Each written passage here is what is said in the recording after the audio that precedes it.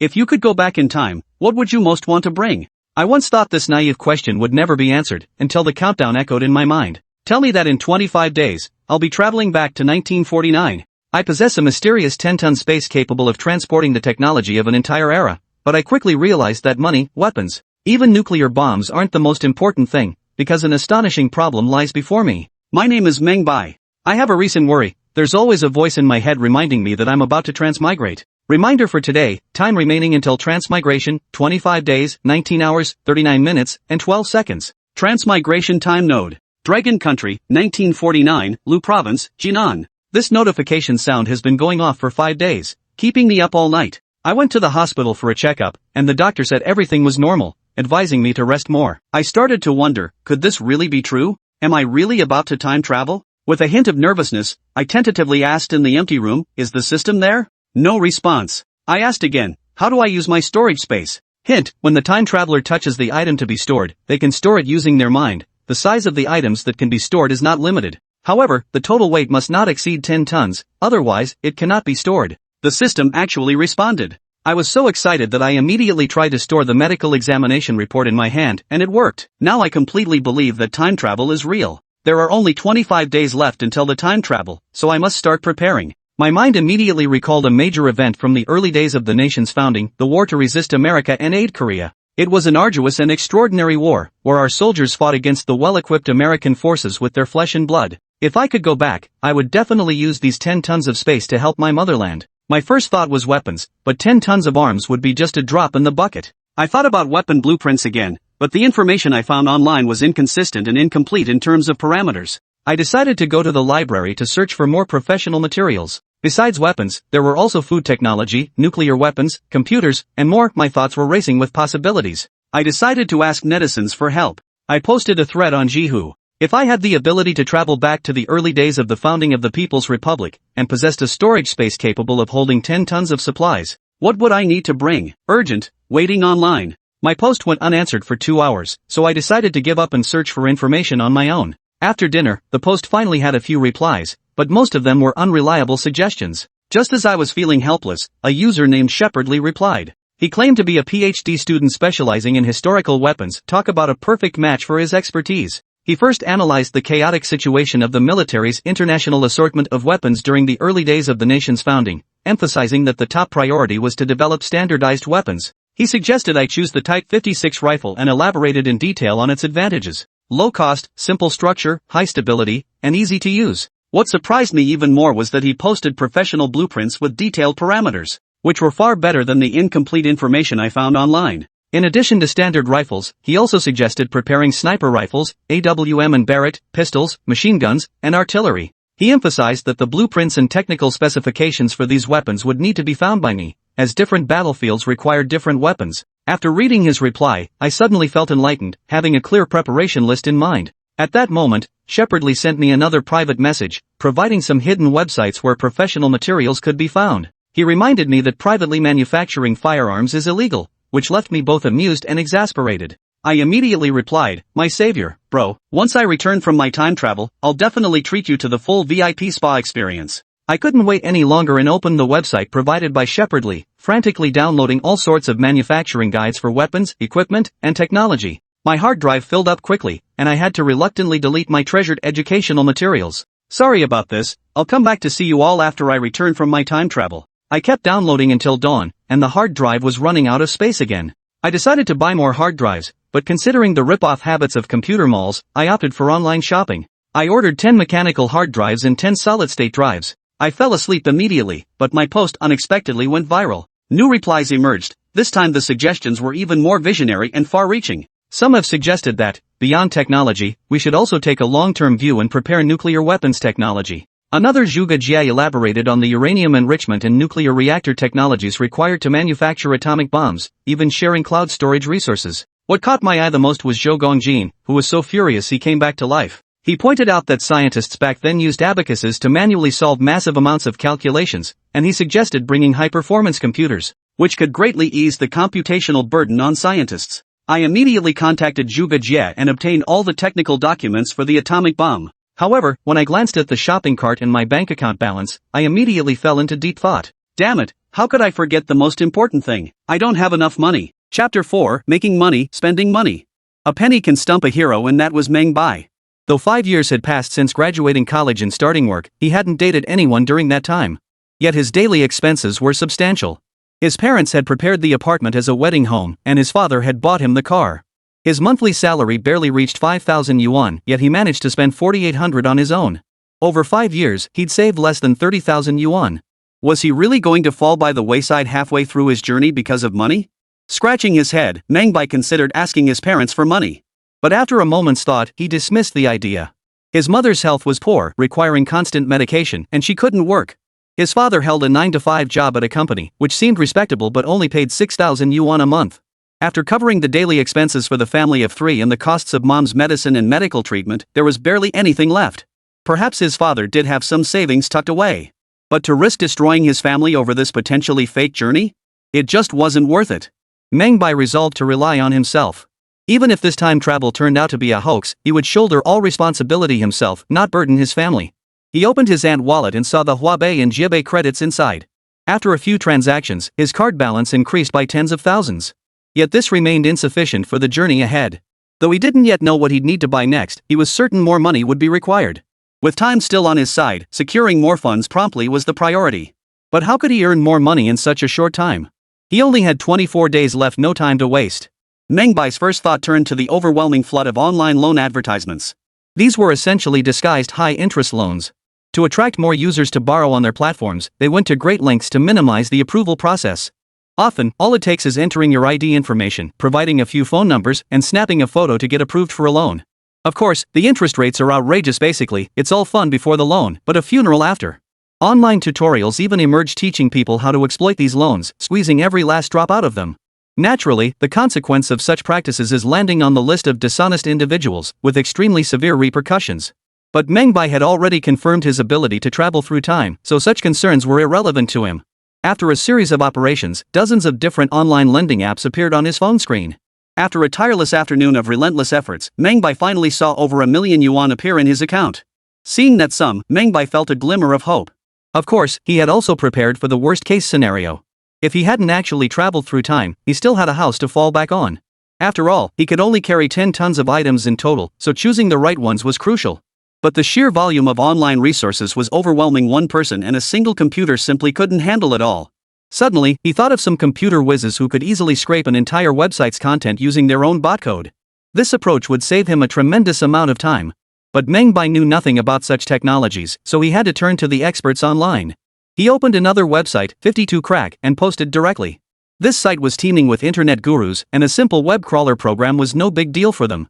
Question: how can I quickly and systematically obtain all resources from an entire website? PM me. Less than 5 minutes after posting, his private messages lit up. Dust Network: hey, heard you need to grab resources from someone else's site? I can help. I'll send you the pricing sheet, take a look. Meng Bai perked up instantly upon seeing the message. After receiving the message, Meng Bai immediately checked the price list. After reviewing the pricing details, he hesitated briefly before asking again. Meng Bai, can all resources be downloaded? I've heard some are protected against crawlers. Dust Network: don't worry. We have our own technology more reliable than those amateur web scraping tutorials online.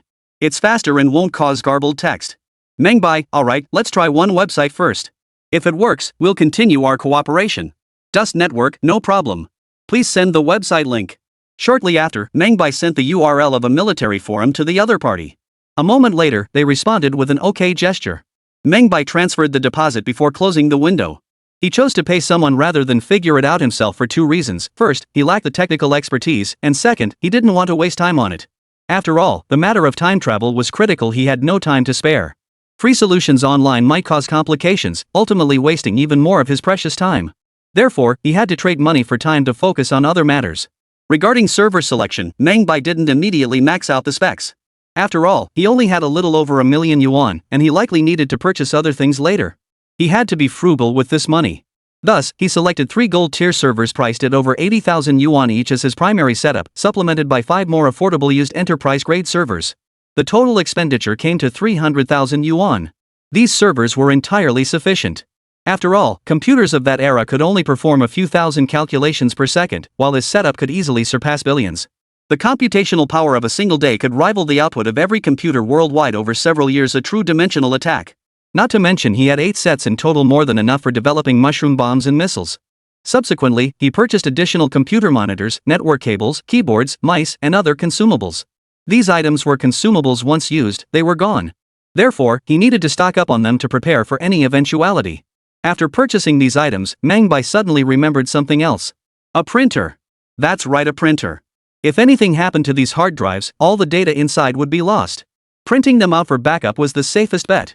He opened JD again, found several different printer models, placed orders for them, and purchased ample supplies of ink cartridges.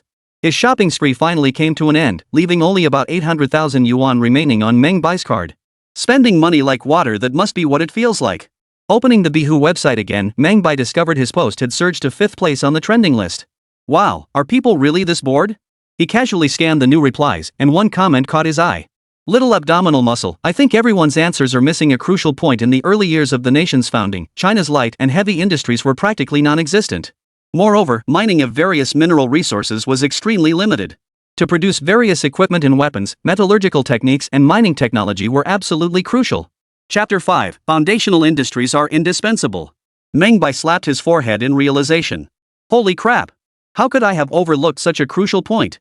I was so fixated on developing technology that I completely ignored the industrial foundation and mining capabilities of the Dragon Nation back then. Meng Bai vaguely recalled that in the early years of the nation's founding, the country was in a state of total disarray. After enduring over a century of war, the domestic landscape could be described as utterly devastated. The basic industries inherited from the late Qing and Republican eras had long since become obsolete. While Western nations were preparing to enter the third industrial revolution of information technology, Longwa was still stuck in the first industrial revolution. Heavy industry development was virtually non-existent, with the industrial infrastructure from the chairman's era already teetering on collapse. Some factories still operated with tools dating back to the Qing dynasty, equipment that could be considered antique. Domestically, only rudimentary mining, textiles, and basic processing plants existed. Many goods cannot be produced domestically and must be entirely imported. Meng Bai gathered some data and was stunned by what he saw. In the early years of the nation's founding, modern industry accounted for only 17% of the entire national economy. Iron production stood at 2.46 million tons, steel output at a mere 180,000 tons, coal at 30.98 million tons, and cotton cloth at 30.18 million tons.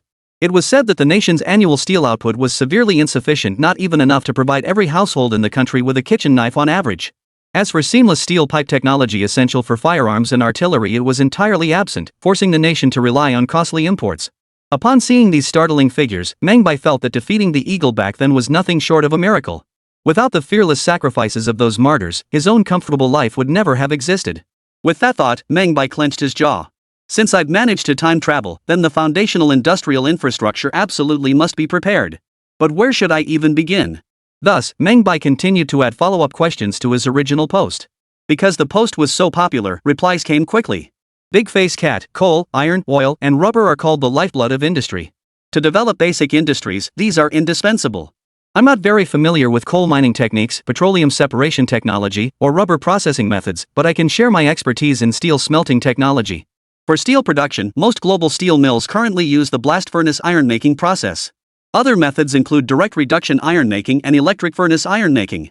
From what I understand, during the early years of the nation's founding, many domestic steel mills employed the blast furnace process. However, the varying levels of technical proficiency led to low quality and output in many steel products. You could explore modern steelmaking and iron-making technologies to bring back and directly upgrade the technical capabilities of domestic steel mills. This would fundamentally improve the entire domestic steelmaking process from the ground up. Additionally, certain specialized steel production technologies must be included, such as direct reduction iron making and electric furnace iron making, both of which yield higher quality specialty steels. These specialty steels are essential for components like gun barrels, armor-piercing projectile cores, and various military equipment including fighter jets, armored vehicles, and tanks. Better safe than sorry. If you want these technologies, search China's largest academic paper database, Zhizhi Network. It's best to acquire all available steelmaking techniques. Better safe than sorry.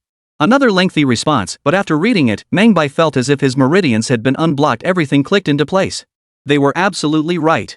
Without high-quality steel and sufficient quantities of it, no matter how much technology you possess, you're stuck without raw materials. After all, importing from abroad was prone to supply chain disruptions and exorbitantly priced. The nation simply couldn't afford it back then, so developing its own industrial base was the only option. Subsequently, several insightful posts below reminded Meng Bai that there was still much he needed to bring. Mad Demon, Big Face Cat, you're spot on, bro. Just adding that besides steel, coal mining is crucial too. I remember my great-grandfather died in a mining accident back then. Coal mining in China had absolutely no safety measures whatsoever. Oh, and production was ridiculously low too, all done by human and animal labor. Joker, standardizing coal and iron ore mining is essential. That's how you boost output and improve safety. Otherwise, all the talk is useless. With steel and coal, we're basically ready to get started. Mountain dweller can't eat fine bran. Petroleum technology is also crucial. Our country's main oil sources are in the 3 northeastern provinces, but subpar extraction techniques waste a lot of resources. I believe bringing our current technology to improve extraction methods could easily double output. After all, cars, tanks, planes, and all kinds of machinery needed. It's the lifeblood of industry. We can't do without it. Sunxingja, rubber is equally indispensable. The southwest region is rich in rubber trees. We should swiftly improve rubber product manufacturing. Otherwise, subpar techniques will hold back product quality. Olju doesn't like fish. I have the latest map detailing the distribution of various minerals across the country, including mineral content, mining difficulty levels, and technical requirements for each deposit. Feel free to grab it from my cloud drive. Please give it a thumbs up. Meng Bai opened his Excel spreadsheet and continued adding new requirements, meticulously listing every item needed for preparation. However, many responses to these questions mentioned a website called Jiwang. Meng Bai had heard of this site but never used it. Reportedly, it's China's most authoritative academic paper platform, where technical resources of all kinds can be found. Of course, its annual subscription fee was steep, and downloading certain specialized papers required additional payment. Meng Bai opened Jiwang and browsed through it. Sure enough, he found numerous relevant technical papers. Overjoyed as if he had struck gold, he immediately transformed into a content-gathering maniac, once again beginning the process of screening and gathering information. However, Meng Bai had underestimated the fervent interest netizens held in his time-traveling journey. Once the issue of obtaining raw materials was resolved, someone immediately pointed out that while basic materials were available, the foundational industries still needed to be established. Miao is justice. With basic raw materials, we can start building foundational industries. Coal can power electricity generation. With electricity and steel, we can develop machinery manufacturing. With machinery, petrochemicals can accelerate. Petrochemicals pave the way for chemical industries. These sectors are interdependent and must advance together. Meng Bai continued filling out his spreadsheet, his main focus being to heed advice. Soon, the materials he needed to prepare multiplied significantly. However, his hard drive hadn't arrived yet, so he could only store everything on the cloud for now. Once the hard drive was in place, he could start downloading at full speed. Just then, another reply suddenly appeared. 5 years of Gaokao, 3 years of goofing off. Hey OP, have you considered that developing foundational industries takes at least a decade? The war of resistance against the Eagles was about to start in 1950. By the time you get all this tech in place, the war will be over. Meng Bai jolted awake. Right. He'd been so focused on developing technology that he'd nearly forgotten his original purpose. His original motivation for preparing all this was precisely to prevent excessive casualties among soldiers during the anti-Eagle War, wasn't it? Chapter 6, Specialists do specialist work. Meng Bai sat at his computer, deep in thought for a long time. The most pressing issue during the anti-Hawk War was the extreme scarcity of weaponry and resources. The disparity in weaponry between the two sides could be described as, the enemy had what we lacked, the enemy had more than we did, and the enemy had better quality than ours. Although it was the early 1950s, Eagle's Air Force was already formidable. According to incomplete statistics, Eagle deployed approximately 1,200 aircraft of various types on the Korean battlefield. This included transport aircraft, fighters, bombers, and other cutting-edge air assets from around the world. Their naval strength was nothing short of formidable. The number of warships alone deployed to the anti-Eagle battlefield reached 300, including aircraft carriers, cruisers, battleships, destroyers, landing ships, minesweepers, and other vessel types. Beyond this, the entire Eagle squadron force was equipped with mechanized units, boasting over 1,000 ground tanks and more than 300 armored vehicles. Each division unit was equipped with a total of 3,800 vehicles. This force alone was virtually unmatched globally at the time, rivaled only by the Soviet Union. Now, let's compare this to the military strength within the country at the time. The Dragon Nation had only recently been established, lacking even a single Air Force unit. Its naval forces consisted merely of civilian vessels converted for military use, which were never deployed to the anti-Eagle front. Mechanized and motorized units were non-existent, and tanks or armored forces were utterly unthinkable. Each Army Corps possessed only 100 transport vehicles, with no other vehicles available. The disparity in artillery and individual soldier equipment was like comparing heaven and earth. Yet even under such overwhelming odds, the Dragon Nation's soldiers defeated their foes through sheer physical courage and indomitable spirit. Recalling these brutal circumstances, Meng Bai instantly understood what needed to be done. To secure weapons and equipment, sophisticated machining equipment was essential. Without it, even the finest steel would be nothing more than a piece of scrap metal. He then opened Baidu to search for various machine tool models and browsed several websites to check lathe prices. After seeing the prices of these lathes, Meng Bai was completely stunned. Good grief! A precision CNC machine could cost over $1,000,000 yuan? That was outrageous. Even if he emptied his entire savings, it probably wouldn't be enough for a single machine. Meng Bai scratched his head in frustration. After looking around, he felt he needed them all, but his wallet was limited. He could only choose a few more suitable ones. Suddenly, he remembered a college roommate from his university days. The guy came from a well-off family, basically a second-generation rich kid. Rumor had it his family ran a factory specializing in machining various parts. After graduation, while others were still scrambling for jobs, he'd already taken over the family business. Though busy with work later, they still occasionally got together, though not as often as before. He pulled out his phone, found the guy's WeChat, and after a moment's thought, sent a message. "What's up with you lately, old Wang?" After a few minutes, a reply finally came through. "What else could I be busy with? Just the family business. You haven't been in touch for ages." "Yeah, I've been busy job hunting and switching jobs. Got time to meet up lately?" I was just about to ask. Just wrapped up a client meeting, haven't eaten in 2 meals. Want to grab something?" "Sure, same spot as always." Putting down his phone, Meng Bai let out a long sigh. After quickly gathering his things, he headed straight for Lao Dong's street food stall. When he arrived, Wang Qi, dressed in a polo shirt, slicked back hair, and a cigarette dangling from his lips, was staring blankly at a pretty girl on the street. Meng Bai shook his head with a wry smile and walked over to pat his shoulder. "Alright, stop staring. She's got a boyfriend." "Ahem." Wang Qi reluctantly tore his gaze away and declared with righteous indignation, "I was observing them with a critical eye. They've got boyfriends and still wear such short skirts? Seriously. What she wears is none of your business. If you want to stare at girls, just say so. But going on about it afterward? That's just inappropriate." Meng Bai knew his buddy's temperament all too well. He dragged him over to a seat by the wall, ordered a plate of grilled lamb chops, and then brought over a few bottles of beer. They first caught up on recent work, then spent some time bragging about their achievements.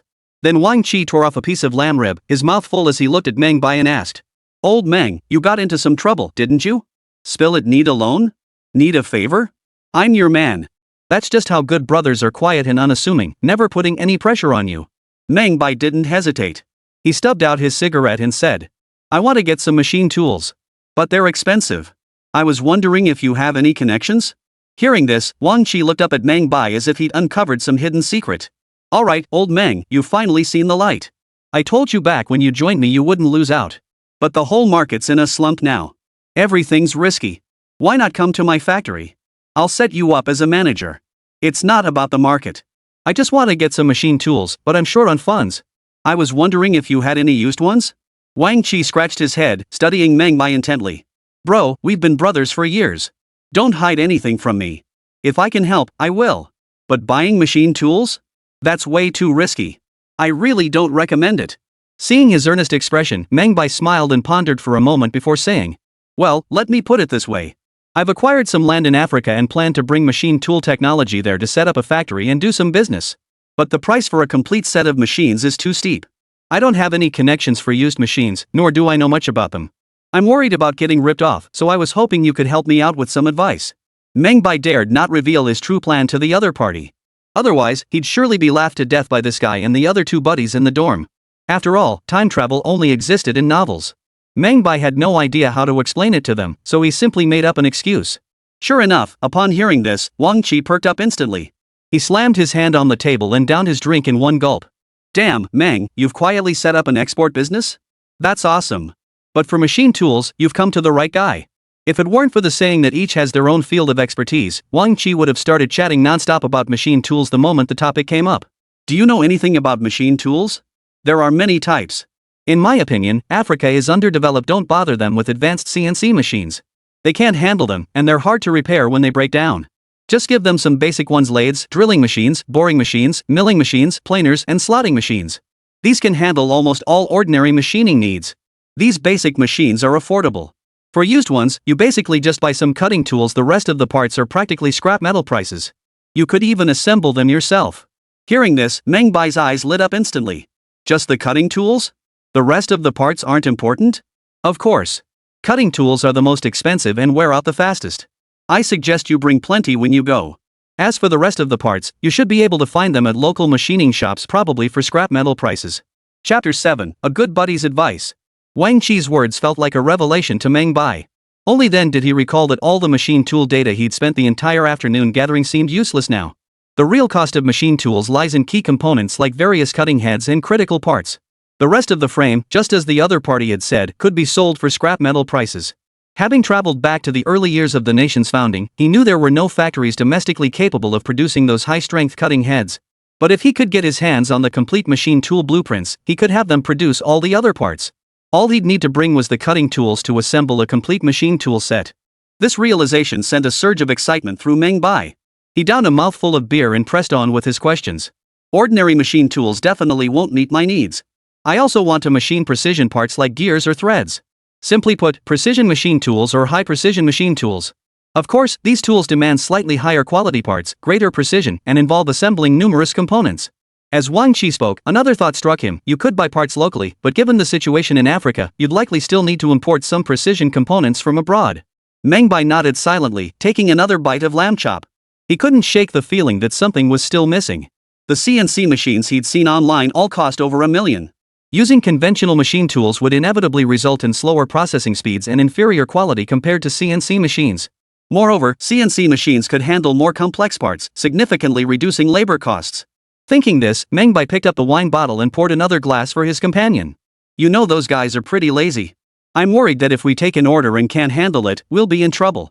So, is there any potential in CNC machines? Hearing this, Wang Chi couldn't help but glance at Meng Bai. Buddy, were you set on CNC machines from the start? That stuff is way too expensive, even used ones aren't cheap. What if I buy other parts locally and bring over the precision components? Are you sure you want to do it this way? If you lose money, you might end up stranded overseas. Ha! No worries. Mainly just want to get a batch. Wang Chi downed the wine in his glass, staring intently at Meng Bai. Looks like you're dead set on this. Fine, since that's the case, I'll give you a tip. The CNC machine tools we use now are naturally expensive after all, the technology is top-notch. With that, Wang Chi chuckled and leaned in close, whispering, but if you source some outdated CNC machines from 20 or 30 years ago? Those are a steal. But I want it even cheaper. Cheaper? In that case, I suggest you get your hands on several different CNC programming systems. Then you can retrofit those ordinary machine tools to make them usable, though the retrofitting will be a bit of a hassle. I don't mind the hassle. By the way, could you help me get some cutting tools for various machine tools and their CNC program systems? Meng Bai's heart surged with excitement. If this could be arranged, he could assemble the machine tools upon arrival and begin manufacturing various firearms. Within a year, multiple machine tool sets could be assembled. With all national armories running at full capacity, the shortage of weapons on the front lines would surely be resolved. Wang Chi belched contentedly. You've come to the right person for this. I'll make a few calls right now and check for you. He pulled out his phone, scrolled through his contacts, made a few calls, then turned to Meng Bai with a satisfied smile. All set. Several factories are willing to transfer equipment. I can arrange for you to visit them. When are you available? Hearing this, Meng Bai was overcome with excitement. I'm available whenever you are. Let's make it happen as soon as possible. Alright, let's do it in the next couple of days. I'll wrap up what I'm working on now and take you to see them. Old Wang, no more talk, I'll buy you a drink. Damn, being so formal with me. Watch out, or I'll beat you up. Alright, son, no need for thanks from your old man. Damn it. Laughing and bickering, they carried on until late into the night. Meng Bai saw Wang Chi off to his car, then walked home alone, his mind buzzing with thoughts of all kinds of machine tools, his heart bursting with joy. With this equipment, not only would military products benefit, but basic manufacturing would advance too. It was truly a boon for the nation and its people. He'd have to get his hands on that cutting tool forging technology later. He pulled out his phone and jotted down his thoughts, afraid he might forget them after a night's sleep. Over the next 2 days, Meng Bai remained engrossed online, relentlessly refining his plan. Netizens kept offering suggestions, and the thread grew increasingly popular, with experts from various fields joining in to contribute ideas. On the morning of the third day, Meng Bai had just woken up when his phone rang with a pleasant melody. Old Meng is downstairs. Hurry up and come down. Recognizing Wang Chi's voice, Meng Bai froze. Opening the window, he saw Wang Chi standing beside his BMW, slick back hair, cigarette dangling from his lips, looking every bit the show off. He waved back, quickly freshened up, and headed downstairs. Nice. Mr. Wang's doing well for himself, got a BMW just a few years after graduation. Cut the crap. I'm just a worker for my old man. What boss? This car's his today anyway. It's mostly for appearances, so people don't look down on us. Well, thanks for that. Get lost. If you really want to thank me, let me treat you properly later. Damn it, you snuck in another tab the day before yesterday. Get in the car. Meng Bai grinned and slid into the passenger seat. Wang Qi was busy driving and talking on the phone at the same time. Meng Bai could tell his longtime buddy had changed a lot these past few years. He really did look the part of a boss now. Soon the car pulled into a dilapidated factory. The sign outside had been torn down. Anyone unaware might mistake it for a scrapyard. Stepping out of the car, Meng Bai was hit by a pungent mix of rust and engine oil. Dust hung thick in the air, while the distant blue-roofed factory building echoed with the clanging of metal. The owner here is surnamed Song. He sells dismantled machine tool parts and equipment, as well as whole machines. Prices vary. I'm on good terms with him, so today you can pick whatever you like. Alright, give me your input later. I've made a list. Meng Bai hadn't been idle these past 2 days. Besides discussing his time travel experiences online with fellow netizens, he'd also meticulously catalogued the critical machine tool components he required. Wang Qi glanced at the list and looked at Meng Bai with surprise. Holy cow, are you planning to set up a whole production line for our African brothers? If we're doing this, let's go big. We're already abroad, might as well go all out. Alright, buddy. When you make it big, you gotta look out for your brothers. Don't worry, that dad you called me wasn't for nothing. Damn it, when did I ever call you dad? Hey! Look, there you go calling me. Chapter 8, Circuit Board Technology Matters Too. The two chatted as they made their way to the factory. After exchanging a few words with the pot-bellied Mr. Song, the two headed into the factory area to start searching for the parts they needed. The machine tools here were all acquired from other factories. Some were worn out, but others were genuinely new. While searching for parts, Meng Bai even spotted some machine tools that looked almost brand new. This confirmed Wang Qi's observation about the tough economic climate. Business was slow across all industries. Damn, are they selling this stuff disassembled? Of course not. Selling it disassembled would just make it scrap metal. The boss wants to sell it as a complete unit. After letting out a surprised whoa, Meng Bai reluctantly shifted his gaze to the other used machine tools. It must be said, with a professional's help, efficiency soared. Wang Qi had a keen eye. After a thorough search, he found nearly all the parts Meng Bai needed, and they were in relatively good condition. This is all I can get for you. For the rest, I suggest buying new ones. After all, it's not worth it to buy used parts for things that wear out easily. Alright. This is enough. Let's tally up the cost. Haggling, of course, was the domain of good brothers. Mr. Song offered 200,000 yuan, but Wang Qi drove the price down to 120,000 yuan and even got a few extra CNC computer sets thrown in. But Meng Bai wasn't just loading any old parts into his vehicle. Even though they were cheap, he had to ensure the total weight didn't exceed the limit. After weighing everything, the total came to a staggering 4 tons. If he added bearings, wear parts, or cutting heads, it would likely hit 5 tons. Meng Bai's current concern was that if he added other heavy items beyond these, his 10-ton cargo space might not suffice. Fortunately, aside from the relatively heavy computers, he hadn't yet identified any other significant weight to carry. Meng Bai watched the items being loaded onto the truck, grinning from ear to ear. After leaving the factory with Wang Qi, Meng Bai boarded a truck and parted ways with him. Finding a spot, he had the goods unloaded and, taking advantage of the empty surroundings, stowed everything away into his storage space in one go. This finally resolved his machine tool issue, but while browsing the used machine tool factory earlier, Meng Bai had noticed a problem. These machines contained a vast number of circuit boards, and some of these precision boards were present in nearly every aspect of daily life. Finally, Meng Bai researched the historical development of circuit boards. After completing his investigation, he made a surprising discovery. The primary purpose of circuit boards was to simplify the manufacturing process of electronic devices, reduce wiring between components, and lower production costs. Their development was relatively recent, with origins traceable to the mid-1820s. American scientists printed circuit diagrams onto insulating boards and created the first circuit boards through electroplating. However, circuit boards were not highly valued at the time, and traditional wiring methods remained prevalent until the 1840s when they were widely adopted for military radios. It wasn't until 1947 that epoxy resin began to be used as the substrate material for circuit boards. In other words, by the era after my time travel, circuit boards had only been in use for a few short years. Given that, circuit board technology definitely needed to be explored. Meng Bai realized circuit boards permeated every aspect of his daily life. For instance, the phone in his hand, the car he drove daily, various home appliances, communication devices, and even military and scientific research, they were everywhere. After returning home, Meng Bai turned on his computer and began researching circuit board manufacturing techniques. Fortunately, circuit boards had been developed for many years, and China possessed a comprehensive set of technical documentation for their manufacturing. Meng Bai promptly downloaded and saved all the relevant technical materials, then proceeded to download comprehensive guides on circuit board applications and instructional manuals. After all, teaching someone to fish is better than giving them a fish. Although there weren't many domestic researchers at the time, making these technologies available directly saved the country years of unnecessary detours in this field.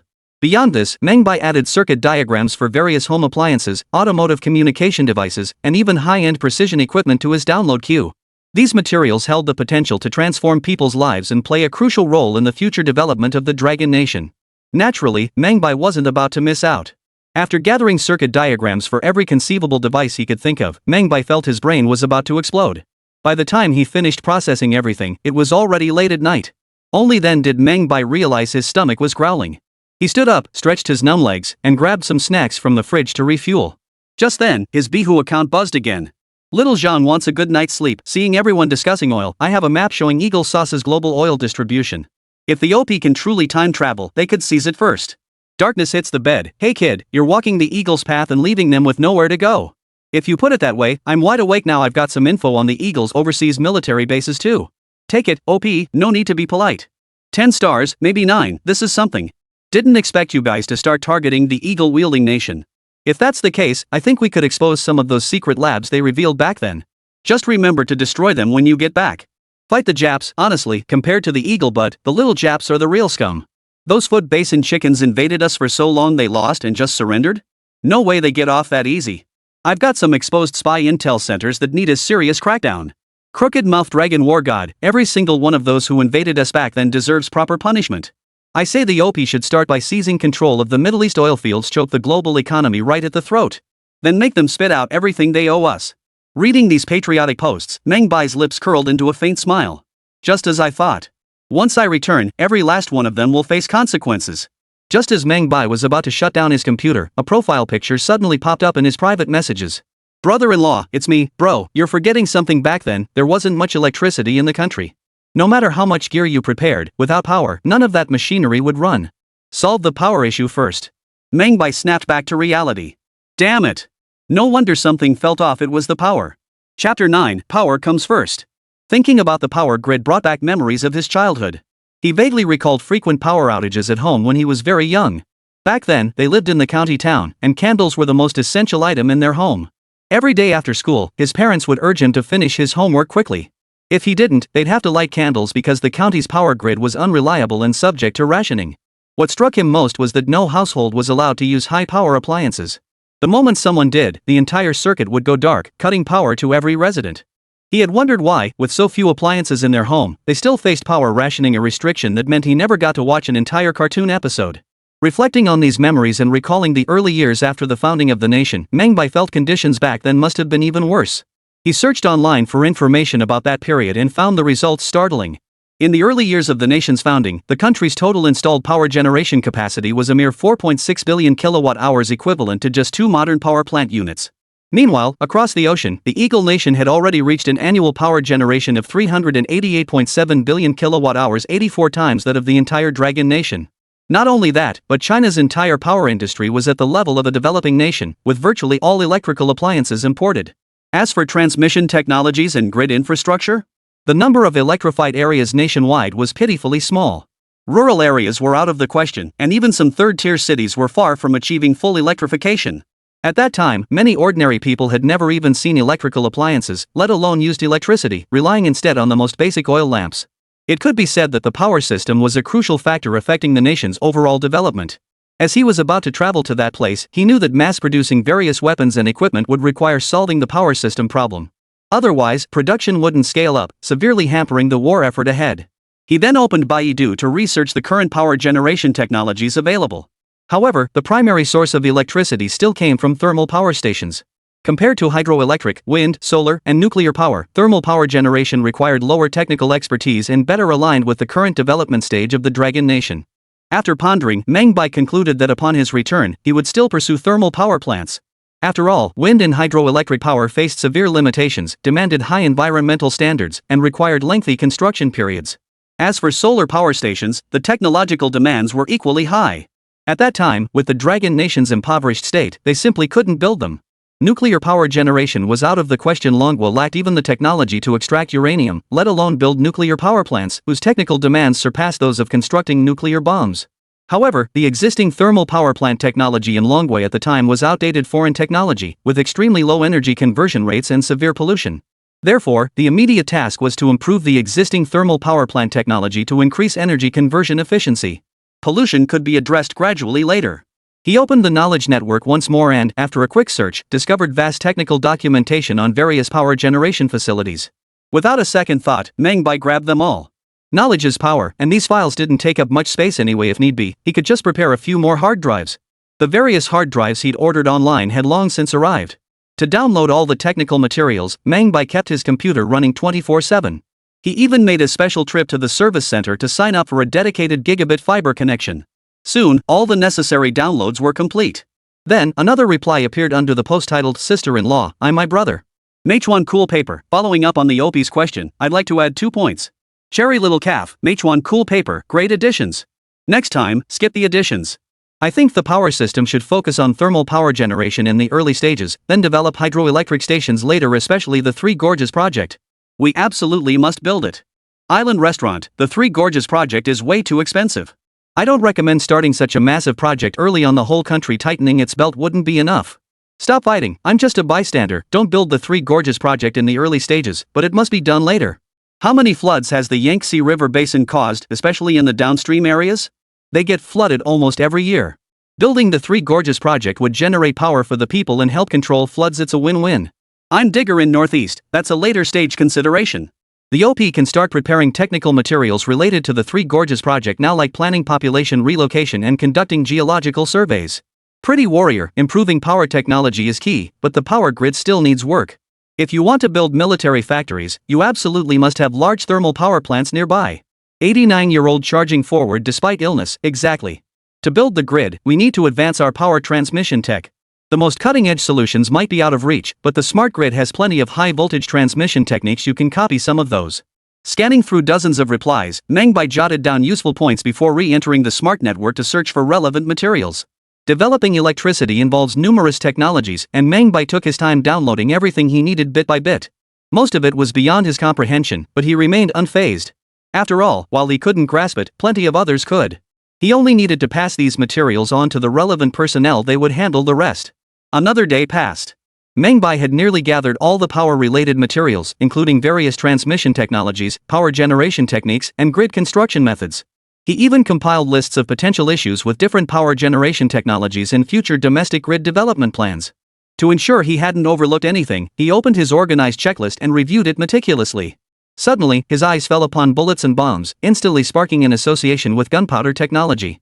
He wondered how advanced gunpowder technology was back home at that time. He casually posted a query, and a reply came back immediately. I have 2 T eggs, gunpowder technology? If memory serves, during the early years of the nation's founding, some munitions factories still used Ming Dynasty formulas characterized by heavy smoke and low lethality.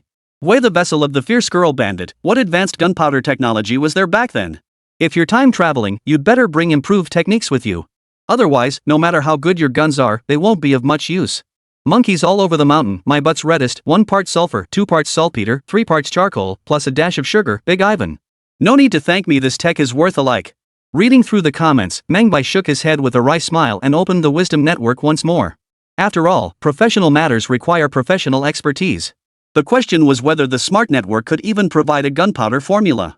Chapter 10, Developing Gunpowder Chemical Engineering is the foundation. Meng Bai's website hasn't even launched yet, and already some big shots have chimed in with answers. Goddess's stockings stink. If you're aiming to develop gunpowder, you'll need to consider the required technologies. Gunpowder technology is primarily categorized into explosive types and application classifications. Generally speaking, explosives are divided into 4 types based on their purpose: priming explosives, high explosives, propellants, and pyrotechnics. Detonators, such as mercury fulminate and lead nitride, are primarily used to charge various detonating devices and ignition equipment to initiate blasting explosives. Notable high explosives include TNT and ammonium nitrate, which possess strong impact and fragmentation capabilities, commonly used in military and engineering blasting. Propellants, commonly known as gunpowder, burn rapidly in oxygen-deprived environments, generating high-temperature, high-pressure gases that propel projectiles out of barrels to strike targets. The final category is pyrotechnics, best known for illumination flares and smoke grenades, explosives designed to produce specific pyrotechnic effects. According to my research, some small-scale workshops in China during the early years of the People's Republic did indeed use gunpowder technology from the Ming and Qing dynasties, which had very low lethality. However, true modern munitions factories with advanced weaponry production capabilities were extremely scarce, and they could only produce basic propellant powder. As for detonators and other explosive components, production processes were backward and heavily reliant on imports. If the questioner is considering traveling back in time, they'd likely need to start by mastering basic chemical engineering. Explosives are categorized by composition into single component and compound explosives. Given the chemical industry available in the Dragon Kingdom at that time, it's doubtful they could even produce single component explosives. Monocomponents primarily consist of nitroglycerin and TNT. Mastering these two would enable production of most ammunition, including bullets and artillery shells. Nitroglycerin is primarily synthesized using sulfuric acid and nitric acid. Nitroglycerin can then be used to produce nitrocellulose, the main propellant in bullets and artillery shells. TNT, chemically known as trinitrotoluene, is an exceptionally stable explosive used in various high explosives and is absolutely reliable.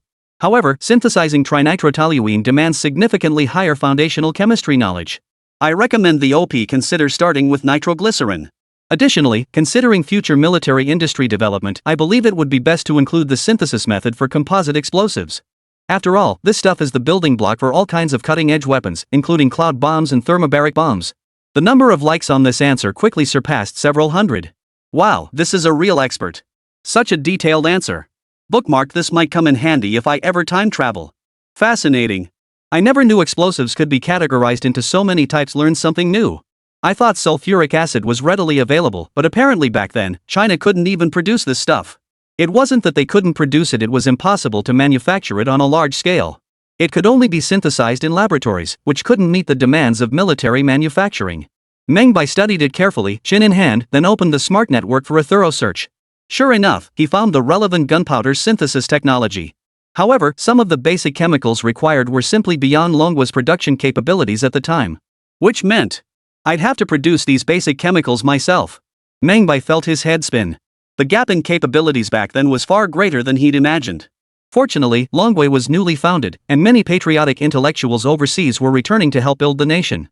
With these intellectuals on board, all he needed to do was present the technology. They would naturally handle the rest. As for sourcing raw materials, Meng Bai wasn't the least bit worried. As long as his technology could improve people's lives, help win wars, and defend the nation, countless individuals would surely step forward.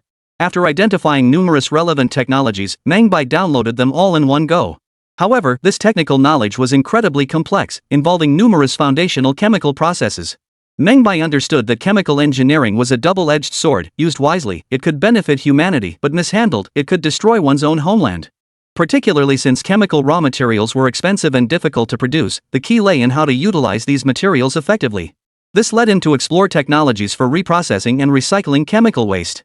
While reviewing these recycling techniques, Meng Bai came across some related news articles. These reports frequently highlighted cases where inadequate technology led to fatal chemical waste pollution incidents, a problem far too common. Additionally, many costly chemical products were discarded after a single use due to the lack of recycling technology, resulting in massive waste of resources and money. Meng Bai understood the immense weight of responsibility on his shoulders. Mastering the fundamentals of chemical engineering for weaponry and equipment was indispensable. Even if he brought all the technology with him, the country's circumstances at the time with its backward economy and industry meant it simply couldn't be utilized. Thus, developing basic chemical industries remained necessary. These industries were intrinsically linked to petroleum and mineral resources, meaning that to establish basic chemical production, the extraction of oil and minerals also had to be prioritized. After all the twists and turns, the focus inevitably circled back to the extraction phase. Meng Bai carefully sorted through the details and had a pretty good grasp of the situation. The first step was to improve extraction techniques for various minerals, petroleum, coal, iron ore, and other resources. Second, construct blast furnaces for iron smelting, enhance iron processing techniques, upgrade thermal power plant technologies, develop petroleum separation and application methods, and advance other mineral utilization technologies. Third, leverage petroleum and other minerals to develop foundational industries, basic chemicals, core manufacturing, essential military equipment, and fundamental power infrastructure. The remainder involved methodically advancing technological processes and relentlessly catching up with modern techniques. In an instant, Meng Bai felt his thoughts crystallize, a broad developmental framework taking shape in his mind. The remaining task was to flesh out this framework, refining the entire development plan step by step. As he organized his thoughts, Meng Bai took notes and added details, eventually mapping out his ideas into a mind map. Crystal clear. What else needed to be added? Just then, a knock sounded at the door. "Mr. Meng, your takeout is here." Only then did Meng Bai feel a pang of hunger. Slipping on his slippers, he made his way to the door. The aroma wafting from the takeout box at the door instantly swept away all the questions swirling in his mind, and he plunged headfirst into the battle of devouring his meal. After finishing his meal, Meng Bai stared at the empty takeout boxes on the table and fell deep in thought. It seemed he'd overlooked one crucial thing. Once he traveled back in time, he wouldn't be able to enjoy these delicacies. Rumor had it people were so poor back then they couldn't even afford to eat leaves. How could anyone conduct research without proper nourishment? It appeared he'd have to bring grain along too. Chapter 11, Agriculture is Paramount. As a foodie, Meng Bai couldn't stand working on an empty stomach. The thought of his impending journey through time struck him. He'd seemingly prepared for everything, yet had overlooked the most fundamental necessity, sustenance. It was nothing short of the greatest oversight. Food is the foundation of the people. Only with a full stomach can one have the strength to work. This has been a universal truth throughout history. Many feudal dynasties collapsed precisely because their people went hungry, sparking countless uprisings. From the perspective of someone who came later, Meng Bai understood just how difficult the early days of nation building had been. The entire dragon nation was a complete mess from top to bottom. A complete transformation was necessary. This transformation took decades, ultimately yielding the prosperous life enjoyed today. As a child, whenever Meng Bai returned to his hometown during summer breaks to stay with his grandparents, he would often hear them recount the hardships of the past. He said back then, forget about eating your fill, just getting one satisfying meal every 3 days was cause for celebration. They rarely ate meat throughout the year, and potatoes and corn were so common they felt sick of them. People who couldn't even get enough to eat still had to grit their teeth and work. Whenever a famine struck, the entire village would go hungry. It was said that back then, many people would wander to other places to beg for food just to fill their stomachs. This kind of situation was far too common. Recalling those hardships, Meng Bai felt the weight of responsibility pressing heavily on his shoulders. He had thought about industrial development, military advancement, and progress in various technologies, yet he had completely forgotten the greatest challenge facing the nation at that time. The war had just ended, and the Dragon Nation was formally established. Just 3 years prior, a devastating famine in the south had claimed the lives of over 17 million people. The entire nation tightened its belts to make ends meet, all while preparing for the upcoming war against the Eagles a year later. One could only imagine the hardships endured by the common people during those times. With a heavy heart, Meng Bai opened his computer and searched for the nation's grain production figures from that era. In the early years of the nation's founding, a statistical survey revealed that the grain yield per mu was only 686 kilograms. The nation possessed only 13 combine harvesters, yielding a total grain output of 226.36 billion gene, equivalent to 113.18 billion tons. Yet at that time, the national population stood at 54.2 billion. What does this mean? It meant that the vast majority of the nation's people were starving. Therefore, it was imperative to not only overcome industrial challenges but also address the food crisis without delay. Meng Bai took a deep breath, opened the smart network, and searched for various methods to increase grain yields. After reviewing them, he drew some conclusions. First and foremost was the adoption of high-yield, high-quality seeds for planting. This was also the solution Meng Bai had first considered, as domestic breeding technology was virtually non-existent at the time, leaving farmers entirely dependent on the weather. The most tangible benefit of high-quality seeds was increased yield. The most tangible example was the grain yield per mu during the early years of the nation's founding, which was less than 70 kilograms. Now, it could reach over 370 kilograms, more than 6 times the original amount. It's important to note that at that time, the nation's arable land was limited, with most areas being untilled wasteland or land awaiting reclamation after the turmoil of war. By planting high-yield, high-quality seeds, farmers could achieve greater returns with the same amount of labor. While introducing breeding techniques is one aspect, the most immediate step is to bring back a batch of seeds for breeding. With that initial seed stock, nationwide improvement would become much simpler. In addition to crop rotation, improving planting techniques is also crucial. For instance, adopting appropriate field cultivation or greenhouse planting methods can achieve higher yields and reduce dependence on unpredictable weather conditions. Another critical factor involves pesticides, fertilizers, and irrigation. These 3 elements are particularly vital. While researching, Meng Bai discovered that locust plagues were a significant natural disaster affecting China during the early years of the People's Republic. At that time, the primary source of income for people across the country depended on growing grain. Once a locust plague broke out, a whole year's hard work would be wasted. Therefore, developing pesticides to reduce pests and diseases is a major measure to increase grain production, contrary to what some public intellectuals claim about destroying soil nutrients. Beyond pesticides, fertilizers are equally vital. Nitrogen, phosphorus, and potassium fertilizers, in particular, are essential nutrients for plant growth and represent the 3 most vital elements in the chemical industry. This, in turn, connects to basic chemical engineering, making the chemical industry an indispensable part of improving people's quality of life. Irrigation, of course, is essential. Without water, nothing can grow. This, in turn, relates to another major undertaking, water conservancy projects. Developing water conservancy projects is a top priority for all nations. The Dragon Nation possesses 2 major rivers, the Yellow River and the Yangtze River. Due to the ravages of war, many of the nation's dams have been destroyed, necessitating substantial investment in water conservancy projects. This ensures water supply for the regions through which they flow, reduces flooding, and increases farmland cultivation rates. Additionally, various yield-enhancing technologies must be developed, such as water-saving irrigation, integrated green high-yield techniques, optimized crop structures, and strengthened agricultural science and technology. After gathering the information, Meng Bai instinctively reached for his phone to order these grain seeds online. But then he suddenly thought of his grandfather. The old man, not yet 80, enjoyed immense popularity in the village. Having served as village party secretary for 30 years, he managed the village with remarkable order. Though he had a temper, everyone respected him deeply. His 3-decade tenure as village chief stemmed largely from his decision to defy opposition and lead the entire village in planting peaches. In the end, the entire village prospered thanks to the peaches, and everyone remembered his kindness. For seeds, go to Grandpa. He knows someone at the seed station. He'll definitely sort it out. Buying online risks getting low-quality seeds passed off as premium ones. Since I know nothing about grains, getting ripped off would leave me with nowhere to turn. So Meng Bai slipped on his flip-flops again and headed straight for the 24-hour supermarket. He bought several bottles of good liquor, along with some pastries and snacks. Early the next morning, after a quick wash, Meng Bai drove over 1,000 kilometers to the 2-story building. Hearing movement outside, a gruff voice echoed from within the house. "Old woman, look. Is that Jianqing back already? Didn't he say he'd come for Mid-Autumn Festival? Why so early?" Meng Bai opened the trunk, carrying large and small bags. As he approached the door, he saw the hunched figure of his grandmother, her face filled with surprise. "Who are you, kid?" "Grandma, I'm Xiao Bai from the third son's family." The old woman froze for several seconds. "Xiao Bai, oh. I remember now, you're from Jianshu's family." Watching the forgetful grandmother struggle to recall, Meng Bai grinned. "Grandma, you have such a good memory, you still remember me." Just then, an old man emerged from the inner room, wrapped in a coat and holding a solid brass pipe. "Grandpa. It's Xiao Bai. You little rascal. I'm not forgetful, I remember you perfectly well. But why are you here on a day like this, not a holiday or anything?" "What? Can't a grandson visit his grandparents?" The old man grinned. "Old woman, go see if there's any cold dishes left at the village entrance. Bring some back and slice extra meat."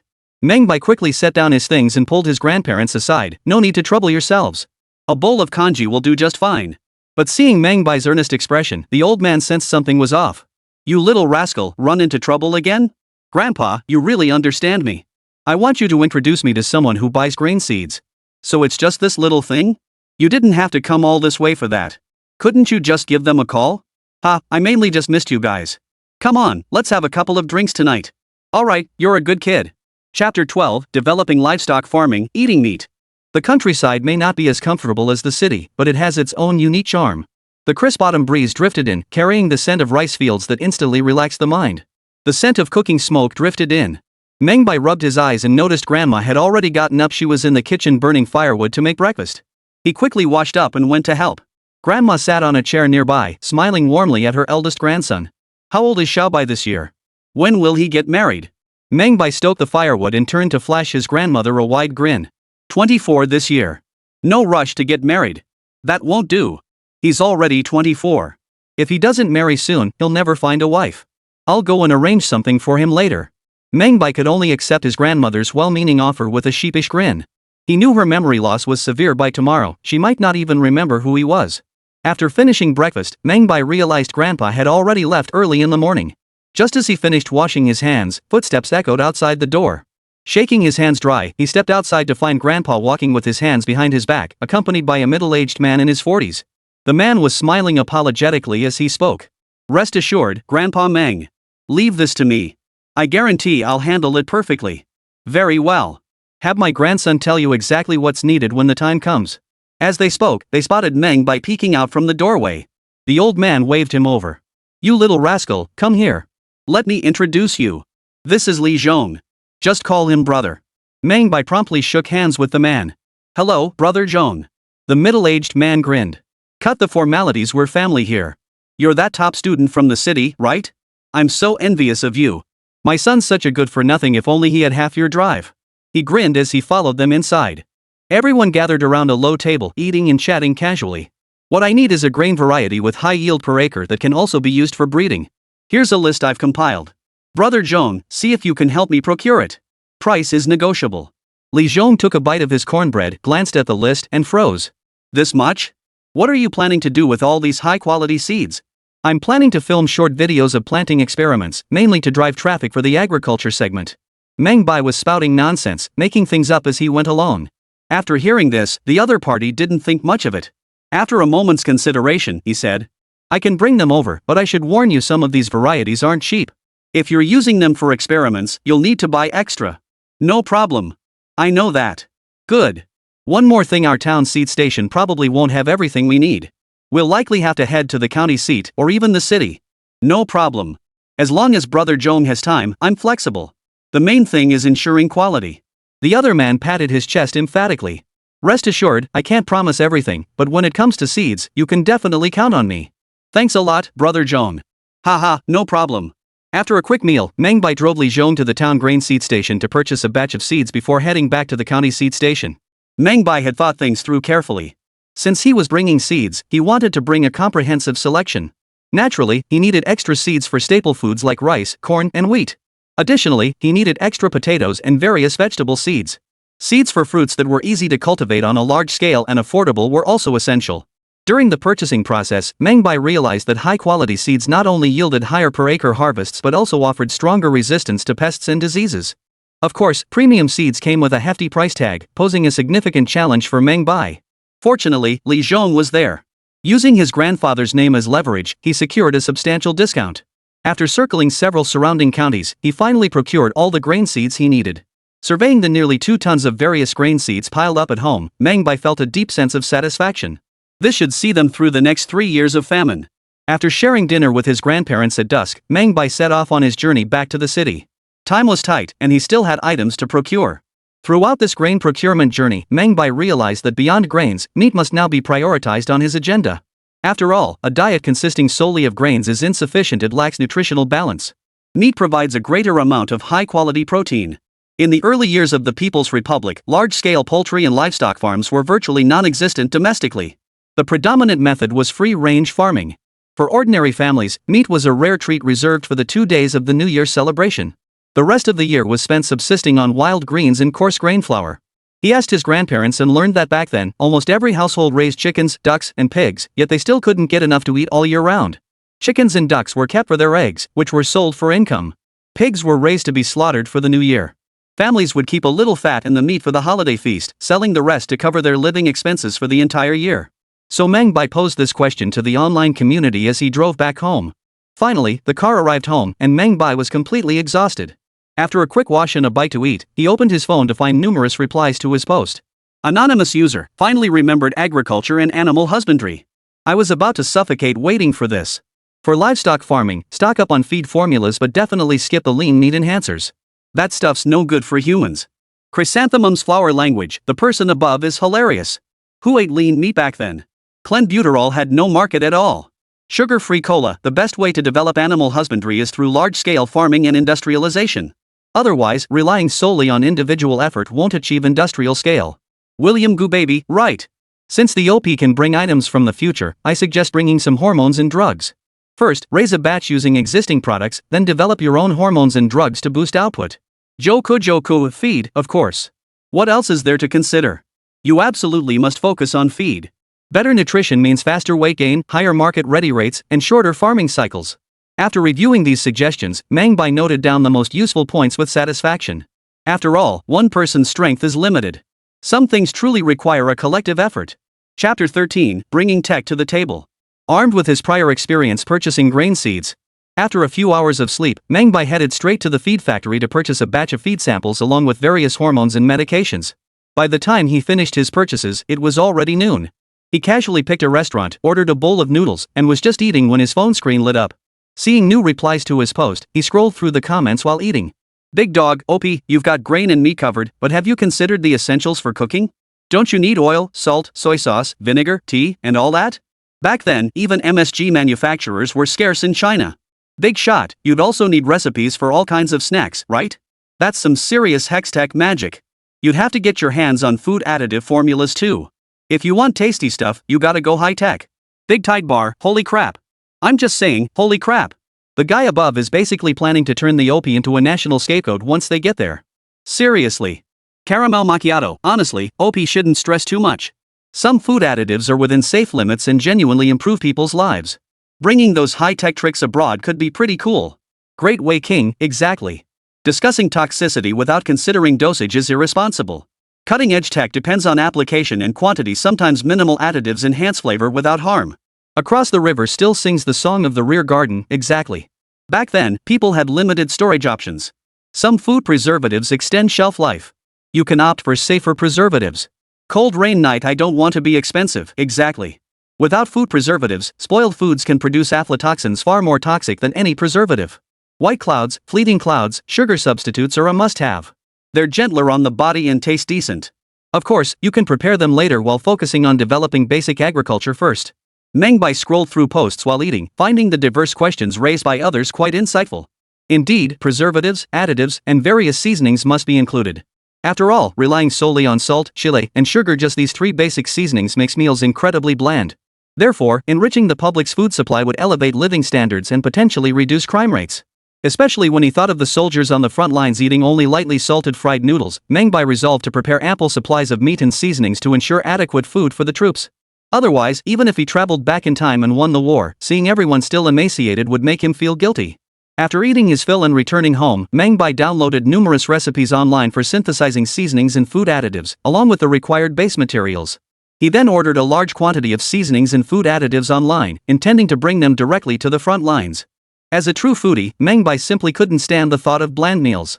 Beyond seasonings and additives, he specifically downloaded numerous recipes, cookbooks, and video-illustrated tutorials for making snacks.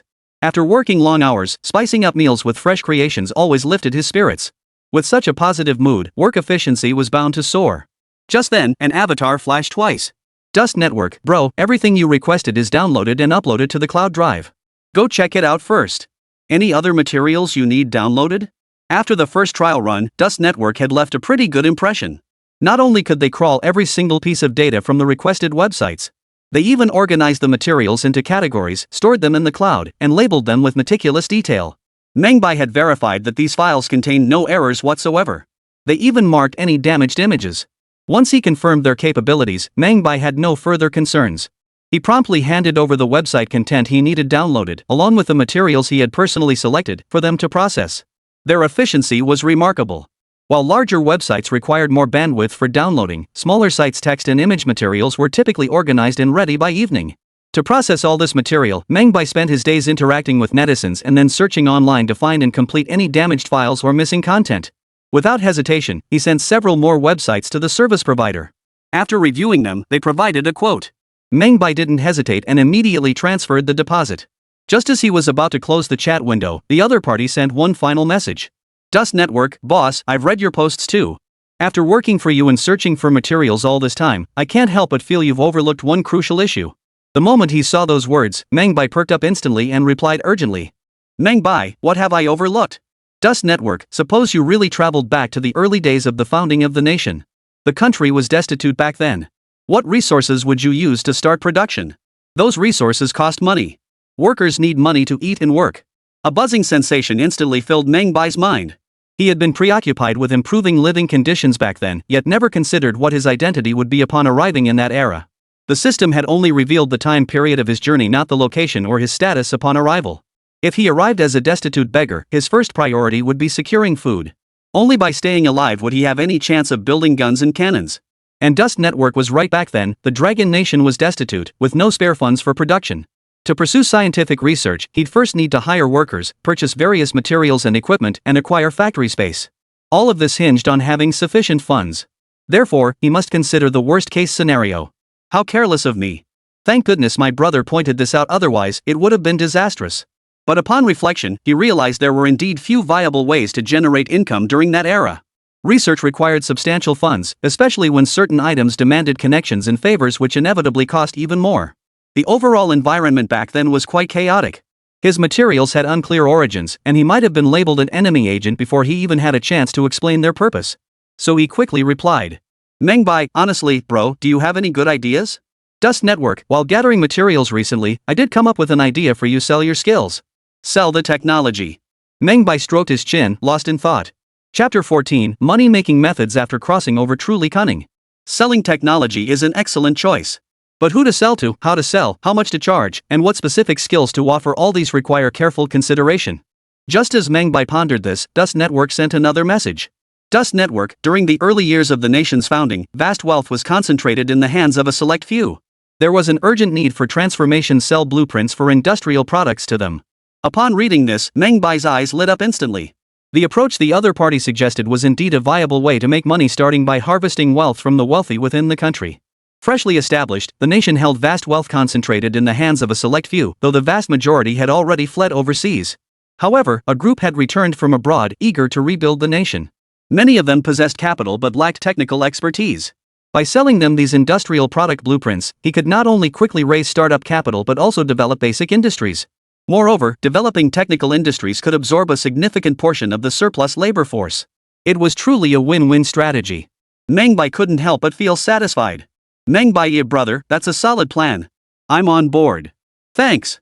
Dust Network, no need to thank me, boss. If you need any more materials in the future, just let me know. We can work out a good price. Meng Bai, no problem. Meng Bai added this plan to his preparation list. Just then, something occurred to him. Dust Network had at least provided him with a plan to earn his first fortune, solving his immediate cash crunch. But once he returned home, he intended to overhaul every aspect of Dragon Nation's economy, industry, technology, and more. From a broader perspective, the little money I earn is but a drop in the ocean. I must find a way to make big money, only then can I solve the problem of domestic financial shortages. Otherwise, relying solely on my own efforts, by the time I earn that big money, it'll be too late. So he once again posed this question to the vast online community.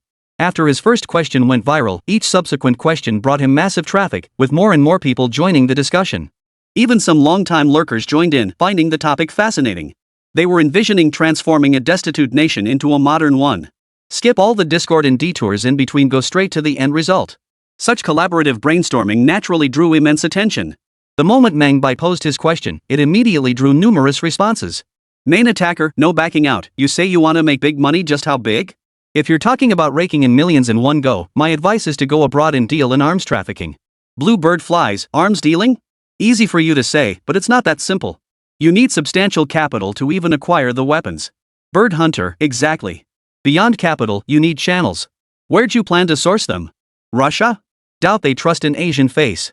With the eagle already eyeing war against the Dragon Nation, selling is out of the question. Account deleted, low-end arms don't turn a profit, high-end arms lack channels. Seriously, did none of you read the question? The OP traveled back with nothing. Pick a different path. Rainbow code trajectory quiet, how about selling DDD technology? That thing was obsolete within years, overtaken by computers. Let the eagles develop it first, we'll just use the ready-made stuff. Upright maggot, let me add another example, the Challenger space shuttle. The eagles spent trillions on it during the 80s arms race, only for it to explode after 73 seconds. Fish slicing spicy crisp, don't even go there. Sure, the shuttle blew up, but if they'd applied that rocket tech to missiles? Guess what happened? Rainy boat dreamer, how about the border wall the eagles built? It might not make them any money, but it sure keeps them spending. Spinning donkey, why are you always thinking about selling tech? We could sell them something ready-made like the coordinates of their military bases. The moment Spinning Donkey's post went up, it exploded like a bomb in the comments section. When Meng Bai saw this response, his eyes lit up. His mind immediately began filling in the gaps of this plan. This plan was indeed solid, virtually zero cost. More crucially, the eagle and the bear had been locked in the Cold War since '47. The two sides were locked in a bitter struggle, not only continuously developing their military strength but also engaging in various arms races. To achieve total dominance over each other in every possible way, both blocs poured in immense amounts of capital. This arms race essentially accelerated global technological advancement by several orders of magnitude. The person who answered this question is nothing short of a modern-day Jiasu, truly cunning to the core. Remember, these secret military bases were equipped with nuclear missile silos and bomber squadrons. Some locations even served as supply zones for nuclear submarines. Leaking such information to the enemy would mean that if this location came under attack, World War III would likely erupt immediately. Of course, after analyzing the situation at the time, Meng Bai concluded that neither side would dare to fight. They knew that such a war would trigger all nuclear weapons. The entire world would be destroyed. Neither side could afford such a catastrophe. Therefore, even if he sold them the locations of these secret military bases, they would spare no effort to destroy them. This would consume immense resources for both sides, while he could seize the opportunity to rapidly advance Longwa's military-industrial capabilities, technology, industry, and other sectors. By the time they realized it, the Dragon Nation would possess the strength to stand as an equal. Meng Bai slapped his thigh in admiration and gave the other man a thumbs up. This guy's mind is truly sharp. This plan must be adopted. However, he understood that while the method was sound, the crucial challenge lay in selling these secret military bases at a premium price. Beyond that, he needed to meticulously plan, identifying specific individuals who could gain access to the military base secrets and then sell them to the enemy. As these thoughts formed, a grand scheme began to take shape in his mind. Then, unexpectedly, the netizen proposed another devious money-making scheme. Spinning donkey, just to add, have you ever heard of a Ponzi scheme? If not, I can explain it to you. Reading this, Meng Bai couldn't help but gasp in shock. Good heavens, this guy was fortunate to live in peaceful times. In earlier eras, he would have been a cunning strategist like Jia Su or Qin Ping. Chapter 15, The Insane Plan. Planes and Tanks, Not One Left Out. Meng Bai had certainly heard of Ponzi schemes. The origins of the Ponzi scheme actually date back to the 1810s. The mastermind behind that scheme was an immigrant to the United States with a rather distinguished criminal background: human trafficking, check fraud, financial fraud. Amidst the Great Depression in the Eagle Nation, he cleverly devised an investment scheme promising 40% returns within 90 days for any investment in his project. Initially, he successfully paid out returns to the first few investors. Word of mouth quickly spread, attracting a flood of new investors. Eventually, as participation swelled, he seized the moment and absconded with all the funds. This move devastated all the original investors. This type of fraud later became known as a Ponzi scheme, one of the most notorious scams in history. Despite its repeated occurrences and widespread awareness, many still succumb to the lure of such high returns.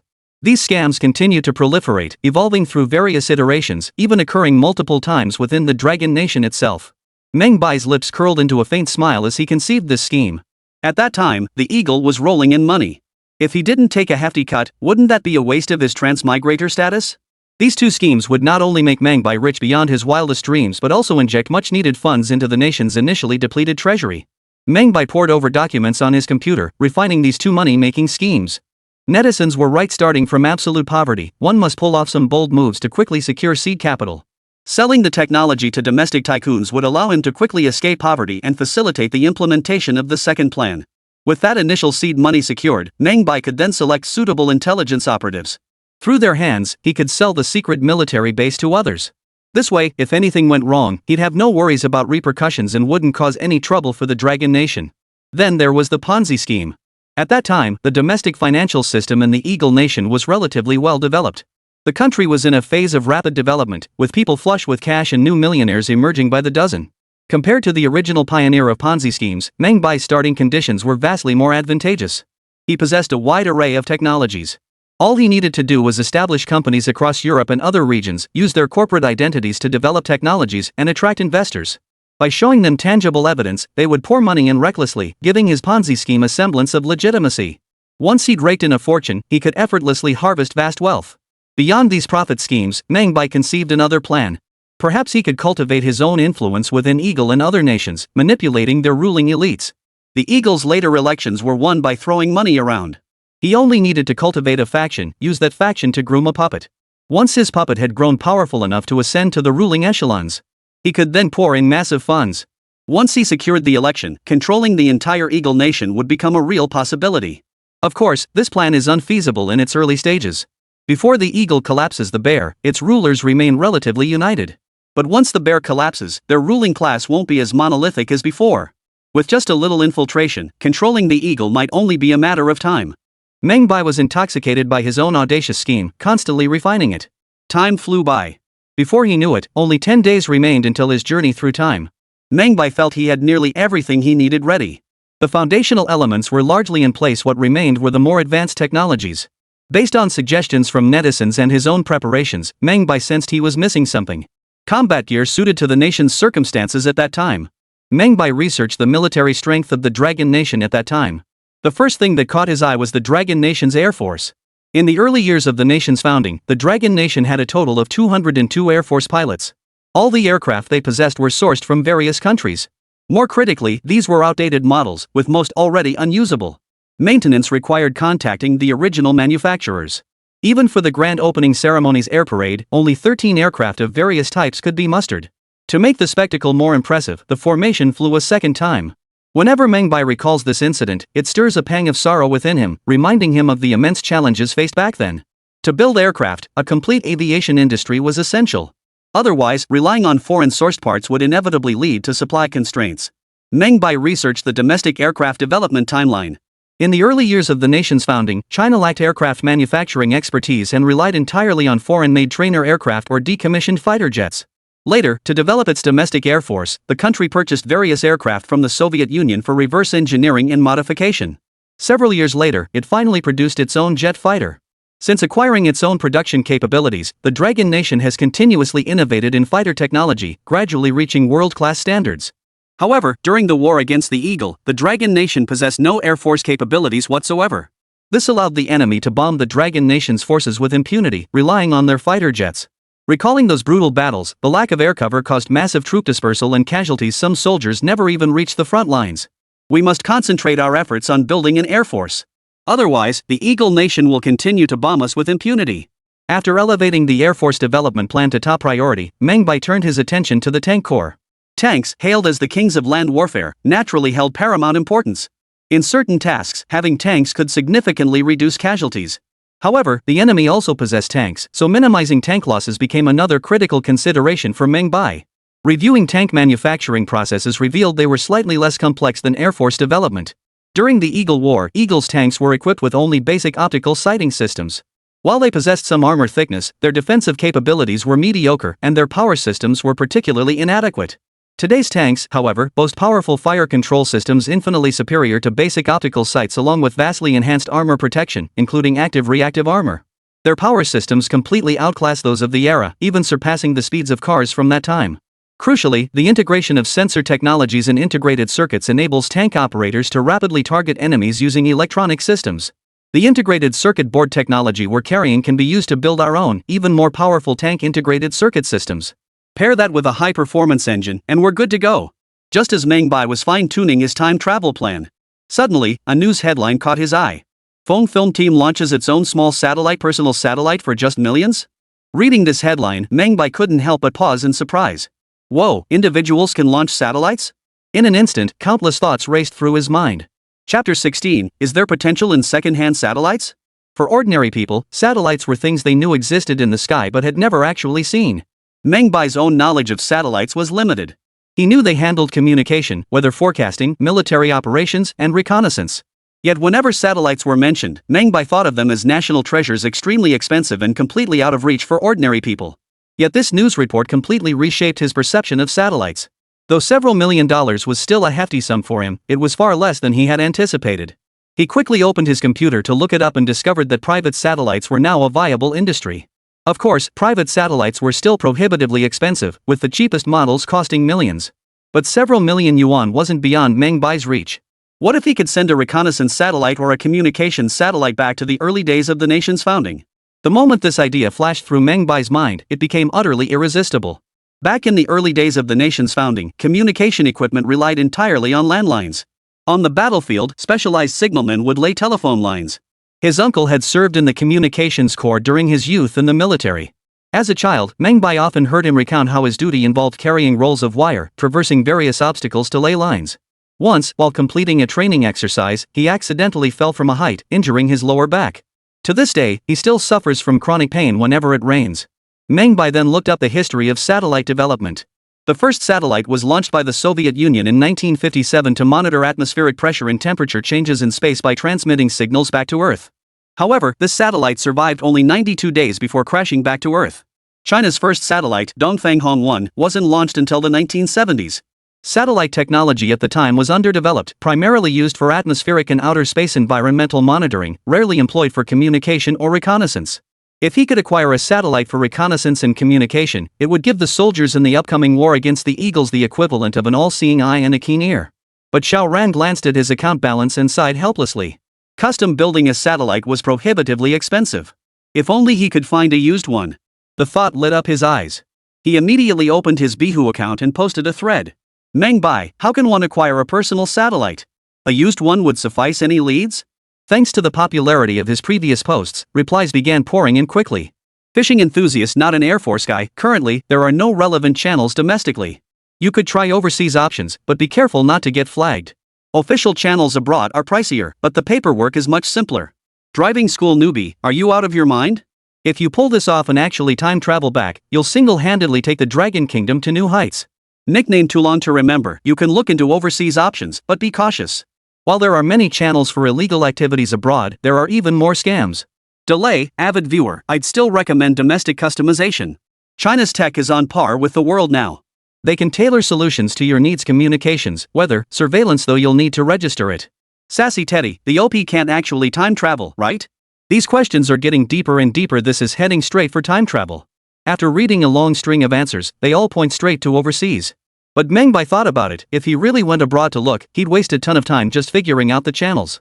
Second, price negotiations would be tough. I'm already low on funds, and who knows what other unexpected purchases might pop up. The most crucial factor was the satellite's weight. His current storage space held less than 7 tons of cargo, meaning the satellite he needed to find couldn't exceed 3 tons. This thought plunged Meng Bai into deep contemplation. Perhaps his expectations were too high. He only needed to acquire the satellite technology. After traveling to the future, he could have technicians handle the rest. But then he remembered the impending war. If they had a communications satellite as a relay station, their communication range would be significantly expanded. After all, Meng Bai's plan was to establish an aerial communications relay station to swiftly relay battlefield intelligence back to headquarters. Simply laying cables to establish a communication network would demand enormous resources. After much deliberation, Meng Bai ultimately shook his head and abandoned the idea. The cost was prohibitive, for one thing. For another, the satellite would consume too much storage space. He needed to carry more essential items and couldn't afford to allocate all his space and weight to a satellite. Just as Meng Bai was about to abandon the idea, his profile icon flashed twice. Delay, AI can, buddy, seeing how persistent you are, you wouldn't seriously be considering buying a used satellite, would you? Seeing the message, Meng Bai froze. He thought for a moment, then quickly sent a reply. Meng Bai, do you have any connections? Delay, I have a friend overseas who has a used one. If you're interested, I can put you in touch. Meng Bai, alright, ask about the price. If it's too high, forget it. I just want to play around with it. By the way, what type of satellite is it? How damaged is it? Will it work? After about 10 minutes, the chat icon flashed again. Delay, love to watch, he wants $50,000. The satellite isn't damaged. If you buy it, he'll throw in a lens set, you'll have to install it yourself. He says it works, but he needs cash. He's played with it for a while, so it's secondhand. Seeing this message, Meng Bai glanced at his account balance. Exactly 350,000 yuan remained. Holy, $50,000 is over 300,000 yuan. Damn it, did some hacker find out my balance? Is he just after my measly savings? After a moment's thought, Meng Bai sent a reply. Meng Bai, the price is a bit steep, and it's secondhand without any launch history. Never mind, I'll think it over. After sending the message, he put the matter out of his mind. Honestly, satellites weren't particularly useful for the early stages of nation building. Better to bring something else. Who knew what else he'd need to buy next, or how much it would cost? Keeping 300,000 yuan aside would at least serve as an emergency fund. Chapter 17, Mingtian 1. In an office building in Beijing. Shi Hong, wearing glasses, sent several messages in quick succession, but they all went unanswered, like stones sinking into the sea. Sighing, he turned to glance at the people seated on the sofa behind him. No good. The kid isn't taking the bait. Most of the people on the sofa wore plaid shirts, looking rather timid. Not far from them stood a dust-covered sign reading, Mingtian Aerospace Technology Company, Limited. A young man in a plaid shirt sitting by the edge of the sofa pushed his glasses up his nose. What do we do now? Without this seed funding, the company is finished. The others looked utterly dejected upon hearing this. We've wasted 2 years here, and we can't even sell our first product? If all else fails, let's just lower the price. Even 300,000 feels a bit steep to me. The key is deceiving people. I think we should be honest with them. Listening to the grumbling, Shi Hong couldn't help but stand up and glance at the group. Dude, are you kidding? We've poured nearly $1 million into our D and other investments. Selling it for 300,000 is still too much? Seeing Shi Hong's furious expression, the bespectacled men shrugged helplessly. But we had no other choice. If we couldn't sell it, it would just sit here and get older and older. If you could launch this thing, the returns would be way more than $1 million. But you're broke. We have the technology for this satellite. Its value lies in the tech itself. We could build it for just 50,000. Exactly. This thing generates revenue only when launched into space, not sitting in an office. These researchers were straightforward, honest souls. Every word they spoke was the truth, yet they paid no heed to their boss Shi Hong's feelings. Shi Hong raised his arm as if to explode, but ultimately held back. Getting angry with these guys wasn't worth it, it would only kill him. He patted his chest and turned to another person. Switch accounts and message him again. Say we can offer a discount. It's a domestic product, 95% new, with product certification even though it never launched. Be sincere. Several heads snapped up to look at Shi Hong. What's the price? Start at 350,000, then negotiate later. The group exchanged glances. Finally, a gaunt, skinny guy pulled out his laptop, opened Bihu, and sent Meng Bai a direct message. Foresees, boss, we have a multifunctional low Earth orbit satellite. 95% new, not yet launched, with product certification. 350,000, but the price is negotiable. After sending the message, he looked up at Chi Hong. Boss, it's sent. Chi Hong nodded with her eyes closed and asked, read it back. The man read it aloud. When he reached prices negotiable, Chi Hong nearly suffered a heart attack. What did I do in my past life to deserve meeting you guys? Suddenly, life felt utterly pointless. Just then, Foresees looked up at Chi Hong. Boss, he said 150,000. If it's negotiable, we can talk. If not, don't bother contacting us again. For a moment, the room fell into deep contemplation. Moments later, Chi Hong spoke with utter despair, sell it. But you pick it up yourself. I'm not covering shipping. Got it, boss. I've sent him your exact words. Chi Hong, spitting blood. Meng Bai frowned at the message sent by that Foresees. Damn it, if you're selling it, why the expletives? Seriously. After getting the address and contact info, Meng Bai finally shut down his computer. He made a call, and the person on the other end sounded reasonably polite, though a bit weak and listless. Meng Bai didn't press further, suspecting the person might be ill. After wishing them well, he hung up. After a night's rest, early the next morning, Meng Bai headed straight to the high-speed rail station and bought a ticket for the earliest direct train to Beijing. After a quick breakfast, he boarded the train. 5 hours later, he arrived in Yanjing. He had originally asked for someone to pick him up. But the company boss seemed rather rude, stating they didn't provide company cars. He gave an address and hung up hurriedly. If it weren't for the bargain price of that second-hand satellite, Meng Bai wouldn't have put up with such unfair treatment. After asking around and navigating through twists and turns, he finally located Mengtian Aerospace Technology Company, Limited in a dilapidated suburban office building. The moment he stepped into the office, Meng Bai was hit by the stale, rancid smell of instant noodles. Seeing the worn-out desks and several listless technicians, Meng Bai even thought he'd been scammed and turned to leave. However, a bespectacled, slender young man pulled back the cloth covering in the corner right before his eyes. When he saw the satellite covered beneath the cloth, a round, bulky object with a pair of movable, telescoping solar panel wings, Meng Bai froze in place. This was the satellite? Chi Hong nodded. That's right, Mengtian 1. It has a grand name. I just want to ask, does it really work? This question seemed to electrify everyone in the office. As if challenging their very competence, a group of bespectacled, slight-framed technicians immediately grabbed Meng Bai and pulled him to the desk. Look! These are our test results. This is the official test report for Dream Sky 1. This is the Mengtian 1 data communication license. This is the registration information for Dream Sky 1. A stack of documents was thrust out, slapped flat before Meng Bai's eyes, making him feel his composure slipping. He quickly stood up and told them to put down these so-called documents. I don't care about certificates. I want to see the actual test results. He'd already crammed some relevant knowledge before coming certificates could be forged, but test results were what he needed. Since they claimed communication worked flawlessly, he'd test the communication, no need to launch it into space. Ground-based testing sufficed. Then there was the solar panel power supply, the two could be tested on the spot. Without a word, several technicians brought out various testing devices and meticulously demonstrated to Meng Bai how to operate them, how to conduct the tests, and how to interpret the results. To verify their claims, Meng Bai specifically looked up relevant information online to confirm they weren't deceiving him before proceeding with the tests.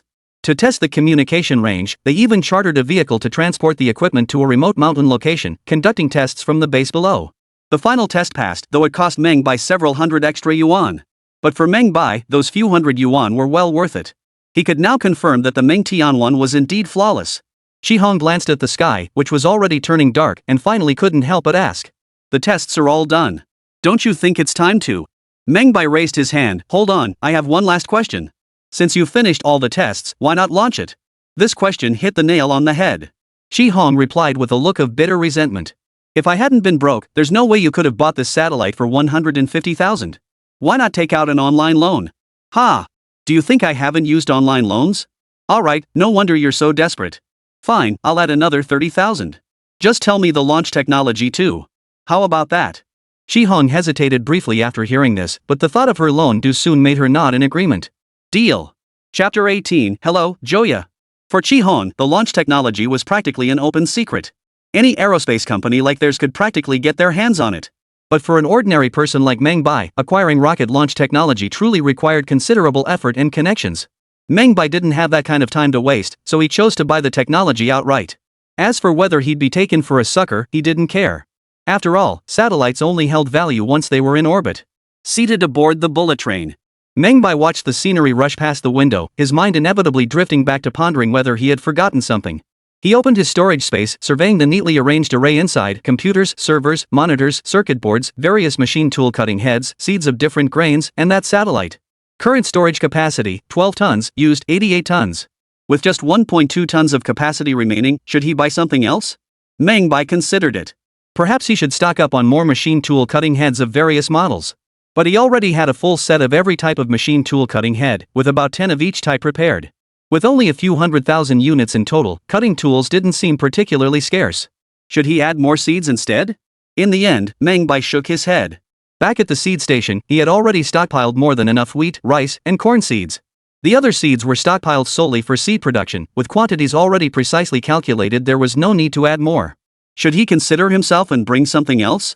Meng Bai considered what else he could possibly carry, but everything seemed unsuitable. After much deliberation, he concluded there was nothing he needed to take. Out of sheer boredom, he pulled out his phone and checked his account again. His question remained pinned to the trending list, with people still actively commenting and offering their suggestions. However, most of these were supplementary to previous answers, and Meng Bai had already prepared them long ago. Recent responses have all revolved around satellite-related topics. It's clear everyone places significant importance on satellites, but one particular response caught his attention. Drunk solo kill Wild Yui. Honestly, OP doesn't even need satellites. With your current combat prowess, you're more than a match for Eagle-chan. Using satellites just for enemy reconnaissance feels like a waste. If I'd known chalk was only found in schools, I'd have stayed in for a few more years. The previous comment is spot on. I suggest the OP stockpile more late-game materials on astronomy, meteorology, and geology and global disaster data too. Time to get disciplined. Your username is insane, but you're absolutely right. Since the founding of the nation, we've seen plenty of natural disasters domestically. Preparing in advance can reduce casualties and economic losses. Nasu's is seriously awesome. Exactly. Beyond prevention, we need new water conservancy projects to prevent widespread droughts. Afforestation is also essential. Xinghua Gang Manhwaing. I've seen old photos too. Back then, there were almost no green mountains in China, just barren landscapes. Whenever it rained or blew, mud and sandstorms everywhere. Zero water retention capacity, making floods and waterlogging disasters all too easy. You're the foundation, right? We should have started the Three Gorges project and other dams earlier. Get all the data ready so we can just dig and get to work when the time comes. Otherwise, surveying alone takes years. Way too much time wasted.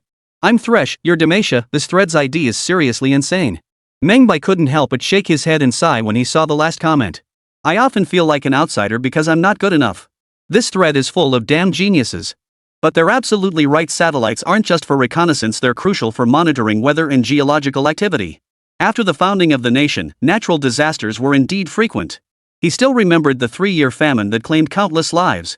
Later, the nation learned from its painful experience and worked hard to reform its agriculture, eventually becoming one of the world's most food-secure countries. Beyond natural disasters, the causes of food shortages and famines included underdeveloped agriculture and war. This time, he was determined to resolve this issue. Tragedy must never be allowed to repeat itself. For now, however, the only problem he could tackle was to document the timing, locations, affected areas, and impacts of all natural disasters that had struck the country since its founding. Taking preventive measures in advance could reduce casualties. He promptly sent another message to Dust Network. The other parties saw it and immediately replied with a thumbs-up gesture. Their collaboration was now remarkably seamless. Whatever Meng Bai needed, they could swiftly deliver. Sometimes, all Meng Bai needed to do was provide a solution. They could even expand upon his proposal, developing multiple approaches to resolve the issue and sending them all back to him. This saved him considerable time, and they often filled in gaps he hadn't considered. With most tasks completed, only 5 days remained before his journey. Meng Bai decided to allow himself some buffer time for the transition, to rest properly and visit his parents while he was at it. His mother's health had always been a source of worry for him, and he couldn't even recall the last time he'd visited. He arrived home past 2 in the morning. After a quick wash, he collapsed onto his bed and fell asleep. The next morning, after a quick breakfast, he headed straight for his hometown. Since graduating, he had scarcely returned home. Though it was only a 2 or 3 hour drive, the number of times he'd made the trip over the years could be counted on one hand. He made a call on the way. His father was still at work, and his mother was at the hospital getting injections. Type 1 diabetes was like that. Patients needed daily insulin injections at the hospital to sustain their bodies. Ever since the diagnosis, the family's finances had been extremely strained. Back when Meng Bai was in college, he covered his living expenses entirely through part-time work. Every time his mother saw Meng Bai, she would tell him how much she owed him. This made Meng Bai feel incredibly distressed. He kept dreaming of one day striking it rich, so his mom wouldn't have to worry about money anymore. Upon arriving at the hospital and seeing his mother sitting in the corner with her eyes closed, Meng Bai put on a smile and walked over. Mom! Hearing Meng Bai's voice, Xin Yun's face lit up with surprise. Son, what brings you here? Meng Bai set down the fruit he was holding and gently embraced her. I missed you, that's why. Besides, why wouldn't I be able to visit you? Xin Yun chuckled, of course you can. I was just thinking about visiting you with your dad during the National Day and Mid-Autumn Festival holidays. Who knew you'd come all the way here? Glancing at the fruit Meng Bai had brought, she couldn't help but tease him. You came all this way and brought fruit? What a waste of money. It's not a waste. I can afford this little bit. Just then, a tall nurse in uniform approached carrying a tray. Aunt Xin, it's time for your dressing change. Hearing this, Xin Yun suddenly remembered and hurriedly smiled at the young nurse. Xiaoya really is responsible. Otherwise, I would have completely forgotten. Meng Bai also smiled at her, and the young nurse blinked her big eyes at him. You must be Aunt Xin's son, Meng Bai? Meng Bai paused slightly before nodding. She smiled. Aunt Xin has been bragging about you forever. I never imagined you'd actually be this handsome. Even Meng Bai, with his thick skin, felt a bit flustered by such direct praise. Then, she extended her hand and said, Hello, I'm Joya. Meng Bai felt completely bewildered and couldn't help but glance at his mother. This was his first time meeting the young nurse, yet she seemed to have known him for years. Xin Yun gave Meng Bai a discreet nudge with her foot. Meng Bai could only shake hands with her. Hello, Joya. Chapter 19, You Are My Lover Across 3 Lifetimes. After changing Xin Yun's bandages, Joya flashed Meng Bai a sweet smile. I've got to get back to work. I'll catch up with you later. Watching Joya's retreating figure, Meng Bai couldn't help but turn to his mother. What's going on? Mom? How does she know me? And what have you been up to? Look at you, getting all worked up. I'll explain everything to you slowly. Xin Yun scanned the room, then whispered to Meng Bai. First, let me ask you, what do you think of this girl? She's certainly pretty and gentle, but that's about it. To be honest, your dad and I really like her too. Mom, I'm not even looking for a partner yet. Don't go matchmaking for me. Meng Bai felt a pang of panic. He was about to cross over. If they set him up with someone now, he'd vanish without a trace. Wouldn't that just leave the poor girl high and dry? He firmly rejected his parents' matchmaking plans. Xin Yun just chuckled, then leaned close and whispered in his ear. Actually, it wasn't your dad and me setting you up. It was Joya who wanted us to actively matchmake between her and you. What? Hearing this, Meng Bai found it utterly absurd. Everyone knows that when a man pursues a woman, it's like climbing a mountain, but when a woman pursues a man, it's like parting a veil. Even though Joya wore a mask, her figure and eyes alone made it clear she was an absolute stunner. Meng Bai considered himself somewhat handsome, but he wasn't the type to make a stunning beauty fall head over heels at first sight. Yet here she was, asking his parents to set them up without even meeting him first. Utterly unrealistic. Mom, you're kidding me. I've never dated before, but I know girls aren't that easy to pursue. Why won't you believe me? As your mother, would I lie to you? But how could that be possible? What could she possibly see in me? We've calculated your birth chart and hers, they match perfectly. It's a 3-lifetime soulmate connection. Even your zodiac signs are the most compatible pair. So that's why she's into me? Meng Bai found it increasingly absurd. Wow. A birth chart and zodiac reading, and then she falls for me? Meng Bai couldn't even begin to describe his luck. First he got a time travel system, now a girlfriend practically delivered herself to his doorstep. How did all this good fortune land on him? Sitting in the seat beside him, Meng Bai couldn't wrap his head around it. But beside him, Xin Yun chuckled softly. I actually think Joya is a pretty great girl. She has a good temperament, she's pretty, and most importantly, she likes you. Yeah, she cares about you and your dad too. What more could you ask for? But there's no emotional foundation. Your dad and I met through an arranged marriage too. No emotional foundation there either. But look at us now, we're practically one person. It's different. What Meng Bai really wanted to say was that he genuinely lacked a partner, and Joya's looks truly matched his aesthetic preferences. Given his lowly status, having a stunning beauty take an interest in him was pure luck. He certainly wasn't in a position to be picky. His main worry was, what if he really did travel through time? What would become of this budding romance? He spent the entire afternoon restless and fidgety. After Xin Yun finished his medication, Joya appeared at the door just in time. Hey! We meet again, Meng Bai. Nice to see you again. Seeing her greet him like a longtime friend, Meng Bai honestly found it hard to accept. Joya then stepped forward, supporting Xin Yun as she smiled. Auntie, let me take you home first, then you can lend me your son, okay? Xin Yun laughed heartily, of course. Just don't forget to return him to me. Don't worry, I'm just taking him out for a meal just to get acquainted. Fine, drop me off at the hospital entrance. You two go ahead. No way. I have to take you home myself. Turning to Meng Bai, Joya flashed a smile revealing several pearly white teeth and asked, your car or mine? Either one is fine. Then I'll take yours. The three of them then arrived at the parking lot.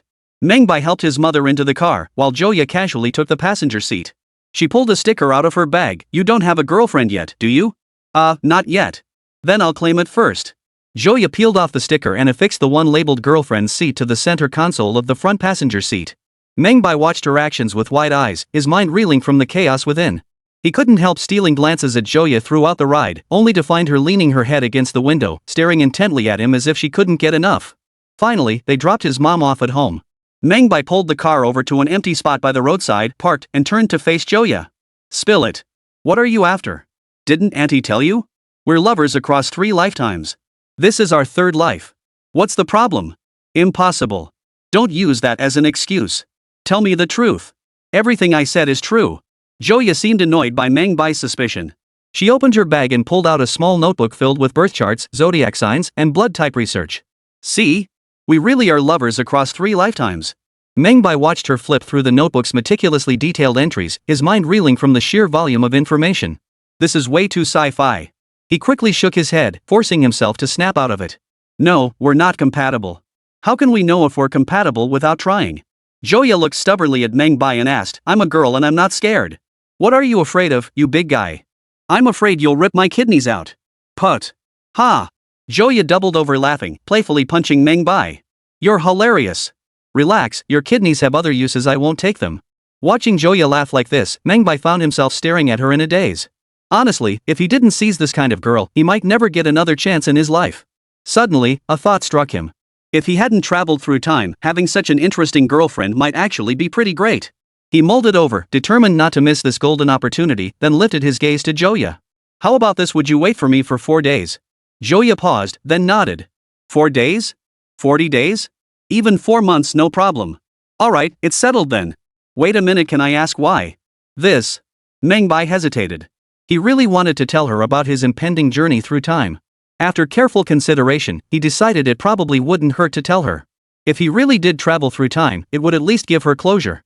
His journey wouldn't affect her life in any significant way. And if it didn't happen, this whole thing would just be a little spice in life, something to laugh about later. And he could keep a girlfriend, maybe even a future wife in the process. With that thought, Meng Bai looked at Joya with solemn seriousness. I'll be honest with you, I'm about to time travel in 5 days. Chapter 20, Ordering Penicillin. Joya laughed in the car for a full 10 minutes before finally stopping. She looked at Meng Bai and couldn't help but laugh again. Please stop being so hilarious, okay? You'll literally laugh yourself to death. I'm telling the truth, of course. It's just that there's someone in my head who keeps saying that to me. Meng Bai had confessed, but not everything. He hadn't told the other person about his ability to carry things. After all, if word of this ability ever got out, and he failed to successfully cross over, he'd likely end up on a dissection table for research. Seriously? When did you time travel to? The early years of the People's Republic. Ha? Joya froze for a moment, then pulled out her phone and opened her Jihu account. Did you post this thread? Meng Bai nodded, yep, me. The other person slapped her forehead. I should have known it was you from that username. Oh my god, it really is you. Joya felt a surge of excitement. Resting her chin in her hand, she stared intently at Meng Bai. Honestly, that post was pretty interesting. I followed it for a long time. You're not actually planning to prepare those things, are you? Yeah, I did. Meng Bai pulled out his phone, opened his cloud drive, and showed her the materials he'd stored. After reviewing them, Joya couldn't help but give him a thumbs up. Impressive. Let's grab a bite somewhere and chat. Sure. Meng Bai realized he and Joya actually had a lot in common. The conversation flowed nonstop throughout the journey, with her constantly posing new questions for discussion. Every time Meng Bai presented a solution, she'd exclaim in amazement. It was like she was giving him all the emotional validation he needed. She didn't seem particularly concerned about Meng Bai eventually traveling back in time and leaving. It was as if she treated the whole thing as nothing more than a joke. They arrived at a restaurant and ordered several dishes. Even while waiting for the food to arrive, Joya kept discussing with Meng Bai what items they should bring after the journey. Oh, right, have you packed any medicine? Joya paused mid-bite, her eyes lifting to ask Meng Bai. Meng Bai froze slightly. Medicine? Right. Did you forget? The most scarce medicine during war is penicillin.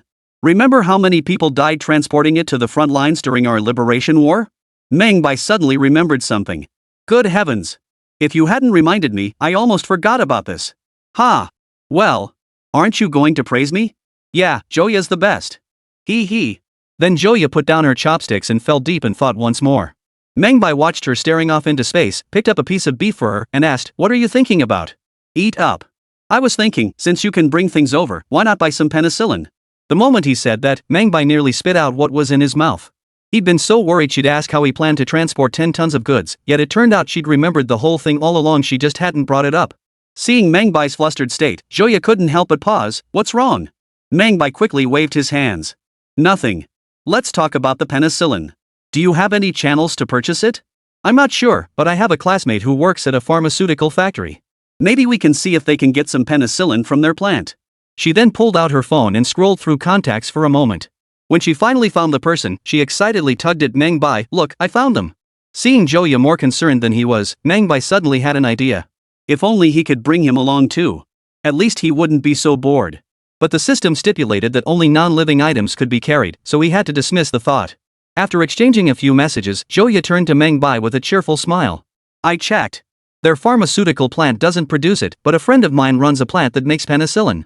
It depends on how much you need. Small quantities can ship immediately, but larger orders require advance booking. Do they have a price list?" Just as he was asking, "Let's eat first," she said. "He mentioned it'll take a while." Meng Bai nodded and began eating with Joya. It was clear Joya genuinely liked him. After pondering for a moment, Meng Bai couldn't help but ask, "Hey, let me ask you something. Suppose we really end up together, but one day I suddenly time travel through you. What would you do?" Hearing this, Joya pondered for a moment before setting down her chopsticks and smiling. "What else could we do? We'd just treat it like a dream." I just didn't want you to get hung up on it." Don't worry, I won't," Joya said, serving Meng Bai another piece of food with her chopsticks, but inwardly added, "Then we'd be lovers across 4 lifetimes. How exciting." The two chatted casually over their meal until Joya's phone screen lit up again. The price list arrived, minimum order of 100,000 units. 3 units per bottle at 400,000 units, 5 units at 800,000 units, 8 units at 1 million units. Discounts available for orders exceeding 500,000 units. Joya then looked at Meng Bai and said, "Honestly, I think 400,000 units would be perfectly sufficient. I just looked up some data back in the early days of the nation's founding. 200,000 units was already considered quite good." Meng Bai nodded and did a quick calculation. He still had about 150,000 units on hand. With 400,000 units, he could buy 50,000 vials. Though 50,000 vials of penicillin wasn't a huge amount, in the early days of the nation's founding, it would have been an absolute fortune. It must be remembered that during those early years, both domestic industry and medical technology were extremely underdeveloped, making large-scale penicillin production virtually impossible. Back then, a single 200,000 unit penicillin vial weighed just 0.12 grams yet cost 6 times more than an equivalent weight of gold, a testament to its rarity. Nowadays, even the most basic penicillin ampoule containing 400,000 units costs only 3 yuan, a mere pittance. He immediately turned to Joya and said, "Then reserve 150,000 units. Ask how long it will take to produce them. Pick it up in 3 days." "Alright, 3 days is sufficient." Then, Joya turned to Meng Bai and added, "Oh, I think you're overlooking something." "What is it?" Besides penicillin, there were no vaccines back then. Smallpox, whooping cough, tetanus, all deadly diseases. Oh, and polio. Joya's words reminded Meng Bai once again. He gazed at Joya, wishing he could rush over and kiss her. He vaguely recalled that the reason Leon Lai became the top star among the 4 heavenly kings back then was precisely because he had always been dedicated to charitable causes.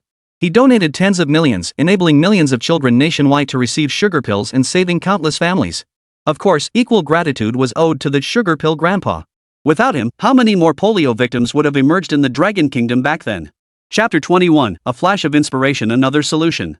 Just as Meng Bai was excitedly anticipating the imminent arrival of the penicillin, Joya's phone suddenly buzzed with another message. "Which pharmacy is your friend affiliated with? Have him send over both the business license and physician's license. I'll notify the factory immediately." Upon reading the message, Meng Bai and Joya, who had been beaming moments before, froze in shock. Joya slapped her forehead in frustration. "Damn it, how could I forget this crucial detail at such a critical moment?" She turned to Meng Bai, her face filled with apology. "I'm sorry. I got too excited. This is all my fault." Meng Bai was utterly bewildered. He hadn't anticipated encountering such an issue at the last minute, nor had he realized purchasing penicillin required both a business license and a physician's license. He waved his hand lightly. "It's fine. Don't blame yourself. I just didn't think it through. But what do we do now? We can't just give up like this." At that moment, Joya was even more determined than Meng Bai to complete the task. Seeing her like this, Meng Bai genuinely wished he could take her along too. "Of course we can't give up. There must be another way."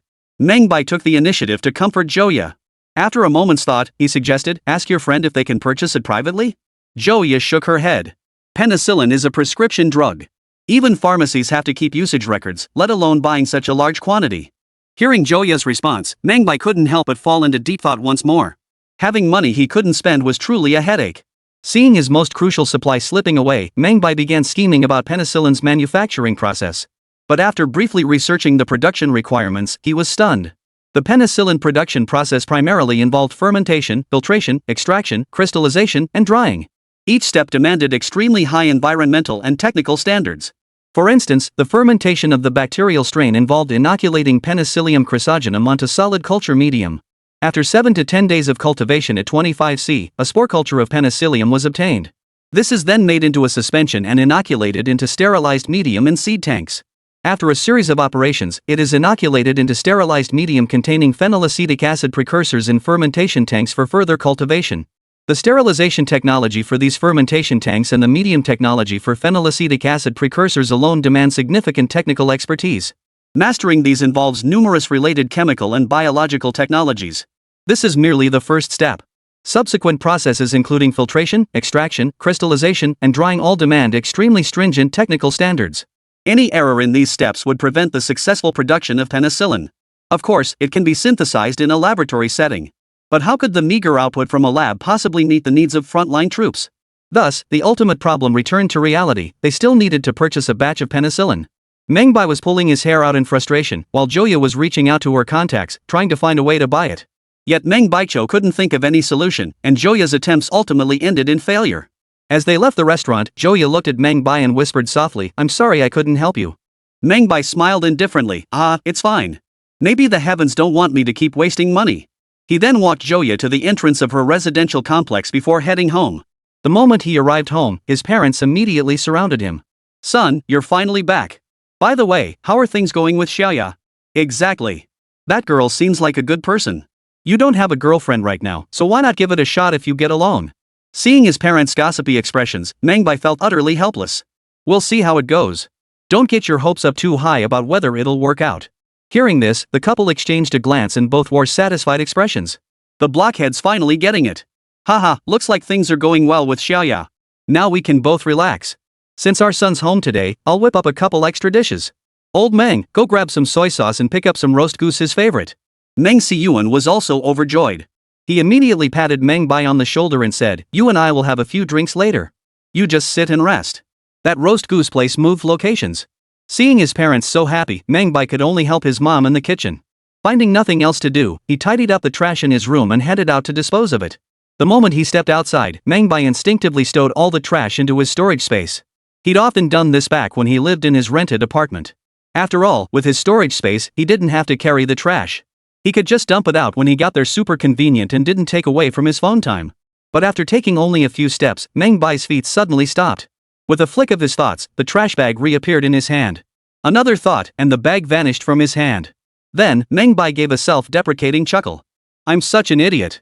The system gave me a cheat code, yet I was still trying to get it through legitimate channels." In an instant, an idea took shape in my mind. The storage space seemed like one ability, but it was actually two. Besides storing items, the other function was to store any non-living objects he touched into the storage space. When he first gained this ability, he'd considered using it to make money through illegal means. But then he remembered he still had a long time before his transmigration. If he got caught, he'd be stuck in a detention center. After all, this was an era where surveillance cameras were everywhere, making the chances of being caught on tape quite high. Getting caught would be the least of his worries. He could always travel back to the early days of the nation's founding. But delaying the preparations for his journey would be the real trouble. But now, everything was settled. He prepared all he needed, leaving only these penicillin pills behind. With 4 days left, there was nothing to worry about. He could just dive right in. A dangerous plan gradually took shape in Meng Bai's mind. He had dinner with his father, who was overjoyed, dragging Meng Bai into conversation until late into the night. Somehow, the conversation eventually turned to his own grandfather. He mentioned how his grandparents had been overjoyed when he secretly visited them last time. "You wouldn't believe it, but your grandfather was a sniper in the reconnaissance company during the war against the Eagle. He once spent over 10 days alone in a snow cave just to take out one of their junior commanders. But it left him with a condition: if he stays alone too long, he starts seeing things. That's why he can't be left by himself. If you have time, you should visit him more often. The old man's fine in every way, but he's stubborn and hard-headed. He always says he doesn't want anyone visiting, but deep down, he craves company the most. Meng Bai had heard plenty of stories about his grandfather growing up. Now that his dad was bringing them up again, Meng Bai didn't find it tedious at all. He actually wanted to hear more. Dad, did Grandpa ever say how he survived alone in that snow cave? What did he eat? Drink? Was it cold?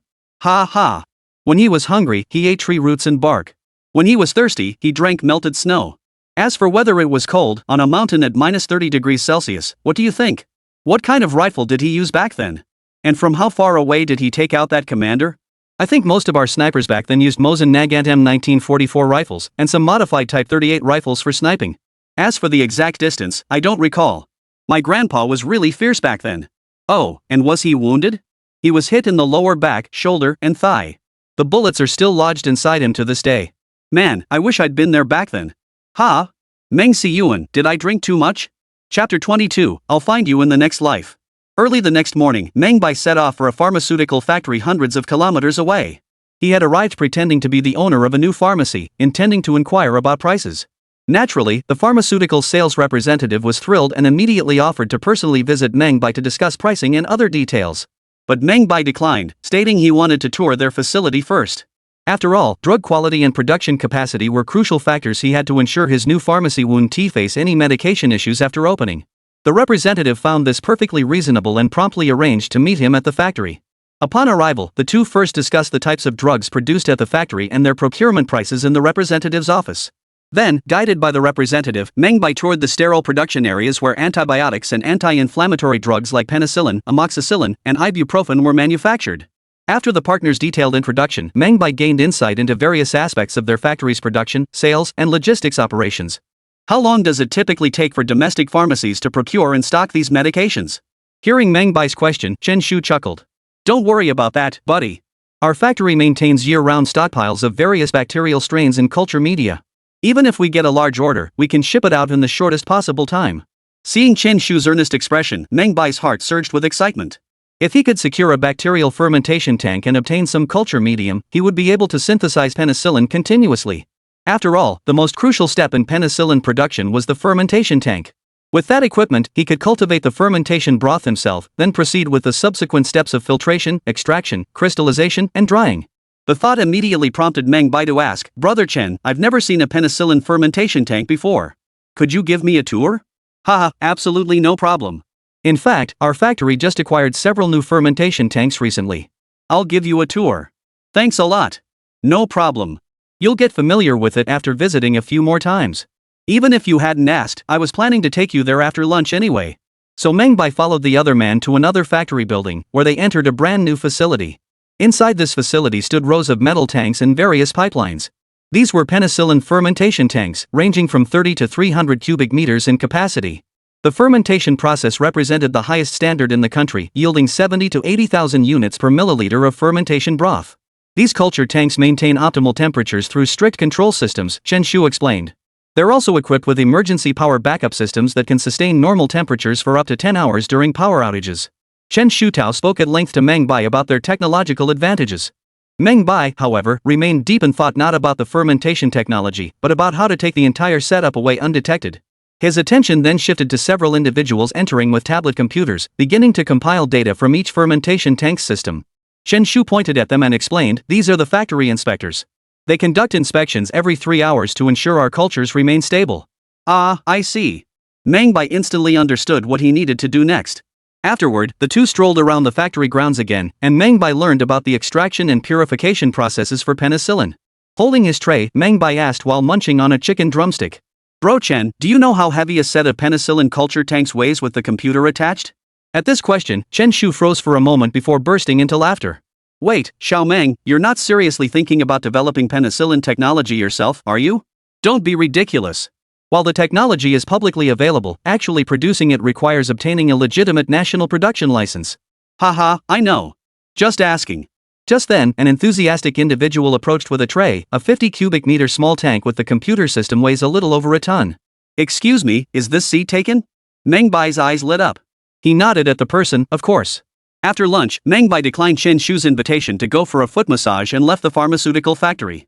He then checked into a chain hotel downtown, waited until after 8 p.m., climbed out the window, hailed a cab, and headed to a street food stall near the pharmaceutical plant. The reason for all this trouble was mainly to establish an alibi for himself. If he hadn't actually traveled through time and ended up getting arrested over this incident, that would be unbearable. With everything prepared, at 9:30 p.m., the shift change occurred. Wearing a mask like everyone else, Meng Bai slipped into the factory grounds. Then, taking advantage of the shift change, he slipped into the fermentation tank area. He located the 50 cubic meter tank, directly pulled the power cord, and stored it in his personal storage space. Everything flowed seamlessly. Watching the alarms go off, Meng Bai calmly slipped out of the pharmaceutical plant, leaving without a trace. Only when he returned to the hotel did Meng Bai realize his back was soaked through with cold sweat. Phew! What a thrill! After a quick shower, Meng Bai lay on his bed, pulled out his phone, found a lab equipment manufacturer, and placed an order for a purification kit. Only then did he finally drift off to sleep. That night, the pharmaceutical factory conducted a thorough investigation into the missing equipment. But when they reviewed the surveillance footage of the most suspicious man dressed in a black hoodie and mask, they scrutinized him repeatedly only to ultimately dismiss him as a suspect. He entered empty-handed, exited empty-handed, and made a single trip to the restroom, likely an outsider using the facilities. Starting tomorrow, not only the lab but the main gate will implement an access control system. No one without a card will be allowed onto the factory premises. Call the police and file a report immediately. Early the next morning, Meng Bai got up and headed straight to the laboratory equipment manufacturer. After some haggling, he ended up spending 30,000 yuan on a pile of lab equipment, filling up every last bit of space he had. On the way back, Meng Bai felt incredibly lighthearted, eagerly awaiting his journey 2 days hence. Time remaining until travel, 0 hours 35 minutes 22 seconds. Sitting in his car, Meng Bai set up a scheduled transfer for his bank account and added a note. Only then did he nervously pull out his phone and dial Zhouya's number. "Hey, are you off work yet? Zhouya is in the operating room. This is Meng Bai, right?" Hearing the voice on the other end, Meng Bai was slightly taken aback. Yeah, it's Meng Bai. "Oh, Zhouya said if you called her, she told me to pass on a message for you." "Huh? What message?" "Don't forget we'll meet again in our next life. Remember to come find me. That's all." "It's a bit strange, but she said you'd understand." Meng Bai looked at the hospital and suddenly broke into a smile. "Thanks, I got it." With that, his gaze shifted to the nearby flower shop and he dashed straight over. "Boss, make me a bouquet with baby's breath and roses." "Sure thing." Soon, Meng Bai rushed to the hospital front desk with the bouquet, braving the sudden downpour. "Please give this to Zhouya in the surgical department." "Oh, and could I borrow a piece of paper?" Amidst the envious glances of the nurses at the front desk, Meng Bai scribbled a few lines. "If I'm still here, I'll find you after work. If I don't come, then I'll find you in the next life. Meng Bai." After writing this, Meng Bai plunged back into the downpour. Crack! A bolt of lightning split the sky as Meng Bai vanished into the rain. Chapter 23, Crossing Over, Early Years of the Republic, Pengcheng. When Meng Bai opened his eyes again, darkness surrounded him. His first thought was, "Did I come through this time travel blind?" For a moment, Meng Bai was terrified out of his wits. If he really had lost his sight, wouldn't everything about his journey through time be ruined? Just then, the system's notification tone sounded in his ear. Host has traveled to Blue Star's Dragon Nation, Pengcheng City, Su Province. Current time, October 1st, 1949, night. Hearing this notification, Meng Bai froze in surprise. Night? That meant. Before he could finish his thought, a series of hurried footsteps echoed from outside. "Master. I just checked, they say the power plant's boiler exploded. Looks like we won't have electricity anytime soon. What should we do?" As he spoke, more hurried footsteps echoed from outside, followed by a gruff voice, "Master, no power." "What about the wheat in our warehouse?" Only then did Meng Bai feel fragments of memory about his identity begin to surface in his mind. He had crossed over into the body of someone with the same name and surname, a son of a wealthy landowner before the war. After the war broke out, his family sent him to a foreign-run academy in the Shanghai concession to keep him safe. Later, his parents died on the battlefield. After investigation, his former self discovered they had been secretly transporting supplies to the front lines of the Dragon Nation during the war. To fulfill his parents' dying wish, the previous incarnation had returned to his ancestral home in Pengcheng. He had squandered the family fortune at their old residence, relying on a few flour mills for a meager living. He spent most of his earnings supporting the village's poor. Life wasn't easy, but at least they never went hungry. The burly man outside who addressed him as master was not only his retainer but also his childhood friend and brother, Meng Hu. Meng Hu, adopted by his parents at a young age and named Meng Hu, was 5 years older than him. He ate heartily, grew strong, and trained in martial arts from a young age. Disliking formal studies, he later dedicated himself to protecting Meng Bai's safety. However, long ago, Meng Bai and Meng Hu had begun addressing each other as brothers. Since Meng Hu had called his former father master for over 20 years, he simply carried that habit over to Meng Bai. Seeing the torchlight outside the door, Meng Bai instantly breathed a sigh of relief. Thank goodness he wasn't blind. Thank goodness. He rose to open the door, finding Meng Hu standing outside in a short-sleeved shirt, holding a kerosene lamp aloft. His shadow swayed restlessly across the floor. Though Meng Bai remembered Meng Hu's appearance from his memories, seeing him now after his journey through time, he felt the man truly lived up to his name. He was as tall and robust as a fierce tiger, radiating an overwhelming sense of power. What a promising recruit for battle! Hearing Meng Bai's musings, Meng Hu froze. Master, what did you say? Meng Bai waved his hand dismissively, his gaze sweeping over the dilapidated courtyard as he sorted through the slightly unfamiliar memories in his mind. Located in Pengchang, this area had always been a strategic military stronghold. Its fierce local culture, combined with years of the War of Resistance, had left behind numerous military units and munitions factories. Just over 30 miles from Meng Bai's home stood the Red Flag Arsenal. Though modest in scale, it had supplied invaluable weapons and equipment to the guerrilla forces during the war. Many villagers nearby had worked at that factory, primarily crafting makeshift firearms and artillery. But honestly, their crude methods produced weapons that were unreliable. Misfires and other accidents causing injuries happened repeatedly. Meng Bai understood that given the Red Flag Arsenal's circumstances, it likely wouldn't be long before it was shut down. After all, with the formal establishment of the Dragon Nation, nationwide reforms were underway. Arsenals like this one, relying on primitive methods, simply couldn't continue. Meng Bai's first thought was to apply for a technician position at the Red Flag Arsenal. But upon second thought, he dismissed the idea as impractical. First, his technical knowledge was limited, he was merely a data handler. If he were actually tasked with manufacturing guns and cannons, his lack of expertise would likely be exposed immediately. Second, even if others overlooked his shortcomings, Meng Bai would face severe limitations working within a single munitions factory. His goal wasn't merely to improve the military achievements of the Dragon Nation, but to achieve comprehensive progress and surpass them entirely. To avoid constraints, he couldn't join any organization. Therefore, he could only become a merchant. But as a merchant, he would have no authority. Sometimes, possessing technology alone doesn't guarantee recognition. Power must accompany it to accelerate the implementation of one's skills without wasting a single moment. The crucial issue is that one person alone cannot realistically handle both business and politics. How could he find someone reliable, obedient, and wielding real authority? Meng Bai couldn't help but glance at Meng Hu, but ultimately dismissed the thought. Meng Hu was fiercely loyal and possessed formidable martial prowess, but his mind lacked flexibility. Being illiterate alone precluded him from attaining significant authority. Moreover, he was rather old-fashioned. Even the way he addressed himself had remained unchanged for years, making him utterly unsuitable. However, this matter couldn't be rushed. Meng Bai could focus on making money first and then seek out a suitable candidate later. He turned to Meng Hu and said, "Brother Hu, let's head over to the power station. See what's going on." Without a word, Meng Hu fetched his bicycle and pedaled straight to the power station with Meng Bai in tow. Yanggo Power Station lay over 20 kilometers east of Meng Village. That single power plant supplied electricity to more than a dozen surrounding villages. So when their transformer failed, the entire surrounding area plunged into pitch darkness. Meng Bai glanced at his watch. It was already 11 p.m., a time when nearly everyone was asleep. When they arrived at the power station, faint flashlight beams and voices arguing could be seen and heard inside. At the entrance, security personnel immediately intercepted the two men. "What's your business here?" Meng Bai smiled as he stepped forward and offered a cigarette. "We're from Mengzhuang Mill. With the power out, our milling machine can't operate, so we came to check things out." The guard accepted the cigarette, his tone softening considerably. "Ah, same old story. We used too much power, and the transformer blew again. Guess we'll be without electricity for 10 days or so." Meng Hu grew anxious upon hearing this. "What are we supposed to do? We've got over 20,000 pounds of wheat in the warehouse." The security guard glanced at Meng Hu. "You're the only one freaking out.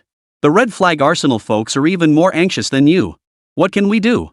Hearing this, Meng Bai froze. "The Red Flag Arsenal people are here too?" "Yeah. They're arguing inside. They say they can't handle the tasks assigned from above, and their factory might get shut down. Their factory director, Old Lin, was so anxious he almost showed up with his men and guns." Excitement surged through Meng Bai. This was his chance. All he needed to do was help secure the transformers, and he could establish a connection with the arsenal. Once he established that connection, wouldn't his first step be complete? He immediately addressed the security guard. "Can I go in and take a look?" The guard shot him a dismissive glance. "No way. This is restricted area power plant core facilities. No unauthorized personnel allowed. What if I say I can fix it?" The guard froze. "You can fix it?" Meng Hu declared with pride. "What's the matter? Look down on me? My boss is a college graduate." Seeing the security guard staring at him in utter bewilderment, Meng Bai smiled and nodded. "That's right. I know a thing or two about this stuff." Chapter 24, Replacing the Transformer, Meeting Factory Manager Lin. led by several security officers, Meng Bai and Meng, who made their way deep into the power plant. Amidst the distant glow, a middle-aged man clad in a gray Zhongshan suit and covered in oil and grime looked worriedly at the workers beneath the transformer and asked, "Shu Hua, is there really no other way? Must we just wait for the parts to arrive from Shanghai?" A man with a black eye in front of him pointed angrily and shouted, "Lin Feng, you bastard! Just because you're anxious doesn't mean I am. But you can't just hit people. I've told you 1,000 times without the parts, this transformer can't be fixed." The middle-aged man named Lin Feng sighed helplessly, "I was just so anxious. Please bear with me, I know I have a terrible temper. Why don't you just give me a good beating?" With that, he stiffened his neck and stepped forward, as if genuinely inviting a beating. But Meng Shuhua wasn't having it. "I won't stoop to your level. You two just get out of here. When the power comes back on, I'll let you know." Hearing this, Lin Feng felt utterly helpless. He squatted nearby, puffing away on his pipe. What to do? What to do? Without electricity, we can't complete the mission. The red flag arsenal will be shut down. Speaking, he rose again, pacing frantically like an ant on a hot skillet. "Shu Hua, I'm begging you. Please think of another way. Just get my power back on first, save the red flag arsenal. I'm on my knees for you." Lin Feng approached Meng Shuhua and knelt down with a thud. Witnessing this, those present rushed forward to stop him. Meng Shuhua was taken aback. He hadn't expected this tough man to actually kneel before him. His anger dissipated and he quickly helped Lin Feng up. "Old Lin, it's not that I won't help you. But without the parts, I can't just conjure up a transformer out of thin air." Look at Lin Feng, a middle-aged man in his 50s, nearly in tears over an electrical issue. Those around him were helpless, offering only words of comfort. Just then, a voice rang out from nearby. "Why don't you let me give it a shot?" The remark left everyone stunned, their heads snapping toward Meng Bai. The security guard accompanying Meng Bai immediately explained, "This young man is a college student from Mengzhuang. He said he knows a bit about electricity, so I let him in." Hearing this, Lin Feng wiped his tears and rushed over as if he'd found a savior. "Really? You really know about electricity? Young man, please, you must help us." Meng Shuhua was also somewhat surprised. He hadn't received much formal education, having only attended private tutoring for a few days.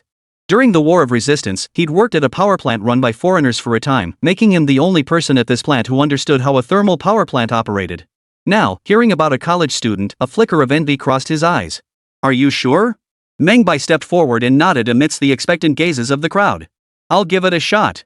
With that, everyone gathered around. The Interest Alliance swarmed him as they approached the already scorched transformer.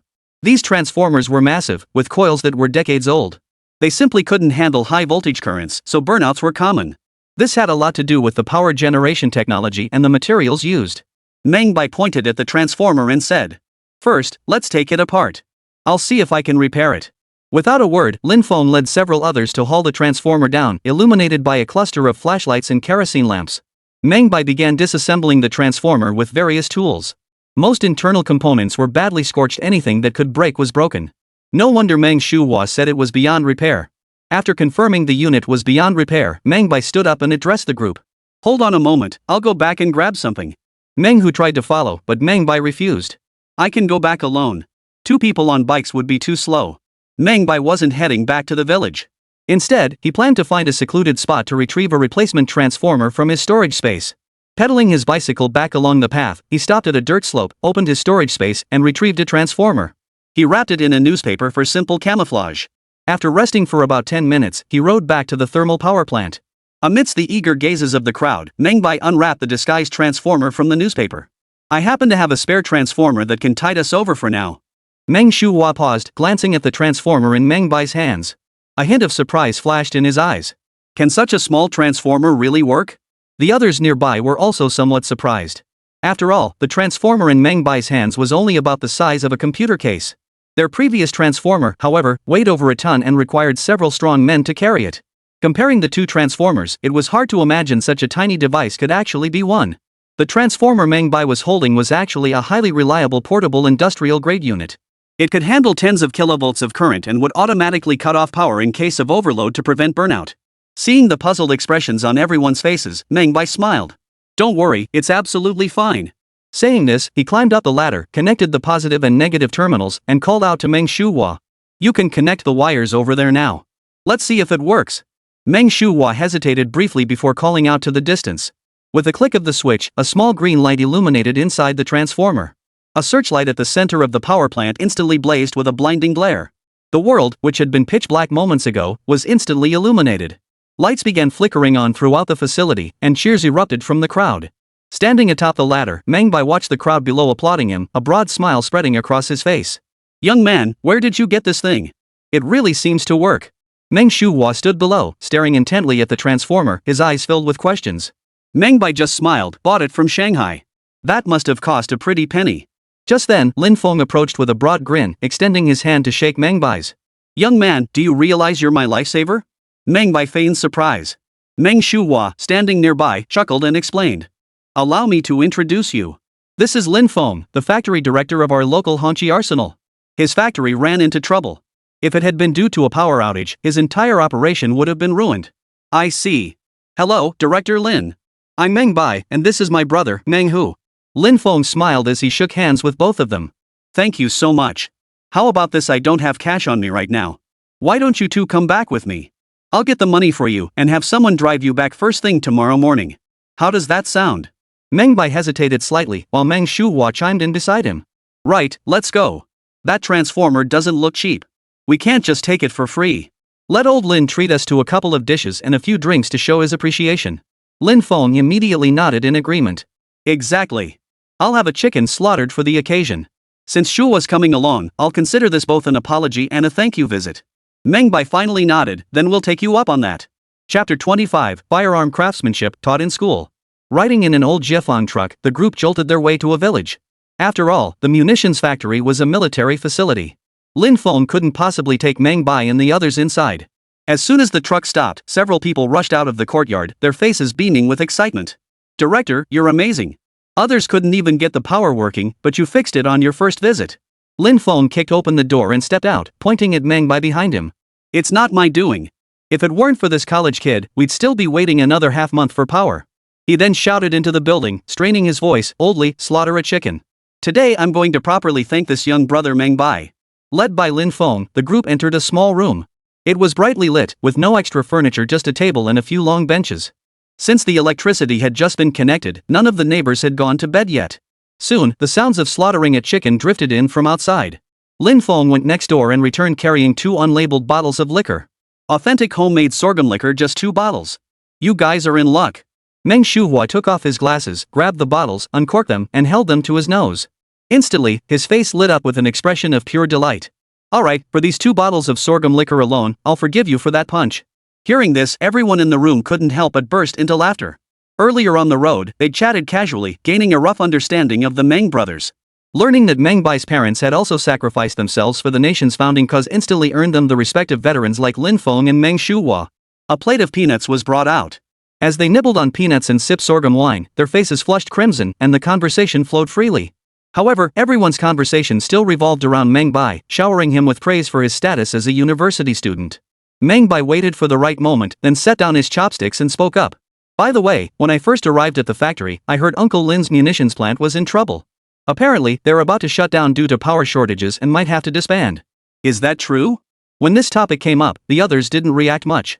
Though Meng Shuhua was a heavy drinker, he didn't hold his liquor well. After just 2 cups, his face was already flushed. By the time the 4 of them finished a bottle of sorghum liquor, his speech was slurred. This was common knowledge among those around him. Now the higher-ups were saying they needed to restructure the military industry, especially the munitions factories. Those primitive workshops had to be shut down and production standardized according to standardized processes. Seeing Meng Shua's slurred speech, Lin Feng seized the chance to speak up. "That's right, just like old Meng said. All munitions factories will undergo inspections, and those that fail will be shut down." "Ugh, this is driving me crazy." Getting to the point, Meng Bai poured his companion a glass of liquor and pressed on. "What are these standards?" "Generally, there are several tiers. Our red flag arsenal, for instance, is only at the lowest level, barely capable of producing bullets and explosive charges." "Bullets and explosive charges don't seem particularly difficult, right?" "The explosive charges aren't difficult. We have plenty of master craftsmen here who make gunpowder. The real challenge lies in these new style bullets." "The new bullets, you mean the Soviet-style 7.62mm caliber ones?" Hearing Meng Bai's words, Lin Feng couldn't help but feel slightly surprised. "I didn't expect you to know about this, Meng." "Ha! Learned it in school." Lin Feng gave him a thumbs up, his face full of admiration. "Impressive. I never imagined your university teaches not only foreign languages and electrical engineering, but even firearms." Meng Bai chuckled and brushed it off casually before continuing his inquiry. "So now that it's electrified, wouldn't it pass inspection with ease?" If it were that simple, I wouldn't have been so eager to get it powered up. Lin Feng then picked up his wine glass and downed it in one gulp. As if recalling some troubling matter, he turned to look at Meng Bai. To be perfectly honest, our entire production line is still handcrafted. With just those few machines, we're nowhere near meeting the standards for a proper production line. Lin Feng then detailed all the current challenges they face to Meng Bai. Regarding the armory, to be honest, it's all classified information. But back in the early days of the nation's founding, many confidentiality regulations hadn't been strictly enforced yet. Take this small armory, for instance. It started as a tiny workshop, just a master craftsman with a few apprentices. As for regulations and confidentiality protocols, they were essentially non-existent, enforced purely on a whim. At most, there were slightly stricter fire safety requirements. From Lin Feng's explanation, Meng Bai grasped the trouble they were facing. Their machinery had indeed been electrified. Only the bullet casing press was electrified. As for the other machinery, they had none at all. Moreover, this press had been in use for nearly 50 years. Many parts had been repaired and replaced and repaired. The fact that it could still stamp shells normally was nothing short of a miracle. As for achieving the precision of standard parts, that was purely a matter of luck. Meng Bai nodded thoughtfully before speaking up. To be honest, I've toured some underground munitions factories in Shanghai and witnessed their processes. If Uncle Lin needs it, I could offer some assistance. Hearing this, Lin Feng, who had been looking rather downcast moments ago, looked at Meng Bai as if he'd found a lifeline. What? Are you sure? Yes, we can give it a try. Of course, if it doesn't meet the standards, just consider it a joke. Seeing Meng Bai's calm demeanor, Lin Feng couldn't help but hesitate. Truthfully, armories fall under military jurisdiction. Handing their technology over to ordinary civilians could cause serious trouble. But if they didn't resolve their technical issues soon, the munitions factory might go under. Lost in thought, his brow furrowed with worry, when Meng Bai suddenly spoke again. I'm still missing a few parts. If Uncle Lin could help me get them, I could assemble a complete bullet production line. Hearing this, Lin Feng felt a wave of disbelief wash over him. He thought he must be drunk, so he pinched his ear and looked at Meng Bai again. What did you just say? A complete bullet production line? Yes, a bullet production line. The technical difficulty isn't actually that high. What I'm missing now are the parts. If Uncle Lin needs them, I can hand over the blueprints to you. In that instant, Lin Feng knew he was sober. He glanced at Meng Shuhua, who was already snoring with his head on the table, then at Meng Hu, sitting stiffly upright, before finally fixing his gaze firmly on Meng Bai. We can't lie about this, it's a matter of great importance. If Uncle Lin isn't confident, he can supervise personally. Anyway, you already have your own formulas for gunpowder and primers, I'm only providing the shell casing production technology. Haha, no need. I trust you. Alright then. Could you prepare a room for me shortly? I need to pull out the blueprints for the necessary components. Xiao Xiao, come in here. A burly man entered from outside, a rifle slung across his back. Director Lin, you called for me? Lin Feng's face flushed crimson as he pointed to Meng Bai beside him. This is Meng Bai, our Red Flag Arsenal's benefactor. Get him a room immediately. Make sure it has electricity and paper. Yes, Director. I'll arrange it immediately. Just then, a rich aroma wafted in from outside. Chicken's here. Meng Shuhua, who had been slumped over the table, jolted awake, finally. Come on, let's keep drinking. Chapter 26, Bullet Production Line Blueprints. After eating and drinking his fill, Meng Bai splashed water on his face to sober up a bit. He then pulled out his laptop, hard drive, and printer, plugging them into power. The computer booted up. He searched for bullet manufacturing materials, found the relevant files, and connected the printer to begin printing. Zzzzz. Soon, all the blueprints for the bullet production line's components were printed out. After checking the drawings for accuracy, Meng Bai packed away his computer and printer. Less than half an hour had passed since he'd started. He yawned, feeling a bit sleepy. Meng Bai secretly pulled out his phone, read a novel for a while, and then fell asleep. The next morning, the rooster crowed several times. Most villagers were already up and busy with their tasks. Lin Feng had drunk quite a bit the night before, but his mind was preoccupied with the bullet production line, leaving him almost no sleep. At the first crow, he eagerly got up, but paused when he reached Meng Bai's room. Only a few hours had passed, the blueprints probably weren't finished yet. He'd wait a little longer. He pulled out his tobacco pipe and squatted on a nearby stone, smoking while he waited. Time ticked by. By 9:30, the sun was high in the sky, yet Meng Bai still showed no signs of waking. Lin Feng could no longer sit still. He rose and headed toward Meng Bai's room. Just as he was about to knock, the door creaked open. Seeing Meng Bai looking so refreshed and alert, Lin Feng scratched his head awkwardly. Hey, Meng, I got you some breakfast. I didn't want it to get cold, so I came to wake you up. Did you sleep well last night? He tilted his head to peek inside, but saw nothing unusual. Meng Bai, observing Lin Feng's peculiar behavior, guessed what he was up to and simply replied with a smile. I slept well, thank you, Uncle Lin. Hearing this, Lin Feng's heart sank. Oh no, he probably didn't manage to get the blueprints last night. But something as crucial as the bullet production line blueprints was definitely beyond what he could handle alone in one night. Besides, it was late, he'd had quite a bit to drink, and it was time for bed. He'd been too impatient, he couldn't blame Meng Bai. Just then, a roll of blueprints was suddenly handed to him. Uncle Lin, these are the bullet production line blueprints. I've marked all the parts. However, there are specific quality requirements for these components. I'd like to personally accompany you to the steel mill. Lin Feng was dumbfounded. Staring at the thick stack of blueprints in his hands, he blinked hard. You finished all this in one night? Yeah, I started working on it last night and just finished this morning. Meng Bai was blatantly lying through his teeth, yet the other man showed no suspicion, only delight and gratitude lit up his face. Lin Feng flipped through the blueprints, murmuring in admiration, wow, college grads are something else. These drawings are neater than printed ones. You can tell he's a pro. Then, he carefully returned the blueprints to Meng Bai. You should keep these blueprints safe. Roughnecks like us don't bother with this stuff, we rely on nothing but a ruler and a pair of hands. After speaking, Lin Feng stared at Meng Bai intently. Young Meng, thank you so much this time. If the red flag arsenal survives, we'll all owe you a debt of gratitude. Meng Bai waved his hand dismissively. No need to be so polite, Lin Shu. It's just my job. Standing nearby, Meng Hu watched with eyes brimming with pride. Boss, you're amazing. Meng Bai saw the admiration in the other man's eyes and the eager gaze fixed on the blueprints. Smiling, he asked, Brother Hu, you want to learn? The man paused for a moment, then nodded somewhat awkwardly. I want to learn, but I can't read. Haha, no problem. Once the literacy class starts, you can just go straight there to learn. Ha? Literacy class? What's a literacy class? Lin Feng, standing nearby, couldn't help but ask. Meng Bai finally realized the situation.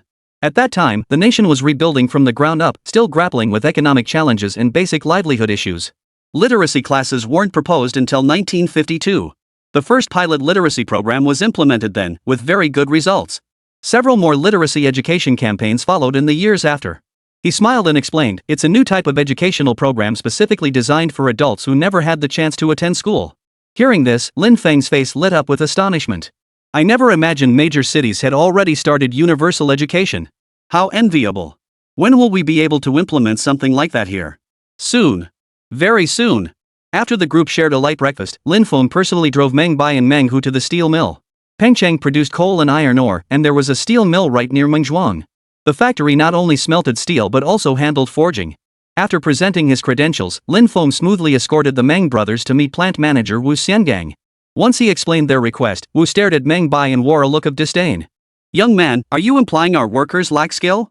Seeing the other man's displeased expression, Meng Bai immediately replied with a smile. Not at all, Director Wu, you're joking. I just wanted to try it out myself. After all, it's my first time at a steel mill, and there's so much technical knowledge to learn. I haven't had a chance to apply it yet, so I thought I'd take this opportunity to learn alongside you. After restating the request in a different way than Lin Feng had, Wu Shang'an's attitude visibly softened. You're an intellectual after all, your words are a pleasure to hear. Alright, since you put it that way, I'll agree. Thank you, Director Wu. Watching Meng Bai handle negotiations with such ease, Lin Feng couldn't help but give him a thumbs up. Indeed, educated people speak differently than us rough and ready types. Fine, I'll leave the college students with you, but you'd better treat them well. Rest assured I'd never mistreat anyone connected to old Lin.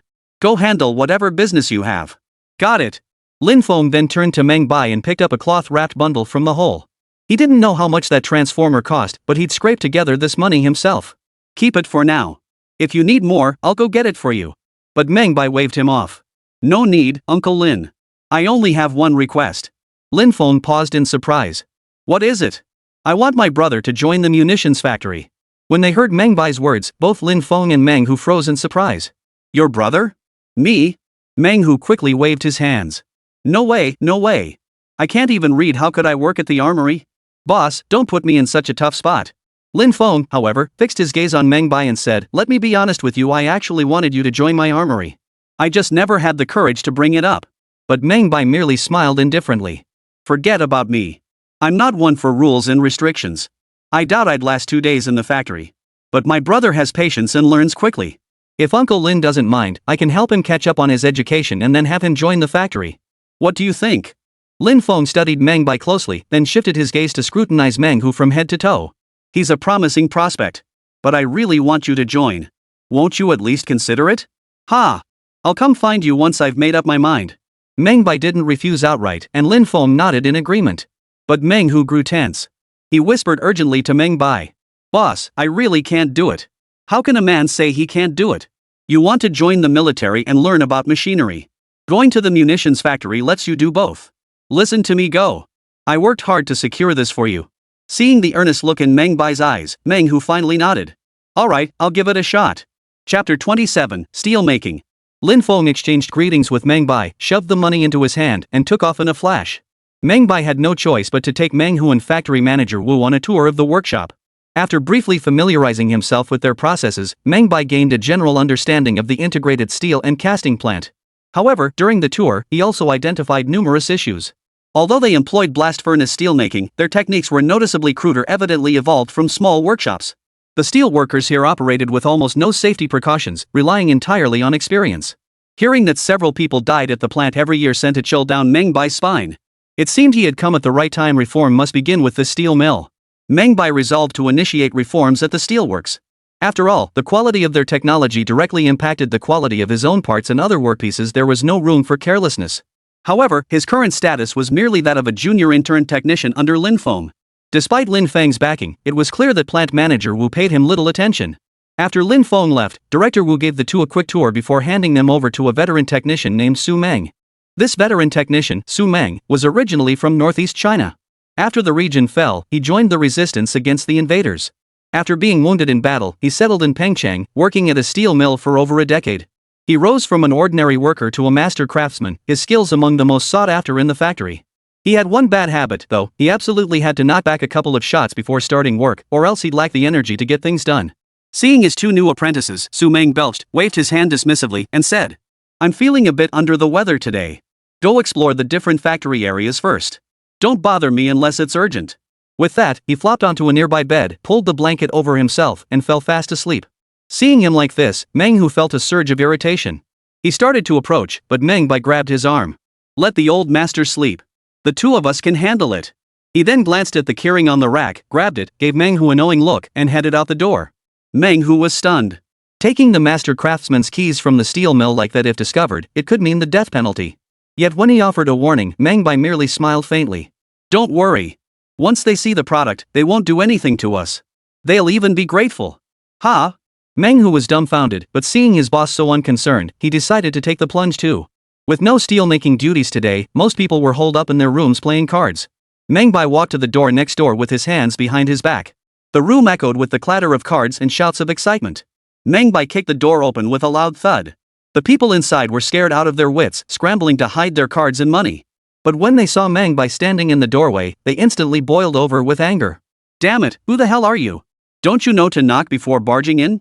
Meng Bai glanced at them, then noticed a few scattered cards still on the table. "Got a job for you guys." Hearing this, they all looked at each other in confusion. "New job? Who are you? What do you mean new job? We only take orders from the boss." "Oh, fine. Since you won't handle it, I'll just tell the factory director. By the way, does your factory have any rules about playing cards?" Meng Bai spoke as he pulled the introduction letter issued by the munitions factory from his pocket. Seeing the letter, the people in the room instantly realized this guy might actually be connected to the factory director. They exchanged glances, quickly putting on smiles, offering cigarettes and candy. "Bro, we were just messing with you earlier, don't take it seriously. Have a smoke." "Yeah, just messing around. Have some candy. We've got sunflower seeds over here too." Meng Bai waved away their offers, then raised his wrist to reveal his Swiss watch. "Dinner's in less than an hour.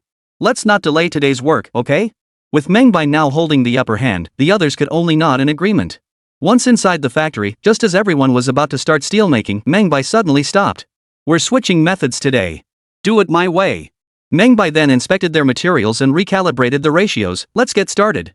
Everyone gritted their teeth but dared not say much, immediately getting to work. While they transported the iron ore and coke, Meng Bai made adjustments to the bellows and blast furnace. Watching his professional demeanor, the workers could only whisper among themselves. "What's going on? Could this guy be the technician the factory director hired? He seems to know his stuff. I just saw the blueprints, his drawings are way more detailed than our masters. With that clean-cut look, he must be an intellectual." Though they whispered among themselves, no one interfered.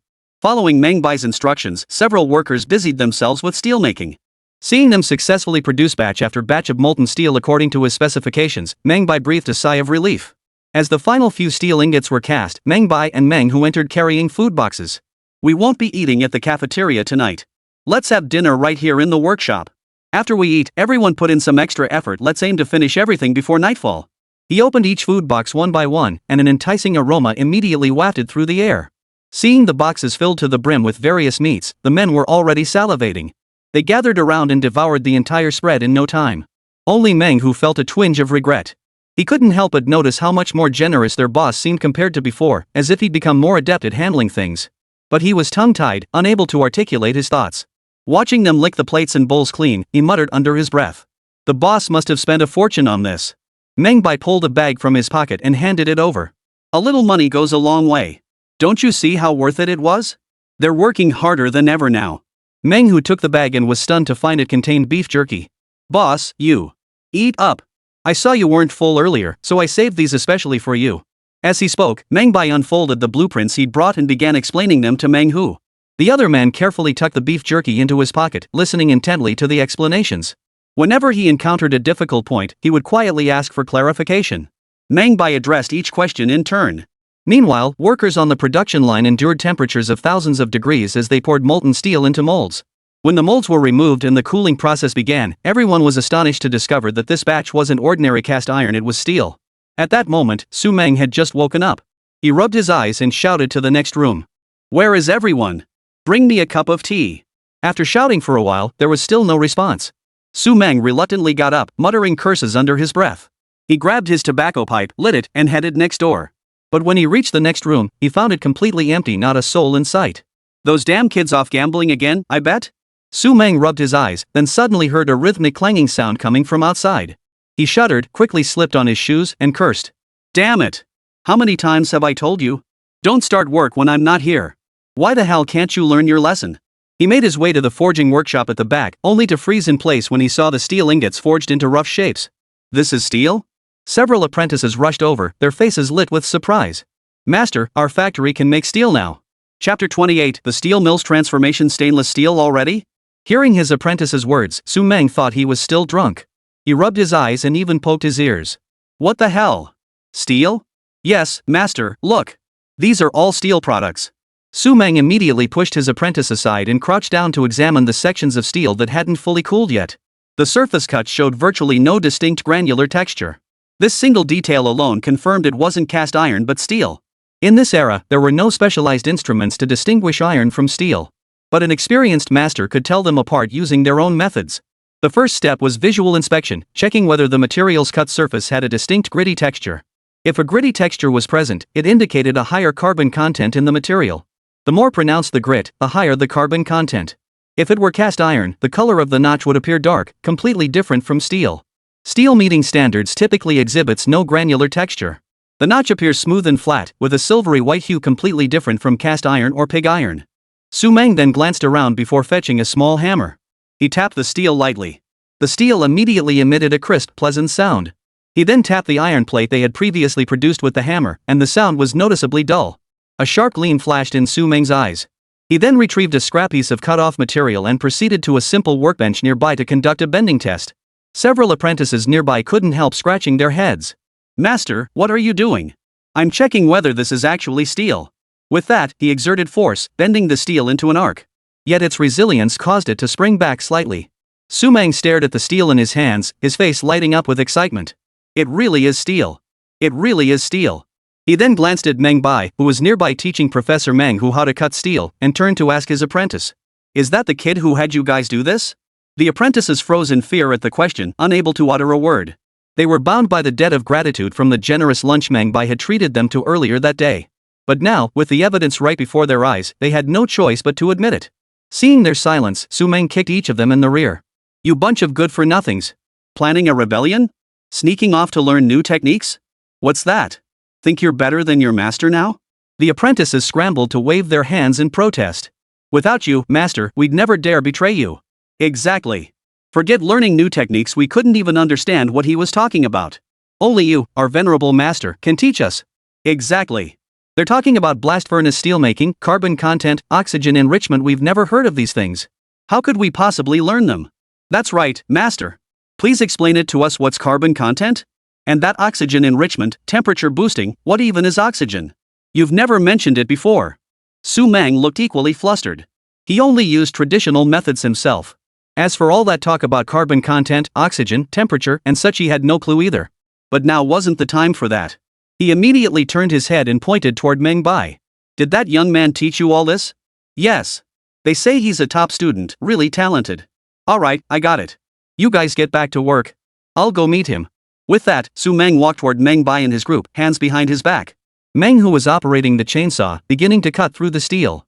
With Meng Bai's guidance, he was gradually mastering the methods and techniques of cutting.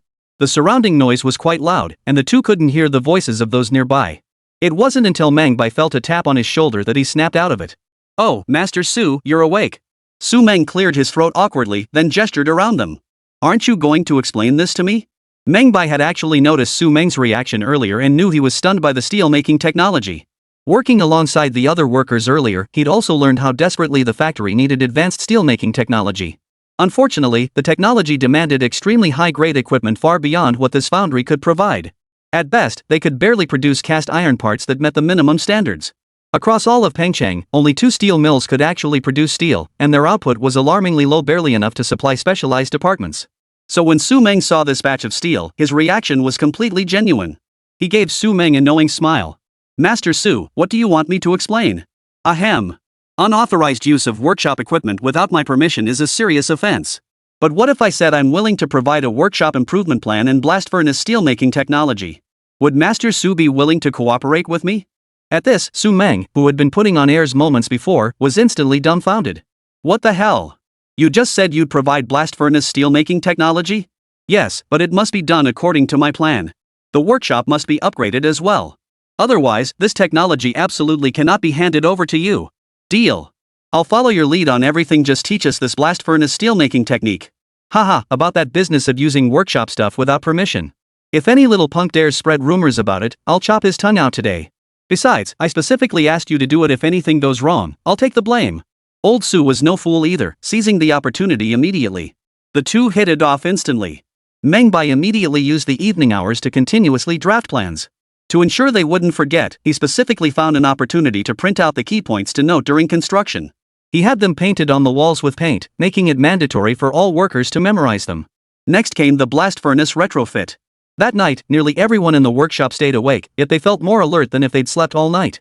The next day, just as Wu Xiangang, who had just returned from the county seat, was preparing to hold a meeting as usual, he discovered the entire factory was deserted.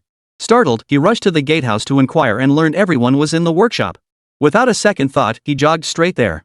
Seeing everyone sitting neatly in rows on small stools, watching Meng Bai explain at the large blackboard at the front, he couldn't help but grab a stool and sit at the back.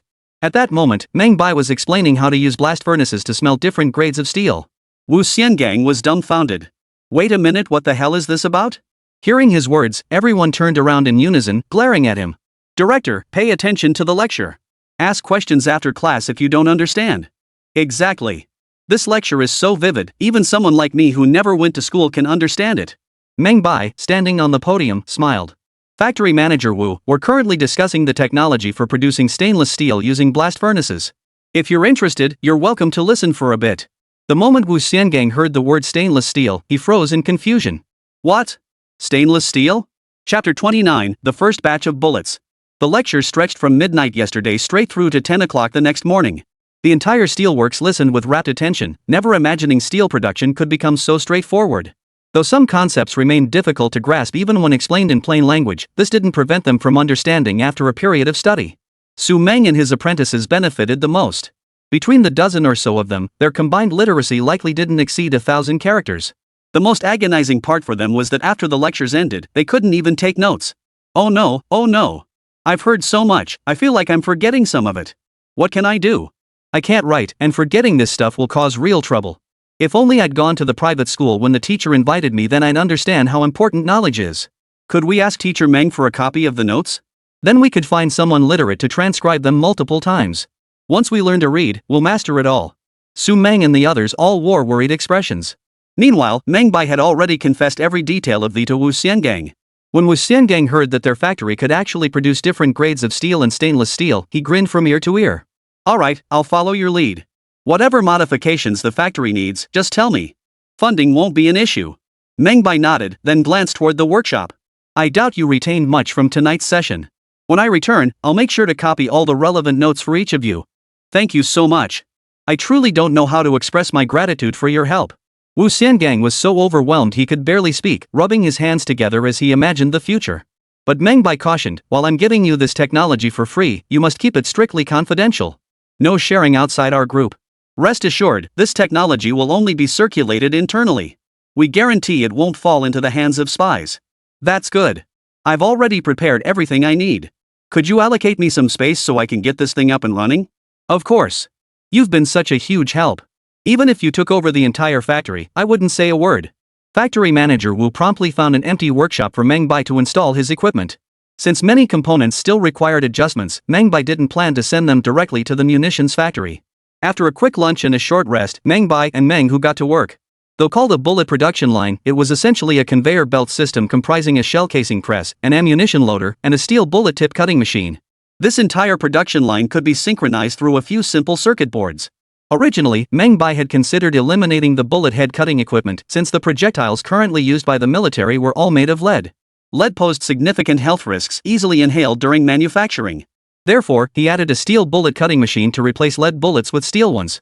However, steel projectiles demand high-grade steel, specifically stainless steel, for the projectile core. After all, as a consumable item, bullets must be durable enough for long-term storage during peacetime. If ordinary steel were used for the projectiles, they simply couldn't be stored long-term. Once rust sets in, an entire batch of bullets becomes completely useless. Stainless steel, however, avoids this problem. More importantly, stainless steel is far easier to obtain than lead, especially now that they've mastered its smelting process. They worked through the night until finally completing the entire production line. Meng Bai procured a copper strip from the factory to craft the bullet casings. With the press of the power button, 50 casings were produced within a minute. Observing the casings gleaming with metallic luster, Meng Bai measured each one with a caliper. The measurements far exceeded Lin Feng's testing requirements, even reaching the highest international standards. Highly satisfied, Meng Bai then inserted a stainless steel rod into the machine for cutting bullet tips. A shrill grinding sound filled the air as the blade sliced through the stainless steel. The shavings curled and sparkled in the light, reflecting a dazzling array of colors. After completing production of 50 projectiles, Meng Bai picked up the caliper once more for meticulous measurement. Every single projectile met the specifications. Phew, finally done. He then placed the bullets and casings together in a box and handed it to Meng Hu, who was studying nearby. "Brother Hu, head over to Lin Shu's place tomorrow morning. Tell them these are our samples, let them take a look." Meng Hu immediately took the box and nodded. "Got it." After working tirelessly for a full day and night, Meng Bai finally felt utterly exhausted. He returned to his room and collapsed onto his bed, falling instantly asleep. Meanwhile, in the factory director's office at the Red Flag Arsenal, Lin Feng sat at his desk, puffing away on a cigarette. Across from him sat several other factory executives. The atmosphere in the room was oppressive, each pair of eyes fixed on the telegram on the table. After a long moment, Lin Feng tapped the ash from his cigarette inside before asking the group. "The inspection has been moved up a week. The inspection team arrives tomorrow afternoon. Any thoughts?" Zhou Yangming, the deputy factory manager sitting diagonally across from him, thought for a moment before speaking up. "The higher-ups probably know we don't stand a chance, so they're just handing down the verdict early. I think we should still go ask Master Chen." At this suggestion, the others nodded in agreement. "Exactly. Our machinery is outdated.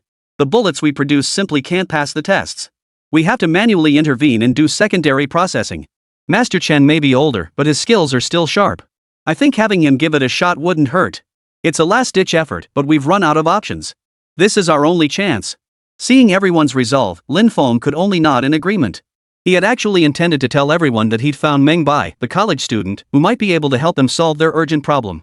But upon his return, he received this devastating news, completely derailing their entire plan.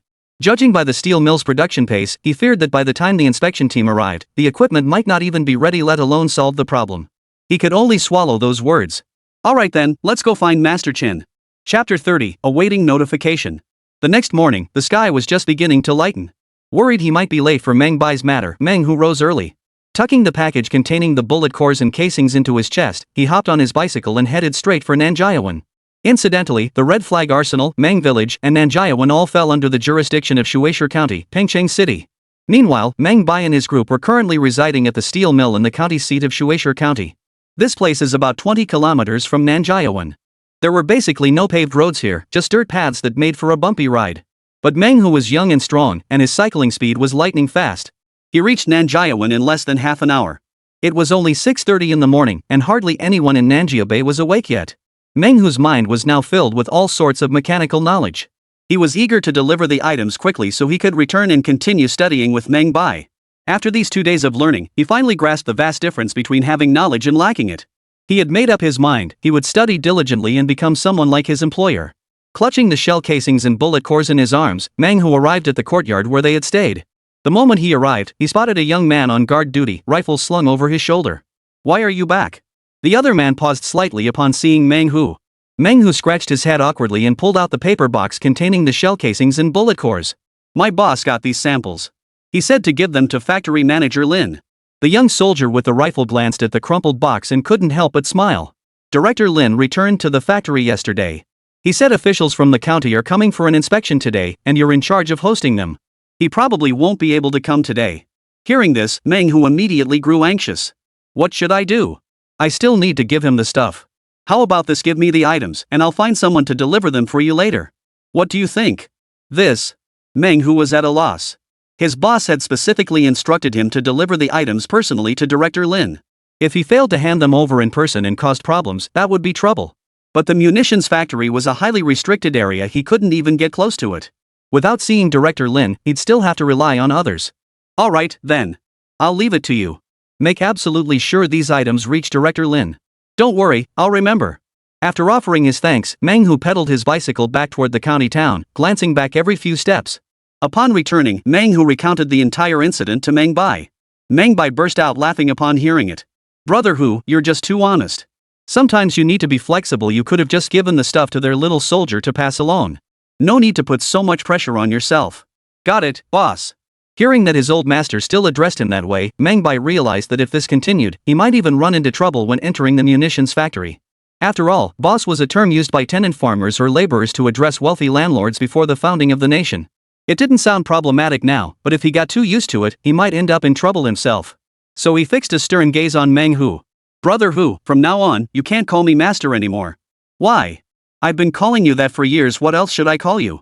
"You can call me by my full name, Meng Bai, or even Xiao Bai, but you absolutely cannot call me landlord. This is a new society now. Landlord is a term for the old landlords and rich landowners. Do you really want to see me arrested?"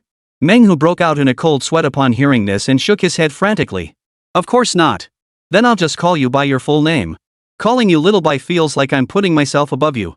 Seeing Meng Hu still looking worried, Meng Bai was utterly speechless. "Just call me Xiao Bai. I've told you everyone's equal now. There's no hierarchy. If you keep thinking like that, you won't absorb much of the new knowledge coming your way. Got it? Oh, I see. So if I call you Little White, that won't be too offensive, right? How could it be offensive?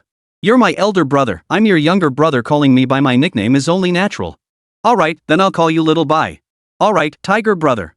The other person gave a simple, honest smile before asking. "Xiao Bai, didn't you say yesterday we'd work on the machine tool today? What do you need me to do?" Seeing Meng Hu's eager to learn expression, Meng Bai felt deeply pleased. "Right. Since you haven't been accepted into the armory yet, I'll teach you some skills. That way, when you do get in, you'll walk right in as a master craftsman, no need to start as an apprentice again." "Huh? Is that really appropriate?" "Of course it is. This isn't the old society anymore, those with ability rise to the top. Remember that principle." Meng Bai then pulled out a thick stack of mechanical equipment manuals and handed them to the other. "I'll explain everything based on these materials. But starting now, you'll need to learn to read." "Alright. I'll study hard."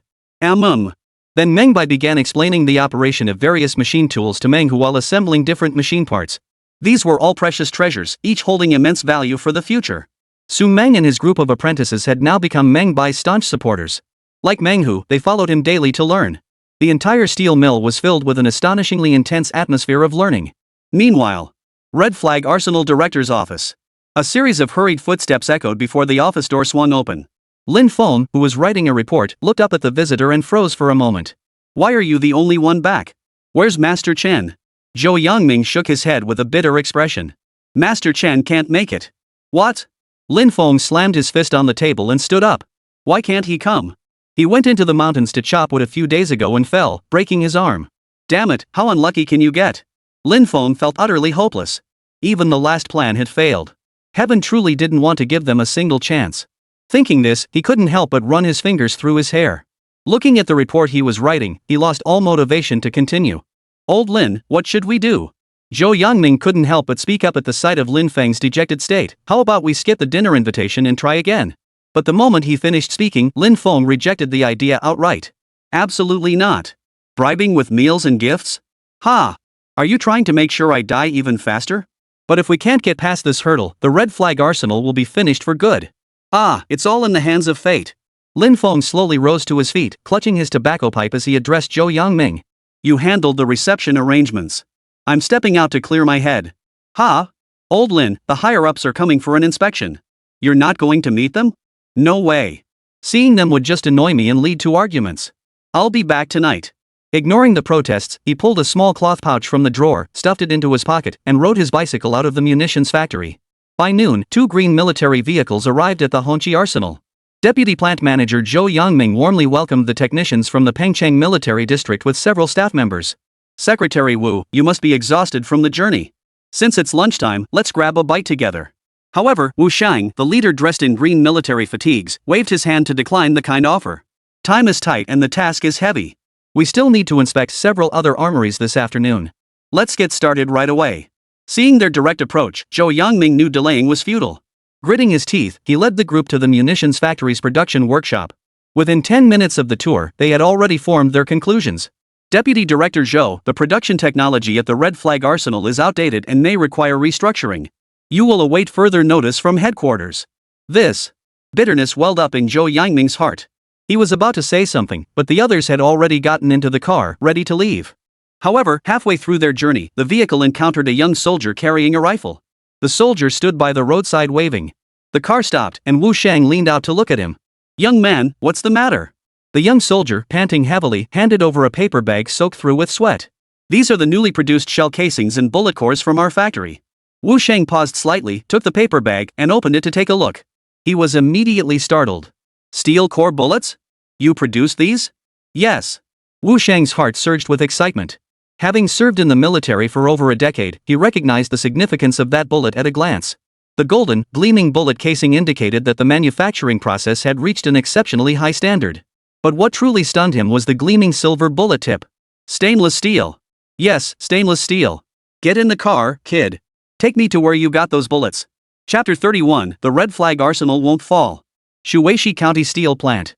Meng Bai had just finished explaining the names of materials needed for stainless steel production and the smelting methods when noon arrived. Rubbing his stomach, he addressed the eager crowd. Alright, everyone, go digest this well. We'll continue tomorrow. The steel mill was of paramount importance. Meng Bai planned to stay here a few more days to ensure they fully grasped the techniques for producing various types of steel. This way, he wouldn't have to worry about sourcing materials for the upcoming military equipment projects. Carrying his rice bowl, he was just about to head to the cafeteria when he spotted a familiar figure. Director Lin, what brings you here? Lin Feng was leaning against the wall, puffing on his pipe with a listless look. Hearing Meng Bai's voice, he lifted his head and pulled a cloth bundle from his chest. Here. This is every last penny I have left. I don't know if it'll cover the transformer. Meng Bai smiled and slipped the bundle back into the other man's hands. We agreed you'd get my brother a job at the munitions factory, and we'd forget about the transformer money. But the man shook his head with a bitter smile. I'm afraid that won't be possible. What do you mean? Meng Bai's heart sank. If Meng Hu couldn't get into the munitions factory, all the specialized knowledge he'd been holding on to would likely require another round of complications to disseminate. His original plan was to get Meng Hu into the armory, then pass on the technology to him so Meng Hu could mass-produce all kinds of firearms and artillery. That way, he could focus on making big money and tackling more ambitious projects without worry. But he never imagined the first step would go wrong. Damn it, the technician from the Pengcheng military district had arrived early, completely disrupting his plans. The red flag arsenal was gone. Hearing this, Meng Bai's eyes widened in shock. When did they arrive? Today. Lin Feng finished speaking and pulled out his own watch, the one with the broken strap, to check the time. At this hour, the inspection team had likely already left. But Meng Bai froze slightly. That's not right. If I'm not mistaken, the red flag arsenal should still be here. Ha? What do you mean? Lin Feng froze upon hearing this, surprise flitting across his face. The bullet production line is already set up. This morning, I had my brother deliver a batch of samples to Nanjiao Bay. If they were sent to the armory, the inspection team should have seen them. What? Lin Feng shot to his feet, his legs suddenly numb from crouching too long. He stumbled, nearly falling to the ground. Meng Bai stared intently at him and said earnestly, I said the bullet production line is ready. The first batch of samples was produced last night. But Lin Feng suddenly laughed, pointing at Meng Bai. You little brat, that joke isn't funny at all. I may be a rough and tumble guy, but even I know that kind of precision equipment takes at least half a month, maybe even longer, to set up. And you're talking about an entire production line. Impossible, absolutely impossible. Impossible? Seeing is believing. Come with me. Meng Bai set down his rice bowl and led Lin Feng toward another factory building. Seeing Meng Bai walk with such unwavering determination, Lin Feng's smile vanished instantly. He stared at Meng Bai in disbelief and blurted out. It can't be real, can it? Meng Bai didn't answer. He walked straight to the factory door, unlocked it with a key, and opened it. When Lin Feng saw the somewhat rudimentary production line inside the factory, he thought he was dreaming. He rubbed his eyes, and after confirming everything he saw was real, he immediately rushed over, carefully touching the equipment that still had rough edges. This is the bullet production line? Yes. Meng Bai said as he picked up the remaining section of copper strip from the side and placed it on the machine. Click. The moment the power was turned on, the machine sprang into action. Amidst the clanging of stamping, a brass cartridge case rolled once inside the machine before dropping into an iron barrel beside it. Lin Feng tremblingly pulled the golden, metallic sheen casing from the iron bucket, utterly dumbfounded. Is this real? Before he could finish speaking, Meng Bai handed him a caliper. Measure it yourself. But when Lin Feng saw the vernier caliper, he froze again. What on earth is this? Only then did Meng Bai recall that such precision instruments hadn't yet appeared in this era. Still, that didn't stop him from explaining. In university, measuring tools are essentially more precise rulers, capable of measuring down to 1 micrometer, he explained. He then demonstrated how to use it, and Lin Feng, fascinated, took measurements. It was not only up to standard but even exceeded it. Then he looked up at Meng Bai. Is the bullet casing you had delivered this morning also like this? Items from the same production line have an error margin of no more than 5 micrometers. Ha! Ha! Lin Feng was so excited he couldn't find words. Then he spotted another machine. What's that? Oh, I made some adjustments to the bullet core. We used lead cores before, but lead is harmful to process and has lower hardness than steel cores. So you're using steel for the bullet cores? Lin Feng could hardly believe it. After all, steel couldn't even be produced anywhere in Shuashizi County, and the entire nation's annual steel output was ridiculously low. Using steel for bullet cores is nothing short of a waste of precious resources. Plus, steel rusts and can't be stored long-term. Just as he was about to speak, Meng Bai produced an extra stainless steel bullet core and handed it to him. Here, stainless steel. Won't rust. Ha? Stainless steel? Where did you get this stuff? From the steel mill. Are you kidding me? A steel mill produces this stuff? They can't even make regular steel, let alone stainless steel. That was the day before yesterday. Starting yesterday, they've already gained the capability to produce both regular steel and stainless steel. Just then, Wu Xiangang, the steel mill director, walked in carrying wine and food.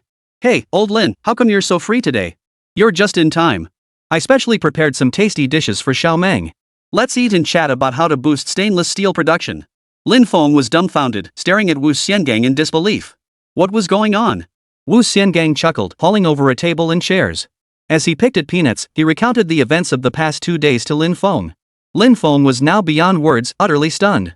For the first time, he truly understood what it meant to be knowledgeable. It was impressive. Suddenly, something occurred to him, and he jumped to his feet. No, I have to tell the inspection team about this immediately. The red flag arsenal can't go under. Just as he was about to leave, a senior officer from the dispatch room rushed over. Oh, Director Lin, there you are. The Pengcheng Military District specifically requested you by name to explain where those bullets came from. Go now. Lin Feng couldn't suppress the smile on his lips. He immediately turned to Meng Bai and said, Let's go together. There are some things I really don't know how to explain to them. Alright. No problem. Chapter 32, Self-Taught a Little Bit. The steel mill workshop was bustling with activity. Wu Sheng and the others stood by the roadside of the steel plant waiting. Suddenly, they saw several workers pushing carts loaded with steel plates being transported out. They froze in place. He could tell just by glancing at the steel plate sheen that it was definitely not ordinary iron, but genuine steel. He immediately walked over and inquired, Excuse me, when did Shueisha County acquire the technology to produce steel? The workshop workers, noticing Wu Sheng and his group dressed in military uniforms, knew they were no ordinary visitors. They didn't hide anything and immediately replied. Oh, 2 days ago. Master Meng upgraded our workshop and taught us the entire steel-making process. Today's the first batch of steel. What? The day before yesterday? Wu Sheng was taken aback. He tapped the steel plate before him, examined it closely, and couldn't help but marvel. Excellent. Excellent. This Master Meng of yours is truly remarkable. The quality of this steel far surpasses that of Pengcheng's first steelworks. Watching such fine steel being transported away, Wu Sheng couldn't help but ask. By the way, where is this Master Meng? Could you arrange for me to meet him? Though he was eager to meet Lin Feng, he was even more eager to meet this Master Meng. After all, bullets were only for warfare, but steel had countless applications: machinery, bridges, construction, military equipment. What industry could do without steel? Especially after he just examined the quality of this steel closely. Honestly, steel of such exceptional quality was truly rare, far surpassing any domestic steel he'd ever seen. Most of China's high-grade steel was imported from abroad, with much of the technology controlled by the eagle and the bear. Every year, China spent a fortune just to buy steel. If we could master these technologies and solve our domestic steel issues, just imagine how much money that would save the nation. Just then, the worker pointed toward Meng Bai and Lin Feng standing nearby. There! That's Master Meng. Wu Sheng turned his head and immediately spotted Lin Feng alongside a young man. But upon seeing Meng Bai, Wu Sheng paused slightly before asking the worker, "That young man is Master Meng?" The worker's face lit up with admiration as he nodded. "You bet. Don't let his age fool you. Master Meng's a college-educated genius. He knows everything." Hearing this, Wu Sheng couldn't help but ask instinctively. "So he makes the bullets too?" "Yeah. They say he's got this huge machine in his workshop. Pretty impressive stuff. Some kind of fully automatic thing. You just put the materials in, and bullets start popping out like crazy." The worker grew more animated as he spoke, leaving Wu Sheng and the technicians beside him dumbfounded. Just then, Lin Feng arrived with Meng Bai. "Hello, Technician Wu. I had some business today, so..." Originally, I thought the munitions factory was finished, so Lin Feng wasn't in the mood to entertain visitors this morning and left early. He never expected this outcome. Seeing Wu Sheng now, he felt somewhat awkward. But Wu Sheng waved it off, pulling out the shell casing and bullet core to hand over. "These are from your factory?" Lin Feng hesitated to admit it, glancing at Meng Bai. Meng Bai nodded. "Red flag arsenals. I was just about to send the equipment to Uncle Lin. We were preparing to disassemble the parts and load them onto the truck." Wu Sheng scrutinized Meng Bai from head to toe, his eyes brimming with approval. "I just heard the workers praising you, saying you're a knowledgeable college graduate. Quite impressive. Not only can you build a bullet assembly line, but you can also upgrade blast furnaces to produce steel. Where did you learn all these skills?" Hearing this, Lin Feng immediately interjected from the side. "He's a college student from Shanghai. His professors taught him all this stuff." But his words instantly stunned Wu Sheng and the technicians standing nearby. "Ha? Young man, what university did you attend?"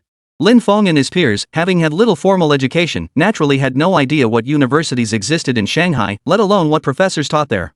They had fully believed Meng Bai's earlier evasive answers, but the people before them weren't easily fooled. So Meng Bai cleared his throat awkwardly and said, "Richard University in Shanghai." Upon hearing the name, a technician beside Wu Sheng flashed a look of surprise. "Richard University? Isn't that a church school?" Yes. Don't church schools only teach English and the Bible?" Hearing the technician's words, a flicker of wariness immediately crossed Wu Sheng's eyes. Meng Bai shrugged helplessly. "True, the school only teaches those subjects. But I visited a foreign friend's military library and picked up a few things on my own from what I saw there." Everyone was stunned upon hearing this. Wu Sheng hadn't received much formal education and knew little about university-level subjects. He turned to the technician beside him and asked, "See how impressive he is? How come you didn't learn this stuff in college?" The young technician looked utterly dejected. Was he just caught in the crossfire? And he said he only learned a little? Calling all this technology a little? At that moment, Meng Bai smiled and said, "Different majors in college teach different things. Maybe this guy didn't study that particular field in university, right?" The young technician immediately nodded, shooting Meng Bai a look that said, "At least you have some sense." Without further ado, the group headed straight to the adjacent factory building. When Wu Sheng saw the assembly line with several machines integrated together, he was stunned. "Though it looked a bit rough, these things gave me a sense of precision." "Right, could you demonstrate it?" Saying this, he and several technicians circled the assembly line, examining it repeatedly, their eyes brimming with undisguised admiration. Lin Sheng immediately volunteered with a nod. "No problem. I'll handle it." He picked up a copper strip from nearby, placed it at the machine's feed opening, and pressed the start button. With a series of mechanical sounds, a brass bullet casing prototype emerged, then proceeded through subsequent processes like flattening and polishing before finally dropping into a nearby iron bucket. Several people picked up the casings. When they saw the measurements Lin Sheng took with his vernier caliper, they were stunned on the spot. Good heavens! It not only met the standards but even surpassed the specifications of the bullet casings produced in the Russian factories. Wu Sheng's heart surged with joy as he immediately turned to Meng Bai. "Excellent! Excellent! Young man, I will report these skills to my superiors. You will be commended." Meng Bai smiled broadly. "Thank you, sir." The other man waved his hand, his admiration for talent evident. "Young man, would you be interested in joining our city's munitions factory?" Seeing Wu Sheng openly poaching talent right in front of him, Lin Feng couldn't sit still. "Wait, Technician Wu. We finally found such a promising prospect. Don't just poach him away like that. but Wu Shang just laughed heartily. Director Lin, I understand your concerns. But a talent like Meng Bai deserves to grow in a better environment. Lin Feng felt somewhat helpless, yet he knew Wu was right. His small munitions factory simply couldn't hold on to a big fish like Meng Bai. Yet Meng Bai merely smiled indifferently. Thank you for your kindness, sir, but I have no such plans at the moment. At this, Wu Shang's expression shifted to one of surprise. After all, a position at the military district's munitions factory meant boundless future prospects, a place countless people dreamed of. Yet Meng Bai had declined so decisively. Why? Because I want to accomplish more. Like what? Opening a chemical plant that truly belongs to the Dragon Nation. Chapter 33, Gunpowder doesn't match the bullets. Chemical plant. Wu Shang rolled the term around in his mouth several times, his heart still brimming with admiration. Very well. Since that's the case, I won't say more. But I can assure you, should you ever need assistance or change your mind, you can come to me anytime. Thank you, sir. Wu Shang then immediately pointed to the stainless steel bullet core cutting equipment beside him and asked, what is this? Stainless steel bullet core cutting machine. It produces 7.62 mm caliber projectiles. This type? Wu Shang once again produced the multicolored stainless steel bullet. That's the one. Demonstrate it. Lin Feng had already observed the process once before. This time, he took the initiative to operate the machine himself. In less than 2 seconds, a stainless steel bullet was completely machined and sent to the nearby grinding machine for finishing. A gleaming stainless steel bullet instantly filled Wu Shang and his companions with delight. This is the real deal. Absolutely top-notch. Hearing this, Lin Feng's heart immediately tightened. He quickly interjected, Technician Wu, this equipment belongs to our Hongqi arsenal. You can't just take what belongs to others. The other man felt a bit awkward upon hearing this. Truth be told, he had indeed entertained such thoughts. But having it pointed out so directly made him feel awkward, so he turned to Meng Bai instead. Meng Bai, the technology behind this equipment. Meng Bai understood his meaning perfectly. The reason he'd made such a grand show of this endeavor was precisely to promote the technology. He wanted every munitions factory nationwide to adopt this fully automated bullet production line, enhancing combat capabilities. I've already handed over the technology for this equipment to my brother. If the leadership requires it, I can have him accompany you. Wu Shang was instantly overcome with excitement. Alright, it's settled then. Wu Shang was already envisioning every munitions factory nationwide equipped with this technology. With a simple modification to the machinery, bullets and shells would become virtually limitless. Even if war broke out again, the front lines would never again worry about ammunition shortages. Just then, a technician spoke up. By the way, I'd like to ask, what's the production capacity of this line? Based on the current assembly line speed I've set, assuming no supply issues or mechanical failures, daily output can reach 30,000 casings. For projectiles, I estimate only 10,000. What? 30,000? Everyone was stunned upon hearing this, even Lin Feng was taken aback. Whoa! Even our largest munitions factory doesn't produce that much daily, does it? Seriously? 30,000 casings a day? If we just keep this up for a year, that'd be tens of millions. Meng Bai cleared his throat and said. That's under ideal conditions. When we talk about output, we also have to factor in wear and tear, machine breakdowns, and such. Actual efficiency won't reach that standard. But his words seemed to fall on deaf ears. Everyone stared at the machine before them, eyes gleaming. We must ramp up production to full capacity. We must disseminate this technology nationwide, phase out outdated processes, and reduce resource waste. At this thought, Wu Shang was already itching to test-fire the weapon. Unfortunately, this wasn't an armory, there was no way to load bullets, let alone conduct a test-fire here. After a quick discussion, they decided to disassemble the parts, take them back to the armory, and conduct the loading and test-firing there. Meng Bai glanced at Meng Hu. Bro, it's yours now. You can handle this, right? Meng Hu nodded confidently and began disassembling the equipment. These past 2 days, besides guiding the steel mill's smelting techniques, Meng Bai had focused on mentoring Meng Hu's technical skills. The focus was primarily on the assembly and disassembly procedures for this production line, as well as how to handle issues encountered during manufacturing. At first, he felt a bit awkward, but once he got the hang of using the various tools, Meng Hu disassembled faster and faster. In less than 2 hours, the entire small assembly line was dismantled into a pile of parts. Everyone watched in astonishment, with Wu Shang repeatedly giving him a thumbs up. You two brothers are truly rare talents. It's a pity you have greater ambitions in mind, but gaining this young man makes the trip worthwhile. Meng Bai hadn't anticipated that his technical demonstration would secure Meng Hu even more favorable conditions. After all, the Red Flag Arsenal was just a converted makeshift workshop, while the Pengcheng Military District Research Institute was a full-fledged military research facility, nothing a small workshop could compare to. The group loaded the parts onto the truck, carefully padding them with layers of quilts like precious treasures to prevent damage. The circuit boards, incomprehensible to most, were practically treated like sacred relics. The vehicle kicked up a cloud of dust as it sped straight to the Red Flag Arsenal. Upon arrival, Meng Hu personally led a group to assemble the bullet production line. The rest headed to another workshop to load the ammunition, preparing for test firings. However, when Meng Bai saw the black powder, he couldn't help but frown slightly. To his surprise, the red flag arsenal was still using the most basic black powder. Frankly, this black powder offered little lethality and failed to deliver optimal performance as bullet propellant. He said nothing, however, and instead followed along to tour the entire factory. After the tour, only 2 words came to Meng Bai's mind: old and dilapidated. The buildings were of unknown age, offering no dry environment whatsoever. As for storing gunpowder, they resorted to the most primitive methods. As for safety measures, there was only one rule: no open flames were permitted in the work areas. Meng Bai sighed. This place would likely require significant renovation. By then, all 50 rounds had been loaded.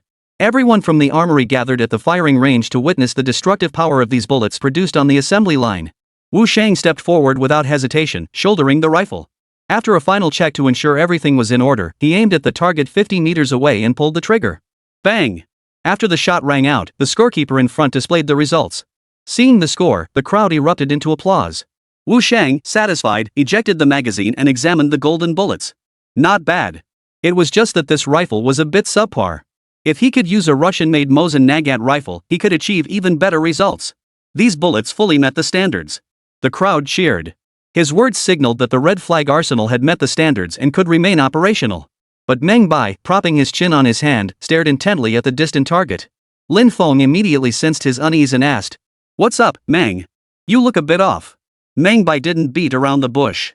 "We could clearly hit targets at 100 meters, but we're only hitting 50 meters. The gunpowder's just not powerful enough." At this remark, Wu Sheng handed his rifle to someone else and stepped forward. "There's nothing we can do. Ordinary black powder just doesn't have the power beyond 50 meters. Beyond that, accuracy drops significantly. Imported gunpowder is currently reserved for artillery shells, so we'll have to make do with what we have for our rifles for now." Meng Bai nodded silently, but inwardly resolved to begin producing new formula gunpowder immediately upon returning. As the others began testing their rifles, Wu Sheng turned to Meng Bai and asked, "By the way, I never asked, what does your chemical plant plan to produce?" "Sulfuric acid and nitric acid, at least. We need to secure the essentials for gunpowder technology, which our army lacks most." "What? Sulfuric acid and nitric acid?" Wu Sheng was stunned once more. Chapter 34, Producing Sulfuric Acid. Though Wu Sheng hadn't received much formal education, he had once trained for a period at the Yanjing arsenal during wartime. Back then, many senior technicians had emphasized that solving the ammunition problem required first solving the gunpowder problem. And to solve the gunpowder problem, they needed to advance their chemical technology to independently produce chemicals like nitroglycerin and TNT. Unfortunately, without a complete set of foundational industries, achieving this was extremely difficult. Currently, domestic production was confined to laboratory-scale experiments using expensive materials, lacking any capacity for mass production. Meanwhile, domestic cottage workshops still rely on century-old black powder recipes: roughly 1 part sulfur, 2 parts saltpeter, 3 parts charcoal. This type of gunpowder lacks sufficient explosive power and produces copious amounts of thick smoke and burning debris upon detonation. Using bullets made with this powder would cause severe damage to the gun barrel. Upon hearing Meng Bai's explanation, Wu Sheng merely chuckled. "Then I wish you luck." A series of sharp gunshots rang out. The test firing concluded, and Meng Bai's bullet production line received unanimous praise. The Hongqi arsenal was saved, and Meng Bai was notified to await commendation. Wu Sheng remarked that such contributions would merit at least a first-class merit award, and possibly even a special-class merit award. It was important to remember that the Dragon Nation had just emerged from war, and while many had earned military honors, most were still serving in the armed forces. There were essentially 2 paths to earning military honors: either participating in combat and demonstrating exceptional performance, or one must make an outstanding contribution to the nation to be rewarded with military honors. Comparing the two, the latter was clearly far more difficult. Domestically, very few people received military decorations for this reason. Meng Bai also harbored some hope of the day he might earn a medal. After all, before his journey through time, whenever he saw soldiers adorned with medals across their chests, he felt profound respect welling up within him. Next, Meng Bai took Wu Sheng to tour the steel plant's new technology, stating that the advanced blast furnace steel production technique like the bullet assembly line would be gifted to the nation unconditionally. This gesture instantly earned Meng Bai the profound respect of the entire workforce. "No need to say more, Comrade Meng Bai. Rest assured, the nation will never let you down." Wu Sheng spoke, then saluted Meng Bai with a military salute. Immediately, everyone else, including all the personnel at the munitions factory, saluted him in turn. Meng Bai's heart swelled with emotion. Their salute represented the highest form of respect. He returned the salute, though he wasn't sure if his form was quite up to standard. Lin Feng was even more overcome with emotion. Meng Bai, you saved the red flag arsenal. How can we ever thank you enough? Uncle Lin, I call you uncle. Do we really need to talk about thanks at this level? Besides, I gave you the equipment and technology. You produce bullets and serve the nation. Doesn't that mean I'm serving the nation too? Haha, exactly. We're all serving the nation. Meng, who temporarily remained at the arsenal to provide technical guidance. Meanwhile, Meng Bai boarded a special vehicle and returned to the ancestral home in Meng village. As dusk approached, scattered lights began to flicker in the village. At the village entrance, the large stone mill continued grinding wheat tirelessly, striving to turn it into flour as quickly as possible. Seeing their bustling activity, Meng Bai called out to an old man inside, his head wrapped in a white towel. "Third uncle, you're busy." His greeting immediately drew the attention of those nearby. Yet when they saw Meng Bai, they all turned their heads back with resigned sighs. Only the old man with the white towel on his head, pipe in hand, walked toward Meng Bai. The old man in the white headscarf was none other than Meng Zhuang village's chief, Meng Yuan. He was also a distant relative of Meng Bai's. According to family hierarchy, Meng Bai addressed him as third uncle. "Little Bai, where have you been these past few days? The whole village has been waiting for your machine to start up. That donkey-powered mill is just too inefficient." As he spoke, he pulled a cigarette from his pocket and offered one to Meng Bai. Meng Bai accepted the cigarette and glanced at it. To Qianmen, a real treat. In those days, cigarettes were a luxury item. Ordinary folk couldn't afford them and mostly smoked pipe tobacco. If someone produced a cigarette, it meant either they were of very high status or they had something to ask for. The fact that the village chief personally offered him a cigarette likely meant it was related to someone in the village. Meng Bai understood exactly what they were after, so he accepted the cigarette without hesitation. "Been busy in the county town these past couple days," he said, pulling out his lighter to offer to light the other man's cigarette. But when Meng Yuan saw the lighter in his hand, his eyes lit up. "You've got this fine thing now. Looks like you've struck it rich, little Bai." Meng Bai chuckled, then lit the other man's cigarette before lighting his own. "Taking a light puff," he replied. "Not at all, just scraping by." Meng Yuan gazed enviously at the lighter, took 2 puffs of his cigarette, then stubbed it out and stuffed it into his pocket. He lit his own pipe tobacco. Seeing his uncle's furrowed brow, Meng Bai understood the weight on his third uncle's mind but didn't know how to broach the subject. So he smiled and said, "Actually, third master came back this time to ask you for a favor." His eyes lit up upon hearing this, and he turned to ask, "What is it? You know that plot of land east of our village? Could you rent it to me?" "Rent it to you? What do you plan to do with it?" "I want to start a business, build a factory to handle some chemical products. But rest assured, I'll ensure safe emissions that won't affect anyone's daily life." Meng Bai had already thought it through on his way here. To start a chemical plant, he absolutely needed a location. The location needed a water source, electricity access, and ideally be close to home. That's when he thought of the plot at the eastern edge of the village. That land had been churned over by artillery shells countless times, its original soil fertility long gone, and it had lain idle ever since. The village had attempted to redistribute it among villagers several times, but no one agreed after all. Taking that land meant forfeiting the chance to get better plots. To his surprise, Meng Bai's proposal instantly solved that problem for him. Meng Yuan was overjoyed. "Of course it's fine. How do you want to lease it?" "I want the entire plot." "How about this, 100 yuan per month, initially for 1 year. If we renew after that, we can renegotiate the price then." This offer stunned Meng Yuan. After all, that land was practically worthless. No one would even take it for free. Yet here was Meng Bai wanting to rent it and at a price higher than the village's prime farmland. This was practically a gift to the village. For a moment, he even doubted whether he'd heard correctly. Then Meng Bai continued. "Oh, and my family's flour mill isn't getting much use either. Why not leave it for the village to use as a communal tool?" "Ha?" Meng Yuan stared at Meng Bai, then reached out and touched his forehead. "Kid, are you okay? Why are you talking nonsense?" Third uncle, I'm serious." After saying this, Meng Bai addressed the villagers who were secretly watching him from afar.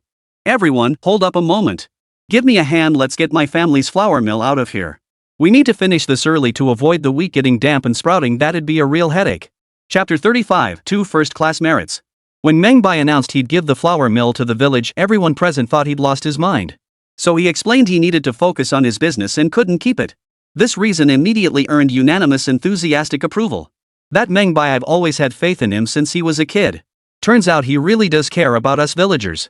He's truly an educated man. Running a business is infinitely better than farming for us peasants. I support him. Truly the descendant of a martyr, his ideological awareness is exceptionally high. Meng Bai smiled as he led a group of people to his home to retrieve the mill. Once again, the sound of commotion filled the village entrance. Meanwhile, Meng Bai and Meng Yuan arrived at the village office, summoning the party secretary and several other village elders. Under everyone's witness, they exchanged cash for a signed contract, securing that piece of wasteland at the eastern edge of the village. Clutching the few bills in his hand, Meng Yuan couldn't shake a sense of guilt. Son, why don't I just return this money to you? Consider that plot free for the village to use. The other elders and the party secretary all nodded in agreement. Indeed, running a business requires capital. If you give all your money to the village, how will you operate? You've already given away your family's most valuable asset, the flour mill. Without a profitable venture, how will you make a living? Take your money back. Consider the millstone payment for the eastern plot's rent. Right, we all appreciate your sentiment, but this is far too valuable.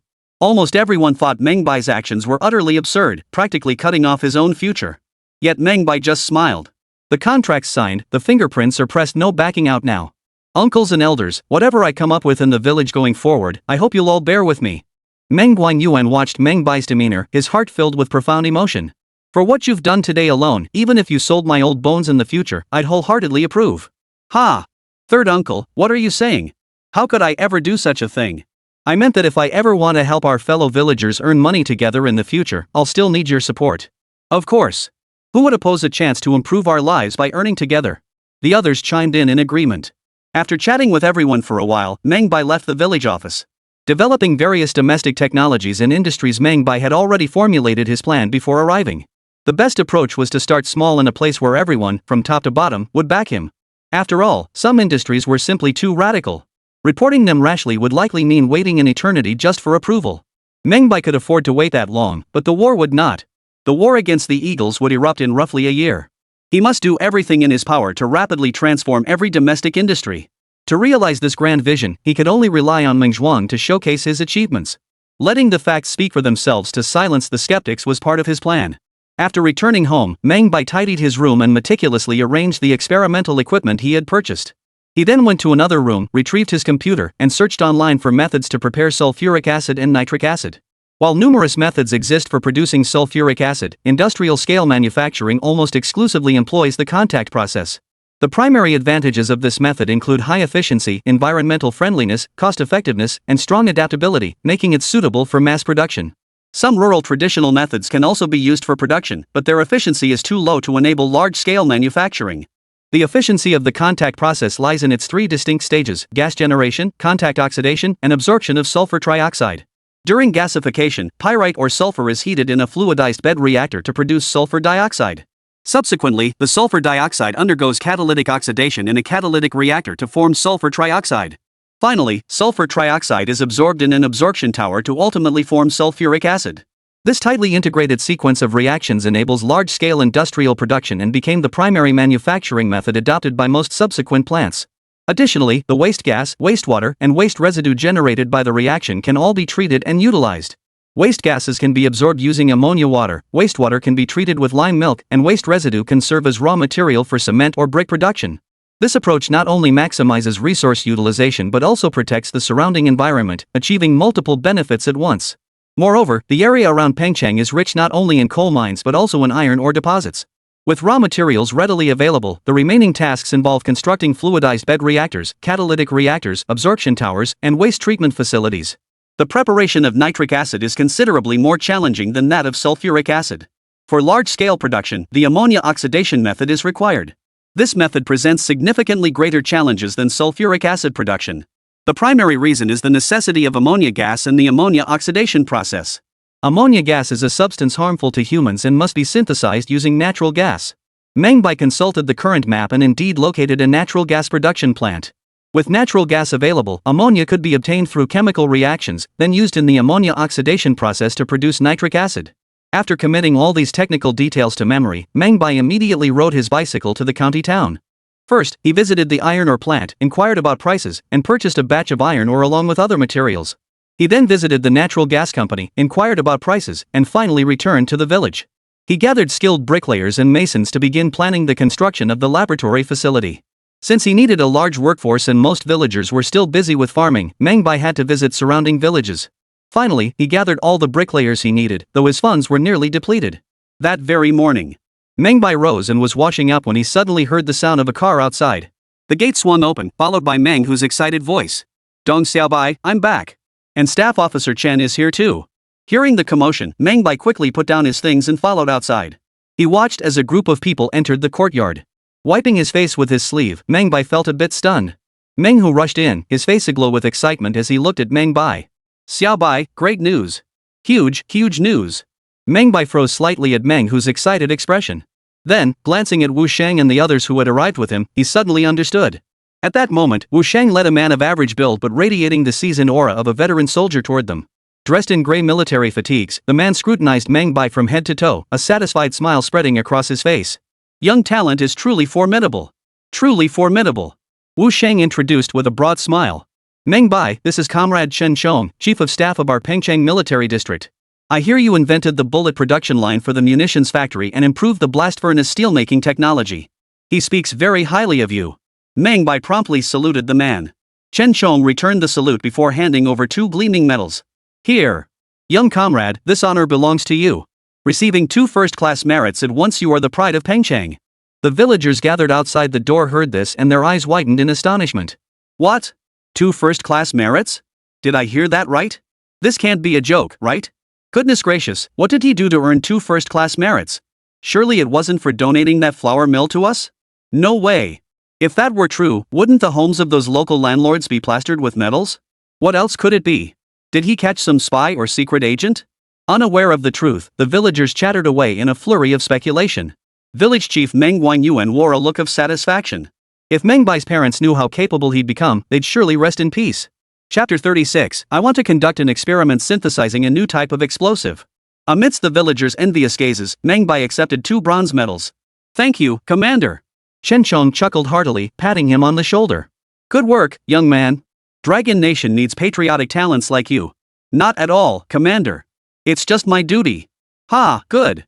I'm counting on you. Only then did Meng Bai snap out of it. He hurriedly gestured toward the house and said, everyone, please don't stand there. Let's head inside to chat. Brother Hu, could you help pour some tea? Got it. Meng Hu immediately started to boil water for tea.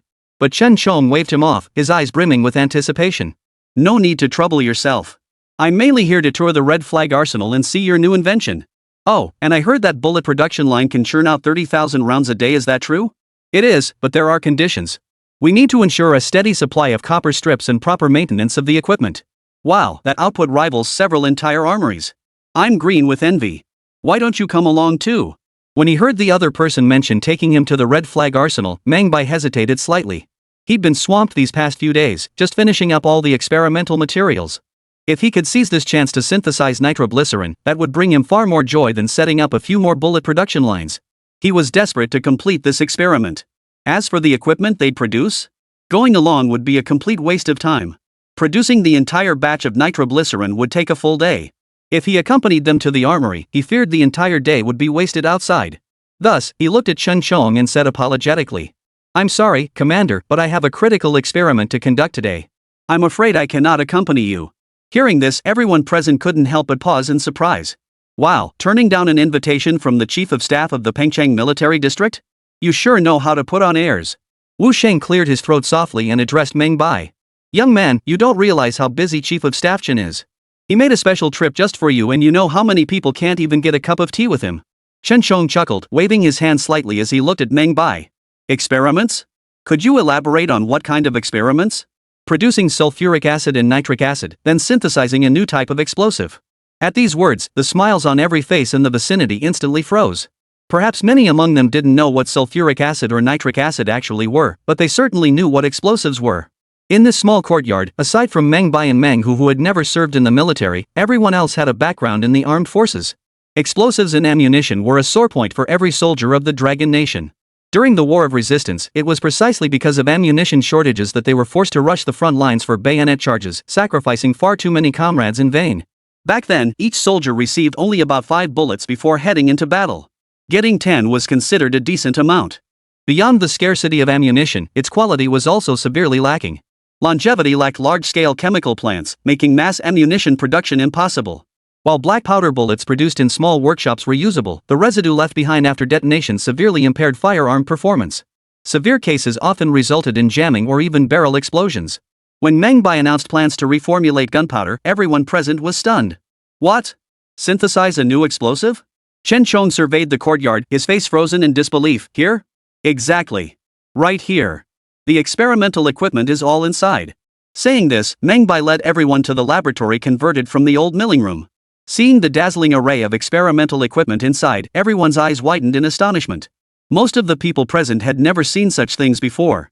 However, technicians like Wu Sheng immediately wore expressions of envy upon seeing them. Meng Bai, this lab equipment in your room must be pretty pricey, right? Meng Bai chuckled, effectively acknowledging the truth. After all, with current technology, only the eagle or the bear could possibly produce some of the vessels in this room. Chen Chong surveyed the room filled with various experimental equipment, thoroughly satisfied. Young comrade, if there's anything you need, just ask. Whatever I can do to help, I won't hesitate. Hearing Chen Chang's offer, Meng Bai immediately thought of something and quickly replied with a smile. Comrade, I'd like to start a chemical manufacturing company, but some of the paperwork is proving difficult. What do you think? The other party burst into laughter upon hearing this. You little rascal, so you were waiting for me here. He then turned to an officer standing nearby. You heard that, right? This is our top contributor, a scientist who's brought glory to our nation. Handle this matter, don't let his experiments be delayed. Yes, sir. Meng Bai hadn't expected things to be resolved so easily. He'd thought he'd have to pull strings everywhere, but the chief of staff had settled it with a single visit. Connections really did matter. Of course, it was entirely his own abilities that earned their trust. Otherwise, an ordinary person might not even get an audience. Chen Chong then patted Meng Bai on the shoulder. Young comrade, since that's settled, we won't keep you any longer. Please prioritize safety during your experiments. We'll take our leave now. Thank you, sir. I'll walk you out. After seeing them off, Meng Bai exhaled deeply. Seeing Meng Hu's beaming face, he couldn't help but ask. So, what do you think? How was the Pengcheng Military District's munitions factory? Awesome. They treated me with great respect, calling me master this and master that. It was almost embarrassing. Ha ha. Nothing to be shy about. You'll get used to it. Once you've finished learning everything in those books, I'll give you a few more. Alright, got it. Meng Hu then surveyed the room filled with various experimental equipment. Little Bai, I'm afraid I won't be able to help you much from now on. No worries, these small experiments don't need help. I can handle them alone. Just focus on teaching them the techniques I gave you. MHM. Meng Hu nodded, then suddenly remembered something and asked, Hey, Xiao Bai, is this gunpowder of yours really any good? Heh, what? You doubt my abilities too? No. How could I doubt you? Meng Hu waved his hands hastily, his voice tinged with nervousness as he explained. It's just that our whole crew's been saying this gunpowder isn't like shell casings, it's all about some chemical stuff I don't even understand. But I heard this technology is all in foreign hands. If you can pull it off, that'd be seriously impressive. Relax. Just wait for my good news in a few days. Meng Bai glanced at the time. Since you're here, lend me a hand. Alright. Grind up that ore over there and bring it over, make sure it's finely ground. After that, the brothers began their pre-experiment preparations. Meanwhile, Chen Chong sat in the car and asked Wu Sheng in the passenger seat, Little Wu, do you think that young comrade Meng Bai can actually make this new type of gunpowder? Wu Sheng pondered for a moment before replying, it might be possible to produce it in a lab setting, but large-scale manufacturing? That seems a bit challenging. You don't even have faith in him? It's not that I don't believe in him. It's just that all this technology is held by foreign powers. The eagle and the bear keep these techniques under tight wraps. He probably won't be able to access the relevant technology at school. I see. Still, I'm quite fond of this young man. Keep an eye on him for me going forward. Yes, sir. Chapter 37, Joya appears an illusion? With Meng Hu joining the team, experiments in the lab proceeded more smoothly than before. Xiao Bai, what are we doing here? We're performing a boiling treatment now, burning the iron ore to produce sulfur dioxide gas. Then what are these small pipes for? This is the contact chamber stage. Through these channels, the gases react to produce sulfur trioxide. And why add water? Adding water absorbs the sulfur trioxide from the gas, yielding fuming sulfuric acid. And these papers? These are called indicator papers, used to measure the concentration of sulfuric acid. Of course, we need to be more precise. Meng Bai answered Meng Hu's questions while conducting the experiment. After these days of interaction and learning, Meng Hu's desire to study had grown exceptionally strong. Once merely a farmhand with no ambitions, these days had finally made him realize the importance of learning. Meng Bai was also eager to teach him his techniques. After all, one person's strength was limited. If Meng Hu could help spread the word, the results would be much better. After a full day of hard work, Meng Bai finally obtained both sulfuric acid and nitric acid. Gazing at the 2 bottles of liquid in the reagent flasks, Meng Hu's eyes shone brightly. Is this what explosives are made from? Exactly. But we'll need to conduct some additional reactions. It's getting late today, let's continue tomorrow. Alright. Learning from you makes me feel like I'm becoming a cultured person myself. Ha ha. That's right. Study hard, and you'll become an educated person too someday. I know learning isn't that easy, but I'll give it my best shot. By the way, can we test it tomorrow? We can test it tomorrow. When are you leaving? Too bad. I have to leave early tomorrow morning. I probably won't get to see the experiment. No worries. Once it's in production, you'll have access to it anytime at the armory. Night was falling. Within the compound of the Pengcheng military district, Chen Xiong had just returned home when his wife came to greet him. Old Chen, why are you coming home so late? Seeing his wife Li Yulin approach, Chen Xiong chuckled heartily, his face beaming with pride. I went to see a treasure today. You missed out on a real treat by not coming along. What kind of treasure? Haha, a bullet production line. Ha? A bullet production line? Was it sent after the higher-ups approved our previous request? Not at all. It's a brand new bullet production line, and it's even more efficient than the one we bought from the Russians. It can produce 30,000 bullet casings a day. What? That high? Yep. Li Yulin couldn't help but rub his hands together as a broader smile spread across his face. That's fantastic. Go tell your niece right away. Hearing this, Chen Xiong paused slightly, glanced inside the room, and asked in a low voice. The girl's back? The moment he heard his niece had returned, Chen Shang's mind instantly conjured the image of that mischievous little girl. She was the daughter of his old comrade in arms. He and his comrade had been through countless life and death situations together, closer than brothers. So her daughter was practically his own. But the mere thought of that mischievous little troublemaker, always coming up with clever schemes to cause him headaches, made his temples throb. Seeing her husband's reaction, Li Yulin nudged him with her shoulder. Yeah, she just got back, but this time she might be staying for a while. Don't go giving her the cold shoulder everywhere you go. Chen Xiong sensed something was off. He glanced inside again and tugged his wife aside, whispering, she's not planning to stay with us, is she? Seeing her husband's reaction, Li Yulin couldn't help but roll her eyes. She's your niece. Are you that scared of her? How could I not be afraid? If she were a boy, she'd probably be a little devil. Why would she want to stay with us? Isn't her father in Jinling? She said she didn't want her father controlling her, so she ran away here for some peace and quiet. Oh, and she's become a reporter for the Pengcheng News. A reporter. No sooner had the words left his mouth than a burst of silver bell laughter echoed from inside. A girl with a ponytail, dressed in a men's white shirt, men's dress pants, and suspenders, came running out holding a camera. Uncle, you're back. I've missed you so much. As the girl lunged for a warm embrace, Chen Xiong quickly dodged her, feigning annoyance as he scolded, how old are you? Stop acting like this. The girl pouted, but quickly cheered up, leaning close to whisper. Uncle, I just heard from your guard that you went to inspect the munitions factory in the countryside and met a brilliant scientist. Is that true? Chen Xiong hummed in acknowledgement, walking into the house as he described the encounter. The other person's eyes lit up upon hearing this. Great. The newspaper just asked me to interview someone. I think this scientist you mentioned would be perfect. We don't have anyone like that here in Pengcheng yet. Chen Shang's eyes widened as he stared at the other person.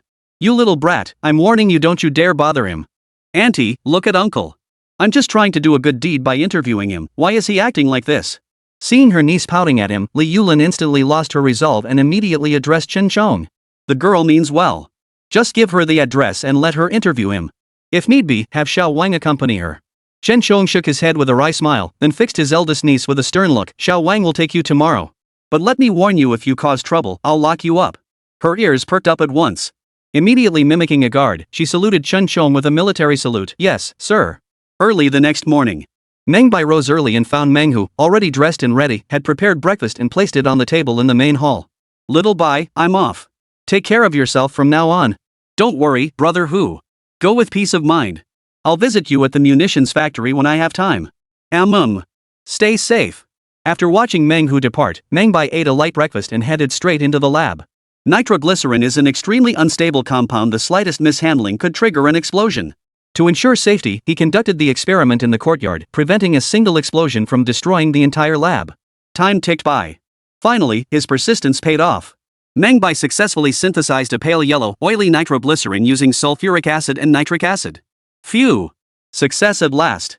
Meng Bai gazed at the liquid, his heart surging with wild joy. But he dared not be careless now, for this substance was extremely unstable. The slightest vibration or high temperature could cause it to decompose and explode. He carefully removed the reagent tube and placed it in a sealed container, preparing for the detonation test. After confirming a safe distance, just as Meng Bai turned to leave, the brick propping up the container suddenly tilted downward. Seeing this, Meng Bai's pupils contracted in terror. He dropped to the ground instantly. The tilting brick struck the nitroglycerin container, triggering violent tremors. The nitroglycerin inside the container reacted instantly. Boom! Meng Bai felt a powerful shockwave overturn everything in the courtyard, including himself. As he was blown away, Meng Bai felt excruciating pain throughout his body, yet he was filled with immense joy. Success! As he hit the ground, his vision blurred. Through the haze, he watched as the courtyard gate swung open. A young man in green military fatigues and a girl with a ponytail ran toward him. When the girl reached him, lifted his eyelids, and called out his name, astonishment surged through Meng Bai. Joya? Was it really her? Or was I hallucinating? Chapter 38, Joya's Little Secrets. Pengcheng City Military General Hospital. Meng Bai lay in the hospital bed, feeling as if he were in a dream. Voices kept drifting into his ears. He strained to open his eyes, but felt completely paralyzed, as if under a ghostly weight, utterly unable to lift his eyelids. Finally, he overheard a conversation. Doctor, is he going to be okay? Comrade Joya, don't worry. He's just suffering from a concussion and is unconscious. He'll wake up soon. That's good. Thank you, doctor. You're welcome. If the patient regains consciousness, he can press the bell by the bedside. Our nurses will come immediately. Got it. Footsteps receded into the hallway. Meanwhile, Meng Bai lay in bed. Hearing that familiar name filled his heart with wild joy. He had thought he would spend his entire life serving his country while searching for Joya. He even worried that by the time he found her, she might be too old. Yet here he was, having only crossed over a few days ago, and he had already encountered her. Before the explosion knocked him unconscious, the last face he saw Meng Bai knew it was hers. He struggled desperately to regain consciousness, but his body remained utterly unresponsive, devoid of any strength. Just then, Meng Bai caught a whiff of a familiar scent. Joya's voice echoed in his ear. You better wake up soon. My first article depends on you. If it's not good enough and I get fired by the newspaper's president, you'll be held fully responsible. After an unknown amount of time, Meng Bai heard faint breathing sounds. This quiet breath brought an overwhelming sense of calm to his heart. Suddenly, he felt a flicker of strength return to his fingers. He forced himself to move, and gradually, strength began to return to his body. His eyes opened a crack. He saw it an old ceiling fan hanging above. The room carried the scent of disinfectant mixed with the faint, comforting body odor of the person beside him. Meng Bai strained to turn his neck. Finally, when the familiar figure came into view at the edge of his peripheral vision, his heart surged with joy. Yes, it was Joya. From his past life until now, Meng Bai had always considered himself a materialist, never believing in supernatural forces or mystical phenomena. Yet unexpectedly gaining the chance to travel through time had slightly shaken his convictions. Then he met Joya, heard her speak of 3 lifetimes as lovers, and the promise of a 4th before their parting. Meng Bai began to wonder if perhaps a miraculous cycle of reincarnation truly existed, one that allowed him to meet her again and again. Watching Joya sleep peacefully with her head resting on the bedside, Meng Bai wished he could freeze this moment forever. Once his strength fully returned, Meng Bai slowly reached out and tucked a strand of hair from her cheek behind her ear. Gazing at her fair, rosy-cheeked face, he found himself leaning closer. Just as his lips were about to touch hers. Suddenly, he sensed a pair of eyes fixed on him. Their gazes locked. Both pairs of eyes brimmed with shock, anger, joy, and adoration. Meng Bai was now less than an inch away from Joya, just a little more effort and he could have kissed her. But at that very moment, an intense choking sensation gripped his throat. Xiaoran watched as Joya, her eyes blazing with fury, grabbed his throat and slammed him onto the bed. Only then did he realize the truth. Joya didn't know him and certainly had no idea about any 4-lifetime pact. He patted her arm, signaling he was nearly choked to death, and she finally released her grip. You filthy pervert. I'm calling for help to have you arrested right now. Joya reached for the call button, but Meng Bai grabbed her wrist. Hold on, I have something to say. Joya stood to the side, suddenly producing a pair of surgical scissors and pointing them at Meng Bai. Cut the sweet talk. Don't worry, I promise I won't hurt you. Just hear me out, okay? Joya didn't respond, and Meng Bai took that as tacit agreement. He continued. Do you believe in fate? The other person watched him warily and snapped, cut the metaphysical nonsense. I don't believe in that. Then let me tell you something. Oomph. Don't try to fool me. Joya remained wary, but seeing Meng Bai sitting on the bed without any threatening gestures, she slowly lowered the scissors she was holding. The thing was, Meng Bai hadn't known Joya for very long, yet she told him many things about herself. She had said that if they met again in the next life, and he didn't recognize her, he should reveal some of her little-known habits. Meng Bai remembered these things vividly, even more clearly than some of the records. You actually prefer using spoons over chopsticks because you feel spoons won't easily slip out of the bowl, whereas chopsticks might. When walking, you always preferred stepping on the stones along the curb, silently counting your steps. You're terrified of thunderstorms, and whenever thunder rolls, you always hide in a corner. Every night, you search for the Big Dipper. As Meng Bai spoke, he carefully observed Joya each time he mentioned a detail. A look of shock would flicker across his face, mixed with a hint of wariness. Oh, and one more thing, sometimes when you take a shower, you stand up to pee. Ahem. The moment those words left his mouth, Joya, who had been staring in shock just seconds ago, flushed bright red. You're lying. I didn't.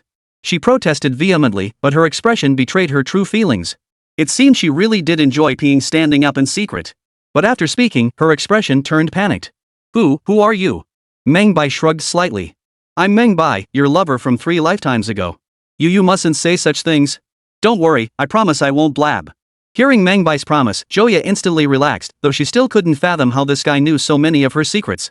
So she gripped the scissors as she moved closer to Meng Bai, then whispered hoarsely, how do you know these secrets? Seeing her nervousness, Meng Bai couldn't help but smile. He knew she genuinely didn't recognize him. Telling her about his time travel might be too shocking to comprehend. And with things being sensitive right now, he certainly didn't want to cause trouble for either of them over this. So he offered a casual smile and made up an excuse. I've been dreaming. Could it be real? Joya shook her head urgently. No, it's all fake. All of it. Meng Bai chuckled and continued. Oh, right. While I was unconscious, I heard you wanted to interview me? Joya finally caught on and immediately pulled out her camera, waving it around. That's right. I was planning to interview you at your place. But right after I got to your doorstep, the explosion happened. Then Brother Wang and I rushed you to the hospital. Come to think of it, you should thank me. So it was a life-saving favor. How about I treat you to a meal? No way. You think a meal can repay saving someone's life? No chance. How about this instead? Promise me a few things. Alright. First, you must never reveal my secret. Well, not exactly a secret, but your dream. You can't tell anyone, absolutely no one. No problem. Deal. Second, you'll do my interview exactly as I say. Alright. Third, treat me to a big meal. Consider it repayment for saving your life. Alright. Chapter 39, Test Successful. Before they knew it, Meng Bai and Joya had already chatted for over half an hour. Their relationship had transformed from strangers to close friends in an instant.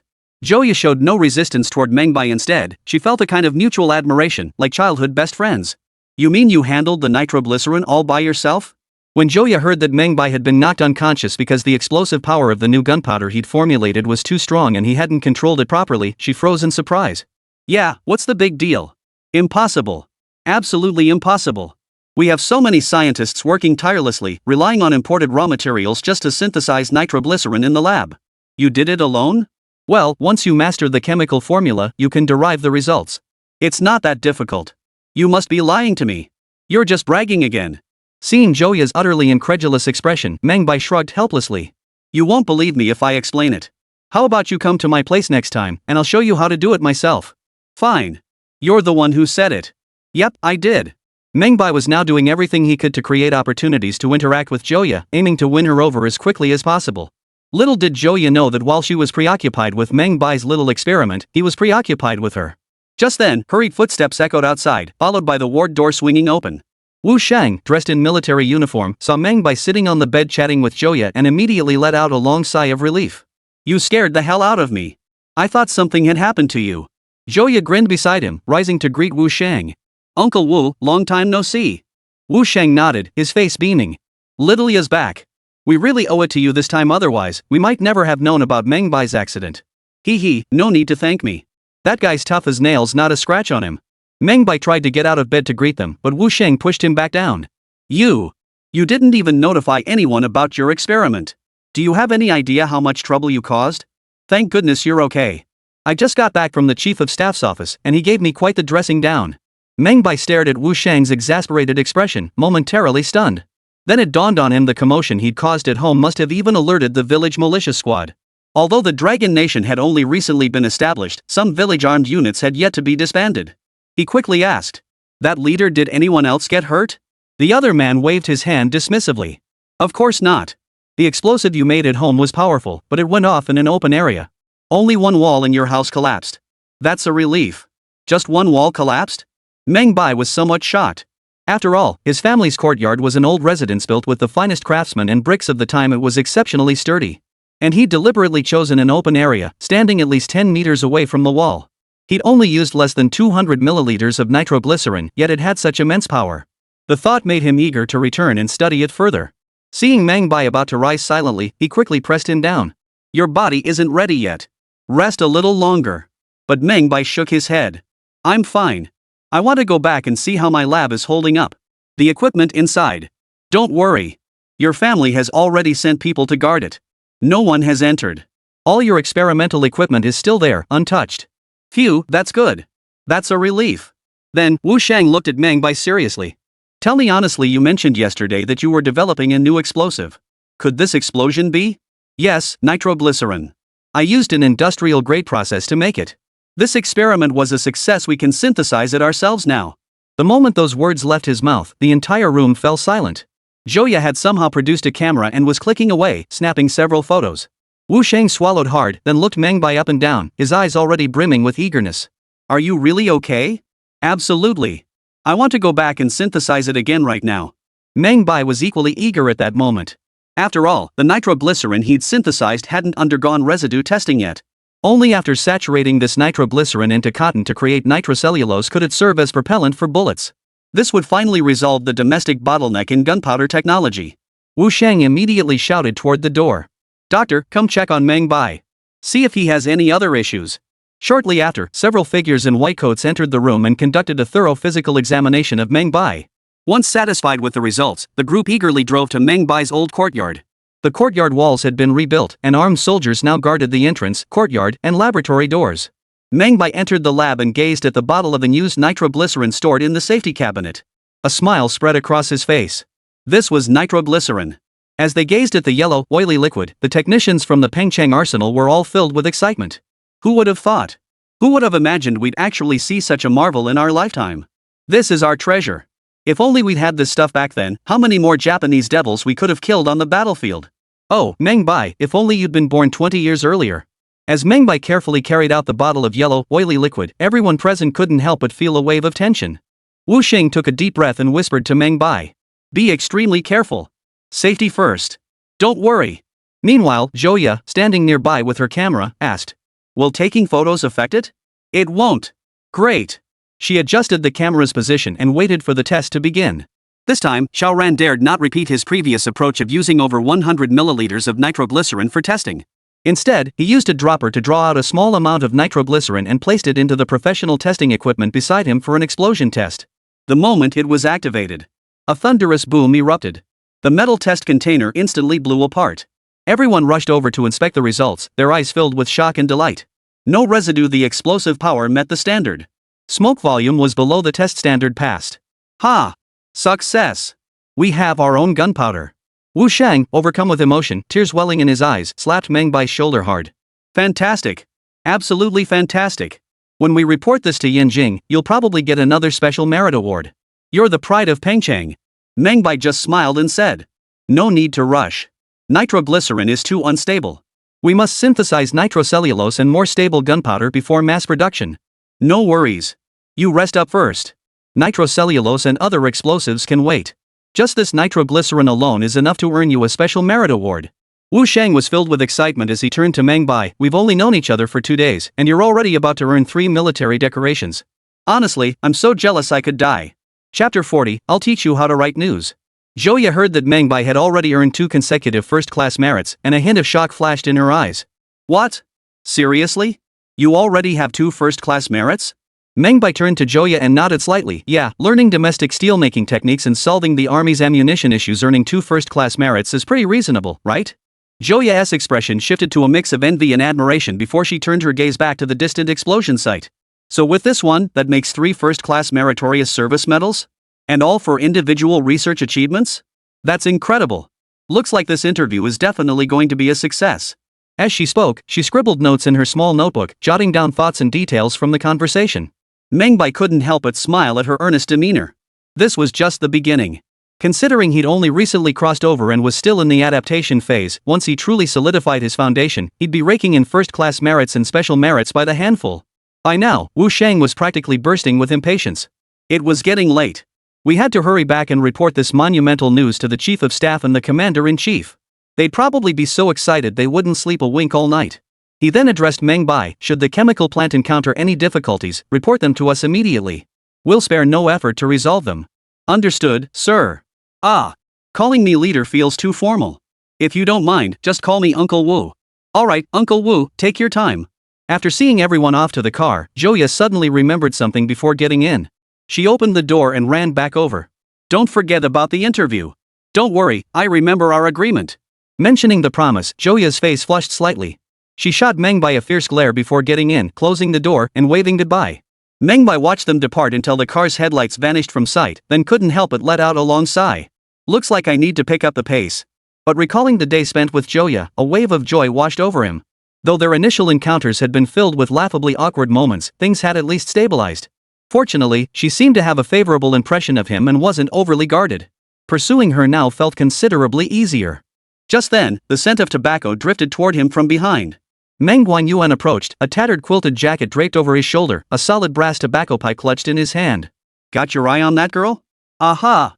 It was already the founding era of the nation. Class barriers had long since vanished. While relationships between men and women were still relatively conservative, they were at least much better than before. Meng Bai didn't hide anything after all. This village chief was his distant third uncle, so there was no harm in telling him. The other man chuckled, then pulled out a pack of De Qianmen cigarettes from his pocket and handed it over. That girl is Chief Staff Officer Chen's niece, the daughter of his comrade in arms.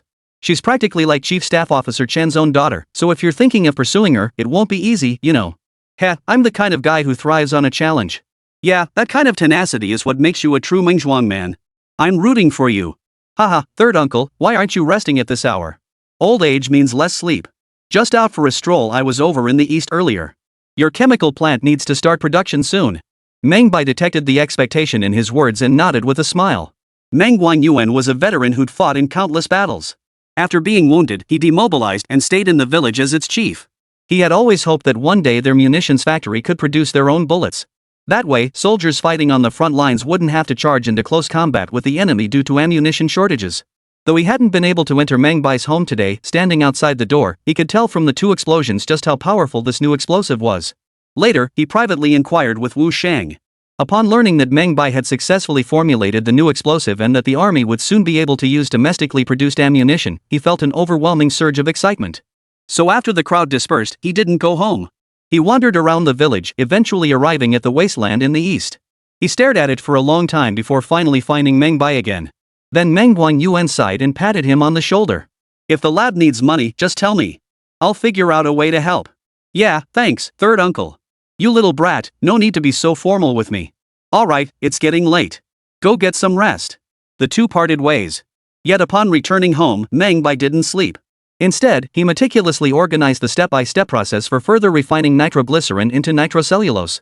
After all, producing sulfuric acid and nitric acid was understandable, they were conventional chemicals. But producing nitroglycerin was an entirely different matter. That stuff was a state-controlled substance. Individuals and organizations weren't allowed to produce it. Therefore, nitroglycerin production was left to the munitions factory, with Meng Bai only supplying the basic chemicals and technical know-how. However, the nation was newly founded, and many legal provisions were still incomplete. Consequently, Wu Shang and his team did not impose restrictions on Meng Bai's nitroglycerin production. But Meng Bai knew that relevant regulations would soon restrict his activities.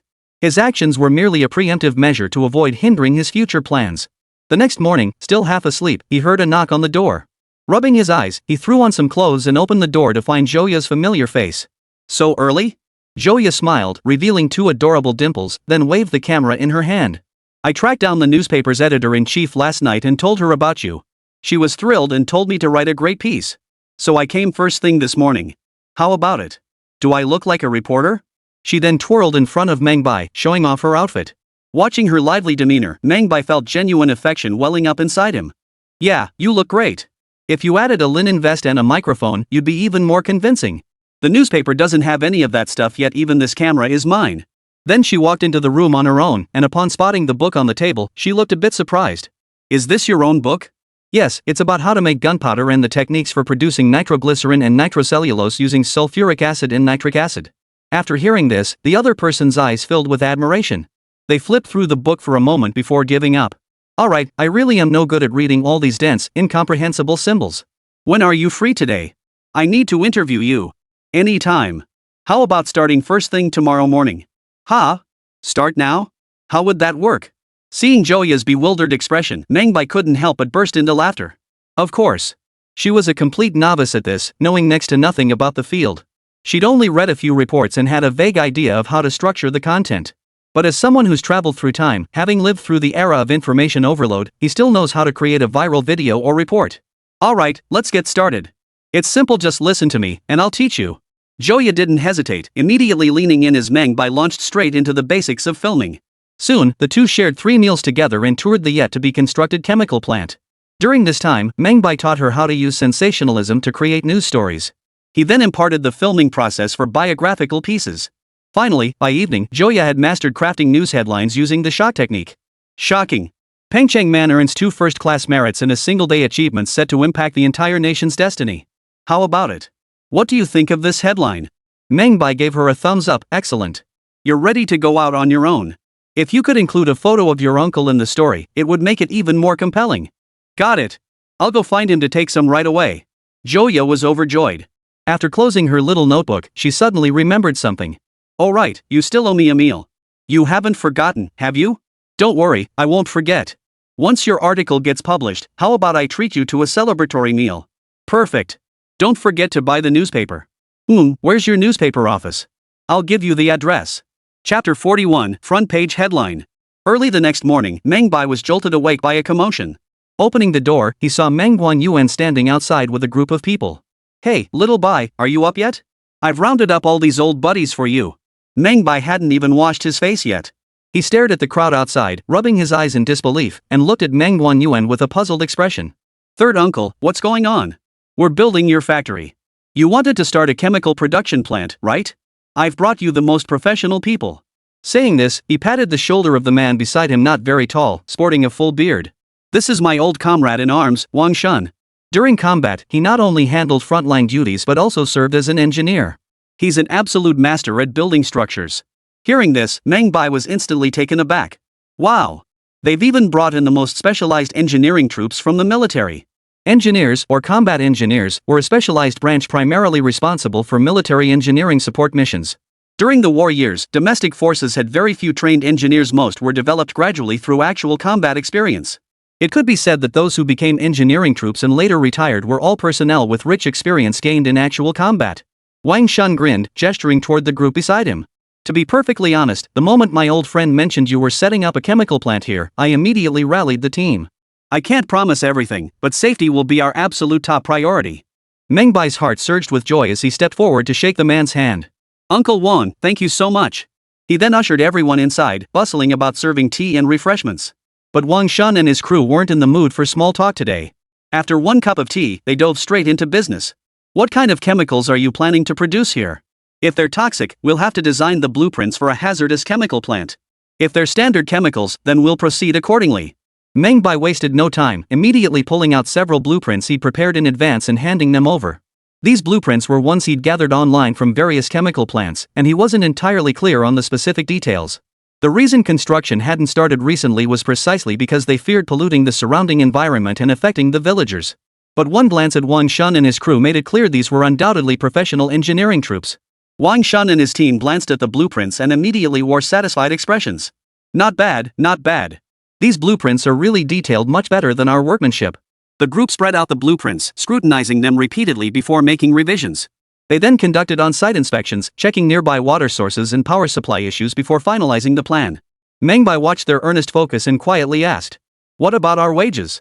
Wang Shun's expression darkened upon hearing this. "What, you think I'm here to make money off you?" No, I just..." Meng Bai didn't know how to explain, so he quickly shot a pleading glance at Meng Yuan. Meng Yuan grinned, tapping his tobacco pipe. "Shabai, Uncle Wang came for your reputation to serve the country.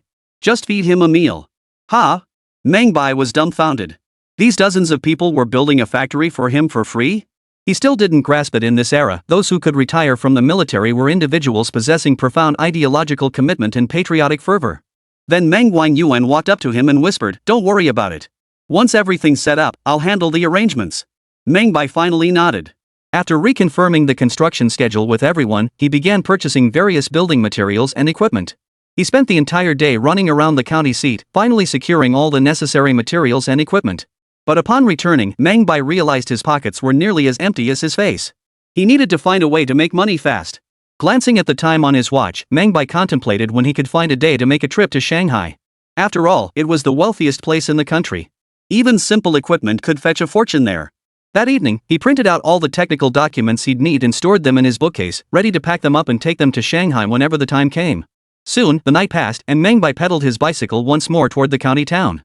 Since the village mail carrier wouldn't arrive until at least the afternoon, he came early to confirm whether the sensationalist news article he'd submitted to Joya 2 days prior had been published. That way, he could plan where to eat. These past 2 days, just pedaling his bicycle to cover the distance had left Meng Bai feeling completely drained. His desire to build a car grew stronger by the minute. Arriving at the newsstand, Meng Bai immediately spotted his own profile photo in close-up. A wave of astonishment washed over him. Wow, front page headline. What a big deal. Looks like sensational headlines really work. He then spent 2 cents on a copy of the paper and headed to a nearby mutton restaurant. Ordering a bowl of mutton soup and a serving of pao ma, he ate while reading. The article's content was clearly polished by a seasoned journalist, nothing a rookie reporter could pull off. Still, it largely followed the outline he'd suggested earlier. Not bad. Making the front page proves the sensationalist style really works. After finishing his meal, just as he was about to pay, he noticed the restaurant owner holding the same newspaper, staring at him up and down. You look just like that scientist Meng Bai. Meng Bai grinned. So, is there a chance I actually am him? The owner chuckled. What kind of joke is that? How could a big-time scientist like him come to a little place like mine for mutton soup? They're all in the lab day and night doing research. Meng Bai was taken aback by the remark, but eventually laughed it off. After paying his bill, he hopped on his bicycle and pedaled toward the Pengcheng newspaper office. Along the way, he encountered quite a few people who surreptitiously compared him to the newspaper photo, each revealing a look of astonishment. When he arrived at the Pengcheng newspaper building, he encountered several hurried reporters. But as they passed him, they turned back. Hey! Aren't you Meng Bai, the guy who won 2 first-class merits? Wow, the great scientist. We've seen the real thing. Can we take a picture with you? Meng Bai hadn't expected these people to know his name so precisely. It seemed the shock body was indeed quite powerful. After snapping the photo, he casually pointed upstairs and asked, Is Joya at the newspaper office right now? The group exchanged glances, seeming unfamiliar with the name. Meng Bai couldn't help but chuckle inwardly. He hadn't expected them to remember his name but not recognize his new colleague. He described Joya's appearance, and the group immediately understood. Oh, you're looking for the new reporter. She's here. Alright, thanks. With that, Meng Bai headed upstairs. As soon as he entered the newspaper office lobby, he spotted Joya immediately, a copy of the paper clutched in her hand, her face beaming with delight. The moment she spotted Meng Bai, she dashed over without a word. Thank you. You have no idea the editor loved my piece so much, he showered me with praise. I got hired permanently. So how do you plan to thank me? How about I treat you to dinner? Alright, at least it won't be a wasted trip coming all this way. Just then, a knock sounded at the door. A man in military uniform approached Joya with a smile. Xiaoya, I never expected you'd come to the newspaper office. I've been searching high and low for you. The smile vanished instantly from Joya's face when she saw him. Why did you look for me? I told you I don't like you. With that, Joya grabbed Meng Bai's hand. Ignore him. Let's go downstairs. At that moment, the smile on the military man's face vanished as well. He grabbed Meng Bai's arm to stop him. Who are you?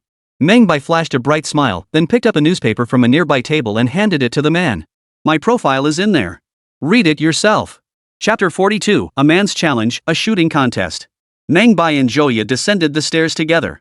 As they reached the entrance of the newspaper office, Joya suddenly stopped and turned to look at Meng Bai. Aren't you curious who he is? Meng Bai just smiled. Is that even a question? He's your suitor, right? But it seems like you're not too fond of him. That means my chances are pretty good, huh? At his words, Joya's face instantly flushed crimson. Stop being so silly. Actually, Zhao Lin is the son of my dad's comrade in arms. We've basically grown up together. Oh, childhood sweethearts? Childhood sweethearts? There's absolutely no connection between Zhao Lin and me. It's just an arranged marriage set up by our fathers on the battlefield. What era is this? I refuse to agree to it. So that's why you ran away from Nanjing to Pengcheng? Yeah, that's part of it. Honestly, I really wanted to step out of my comfort zone and build a life somewhere new. That's great. Seeing Meng Bai maintain such a calm demeanor while accommodating her mood swings, Joya couldn't help but glance at him. Why do you agree with everything I say? Because you're absolutely right. If you hadn't come all the way from Jinling, I wouldn't have had the chance to meet you. Forget it, I'm not talking to you anymore. That guy's back, let's get out of here. With that, Joya disregarded propriety and grabbed Meng Bai's hand, pulling him along as they fled. Zhao Lin, trailing behind, saw the two holding hands and nearly exploded with rage. He immediately quickened his pace to catch up. Wait. Xiaoya, I need to talk to you. The street was still fairly crowded at that moment. But when they saw these two men and one woman all so young and attractive, they couldn't help but stop and start gawking. Oh? Something's up here, two guys fighting over one girl? This plot twist? Love it. Both guys seem pretty impressive. That one looks like the scientist from the front page headline in the newspaper. The other one's not bad either. That military uniform must mean he's the son of a high-ranking military official. This girl's got some serious charm. No doubt about it, this girl looks so westernized and gorgeous, even more stunning than some big-name celebrities. If I were her, I'd definitely pick the scientist. Not me. Good looks don't guarantee a good background. That son of a high-ranking official is a catch. Hey, what's going on? Just watching the show, why are you picking sides now? Amidst the crowd's stares, Joya looked flustered, stamping her foot and glaring angrily at Zhao Lin. What the hell do you want? I've made it clear I don't like you, why won't you just drop it? Xiaoya, it's fine if you don't like me, but we should at least respect the order of things, right? How long have you even been here before you started hanging out with him? That's not fair. Hearing this, Meng Bai couldn't hold back any longer and immediately interjected. Dude, your values are a bit off. Love is about seniority? We're in the new era now, old ways don't fly. Zhao Lin flared up the moment he heard the accusation pointed at him. Who do you think you are? Just because you came up with a couple inventions? What gives you the right to monopolize the person I like? Oomph, that's not quite right. Love isn't decided by one person, it takes two. Joya has clearly stated she doesn't like you anymore, yet you keep pestering her. That's where you're in the wrong. I've been with her for over a decade. What kind of girl is Joya? I know her best, she's never seen the world outside. She must have been fooled by your sweet talk. Oh boy, now you're resorting to personal attacks? The crowd had heard it all and couldn't resist chiming in. Love is something two people build together. What era are we living in? It's not like they were betrothed as children, how can you claim priority based on who came first? If they weren't betrothed, then it doesn't count. That's the universal truth. Your little comrade's ideological awareness is lacking. Hold up, they've only been together a few days? That's a problem. This girl must have been bewitched. This is a tough one to sort out. One fell in love at first sight, the other grew up together. Sigh, even an impartial judge can't resolve family matters. Let the young couple decide for themselves. Joya, the center of attention, felt both furious and mortified. Having her feelings dissected and gossiped about in public was utterly mortifying. To the uninitiated, it must look like she's playing both sides, ruining her own reputation. That Zhao Lin, what a jerk and an idiot. Meng Bai, however, had been watching Joya closely. When he noticed something was off, he instantly understood what was happening. He immediately addressed Zhao Lin. You're Zhao Lin, right? Let me set the record straight, Comrade Joya and I are currently just friends. We only met because she came to interview me. But upon hearing this, the other man grew even more furious. You don't even have the guts to admit it. I despise men who lack responsibility like this. Meng Bai stared at the other man, who seemed to be making unreasonable accusations. A surge of anger welled up inside him, but he managed to suppress it. I said we're friends for now. Whether I'll pursue her later, or whether she'll like me, that's for the future. It has nothing to do with the present. Got it? Fine. Since that's the case, then please stop harassing her. Sorry, but I think it's you who's harassing Comrade Joya. Joya's expression eased slightly as she turned to Zhao Lin. I've made it clear before, there's no possibility between us. You should go now. Zhao Lin was rejected once more, his heart aching intensely. He immediately demanded, why? Could it be you really like him? Joya was furious. Who I like has nothing to do with you. Please leave immediately. Seeing she'd issued her final ultimatum, Zhao Lin felt deeply resentful. He had traveled all the way from Jinling just to see her, only to be met with this outcome. It was simply too much for him to bear. His rage burned uncontrollably, and he decided to vent it on Meng Bai. Fine, I'll leave. But before I go, I want to challenge him to a pistol duel. At the mention of a pistol duel, Joya grew even more displeased. Like a child? Don't you think you're being childish? He's a scientist, you're a military weapons expert, there's no comparison. But Zhao Lin showed no fear at that moment. Since they'd already nearly torn their relationship apart, what difference did this final showdown make? Fine, I'm a child. I'll challenge him. Your father said he'd find you a partner in the military someday. If he can't even handle a gun properly, how will he defend the country? Seeing Zhao Lin direct his criticism at him, Meng Bai merely smiled indifferently. Fine, let's compete. But I have one condition. Hearing Meng Bai accept the challenge, Zhao Lin's heart leapt with excitement. Worried he might back out, he immediately agreed. Fine, what is it? If it's marksmanship, then let's use our own guns. Ha! You said it yourself. With so many people watching, no backing out now. Of course we'll meet at the shooting range in 3 days. It's a deal. Chapter 43, who's the better shot, 30 rings at 1000 meters or 50 rings at 800 meters? Before leaving, Zhao Lin glanced at Joya one last time. Xiaoya, I'll prove to you with my own strength that guy doesn't have the ability to protect you. Joya was furious, but before she could speak, he had already turned and walked away. Zhao Lin climbed into his car with a hearty laugh, as if he'd already won the match. Among the onlookers nearby were several retired soldiers. When they heard Meng Bai accept the challenge, they couldn't help but shake their heads and sigh. That kid is far too young. Impulsiveness is the devil, he's fallen for that kid's trap. Using his own gun, man. I thought he'd make a reasonable demand, but it turned out to be in the other guy's favor. I'm speechless. As the crowd dispersed, Joya was furious. She dug her nails into Meng Bai's arm. Why did you agree to him? Aren't you just asking for trouble? Meng Bai sucked in a sharp breath, rubbing the sore spot on his arm in confusion. What do you mean bringing trouble on myself? I'm solving your problem here. He's after me. If I ignore him, he'll leave on his own in a few days. Why did you agree to race him? Isn't that just guaranteeing he'll leave faster? Naive. You don't seriously think he's challenging you to a shooting contest for the sake of fairness, do you? Ha? Does he plan to cheat during the shooting contest? Joya pressed her hand to her forehead, staring at Meng Bai's naive expression, suddenly feeling utterly hopeless. Good heavens!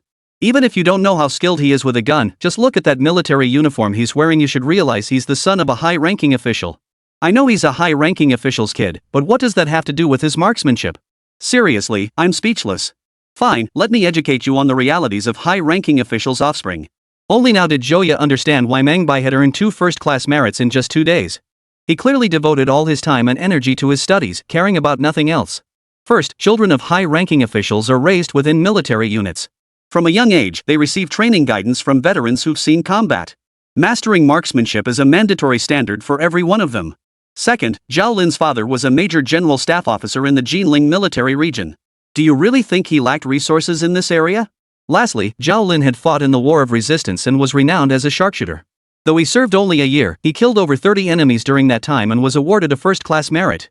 After finishing her explanation, Joya slowed her pace and turned to look at Meng Bai beside her. So do you understand the gap between you and him now? Meng Bai merely smiled indifferently. Then do you know why I made that offer? Yet to Joya, Meng Bai's confidence only reinforced her belief that he was being far too naive. Agreeing to a shooting contest with him isn't the issue, but proposing that condition about using your own strength? I even suspect you're trying to set me up with him. What? How could that be? Why wouldn't it? Do you know what an old gun versus a new gun means to a soldier who's seen combat? An old gun in their hands is as familiar as their own hands. I think you're bound to lose this match. Not necessarily. Meng Bai remained utterly composed. But to Joya, his composure looked like a joke. Forget it. Joya dropped her arms in frustration, glancing down at the desolate street. I'm lost. Meng Bai chuckled and pointed ahead, relying on his memory of the direction. There's not much to eat around here, but I know a decent restaurant. Come on, I'll take you there. Soon, the two arrived at a restaurant that was passable. Given the era, the early days of the newly founded nation, supplies were extremely scarce. That morning, when Meng Bai arrived in the county town, he had a bowl of mutton soup. Though called mutton soup, it was essentially just a clear broth with mutton fat and chopped scallions. The meat had likely been stewed dozens of times, its flavor completely dissolved into the soup. Barely 2 hours later, his stomach began rumbling loudly, singing the empty city strategy. The restaurant's menu was sparse, offering little to choose from. Joya studied the menu and its prices, hesitated for a moment, then ordered 3 dishes and a soup. That'll do. My salary isn't much right now, so this is all I can afford to treat you to. Next payday, I'll take you out for something nice. Ha! Fine, but I still owe you a meal. How about I treat you this time? No way. This time's different, I have to treat you. Alright, you're treating. Before long, a plate of braised fish, a dish of steamed pork with rice flour, a stir-fried chicken dish, and a bowl of egg drop soup were brought to the table. This was Meng Bai's first proper meal at a restaurant in this era. The first bite stunned him with the flavor and quality of the dishes. Free from artificial additives, the dishes showcase the pure essence of the ingredients and the chef's skill truly astonishing. Not bad, this really tastes great. Joya nodded repeatedly, taking small bites of the dishes. She was full after just a few mouthfuls. Meng Bai, however, ate without restraint big bites of meat, generous scoops of rice. Before long, he had polished off all 3 dishes and the soup. After eating their fill, the two sat across from each other, gazing at one another for a long moment. Finally, Joya looked slightly embarrassed and waved her hand, asking, "You're not seriously planning to challenge him to a shooting contest, are you? So many people are watching. I'm somewhat of a minor celebrity now, right? If I don't accept the challenge, it'll be so embarrassing to talk about later. Good heavens, you're absolutely mad. Fine, whatever. I feel I need to help you win this match for myself as well, of course." "Ha? How are you going to help me?" "Well, obviously by practicing shooting. The editor-in-chief gave me a few days off today to find some inspiration and write another report. So you're coming with me somewhere today." "Where?" "The shooting range, of course. With your current status, you probably can't get in, but I'm fine." Saying this, she stepped outside and scanned the area before spotting a soldier in green fatigues. "Brother Wang, take us to the shooting range." Meng Bai was slightly taken aback. "So we've been under protection this whole time?" "Yeah, just get used to it. After all, my uncle doesn't want anything happening to me on his turf. Alright. But having this privilege is actually pretty nice. Soon after, the two headed to the firing range. At the range, Meng Bai suddenly realized that this seemingly harmless, slightly mischievous little girl was actually a marksman. At the 100-meter range with a standard rifle, she consistently scored no less than 90 rings, an outstanding achievement even by military standards. Though Meng Bai wasn't new to handling guns, this was his first time firing live rounds, and his technique was still a bit rusty. After seeing his scores, Joya shook her head helplessly. Oh no, this is a sure loss. But Meng Bai merely smiled calmly, running his fingers over the Mosin Nagant sniper rifle equipped with a 35x optical scope. This rifle has a maximum range of 1 kilometer and an effective range of 5 to 600 meters. What's Zhao Lin's personal best? Hearing Meng Bai's question, Joya replied. 800 meters, 50 rings. So which is more impressive, my 30 points at 1000 meters or his 50 points at 800 meters? Joya stared at Meng Bai for a long moment. Are you out of your mind? The maximum range is 1 kilometer. Forget whether you could even hit the target at that distance. How could you possibly hit it from 1000 meters? I'm just asking if this score can beat his 50 points at 800 meters. Absolutely. 3 hits on the target counts as a win. Then it's settled. After saying that, Meng Bai glanced at the time and remarked, it's getting late. I'll head back first. See you in 3 days. Seeing Meng Bai about to leave, Joya hurried over. Are you sure you want to accept the challenge? Of course. I'll prove with my actions that I can protect you. Hearing Meng Bai's cryptic parting words, Joya's face flushed crimson. Who exactly is protecting whom? With your accuracy that misses the target 5 times out of 10 shots? Chapter 44, Technical Dividends at the Steel Mill. After returning to the county town, Meng Bai found his bicycle and raced straight back to the steel mill. A vacant lot adjacent to the steel mill had been contracted out, and construction was now in full swing. A new perimeter wall was being erected, likely signaling further expansion. Spotting Meng Bai pedaling toward them, the security guard at the gatehouse came out with a broad smile. Master Meng, you're here. Meng Bai dismounted and grinned. Mr. Li, you're busy. I'm here to get some parts machined. Has the workshop finished for the day? Shift changes? Forget about it lately. Ha? What's going on? You wouldn't believe it, ever since our Shueisha County steel mill got your guidance, orders from the military district and all sorts of processing plants have been pouring in non-stop. We've had to work overtime ever since. Pointing to the vacant lot behind him where expansion was underway, Old Man Li added, we're planning to carve out a new factory area here to separate steelmaking from forging. Meng Bai nodded with satisfaction. Factory manager Wu really is receptive to advice. Back then, I didn't tell them that to boost production, they absolutely had to separate steel smelting from forging, otherwise, things would get chaotic and efficiency would plummet. Unbelievably, after just a few days, they'd already begun working at a pace surpassing the efficiency of their own chemical plant. But Meng Bai hadn't come today to hear Old Li's report. After exchanging a few perfunctory words, he headed straight for the factory director's office. The moment Wu Xiang saw Meng Bai approach, his withered face broke into a smile as radiant as a blooming chrysanthemum. He bustled about, serving tea, pouring water, and even offering cigarettes and lighting them. Young Meng, have you come to inspect our operations today? Rest assured, we've strictly followed all the safety protocols you established, not a single detail overlooked. City and provincial leaders have specifically commended us, saying they'll send workers from other plants to learn from us soon. We've got this year's advanced unit title in the bag. All thanks to your guidance. Meng Bai took a sip of tea to steady his nerves before getting straight to the point. Director, you've misunderstood. I have no authority to inspect. I'm here primarily to have some items processed at your factory. Ha? Processing items? No problem. We just finished assembling several sets of machine tools and we're hoping you could help us check if there are any issues. Alright, let's not waste any time. Lead the way. Wu Xiangang promptly led Meng Bai to a new factory building. Inside the new workshop, Meng Bai saw piles of parts neatly arranged, each labeled and awaiting assembly. The sight left Meng Bai stunned. These are all orders? You have no idea. We've already placed orders for hundreds of machine tool sets alone.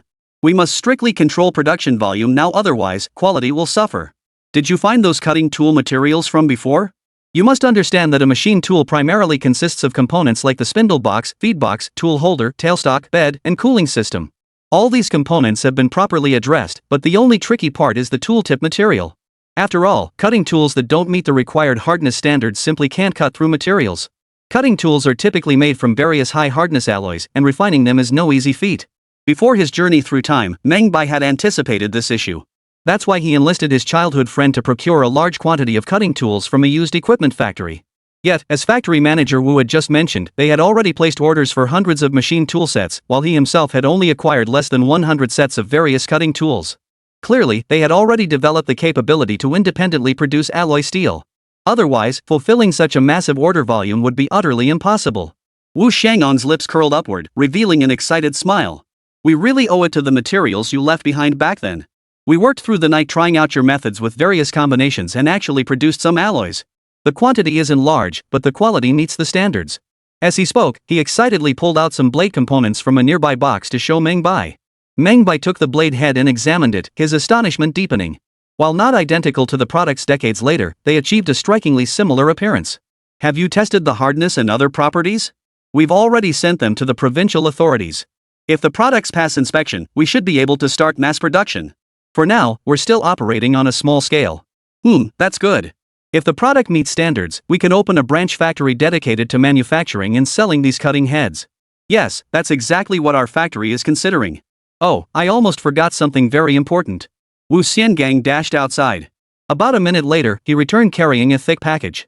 Here, take this. Meng Bai recognized the shape of the package and had a hunch about its contents. What's in here? Haha, it's your technical profit share, of course. What? A technical dividend? Exactly. If you hadn't taught us this technology, our factory would have been phased out within a few years. You're our factory savior, how could we not give you a share? With that, the other party forcefully shoved the package into Meng Bai's hands. Meng Bai was taken aback. When he opened the package and saw the heavy, thick stack of cash inside, he was completely stunned. This much? Not much, not much. Just 30,000 yuan. You must understand that this amount is only worth a few machines. If we were to import them from the Bear country, each one would cost over 100,000. Seeing the other man's delighted expression, Meng Bai hesitated for a moment before finally accepting. Well then, Factory Manager Wu, I'll humbly accept your generosity. It should be so, it should be so. A surge of excitement filled Meng Bai's heart. He was indeed facing some financial difficulties now, needing more money to set up the factory. Just constructing the factory building had already depleted his savings, and he hadn't yet had the chance to go to Shanghai to sell his technology. As this thought crossed his mind, an idea suddenly struck Meng Bai. Perhaps he could find an agent to handle the technology sales for him, sparing him the need to shuttle back and forth between locations. But he would have to carefully select this agent, someone trustworthy and quick-witted. While he trusted Meng Hu, the man was too honest. If he went to a big city like Shanghai, he'd likely get swindled by scammers there and end up homeless. But with this money now, he could help Meng Hu weather some financial crises. Perhaps selling the technology wouldn't even be necessary. Instead, he could find a way to sell information about the secret military bases of the Eagle and the Bear, making a huge profit. After exchanging pleasantries, Meng Bai assembled all the equipment he needed. He ate a simple lunch and then began working through the night. The steel components he needed could be produced almost instantly by the workshop upon request, with remarkable efficiency. Opening his computer, Meng Bai located the blueprints for the Barrett sniper rifle and printed them out. He then headed to the workshop to process the prepared steel. This time, protecting his fourth-generation lover would depend entirely on this sniper rifle. Chapter 45, Barrett Sniper Rifle, complete. After working through the night, early the next morning, Meng Bai had finished processing all the firearms components. All that remained was calibration and the fabrication of the scope. Calibration was manageable, but the scope required a professional. Fortunately, Meng Bai had decent connections. He immediately headed to Nanjiabei with his design concept and sought out Lin Feng. Upon hearing that Meng Bai had developed a new weapon, Lin Feng was thrilled beyond words. Without a second thought, he brought Xiaoran straight to the Red Flag Arsenal. Once at the Red Flag Arsenal, Meng Bai couldn't resist the collective enthusiasm and ended up assembling the Barrett sniper rifle ahead of schedule. Seeing the massive sniper rifle missing its scope, everyone present froze in shock. Good heavens, is this really a sniper rifle? It looks rather peculiar. It was certainly large and heavy to carry. Wouldn't carrying this thing on the battlefield exhaust a soldier to death? And why is there a huge metal lump attached to the muzzle? Won't that interfere with shooting? That barrel is incredibly long. Crafting the rifling must have been a huge undertaking. Observing this anti-material sniper rifle, a weapon decades ahead of its time with modern eyes, each person wore an expression of bewilderment. Especially among them were several former snipers who shook their heads after lifting the massive rifle. It's too heavy for long-distance running. If enemy gunners lock onto you, you'll probably get blown away before you can even get away. Exactly. This thing is way too big and cumbersome to carry. And crucially, that caliber is enormous. We don't even have bullets that big. The magazine capacity was pitifully small. Reloading after just a few shots would severely hamper efficiency. Almost everyone agreed this Barrett sniper rifle was completely unsuitable for the battlefield. Yet Meng Bai merely smiled calmly. Exactly. They'd listed every flaw of this big sniper rifle. But they'd overlooked one crucial point: this monster was an anti-material weapon. Its very purpose was to counter tanks, armored vehicles, and armed helicopters. Since World War II, nations had intensified their military-industrial development, with tanks proliferating in particular. After all, warfare in this era remained predominantly land-based, and as the king of land combat, tanks played a decisive role in determining the outcome of entire battlefields. The Barrett anti-material sniper rifle emerged to fill this role, capable of eliminating critical targets and key personnel within armored vehicles at extreme distances. But Lin Feng noticed the confidence in Meng Bai's eyes and instantly sensed something was off. "Meng, tell me the truth, what exactly is this sniper rifle for?" Meng Bai gently stroked the rifle. "The sniper rifle I developed is an anti-material weapon specifically designed to take out tanks. If the caliber were smaller, how could it possibly penetrate tank armor?" At this revelation, the crowd who had just moments ago been wearing expressions of disdain fell silent in shock. "What? Tanks? Did I hear that right? Good grief? Using a rifle to take out tanks? Are you out of your mind, Xiao Meng? Forget rifles, even artillery might not pierce tank armor." "Yeah, you've never been on the battlefield, so you probably don't know how thick tank armor is. That thick layer of steel plate, even from a distance, cannons can't penetrate it. Yeah, this gun's just a tiny thing, nothing compared to a cannon. How could it possibly pierce a tank?" Seeing everyone's reactions, Meng Bai just smiled faintly. "Cannon? Exactly. In the game, isn't the Barrett sniper rifle called a cannon? No worries. Once I finish the competition, you'll all know about this rifle. You might even get production orders for it." With that, he pulled out the scope's blueprints and manufacturing specifications. "I'm currently seeking a master craftsman skilled in optics to assist me in completing this 10x scope. I wonder if our red flag arsenal has such a seasoned veteran?" At this remark, several people nearby crowded around, staring at the scope blueprints with stunned expressions. 10 times magnification? Xiao Meng, how far do you plan to shoot? Good grief! The Mosin Nagant sniper rifle scope tops out at 35x magnification. You're going straight for tanks? That shot would veer off course by hundreds of meters. The technical difficulty is too high. Finding a master craftsman like that would be quite a challenge. Everyone shook their heads in disbelief, but Lin Feng just smiled. "You know what? You probably won't find one at the other armories, but I can hook you up with a technician who can do it." "Really? That's fantastic." Meng Bai was thrilled. Without professional optical calibration skills, creating a 10x scope with accurate magnification was nearly impossible. More importantly, scope technology was incredibly complex. The slightest misstep could compromise shooting accuracy. Finding a master craftsman who could produce scopes was absolutely crucial. What he never expected was finding such a person in this small village. His luck was truly off the charts. So he followed Lin Feng to find that optician. Upon hearing Meng Bai's request, the master didn't waste words and immediately began crafting. The materials used for the scope were high-grade glass, not resin. Resin materials had lower light transmittance than glass, and the glass used here wasn't ordinary glass either, it was specialized high-definition glass. Fortunately, Meng Bai had brought the relevant technology with him. Upon seeing this technology, the optician was deeply impressed and immediately took him to the glass factory. After a full day of work, they finally obtained all the necessary lenses. While the other party was handling the lenses, Meng Bai also acquired the scope's barrel. Mounting this 10x scope onto the Barrett sniper rifle instantly elevated the anti-material rifle's aesthetic appeal. With all the necessary components secured, he worked through the night at the armory to produce over 100 specialized 127mm sniper rifle rounds.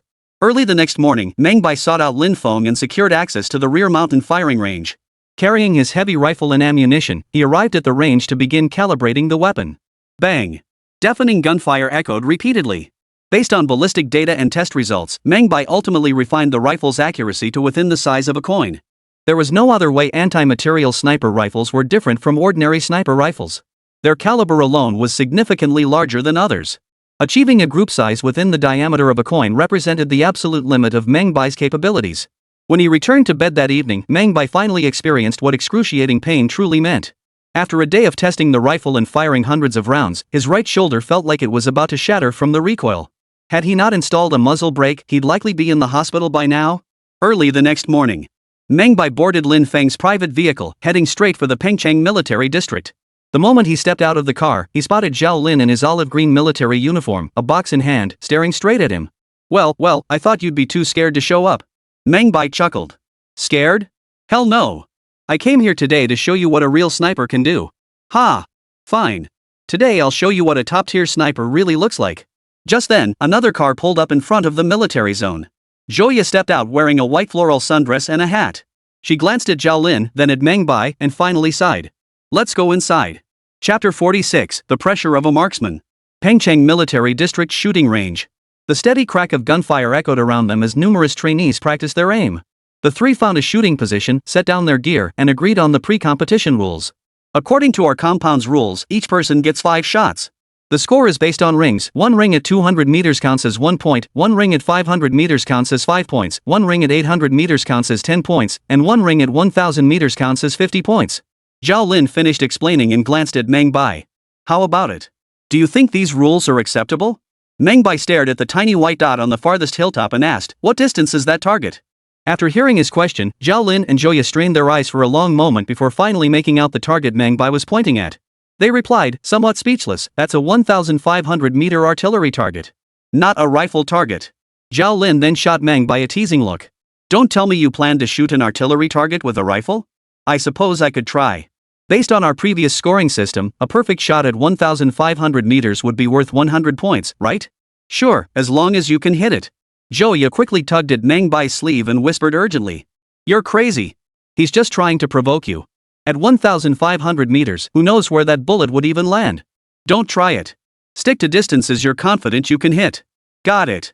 Meng Bai replied casually before opening the gun case. When she saw the unassembled firearm components inside still unpainted and gleaming with stainless steel luster, Joya froze. What kind of rifle is this? A cannon sniper. Ha? A sniper rifle? How come I've never seen this kind of gun before? Haha, of course you haven't. Because I made it myself. Ha? You built this gun yourself? That's right, I built it myself. What's the problem? Upon hearing Meng Bai claim he'd built a gun, Zhao Lin, who had just finished assembling his own Mosin Nagant sniper rifle, instinctively glanced back. When he saw the gleaming metal parts Meng Bai pulled out, a flicker of shock crossed his eyes. Build a gun? What the hell is this guy up to? After speaking, he set his rifle aside and leaned in for a closer look. Watching Meng Bai deftly assemble each part into an exaggeratedly large sniper rifle, Zhao Lin's eyes widened not only with astonishment but also with a hint of envy. His pupils contracted sharply when he saw the caliber of the sniper rifle's barrel. Is this a rifle? How can its caliber be larger than a machine gun's? The officers practicing shooting nearby were also drawn to Meng Bai's gun. Young man, what kind of gun is that? It looks huge. It's not even painted yet. Could this be a prototype? Wow, what caliber is this? You could probably fit an egg in that bore. What's the magnification on that scope? 5x or 8x? What? Tanks? Exclamations of astonishment filled the air. This rifle undoubtedly made everyone envious. Regardless of its power or accuracy, its outrageous design alone was enough to make any former soldier itch to try it out. As everyone's attention fixated on Meng Bai, Zhao Lin stood by feeling sour and bitter inside. Alright, what are you all staring at? It's just an experimental rifle. Whether it can even fire properly is another matter entirely. Hearing Zhao Lin's words, those around him couldn't help but glance at him. Soon, someone recognized his identity. Hey, isn't that Zhao Lin, last year's sharpshooter from the Jinling military district? No wonder he looked familiar. With that, everyone's attention instantly shifted back to Zhao Lin. Zhao Lin immediately felt satisfied, straightening his back with pride. I'm here today to compete in marksmanship. Everyone, please go about your business. Despite his words, the moment the crowd heard the Jinling military region's sharpshooter had come to compete, who could focus on practice. They swarmed around, eager to witness this rare contest. Joya stood nearby, staring intently at Meng Bai's sniper rifle for a long while before finally whispering. Are you sure you want to use this rifle? I actually brought a better one for you. Her gaze shifted to the guard nearby, who was carrying a rifle case. Meng Bai merely smiled faintly. I've already tested it. It's fine. Alright then. The rules don't say you can't switch guns. If yours isn't up to par, just let me know anytime. Don't worry. I wouldn't have come if I wasn't confident. Just watch me crush him. Seeing Meng Bai's confident demeanor, Joya couldn't help but feel a twinge of doubt. When it came to other experimental projects or research work, she trusted Meng Bai completely. When it came to firearms, she was exceptionally knowledgeable. Joya understood that a quality gun was far more than just a collection of assembled parts. Only when every component fits together perfectly can a firearm deliver accurate, long-range shots. But achieving that level of precision was incredibly difficult. A truly exceptional firearm required extensive time and effort to refine. Meng Bai, on the other hand, had taken a freshly made prototype straight into competition. He saw no hope of victory whatsoever. Especially since Zhao Lin was using his Mosin Nagant sniper rifle today, a true marvel of a weapon. Ah well, good luck to you. The competition officially began, with Zhao Lin firing the first shot. To ensure fairness, they specially invited a shooting instructor from the military district to serve as the referee. It had been ages since he'd practiced shooting, so he'd start with the 500-meter target to warm up. Everyone then picked up their telescopic sights and focused on the distant 500-meter target. Zhao Lin lay prone on the ground, cradling his rifle with his left hand. His right index finger rested lightly on the trigger as his right eye peered through the scope. Bang! The bullet shot out of the barrel and instantly struck the target 500 meters away. When the group saw the hole appear right in the bullseye, they were stunned. Wow, a perfect 10 ring on a 500-meter warm-up shot? That's incredible. Truly a sharpshooter, he leaves no room for anyone else to compete. Impressive, truly impressive. I wouldn't even have the courage to compete against him. A wave of admiring murmurs rippled through the crowd. Even the referee couldn't help but show a hint of surprise at this score. No wonder he earned the title of God of Marksmanship. Hitting the bullseye at 500 meters? That's the mark of a true sharpshooter. Keep in mind the Mosin Nagant sniper rifle has an effective range of only 600 meters. Hitting the bullseye at 500 meters? That's definitely not luck. Zhao Lin shot Meng Bai a look of smug satisfaction. That look seemed to say, "You're beaten." The referee picked up the binoculars and examined the hit area. Zhao Lin, bullseye 50 points. Then the referee turned to look at Meng Bai. Your turn. Chapter 47, 800 meters, one shot through. Everyone was staring at the massive sniper rifle in Meng Bai's hands. They all wanted to see what kind of score this exaggeratedly shaped, exaggeratedly large caliber sniper rifle could actually achieve. Meng Bai glanced at the targets at various distances, then pointed toward the 500-meter target. I'll warm up with a 500-meter shot too. Hearing Meng Bai immediately declare he'd attempt the 500-meter target, Joya, standing nearby, froze in surprise and quickly tugged at his sleeve. Are you crazy? 500 meters? You can barely see the target at that distance. I've got a 10x scope, no problem. But, just as she was about to continue her protest, Zhao Lin's expression turned sour. Xiaoya, isn't it getting a bit much how you always stick up for him? Are you competing with me or him? Joya shot Zhao Lin a fierce glare, then gave Meng Bai a gentle pinch on his lower back before falling silent. Meng Bai rubbed his lower back, then carried his Barrett sniper rifle to the firing position ahead. He lay down, secured the bipod, and adjusted the scope. He slowly leveled his breathing, ensuring his breath wouldn't interfere with his aim. When the crosshairs centered on the target, Meng Bai pulled the trigger. A thunderous bang echoed. An exaggerated, searing pain instantly shot through his shoulder. Everyone present jumped at the sound of the shot. Good grief, is that even a gun? It sounds like a cannon blast. No wonder they call it a sniper rifle, that sound is deafening. Scared the hell out of me. The caliber is seriously exaggerated, and the sound is equally exaggerated. Zhao Lin, who had been intently focused on the target position ahead, also flinched. But after a brief tremor, he immediately turned his gaze back to the 500-meter target. But no matter how many times he looked, he could only see a single dot at the center of the target, the one he had hit earlier. By then, the others had also picked up their binoculars, looking puzzled. Huh, that's weird. Why aren't there any marks on the target? Damn it, did I miss? Missed the target? Then, when everyone glanced at the sniper rifle in Meng Bai's hands, they instantly wore expressions of, so that's all it is. Zhao Lin immediately burst out laughing in mockery. Good heavens! I thought you might hit the bullseye, but you missed the target entirely? That's laughable. I suggest you start at 200 meters. Joya peered through the scope for a long time, confirming the miss. She stormed over to Meng Bai and said angrily, "You didn't listen to an old woman's advice, and now you're paying the price." What did I tell you? I told you not to show off. Meng Bai was puzzled. Wait, I clearly saw it hit the bullseye a perfect 10 even. You've got to be kidding me. I was watching the scope the whole time. See for yourself. When Joya handed him the binoculars and pointed toward the distant target, Meng Bai froze. He looked down at his rifle, then back at the distant target, before slapping his forehead in frustration. So that shot had actually hit someone else's target. No wonder it registered as a miss even though it clearly hit the bullseye. Just as Meng Bai was about to explain, Zhao Lin had already taken his position at the firing line, rifle raised, ready for his second shot. Everyone's attention seemed to be focused on Zhao Lin's shooting performance. If the first shot was luck, then achieving a similar score on the second shot would prove Zhao Lin wasn't just lucky, he had genuine skill.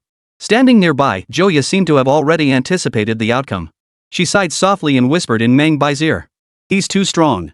You absolutely can't beat him. Let's shoot at 200 meters next time. Hearing Joya's suggestion, Meng Bai laughed heartily. If I hit all 10s at 200 meters, that's only 100 points. He's already got 50 points from one shot. 2 shots and he'll surpass me. Better to aim high. If I hit it, I might just beat him. Ha! What are you planning? Next time, shoot at 800 meters. What? Joya looked utterly shocked, but a gunshot interrupted her words. Envy rippled through the crowd once more. Goodness, another perfect 10. Is there any chance left for the rest of us? A sharpshooter is a sharpshooter, hitting the bullseye every single time. That's not something just anyone can do. Now the pressure shifted directly to the other young man. All eyes were on whether he could hit the target next.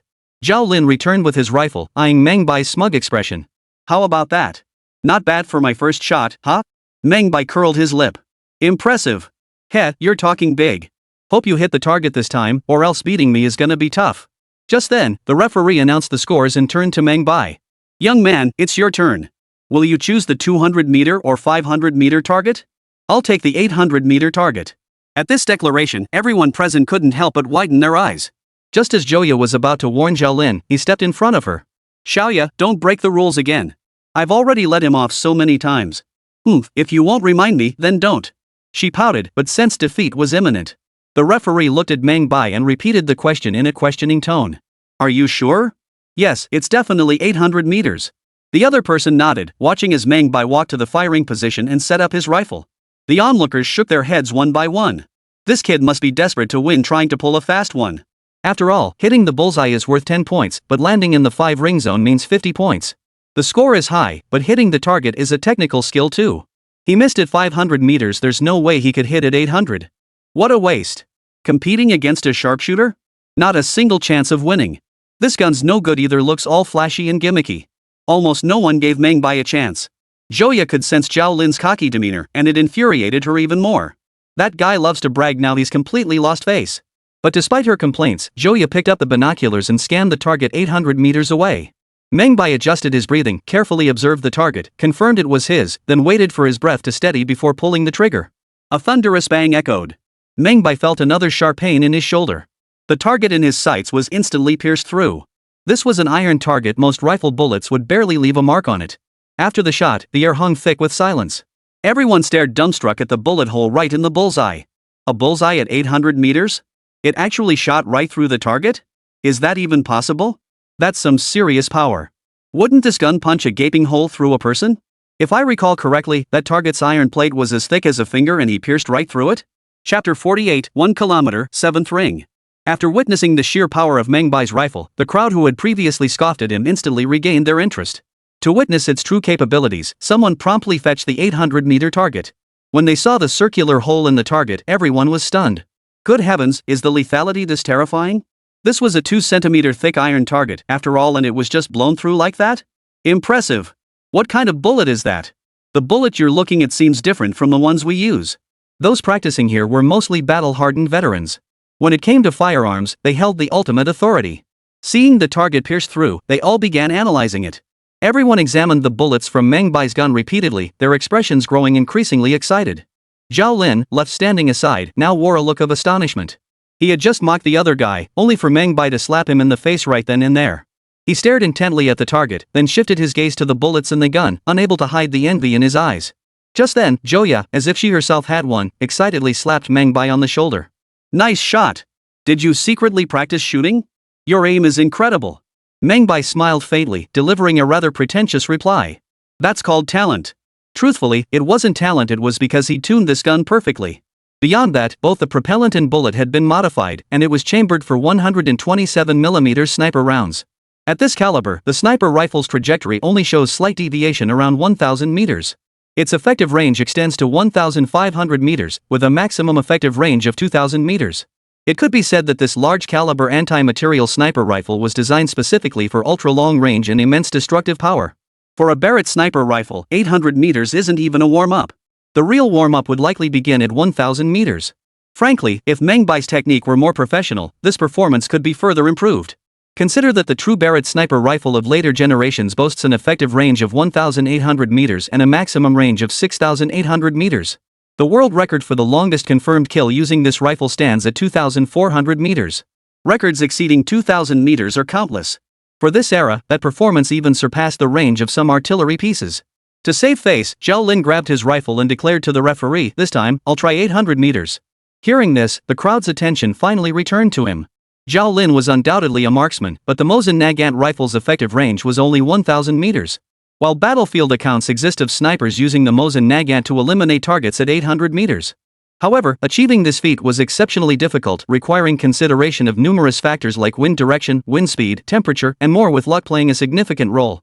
The moment Zhao Lin announced his 800-meter challenge, everyone present widened their eyes in astonishment.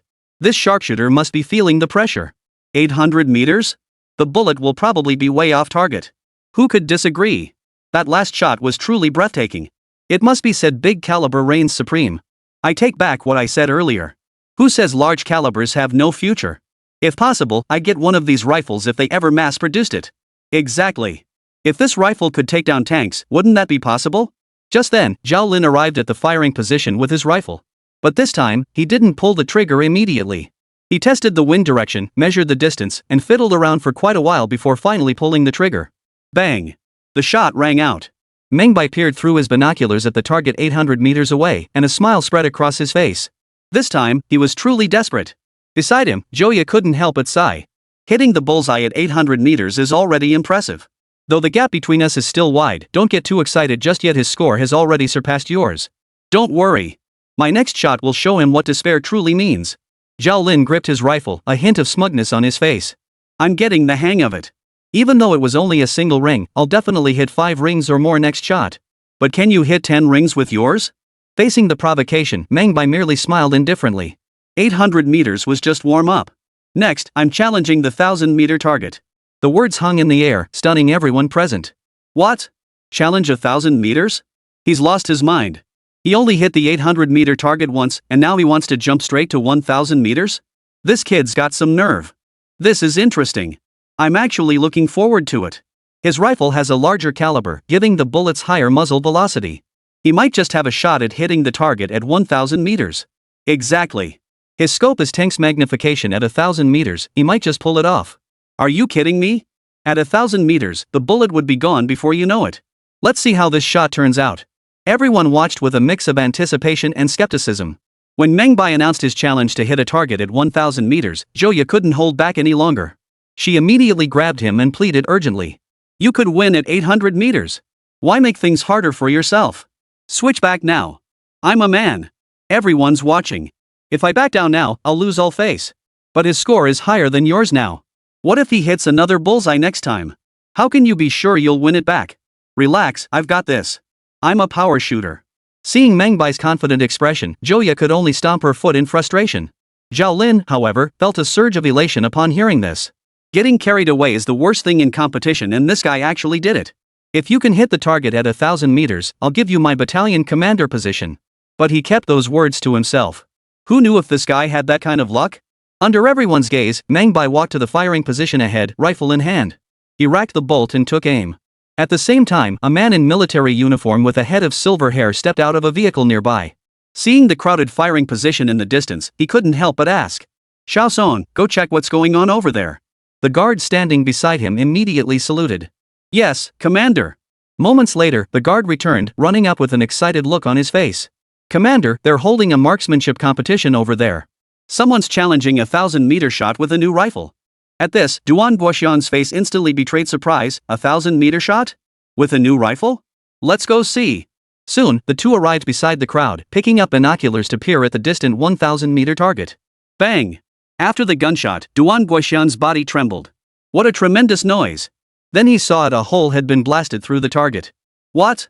A 1,000-meter target, and he hit the 7 ring. What kind of gun is this? Chapter 49, alarming the commander, Zhao Lin concedes defeat. After the gunshot faded, a collective gasp rippled through the crowd. Good grief, hitting a 7-ring target at 1,000 meters? That accuracy is terrifying. Good heavens, that's a record breaker. And by the looks of it, it packs quite a punch. Good heavens. This gun is outrageous. To pack such lethal force at a kilometer, its performance is terrifyingly good. If we'd had this gun during the War of Resistance, wouldn't we have blown up those damn Japanese tanks at will? Unbelievable. If we'd had this gun during the war, the Japanese command headquarters would have been blown to smithereens. I need to know who made this thing. I'm getting my hands on one. The gazes of everyone present had turned to pure envy. One by one, they swarmed around him, crowding Meng Bai into the center of the group and bombarding his gun with questions. Young man, who made this gun? Can it be mass-produced? Yeah, this thing is incredible. If we could equip snipers with it, just think how many enemies we'd take down. Have you tested it? Can this thing pierce tank armor? What's the maximum range? Can it hit targets beyond 1,500 meters? Facing the barrage of questions, Meng Bai answered them all earnestly. This rifle is my creation. Currently, there's only one prototype. As for mass production, that depends on the ordnance factory. As for whether it can penetrate tank armor, I haven't tested it yet. But based on current tank armor thickness, it should be capable of doing so. As for the maximum range, it should exceed 3,000 meters. But if we're talking about its effective range, it should reach 1,500 meters. Each of Meng Bai's answers elicited gasps of astonishment from the crowd. At the back of the crowd, Duan Guoxian's eyes flashed with excitement upon hearing Meng Bai's answers. He had joined the ranks at the very start of the War of Resistance, participating in hundreds of battles large and small. It was through his military achievements that he had risen to become a commander. Gazing at the rifle, his heart surged with emotion. How many brothers would have been saved during the War of Resistance if this weapon had been available then? His bodyguard, Xiao Son, standing beside him, immediately sensed the commander's thoughts and whispered, "Commander, shall we have this young comrade come over?" Duan Guoxian waved his hand. "Don't rush. Let's watch a bit longer. He still has 2 shots left. I want to see if it's his luck or the rifle's quality." Meanwhile, Zhao Lin stood dazed in the crowd. He never imagined Meng Bai could still hit a 7-ring target at 1,000 meters. At this moment, Meng Bai's score had already far surpassed his own. Even if he managed to hit the 10-ring at 800 meters, he likely wouldn't be able to win. The thought of imminent defeat filled him with bitter resentment. He snapped at Meng Bai, his voice dripping with contempt. "You're just lucky. Hitting one shot doesn't mean you can hit the next. Prove yourself, hit another perfect shot at 1,000 meters. A faint smile touched the corner of Meng Bai's lips as he tapped the Barrett sniper rifle in his hands. "Sure, I'll shoot another 1,000 meters for you to prove it, just to crush your last shred of hope. But by the rules, you go first." Seeing Meng Bai take the bait, Zhao Lin immediately nodded and took his Mosin Nagant rifle to the firing position. After adjusting his breathing and judging the direction, he found the feel of the shot again and fired once more. A loud bang echoed. Another mark was etched into the bullseye hole on the 800-meter target. The referee immediately announced, "Zhao Lin, 800 meters, bullseye." Though Zhao Lin's exceptional marksmanship had earned him a perfect 10, a truly explosive result by any shooting standard. Yet today, he faced a cheat code level Meng Bai. All he could say was he was just unlucky. His total score after 4 shots was 210 points. Meanwhile, Meng Bai had only fired 3 shots. His first shot missed the target, but the remaining 2 shots alone had already reached a total score of 450 points. Even if Zhao Lin managed another perfect 10 in the 800m, he could only reach 310 points. At this point, Meng Bai was already assured of victory. But Zhao Lin couldn't swallow his pride. He wanted everyone to see that this guy was just lucky, and that he was the true sharpshooter. Meng Bai smiled, picked up his rifle, walked to the firing position, cycled the bolt, and aimed at the 1,000-meter target. Bang! The thunderous crack echoed as the bullseye of the 1,000-meter target instantly bore a hole. This time, a wave of enthusiastic applause erupted from the crowd. "Impressive! Truly impressive! Well deserved! Great marksmanship and an even better gun, truly impressive! This gun is too powerful, the armory must produce it. If they won't, I'll pay to have one made myself." "Exactly. This gun is exceptional. Suddenly, the one in my hands feels like a piece of junk. Young man, could I try it out?" Watching Meng Bai surrounded by the crowd, Zhao Lin slumped lifelessly to the ground beside him, his eyes vacant. He couldn't believe he'd been defeated so utterly, especially wielding his finest weapon. His resolve shattered in an instant. Not far away, Duan Guoxian, commander-in-chief of the Pengcheng military district, couldn't help but nod in approval. "What a fine rifle, young Son. If it were you, how far could you hit with that thing?" Hearing this, the guard beside him rubbed his hands together excitedly. "If I were to use it, hitting a target at 1,500 meters should be no problem. I'll ask that young comrade if he'd be willing to let you test it out." "Thanks, Commander." The crowd parted, and Meng Bai turned to look at Zhao Lin. "There's no point in continuing this contest. What do you think?" Zhao Lin lifted his head, his eyes bloodshot, as if he'd suffered some great injustice. "I refuse to accept this. Your gun is too unfair. Let's try again with identical guns, I'll definitely beat you." Just then, a distant cough echoed through the air. Everyone snapped to attention, parting to form a path and saluting at attention. "Commander, good day. Commander, good day." Seeing everyone react this way, Zhao Lin, Meng Bai, and Zhouya also stood at attention and saluted. Duan Guoxiang chuckled and returned the salute. "Everyone, relax. I just came to take a look. Oh, and young comrade, could I borrow your rifle for a moment?" At that moment, Zhouya whispered softly into Meng Bai's ear. "That's the commander-in-chief of the Pengcheng military district." Meng Bai's heart skipped a beat, but he nodded immediately. "No problem, Commander." Duan Guoxiang cradled the rifle, gently stroking its barrel. The admiration in his eyes was impossible to hide. What a powerful rifle. Just looking at the rifling, it's clear this isn't something just anyone could make. "Young man, did you produce this yourself? What's its name?" Reporting to the commander-in-chief, this rifle currently has no name. "I've temporarily dubbed it the Cannon Sniper." "Cannon Sniper? Ha! That's perfect. It sounds like a cannon, packs the power of one, truly lives up to the name." He then turned to Meng Bai. "May I fire it a couple of times?" "No problem, Commander. Fire away." Duan Guoxiang nodded and, guided by Meng Bai, opened the magazine. His eyes widened in astonishment at the sight of the massive 127mm rounds. What a massive round! He then pulled the bolt back to aim. A thunderous bang echoed. Duan Guoxian felt a jolt through his shoulder as another hole appeared in the target 1,000 meters away. The crowd erupted into applause. Duan Guoxian felt a surge of elation, racking the bolt and firing 2 more shots. After firing several rounds, Duan Guoxian caressed the rifle with affection. What a fine rifle! A truly exceptional weapon. Not equipping this to the troops would be a complete waste of its potential. At these words, the surrounding crowd erupted in applause once more. Even Zhao Lin's eyes flashed with a hint of excitement. Duan Guoxian then turned his gaze toward Zhao Lin, his eyes reflecting a hint of satisfaction. Your marksmanship is impressive. You're the youngest sniper I've ever seen with the best aim. Zhao Lin scratched his head and quickly responded with modesty. Commander, you flatter me. Duan Guoxian nodded, then turned to Meng Bai and asked, I want him to try a 1,500-meter shot. Do you agree? Meng Bai smiled. Of course. A good rifle belongs with a good marksman. I have no quarrel with him, he can use it. With that one sentence, his magnanimity was instantly evident. Zhao Lin flushed crimson as he looked at Meng Bai. The jealousy in his eyes vanished completely. He immediately bowed his hands in respect. I concede. I swear I'll never bother Zhouya again. Meng Bai chuckled, then I'll thank Zhouya for you. Go try out the rifle. All right. Thank you. Duan Guoxian's 2 sentences instantly dissolved the knot in Zhao Lin's heart. Truly the charm of a leader. Meng Bai couldn't help but admire him inwardly. Chapter 50, after testing the standard ammunition, now for the armor-piercing rounds. Zhao Lin excitedly grabbed the rifle, then lay prone at the firing position, aiming at the 1,500-meter target. Everyone present watched with bated breath, while Zhouya nudged Meng Bai. Ha? What is it? You're so generous. What do you mean? I mean, if Zhao Lin were your romantic rival, would you still do this? Hearing this question, Meng Bai smiled. He glanced down at Zhouya and saw her face flushed with a delicate blush. That last remark must have taken every ounce of her courage. The reason I had him test the rifle was that I didn't want to waste such promising sniper talent. Trading one rifle for you, I think it's worth it. Ha? Only then did Zhouya grasp the meaning. She lifted her gaze to meet Meng Bai's eyes, which were filled with adoration. Her heart began to race wildly. Don't say things like that. What if someone overhears?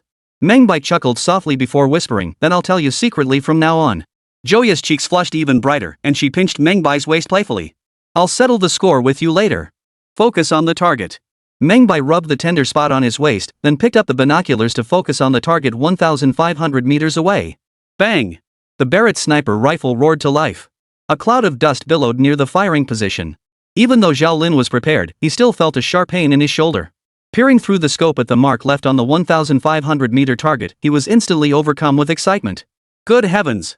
On his very first shot with this rifle, he'd managed to hit the bullseye and even scored a 7 ring. Behind him, applause broke out. Duan Guoxian lowered his binoculars, a satisfied smile spreading across his face. Truly worthy of being the sharpshooter of the Jinling military region, a great gun paired with a great soldier. The others all wore expressions of envy, their eyes fixed on the sniper rifle. What an incredible rifle! Hitting targets at 1,500 meters with such ease is truly remarkable. If we took this to the battlefield, the enemy wouldn't even know where the shots were coming from. Its effective range is too long, far exceeding that of most small cannons. I'm even more curious about its maximum range. At that moment, Zhao Lin approached Meng Bai, rifle in hand. I finally understand. I never stood a chance against you from the start. This rifle is simply too good. It turns an ordinary person into a sharpshooter. I concede defeat wholeheartedly. Meng Bai smiled, clearly seeing the respect in Zhao Lin's eyes. Zhao Lin then turned to Zhouya, scratching his head apologetically. Zhouya, could I ask you a favor? Zhouya tensed up at once. That's going too far. This. After a moment's hesitation, Zhao Lin leaned closer and whispered to her, considering we've been neighbors for so many years, could you ask Meng Bai to give me a gun? At this request, Zhouya froze for a moment before her cheeks flushed crimson and she kicked him. What are you talking about? If you want a gun, just ask Meng Bai to give you one. Why are you begging me? Meng Bai grinned. Zhao Lin had given up completely, so much so that he'd started trying to set him up with Zhouya. Clearing his throat, he addressed Zhouya. You decide. Zhouya understood Meng Bai's intentions perfectly. She shot him a fierce glare. I'll do it. But I'll settle the score with you later. Everyone present burst into laughter. Just then, Duan Guoxian spoke up. Comrade Meng, you mentioned earlier that this gun also has anti-material capabilities. What exactly is an anti-material weapon? Everyone looked utterly confused. Meng Bai chuckled and explained. An anti-material rifle is a specialized sniper rifle designed to destroy military equipment and supplies. Its destructive power surpasses that of ordinary sniper rifles. Not only does it have a larger caliber, but it also uses a wide variety of ammunition types. It can utilize armor-piercing rounds, fragmentation rounds, high-explosive rounds, and other specialized ammunition. Its primary targets are enemy tanks, aircraft, fortified positions, vessels, and other high-value targets with significant protective capabilities. It can also eliminate enemy personnel and high-value targets at long range, making it exceptionally suited for special operations. After Meng Bai finished his explanation, every person present wore an expression of astonishment.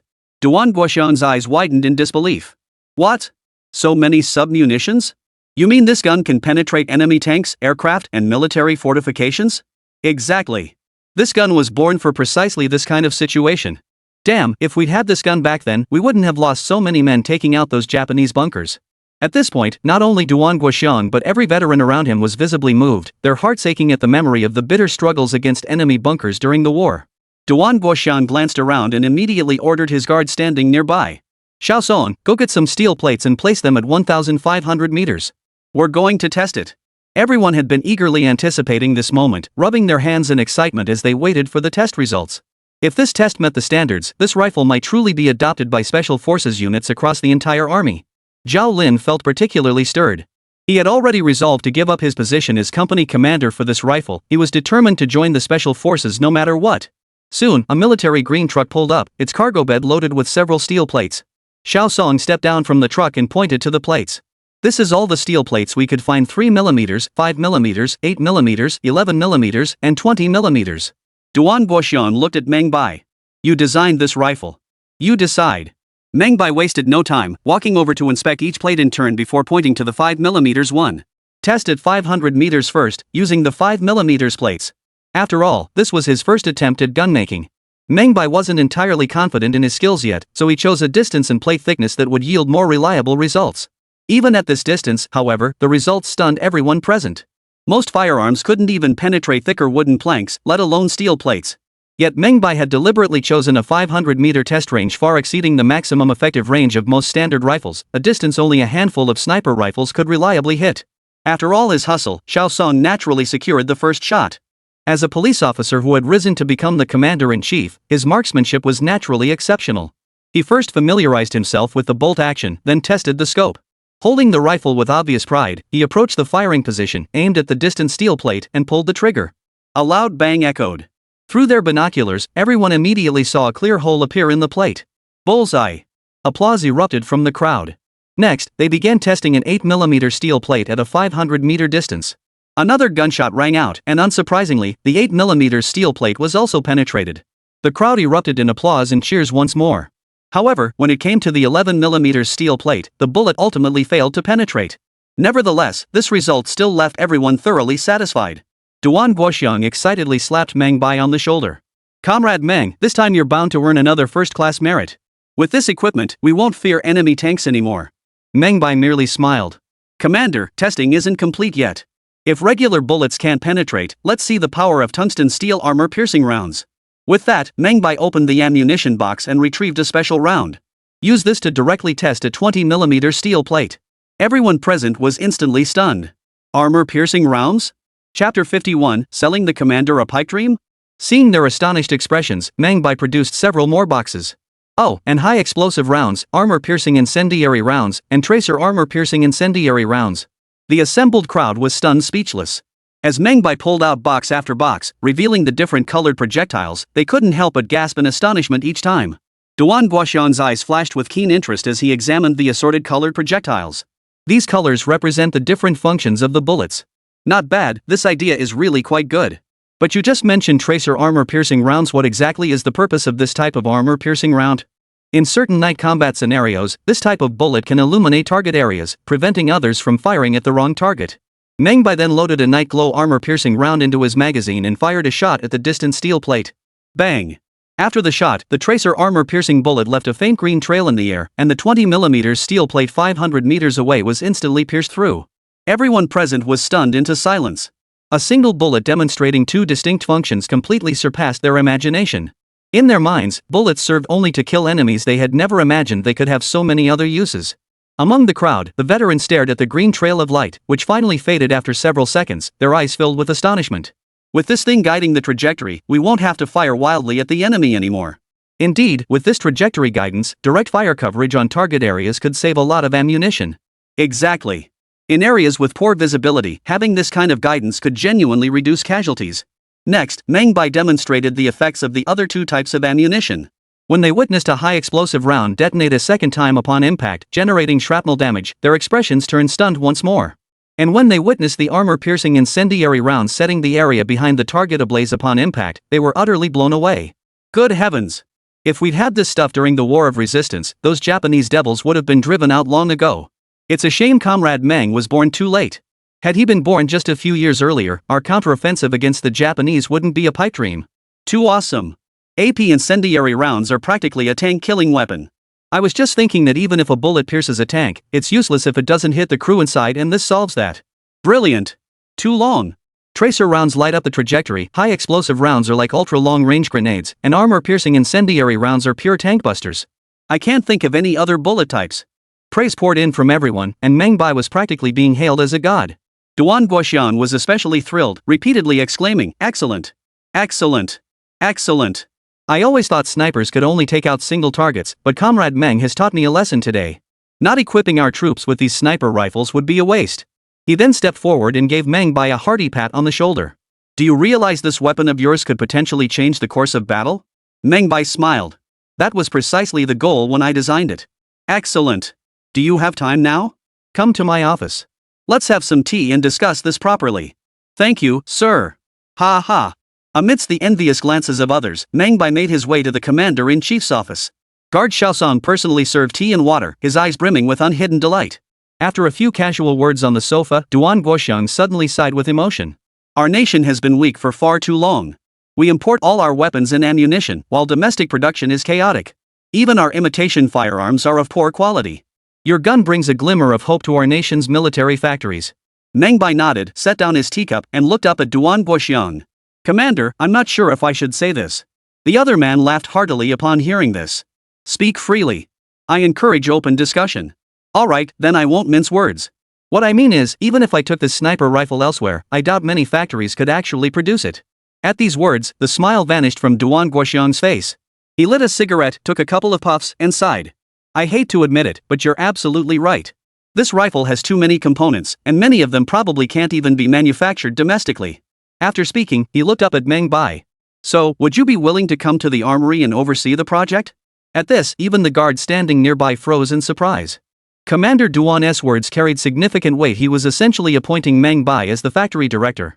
Countless individuals toiled for decades within the factory without ever attaining such a position, yet Commander Duan was prepared to elevate Meng Bai directly to that role. For a moment, he felt a twinge of envy, though he also believed Meng Bai deserved the position. Yet Meng Bai made a decision that astonished both of them. "Commander, thank you for your kindness, but I'm afraid I simply don't have the energy to take on the role of factory director." "Why?" "Because I also run a chemical plant that produces sulfuric acid and nitric acid for ammunition production." Duan Guoxiang paused for a moment, then sighed. "Well, it's just a pity. If you were to become the factory director, imagine how many advanced weapons we could produce." Meng Bai smiled. "To be perfectly honest, I still have several sets of weapon blueprints. If the commander needs them, I can provide them all." "What? Several sets?" Duan Guoxiang instantly lost his composure. He was already stunned that Meng Bai had managed to produce a Barrett sniper rifle, but now he discovered the man had several more sets. Meng Bai nodded and replied, "Yes. After all, this sniper rifle involves complex manufacturing processes and carries a high cost. Equipping every sniper in the entire army with it would be impractical, and it's not suitable for everyone. Moreover, this particular sniper rifle is only truly effective during specialized missions. In standard combat scenarios, conventional sniper rifles suffice. Beyond snipers, the most frequently used weapons in combat are assault rifles and pistols. As far as I know, our Dragon Nation military procures most of its equipment from abroad.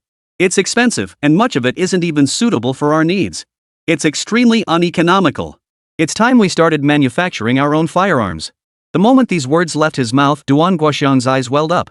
He slammed his fist on the seat and sprang to his feet. "Yes, it's time we made our own guns." After speaking, he turned to look at Meng Bai. "What about those guns of yours? Still on the blueprints?" The room fell silent instantly. Xiaosong, the guard holding the teacup, looked utterly bewildered. "Wow, you're just feeding the commander empty promises? Would it be convenient for you to go back and get them now?" "I could, but I'd need to use the commander's car." "Xiaosong, Guard Xiao Song immediately set down his teacup. Yes, sir. You'll personally drive Comrade Xiao Meng home to retrieve the blueprints.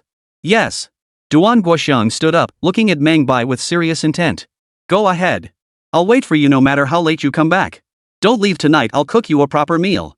Thank you, Commander. Chapter 52, The Type 81 Rifle Family. Sitting in the commander's special seat was no ordinary privilege. Yet even in the commander's special seat, Meng Bai was jostled about violently. This German-made sedan had clearly seen better days. The seats were rock hard, offering almost no cushioning. Traveling along the dusty country roads, the constant jolting and bouncing left Meng Bai feeling like his own behind wasn't his own by the time he arrived home. Next time, I'm requesting a truck ride. Bodyguard Xiao Song scratched his head apologetically. Sorry about that. It was dark, and I was in a hurry to get you here. Why don't you rest for a bit? Meng Bai grinned and waved off the offer. No problem. I'll get used to it after one trip. Wait for me at the door. I'll grab my stuff and be right back. Alright, no rush. Where's the bathroom? It's on the left, no lights inside, so be careful. Meng Bai hobbled into the lab, muttering as he went, and swiftly retrieved the printer and computer. After plugging in the power and a few quick operations, he soon printed out the blueprints for all the individual soldier equipment he needed. Of course, in addition to these, Meng Bai also pulled a booklet he had printed earlier from the shelf. Shutting down the computer and printer, he tossed them into his storage space. Meng Bai, carrying his belongings, stepped back outside. Guard Xiao Song, who was taking a break and smoking, quickly stubbed out his cigarette upon seeing Meng Bai approach. Seeing this, Meng Bai couldn't help but smile. It's fine, I smoke too. He casually pulled out a pack of Huazi cigarettes, took one out, and offered it to the guard. Xiao Song grinned, but froze momentarily after taking the cigarette. This cigarette. Oh, it's a new brand, doesn't make you cough. Try it. So the two leaned against the car, puffing away and chatting idly for a while. Xiao Song, satisfied, stubbed out the last bit of his cigarette but then opened the car door, turned it around, and sped off with Meng Bai. Finally, they arrived at the office of the commander of the Pengcheng military region. The moment they arrived, the rich aroma of food wafted toward them. Meng Bai felt his stomach growl loudly. Just then, Duan Guoxiang descended the stairs with a coat draped over his shoulder. Spotting the item in Meng Bai's hand, he grew visibly excited. Ha! Hungry, huh? Come on up. We'll eat and talk. Alright. Meng Bai didn't hesitate, following him upstairs. The table held several cold dishes and a plate of freshly stewed chicken. In those times, even for the military district commander, eating chicken was considered a luxury. And this was a chicken raised by the commander himself, showing just how highly Duan Guoxiang thought of him. Next, Duan Guoxiang retrieved an unlabeled bottle of aged liquor from the cabinet. He poured a full bowl for Meng Bai and half a bowl for himself. Instantly, the room filled with the rich aroma of liquor, making Meng Bai's mouth water. This was aged liquor Jiangnan Osmanthus wine. How about it? Fragrant. Truly fragrant. Even Meng Bai, who had traveled here from his past life, had never encountered wine with such an exquisite aroma. Duan Guoxiang then raised his bowl. Come on, little Meng. For all you've contributed to our army, I'll toast to you. Meng Bai hastily raised his bowl. Commander, you flatter me. It's simply my duty. Haha, I like this younger generation. Calling me commander is too formal. How about this, since I'm older than your father, just call me uncle. Thanks, uncle. Ha! Come on, bottoms up. Duan Guoxiang raised his bowl and downed it in one gulp, smacking his lips with a flushed, satisfied expression. Meng Bai also cupped his wine bowl with both hands and downed it in one gulp. The sweet liquor flowed over his tongue, carrying the fragrance of osmanthus and the crisp sweetness of the wine, leaving him wanting more. What a fine wine! Ha ha, drink up. There's plenty more. After 3 cups, the conversation flowed freely. Meng Bai drank heartily, yet he hadn't forgotten the purpose of this visit. Before the alcohol could fully take hold, he hurriedly pulled out all the equipment blueprints and handed them over. This was the Type 81 rifle family, comprising the Type 81 rifle, Type 81 light machine gun, and Type 811 automatic rifle. The core structures of these 3 weapons were identical. Automatic mechanisms, recoil systems, firing mechanisms, gas systems, and feeders were interchangeable across the family.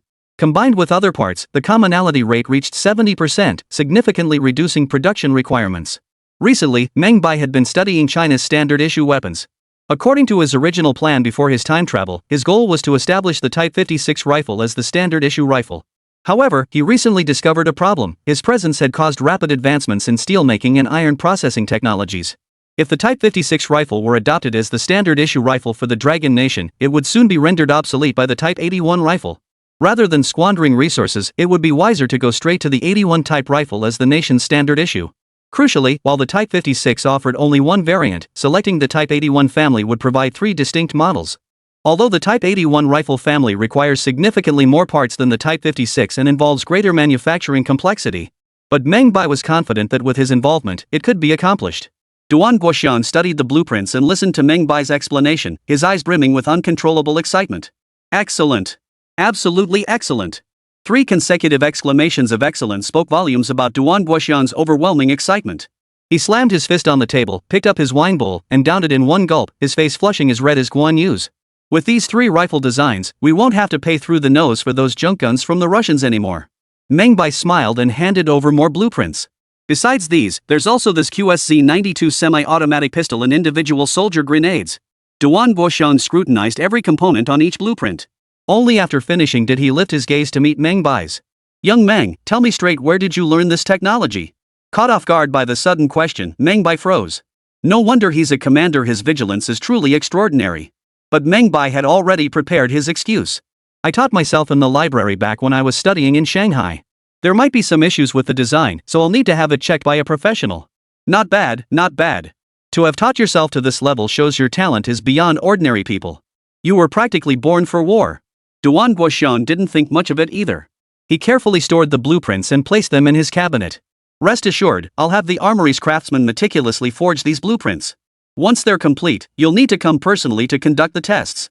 But Meng Bai shook his head. Honestly, sir, there's something I need to tell you up front. Seeing Meng Bai suddenly grow serious, Duan Guoxian froze in surprise. What is it? These firearm components are extremely intricate. I'm afraid our current arsenal's capabilities won't suffice for production. What? How could that be? We have the blueprints and specifications, how could we not be able to produce them? This brings us to the issue of standard parts. Standard parts? Duan Guoxian was completely baffled. Chapter 53, Proposal for Domestic Standard Parts. Duan Guoxian recognized the term standard parts. But he wasn't entirely sure what they meant. Seeing Meng Bai's earnest expression, he sensed this might relate to resolving upcoming production issues. He immediately asked seriously. Don't beat around the bush with me. Just say what you need to say. Alright, but first, I need to conduct an experiment. Meng Bai pulled a screw from his pocket and handed it to the man. Sir, take a look, what size is this screw? Duan Guoxian froze, took the screw, and examined it closely. This is just a common 20mm M3 screw. Something you'd find in any car. What's the big deal? Meng Bai smiled and pulled another screw from his pocket, handing it over. Now take a look at this one.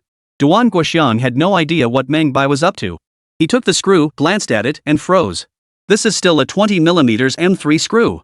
It's identical to the previous one. What does asking these inexplicable questions have to do with the experiment? Haha, old man, take another careful look. Are you sure these are the same screws? Ha! The markings are right there, how could they be different? Seeing Meng Bai's mysterious, excited expression, Duan Guoxian was puzzled but still held the screws up for comparison. The moment he held them side by side, he sensed something was off. Not only were the heights different, but even the thickness at the middle and the pitch of the threads were distinct. Duan Guoxian thought he might be seeing things from too much alcohol, so he rubbed his eyes and checked again. Still, they were different. Xiao Song, come in.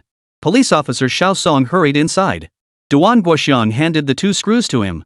Compare these screws and see if they match. Xiao Song nodded, picked up the screws, and examined them under the light. After a moment, he shook his head. Commander, these 2 screws are different. Duan Guoxian sobered up halfway instantly, then glanced at Meng Bai. I see. You mean that differences in parts would prevent many factories from producing this weapon? Is that what you're saying? Exactly. That's why I insist we standardize our components, establishing specifications for screws, nails, and all tools. Only then can we ensure every factory produces identical products. Meng Bai handed over the booklet he had taken out. This is my proposal for standardizing components, based on the dimensions of our existing parts. The firearm blueprints were also drawn according to the measurements in this booklet. Duan Guoxian took the booklet, flipped through it, and suddenly understood. Ah, so that's why. No wonder the quality of our domestic craftsmanship is so inconsistent, it all comes down to standardized parts. He flipped through the booklet again, his eyes brimming with excitement. This must be reported to higher-ups immediately. It demands urgent attention. While the nation is still young, we must standardize these parts. Only then can we mass-produce our own weapons. After expressing his thoughts, Duan Guoxian immediately turned to Xiao Song. Dispatch a telegram to headquarters immediately. State there is critical information to report. Depart first thing tomorrow morning. Have the relevant departments there prepared to receive us. Yes, Commander. Just then, a sudden thud echoed through the room. Duan Guoxian turned to see Meng Bai, unable to hold himself up any longer, had collapsed face first onto the table and fallen asleep. Ha! This kid can't hold his liquor. He immediately shouted for someone outside again. 2 guards carried Meng Bai straight to the guest room. Meanwhile, he lit a cigarette and began reading Meng Bai's proposal on standardizing domestic components. The next morning, the rhythmic sound of morning exercises echoed through the air. Meng Bai slowly opened his eyes. Rubbing his slightly throbbing temples, he realized he was lying in a bed. Sitting up slowly, he glanced around the room's simple decor and froze. Where am I? Just then, a knock sounded at the door. Get up, lazybones. Meng Bai paused for a moment before quickly getting out of bed. Opening the door, he saw Joya wearing a blue dress, hands behind her back, smiling at him. You lazy bum, the sun's already high in the sky and you still haven't gotten up. Meng Bai smiled, then glanced around the room. Why'd you bring me to your place? Her pretty face flushed, and she kicked him playfully. Nonsense. If you want to come to my place, you'd be dreaming. This is Commander Duan's house. Only then did Meng Bai snap out of it, slapping his forehead. Oh my, I'd almost forgotten everything that happened last night. I can't believe I ended up sleeping at the commander's house. How utterly inappropriate. Just then, a hearty laugh echoed from outside. What's inappropriate? It was perfectly appropriate. That drink was the most worthwhile one I've ever had. Duan Guoxian walked in from outside, dressed in a brand new military uniform. Last night I took a look at that proposal you wrote for the standard parts. It was brilliantly written. This suggestion absolutely must be implemented. Otherwise, not only would military industry stagnate, but even our industrial sector would suffer. Your foresight has saved our nation's industrial future. Seeing the commander-in-chief lavishing such praise upon him, Meng Bai felt almost embarrassed by the flattery. Then Duan Guoxian continued. I received a telegram this morning ordering me to depart immediately for Yinjing to deliver a report. I'm taking this proposal and the blueprints with me. You can expect to be honored for your work. He then turned to glance at Joya. Jo girl, you'd better seize this opportunity. This young man has boundless potential. Uncle Duan. You're teasing me again. Ha, alright then. I had the kitchen prepare some breakfast. Xiao Meng, you and Joya Dao should eat together. I won't be joining you. Goodbye, sir. Goodbye, Uncle Duan. Watching Duan Guoxian leave, Joya's eyes sparkled with surprise as she looked at Meng Bai. I never expected you to know so much about advanced things. Honestly, where did you learn all this? The library. Seriously? I went to school in Shanghai too. How come our library didn't have this stuff? How could a women's university possibly have this kind of stuff? Meng Bai chuckled and changed the subject. I'll go splash some water on my face first. Let's grab breakfast together. Joya nodded, watching Meng Bai's retreating figure. Her eyes sparkled with admiration, yet she felt a touch of shyness. After breakfast, Meng Bai and Joya spent some time together before he returned to his hometown. With the addition of retired engineer Wang Shun, progress on the chemical plant at the eastern edge of the village accelerated rapidly. In just 2 days, the land had been leveled, the foundation plans laid out, and now they were pouring cement into the base layers and laying pipes. Everything was progressing smoothly. On the 3rd day, Joya paid an unexpected visit, bearing another piece of news. Uncle Duan said he wants you to leave for Shanghai tomorrow. He's taking you to tour the city's munitions factory. Meng Bai froze upon hearing this news. Then, his heart surged with wild joy. Damn, just what I needed. Shanghai was the economic heart of the Dragon Nation, a hub where merchants and intelligence brokers from around the world converged. His plan to earn his first fortune for the nation seemed ready to begin. Chapter 54, The Zhongshan Suit and the Photograph. Joya glanced sideways at Meng Bai's excited expression. Do you really need to be this excited? It's just going to Shanghai. Besides, didn't you study there before? Meng Bai chuckled. You don't get it. Shanghai's a great place to make money. Making money? You're going to tour an armory, not earn cash. Did you get something mixed up? I'm not just going to the munitions factory. After the tour, I'll definitely meet up with some old classmates, right? Oh, right. That explains your excitement. But what does that have to do with making money? Your classmates aren't all foreigners, are they? Yes, they're all wealthy. Making money off them? That's the best part. Seeing Meng Bai's eyes light up the moment money came up, Joya couldn't help but tease him. You really do look like a money-grubbing opportunist. Hearing her description of him, Meng Bai couldn't help but laugh. Exactly. I'm a mercenary businessman. Why else would I avoid the munitions factory? Right? That kind of thinking is dangerous. You should stop saying things like that. Yeah, I know. Meng Bai understood Joya's concern. After all, the nation had just been founded, and the suppression of landlords and wealthy landowners was intense. And what he intended to do next wasn't just about making money for himself, it was about earning money for the nation. Joya gave Meng Bai a once-over and shook her head slightly. No, if you're going to meet your old classmates, this outfit just won't do. Meng Bai scanned his own outfit from top to bottom and agreed it wasn't quite right. You're probably right. But I don't know if there's anywhere in Pengcheng that makes tailored suits. A Zhongshan suit would be even better. Joya smiled. I don't know about tailor-made suits, but I know where to find Zhongshan suits. Since I'm free today, you can accompany me to an interview. After that, I'll take you there. Alright, then I'll be your little sidekick today. Go ahead, big reporter Zhou, tell me what heavy lifting or grueling tasks I can handle. Joya covered her mouth and giggled, instantly radiating charm. Oh, come on. There's no such thing as dirty or hard work. Besides, I'm just a rookie reporter who just got promoted. After packing up and giving final instructions at the chemical plant, Meng Bai finally got in the car with Joya and headed for Pengcheng City. Upon arriving in Pengcheng, Meng Bai accompanied Joya as she interviewed several veterans of the War of Resistance. The moment these veterans heard that Meng Bai was the designer of the sniper rifle, they became incredibly excited. What should have been a straightforward interview turned into a fan meet and greet, leaving Meng Bai feeling quite apologetic toward Joya. Sorry for messing up your interview. But Joya was thoroughly enjoying herself. I love seeing how they admire you. Meng Bai noticed that when Joya said this, her eyes were filled with nothing but admiration for him. Seems like among all his fans, this one was the most die-hard. As she spoke, Joya carefully placed her camera inside her leather bag, then instinctively tugged Meng Bai's hand and said, "Come on, I'll take you to that mysterious place." Meng Bai felt a flicker of surprise at the warmth radiating from her small hand. In this era, relationships between men and women remained deeply conservative. On the streets, married couples walked as if they were 8 feet apart, never holding hands. It was especially rare for a woman to take the initiative and hold a man's hand. To others, such behavior might be seen as improper or even scandalous. Yet Meng Bai's tall, handsome stature perfectly complemented Joya's gentle grace. Together, they radiated in effortless harmony, a picture of a handsome man and a beautiful woman. Rather than disdain, people felt a touch of envy watching their closeness. Meng Bai understood Joya's openness stemmed from her modern education. Had she received traditional Chinese education, holding hands would have been unthinkable, let alone going out together. At this time, Pengcheng City was not yet as prosperous as it would become decades later. Beyond the few main thoroughfares, the rest of the city was dilapidated and run down. Joya tugged Meng Bai through the winding alleys until they reached an extremely secluded lane. Pointing to the sign at the far end that read Sue's Tailor Shop, she declared, "We're here. That's the place." At the tailor shop, a man wearing glasses, a grimy apron, and a tape measure slung over his shoulder smiled at Joya. "Comrade Joya, you're back. The Zhongshan suit you ordered last time is ready." He stepped inside, grabbed a hanging rod, and precisely selected a black Zhongshan suit from a pile of garments before handing it to Joya. Joya tugged the collar to drape the suit over Meng Bai's shoulders. After comparing the fit, a satisfied smile spread across her face. "Master Su's craftsmanship is still top-notch. Go try it on now." Meng Bai froze, then gestured toward the suit the man was holding. "For me? Yes. Seeing you wear that old coat every day makes me feel it doesn't suit your status as a great scientist. Go try it on." Master Su, the bespectacled man, looked genuinely surprised upon hearing that Meng Bai was the renowned scientist. "Is this the scientist who redesigned the steel mill?" "Yes." Well, what a pleasure. I've only seen him in the papers before. Today I get to meet the real thing."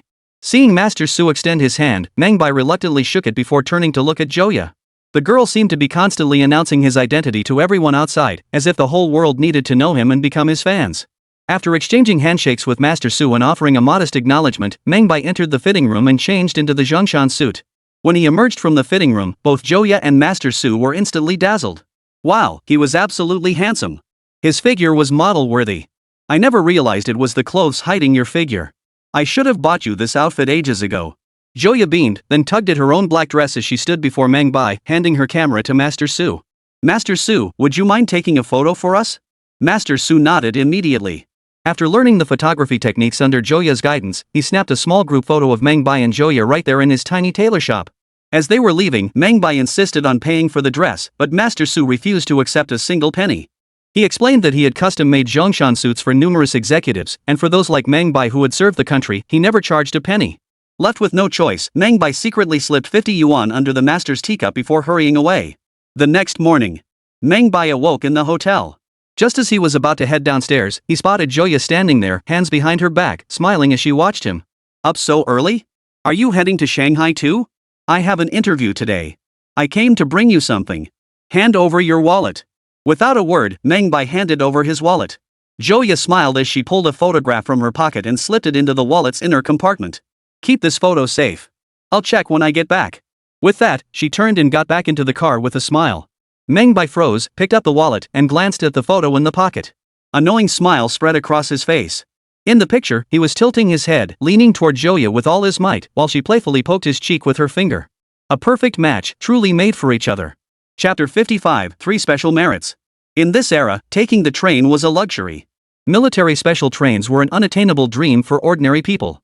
This time, they were able to board the military train thanks to Duan Guoxiang. On the train, Duan Guoxiang held the proposal book on domestic standard parts authored by Meng Bai, his face aglow with excitement. Young Meng, you have no idea how much praise I've received in Yanjing these past 2 days, more than I've ever gotten in my entire life.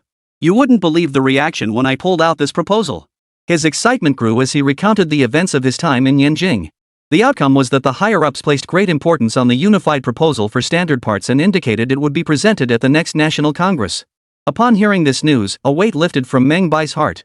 After all, once these standardized proposals were implemented nationwide, it would mean that all kinds of parts across the country could be interchangeable. No longer would neighboring regions produce parts with differing specifications and sizes that couldn't be used interchangeably.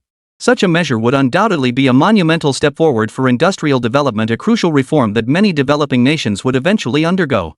Under normal circumstances, such a reform in the Dragon Nation would take over a decade to implement nationwide. During those intervening years, the nation's industrial sector had largely stagnated.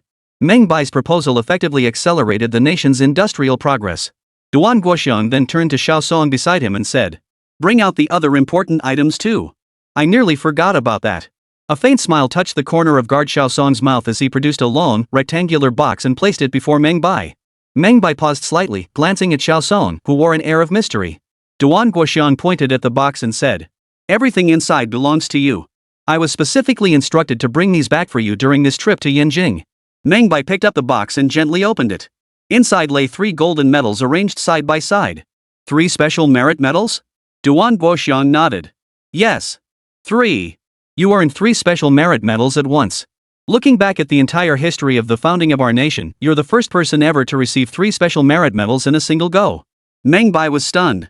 At this time, the Dragon Nation had not yet abolished the Special Merit Award. However, across the entire military, those who could earn special merit were few and far between. Later, with no more wars at home, the Special Merit Medal was abolished. After the Special Merit Medal was discontinued, a saying emerged among the people.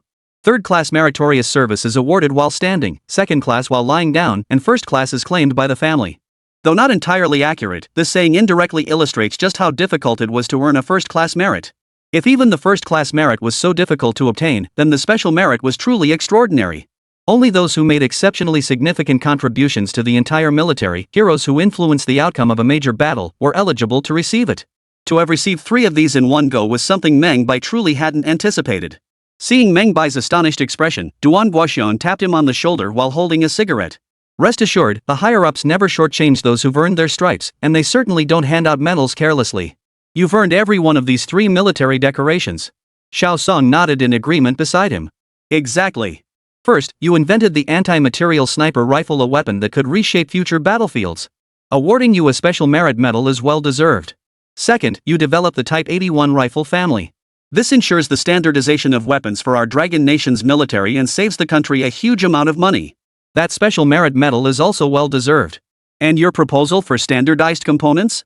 That document could reshape the entire industrial landscape of our nation. That deserves another special merit award. Xiao Song's eyes brimmed with admiration and respect as he spoke. In his eyes, scientists like Meng Bai, though never stepping onto the battlefield themselves, were no less heroic than the soldiers fighting in combat.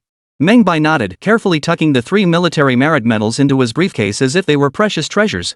The military special train enjoyed the highest priority on the railways, so their journey was virtually unimpeded. By evening, they had arrived in Shanghai. As soon as they stepped off the train, a dedicated escort team was waiting to receive them. When everyone learned that Duan Guoxiang had summoned the sniper rifle's designer, it immediately drew everyone's attention. Especially after Meng Bai pulled out the sniper rifle for a demonstration, everyone grew intensely eager, insisting they wouldn't let the late hour delay testing it. So the entire group made their way back to the military base, heading straight to the firing range to test the sniper rifle's power.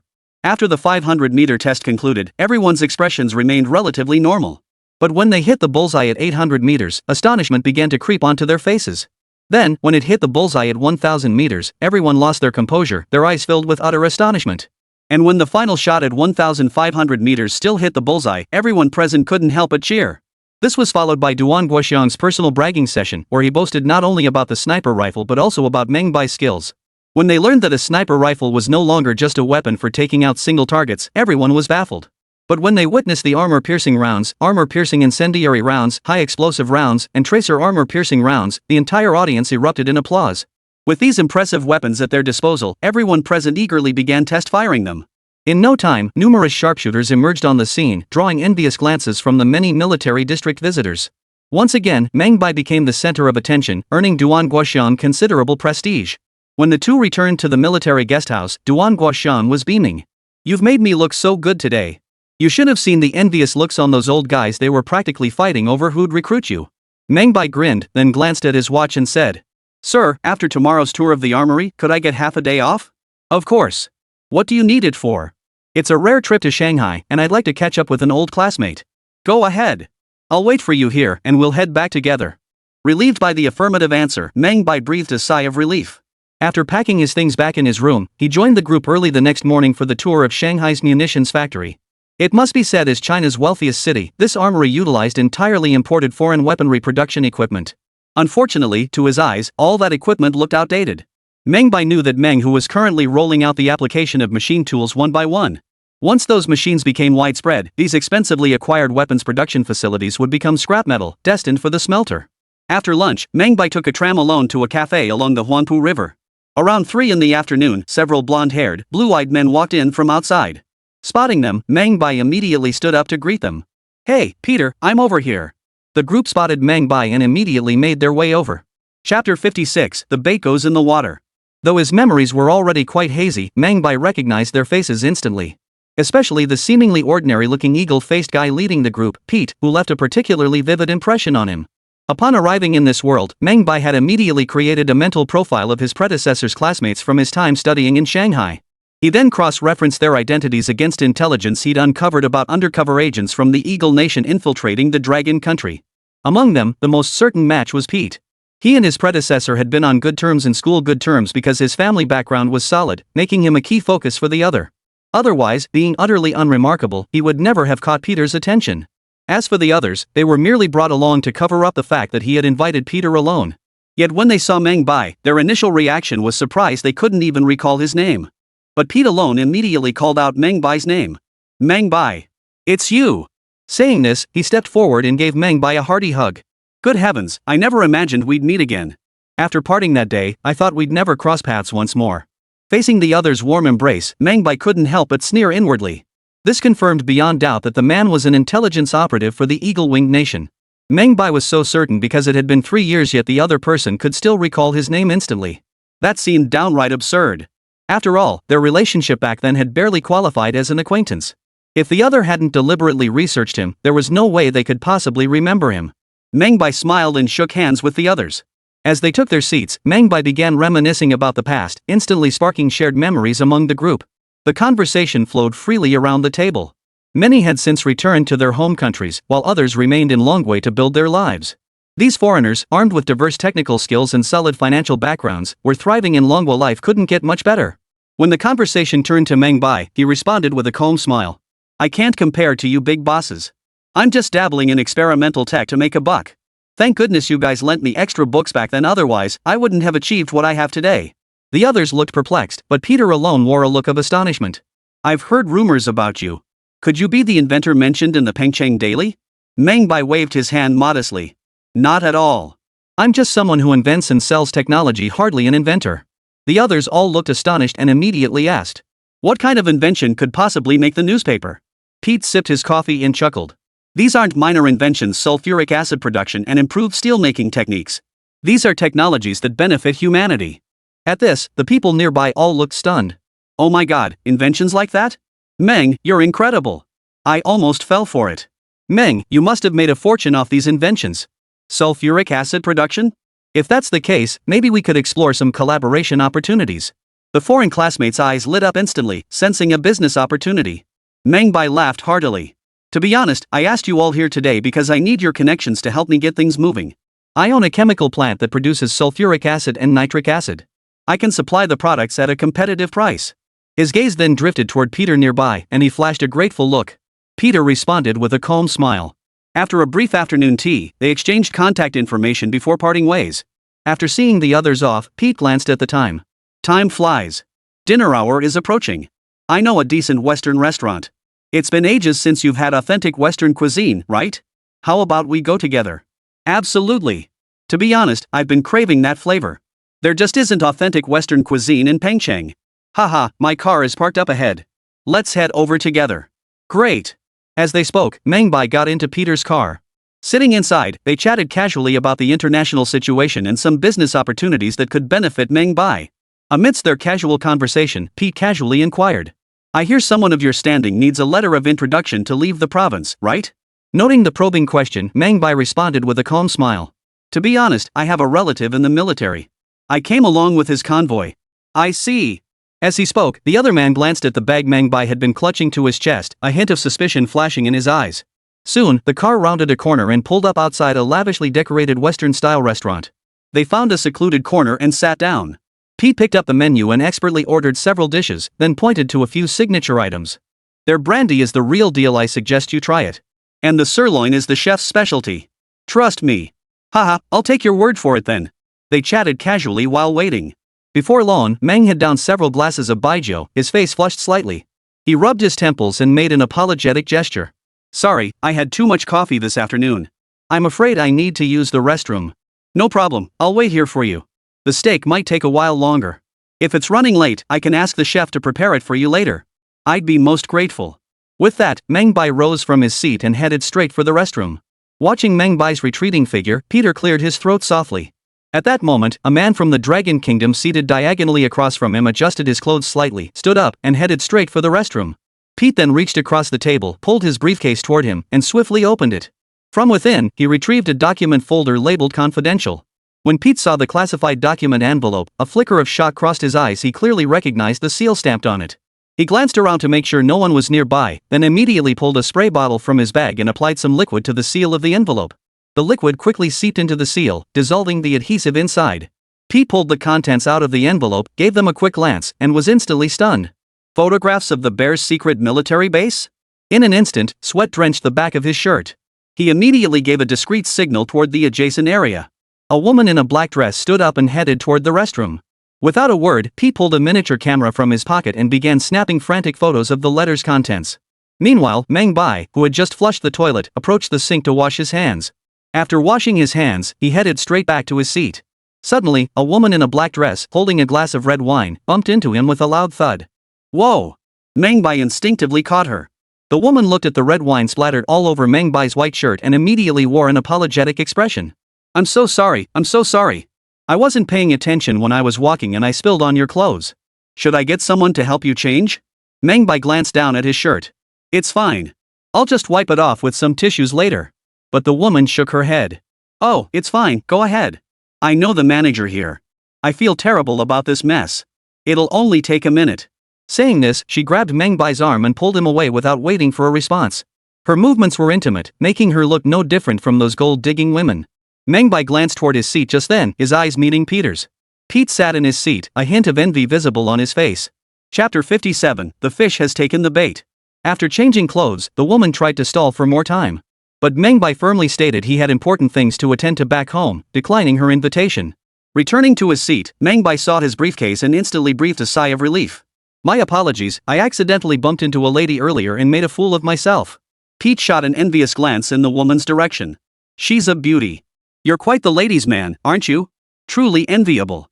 Meng Bai waved dismissively with a self-deprecating smile.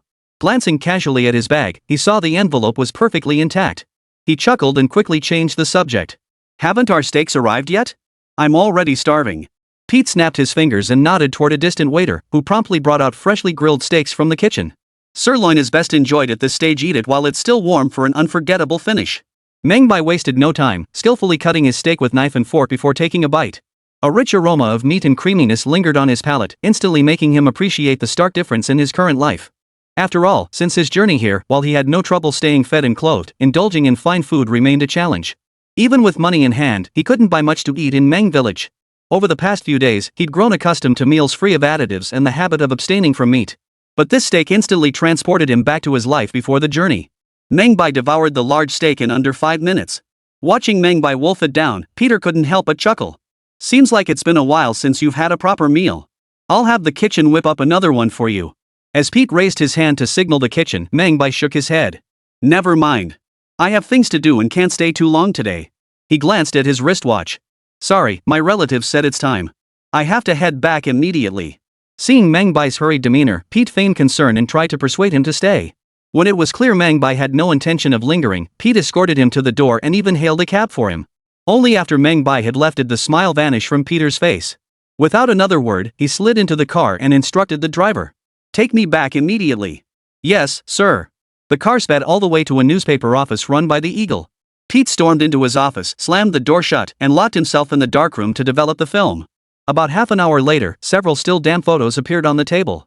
Under the red light, Pete stared intently at the images, his eyes filled with shock. He immediately stepped out of the room, picked up the phone, and dialed a number he hadn't called in a long time. I have critical intelligence to report to the commander. An address was quickly relayed over the phone. After glancing at the time, Pete grabbed the blower and began rapidly drying the photos hanging to air dry. In no time, all the photos were dry. Pete placed them in a file folder, went downstairs, and took a car to the docks. Numerous vessels were moored at the dock. After scanning the area, Pete spotted his target ship and promptly bought a ticket to board. He had been sitting in the private cabin for less than 10 minutes when a European man carrying a briefcase walked in. After sitting down, the man first raised his wrist to check the time. The boat departs in 5 minutes. You have 3 minutes left. Without a word, Pete handed over the file folder. Critical intelligence. The Dragon Nation may be negotiating with the Bear Nation right now. I found Bear Nation military base information in their documents. Here are the photos. The European man furrowed his brow slightly, pulled out the photo, and examined it carefully. A flicker of shock passed through his eyes. Where did you get this? A Dragon Nation scientist. He's currently collaborating with high-ranking military officials. This time, he even gained access to tour Dragon Nation's armory. He's got something. How do we know him? An old classmate. He wants to start a chemical plant and asked us to help connect him with contacts, so he treated us to dinner. Verify his identity? This information could be false intelligence. That's why I want the supervisor to analyze the authenticity of this intelligence. If possible, let's develop this lead. Yes. The European man then gathered all the photos, stuffed them into his leather briefcase, put on his hat, and left the cabin to disembark. Meanwhile, on the bus, Meng Bai confirmed no one was following him before finally letting out a slight sigh of relief. He glanced down at the dried adhesive on the envelope, a faint smile curling his lips. They'd fallen for it. Now, would they believe the contents inside? Well, people from this era probably didn't know about Photoshop. He had prepared everything long ago. The photos were created using online Photoshop techniques, and fooling people from this era with such convincing fakes would be absolutely no problem. Of course, the subject matter in the photos was genuine, a new fighter jet at an Air Force base, along with several missile silos. These images were among those released after the collapse of the Soviet Union. However, due to their age, the images found online were all blurry and indistinct. Before his time travel, Meng Bai had enlisted a professional expert to enhance them with Photoshop. The envelope, too, was based on information he'd uncovered during later decryption work. He then printed it using a professional printer, matching the details to what he was now observing. As for the seal, it was applied using specialized seal ink, which could only be identified through professional authentication. In such a short time frame, Pete simply couldn't spare enough time to authenticate the seal's genuineness. Meng Bai could only hope the other party would focus their scrutiny on the contents rather than the seal itself. Now all that remained was to wait. As long as they believed him, they would likely contact him soon. After all, the Cold War between the Eagle and the Bear had already begun. For 2 years, both sides had been openly and covertly clashing, each striving to hold the other's Achilles heel. A secret military base? That was undoubtedly a trump card. He was confident that once Eagle's intelligence agency verified the authenticity of the photos, they would find him soon enough. Now it was just a matter of sitting tight and waiting for the Eagle to deliver the money. At this critical juncture, he had to maintain an even more composed demeanor. Chapter 58, Closing the Net. Shanghai Railway Station. Meng Bai rushed over breathlessly. Duan Guoxian raised an eyebrow at his flustered state. What's the deal? Is eating a meal really that exhausting? Mainly because I ran a bit too far, huh? Looks like you'd be better off getting a car for convenience in the future. Otherwise, all that running back and forth is such a waste of time. Hearing Duan Guoxian's words, Meng Bai was instantly reminded of his old clunker, triggering a wave of PTSD. He resolved to find time to work on building a car. The train arrived, and everyone boarded. During the journey, Duan Guoxian held meetings the entire time, while Meng Bai leaned back in his seat, bored stiff, reading the book he'd brought along. Honestly, Meng Bai's biggest takeaway from this tour of the Shanghai arsenal could be summed up in a few words. Outdated. Limited variety. First, the weapons they produced were outdated models long since phased out by other nations, with some production lines even dating back to the Qing dynasty, reflecting low technological sophistication. Second, the variety was limited. In this so-called most advanced munitions factory in the Dragon Nation, the number of weapons they could actually produce didn't exceed 10 types. Moreover, most were mere copies of foreign weapons, falling short of the originals in both accuracy and firepower. This tour revealed to Meng Bai the backwardness of Dragon Nation's weaponry and the urgent need for reform. Although he had already introduced the Type 81 rifle family, even the Shanghai arsenal equipped with the nation's most advanced production lines remained incapable of manufacturing them. Therefore, the reform of standard components, technological innovation in steel mills, the promotion of machine tool equipment, and the application of new gunpowder were all interconnected. Only after resolving these issues could progress continue. Meng Bai had already begun implementing his preliminary plans. Now it was a matter of how quickly the higher-ups would advance the work. What made the trip worthwhile, however, was the armory exhibition in Shanghai, where he encountered numerous talented individuals. They showed great interest in his firearms and expressed willingness to join the research and development efforts. This gave Meng Bai hope he sensed his plan would soon be rolled out nationwide. The wave of nationwide reform that would follow would give rise to a multitude of new factories. At this point, the nation would require substantial funds for promotion and to support individuals and groups lacking the capital to update their technology. If he waited until the state had secured the funds before promoting the new technology, it would already be too late. War loomed on the horizon. The conflict that had just cost the newly founded Dragon Nation hundreds of thousands of soldiers' lives again would not afford the nation such luxury of time. Therefore, I must devise a way for the nation to secure funds to be extracted from the very nations that initiated this conflict. Compared to the bear-like northern neighbor, Eagle Chance, having profited handsomely from both world wars, was rolling in wealth.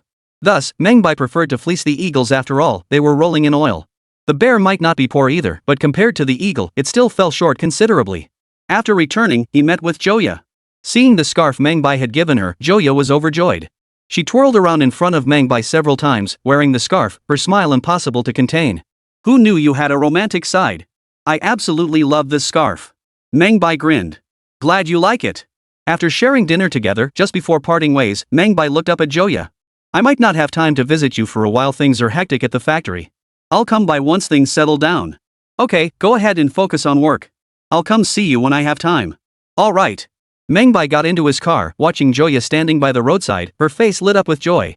He tugged at his scarf, unable to suppress a smile that spread across his lips. By the time he returned to the village, it was past 10 o'clock at night, and everything was pitch black. Shining his flashlight, Meng Bai made his way to the eastern edge of the village. Seeing the wall already built over 6 feet tall, Meng Bai couldn't help but feel a surge of emotion. This speed is insane. It's only been 2 days, and it's already this far along. After circling the perimeter, just as Meng Bai was about to leave, a figure emerged from the factory building. The figure also held a flashlight. As their beams met, Meng Bai recognized the man. It was none other than Foreman Wang Shun. Wang Shun rubbed his eyes, clearly just awakened, and was carrying a gun. Recognizing him, Meng Bai instantly broke out in a cold sweat. Uncle Wang, what are you doing here? The building isn't finished yet. I have to stay here to keep watch, in case someone steals bricks or cement at night. Meng Bai understood. In those days, the country was still quite chaotic. Street thugs and thieves were everywhere. He couldn't recall such people ever being in Meng Village during his memories, but Uncle Wang's standing guard here felt incredibly dependable. Uncle Wang, you've worked so hard. It's freezing out here. Go home and get some sleep. Moved, Meng Bai resolved to properly compensate them later. The other man just laughed heartily. We're all farmers at heart, tough as nails, not bothered by the cold. But you, young man, it's freezing out here late at night. You should head back and get some rest. We'll make sure the work doesn't fall behind schedule. Hearing this, Meng Bai hastily waved his hands. No rush, no rush. Safety and quality are paramount. Please prioritize safety. Don't worry. We've been building houses for years, nothing will go wrong. Meng Bai pulled out a cigarette from his pocket, and the two of them used their flashlights to inspect the factory grounds. It must be said, coming from an army engineering background, their craftsmanship was truly exceptional. The walls were laid perfectly level, with all plumbing and electrical conduits pre-installed according to Meng Bai's specifications. With this level of craftsmanship, Meng Bai felt that even in the future, the builder would be considered a master craftsman. After bidding farewell and returning home, Meng Bai reckoned that at this pace, the factory should be operational soon. Chief of Staff Chen Chong had already secured the necessary permits for his chemical plant. The only remaining task was procuring raw materials. As for orders, Meng Bai had no shortage whatsoever. The supply contracts for various military factories nationwide alone were more than he could handle. He felt the next step would be building a larger chemical plant for mass production of sulfuric acid, nitric acid, and other common chemical products. He had already decided that Wang Shun would serve as the chief designer, overseeing the construction of the new facility. And so, the quiet days passed quickly. Before he knew it, a week had passed. The new factory buildings were completed, leaving only the installation and fabrication of various equipment. Meng Bai had already handed over the blueprints for the sulfuric and nitric acid production equipment to the steel mill. Master craftsman Su Meng would personally oversee the fabrication, and Meng Bai felt completely at ease with this arrangement. That very day, as Meng Bai stepped out of the steel plant, he spotted a black sedan parked at the factory entrance. The door opened, and a foreigner of medium build, dressed in a suit and leather shoes, extended his arms toward Meng Bai. "Meng, we meet again." Seeing Peter's beaming smile, Meng Bai felt a surge of excitement. The eagle has finally lost patience. The time to close the net has come. Chapter 59, The Y Photo Scandal Threat. "Pete? How did you find me?" Meng Bai walked over, his face lit up with surprise as he embraced the other man. Pete chuckled, then feigned surprise at Meng Bai. "Oh, come on. You didn't forget what you said last time we had dinner, did you?" Seeing his exaggerated reaction, Meng Bai immediately slapped his forehead. "Oh, damn it.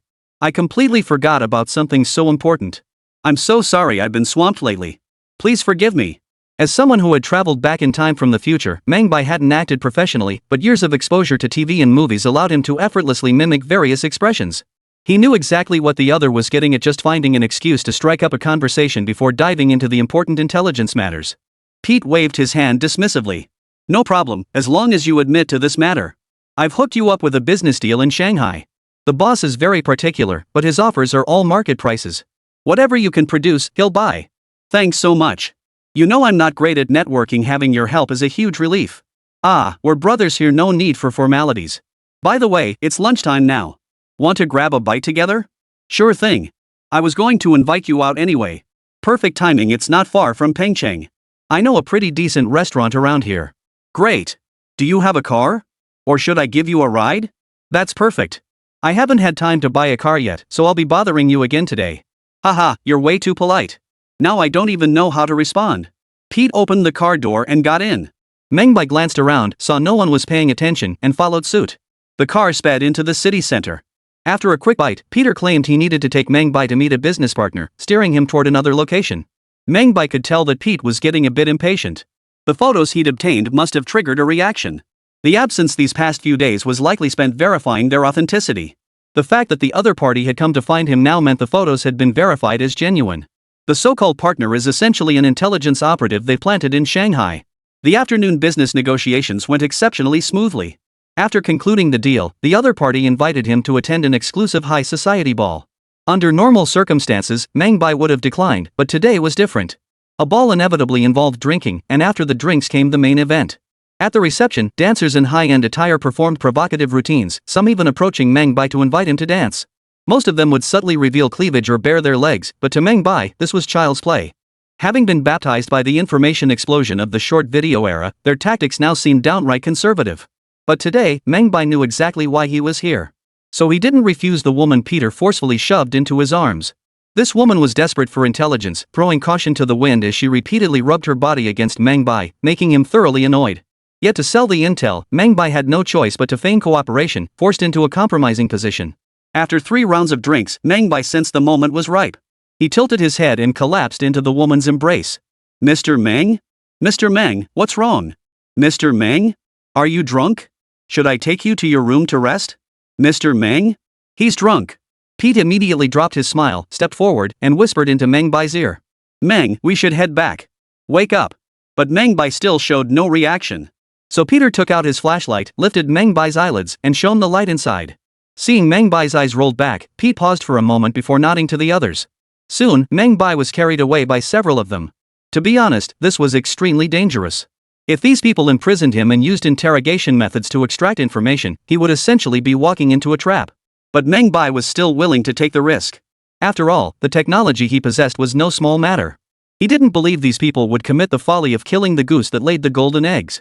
Besides, this was Dragon Nation territory, a newly founded nation where crackdowns on espionage activities were intensifying.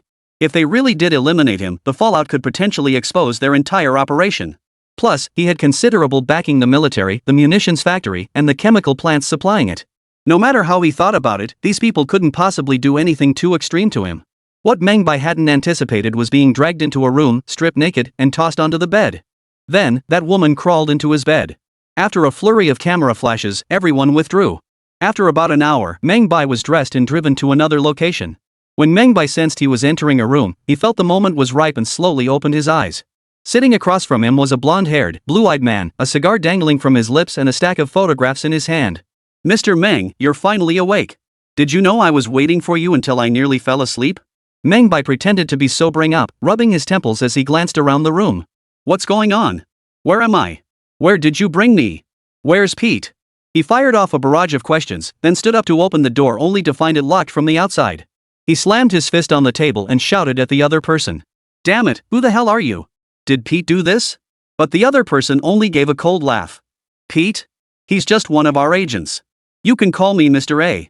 From now on, I'm your liaison." At these words, a cold glint flashed in Meng Bai's eyes. "Who the hell are you? I'm telling you, I won't be your spy." The other party curled his lips into a mocking smile. "Sorry, but that's no longer up to you." After speaking, he glanced at the photograph in his hand and let out a sigh. "I never expected Mr. Meng to have such well-preserved skin. Far better than Mr. Lu's wife." With that, he tossed the photograph onto the table before Meng Bai. Meng Bai feigned surprise, picked up the photo, and stared at it in shock. "Where did you get these photos?" "Ha, relax. They're just some artistic performance photos. We won't tell anyone provided you cooperate with us, of course. Damn it, just tell me what you want. Hand over the negatives." Seems Mr. Meng still cares deeply about his reputation. "Rest assured, we won't show these photos to anyone casually.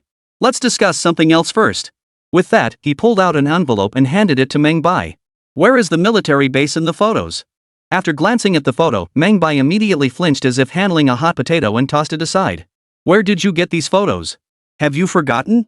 Last time you went to the Shanghai arsenal with Duan Guoxiong, the documents you brought out. Do I need to remind you again? You damned spies. Let me tell you this, I won't betray any intelligence. Absolutely not." Mr. A chuckled. "Well then, my apologies. I expect your photo will be splashed across tomorrow's front page.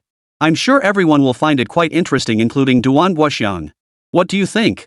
Watching the other man's arrogant demeanor, Meng Bai sighed deeply before finally lowering his guard and staring him down. "I was only tasked with safeguarding these photos. I have no idea what they are. Of course I know you don't know where these photos were taken, but I'm sure you have the ability to find the location. It's simple, just a place name. That's difficult. If it were simple, I wouldn't have bothered you. Name your price. I'm a businessman. This information is worth my life. I must ensure my life is worth that price." Upon hearing Meng Bai's demand, Mr. A couldn't help but laugh. "Straightforward. I love working with sharp operators like you. Name your price." 50 million. Mr. A's smile vanished instantly. "You're mocking me." Meng Bai stared at him, his eyes flashing with disdain. "Think whatever you want. And by the way, I'm talking about US dollars. Consider this my fee for joining your team. Who knows? I might even help you uncover more valuable leads down the line. 50 million, you won't regret it." After a long hesitation, Mr. A finally stood up. "Deal." Chapter 60, Meng Who Resigns. Pentagon Intelligence Center. George stared at the president seated at his desk, his expression unwavering. "Yes, Mr. President. Our most skilled analysts have examined the photos. No possibility of forgery. The Dragon Nation has genuinely obtained intelligence on several Bear military bases." The Eagle Sausage president, clad in a white shirt, wore a grave expression. $50 million. Humph, what a shrewd businessman. He rose and paced the room before continuing. "Still, we can at least confirm this guy has access to classified intel. That's his value. Though it's a steep price, we must prepare for the looming threat of World War III. Seated by the window was newly appointed Army Chief of Staff General Clark. Hearing the president's implication of payment, he frowned slightly and remarked, "Mr. President, our military budget has been increasing year after year. 50 million is far too much.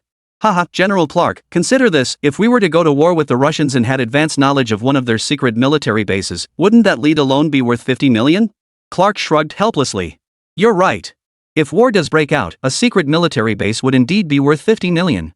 After all, this base isn't just an airfield, it has missile silos." "What does that mean?" "It means this location is close enough to strike deep into their territory." Then the president turned to George and said, "We'll cover the cost. But you must ensure this guy keeps feeding us intel." "Yes, Mr. President." Time flew by. Before he knew it, Meng Bai had already spent nearly 2 months living in the early days of the nation's founding. By late November, temperatures plummeted, and all citizens of Longwa began preparing winter provisions. What delighted Meng Bai was that everything required for the chemical plant had been fully prepared. All equipment and pipelines had passed inspections without issue. After several more days of final inspections and personnel recruitment, the chemical plant finally opened its doors. Meng Bai preferred to avoid fanfare. He made no official announcement of the opening date, instead quietly dispatching a truckload of sulfuric acid and nitric acid to the Pengcheng City arsenal. With this initial supply of nitric and sulfuric acids, the bullet production capacity of all armories in Pengcheng City increased tenfold. More importantly, this batch of bullets used only new type gunpowder, not imported gunpowder. This significantly reduced the financial burden on the armory's procurement. It could be said that the establishment of Meng Bai's chemical plant instantly alleviated the financial strain on all munitions factories across Pengcheng City. Although Meng Bai earned some profit, it was still insufficient to expand his production line. Working late into the night, Meng Bai returned from the chemical plant and was about to head home when he noticed the lights on inside. The kitchen was filled with the enticing aroma of cooking. What's going on? Could it be Zhouya? When did this girl learn to cook? Meng Bai was taken aback. Their relationship had been progressing steadily lately. Though they hadn't formally declared their feelings, everyone around them tacitly regarded them as a couple. Meng Bai didn't bring it up, and Zhouya didn't ask. They drifted along together, as if they were one person. Whenever Zhouya had free time, she liked to come over and keep him company. Even doing nothing together made her happy. Pushing open the door, he saw a brand new bicycle parked under the tree in the courtyard. Meng Bai froze for a moment. Not Zhouya? Then who could it be? Just then, a sturdy figure emerged from the kitchen. Recognizing the familiar figure, Meng Bai froze for a moment before his face lit up with surprise. Brother Hu, when did you get back? Meng Hu grinned. I just got back this afternoon. Heard you've been swamped at the chemical plant. Didn't have the pass to get inside, so I came home to clean up and cook dinner while waiting for you. Hearing this, Meng Bai instinctively glanced at his wristwatch. Whoa, it's already 11 p.m. You weren't waiting for me to come home for dinner, were you? No worries, little Bai. I'm not hungry. Saying this, Meng Hu walked over and pulled Meng Bai inside. Come on, Bai, sit down and eat something. Seeing Meng Hu like this, Meng Bai couldn't help but raise an eyebrow slightly. Though they hadn't seen each other in ages, Meng Bai sensed something was up with Meng Hu's unusual demeanor. So he set his things down, washed his hands, and returned to the room. Sitting down, he stared at the table laden with 4 dishes, a soup, and steamed rice and froze. This lavish spread? Is it New Year's already? Meng Hu stood hesitantly by the side for a long while before finally speaking up. Little Bai, I came back today to talk to you about a few things. Seeing the other man's tense expression, Meng Bai shook his head with a wry smile. Brother Hu, we're brothers. You're making me nervous. Just sit down and talk. As he spoke, Meng Bai fetched a bottle of aged liquor stolen by Zhouya from Chief of Staff Chen Chang's home from a nearby cabinet and poured him a glass. Meng Hu sat down and looked up at Meng Bai. I've already trained over 100 technicians. I've covered the assembly and operation of the machine tools, along with some detailed technical aspects. I've completed all the tasks you assigned me. Meng Bai nodded, raised his glass, and clinked it against Meng Hu's. Thanks for all your hard work, Brother Hu. Watching Meng Bai down his drink in one gulp, Meng Hu felt a twinge of awkwardness before he too drained his glass. The alcohol coursing through his throat suddenly emboldened him. Riding the wave of courage, Meng Hu continued speaking. Hey, Bai, I'm not working at the munitions factory anymore. As he said this, Meng Hu braced himself for a verbal lashing. But Meng Bai showed no reaction whatsoever, as if he hadn't heard a thing. He merely hummed in acknowledgement before picking up a pork rib and biting into it. These pork ribs are fried to perfection. Who knew you had such a knack for cooking, Brother Hu? After watching Meng Bai devour several ribs in succession, Meng Hu finally couldn't hold back. Little White, go ahead and yell at me. Beat me up if you must. Meng Bai suddenly smiled, setting down his ribs and looking at Meng Hu. Brother Hu, why would I scold or beat you? Because I didn't follow through with what you asked me to do. But you did it and you did it well. But you told me to stay at the munitions factory. Haha, then why aren't you staying at the munitions factory? I want to join the army. Chapter 61, I lied to you too. Meng Hu stood up, his eyes flashing with stubbornness and regret. It was clear that during his time at the munitions factory, he was no longer the passive, directionless person he once was. To be honest, when Meng Hu uttered those words, Meng Bai felt a surge of joy. Because Meng Hu had finally broken free from his shackles. Then go for it. If you want to join any team, I can help you. Ha? Meng Hu was dumbfounded. Little Bai, you're really not angry? Angry? I'm thrilled. That you want to serve the country instead of staying by my side to protect me. This is the tiger brother I want to see, one with his own convictions. With that, Meng Bai raised his wine cup. Here, I'll toast to you to a tiger brother with his own mind. Meng Hu's face flushed, then he too was swept up by Meng Bai's enthusiasm. He immediately raised his cup and declared, bottoms up. The two men drank cup after cup. Meng Hu, who wasn't used to drinking, was already feeling a bit hazy after just a few glasses. Meanwhile, Meng Bai remained perfectly sober. After chatting idly for a while, he inquired about the specifics and finally understood. It turned out that while the munitions factory's production line once required a large workforce, the widespread adoption of machine tools and the assembly line system for bullets meant the production line no longer required as many workers, and now the munitions factory was streamlining its workforce everywhere to reduce expenses. This downsizing stemmed from the factory's own difficulties. The main issue was that acquiring those machine tools required significant investment. Even though the machinery had been nationalized and the government offered subsidies, the costs remained prohibitively high. Smaller armories can't afford to purchase a complete set of machine tools, let alone bullet production lines. Compounding this, the state is currently restructuring and consolidating smaller armories, phasing out those lacking sufficient capacity.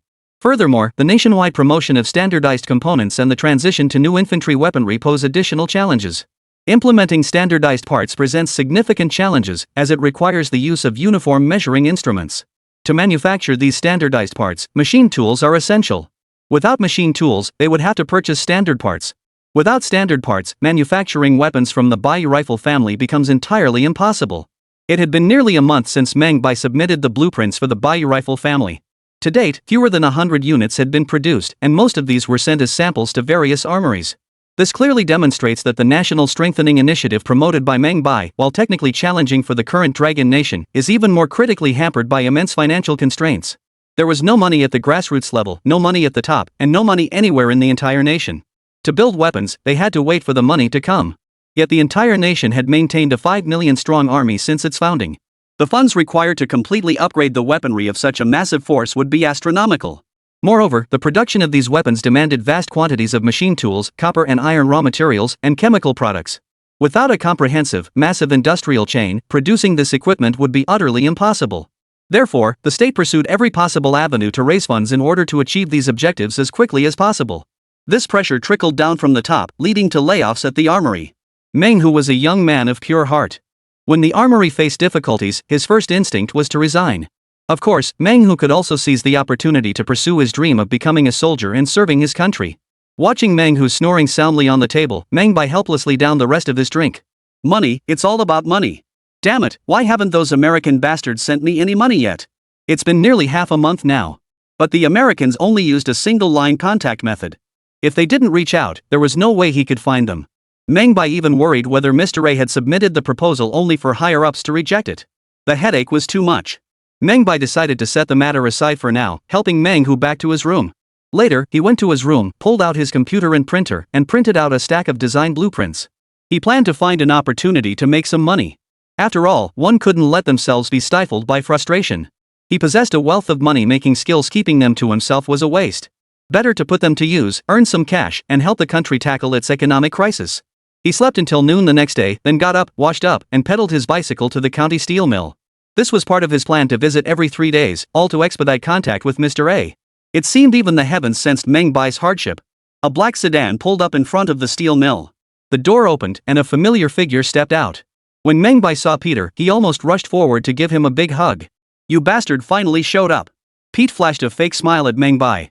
"Long time no see, old classmate." Meng Bai grinned back. "I thought you guys had vanished. It's been driving me crazy. What's up? Did something happen?" Meng Bai glanced around. "Let's talk in your car. This isn't the place for it." Seeing Meng Bai's reaction, Peter paused for a moment before opening the door and getting in. The car drove out to the suburbs. Leaning back in his seat, Meng Bai lit a cigarette and said, "I got what you wanted." "Did you get what I wanted?" At this, Pete froze, a flicker of surprise and delight flashing in his eyes. "Are you sure?" "Absolutely certain. The intel's been verified. Just waiting for you guys." Hearing this, Pete suddenly smiled. "Oh dear, my apologies. There's something I forgot to mention. We submitted a request to headquarters explaining your situation, but they won't approve that much." At Peter's words, Meng Bai couldn't help but sneer inwardly. Sure enough, these bastards wouldn't act until they were certain of success, and they even tried to get something for nothing. But there was no way he'd let them get the information so easily. If he did, his intelligence would seem cheap and they wouldn't recognize his true worth. So he gave a faint smile and turned to look at Pete. "Wait, I was just joking earlier. Your higher-ups aren't seriously backing out, are they? If that's the case, then forget it." Hearing Meng Bai's words, a cold gleam flashed in Peter's eyes. He reached into his coat pocket and drew a pistol. "You don't seriously think I won't touch you, do you? Let me tell you, your life is in my hands right now. I can take you out anytime." Meng Bai smiled back, pulling open his coat. "Go ahead and shoot. At worst, we both go down together." Seeing the explosives strapped beneath Meng Bai's clothes, Pete's eyelids twitched violently. You? Ha, what are you? Think I'm stupid? Want me to work for you for free? No way. If I don't see that 50 million, you won't get a single piece of intel. After a tense standoff lasting several minutes, Pete suddenly lowered his pistol. Gotcha. Actually, it's already approved. 50 million in US dollars. Now I've changed my mind. I only want gold, the equivalent of 50 million US dollars in gold. Figure out a way to get it. As Pete stared in shock, Meng Bai continued, you have 3 days. After that, I'll sell the intel to someone else. Those arms dealers will definitely offer more than I do. Don't be a sourpuss. Pete cursed under his breath, but Meng Bai ignored him completely. He pushed open the door, got out of the car, and walked away. From this moment on, Meng Bai held the upper hand. Chapter 62, 44 tons of gold. On a ferry at the Shanghai docks. Pete, clad in a linen suit, paced anxiously inside the cabin, glancing at his watch every few moments. Damn it, why does old A always show up right on the dot? This is such a pain. No sooner had the words left his mouth than the rich scent of cigar smoke wafted into the cabin. Today, Mr. A wore a long black trench coat, sat across from Pete with a briefcase in hand, and sported a pair of sunglasses perched on his face. Gossiping behind someone's back isn't exactly a commendable habit. Thank goodness you finally showed up. I thought you weren't coming. What's up? Is there something important? Mr. A spoke while puffing on his cigar, his massive sunglasses obscuring half his face, making his expression impossible to read. Yes, that kid's too cunning. Our plan won't work.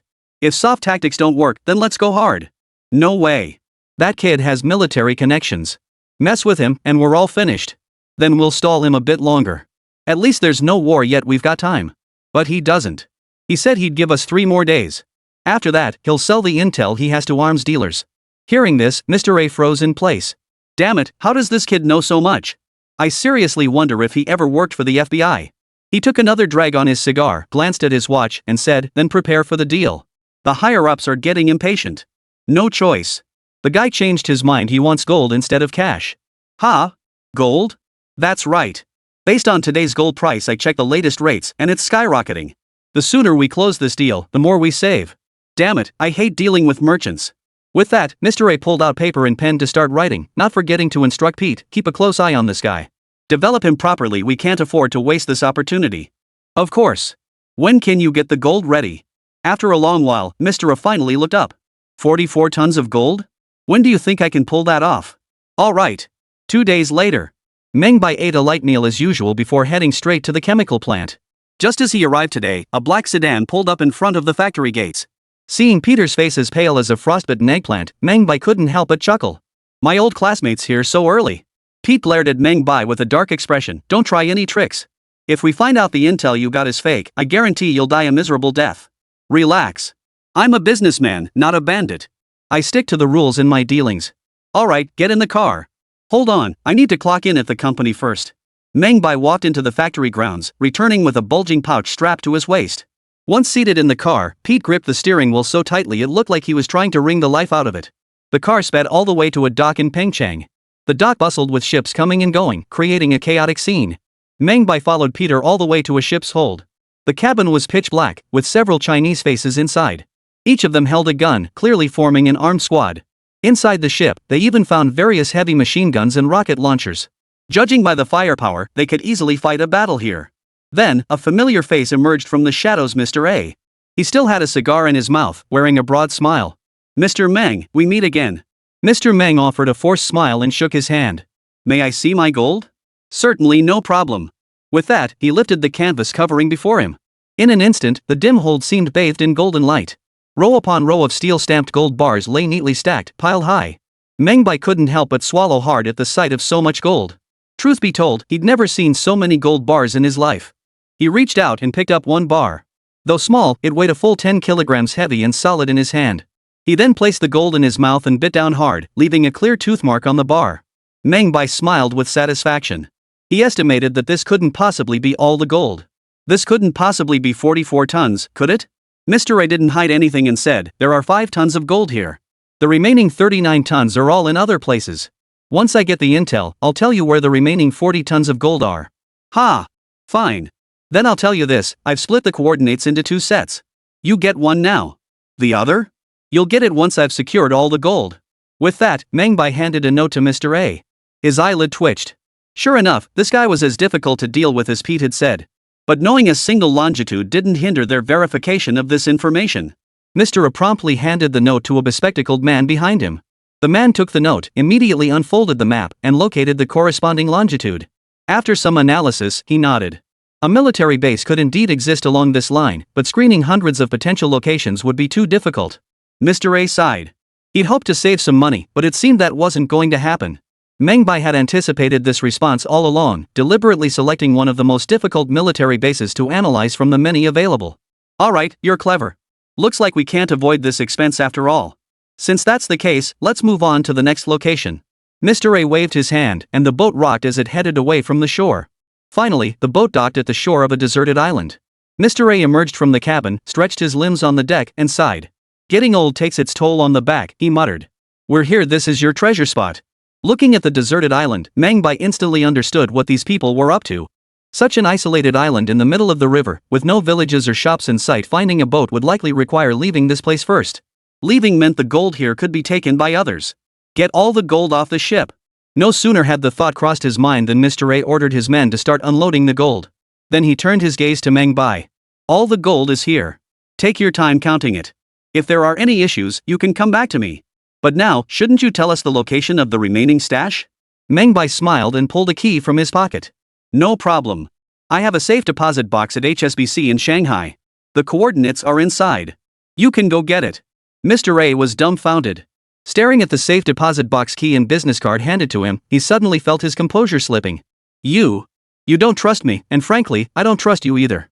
With this much gold, once I've inspected and moved it, you'll likely have the information you need. Let's each figure out our own plans. Fine, Meng. You really are a crooked businessman. Thanks for the compliment. Mr. A was at a loss for words. Could this fellow before him truly be a young man in his 20s? But all he could do was glare at Meng Bai and warn, if you try any tricks, don't blame me for being ruthless. Meng Bai pulled out a cigarette from his pocket, lit it, and said, I'm warning you too, if you try any tricks midway, I'll call the bank to destroy the contents. So you'd better not mess around. Chapter 63, Transporting Gold. Mr. A had indeed departed with the boat. Of course, he still wasn't entirely convinced. He decided to race against time with John Lin. Pete, take your men and block both sides of the river channel. Don't let any boats pass. The moment Meng leaves, notify me immediately. As soon as I get the goods, you'll take your men and move the gold out. Pete froze, staring at Mr. A. This will provoke Meng. Anger? No. He only has himself to blame for not acting swiftly enough. Besides, who knows if the intel in that safe is even real? Mr. A patted Pete's shoulder. Besides, we spies always need to cover our bases. Don't you agree? Pete shrugged noncommittally. Alright, we do need to cover our bases. But what if this money gets exposed? Ha! Relax, dead men don't spread rumors. Besides, we're all in the same boat, there's no way we'd leak this to outsiders, right? In that moment, Pete felt an intense threat. He knew that if he refused, a bullet might be waiting for him. But he also deeply agreed with Mr. A's plan. After crossing oceans and staying in the Dragon Kingdom for so long, living in constant fear every day, it was indeed time to think about himself. Don't worry, boss. I've got a tight lip, you know that. Good. Get to work. Keep a close eye on that kid, don't let him find a ship to haul that gold away. No problem. Leave it to me. Meng Bai stared at the heaps of gold, his eyes sparkling with excitement.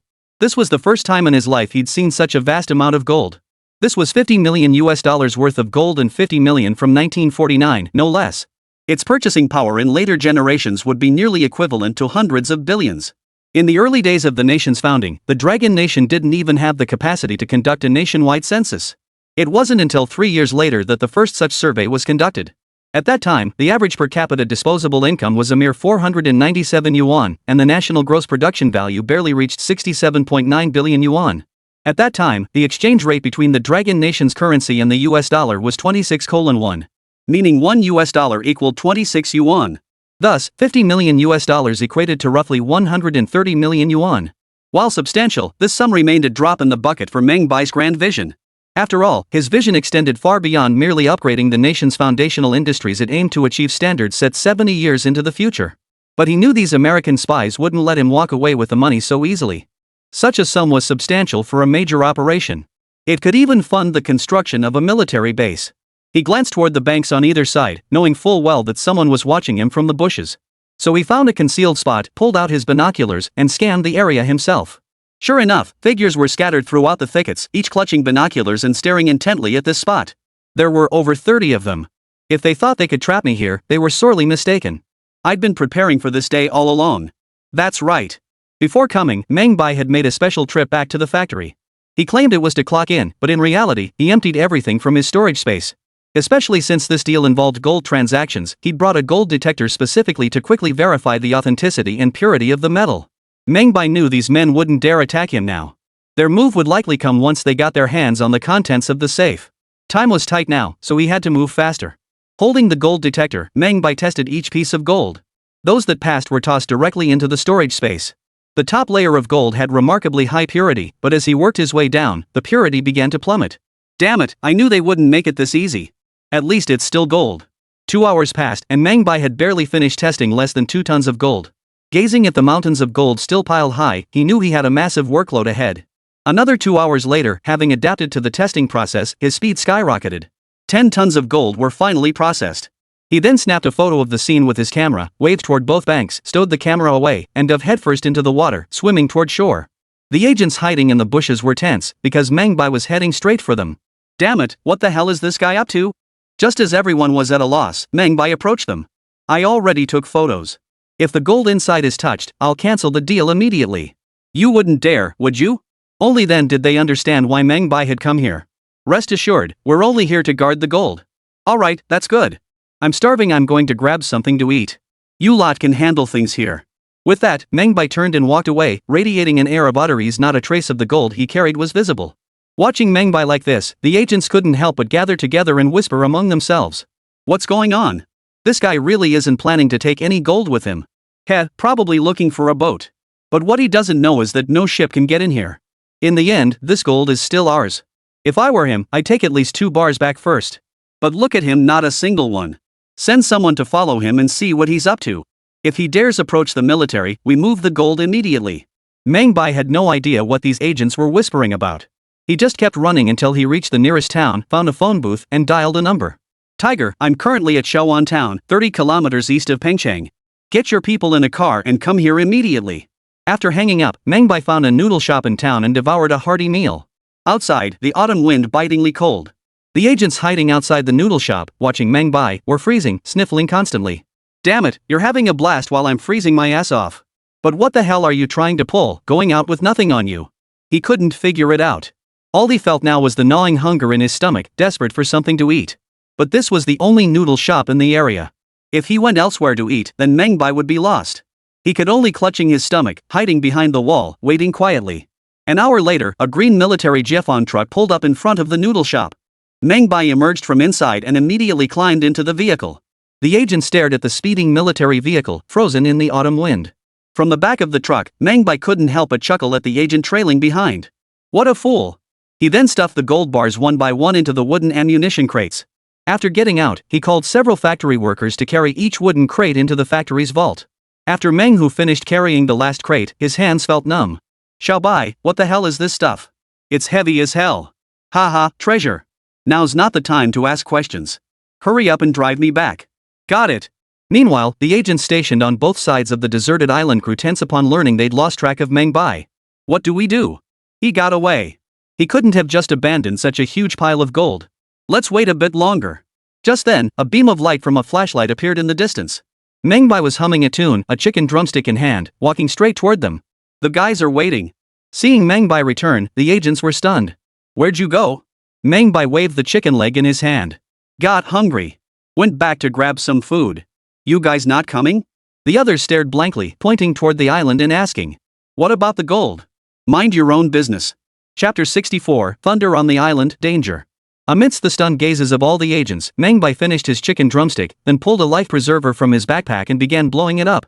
Watching his actions, the agents were all stunned. Has this guy lost his mind? Instead of finding a boat, he'd gone and got a life preserver. Was he seriously planning to haul all that gold back and forth like this? I bet this idiot thinks our people will drive here first, grab the goods in Shanghai, then come back for more? Ha, that's laughable. Doesn't he know about private jets? Is he still living in the Qing dynasty or something? It was hard to fathom. This guy was so sharp, how could he possibly do something this stupid? Something's fishy here. Why don't we tag along and see what happens? Hold on. Let's see what he does next, then we'll go check on the gold. By now, Meng Bai had inflated the life ring until it was perfectly round. He slipped it around his waist, gave it a pat, and nodded with satisfaction. Cradling the life preserver, he ran toward the water. Using its buoyancy, he awkwardly paddled with both hands, eventually reaching the isolated island in the river's center. Upon reaching the island, Meng Bai wasted no time. He returned to the hiding spot and began hauling the gold out of the spatial pocket. After a preliminary inspection of the gold, Meng Bai confirmed that the quality was generally acceptable. This time, he loaded 10 tons of gold straight into his storage space. As for why he chose to transport the gold rather than use a bank transfer, the main reason was that $50 million was simply too large an amount. It was also far too easy to rig the deal. If the Eagle side reneged and terminated the deal, he'd get nothing. Gold might be cumbersome to carry, but the tangible value was right there. Even if they reneged, they'd have to pay a price. By now, night had fallen, and the agents could no longer see what Meng Bai was doing on the island. So they shone their flashlights toward him and saw he seemed to be burying something, with sections of wire and other materials laid out around it. Faced with this, they all stared at each other in bewilderment. What the hell is this guy up to? Who knew why he was acting so furtive, not even taking the gold? We can't figure out what he's up to. Should we go stop him? Seeing everyone itching to act, Pete waved his hand slightly. Don't tip him off. The higher-ups said we're just supposed to keep an eye on him, not take action. Until we get the lead, we can't do anything. This is a lead worth $50 million worth of gold, absolutely no mistakes can be made. In short, they were to guard the gold.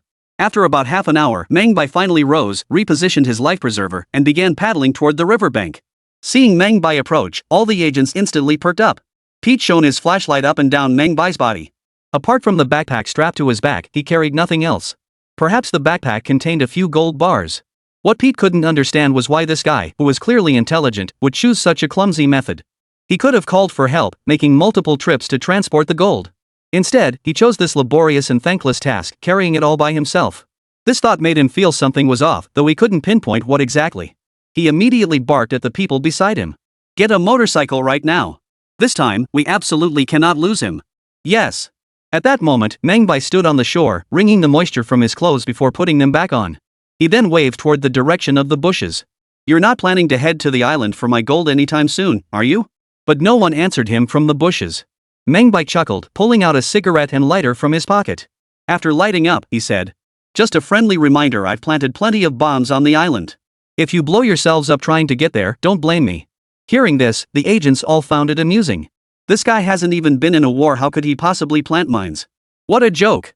If he could plant mines, I'd eat one myself. Trying to outsmart us? How ridiculous. He can't seriously think we'll believe his nonsense and not land on the island, right? Even Pete thought Meng Bai's behavior was utterly childish. It was like trying to fool a 3-year-old. Boring guy, ignore him. As soon as he's out of sight, we're landing. Roger. In the bushes, several agents were already itching to move. With all that gold, they too were curious how Meng Bai managed to carry it away. That small bag could hold 4 bars at most, but 4 bars would weigh 40 kilograms, 80 gene equivalent to the weight of an adult woman. Yet Meng Bai looked as if he were carrying an empty bag. It seemed impossible for him to effortlessly hoist 4 gold bars, perhaps only 1. But none of that mattered. Compared to the 44 tons of gold, 1 or 2 bars were insignificant. Once Meng Bai had disappeared into the distance, Pete immediately led several agents to the riverbank. He dove headfirst into the water and swam straight toward the river's center. The late autumn air was bitterly cold. After enduring a night of wind, the agents felt their bodies shiver violently the moment they entered the water. They struggled to fathom how that bastard Meng Bai had managed to swim across so effortlessly. After a few seconds in the water, their bodies gradually acclimated. Pete and his team soon reached the small island. Once on the island, Pete shone his flashlight around and indeed discovered numerous small pits. This discovery made him uneasy, and he immediately addressed the others nearby. Go check it out. Be careful. One of the agents beside him didn't seem to care at all. After stretching his body, he strode purposefully toward the gold's hiding spot. After taking just a few steps, he felt something crunch beneath his foot. Click. The sensation felt all too familiar. His brain registered the danger, but his foot had already lifted in reflex. Could it be? A thunderous crash echoed through the air. A blinding burst of flame shot straight up into the sky. The mud, rotting branches, stones, and the agents' shattered remains on the small island turned into a blood-red rain filling the sky. The other agents caught in the blast were flung to the ground, clutching their wounded bodies and wailing in agony. Pete was completely dumbfounded. Staring at the massive crater in the ground, his eyelids twitched uncontrollably. So that kid was telling the truth. He really had planted explosives here. Pete turned to stare at the direction Meng Bai had vanished, his heart boiling with rage. Don't eat the pickled radish. Meanwhile, Meng Bai was startled by the explosion behind him. Turning to look at the sky lit by the fireball, he couldn't help but curl his lips in disbelief. I told them not to go. I said the mines were laid. Why wouldn't they believe me? Damn luck. But fair's fair, 2 kilograms of TNT packs quite a punch. Chapter 65, Gold vanishes right under their noses. East Riverside, Pengcheng. Pete watched Meng Bai stroll casually across the island, seemingly unconcerned about the surrounding minefields. He couldn't fathom how Meng Bai managed to control these mines. After all, just moments ago, 3 men had already been lost while surveying how much gold remained on the island. Even if they followed the exact path Meng Bai had just taken, they would still get blown up. Now, no one dared to make a move. Pete had a sinking feeling they might just have to stand by and watch Meng Bai move all the gold away. Yet he still couldn't fathom what Meng Bai had done, coming back and forth empty-handed so many times. The sky was turning pale at the horizon. It was already 7 in the morning. In another hour and a half, HSBC would open its doors. They had guarded this spot all night and felt utterly exhausted. Yet the gold was simply too vital. If Meng Bai played dirty, they had to keep a close watch on it. His teammates yawned one after another, huddling against the cold. Pengcheng was in the northern region, not as warm as the south. November brought bitter cold. Last night had even brought frost. Pete sneezed, rubbing his nose as 2 clear streams of snot ran down his cheeks. He nudged the person next to him with his elbow. Damn it, wake up. Snap out of it. Go check why that guy Meng Bai isn't back yet. It's been over 2 hours already. The person beside him reluctantly got up, stretched, and immediately ran off into the distance. Moments later, the sound of a motorcycle echoed through the air. The rider dismounted. Mr. Pitt. Damn it, why'd you come back alone? That guy Meng Bai hasn't come out since he went back to the factory. What? He went back and never came out again? Are you sure he didn't slip out through another door? No. We left a few people to keep watch over there. He definitely didn't come back. Pete rubbed his nose, pacing around several times before fixing his gaze on the river's center. Damn it! We have to find a way to confirm if the gold is still there. At this remark, the people around him couldn't help but look stunned. We guarded it all night. Meng Bai couldn't possibly have taken it. Exactly. His little bag could only hold 20 kilos of gold at most. How much is that? It must still be on the island. That guy must be trying to find another way to get someone to move the gold. Pete waved his hand dismissively. Then we need to secure the gold ahead of time. If he brings reinforcements, we won't stand a chance. Everyone instantly grasped Pete's meaning, but seeing the island pockmarked with several large craters from the explosions still made them uneasy.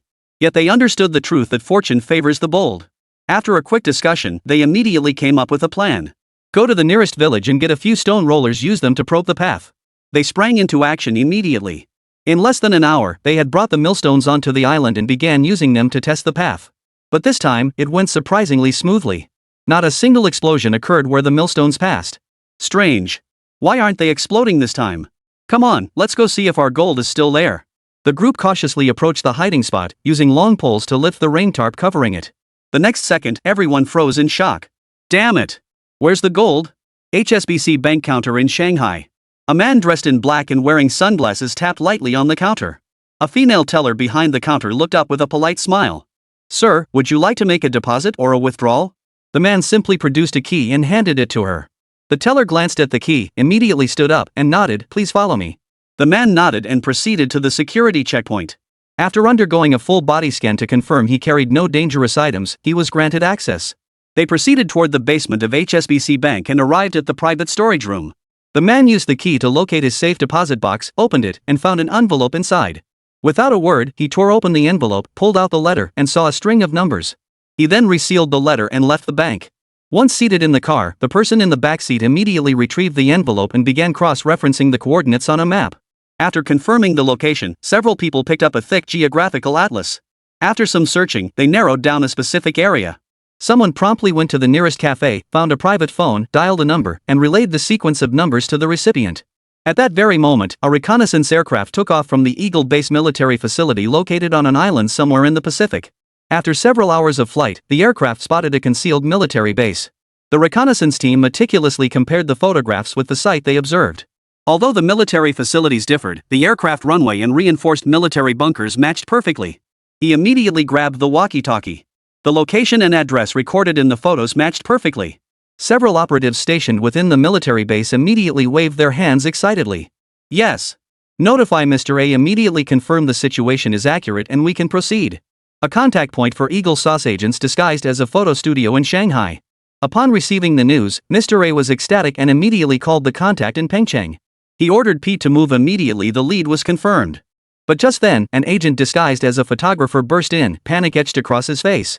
It's bad. Something's gone wrong.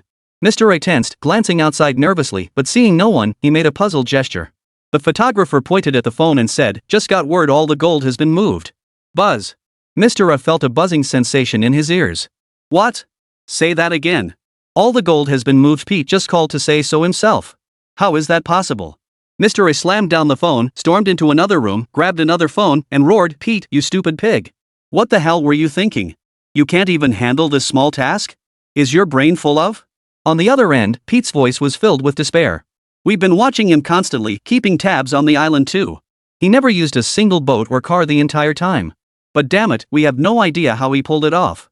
After hanging up, Mr. A smashed everything in the room in a fit of rage. "This is $50 million. And all we got in return was this one lead? What a bloody ripoff." If he hadn't seen that $50 million gold, he might not have been so furious. But that gold had been right before his eyes. Meanwhile, Meng Bai felt the warmth of his bed and a smile touched his lips. He was rich. Ha ha.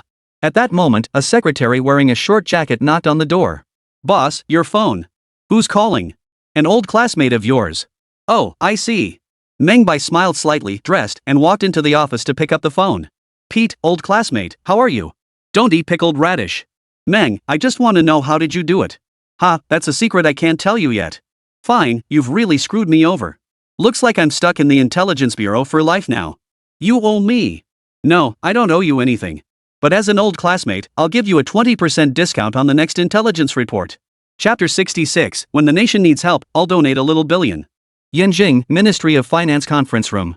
The room was thick with smoke. Everyone was smoking, yet not a single voice was heard. The ashtray in front of Shuai Liang, seated behind his desk, was already overflowing. He took one last drag from his cigarette and couldn't help but let out a long sigh. "Everyone, this emergency meeting is adjourned. I've stated my position. If you have any questions, now is the time to ask." At his words, all eyes turned to Shuai Liang, a middle-aged man seated at the far right side. "Everyone knows Yunnan is a poor province. We were among the last to achieve stability. There are still many bandits and outlaws within the province that haven't been cleared out. We can't even resolve our internal issues, let alone make donations. We simply can't afford it." No sooner had he finished than others chimed in. "Same here in Chang province. We're flat broke. We haven't even finished building roads, let alone making donations. We're hoping the state will donate to us. Hunan province can't spare any money either. We're still recovering from disasters. We thought this visit was about receiving donations, but it turns out we're the ones being asked to donate. How can we possibly come up with that?" Everyone voiced their opinions, but the common thread in every statement was the same: no money. Shuai Liang had mentally prepared himself long ago, but he still couldn't help but feel a bit flustered. Wait, other provinces complaining about poverty is one thing, but how can Shandong province be complaining too? Didn't you guys keep all those industrial bases here? Minister Shuai, please stop flattering us. Yes, Shandong has preserved many industrial bases, but have you seen how many tasks the central government has assigned us? There's simply no money left. Shuai Liang grew visibly flustered at this. Impossible. Aren't those national tasks meant for you to shoulder the bulk of to upgrade the country's foundational industrial infrastructure? The funds were allocated to you. Can't you manage even a fraction yourselves? At that moment, the Shanghai representative interjected. Old Shuai, I know you're anxious, but hold your horses. Shandong may have money, but just our foreign exports alone require significant funds. I know this firsthand. Where would we find spare cash to plug this hole? Shanghai bears some of the heaviest burdens nationwide. We're willing to shoulder the bulk of the donations, but we can only manage up to 100 million yuan. Beyond that, we truly have nothing more to give. Seeing Shanghai step forward, the representatives from other wealthier provinces stopped holding back and began contributing as well. Yet compared to Shanghai, their contributions were utterly insignificant. Most contributions hovered around the million yuan mark, with some even in the hundreds of thousands. After a full round of contributions, they only managed to raise 150 million yuan. Shuai Liang was stunned. What to do? The higher-ups demanded at least 300 million. This was far too short. Couldn't they think of another way? Everyone shook their heads, their expressions clearly stating they truly had not a single penny left. At that moment, the representative from Shanghai proposed an idea. Old Shuai, stop trying to milk us leaders for money. The real wealth lies with those wealthy merchants and tycoons. Getting them to donate is the real solution. The moment he said this, the other representatives nodded in agreement. Exactly. How much can provincial governments really contribute? That money is squeezed from every last penny, tightening belts and pinching pennies. The real money lies with those who are truly rolling in it. There are plenty of immigrants overseas. Now the Dragon Nation is officially established, asking those abroad for help should yield significant contributions. Since higher-ups have ruled out foreign investment, provinces will just have to work harder, tax the tycoons more. Frankly, machinery upgrades in some remote areas don't need to happen so quickly. We can delay them for now and save some money. Everyone voiced their opinions, putting forward many insightful ideas. After the meeting concluded, Shui Liang immediately initiated multiple preparations. On one front, he mobilized donations through media outlets, newspapers, and the military's various publicity channels. Simultaneously, he sought out major corporations, offering various preferential policies to encourage their donations. In short, every possible source of donations must be tapped to fulfill the nationwide industrial overhaul mandated by higher authorities. This time, the higher-ups had made it crystal clear, a thorough overhaul of the nation's industrial sector was non-negotiable. As the ministry overseeing Longgua's economy, the pressure on the Ministry of Finance was, of course, immense. Shui Liang could only do his utmost to scrape together the required funds. A sweeping wave of patriotic fundraising campaigns erupted across the nation. Inside Jingui Chemical Plant, Meng Bai sat in his office, reading the front-page headline of the latest newspaper. A faint smile touched his lips. Who would have thought? Who would have thought it would finally begin? I've guarded this money so painstakingly. Originally, Meng Bai had planned to donate it directly. But how to transport such a large quantity of gold and ensure it reached its intended purpose were his greatest concerns. He hadn't anticipated the swift decision from the nation's top leadership, a decisive, swift sword-through-tangle-of-problems approach to a nationwide industrial overhaul. Replacing traditional workshops with modern machine tools and technology was a bold and correct move, demonstrating the nation's resolve for industrial reform. As the instigator of this industrial revolution, Meng Bai naturally refused to be left behind. Just as he was preparing to find a channel to donate the funds, the phone on his desk suddenly rang. Zhou voice came through the receiver. Bai, Uncle says he's treating us to lunch. Are you free this afternoon? Meng Bai glanced at the time, it was already 10 o'clock. Was this last-minute invitation about something urgent? I'm not sure either. He just said to invite you too. If you're free, I can have someone pick you up in a car later? No need. Our factory has its own fleet now. I'll just have my brother drive me over. When did you get your own car? Why didn't you tell me? Zhouya's voice sounded slightly agitated over the phone. Clearly, she was both intrigued by Meng Bai's new vehicle and annoyed that he hadn't told her first. Meng Bai sighed helplessly, glancing out the window at the truck painted entirely in green. It's not a sedan. I can't exactly drive that thing to our date. Who said I'm going on a date with you? Stop making things up. Over the phone, Zhouya blushed and playfully spat. Well, if you have a car, then let brother who come along too. Sure. I'll get ready and head over. Do you want me to pick you up? No need. Our office is close to the compound. I'll just walk back today. Got it. See you at the compound later. Half an hour later. Pengcheng Military District Compound, at the home of Chief of Staff Chen Chong. Seeing the table laden with vegetarian dishes, Meng Bai couldn't help but glance at Chen Chong. Wow, the Chief of Staff hosting a dinner with such a simple spread must be something big today. Chen Chong didn't make a big deal out of it, though. He only brought up the donation matter during the meal. Then he set down his chopsticks and looked at Meng Bai. Doesn't your factory need to contribute too? Meng Bai smiled. Of course. When the nation faces hardship, we entrepreneurs certainly can't stand idly by. I'll definitely be donating a little something too. Chapter 67, I'll donate 44 tons of gold. Upon hearing Meng Bai's response, Chun Chang's expression instantly brightened. Alright, hearing that puts my mind at ease. Saying this, he stood up and retrieved 2 bottles of liquor from the cabinet behind him. For those 2 sentences you just said, I'm feeling generous today, I'll treat you to some Nuerhong. Watching his gesture, his wife Li Yulin couldn't help but kick him under the table. How old are you, still playing these little tricks? Besides, Xiaomeng is practically family now. If he'd mentioned having difficulties earlier, would you have even brought out the wine? Chen Chong grinned wryly and couldn't help but sigh. The crucial thing is that this nationwide reform initiative was proposed by this young man. The country has made up its mind about this matter. We'll tighten our belts if we have to, but we'll see it through. As the originator of this idea, how could he not contribute? Then, Chen Chong picked up a stalk of green vegetable and examined it. Looks like we'll be tightening our belts again for the next couple years. When I treat you guys out, just brace yourselves for subpar hospitality. The entire table burst into laughter. Just then, Zhouya suddenly stood up, walked over to a nearby coat rack, retrieved her wallet, and pulled out a handful of loose change. Here, this is my entire month's salary, handing it all over. Chen Chong couldn't help but laugh again. Alright, my niece has got some serious awareness. I'll hold on to it for you, we'll donate it all together later. Zhouya nudged Meng Bai. Mr. Meng, how much do you plan to donate? Meng Bai glanced at Joya's earnest expression and let the corners of his mouth turn up. Since you're calling me boss, I'll definitely donate more at the very least. I want my name featured in that national commendation roster. Hearing this, Li Yulin, seated at the table, couldn't help but look at Meng Bai. Young Meng, don't put too much pressure on yourself. Uncle Chen's point is to do what you can within your means. Never risk everything just for fame. Chen Chong quickly nodded and took a sip of wine. Exactly. What I said earlier was just banter. Donating more or less is a gesture of goodwill. I understand your factory's situation. Raw material prices are skyrocketing, yet you're still supplying at the same prices as before. You're not losing money. You should be thankful for that alone. Facing everyone's reassurances, Meng Bai offered only a calm smile. Don't worry, as the boss, I know what I'm doing. Ha, that's good to hear. Just then, Joya suddenly looked up and asked. Oh, right, how much would one need to donate to get their name in that national commendation book? Chen Chong pondered for a moment, setting down his wineglass as he speculated. To get your name in the national commendation book? That's gotta be over $1 million, at the very least. At this remark, Meng Hu, who had been busy stuffing his face, froze in place. $1 million? Good heavens! How much money is that? He was currently working at the factory, earning only 50 yuan a month. To save up $1 million, how many lifetimes would that take? Yet Meng Bai nodded slightly. Deal. Hearing this, Joya couldn't help but pinch him. Don't you dare do anything foolish. You know how crucial your chemical plant is to the entire country. Don't worry.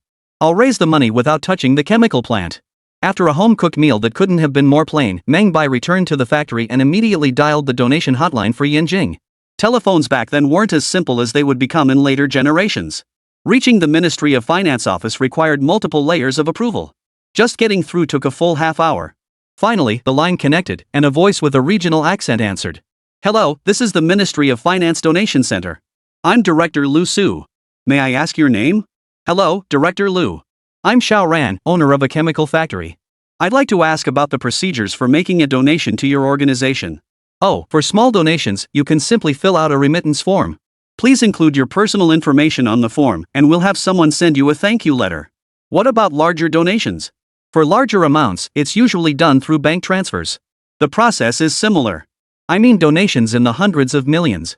After uttering those words, the line fell silent for several seconds. Meng Bai faintly heard curses and footsteps retreating. Then the operator shouted to another operator, "You're Meng Bai, right? We've got your info on file. Messing around at a time like this? You're gonna regret it." The call ended, leaving Meng Bai dumbfounded. Wait, I really am donating 100 million. How is that causing trouble? He couldn't wrap his head around it. Some questions hadn't even been clarified yet. After all, he was donating gold worth 150 million yuan. Such a large quantity of gold would likely be delivered to the bank and then transported to Beijing through banking channels. But the other party hadn't given him a chance at all, hanging up immediately and even demanding he pay the price for causing trouble. Thinking of this, Meng Bai sighed helplessly and glanced at the time. It seemed he'd have to consult Uncle Chen after all. He picked up the phone and dialed the number for Chen Chang's office. The line connected quickly, and Chen Chang's voice came through. Hey Meng, what's up? Oh, well, I was thinking of making a donation in the factory's name, but I've run into a bit of a problem. Oh? What kind of problem? They won't provide me with a donation channel. What? Did you dial the wrong number? How could they not provide a donation channel? It's usually done through bank transfer. Well, my situation is a bit special. Special? Chen Shong, sitting in his office with a pipe in his mouth, froze for a moment before asking into the phone, how unusual? Because I want to donate gold. Gold, I see. That is indeed unusual, but banks do offer gold exchange services. You can go directly to them. But my amount is quite large. They probably won't be able to handle it. Large? How large? It's just gold bars, after all. 44 tons of gold. Clunk. Chen Chang's pipe fell from his mouth and landed on the floor. He scratched his ear with his finger and asked into the phone, what did you just say? I didn't catch that. I said I'm donating 44 tons of gold, worth 115 million. The bank probably can't transport that much gold, so Uncle Chen, see if you can arrange for the military to escort it. Meng Bai was still speaking on the line, but only a few words echoed in Chen Chang's mind. 40 tons of gold. Not 40 Jin? Chapter 68, Meng Bai is not a criminal. Chen Chang's mind went completely blank. What did 44 tons of gold even mean? He did the math. It was indeed worth 115 million, just as Meng Bai had said. Frankly, he'd only ever seen sums that large during the CEO's reign. He never imagined Meng Bai would specifically call him today to share this news. 44 tons of gold. Even though gold has a higher density than most materials, 44 tons would still pile up like a small mountain. He then asked solemnly into the phone. Meng Bai, this isn't something to joke about. If you're pulling my leg, you'd better watch your back, I won't be able to protect you. Uncle Chun, how could I possibly joke about something like this with you? Everything I said is true, there really is 44 tons of gold. Hearing the certainty in Meng Bai's voice, Chen Shong furrowed his brow slightly. He glanced outside at the sky. Though dusk had fallen, he couldn't afford to wait any longer. Where is the gold? I need to see it with my own eyes before I can help you. Right at the chemical plant. What? The chemical plant? With your plant's security? You put the gold there? Are you out of your mind? What if it gets stolen? Though still unsure if Meng Bai was telling the truth, hearing that the gold was stored at the chemical plant sent Chen Shong into a panic. After all, the nation had invested 300 million yuan in this industrial reform initiative. Dozens of provinces nationwide couldn't scrape together that 300 million, yet Meng Bai had produced over a third of it in one fell swoop. Absurd? That's opening the door to absurdity. Absurdity incarnate. And now this guy claims he's storing the gold at his chemical plant? That's just ridiculous. If that gold were to go missing, it would be the greatest loss in the history of the Dragon Nation. Don't worry, Uncle Chen won't lose it, no one knows. You. I don't even know what to say to you. How can you be so reckless? Chen Shong finished speaking and sighed deeply. Alright, I won't waste any more words with you. I'm taking people there immediately. You stay right there guarding that gold. Don't go anywhere, got it? Got it, Uncle Chen. I'll be waiting at the chemical plant. The call ended. Chen Shong immediately grabbed his cotton coat from the desk and shouted outside, Xiaodong, quickly notify the guard company to come with me. Upon hearing this, Xiaodong, the guard on duty outside, immediately rushed to the guard company's rest area. Within 2 minutes, all 200 members of the guard company were assembled. Chen Shong grabbed his belongings and waved his hand at the men. Get on the truck and follow me to Mengzhuang immediately. Guard Xiaodong froze in surprise. Chief of Staff, what business do we have in Mengzhuang this late at night? Cut the nonsense. This is classified. Don't tell anyone, or you'll face military disciplinary action. Got it? Seeing Chen Shang's frantic yet solemn demeanor, the guard immediately saluted, though his eyes betrayed a hint of astonishment. A top-secret operation? Could it be another spy hunt? But if it was about spies, why bring the entire guard company? And why the strict orders about secrecy? Guard Xiaodong instantly grasped the gravity of the situation. He hopped into the vehicle alongside Chen Shong, and they sped toward Mengzhuang. In the dead of night, the road was nearly deserted, with hardly a soul or vehicle in sight. Yet the rugged terrain jolted the occupants senselessly. Despite this, Chen Shong insisted on accelerating. Xiaodong gripped the steering wheel, his foot practically pressed flat against the accelerator, yet the pace still felt sluggish to Chen Shong. Finally, when the car stopped at the chemical plant on the eastern edge of Mengzhuang, Chen Shong got out and shouted to the others. Everyone, follow my orders. Surround the chemical plant. No one is to enter or leave. Do you understand? Yes. Yes. Xiaodong froze slightly, his gaze drifting toward the chemical plant still glowing with lights in the distance. A flicker of surprise crossed his eyes.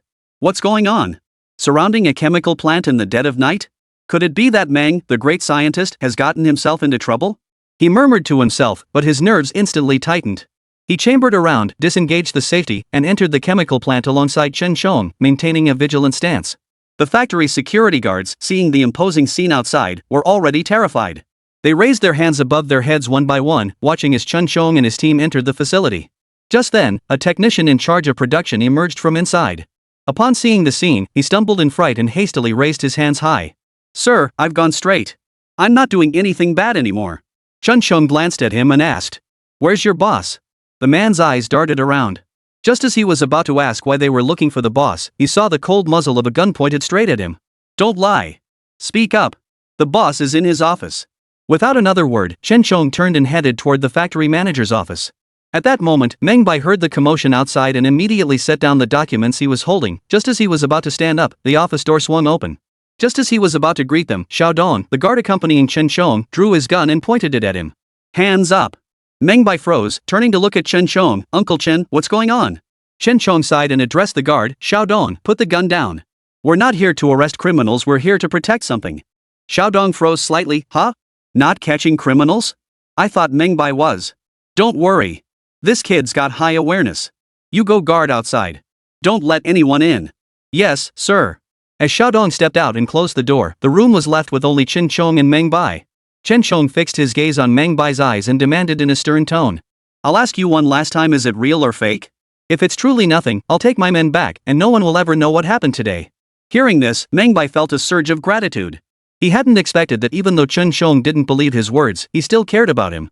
Instead of immediately telling anyone about the gold, he had come personally, even sending his bodyguard outside, just to verify its authenticity. He nodded firmly. Of course it's real, it's right inside. Chen Chong took a deep breath, not rushing over immediately. Instead, he addressed Meng Bai. Give me a moment to compose myself. I'm afraid seeing that gold might make me lose my temper right then and there. I need to prepare myself mentally first. Watching Chen Chong take deep, ragged breaths, Meng Bai understood completely. He'd been stunned for several seconds himself when he first saw those 44 tons of gold. Once Chen Chong had mentally prepared himself, the two entered the inner room. Meng Bai inserted the key into the lock and the sound of mechanical friction echoed. Before the factory was built, Meng Bai had already planned a vault for himself. To ensure its security, he had specially formulated a new type of cement for its construction. The vault walls, half a meter thick, could easily withstand not just ordinary bullets, but even artillery shells. Even drilling into the surface for over 10 minutes wouldn't cause significant damage to the wall. As the 20-centimeter thick vault door swung open, the room's lights flooded the interior.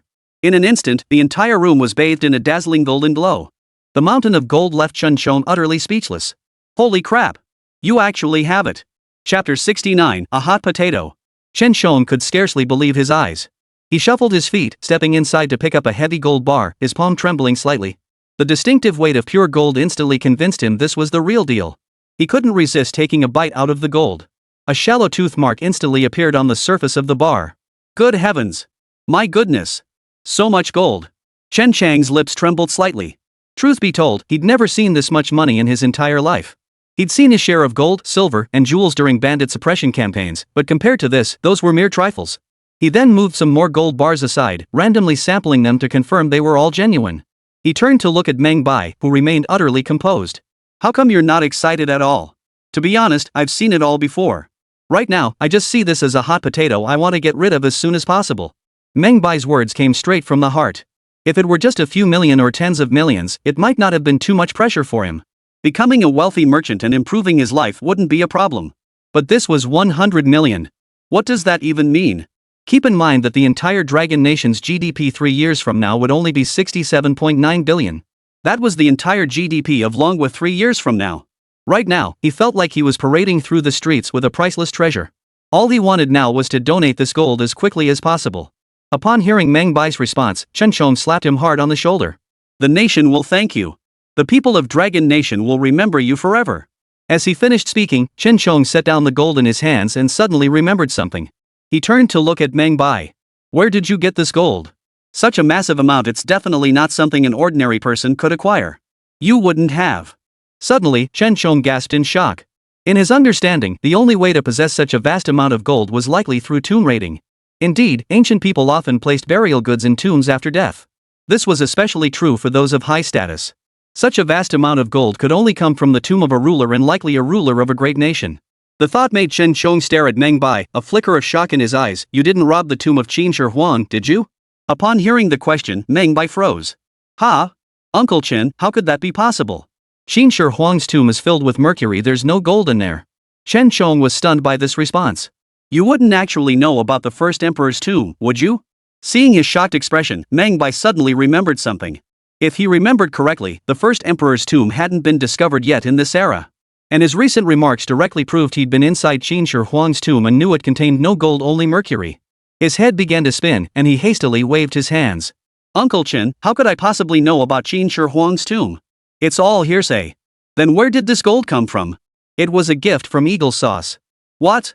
Within the 10 minutes Chen Chong had been in this room, he had been stunned countless times. Hearing Meng Bai claim all this gold came from Eagle Sauce left him utterly dumbfounded. Wait, you've got me all mixed up now. The Eagle sent this gold? How could that be possible? The Eagle is at loggerheads with us now, how could they possibly send us gold?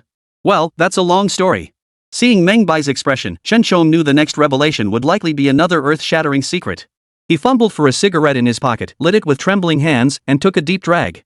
First, let me ask, have you ever done anything to betray the country? No. I swear everything I've done was for the country. Alright, since you say so, then tell me the whole story from beginning to end. Meng Bai nodded. He knew his dealings with Eagle Sauce could never be concealed, they would inevitably be uncovered. Rather than hiding it, he might as well confide in someone he trusted. Chen Chong was one such person. Especially when he walked in just now, the very first thing he said to him made Meng Bai certain he hadn't misjudged the man. Meng Bai recounted the entire affair, omitting only the details about transporting the gold. By this point, Chen Chong had finished both cigarettes. Numerous unresolved questions kept him racking his brain. First, how exactly did this guy get his hands on the bear's military secrets? How did he know his classmate was a spy for the eagle? Despite the many unanswered questions, the facts remained: Meng Bai had traded Bear Country's secrets for 44 tons of gold from Eagle Country. And he intended to use that 44 tons of gold to help upgrade the nation's basic industries. Alright, I believe you. Chen Chong didn't press further. For one thing, he wasn't a police officer, case analysis wasn't his forte. Second, he trusted Meng Bai. The 44 tons of gold right before him were the most compelling proof of his loyalty.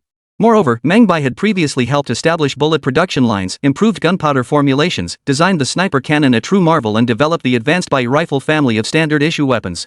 From every angle, he couldn't see how Meng Bai could possibly be a spy for the eagle-eyed ones. So he patted Meng Bai on the shoulder. This matter is of critical importance. If I were to secretly mobilize troops to transport the gold to Yanjing, even Yanjing itself might be compromised. Therefore, I must notify Commander Duan of the military district. Yes, Comrade Chen, I'll follow your lead on everything. Good. From now on, my guard company will secure this location. I'll call Commander Duan immediately to arrange the gold's transport as quickly as possible. Saying this, he picked up the phone on the desk and dialed directly to the residence of Duan Guoxiang in Jinling. Jinling Military District Guest House. Duan Guoxiang had just returned from a meeting and was soaking his feet in hot water. Just then, his orderly, Xiao Song, knocked on the door and called out, "Commander, Chief of Staff Chen Chong is on the phone for you." Duan Guoxiang glanced at the basin of hot water and sighed helplessly. "Tell him to wait a moment." But Chief of Staff Chen Chong says it's urgent. He insists that even if he's sitting on the toilet, he must have you come out immediately. Huh? That urgent? Duan knew Chen Chang's temperament. He delegated minor matters to subordinates, personally handled major issues, and only sought Duan's help when truly stumped. But a situation like this, where he had to be pulled out of the outhouse to take a call, was truly unprecedented. With a sigh, he grabbed the foot towel, gave his feet a cursory wipe, and headed to the office, still wearing his shoes. "Old Chen, I was just about to sleep. What's up?" "It's serious, extremely serious. Can you come back immediately?" "A huge matter? What's going on?" "Don't beat around the bush, spit it out." "I have an important meeting tomorrow and can't make it back." "Can you cancel it?" "Huh? The commander of the Jinling Military District is waiting for my report. Do you think I can get back?" "Alright, since you can't make it back, I'll tell you what's going on."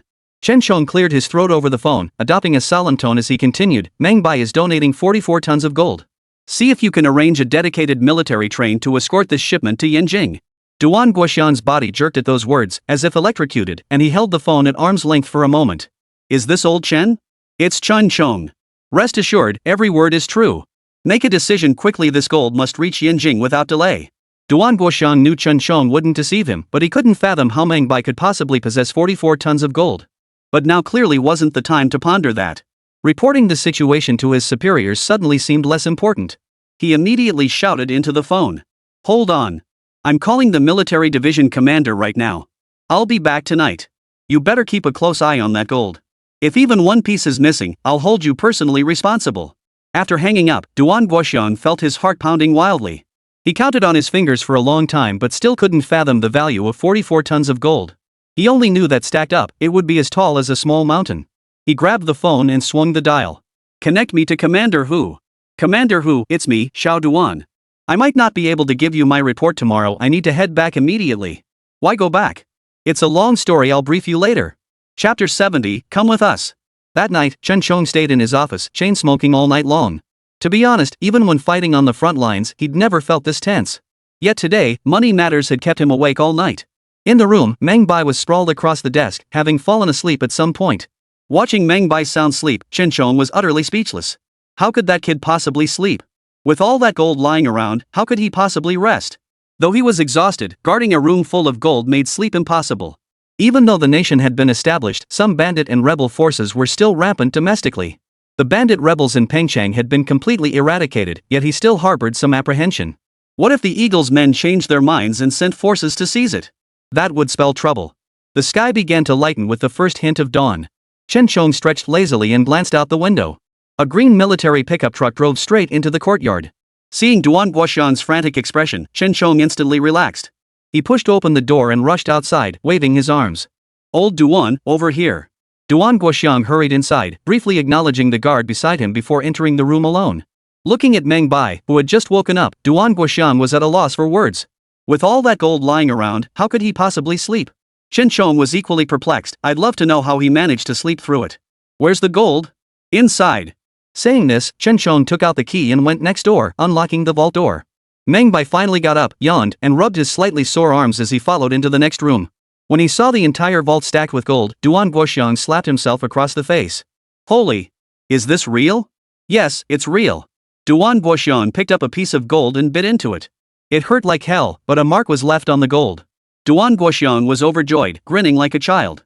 He switched to another gold brick and bit down again, leaving another mark.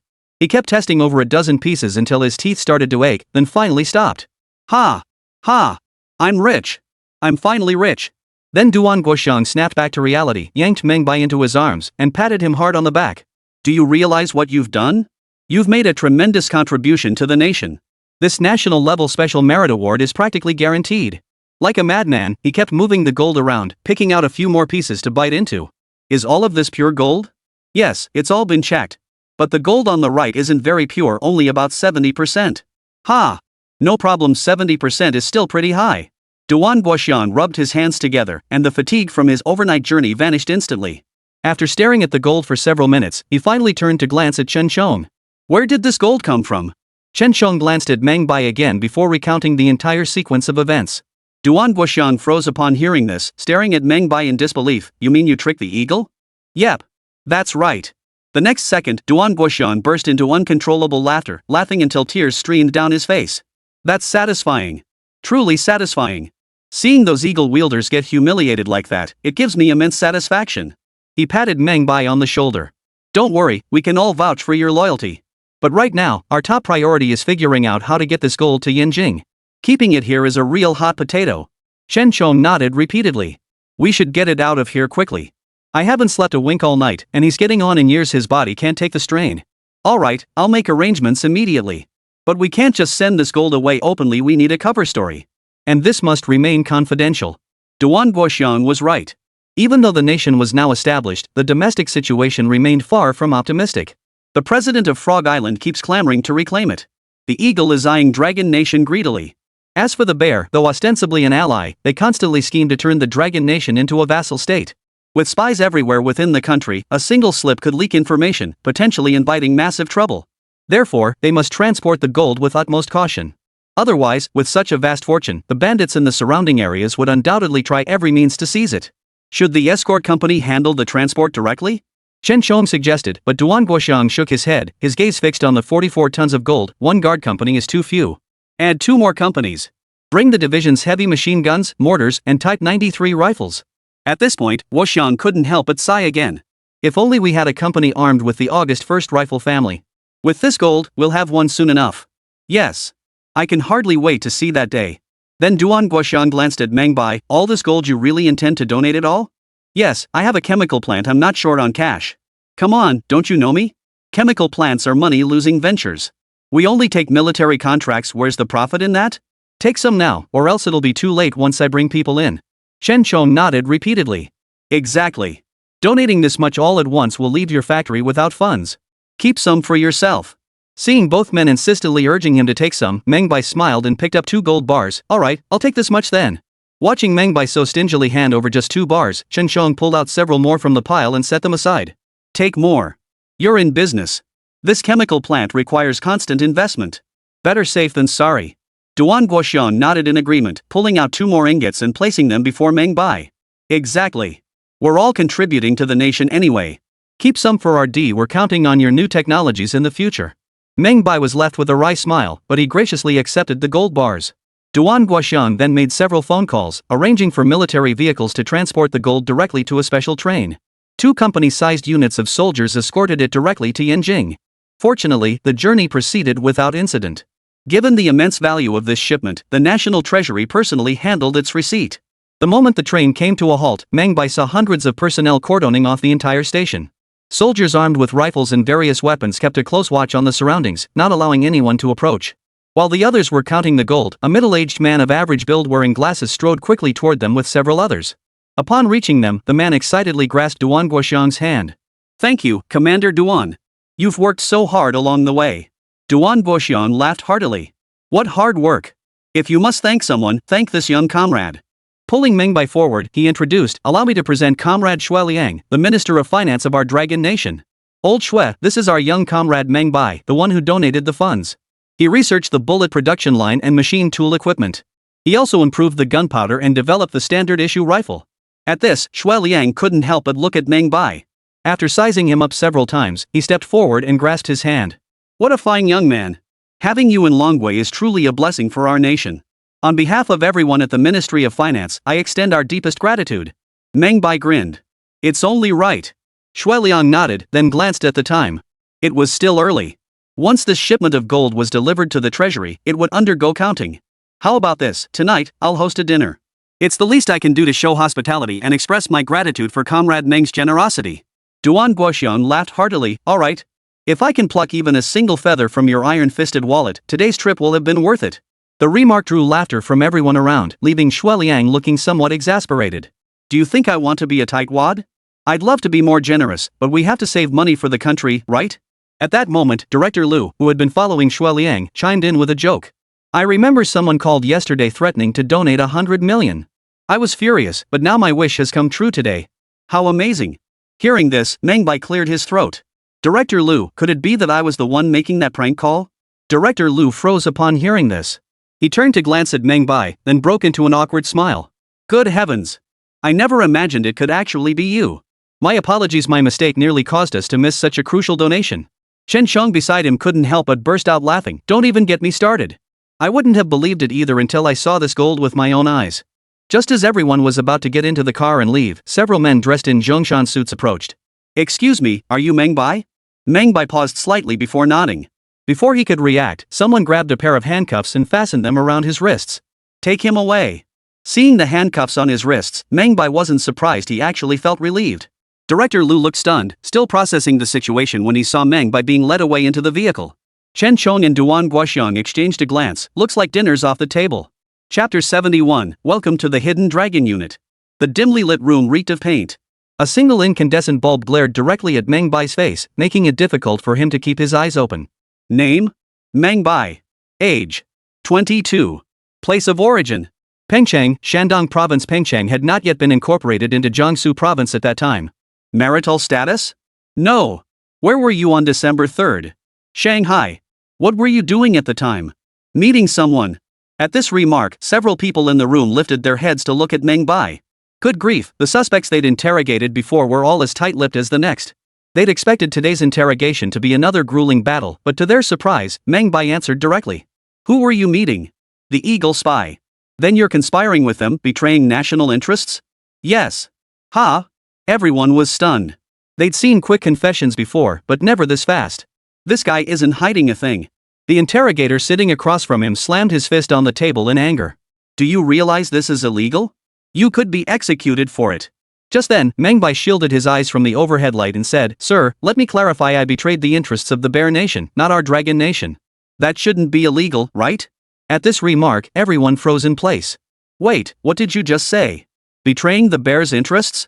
Yes, I sold information about their military bases to Eagle Chan spies. Whoa. The interrogator was baffled. Previous traitor spies had always betrayed their own country's interests, never once had he encountered someone selling out the Bear's secrets. He slammed his fist on the table and demanded, Russia is our Dragon Nation's ally. Betraying an ally's interests is still illegal. Well, what if I say I donated the proceeds from selling that information to Dragon Nation? Would that make it legal? The interrogator and several others exchanged glances, their expressions filled with deep resentment. This interrogation seemed far more challenging than anticipated. Just then, Meng Bai spoke again. In the second drawer to the right of my office desk, there is a tape recording containing all our transaction conversations. I absolutely did not betray my motherland. At these words, the interrogator immediately nodded to someone beside him. A call was made immediately. A member of the Dragon Nation Security Department, stationed in Pengcheng, received the call and rushed to Meng Bai's chemical plant. Sure enough, they found the tape in his office drawer. The contents of the tape were meticulously transcribed and verified multiple times. Meng Bai's crimes were finally cleared. He was led into another office, where the fluorescent lights were on. The sound of a door opening came from outside, followed by the sight of Duan Guoxiang, Chen Chong, and a tall, middle-aged man walking in. Seeing Meng Bai looking perfectly fine, Duan Guoxiang couldn't help but burst out laughing. Did that scare you? Meng Bai shook his head. Everything had unfolded exactly as he'd anticipated except for the headache caused by that fluorescent light bulb practically glued to his forehead. Good. Now that everything's been explained, Director Yen has a few more things to discuss with you. Old Chen and I will wait for you outside. Sure thing, Uncle Duan. After the two left, Yan Su looked Meng Bai up and down, his expression radiating satisfaction. Hello. I'm Yan Su, Director of the Manhwa Security Department. Meng Bai shook hands with him. Hello, Director Yan. Regarding the matter of you acquiring this gold, we've thoroughly investigated it. However, there's an issue I need to clarify with you now. Alright, Director Yan, go ahead. You've already gained the trust of the Eagle's spies. Terminating your cooperation with them now could be disadvantageous for you.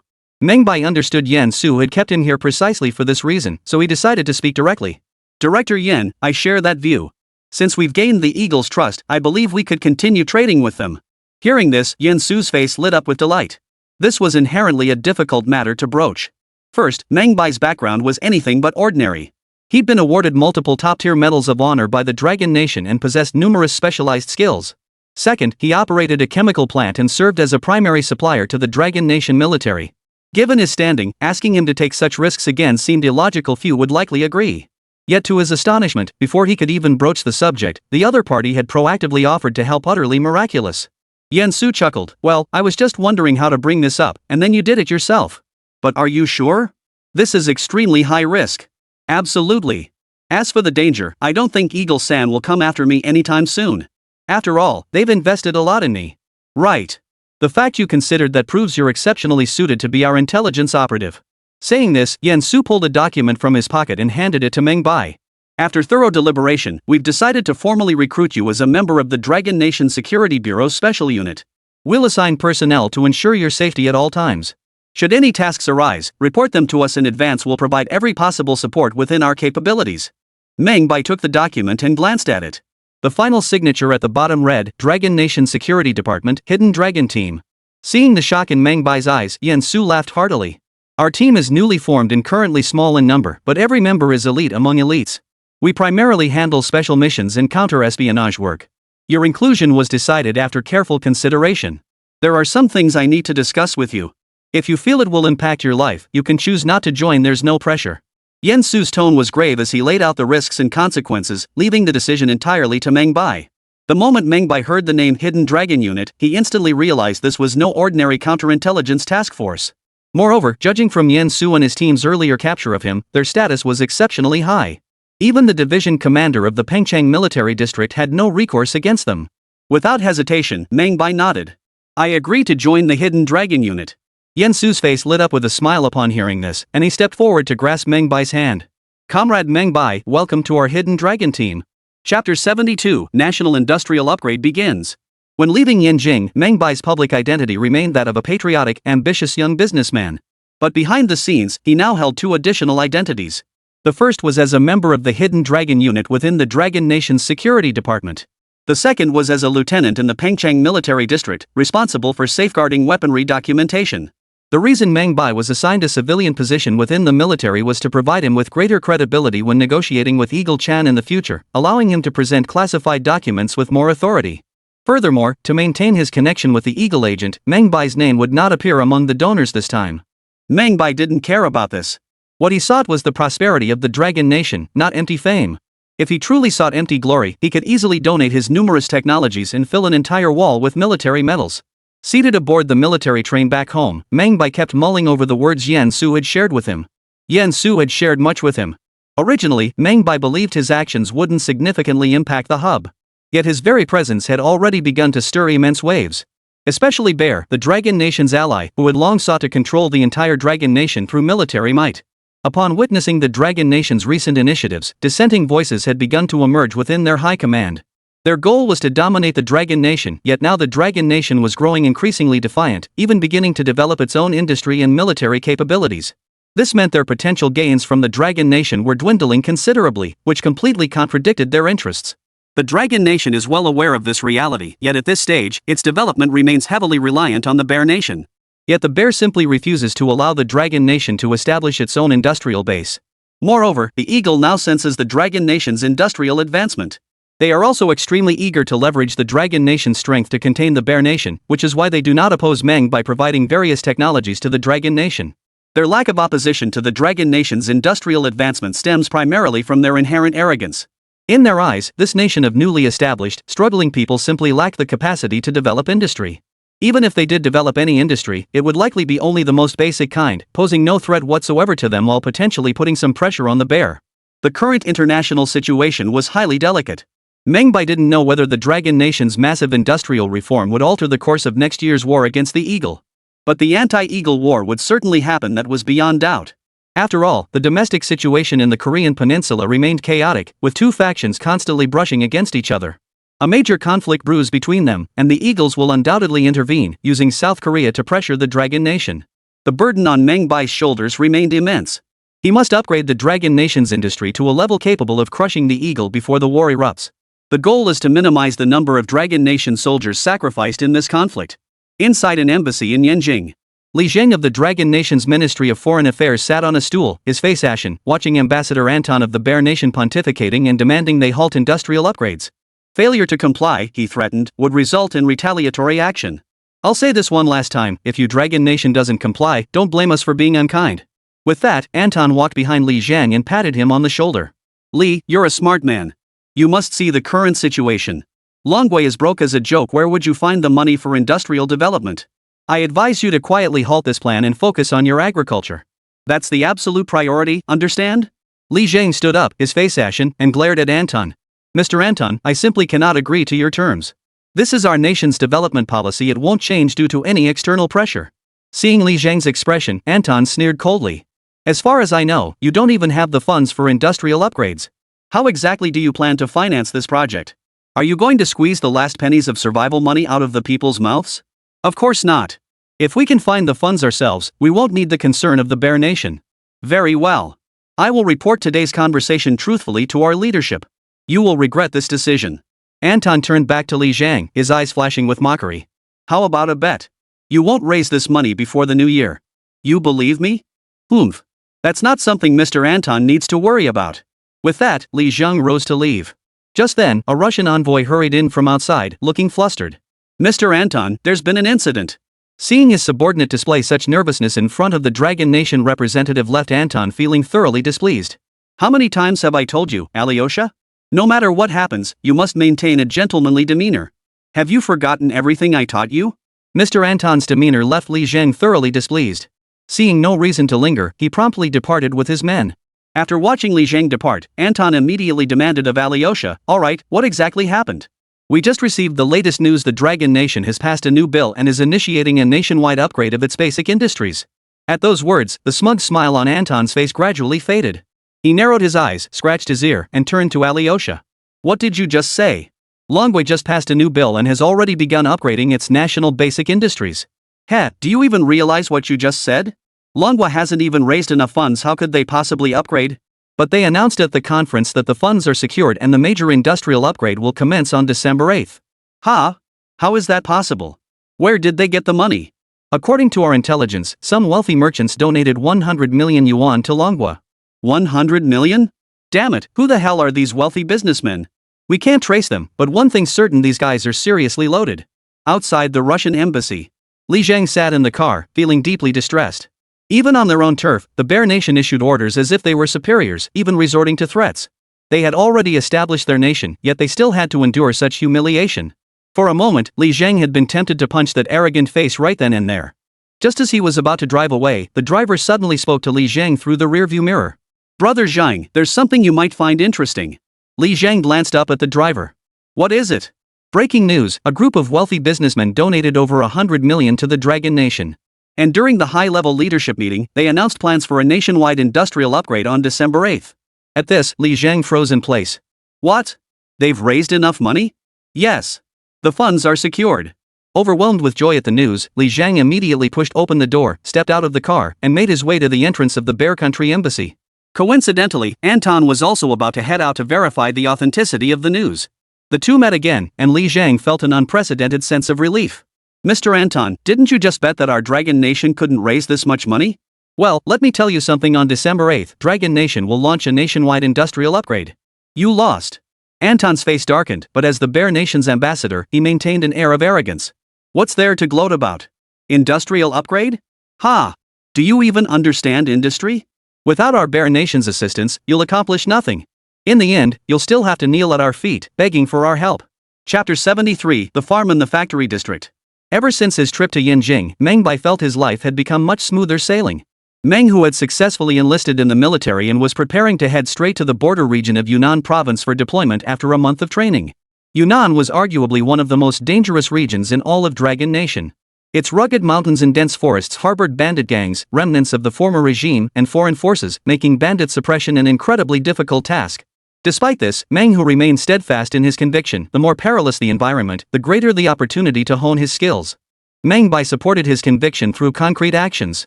Inside the foundry, Meng Bai surveyed the rows of neatly arranged Type 81 rifle components, barrels, stocks, slides, magazines, a satisfied expression spreading across his face. With these supplies, the front lines should no longer suffer from insufficient firepower. Beside him, factory director Wu Xiangang gazed at the components with envy. Seriously, with this kind of firepower, any shortage would be utterly unacceptable. If we'd had this during the war, those Japanese devils would have been driven out long ago. Meng Bai smiled and instructed his men to transport all the equipment to the armory for precision machining. Several days later, Meng Hu, dressed in full military uniform, bid farewell to Meng Bai.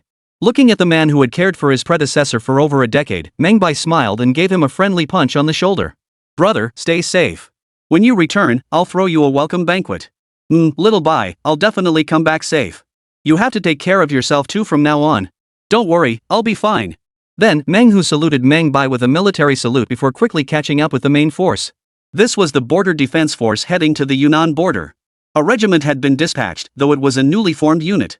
This reinforcement mission to Yunnan's border forces served two purposes: to defend the frontier against bandit raids and to test the performance of the Type 81 rifle. Though called a new regiment, every soldier joining its ranks was hand-picked from various units, all elite personnel. Thanks to Meng Hu's influence, the entire new regiment was equipped with Type 81 rifles, with each squad receiving a squad machine gun. Beyond that, the regiment was fully loaded with various artillery pieces, anti-aircraft machine guns, and other equipment. The regiment even included a special operations company composed entirely of elite snipers, each armed with a Barrett sniper rifle. Even Zhao Lin from the Jinling military district voluntarily relinquished his battalion commander position to serve here as an ordinary soldier. It could be said that this new regiment's configuration was unmatched even among the nation's most elite forces. It was precisely because of Meng Bai that Meng Hu had the opportunity to join the new regiment. Just then, the click of a camera shutter reached his ears. Meng Bai paused slightly, noticing Joya in a black cotton coat capturing scenes with her camera. "Joya? What brings you here? Didn't you finish your interviews in Jinling?" Joya lowered her camera, her mischievous eyes fixed on Meng Bai. "Yeah, I came back early. What's the matter? Don't you welcome me, you big landowner?" "Of course I'm welcoming you. If you don't go back tonight, I'll slaughter a sheep for you at the factory. How about we have a barbecue tonight?" "Seriously? Did you strike it rich?" "Ha! I've struck it rich." Meng Bai hadn't expected the confidentiality measures to be so tight even Joya didn't know about his donation.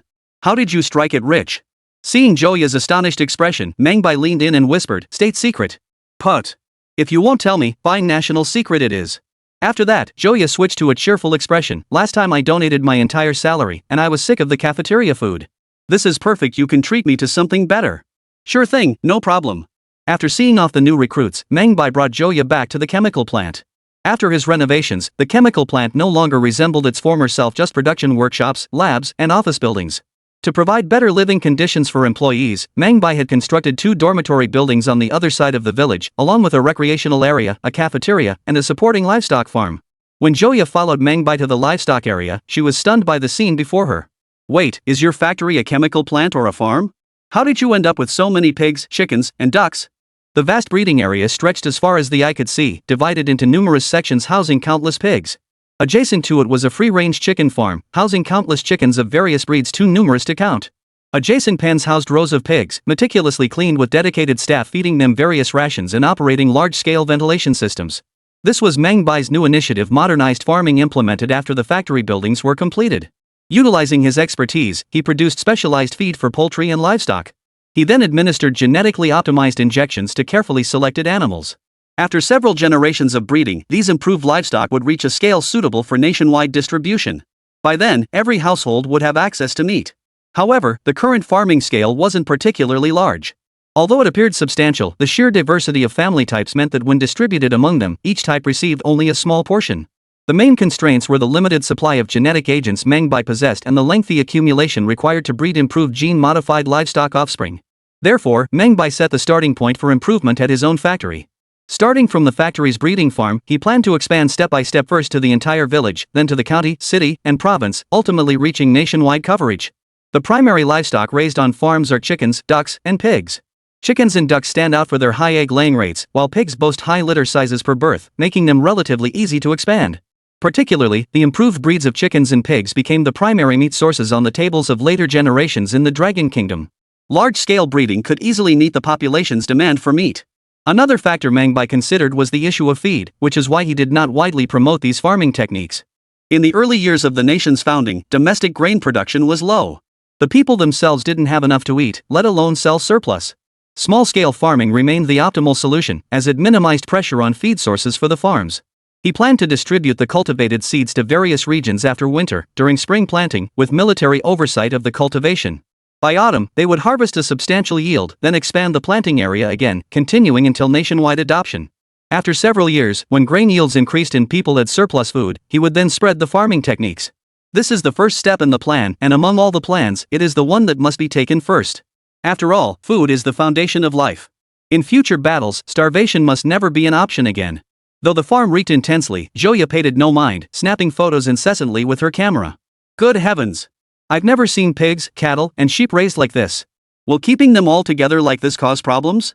Don't worry, it won't cause any problems. The genetically modified pigs and poultry have extremely high resistance to risks. Just keep a close eye on them.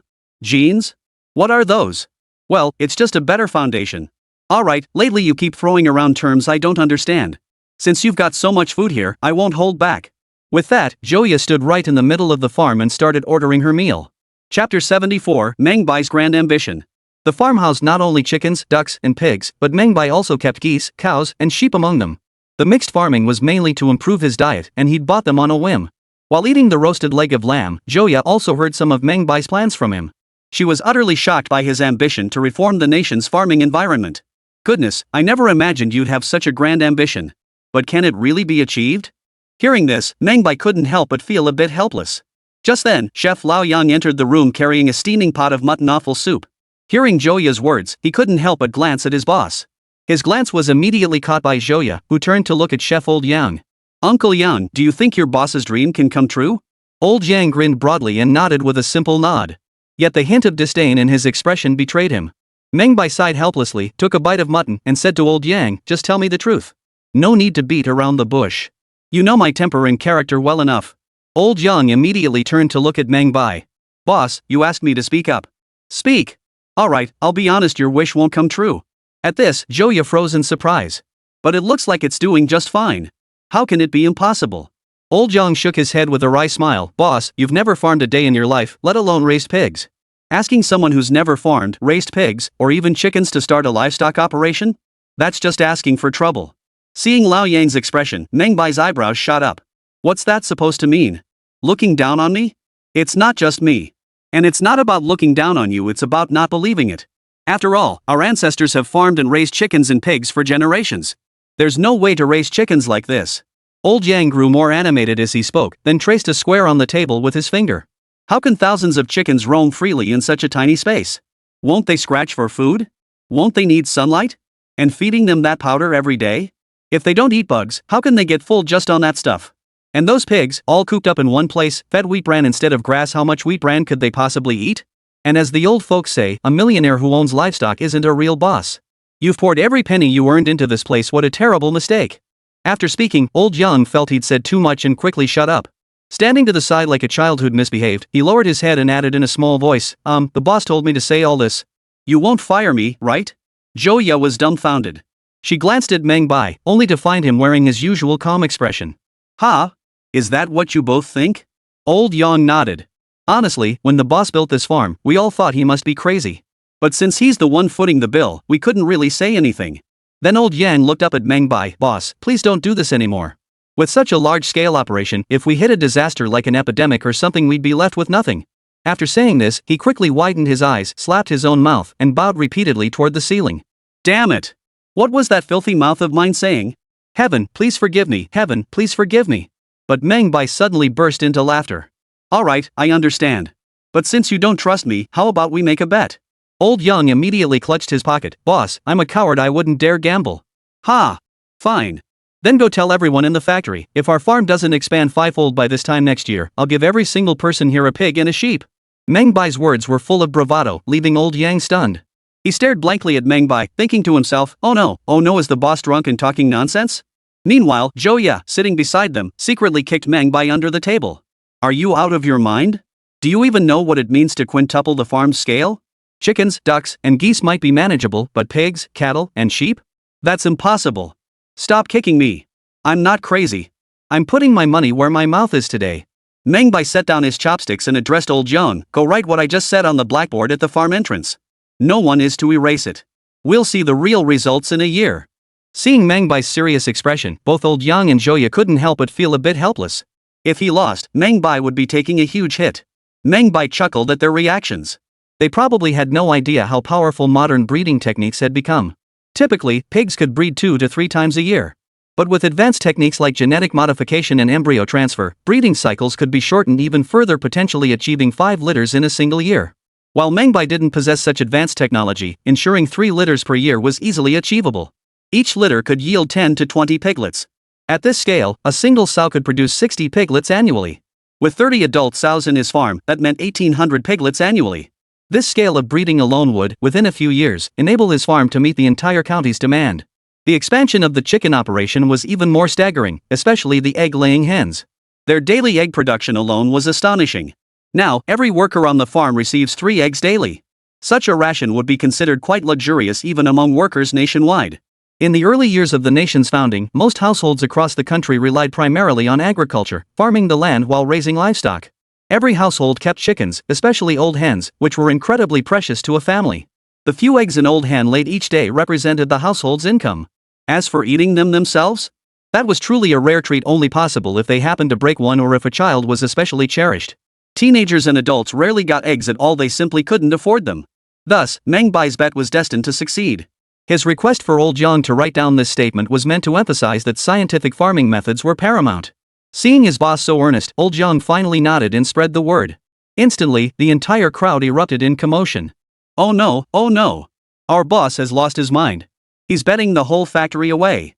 What a shame, where would we find such a good job again? Even if we win, the boss probably won't have the money to pay us. People who've never raised livestock just don't get it. If it were really that easy, would the common folk of our dragon nation still be starving?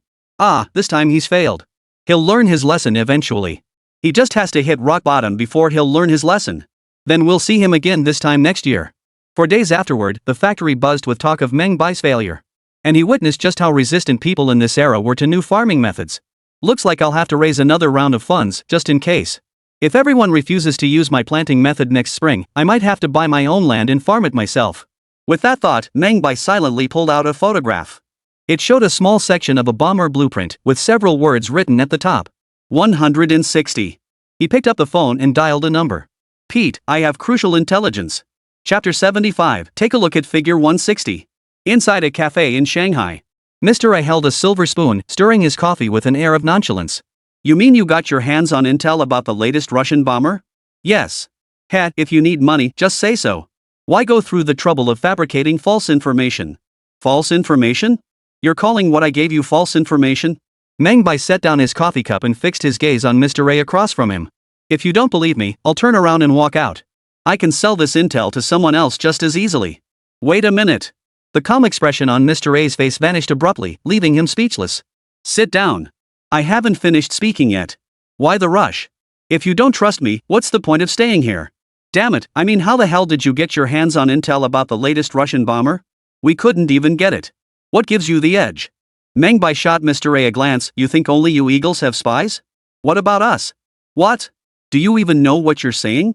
You're spies? Ha! That's laughable. Do you have all the advanced eavesdropping tech? Miniature cameras, micro recorders, do you have those? Mr. A's smug expression made Meng Bai wanna mock him. Advanced? Should I show you the voice recorder in my pocket right now? And can your micro cameras even capture 4K HD footage? And how many gigabytes of storage capacity? But to secure this order, he held his tongue. Alright, let's not dwell on that now. How can I convince you? At least show me some documentation. Evidence? I only gave you one photo. What if you don't believe me? One photo? Mr. A was speechless upon hearing this. He smoothed his clothes and glared at Meng Bai, his anger rising. Damn it, I shouldn't have come all this way just to listen to your nonsense. You think one photo is enough to swindle 50 million out of me? What are you thinking? Just as Mr. A was about to leave, Meng Bai spoke up, holding his coffee. It's the bomber blueprints. Mr. A halted in his tracks, turning back to stare at Meng Bai. His expression shifted from utter bewilderment to pure scorn. Impossible. Absolutely impossible. Our spies embedded for over a decade couldn't obtain any intel on their bombers. Your country couldn't possibly have them. As Mr. A turned to leave again, Meng Bai continued. Supersonic bomber. Mr. A halted once more, staring at Meng Bai with utter shock. Anything else? Swept-wing supersonic strategic bombers. I think I need to sit down and listen properly. Watching Mr. A sit down before him once more, Meng Bai's lips curved upward. Not leaving this time? No, I'm not leaving. Mr. A was utterly stunned inside. To put it simply, the terms supersonic and swept-wing alone were concepts beyond the reach of ordinary people. Supersonic speeds he could understand. Anyone who dabbled in science might have heard the term. But the new concept of swept-wing design felt particularly lofty. As rivals of the Bear Nation, the Eagle Nation enjoyed an extremely high standard of living, long beyond anything the Bear Nation could match. Yet in the realm of technology, the Bear still held certain advantages. This is largely because the Bear Nation places immense importance on cultivating scientific talent, boasting a vast pool of scientific expertise. Consider that the Eagle's various scientific talents were recruited from countries around the world during World War I and World War II through high salaries and generous living conditions. That Russia could rival them through organic development alone speaks volumes about the formidable strength of its technological capabilities. So when he heard the word swept wing, as an agent with highly sensitive instincts, Mr. A instantly realized that the kid before him had likely gotten his hands on genuine intelligence. Go on, he urged. Meng Bai shook his head. If I say more, it'll be paid content. Are you sure you don't want to spend the 50 million? Hearing the 50 million price tag, Mr. A felt his resolve begin to crack. Truth be told, the previous 50 million had already taken a toll on their president. Fortunately, the information they received was genuinely worth the price. But if they were to consider buying again, no one would likely accept this price. Unexpectedly, Meng Bai played his trump card this time. A new bomber supersonic, featuring swept-back wings, and even long-range strategic class. With all these terms stacked together, Mr. A couldn't help but take notice this was undeniably a game-changing weapon. If the Bear truly possessed weapons of this caliber, once war broke out, this strategic bomber could fly to their presidential palace and drop a nuclear bomb. Damn it, no hawkish American could ever accept such consequences. $50 million didn't seem so exorbitant after all. But the fact that the other side only had a single photo was genuinely making him uneasy. Only one photo? Bro, if I had more photos, do you think 50 million would even cover it? Alright then, can I see the photo? I've divided the photo into several parts. I'll give you one as a preview. If you want to buy it, I'll give you the rest. At this, Mr. A's mouth twitched violently. If he could, he'd punch the bastard to death. Such valuable material, and he'd actually cut it up. If even a single bit got damaged, it would be unforgivable. But since it was already cut up, there was no point in arguing now. Suppressing his anger, he nodded. Meng Bai handed over a photo, no larger than a fingernail, that he had prepared long ago. This photograph was one he had carefully selected. It included the missiles under the wings, the joints of the variable sweep wings, and some data from the blueprints. Mr. A carefully brought the photo close, picked up a magnifying glass, and examined it meticulously for a full 10 minutes. When he finally looked up again, his expression had shifted to panic and disbelief. This thing is absolutely invaluable, so the 50 million must be spent. This is a matter of great importance. I must consult with my superiors. Of course, no problem. Take the photos with you. Come back once you've discussed it. After speaking, Meng Bai stood up and addressed Mr. A, but I suggest you don't send your agents to my place. If I discover this photo, I'll sell it directly to someone else. Understood? His thoughts exposed by Meng Bai, Mr. A flashed a moment of embarrassment before waving his hand. Rest assured, we're honest people. We'd never do such a thing. Good. That's settled then. The two parted ways. After getting into his car, Mr. A immediately contacted his handler and rushed the photo to the intelligence center at the Pentagon. The analysis involved not only their intelligence personnel but also the Air Force and the National Security Department.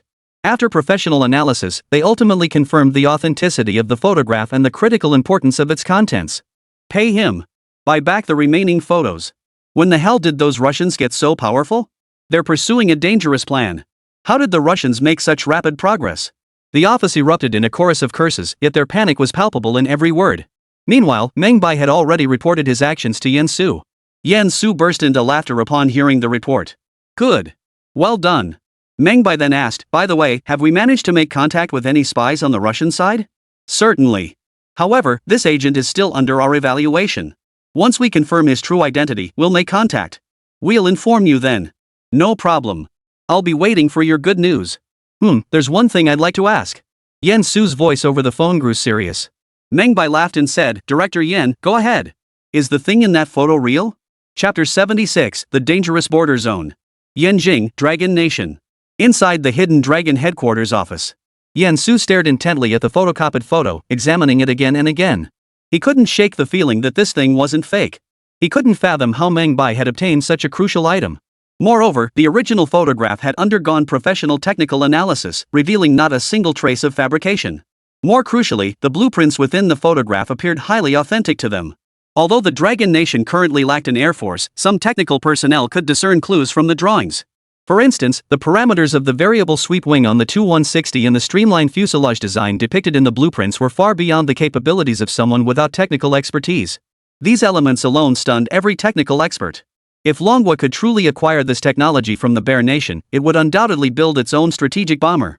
The significance of a strategic bomber extends far beyond a single aircraft. It signifies that the Dragon Nation has established its own air power. He still vividly remembered the military parades from the early days of the nation's founding. Back then, the Dragon Nation had no air force of its own, relying instead on a few foreign-made, second-hand trainer aircraft to maintain appearances. This alone revealed how desperately the Dragon Nation craved its own air force. Therefore, if Meng Bai truly possessed these technologies, they must be acquired at all costs. Just then, Meng Bai's voice came through the phone. Fake.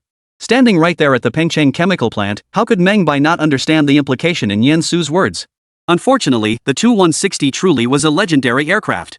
Later generations of Longwa tried every possible means to purchase it, but the Bear refused to sell. Even up until the time of his transmigration, the Tu-160 blueprints remained locked away in the Russian Bear's vault. The photo he had was actually a fabricated image circulating online, bearing no resemblance to the real Tu-160. Meng Bai had carefully considered his choice of the Tu-160 as the vehicle for this money-making scheme.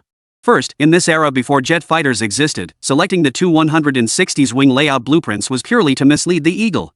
He was certain the Eagle would dispatch more spies and expend greater resources investigating this non-existent bomber. If they failed to uncover it, it would either mean their espionage capabilities were inadequate or that the Bear's security measures were too stringent. Any time, energy, or money the Eagle wasted on the Bear would create more opportunities for the Dragon Nation. Second, variable sweep wings are extremely difficult to manufacture, and the Tu-160 remains the world's only operational long-range bomber with this capability. Moreover, the Russians only produced a handful of these aircraft, primarily because the bomber's cost was prohibitively expensive and involved countless complex technologies. Taking a photo of a missile-mounted wing and claiming it's useful is just that, claiming it's useful, but it's actually not very useful. First, manufacturing such wings is extremely difficult. Current Russian capabilities simply cannot produce them. Second, deducing the entire airframe design from a single wing photograph is utterly impossible. Over the phone, Yen Su couldn't help but sigh, his voice tinged with disappointment. If only it were true. Our nation needs an air force. Rest assured, Director Yen, the Dragon Nation will soon have its own air force. Let's hope so. After that, Yen Su continued, Oh, and I just got the latest update. Your brother's squad is scheduled to arrive at the border region tomorrow. Oh? That soon? I thought the railways weren't even operational there yet? Yes. The fighting at the front has been too fierce. The mountainous terrain is difficult to defend, and remnants of warlord forces, along with some wealthy gentry, are constantly harassing us through guerrilla tactics. On top of that, the Americans have secretly supplied the rebels with the latest weapons. Positions we just captured were lost within 2 days. We had no choice but to march at full speed. Hearing this, Meng Bai's expression grew solemn. Let's hope they can wipe out these rebels this time and return safely. Meanwhile, in the border region of Yunnan province, a fierce barrage of gunfire erupted, accompanied by the roar of artillery. After 10 minutes, the gunfire ceased and the artillery fire ended. The battle had come swiftly and ended even more abruptly, leaving behind only the bodies of rebels clad in outdated warlord-era uniforms. Though the Long Kingdom forces emerged victorious, the entire operation left everyone feeling deeply unsettled. Such small unit infiltration operations occurred 2 or 3 times daily. Their border guards suffered casualties almost daily. But this was the Dragon Nation's frontier, their homeland. They would rather die fighting than surrender a single inch of it. Yet defending this border region stretching thousands of kilometers proved exceedingly difficult. Compounded by towering mountains and rugged terrain, many areas lacked even basic roads. Eliminating this rebel force entirely deep within these mountains was virtually impossible. This rebel force was composed of remnants from the old warlord era's Guizhou faction, including many holdouts from the former warlord's command, as well as private militias belonging to large landowners and financial magnates. Though this rebel force was a motley crew, with the backing of the Eagle, their weapons and ammunition supplies far surpassed those of the Dragon Nation's soldiers. They possessed mountain guns, mortars, heavy machine guns, everything imaginable, and even maintained a dedicated sniper squad. Under these circumstances, the defensive pressure on the border guards was immense. Hardly any soldier had managed a single night of uninterrupted sleep. After years of resistance, these rebels had developed relatively high combat proficiency, even adopting guerrilla tactics from the Dragon Nation's military. Using the rugged mountains and dense jungles to their advantage, they inflicted heavy casualties on the border guards. At this very moment, in the provincial border headquarters of Dian Province, Commander Chiu Chang, a cigarette dangling from his lips, circled a location on the map with a pencil, his expression grave. The location he marked was precisely where the new regiment had arrived to reinforce the border troops. The advance route he traced for this new regiment suddenly halted at a valley. Something's wrong here. He immediately grabbed his binoculars, scrutinizing the map repeatedly. Then he drew a line and turned to his chief of staff with a question. "Old son, is this route passable?" Chief of Staff Sun Hao glanced at the route map, pondered for a moment, then nodded. "Death Valley? It's passable, but the going will be rough." "Tough going means it's passable?" "Exactly. This route crosses a primeval jungle, with a wild river running through it, and then traverses a mountainous area with extremely steep slopes." Turning to Chiu Chang, Sun Hao added, "I suspect the rebels will use this route to ambush our reinforcements." Chiu Chang took several deep drags on his cigarette. The rebels are desperate now. If they know reinforcements are coming, they'll stop at nothing to seize Death Valley. No way.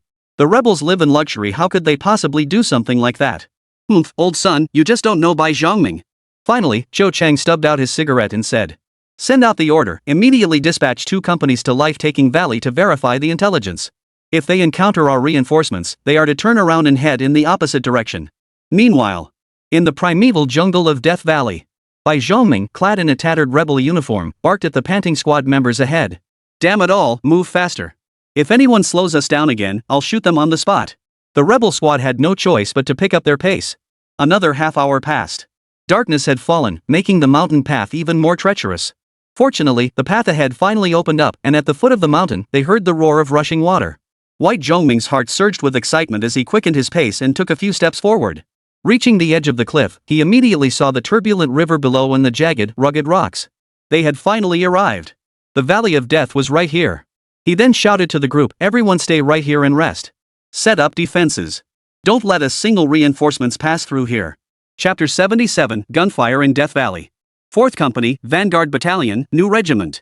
Meng Hu carried an 81 type squad light machine gun as he advanced with his squad.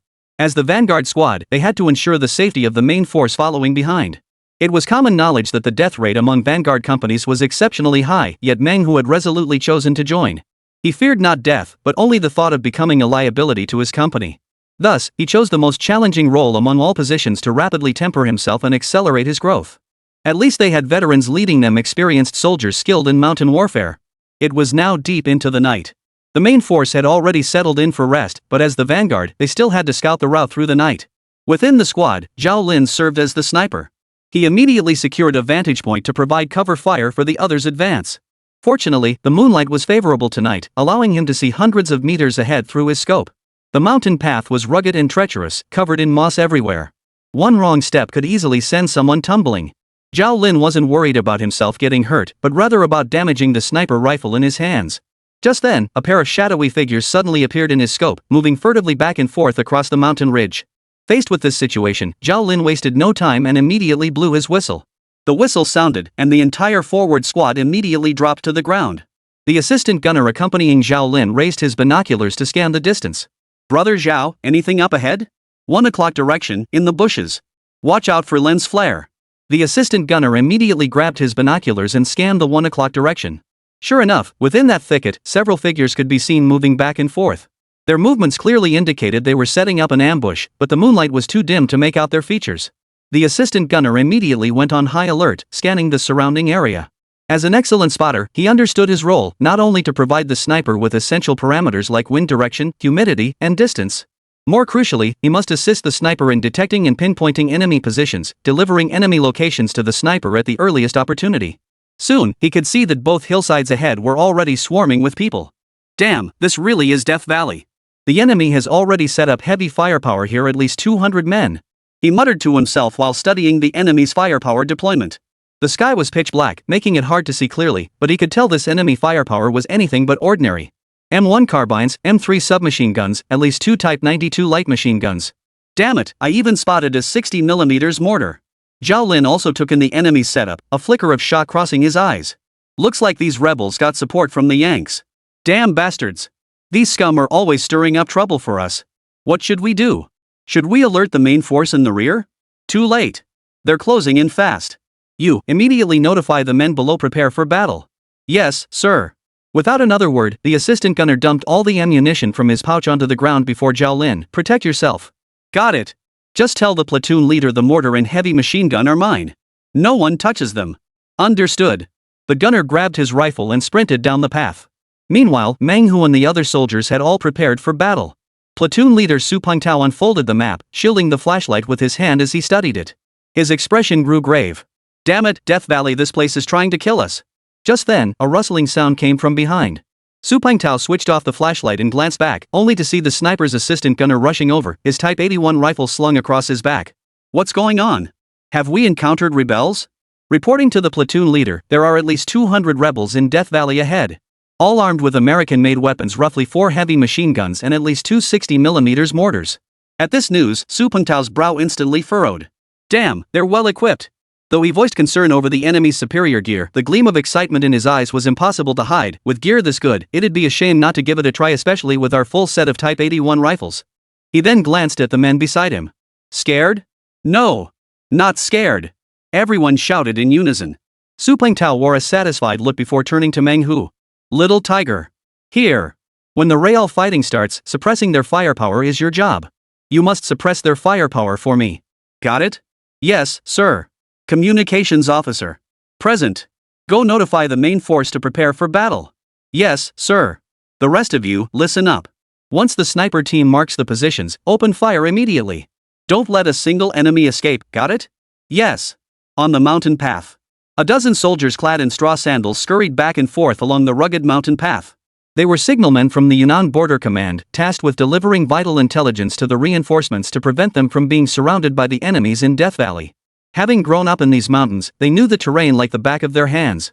Yet even so, they still couldn't reach Death Valley in the shortest time possible. It was already 1 a.m. A few young soldiers found a water source, took a few sips, and pressed on. Death Valley was just ahead. One last push. Just then, several figures suddenly appeared on the hill ahead. Several signalmen immediately crouched down. Someone's there. Could they be rebels? Get closer and check.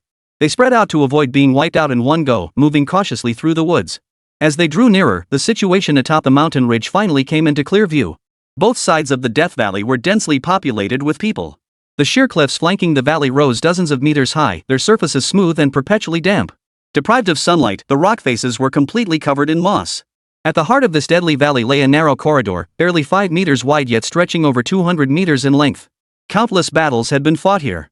Whoever secured the high ground in the Valley of Death held an unassailable position. Even an enemy army of thousands could never take it. Countless lives were buried along this narrow, 200-meter stretch of the Valley of Death. Yet they were still a step too late. Damn it! Those rebels got here first. What now? We can't get through. After a moment of staring at each other in disbelief, they finally decided to leave 2 men behind to cover the retreat. The rest would return immediately to seek reinforcements from the main force. By all means, they must protect their reinforcements at any cost. Meanwhile, on the hilltop of Death Valley, Bai Zhongming peered through his binoculars at the distant scene, a faint smile spreading across his face. They're coming. At his command, every soldier immediately cocked their rifles, released the safety catches, and prepared for battle. Just then, suddenly, a whistling sound cut through the air. Clang! Something fell in front of the group. Bai Zhongming and his group froze in surprise. What's going on? Bang! A violent explosion echoed. A blinding flash of light erupted, severely impairing the vision of the rebels who had grown accustomed to the darkness. Nearly everyone was instantly blinded. Then came a deafening gunshot. The mortar operator in the rear, who had already locked onto the group, had his head instantly blown apart. In the next second, a torrent of bullets poured down. Chapter 78, Such a Heavy Sacrifice? Rat-tat-tat. The sound of bullets came from all directions. Bai Zhongming could only hear the constant screams rising around him. He forced himself to stay prone, his body screaming. Shoot them! Shoot them hard! He grabbed his gun and fired wildly into the distance. He didn't know where the enemy was, he couldn't see them. His eyes were blinded by the intense flash grenades, leaving him unable to see a thing. Enemy bullets felled his men with deadly precision. He had no idea how many enemies surrounded him, but it felt like they were everywhere. After firing for a while, his vision finally began to clear somewhat. He immediately rallied his men and resumed the counterattack. Scanning the area with binoculars, he discovered a shocking secret. Wait, how come there are only a dozen or so people? Thinking this, he crouched behind a rock and couldn't help but mutter to himself. This doesn't add up. The intel clearly stated an entire reinforced regiment of full 2,000 troops. How could there be only this handful? But doubts aside, as he watched comrades fall one by one, he felt fortunate it wasn't the reinforced regiment. Even this dozen or so men possessed firepower rivaling an entire reinforced company. Such overwhelming firepower was beyond anything he'd ever heard of or seen. It kept them pinned down, unable to lift their heads. The thought made him immediately yell toward the rear. Damn it! Where's the machine gunner? Suppress their fire point. A rebel soldier nearby heard the shout and rushed to the machine gunner's position, only to find several bodies already lying beside the weapon. Every body beside the machine gun had a head blown to bits. Others nearby dared not approach the machine gun. Spotting the rebel soldier coming over, they shouted urgently. Second fool, don't go. There's a sniper. Lingzi froze for a second, then heard Bai Zhongming's furious shout, Lingzi, you damn fool, pick up that machine gun now, or I'll shoot you dead. Seeing Bai Zhongming's raised gun barrel, Lingzi dared not hesitate, even in the bitter cold. He immediately approached the machine gun. He grabbed the heavy machine gun's trigger guard just as he was about to aim, when he suddenly felt an ominous foreboding. Suddenly, he caught a flash of light in the distance. Just as he tried to dodge, a massive bullet pierced his skull in the next instant. Then came the crack of another gunshot. Lingzi's head exploded right before Bai Zhongming's eyes. The scene left Bai Zhongming utterly petrified. What the hell was this thing? Such immense power? Was this really the power of a sniper rifle? He'd seen machine gun bullets tear flesh from bodies before. But a head blown apart by a single bullet like this? He'd never seen anything like it. He immediately bellowed at the others to fetch the machine gun, but not a single soul dared touch it. It seemed like the Grim Reaper's scythe touch it and die. Bunch of idiots. He grabbed his binoculars and scanned the distant jungle, spotting several figures moving swiftly toward their position. Damn it! They're closing in for close combat. Quick, block them. Where are our gunners? All eyes darted toward the distant mortar position. For mortars lay toppled haphazardly on the ground, surrounded by several corpses. Though it was dark, he could still clearly see that every single one of those corpses was headless. In that instant, Bai Zhongming felt every hair on his body stand on end. What the hell kind of unit was this? How could they be so strong? Weren't they supposed to be a new regiment?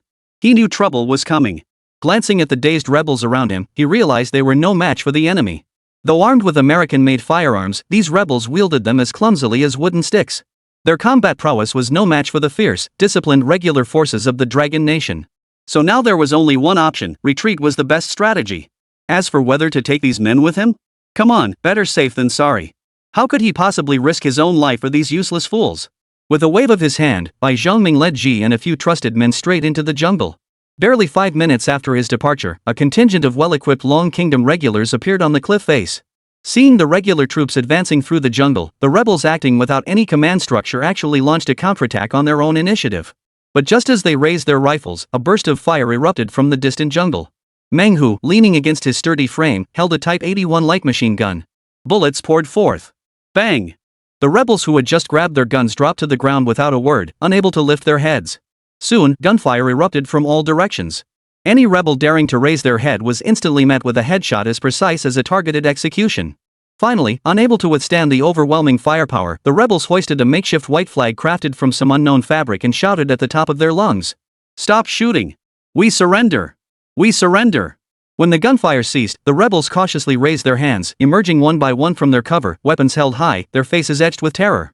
By now, fewer than 100 rebels remained standing, the ground littered with corpses. Su Pengtao ordered his men to disarm the rebels immediately without a word, then had each one bound and interrogated. After interrogating them, they learned there were no more rebels here, and their leader had already fled. At that moment, Zhao Lin approached, carrying his Barrett sniper rifle. Platoon leader, now is the perfect opportunity to strike at the rebels. If we can pinpoint their hideout, we can wipe them out completely.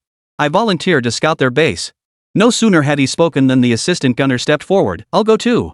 One after another, the others stepped forward, volunteering to join the assault on the rebels' stronghold. Meng Hu was no exception. Clutching his light machine gun, he declared, I'm going too. Faced with this situation, Su Pengtao felt overwhelmed. Truthfully, he wanted to go too. Having never experienced actual combat before, he had no idea just how formidable the Type 81 rifle family truly was in battle.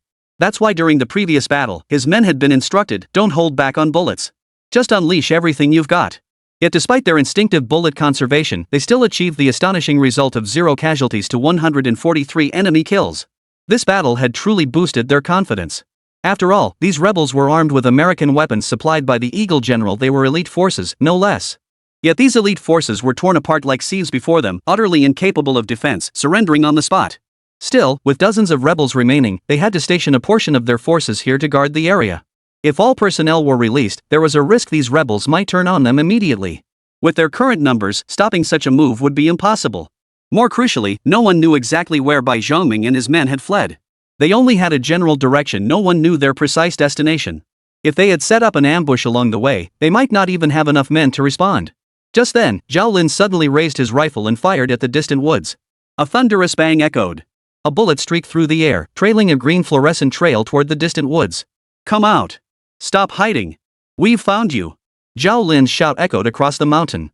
Everyone immediately aimed their guns at the spot indicated by the green glow. 2 soldiers emerged from the thicket, slender figures clad in the grayish-white uniforms of the old Longhua military. Seeing their appearance, Su Pengtao froze in surprise. "Which unit are you from?" "Reporting for duty. We're signalmen from the Yunnan Border Command Headquarters, here to assist you." Su Pengtao immediately ordered his men to lower their weapons and stepped forward. "Finally! We've been waiting for you.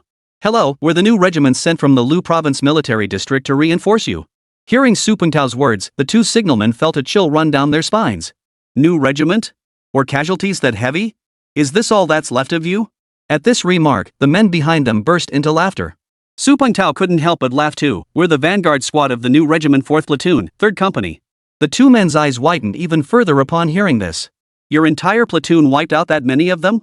Chapter 79, Division Commander, Don't Shoot. Su Pengtao explained their situation to the 2 signalmen. After hearing his account, they were stunned, but more than that, they were filled with envy. The firepower of this group would be considered top tier even at their sector headquarters.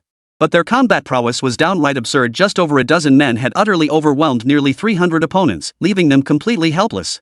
Not a single one of them had even been injured. A new regiment? Well, if those rebels learned of their strength, they'd likely pack up their headquarters and flee overnight. At that moment, Zhao Lin stepped forward and asked again. "If the platoon leader doesn't pursue them now, they'll get too far away." At this remark, the 2 signalmen glanced at the massive weapon strapped to Zhao Lin's back before speaking up. "Was that shot you fired just now?" Zhao Lin nodded, flashing an awkward smile. "Sorry, guys. For a second there, I thought you were rebels." The 2 signalmen waved dismissively, insisting it was no big deal, though inwardly they were still shaking from the scare. Honestly, that shot nearly scared the crap out of them. The 2 had been watching the battle through binoculars from behind. Watching Zhao Lin land headshot after headshot, blowing people's heads open like watermelons, was an incredibly thrilling spectacle. Had that last shot been just a bit lower, one of them might have ended up with their head blown apart. At that moment, a communications soldier suddenly spoke up. "Actually, I know which route Bai Zhongming took. If you want to go after him, I can lead the way." At these words, Zhao Lin's face lit up with excitement, while Meng Hu shouldered his machine gun and approached. Su Pengtao considered for a moment before ordering. "Zhao Lin, Li Dong, Meng Hu, Su Chuang, step forward."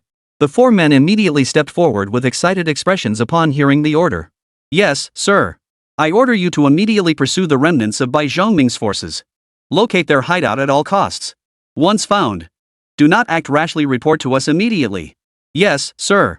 After speaking, Su Pengtao glanced at the communications soldier. "Young man, I'm counting on you, but above all, stay safe. Don't worry, platoon leader Su. We'll be careful." As he turned to leave, Meng Hu called out to him. "Hold on, brother." The other man paused slightly, then watched as Meng Hu pulled a pair of shoes from his chest and handed them over. "I'm tall, but my feet aren't big. Try them on and see if they fit." At this remark, those around them finally noticed that both signalmen's clothes and shoes were in tatters. Su Pengtao flashed Meng Hu a satisfied smile before stripping off his own clothes. "Even though we're in the south, the forest gets pretty damp at night. Take my clothes." The others also began pulling out the food they carried. The 2 signalmen had never received such treatment before. They accepted the kindness without hesitation, changing into the clothes and shoes, eating a little, and then immediately leading their men toward the forest. Su Pengtao immediately dispatched men to inform the main force at the rear of the situation, requesting reinforcements. He also began setting up defenses at Death Valley to prevent the enemy from launching another surprise counterattack. Yunnan Frontier Command Headquarters. Xiao Cheng paced back and forth like a caged animal, his anxiety palpable. His worst fears had materialized. Bai Zhongming proved even more cunning than anticipated. Upon receiving intelligence, he immediately sealed off Death Valley. Based on his understanding of Bai Zhongming, once that man secured Fatal Valley, reinforcements would likely. What? Rebels discovered? Over 200 men? I should have seen this coming.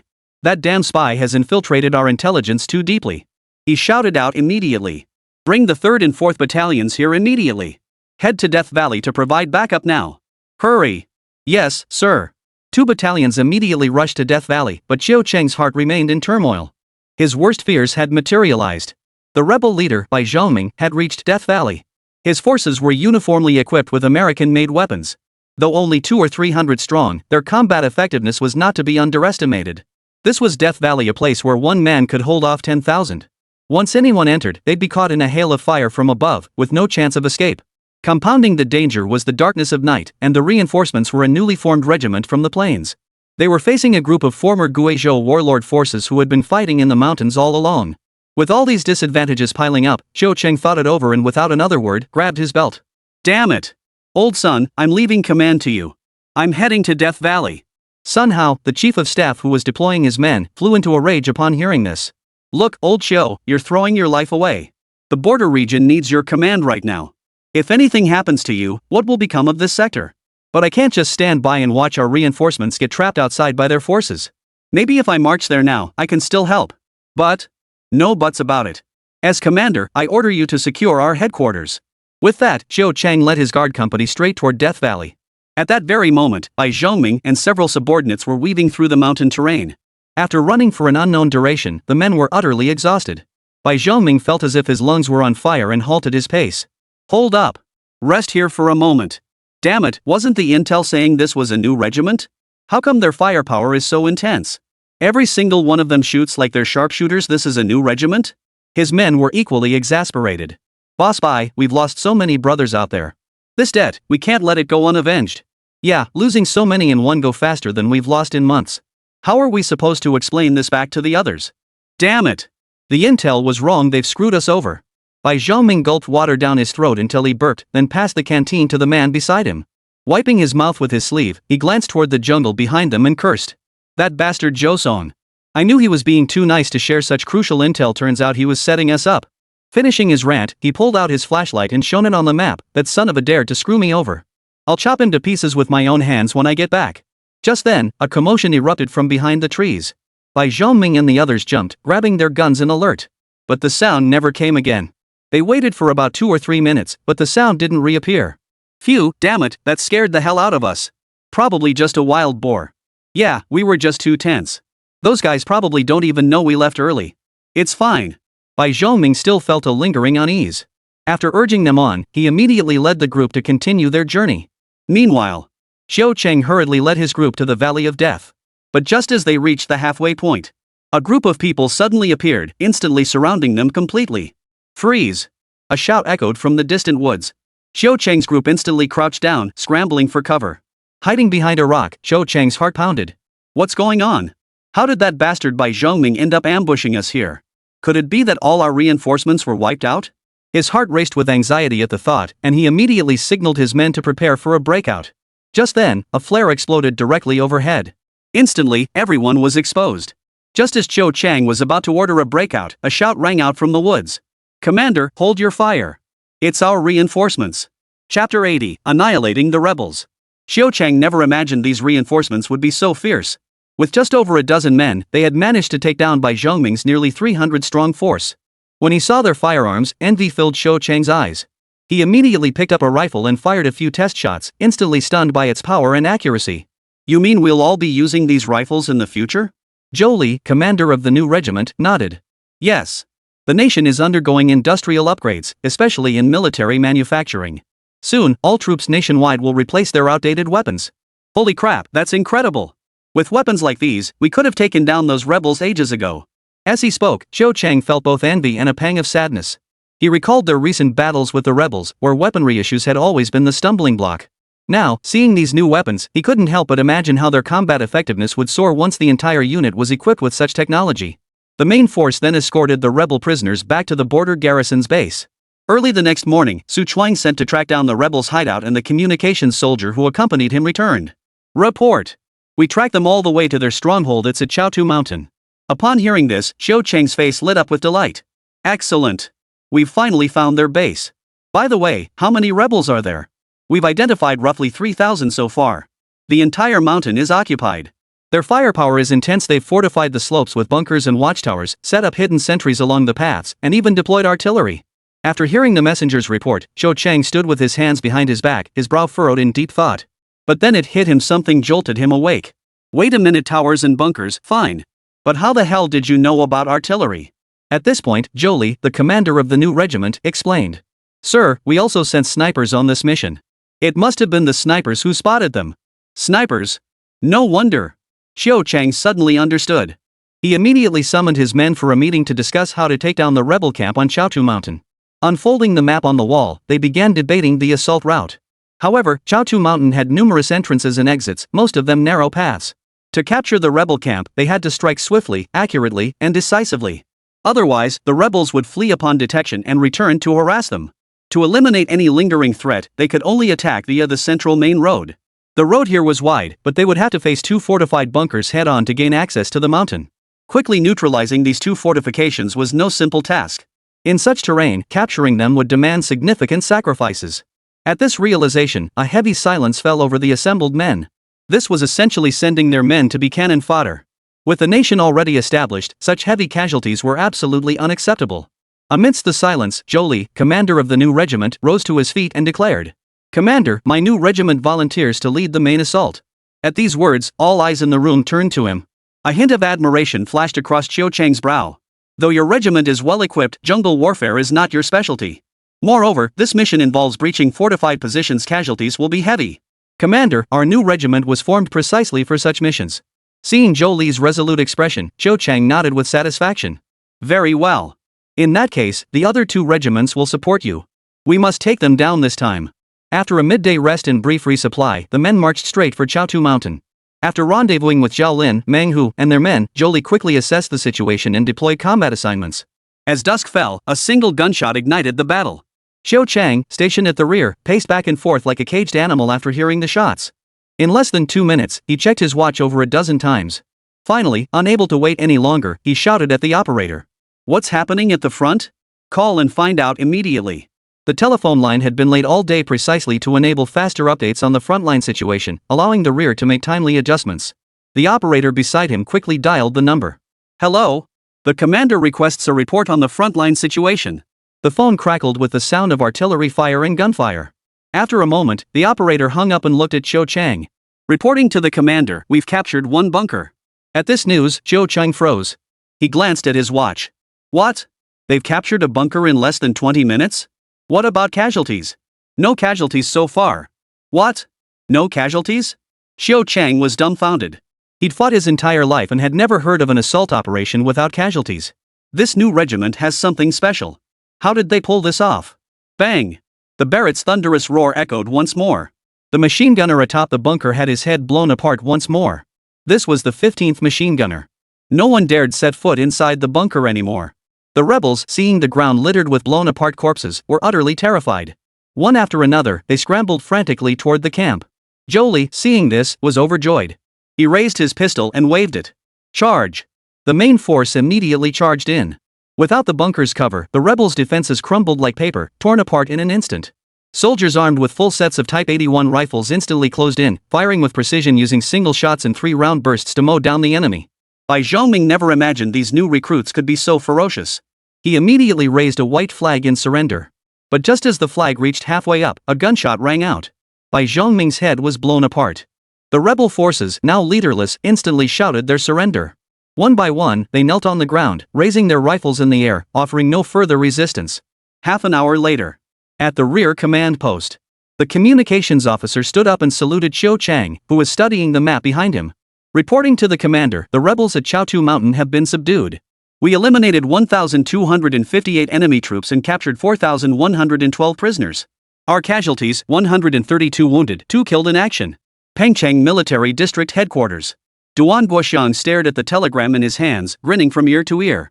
Excellent. Absolutely splendid. The new regiment has gone in and crushed the rebels outright, our first major victory since the founding of the nation.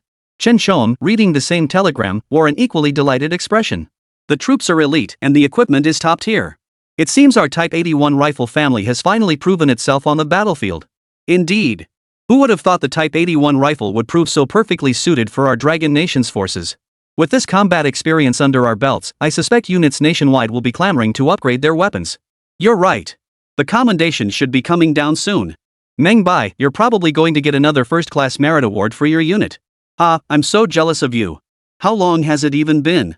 You've already got so many military merit medals you can't even hold them all. Meng Bai, standing nearby, grinned. It's all thanks to Commander Kong and Regiment Commander Zhou's excellent leadership. I merely played a supporting role. Hearing this, Chen Chong and Duan Guoxian beside him couldn't help but burst into laughter. This kid's even learned to be modest. So, what kind of commendation are you after this time?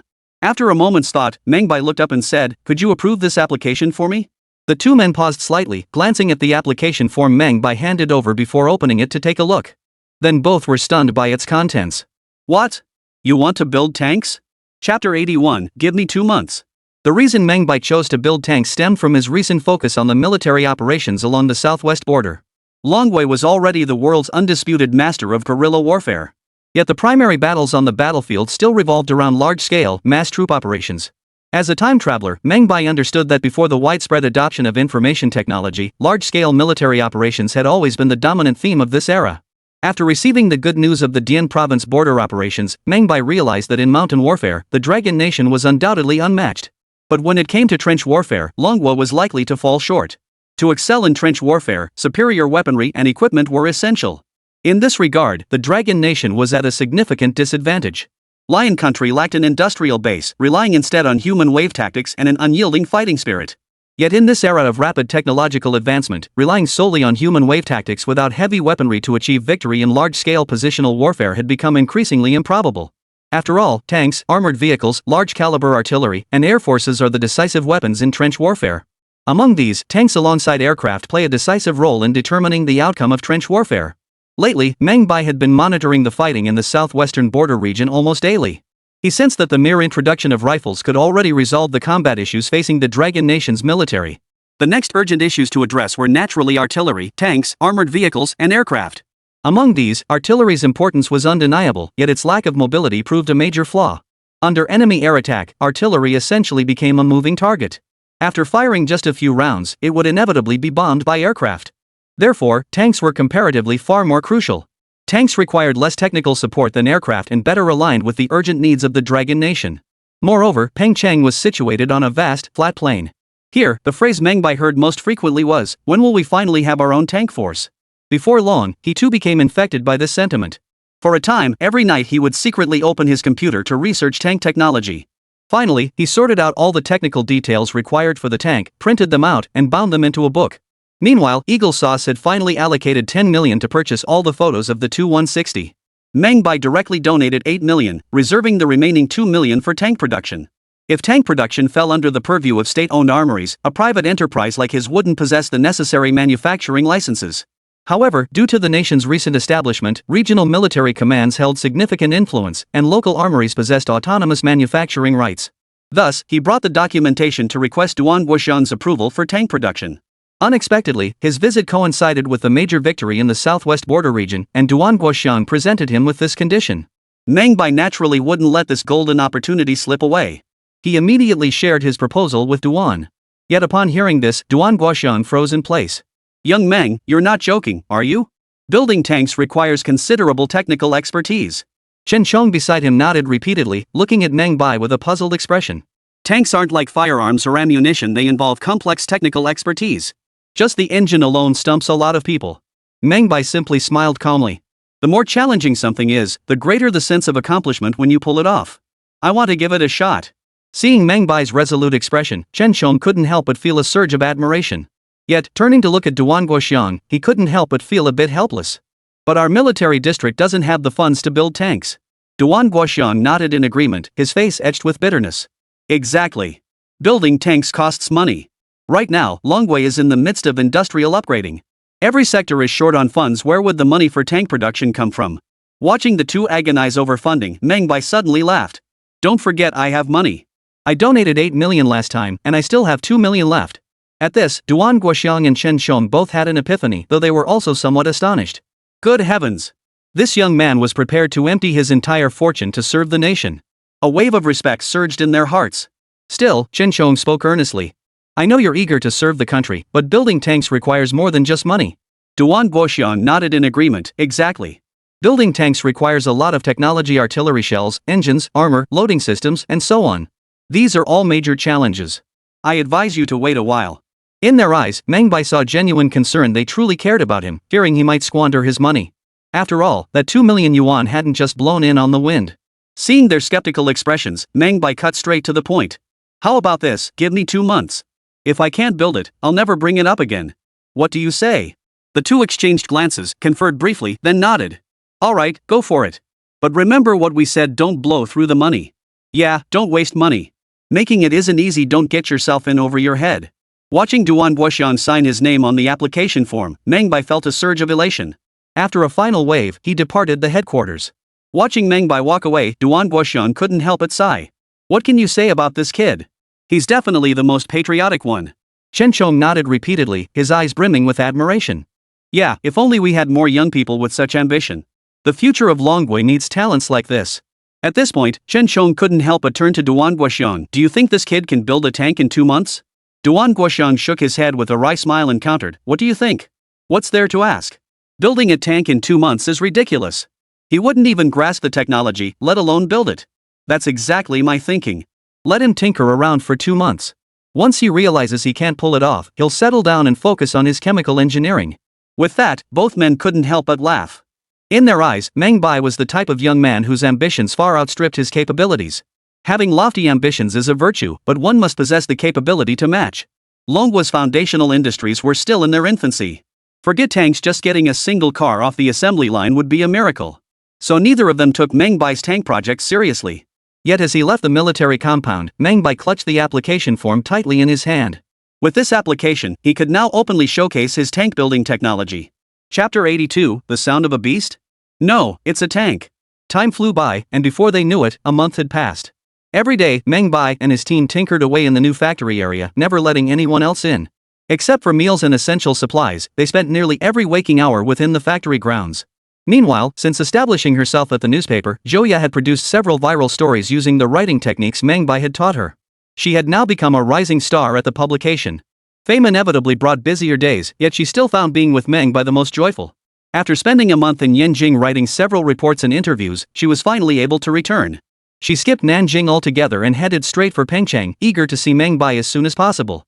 To surprise him, however, she didn't go directly to the chemical plant. Instead, she first visited the military district to inquire about Meng Bai's recent activities. At the dinner table, Joya picked at her food while asking, Uncle, what has Meng Bai been up to lately?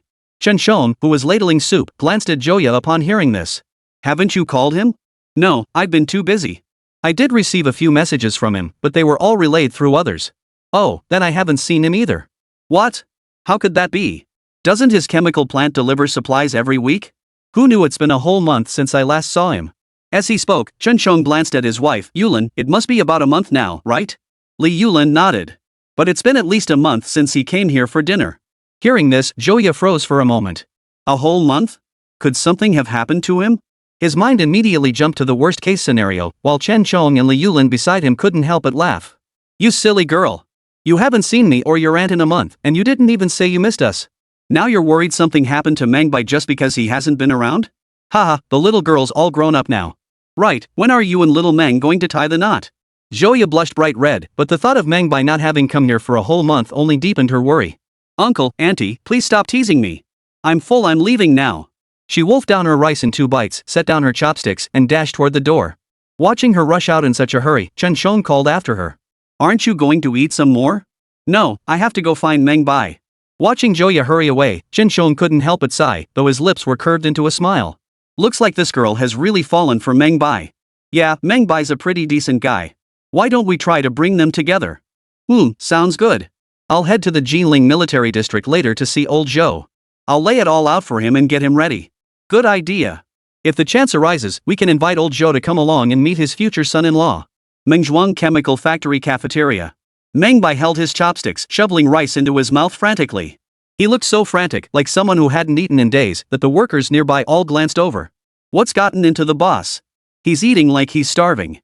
Yeah, he's been hiding out in the new factory area every day, never showing his face. Who knows what he's up to? It's been a whole month now. If this keeps up, he'll burn himself out. The secretary said the boss won't let anyone interfere. Good grief, if this keeps up, our factory might be in trouble. Everyone was worried about Meng Bai, but equally worried about losing their jobs. Just then, a striking figure appeared at the cafeteria entrance. The boss's wife is here. Joya walked over, her gaze sweeping around the cafeteria, but she didn't spot Meng Bai. Then a kind coworker pointed toward the window seats and said, "The boss is over there." Following the direction of the finger, Joya froze in place. His hair was long, his clothes looked like they hadn't been changed in days, one hand holding a steamed bun while the other shoveled rice into his mouth. That figure bore no resemblance to the Meng Bai he knew. "Are you sure?" The coworker nodded and whispered, "Madam, you should go talk some sense into the boss. He's been like this for nearly a month now." Being called boss's wife made Joya's pretty face flush slightly. "What nonsense are you shouting? Just call me Reporter Zhou." With that, she strode quickly toward Meng Bai. When she caught sight of Meng Bai's profile, she froze in her tracks. Meng Bai. Startled by the sudden call of his name, Meng Bai quickly spat out whatever was in his mouth. Seeing Joya, he couldn't help but look surprised. "Joya, what are you doing here? Didn't you say you wouldn't be back for another month?" Joya didn't bother answering his question. Instead, she sat down beside him and scrutinized him from head to toe. "Good heavens, it's only been a month. How did you end up looking like this? You look like you've been fleeing a famine." She even tugged at his hair with disdain. "How long has it been since you last washed your hair?" Meng Bai chuckled awkwardly. "Forgot about it. Been too busy lately, no time for that." Setting down his things, he had them tidied up before grabbing Joya's arm and pulling her toward the door. "Oh, right, I've got something to take care of today and can't entertain you properly. Why don't you head back first? I'll come find you once I'm done." Seeing Meng Bai actually shooing her away, Joya angrily shook off his hand. "I finally wrapped up my interviews in Beijing and came straight here without even going home. Now you're kicking me out? What's that about? Don't get mad, don't get mad. I really am swamped." Meng Bai hurriedly apologized, but Joya wouldn't accept it, pouting in displeasure. "What could possibly be more important than seeing me? Tanks." Meng Bai spoke the truth, but Joya froze upon hearing it. "What? I said tank. I'm building a tank." Tanks? Those three simple words combined felt utterly foreign to Joya. She'd seen plenty of tank-related items before, but they were all foreign-made. She'd never seen anything produced domestically. Having grown up in a military compound, Joya understood just how complex tank manufacturing was. If China possessed the capability to build tanks, they would undoubtedly dominate the battlefield in the future. The thought filled her eyes with excitement. She no longer noticed Meng Bai's scruffy appearance, grabbing his arm and demanding, "Where is it? Can you take me to see it?" "Of course. Others can't, but you absolutely can." Then Meng Bai pointed toward the cafeteria and said, "We won't be eating dinner here tonight. Remember to deliver the meals to the new factory." Arriving at the new factory gate, the thunderous roar emanating from within startled Joya. She pointed toward the interior of the factory building, her eyes wide. "Inside, it sounds like there's a wild beast in there." Meng Bai grinned. "Not a beast, it's the sound of tank engines." Chapter 83, The Tank is Built. Pushing open the factory doors, they stepped inside. A colossal machine loomed before Joya. A sudden roar sent Joya scrambling backward, tumbling straight into Meng Bai's arms. "Is this a tank?" Her voice trembled as she clung to Meng Bai. The steel beast before her, painted entirely in black, stood 3 meters tall and stretched 7 or 8 meters long, its sheer presence suffocating. With its sharp, angular lines and aggressive design accentuated by the black paint, it exuded an ancient, primal menace. When the engine roared to life, it sounded like the beast itself was bellowing. Such a colossal machine left Joya so terrified she could barely speak. Just then, the turret swiveled toward them, revealing a thick, robust barrel that proved its unmatched might. Regardless of anything else, this tank's design absolutely deserves full marks. Meng Bai smiled, pointing at the colossal machine before them. "This is our latest tank development, the Type 99. Type 99 tank? Good heavens, that thing is enormous. Are you sure this is a tank?" Joya instinctively reached for her waist, only to realize in a wave of disappointment that she'd come in such a rush today that she'd forgotten her camera. Meng Bai nodded, walked up, and gave the protective steel plate on the tracks a pat. "Get your ass out of there. Stop messing around in there, you've burned every last drop of fuel." Soon, a mechanical hum echoed from above as the hatch on the turret opened. A young man, covered in oil but flashing a mouthful of pearly white teeth, grinned widely at Meng Bai and Joya. "Good morning, boss." "Good morning, boss lady." The madam made Joya's face flush crimson. She kicked Meng Bai under the table. "Don't let people call me that. What if they get the wrong idea?" Meng Bai sucked in a sharp breath, rubbing his leg as he snapped at the young man. "Stop calling her boss's wife, call her sister-in-law." But the young man laughed heartily. "Hello, sister-in-law. My name is Wu Su, the boss's top assistant. Joya was furious and tried to kick Meng Bai again, only to find the guy had bolted faster than a rabbit. But her attention was now entirely focused on the tank. She ran her hand over its surface, feeling the slightly uneven paintwork, a hint of astonishment flashing in her eyes. You really designed and built this tank? Of course. Don't you trust my capabilities? But Joya didn't know what to say. Meng Bai was far more capable than she had ever imagined. Earlier, when he researched explosives and bullets, developing a sniper rifle, it was already enough to make her feel like she didn't know him. And now, without a word, he'd quietly built a tank. A tank, just like that? She knew how many engineers across the entire Dragon Nation had spent months in labs trying to create something like this. Yet this guy pulled it off in one go, and it was a colossal beast that looked more formidable than any tank she'd ever seen. As she ran her hand over its hardened armor, memories of past wars surfaced in her mind. If such a devastating weapon had existed on the battlefield back then, those Japanese devils would have been sent packing to their grandmothers' homes long ago.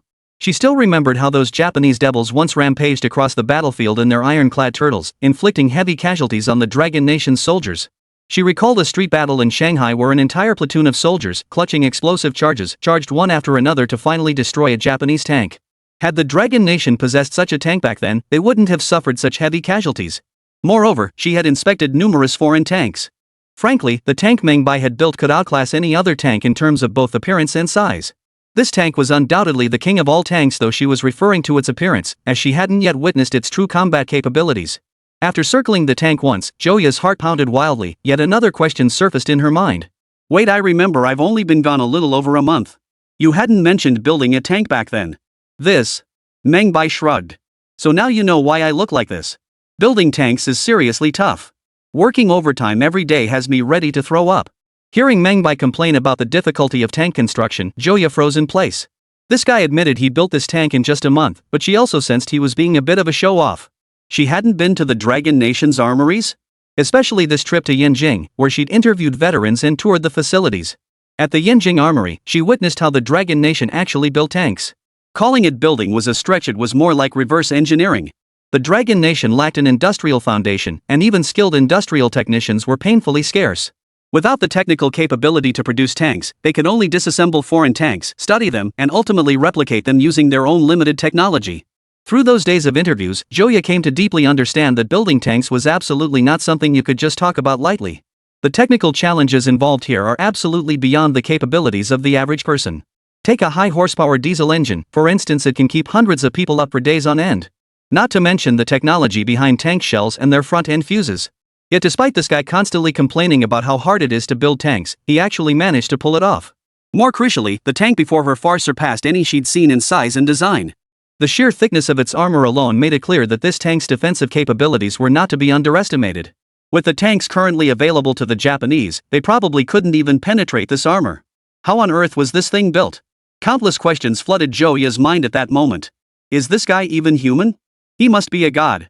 As Joya stood there dumbfounded, Wusu leaped down from the tank. Boss, the tank turret's calibrated. When should we do the test firing? Hearing this, Joya's eyes widened even further. What? It's already ready for a test run? Meng Bai nodded. Yes, the targeting system is fully calibrated and ready for testing. But we definitely can't do it here, we'll have to take it to the military zone for the test run. At the mention of a test firing, Joya was overcome with excitement. Then what are we waiting for? Let's get moving to the military zone for testing. Ahem, haven't you overlooked a crucial step?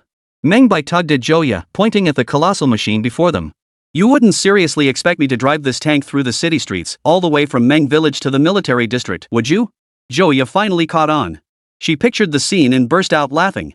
Yeah, if you drove this tank to the military zone, you'd probably be on the front page of every newspaper tomorrow. Then she asked, so what do we do?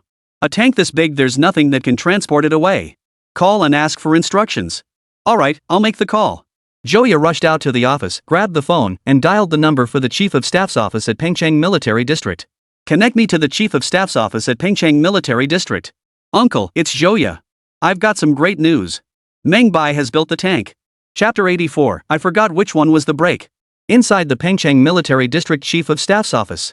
Chen Chong moved the receiver away and stared at it intently for a moment. Young lady, what did you just say? Joya repeated each word clearly over the phone. I said, Meng Bai built a tank. Got it? What? That's impossible. This joke isn't funny at all. Who's joking with you? I'm dead serious. I'm right here in the office looking at that tank. Are you sure you don't want to come see it? Wait, you didn't actually see a tank, did you? Uncle, how many times do I have to tell you? I just saw the tank with my own eyes. I even climbed on it. Chen Chong rubbed his forehead and paced back and forth in the room, feeling something was off. He fumbled in his pocket and pulled out a pack of cigarettes. After taking one out and lighting it, he asked, "Are you sure?" "I swear on my position as deputy editor-in-chief of the newspaper it's real." "Oh, and if you come, don't forget to bring my camera." The call ended abruptly. Chen Chong smoked the entire cigarette but still couldn't figure out what he'd overlooked. He simply couldn't fathom how Meng Bai had managed to build a tank. After all, it wasn't some ordinary contraption, it was a tank. The Dragon Nation's military had poured immense effort into it, mobilizing thousands nationwide to dismantle tanks. And to this day, they haven't even managed to figure out a single engine. Yet this girl tells him Meng Bai built a tank all by himself. He couldn't figure it out, simply couldn't. Yet no matter how many times he asked, the other party stubbornly insisted that Meng Bai had produced the tank. Whether it was true or not, he had to go see for himself. Only by witnessing it firsthand could he confirm the thing was real. With that thought, he swiftly turned his coat and shouted to the guard. "Xiaodong, has Commander Duan left yet?" Reporting to the Chief of Staff. "Commander Duan is upstairs." "Got it." With that, Chen strode briskly toward the stairs. Thump. "Come in." Pushing open the door, he found Duan Guoxiang practicing calligraphy inside. The higher-ups have spoken they want to raise the cultural literacy of military officers. Especially those in leadership positions must set an example. Duan Guoxiang heard the door open but saw no one enter, so he looked up. "Old Chen, you look troubled. Come in and tell me what's on your mind." Chen Chong, however, was in such a hurry he didn't even step inside. "Quick, put down your calligraphy. Learning is important, but not as important as tanks." Duan Guoxiang froze, then perked up instantly. "What did you say? Tanks? What tanks? Could it be that Russian tank experts have arrived? Russian tank experts? If those guys ever came willingly, the sun would rise in the west. Then where did these tanks come from? Remember what Meng Bai said last time?" The moment he heard Meng Bai's name, Duan Guoxiang froze, recalling what Meng Bai had said a month ago. "You're not telling me that kid Meng Bai actually built a tank?" "I don't believe it either, but just now Joe called me and said they did." "No way. Is Joe just messing with you again?" Honestly, she needs to rein in her temper. This kind of thing isn't appropriate. But she swore she wasn't lying. "So you believe her?" Chen Chong pursed his lips and looked at Duan Guoxiang, his eyes burning with intensity. Better safe than sorry. If that kid Meng Bai really built the tank, we'd be missing out big time if we didn't go check it out first. What do you say? Yeah, you're right. Besides, I'm tired of writing anyway. Let's get some fresh air. With that, he set down his brush, grabbed his coat, and followed suit, seemingly not taking Meng Bai's tank project seriously, merely going out of curiosity to clear his head. But Chen Chong was entirely different. He clearly remembered Joya's promise to him. Though the girl was quirky and sometimes teased him, he knew Joya would never joke about something like this. Yet he also found it hard to believe Meng Bai could build a tank in just 1 month. After all, this was a tank, not a gun. The sheer number of parts alone would run into the tens of thousands. So after descending the stairs, the two boarded a military truck and headed straight for Meng Village. Upon arriving at Meng Zhuang's chemical plant, they inquired and learned that Meng Bai had set up a new factory at the southern edge of the village. Meng Village wasn't very large, so they decided against taking a vehicle and began walking southward. Halfway there, they heard a violent tremor emanating from the distant ground, followed by a rumbling sound. In the distance, dust billowed from a 5-meter-high wall as chunks of cement were shaken loose. Duan Guoxiang, Chen Chong, and several guards witnessed the scene and immediately stepped aside in fright. The next instant, a thunderous crash echoed. The wall collapsed instantly, sending clouds of dust into the air. A deafening roar swept past them. Duan Guoxiang, Chen Chong, and the guards were all stunned into silence. Despite the thick dust, they could make out a vague outline within it. If I'm not mistaken, that should be a tank, right? Yeah, but are tanks really that big? Duan Guoxiang's earlier composure vanished, replaced by excitement. Could that kid Meng Bai have actually built a tank? Chen Chang's face also lit up with joy. He stared at the smoke-shrouded outline, looking again and again, as if he couldn't get enough. No doubt about it, it was a tank. Just a bit larger than expected. Just then, several figures appeared behind the tank, chasing and shouting. Stop! Stop! Don't fall into the river! The middle one is the brake, the right one is the accelerator. Seeing this, Duan Guoxiang and Chen Chong didn't hesitate, they immediately gave chase. The tank plowed forward recklessly, smashing every haystack and pigsty it encountered to smithereens. Fortunately, there weren't many houses in this area, and the roads were wide. But the sight of a river about 10 meters wide ahead made everyone's heart sink. Quickly send someone to stop the tank! Duan Guoxiang bellowed, charging forward himself. In his eyes, this was a vital asset of the nation. Tanks! The stuff countless infantrymen dream of. If only they'd had this thing on the battlefield back then, would they have suffered such heavy casualties? If this tank were driven into the river and wrecked, it would be more heartbreaking than death itself. Finally, just as the tank was about to plunge into the river, it suddenly veered sharply and slammed into a large jujube tree beside it. A thunderous crash echoed. The tree was uprooted and toppled, and the tank finally came to a halt. At that moment, the scene fell completely silent. Then, a sob echoed from inside the tank. "What, Meng Bai, I'm so sorry. I panicked and forgot which lever was the brake." Chapter 85, 50 tons, 1500 horsepower. Inside the tank, Meng Bai was scared out of his wits. Luckily, he'd slammed the steering wheel into that jujube tree just now, otherwise, this tank would have ended up in the river today. Even this stripped-down version of the Type 99 main battle tank still weighed 50 tons, packed with all kinds of electronic components, none of which were waterproof. If it had ended up in the river, those components would likely have been ruined. He really shouldn't have trusted Joya's words just now. Female drivers really are terrifying. He gently patted Joya's shoulder to comfort her. There. Don't cry. It's natural to feel nervous driving a tank for the first time. Next time just don't drive it. Joya nodded, her tear-filled eyes glancing toward the observation port only to jerk her head back in fright. There stood Duan Guoxian, peering through the observation port. "Jo girl? Meng Bai? Is that you too?" Hearing Duan Guoxian's voice, Joya instantly relaxed. Meng Bai waved toward the viewing hatch. "Uncle Duan, how did you get here?" Duan Guoxian peered through the viewing port, but the interior was pitch black, he couldn't make out a thing. "Did you two really build this tank?" "Yes, well. Uncle Duan, let's talk about it once we're out." Meng Bai then stood up, opened the hatch, and climbed out of the tank alongside Joya. By now, the tank was surrounded by a crowd. Besides Duan Guoxiang and his group, there were soldiers from Mengzhuang chemical plant and villagers from Mengzhuang. Everyone stared wide-eyed at the massive steel beast painted entirely in black, their expressions filled with astonishment. "Good heavens! This thing's bigger than a house. This isn't like the tanks I saw on the battlefield, how come it's so huge? Good heavens, that barrel is so thick one shot from that thing could flatten a bunker. It sure can move fast, probably faster than our commander's car. That rumbling, I thought an earthquake hit. Scared the hell out of my dog. Has anyone seen my pig? Chen Cheng's eyes were now completely transfixed by this tank. As a top graduate from the Russian National University, he'd seen Russia's mightiest tank, the T-34. Yet even the mighty T-34 seemed like a delicate flower compared to this colossal beast before him. He stepped forward and gently stroked the hard armor plate, his eyes filled with astonishment. Especially when he saw the two exhaust pipes at the rear, thicker than a fist, his jaw nearly dropped. He'd actually managed to build the engine? Unbelievable. Chen Chong circled the tank, his eyes brimming with astonishment as he examined the thick tracks, heavy armor, and long gun barrel. Just then, Meng Bai leaped down from the vehicle with Joya in tow. Duan Guoxiang's eyes flashed with excitement and disbelief, then turned to pure rage as he lunged forward and grabbed Meng Bai. "You idiot! If you can't drive it, just don't. Did you know you nearly drove our only tank into the river just now?"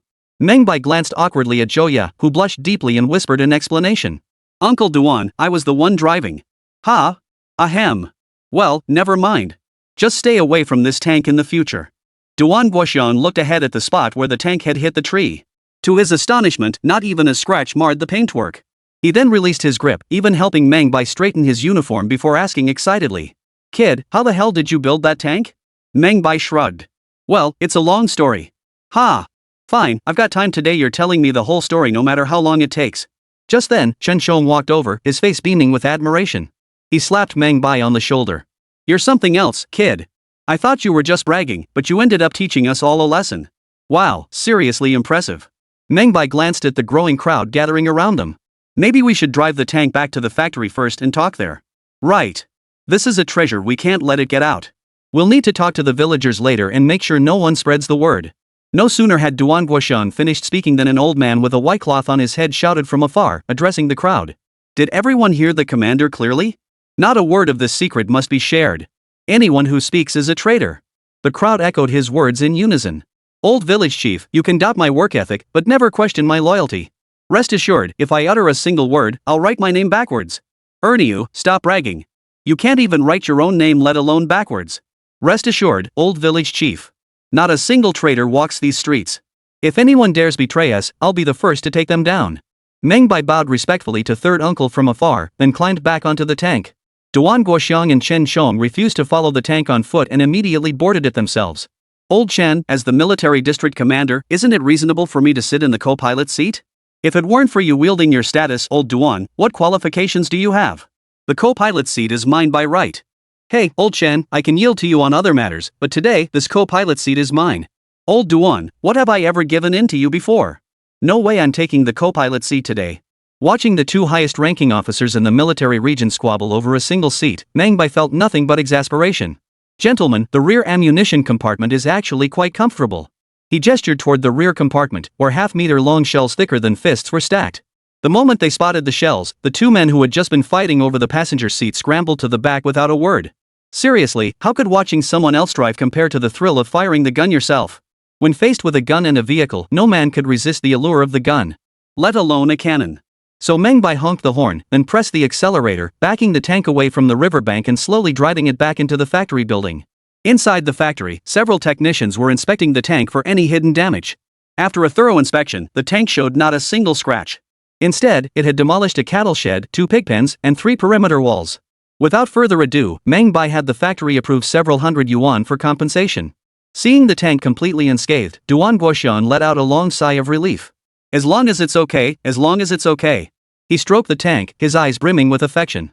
If it were possible, he'd probably be willing to sleep in the tank every day. At that moment, Chen Shong turned to Meng Bai and asked, "How much does this tank weigh?" 50 tons. If fully loaded with ammunition and equipped with additional external armor, it could reach approximately 53 tons. Upon hearing this figure, everyone present couldn't help but widen their eyes. A 50-ton tank. Holy cow! Just hearing that is terrifying. Chen Shong then asked, what's its maximum horsepower? Theoretically, it should be able to reach a peak of 1,500 horsepower. What? 1,500 horsepower? What's the matter? Seeing Meng Bai's astonished expression, Chen Shong couldn't help but turn to the guard and ask, how much does a T-34 tank weigh? Reporting to the Chief of Staff, the T-34 tank weighs 32 tons, has an engine output of 500 horsepower, and a maximum speed of 55 kilometers per hour. For a moment, everyone present couldn't help but widen their eyes. In other words, this tank before them had already crushed the Soviet Union's most advanced main battle tank. Chapter 86, Power, Dominating the Battlefield. The assembled crowd was stunned by this comparative data. A tank capable of crushing the Soviet Union's main battle tank had truly been born before their very eyes. What kind of concept was this? Remember, the Dragon Nation was a genuine agrarian country, having been founded less than half a year ago. The nation lacked any industrial infrastructure, even bullets had to be imported from abroad. Yet under these circumstances, Meng Bai had somehow produced a colossal machine capable of crushing the main battle tanks of the Bear Nation. This could only be described as a miracle. Duan Guoxian's trembling fingers shook slightly with excitement, oblivious to the cigarette ash falling onto his clothes. He hadn't received much schooling and didn't understand what horsepower meant, but just from the data panel, he could see they were crushing the Bear Nation in terms of numbers. And that was enough. It took him 2 whole cigarettes to finally calm his nerves. He paced back and forth, circling the tank several times before finally approaching Meng Bai. As a veteran who'd spent over a decade crawling through battlefields, he understood precisely what a tank meant in modern warfare. Having fought in several major battles near Pengcheng, he understood all too well how the presence of tanks in open terrain could turn the tide of battle. It was nothing short of a dimensional strike. Moreover, the tank before him had even crushed the main battle tanks of the Bear Nation. This meant they would no longer have to live under the shadow of the Bear Nation. His gaze settled on the thick barrel. Meng Bai, could this tank truly be used in actual combat? Though imposing, if it served only as a show of force and couldn't be deployed in combat, it would be nothing more than a pile of scrap metal. Seeing the anticipation in Duan Guoxian's eyes, Meng Bai nodded lightly. It can be used in combat. Are you certain? 100% sure. Meng Bai declared with unwavering confidence. Moreover, this tank was engineered to dominate the battlefield. The moment he spoke, the entire room fell silent. It was an incredibly bold claim, borderline reckless. Dominate the battlefield. Those 4 words sounded effortless. But the battlefield situation changes in the blink of an eye. How could you simply command it to be dominated? Would the enemy agree? Consider this, in today's world, artillery of every caliber is constantly emerging. Forget 100mm, even 200mm caliber artillery has already appeared. The tank before them looked tough and sturdy, seemingly capable of withstanding a lot of punishment. But could it truly withstand fire from a 200+mm caliber cannon? Yet the confidence on Meng Bai's face made both Duan Guoxian and Chen Shong feel that he genuinely believed he could. To be honest, in military regions like theirs, the high-ranking officers' fantasies about tanks were limited to them being able to move and withstand bullets. As for tanks firing cannons to hit enemy targets? That was beyond their wildest imaginations. Yet now Meng Bai claimed his tanks would dominate the battlefield. One word, audacious. But Meng Bai's bold claim stemmed from absolute confidence in the technology behind his tank. After all, this Type 99 tank utilized technology from over 50 years in the future. Though he had removed technologies like fire control radar, laser-active jamming systems, and information warfare modules, the armor and artillery technologies still far surpass anything in this world. Its sheer power output alone, coupled with the 125mm smoothbore gun capable of firing multiple types of ammunition, the 76mm coaxial machine gun, and the 127mm anti-sniping rifle, was enough to dominate. It's important to remember that even when first developed, this tank represented the third generation of global tank technology. Internationally, it had few rivals. To think that such a formidable weapon, brought into this era, could fail to effortlessly crush its opponents would be a regression of the times. All eyes in the room were fixed on Meng Bai. They could clearly see the pride and confidence radiating from his face. After a moment's thought, Chun Chong inquired, "Could you elaborate on its capabilities that would dominate the battlefield?" Meng Bai walked up to the tank, patting its thick armor plate as he spoke. First and foremost is this 1500 horsepower turbocharged diesel engine. It can reach a top speed of 80 km per hour, and even on rough terrain, it can easily hit 60 km per hour. Second, its primary and auxiliary fuel tanks together support this 50-ton tank for 600 kilometers of travel, virtually eliminating range anxiety. Beyond that, the tank's crowning achievement is its protection. The frontal armor of this Type 99 tank is roughly equivalent to 700 millimeters of homogeneous armor, while the hull protection reaches 500 millimeters of homogeneous armor. This can be further augmented with a layer of new reactive armor, resulting in an overall armor protection equivalent to approximately 1,200 millimeters of homogeneous armor. Its 125mm smoothbore gun can fire armor-piercing and high-explosive rounds, capable of penetrating 700 millimeters of homogeneous armor at ranges up to 2 kilometers. As Meng Bai systematically listed the specifications of this Type 99 main battle tank, the assembled crowd listened with hearts pounding in their throats. Holy cow! Unheard of before, but now it's truly astonishing. Is this tank really that formidable? Penetrating 700 millimeters of armor at 2 kilometers? What armor could withstand that? And its protective capabilities are off the charts. Even if I don't know what homogeneous armor means, the literal meaning is clear enough. After a moment of silence, Chun Chong spoke up. Have you tested these specs? Meng Bai shrugged helplessly. None of it has been tested yet, but the performance should be pretty close. Hearing this, Chun Chong clenched his fists. Seriously? You haven't even tested it, yet you're hyping it up like this? Aren't you afraid your tongue will get twisted? Duan Guoxian was also at a loss for words. He looked up at Meng Bai. Kid, you don't even draft your boasts? You're painting a rosy picture without any testing. Do you have any idea how excited I was just now? Meng Bai saw a flicker of disappointment cross Duan Guoxian's face. After all, in his mind, anything untested was non-existent. No matter how well it was described, it remained a castle in the air. What he needed was a tank that could fight and endure on the battlefield, not this untested, flashy piece of junk before him. So Meng Bai smiled. To prove my words are true, I'm willing to accept any test. At these words, Wu Su and his assistant's eyes lit up with excitement. They had been waiting for this day, needing only the military district commander's approval. Hearing Meng Bai's willingness to undergo testing, Chun Chang's expression softened slightly. He immediately turned to look at Duan Guoxian. Old Duan, what do you say? What else could he say? Find a place to conduct the test immediately. Chapter 87, A Day of Humiliation. Though the Pengcheng military district covered a vast area, it lacked a dedicated tank testing ground. Jinling, the provincial capital, was a city steeped in history as the ancient capital of 6 dynasties and had once served as the headquarters of the general headquarters. It once housed the president's most elite American-equipped division, boasting every conceivable tank testing facility and airfield imaginable. To better test the performance and various specifications of the Type 99 tank, Duan Guoxian went to great lengths to obtain a transport truck. He wrapped the Type 99 tank in layer upon layer of protection before driving it toward the Jinling Military District. Jinling Military District Tank Testing Base.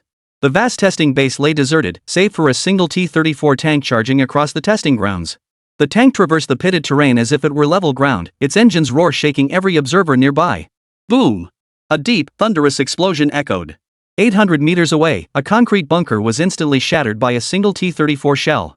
The Longwa soldiers and technicians watching from the sidelines couldn't hide the envy in their eyes at the T-34's formidable display. Is this the main battle tank of the Bear Nation? It's truly formidable. How wonderful it would be if our nation could build our own T-34 tanks. They mentally rehearsed strategies to counter the steel colossus. But this tank, tough as nails, packing a punch, and lightning fast, seemed to have no weaknesses. They couldn't fathom how to take it down.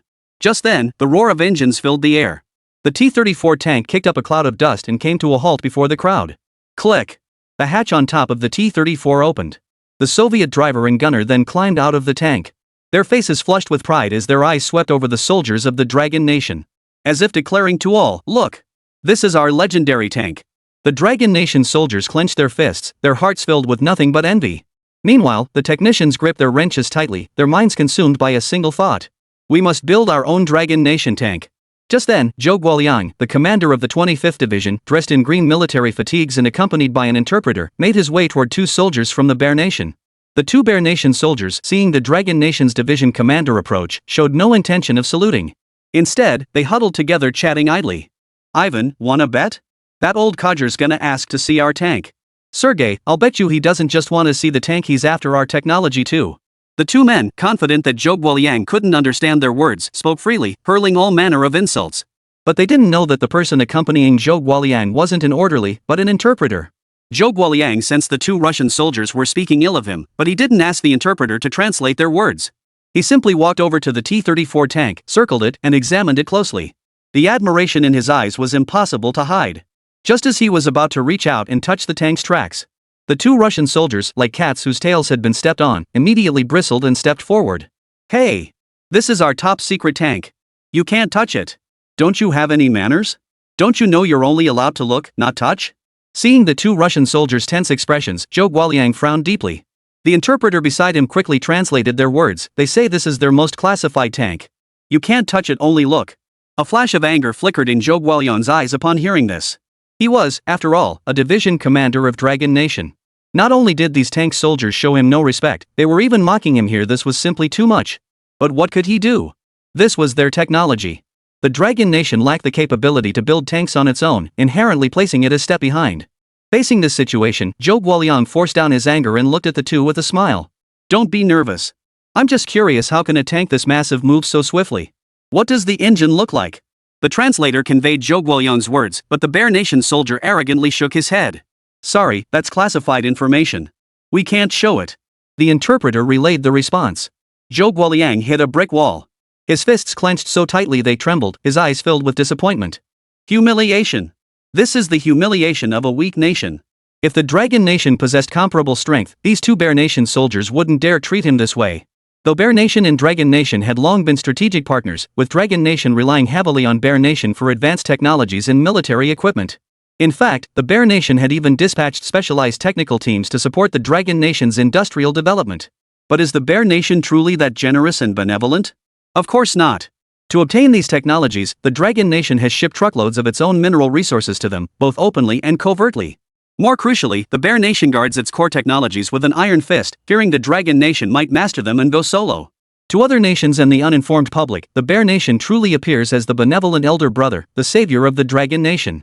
But in their eyes, the Dragon Nation is merely a pawn they're courting to counter the Eagle Nation. Zhou Guoliang sighed, his gaze drifting toward the two Russian soldiers. Within him surged a resolve to strive for strength and self-reliance. Today's humiliation shall become the driving force for developing our own military industry. One day, we too will possess our own main battle tanks. We will even build tanks more advanced than your T-34s. The Dragon Nation soldiers, too, felt profound humiliation. Fists clenched, they seethed with the urge to beat the crap out of these two show-offs. They came claiming to share technology, but all they did was parade around showing off. It was nothing more than flaunting their prized possessions to pique the Dragon Nation's interest, allowing their high command to drive up the price in negotiations. Seeing the Dragon Nation soldiers and their commander seething with anger, the two Russian soldiers exchanged glances and couldn't help but chuckle. See that? They're panicking. Probably scheming right now about how to surpass us someday. Don't be ridiculous. They're just an agrarian country. Do they seriously think they can grow a T-34 tank in their fields? Ha! That cracks me up. It's easily the funniest joke I've heard all day. Seeing the two laugh so unrestrainedly, if not for the presence of their superiors holding them back, the surrounding Dragon Nation soldiers would have pounced on them and beaten them so badly their own mothers wouldn't recognize them. Zhou Guoliang knew staying here was pointless. He'd only be mocked without gaining anything. Better to lead his troops back for reflection than continue developing their own tanks. Just as Zhou Guoliang turned to leave, a rumbling sound suddenly echoed from outside, causing even the distant T-34 tanks to tremble. All eyes were instantly drawn to the colossal figure approaching in the distance. The two Soviet soldiers, upon seeing that colossal tank, instantly lost their smiles and were replaced by shock. Good heavens, am I seeing this correctly? What on earth is that thing? A tank? Can they even be that big? Chapter 88, This is our tank. The enormous tank in the distance left the two Russian soldiers utterly dumbfounded. Indeed, in their minds, they had already labeled the tank in the distance a colossal beast. After all, their T-34 tank was already the largest in the world, weighing a hefty 33 tons. Yet, compared to that unknown tank in the distance, their T-34 suddenly seemed minuscule. Tanks can be built this big? What an outrageously huge tank! Then they were drawn in by its all-black paint job and the rugged lines of its armor. Truth be told, comparison is the thief of joy. In their minds, the T-34 tank was an absolute god, an unparalleled legendary tank. No tank in the world today could surpass their T-34. Yet today, this tank utterly outclassed their T-34 in both appearance and sheer visual impact. Though they were reluctant to admit it, they had to give credit where it was due. That tank was genuinely handsome. Forget the exaggerated lines, just the sheer volume alone creates an overwhelming sense of pressure. And then it hit them. Which country built this tank? The two exchanged glances, their expressions filled with confusion. As far as I know, our country hasn't produced tanks like this yet, has it? Could it be from the Dragon Nation? What are you thinking? The Dragon Nation can't even build a single wheel, let alone a tank. There's no way it's theirs. And the Eagle Nation certainly isn't a possibility either. They're currently in a state of severed diplomatic relations with the Dragon Nation. The Dragon Nation can only obtain new tanks from our side. So you're saying this is our latest tank model? Possibly, but I have a question. How could this new tank possibly appear in the Dragon Nation? Could it be that the higher-ups plan to phase out the T-34 tanks and replace our main battle tanks with this model? Oh, I see. The two of them analyzed it together and suddenly had an epiphany. So that's it, the Bear Nation is playing a grand game. No wonder they were sent here to showcase their T-34 tanks. They were actually planning to sell this outdated tank technology to the Dragon Nation. And they're about to upgrade to newer tanks. Though there were still many issues. For instance, the nation had only recently produced the T-34 tanks, yet now they were being replaced, another massive expenditure. Where would the money come from? Moreover, some T-34 tanks haven't even been converted into tank destroyers yet, they're being replaced outright. How will they account for the losses incurred? Moreover, the tank crews had never even seen these new tanks before the switch. Wasn't this a bit too hasty? Such concerns no longer mattered to them. What mattered was that they would soon be driving the new tanks. Meanwhile, the Dragon Nation soldiers present couldn't help but gasp in awe at the sight of these colossal beasts. My goodness, what kind of tank is this? Its turret is enormous. Goodness, it's even bigger than that bunker over there. Is it meant to crush bunkers outright? Holy crap, look at that barrel. With a cannon that big, one shot would blow a hole right through a T-34 tank. It's gorgeous. Just now I thought the T-34 was pretty nice, but compared to this tank, that thing looks downright ugly. Holy crap, this tank looks so solid, its defense must be off the charts. The Chinese soldiers present couldn't help but express their heartfelt admiration for this tank. This tank is exactly what they dreamt of. Both its design and size are undoubtedly top tier. Suddenly, the T-34 tank everyone had been admiring moments ago looked like a piece of junk in their eyes. To them, this was the true embodiment of a tank, a colossal beast meant to dominate the battlefield. Even Zhou Guoliang was stunned by the tank, his lips trembling slightly as he stared at it. No way the Bear Nation actually has tanks like this? The resolve he had just mustered began to waver. If it were the T-34, they might grit their teeth and struggle for a few years to replicate a tank with comparable performance. But the tank before him now felt utterly out of reach. This tank must be at least 20 years ahead of its time, right? A wave of bitterness washed over him. The gap between their nation and the Bear Country was truly staggering. As all eyes fixed on the tank, the colossal beast finally ground to a halt. Two Russian soldiers exchanged a glance and immediately ran to the tank, chattering away in a language he couldn't understand. The interpreter, seeing the two Russian soldiers, was about to translate their words to Zhou Guoliang, but the latter waved him off. No need for translation. I guess they're just greeting each other, asking for unit numbers or something. The interpreter nodded. Correct. But they also mentioned they'd never seen this tank before. Hearing this, Zhou Guoliang froze in surprise. They haven't seen it either? As Zhou Guoliang registered his surprise, a hatch atop the tank clicked open. Then a figure emerged from the cockpit. The sight of the person left Zhou Guoliang utterly stunned. Old Chen? How could it be you? Zhou Guoliang was utterly stunned, for the man emerging from the tank was none other than his old comrade in arms, Chen Shong. Chen Shong laughed heartily, leaped down from the tank, and walked over to Zhou Guoliang, patting him on the shoulder. What's up, old Zhou? Don't recognize me? Zhou Guoliang rubbed his eyes and pointed at the tank beside him. What the hell is going on? 1,000 questions flooded Zhou Guoliang's mind. How did old Chen end up inside the most advanced tank from Bear Country? They hadn't even been able to touch the T-34 tank earlier, yet now they had an even more advanced tank, but why was it their own Dragon Nation man emerging from it? Meanwhile, the two Soviet soldiers standing in front of the tank were equally bewildered. Wait, isn't this tank ours? Why are Dragon Country people coming out of it? Who authorized them? Or did higher-ups screw up again and sell such an advanced tank to the Dragon Nation? Their brains were about to explode from the confusion, yet neither soldier could make sense of it. Meanwhile, the surrounding Dragon Nation soldiers who witnessed this scene were equally dumbfounded. What the hell is going on? Did the Russians suddenly decide to be generous and sell us their most advanced tanks? No way. Why would the Russians give us their best tanks and keep using the junk T-34 themselves? How could they be so generous? There must be something fishy going on. All I want to know is, if the Russians really sold us their most advanced tanks, when could we ever build tanks like that ourselves? Just as everyone was whispering among themselves, a familiar figure emerged from the tank. Duan Guoxiang emerged, stretched lazily, his face beaming with satisfaction. That was awesome. I haven't even had my fill of driving this tank yet. I wonder when the testers will show up. We need to get our tanks tested ASAP. At these words, everyone present was stunned. What? Our tank? Zhou Guoliang looked utterly stunned, whipping his head around to stare at Chen Chong. Old Chen, did old Duan just say our tank? Chen Zhong nodded, patting the massive machine beside him. That's right, this is our tank. Chapter 89, Type 99, Purely Domestic. When Chen Chong finished speaking, everyone present froze in shock. Zhou Guoliang stared wide-eyed at Chen Chong. Didn't you just say, whose tank is this? Of course not. Do you really think I could just hop onto someone else's tank? Do you think foreigners would let me climb onto theirs? Chen Chang's words carried hidden meaning, his gaze deliberately drifting toward the two Russian videos. Was I dreaming? Zhou Guoliang felt his brain was struggling to process it all. Just then, Duan Guoxian hopped down from the tank and slapped Zhou Guoliang on the shoulder. Old Zhou, you're just too timid. You never dare to dream big. Why can't we build tanks if they can? Take your time and watch carefully. Stare as long as you want. Really? Zhou Guoliang immediately recalled how two Soviet soldiers had refused him when he tried to inspect the T-34 tank's interior earlier.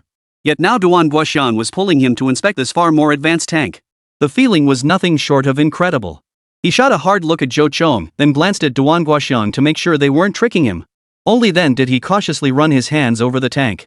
Wow! This is amazing! The armor was incredibly thick. Just touching it gave him a powerful sense of security. Goodness, that's the exhaust pipe. It's so thick, probably thicker than my arm. This tank must be able to move incredibly fast. Goodness, what caliber is that gun barrel? It must be over 120 millimeters. One shot from that would flatten an entire bunker. Zhou Guoliang chattered on like a chatterbox, circling the tank as he spoke. Surrounding Longhua soldiers gathered around, staring at the tank with unmistakable grins of delight. After admiring the tank's exterior, Zhou Guoliang approached Chen Chong and Duan Guoxiang. Hey, where's this thing made? It can't be from the Bear country, right? If they sold us such an advanced tank, they'd probably want 10 times the price. Hearing Zhou Guoliang's words, Chen Chong and Duan Guoxiang exchanged glances and burst into laughter. Seeing the two of them grinning ear to ear, Zhou Guoliang paused, recalling his own words. He hadn't said anything wrong, had he? Why were they laughing like that? Hey, what are you two laughing about? I just asked where it was made and speculated it might be Russian. Why are you laughing so hard? Duan Guoxiang's face ached from laughing so hard. He patted Chen Chang's arm and said, Old Chen, you explain it to him.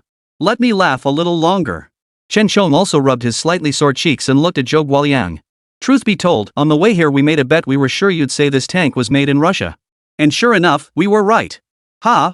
Isn't this made in Russia? Zhou Guoliang was thoroughly confused by Chen Chong's remark. If it's not from the Bear Nation, then surely it couldn't have been bought from the Eagle Nation? How could the Eagle Nation possibly sell such an advanced tank to us? It wasn't just Zhou Guoliang, even the Dragon Nation soldiers standing nearby were thoroughly baffled by Chen Chong and Duan Guoxiang's remarks. After all, in today's world, the only two nations with the most advanced technology and overwhelming military might were the Eagle Nation and the Bear Nation. If it wasn't made by the Bear, then it must have come from the Eagle. They simply couldn't fathom which other nation possessed the capability to produce such an advanced tank. Chen Chong patted the tank before him. This is our first domestically produced tank, the Type 99. The statement sent shockwaves through the crowd. Everyone stared wide-eyed at the steel beast before them, unable to believe their ears. Seriously? They hadn't even resolved issues with their rifles yet, let alone a tank this massive. But these words came from the mouth of a military district chief of staff. There was no way they could be false.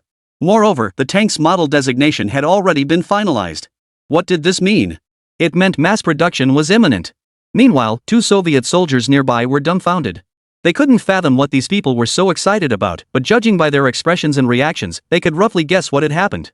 The thought that this steel colossus before them, with its wildly exaggerated design, was actually domestically developed and manufactured by the Dragon Nation left him utterly astonished and perplexed.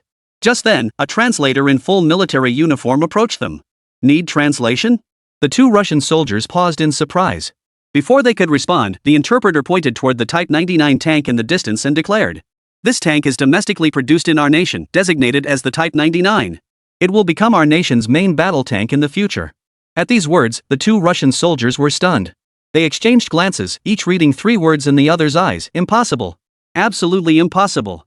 Your country is just an agricultural nation. How could you possibly build your own main battle tank? Exactly. Don't think we don't know you took the tanks we sold you back to reverse engineer them. With your technology, how could you possibly build a tank like this? Stop deluding yourselves. This tank is clearly our bare nation's latest model. The two Russian soldiers grew more animated with each word, as if the Type 99 tank had already become their own advanced technology. Next, they even moved forward to inspect the interior of the Type 99 tank. Just as they approached the Type 99, the turret suddenly swiveled, its black muzzle now trained directly on the two men. Seeing this, the two Bear Nation soldiers were so terrified their legs went weak, nearly collapsing to their knees. The Dragon Nation soldiers present burst into laughter. At that moment, Meng Bai emerged from the tank. This is our Dragon Nation's classified weapon. No viewing allowed. Though the two Russian soldiers didn't understand what Meng Bai was saying, they could see a look of pride in his expression. They realized this tank was likely no ordinary vehicle. It might very well belong to their own country. Exchanging a glance, they snapped at Meng Bai. Don't get cocky. Whose tank is this anyway? You'll find out soon enough. Exactly. What are you gloating about? You probably just swapped an engine from another tank and slapped it on here. You don't seriously think this qualifies as a tank, do you? It's laughable. A tank isn't just about size. Even if it's impressive, a real tank needs to be able to fight and move. Yours can move, but can it fight? Their back and forth banter left the surrounding Dragon Nation soldiers with faces as dark as storm clouds. Then, the two drove their own T-34 tank out of the testing ground with a thunderous rumble. Watching the receding silhouette of the T-34, the Chinese soldiers present gritted their teeth in fury. Even now, they still had the nerve to talk big. How utterly arrogant. But regardless, they had built a tank that looked formidable, and that was enough. As for their baseless disparagement, everyone dismissed it as mere envy of the tank. Zhou Guoliang stared intently at the Type 99 tank before him for a long while, the words of those two Russian soldiers echoing persistently in his mind. Then he turned his serious gaze toward Duan Guoxiang. Is this tank truly made by us? Absolutely. Purely domestic production. Hearing the words purely domestic, Zhou Guoliang instantly breathed a sigh of relief. At least the engine in this tank wasn't scavenged from another tank. Chen Shong noticed Zhou Guoliang's concern and stepped forward to pat him on the shoulder. Bringing this tank here today was to test its performance. If it passes, mass production begins immediately. In an instant, the entire crowd erupted in cheers. Chapter 90, The First Test Shot. Zhou Guoliang's eyes welled up with excitement. If it passed the test, then the Dragon Nation would have its own tank troops, its own armored forces. Should war break out again, they could charge across the battlefield in their own tanks. In that instant, he and the other soldiers began envisioning that very scene. The thought made him eager to see this colossal machine enter mass production. What were they waiting for? Let's get testing. The other Dragon Nation soldiers nodded in agreement. Yeah. We just watched the T-34 tank test and were green with envy. Now it's finally our turn. Right now, I don't care about anything else. I just want to see whose tank is stronger, ours or the Bear Nation's. I'm not asking for much. If ours can run and fight, that's victory enough. Though they'd driven it briefly, Duan Guoxiang and Chen Chang's knowledge of this tank was limited to its engine. This behemoth, despite its 55-ton weight, boasts remarkably powerful engines that propel it at impressive speeds. But as the battlefield's dominant force, a tank must not only be fast but also handle extreme terrain. If its mobility is lacking, the tank won't just fail to provide effective support for rear troops, it could even become a liability. Beyond that, testing the artillery's performance is the standard for measuring a tank's offensive capability. It must not only strike from a distance but also deliver powerful, precise hits. These are the true benchmarks of a tank's firepower. Other performance tests are also essential, such as the turret rotation speed, aiming time, and ammunition reloading time. Seizing the moment, Duan Guoxiang pulled Meng Bai closer and introduced him to Zhou Guoliang. Old Zhou, I've got someone special to introduce to you. He pointed at Meng Bai as he continued. This is Meng Bai, founder of the Longwa bullet production line, innovator of steel technology, inventor of new gunpowder, designer of the Type 81 rifle family and sniper rifle, designer and manufacturer of the Type 99 tank, and most importantly, Zhouya's boyfriend. Meng Bai felt awkward under Duan Guoxiang's introduction, unaware he'd accumulated so many titles. What made him feel even more awkward and stunned was that this man of medium build, yet carrying an air of imposing presence, was actually Zhouya's father and perhaps his future father-in-law. He had planned to meet her parents together with Zhouya when the time was right, but today had arrived unexpectedly and at this tank testing ground, no less. He glanced back at Duan Guoxiang and Chen Chong. Both men shared a sly, knowing smile. Clearly, the two had done this deliberately. Then, Duan Guoxiang patted Meng Bai on the shoulder and pointed at Zhou Guoliang, introducing him. This is Major General Zhou Guoliang, commander of the 25th Division of the Jiling military region and Zhouya's father. Meng Bai promptly stepped forward to shake hands with Zhou Guoliang. Commander Zhou, hello. It's a pleasure to meet you. Zhou Guoliang scrutinized Meng Bai from head to toe, his smile impossible to hide. Well, you're quite the handsome young man. Xiaoya mentioned you before. I never imagined you'd be even younger and more dashing than I pictured. Commander Zhou, don't listen to Zhouya's nonsense. I'm usually quite scruffy. Ha! No need for modesty, young man, and no need to be nervous either. But calling me Commander Zhou might be a bit awkward, don't you think? Meng Bai dared not address him casually. Though he and Zhouya were officially dating, he hadn't met her parents yet. Arbitrarily claiming kinship would make him seem inconsiderate. Seeing Meng Bai's awkward expression, Zhou Guoliang immediately laughed. Why don't you just call me Uncle Zhou? That sounds more familiar. Sure thing, Uncle Zhou. Well, young man, you're quite something. To design such an advanced tank for China shows you've got real talent. Now then, since that's the case, why don't you tell us about this tank of yours? Meng Bai nodded and immediately began pointing out the Type 99 tank specifications. When Meng Bai mentioned the tank's weight of 50 tons and its horsepower of 1,500, everyone present was stunned. Most people might not know what horsepower meant, but among the Dragon Nation soldiers present today, over half were technical personnel who had studied abroad. Their primary purpose for coming here today was to examine the T-34 tank, hoping to reverse engineer it for their own tank development. Yet unexpectedly, while the Bear Nation refused to show them anything, they were presented with their own tank development that surpassed everyone's expectations. They could recite the T-34 specifications with their eyes closed. Yet the tank before them weighed 15 times that of the T-34, while its horsepower was 3 times greater. It was a complete of the T-34 tank. As they detailed its other capabilities, the crowd's jaws dropped in astonishment. But Zhou Guoliang didn't immediately cheer up, because those 2 Russian videos were right. A tank must not only be fast but also capable of fighting and withstanding damage. That's what makes it a true tank. At that moment, Zhou Guoliang turned to look at Meng Bai. Meng, I want to ask, how confident are you in the testing of this tank? At this question, all eyes in the room turned to Meng Bai. After all, Meng Bai had designed and built this tank himself, and only he truly understood its core capabilities. If even he lacked confidence, it suggested the tank might struggle to pass the upcoming tests. Even Chen Chong and Duan Guoxiang felt a surge of excitement. Though they'd followed the tank all the way here, they hadn't yet witnessed it fire a single shell. Noticing the collective unease, Meng Bai offered a reassuring smile. Rest assured. I can't say it's 100% guaranteed, but it's at least 99.9%. His words were met with spontaneous applause from the crowd. Zhou Guoliang's face softened with satisfaction as he patted Meng Bai on the shoulder. Then show us what you've got. Meng Bai nodded and immediately entered the tank with Duan Guoxiang. Everyone parted to make way. The Type 99 tank roared to life, kicking up a cloud of dust on the runway. All the Dragon Nation soldiers ran forward in formation, flanking both sides of the tank. Once the tank reached its designated firing position, the gun was adjusted and aimed at a bunker location on the distant mountainside. Loading complete. Aim position. Fire. A thunderous roar shook the heavens and earth. Chapter 91, Alerting Headquarters. 2 Bear Nation soldiers drove their tank onto an open field and suddenly halted. Ivan, why do I keep getting this bad feeling? The Dragon Nation seems so confident. Could that tank really be their own design? Hearing Sergei's question, Ivan couldn't help but laugh. What are you thinking? How could the Dragon Nation possibly have such advanced technology? Could they even build an engine? Could they handle the artillery? Seeing Ivan's exaggerated laughter, Sergei couldn't help but scratch his head. Now that you mention it, you're probably right. They couldn't possibly build any of that stuff. It's probably just a dummy model. It might run, but it definitely can't fire. Exactly. We know Dragon Nation's situation all too well. They can't even make a single gun barrel. How could they possibly build such a massive tank? It's definitely just a showpiece. Well, that puts my mind at ease. I was actually worried they might build something better than ours. But honestly, that tank really is cool. But does coolness put food on the table? A real tank needs to dominate the battlefield, capable of breaking through enemy lines. True. I bet if we put our T-34 tank's gun on theirs, one shot would blow it to pieces. Ha! Now I'm itching to see their tank just to fire one shot and watch it fall apart. Too bad they probably can't even fire a cannon. Exactly. Before long, they'll be begging us to sell them our technology. Ha! Ha! Just as the 2 men chuckled, preparing to drive the tank back to their secure warehouse, a thunderous cannon blast suddenly echoed from the testing ground behind them. Their laughter stopped abruptly. As skilled gunners, they instinctively pinpointed the direction of the blast the moment they heard it. Through the tank's periscope, gunner Sergei instantly spotted the destroyed bunker on the mountainside in the distance and froze in shock. Seeing Sergei too stunned to speak, Ivan quickly asked, Where's that cannon fire coming from? Test range, bunker number 2. Ha? Bunker 2? That can't be right. That bunker's a 2-kilometer target range, isn't it? Do they even have artillery that long range?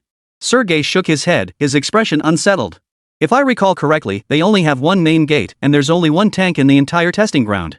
Whoa, you're saying that tank blew up a bunker 2 kilometers away? That's the one. The two exchanged glances, their eyes filled with utter shock. Ivan felt utterly humiliated. Just a minute ago, he'd claimed the tank was nothing but a showpiece, incapable of firing its cannon. But that cannon blast just now? It slapped him right in the face. How fast can a slap in the face come? But the humiliation was the least of his concerns. What baffled him was how the Dragon Nation had managed to build that steel colossus and even equip it with artillery. This thought made him glance at the steering wheel before him, mentally comparing the two. The T-34 tank's 76mm cannon had an effective range of only 1 kilometer, and even at that distance, it couldn't possibly blow up a bunker. In other words, that new tank had already crushed them in both performance and weaponry. Earlier, it had already outclassed the T-34 in size and appearance. Now, even its weapon performance surpassed theirs. Ivan immediately started the tank and declared, "This must be reported to higher command immediately." Sergei, however, kept staring intently at the bunker's direction, utterly stunned. Tank testing ground. When the crowd witnessed the second test bunker on the hillside being obliterated, the scene erupted in excitement. Success! We've succeeded! Manhwa finally has its own tanks, and their performance completely outclasses those of the Bear Nation. Who said our tanks can't fire? Our guns have a long range. I want to share this amazing news with everyone right now. Unbelievable. What kind of artillery is this? It demolished such a massive bunker in one shot, utterly insane. Now we can finally rest easy. Our tanks aren't just fast, their guns are accurate, long range, and devastating. Zhou Guoliang gazed through his binoculars at the ruined bunker in the distance, tears of emotion streaming down his face. This is our tank. This is our tank. He lowered his binoculars, wiped his eyes with his sleeve, and gazed toward the tanks with trembling pride. From this day forward, our soldiers will never again have to block those steel behemoths with their own flesh and blood. Chen Shong, standing beside him, patted his arm. Old comrade in arms, this is the backbone of our Dragon Nation. You longed for a tank company, we can even have an armored regiment now. Yes, we finally have our own tanks. Then Chen Shong leaned in and asked quietly. So? Is your son-in-law up to the task? Ha! Absolutely. Where else would you find such a son-in-law? Zhou Guoliang's face lit up with a broad smile. With this son-in-law, my 25th division will have a tank company right off the bat. Zhou Guoliang found himself growing fonder of Meng Bai with every glance as he watched him emerge from the tank, wishing he could marry his daughter off to him right away. Meanwhile, in the office of the Jiling Military District Headquarters, a cannon blast abruptly halted the conversation. Lieutenant General Li Shaoxuan, the military region commander, turned his head to glance out the window. As a military expert with years of command experience and countless battles under his belt, though he stood within the command headquarters office, he detected something amiss in the sound of that cannon blast. Something was off. The T-34 tank's cannon didn't sound this deep and resonant. Moreover, the T-34 had already conducted several test firings earlier today. Were there any other artillery tests scheduled for today? His secretary quickly checked, reporting to the commander, only tank test firing is scheduled today. No artillery. That's peculiar. At that moment, Markov, the head of the Bear Nation's technical department sitting diagonally across the table, couldn't help but chuckle upon hearing the interpreter's words.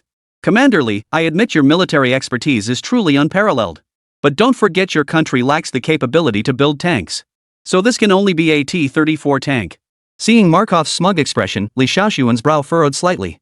It was one thing for the other party to question his military expertise, but to use the opportunity to mock the manufacturing capabilities of the Dragon Nation was simply despicable. Yet he could do nothing about it. The man was telling the truth. The Dragon Nation still lacked the capability to manufacture tanks. At that moment, Markov stood up and declared, "Commander Li, it's getting late. I've conveyed the message, selling the technology is absolutely out of the question. However, since the Dragon Nation is an ally of our Bear Nation, we stand by our previous offer. We can station troops to assist you in establishing a tank force." After finishing his statement, Markov rose, took his overcoat from the aide standing nearby, and glanced once more at Li Shaoxuan. "Commander Li, farewell." Li Shaoxuan clenched his fists, seeing Markov maintain this stance. This wasn't assistance from the Bear Nation, it was outright military takeover. Accepting this condition would be nothing short of repeating the humiliation of the Qing dynasty. With a helpless sigh, he rose and escorted Markov downstairs. Just as they reached the ground floor, two Bear Nation soldiers in tank crew uniforms stood waiting below. Spotting Markov, they hurried forward and snapped a military salute.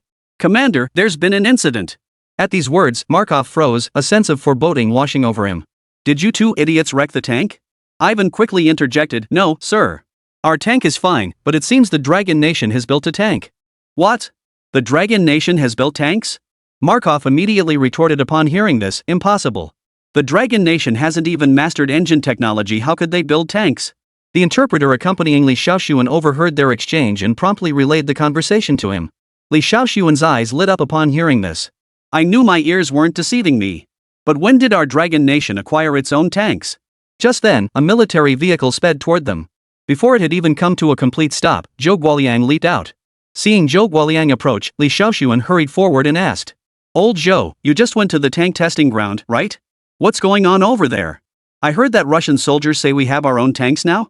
Zhou Guoliang laughed heartily. You heard right, it was our tanks undergoing testing. Chapter 92, Terrain Test as Smooth as Walking on Flat Ground. Li Shaoxuan froze upon hearing this. Wait, hold on, something doesn't add up here. Did you just say we have tanks now? Yes, absolutely true. I even got inside one to take a look. That tank fired a single shot that hit and blew up a test bunker 2 kilometers away. That's the test result. Zhou Guoliang, his face aglow with excitement, pulled out a test results record and handed it to Li Shaoxuan. Li Shaoxuan glanced at the results and his eyes widened in disbelief. Are you sure this is our own tank's test results? This joke isn't funny at all. Commander, do you really think I'd joke about something like this? But look at these numbers. At this point, Li Shaoxuan couldn't help but glance over at Markov again before murmuring, these figures are even better than the T-34 tanks. Zhou Guoliang, however, wore an excited expression tinged with pride. Of course. Because our tank is inherently superior to theirs. He spoke loudly, deliberately addressing Markov and the 2 tank crewmen nearby. Seeing Zhou Guoliang's manner of speaking, Li Shaoxuan was completely dumbfounded. Our tanks are superior to theirs? We're talking about the T-34, that legendary tank from the Barrett Nation. How many years and how much ingenuity went into forging that? And now we've surpassed it? Well, seeing is believing. I think you should invite our international friends to take a look at our Type 99 main battle tank. Zhou Guoliang's expression now carried a hint of arrogance. Just moments ago on the test grounds, he'd been thoroughly humiliated by 2 tank crewmen. He could easily imagine Li Shaoxuan getting the short end of the stick in front of those Russian tank technicians. Having witnessed the might of their Type 99 main battle tank firsthand, he now burned with impatience to reclaim that lost face. For no other reason than to tell the Russians, what you can build, we can build too and better. Seeing Zhou Guoliang's demeanor, Li Shaoxuan concluded he was probably right. His heart swelled with anticipation and excitement.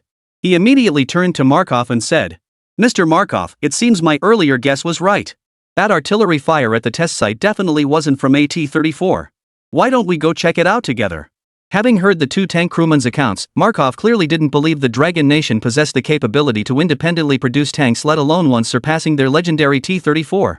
Faced with Li Shaoxuan's invitation, he had no reason to refuse. He too wanted to see where exactly the problem lay. Dragon Nation actually producing its own tanks? And it could even fire its gun. And surpass the T-34. Unbelievable. Absolutely unbelievable. Soon after, the group boarded vehicles and headed to the tank testing ground. Upon arrival, the roar of engines filled the air. In the simulated swamp terrain nearby, a colossal machine was advancing at breakneck speed. When they saw that colossal thing, both Li Shaoxuan and Markov were stunned. Is this our tank? Is that their tank? The 2 nearly spoke in unison. Li Shaoxuan immediately grew excited, while Markov was utterly dumbfounded. Both men were equally familiar with this testing ground. Markov had personally overseen its construction specifically for tank testing. As the technical advisor for Dragon Nation's tanks, Markov had personally participated in designing this very test site. Seeing the tank speeding through that swampy terrain left him dumbfounded. After all, even the T-34 tanks tested here struggled to traverse the terrain, let alone move at high speeds. Yet this artificially created muddy swamp proved even more absurd than its natural counterparts.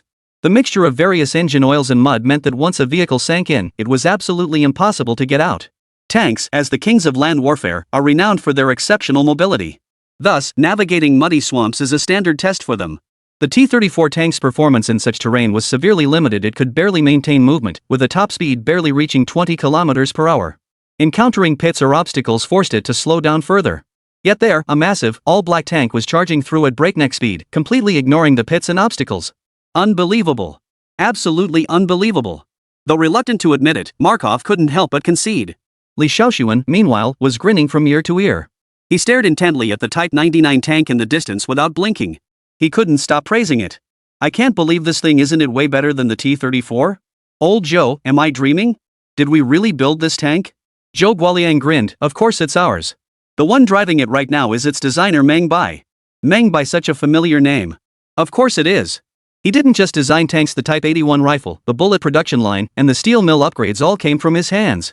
Zhou Guoliang spoke of Meng Bai with such pride, as if Meng Bai had already become his son-in-law. No wonder. So it was him. He's truly incredible. Li Shaoxuan rubbed his hands together, almost itching to try it out himself. Just then, Markov approached, glaring at Li Shaoxuan with visible anger. Commander Li, what's the meaning of secretly conducting transactions with the eagle-eyed ones behind our backs? The interpreter conveyed Markov's words to Li Shaoxuan. After hearing this, Li Shaoxuan couldn't help but let out a cold laugh, looking at Markov with neither humility nor arrogance. Sorry, but this tank from the inside out, from the entire barrel to a single screw, is entirely produced by our Dragon Nation. It has nothing to do with other countries. Oomph. Nonsense. Your Dragon Nation can't even feed its own people. How could you possibly produce such advanced technology? Markov's sudden shift in attitude immediately put Li Shaoxuan on edge. This guy's accusatory tone clearly hinted at some even more outrageous demand. Sure enough, after finishing his rant, Markov immediately pointed at the tank in the distance and declared, I order you to halt the tanks immediately and hand them over to our technical department for inspection. We must prevent Eagle Sauce's spy technology from infiltrating our systems. Upon hearing these words, Li Shaoxuan couldn't help but let out a cold laugh. What a noble-sounding inspection. What a noble-sounding prevention of enemy spy technology infiltration. This is ING straight-up targeting my tank technology. How dare he spout such shameless bull with a straight face? This Bear Nation and Eagle Nation are truly birds of a feather. To secure the Bear Nation's technical support, the Dragon Nation had paid an incalculable price. Yet Brother Mao still only provided the most superficial technologies. The truly core elements? They guarded them tighter than their own pants, giving the Dragon Kingdom absolutely no opportunity. Now that the Dragon Nation has developed superior technology, they're green with envy and want to claim it as their own. How dare you? You're just a lowly technician. How dare you give me orders? Who do you think you are? Li Shaoxian roared, listen up. You're worried about technology leaks? Fine, I'll tell you this, our technology is classified too. He then beckoned to the guards, escort Markov and his team out of here. Without my explicit order, no one is to approach our military secrets. Yes, sir. Chapter 93, reluctant to test the protective capabilities. Watching Markov and his crew storm off cursing, the Dragon Nation soldiers present couldn't have been happier. After all, they remembered how arrogantly Markov had flaunted his authority here. A mere captain-ranked technician, he'd even dared to act more superior than Li Shaoxuan himself. This was precisely because Dragon Nation's tank technology still relied on Russian support, which was why Markov dared to act superior toward Li Shaoxuan. But now, Longhua had built their first tank, one that was even more advanced than their T-34 tanks. Thus, the era of living at the mercy of others was over. Since the Russians refused to share core technologies, there was no need to keep them around as honored guests. At this very moment, Duan Guoxiang, piloting the Type 99 tank through complex terrain tests, was grinning like a child. The test route was incredibly bumpy, but the seat's shock absorption was remarkably effective. Unless encountering exceptionally severe jolts, it had little impact on his driving. More importantly, the seat was incredibly comfortable, the most comfortable chair he had ever sat in, hands down.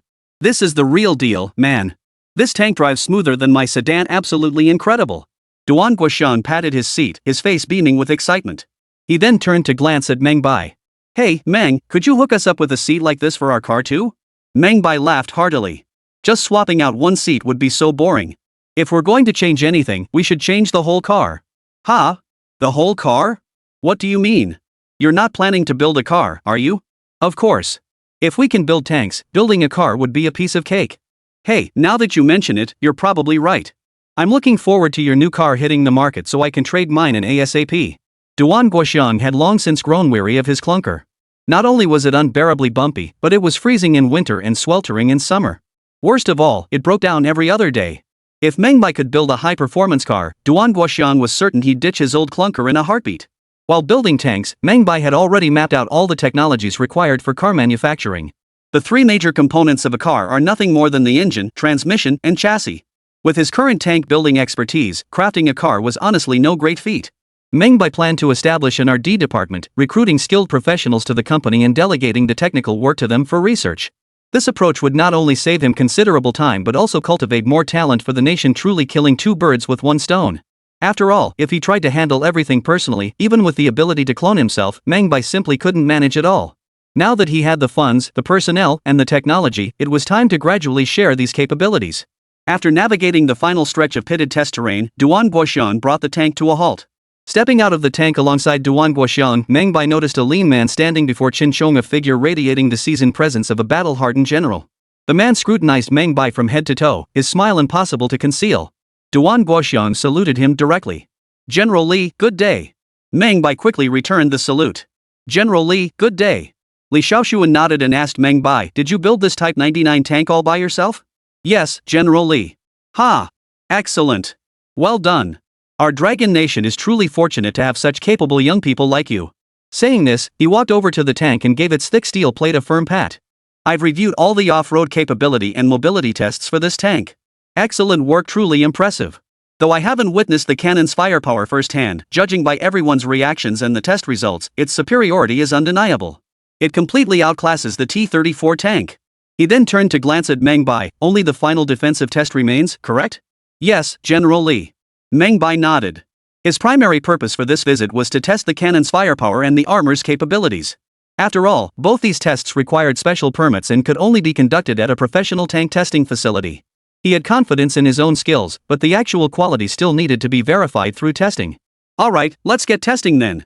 Meng Bai nodded and started to climb into the tank. Seeing his intent, Li Shaoxuan hurried forward to stop him. Xiao Meng, what are you doing? Testing the tank's defensive capabilities. Meng Bai looked at Li Shaoxuan with some confusion.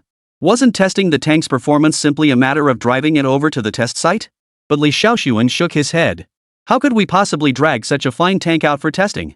What if it gets damaged? The others nodded in agreement, especially Duan Guoxiang, who stood protectively in front of the tank like it was his most prized possession, glaring at Meng Bai with disappointment. It was like taking his most cherished car for a crash test.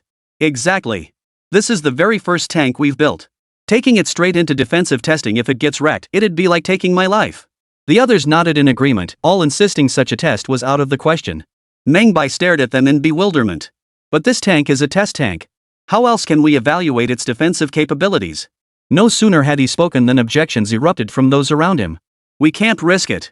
This is our very first tank, we have to keep it intact. Exactly. We'd rather skip the defense testing than sacrifice this tank for it. If we must test, we should at least build another tank for the purpose. This tank's symbolic value far outweighs its practical use. Such a magnificent tank, it would be a shame to wreck it. It's meant for display in a museum someday, for future generations to see. Seeing everyone so adamant, even Li Shaoxuan nodded in agreement. Exactly. If we need to test something, why not just take a steel plate and test that? Meng Bai froze upon hearing this. Replacing the tank with a steel plate for testing? How absurd could that be?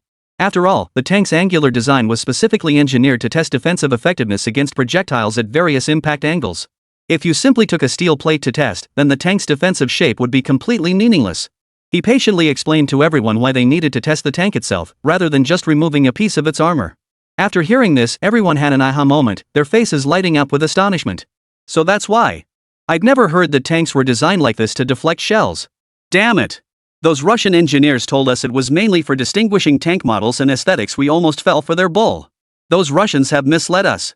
They weren't here to provide technical support, they clearly intended to undermine our technological progress. The group was filled with righteous indignation, but Li Shaoxuan felt a pang of reluctance. Must we really destroy this tank? The others also wore expressions of reluctance. But if they didn't test it, Meng Bai's claims couldn't be verified. Just then, Zhou Guoliang spoke up. What if we cut a piece of this armor and weld it onto brackets at different angles for testing? All eyes instantly turned to Meng Bai. Meng Bai understood that everyone present likely preferred cutting a steel plate rather than using the tank for live fire testing. In the end, he could only nod. Alright, then let's cut a sample from the weakest side armor for testing. The tank was then transported to the secure workshop. Meng Bai selected a representative section of armor and marked it with a square. Cut this section then. The area is large enough, it won't significantly impact the overall structure, and its defensive performance is average. Bring the tools, let's get started. The technicians kindly offered. Teacher Meng, this steel plate isn't that big, just a few of us can handle it. We should be ready for testing right after you finish your meal. Just as Meng Bai was about to explain that this was a composite material, not an ordinary one, Li Shaoxuan chimed in. Alright, Meng Bai, leave these minor details to them. Let's grab lunch together first, it's the perfect chance to chat about your tank project. In the end, Meng Bai had no choice but to leave the testing ground with Li Shaoxuan and the others. Chapter 94, Armor That Can't Be Cut. Inside the classified workshop. Several technicians exchanged glances, staring at the Type 99 tank with palpable excitement. Tools in hand, they hesitated, almost reluctant to begin. This is our nation's very first tank, our most advanced weapon. To just slice it up like this, it's really hard to bring ourselves to do it. Who could blame them? They'd barely met this tank, and now they were being asked to cut it up. Easier said than done. Would cutting this small section compromise the overall integrity? Look at that diamond pattern side armor. Cutting it might actually compromise the structure and reduce overall protection. But if we don't, we'll have to test the entire tank. Who could bear that? If we end up punching a huge hole and damaging the interior, it would truly be a case of losing more than we gain. Seeing his technicians at a loss, Wang Changxi, the head of the technical department, didn't hesitate. He grabbed the cutting tool himself. What's there to fear? Just cut it. Or do you want to haul this tank to the test range and blast it with artillery? As the power connected, the cutter emitted a shrill screech. The moment its blade touched the tank's armor, a torrent of sparks erupted. Watching the dense sparks fly, the technicians couldn't help but wince in pain. Ah, what a pity, such a fine tank, and now it must be cut apart.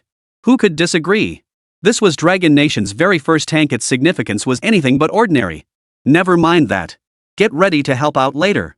As long as old Wang goes first, I'll be the second. Amidst the murmurs, Wang Changxi sensed something amiss. He could feel the cutting machine's blade rapidly wearing down, yet the tank's gash seemed barely altered. He released the cutter's trigger, took a closer look, and froze in shock. What the hell? I've worn down an entire blade, yet the cut only left a shallow scratch on the surface? Hearing Wang Changxi's words, everyone crowded around. Seeing the shallow scratch, they all froze. Ha!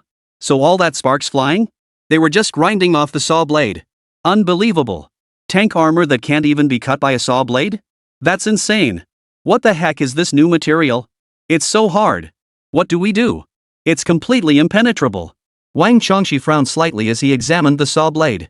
This was an imported blade, brand new and unused. Yet after less than 5 minutes of cutting, the entire saw blade was already ruined. Faced with this situation, Wang Changxi still refused to give up. He immediately fetched several new saw blades from the tool shed and swapped them out. I refuse to believe it. This can't possibly be unsawable. He began his attempt once more. 5 minutes later, the mark on the tank's armor was barely 2 millimeters deeper than before, and another saw blade was ruined. At that moment, everyone in the technical department was dumbfounded. Meanwhile, Meng Bai accepted Li Shaoxuan's invitation to dine at the military district cafeteria. During the meal, they discussed various aspects of tank performance and manufacturing expertise, with Meng Bai speaking fluently and knowledgeably. The entire group listened with such intense focus that they didn't touch their food. They watched as Meng Bai ate and spoke, each person completely absorbed, almost as if they wanted to grab a notebook and jot down every detail. Finally, after finishing his meal, Meng Bai had thoroughly covered the tank manufacturing process and the key technical points. The attendees were thrilled as if they'd found a treasure trove, with Li Shaoxuan's face flushing crimson with excitement. I was worried these technologies were borrowed from abroad, but it turns out they're over a decade behind us. Ha! Now our Dragon Nation will have its own tank corps. The others present applauded generously, their faces aglow with excitement as if already envisioning the day their nation possessed tank forces. Just then, several figures entered from outside the cafeteria. Li Shaoxuan, who had been praising Meng Bai's technical prowess, instantly lit up with joy upon recognizing Wang Changxi among them. Ha, didn't expect everyone to gather so quickly. Since it's still early, let's head to the testing ground to check the armor's defensive capabilities. The others began preparing to leave, while Meng Bai looked somewhat surprised. These tank armor plates had been forged using a monolithic casting process. Once the materials cooled, cutting them with ordinary saw blades would be extremely difficult. Yet he hadn't anticipated Wang Changxi and his team arriving so swiftly. It seemed the provincial military district's technical team truly lived up to their reputation. Their skills were exceptional.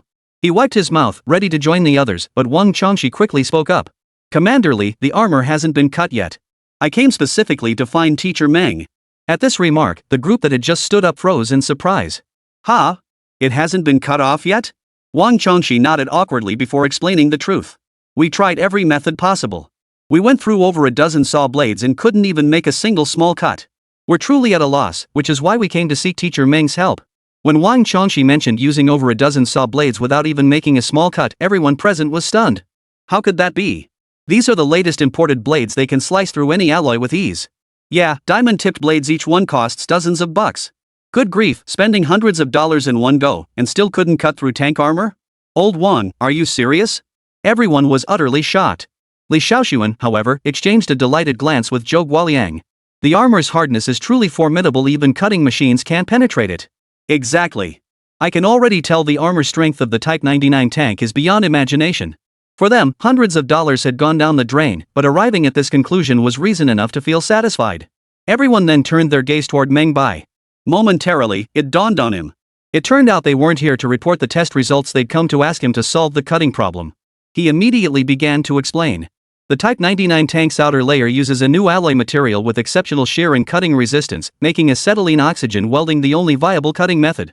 Upon hearing this, Wang Chongqi finally understood.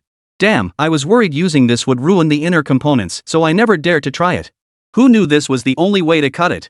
Only then did everyone truly grasp just how absurdly formidable this new alloy armor was.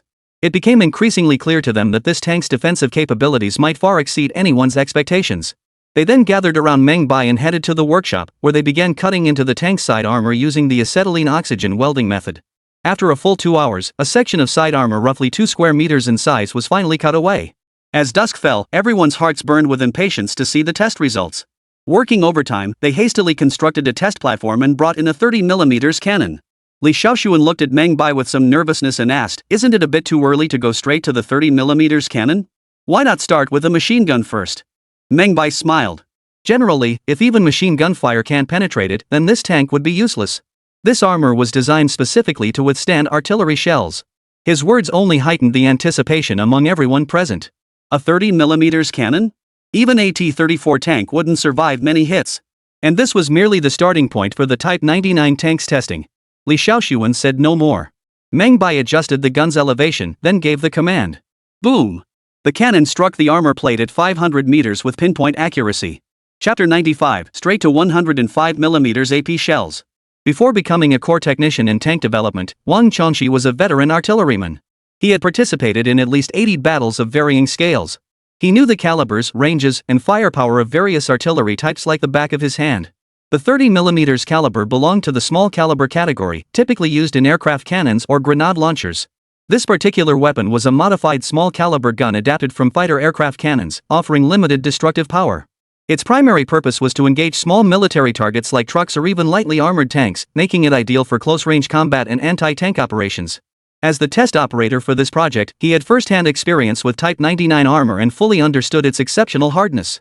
In his view, the 30mm small caliber cannon posed absolutely no threat to the armor of the Type 99 tank. The real challenge lay in medium caliber weapons exceeding 40mm and specialized ammunition like armor-piercing rounds.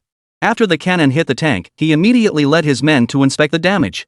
Just as he had anticipated, only a fine scratch marred the armor's surface. The mark left when the projectile's tip ricocheted off the plate after failing to penetrate. Wang Chongqi took out his tools to measure the damage, then raised his hand and shouted to the group. "No problem. Not a single dent." Hearing this, the assembled crowd erupted in cheers. Unbelievable. A 30mm cannon couldn't even dent it. Its defense is too strong. Impressive, truly impressive. This level of defense seems to surpass most tanks. Of course. Those thin-skinned South Korean tanks couldn't even withstand a single hit. We did it. We succeeded. Everyone cheered, including Li Shaoxuan and Zhou Guoliang, who shared in the excitement. This tank truly didn't disappoint us. Yeah, the biggest worry, its defense, is finally taken care of. The 30mm cannon didn't even cause any deformation, proving its armor is more than sufficient. Exactly, if it can withstand 30mm without deformation, challenging 60mm isn't impossible. Regardless of whether it can withstand a 60mm caliber cannon attack, our tank has already met the standards. This represents a technological breakthrough. The Type 99 tank should be ready for official deployment. The group chatted excitedly as they watched the testers prepare for the second round of testing with the 45mm medium caliber cannon. Meng Bai, however, was not surprised by this result. A 30mm caliber cannon is essentially just a larger bullet. If the Type 99 tank he'd poured his heart into couldn't even withstand that, it would truly be a waste of his time. But for others, this result held entirely different significance. This was the Dragon Nation's very first tank. Its ability to withstand a 30mm cannon attack marked a crucial first step. This standard met the requirements for tank armor. Deployed on the battlefield, it could effectively reduce infantry casualties and provide reliable fire support. At that moment, Zhou Guoliang glanced over at Meng Bai's reaction.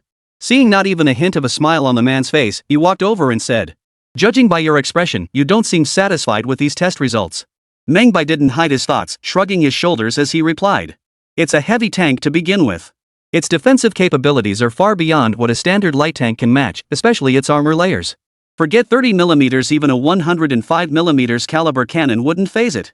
"What? Not even a 105mm caliber cannon? Are you kidding me?" Zhou Guoliang hadn't witnessed the T-34's defensive capabilities firsthand, but he'd heard from spec sheets that its armor could only withstand 70mm caliber fire. As for large caliber artillery above 105mm, there were no test results available.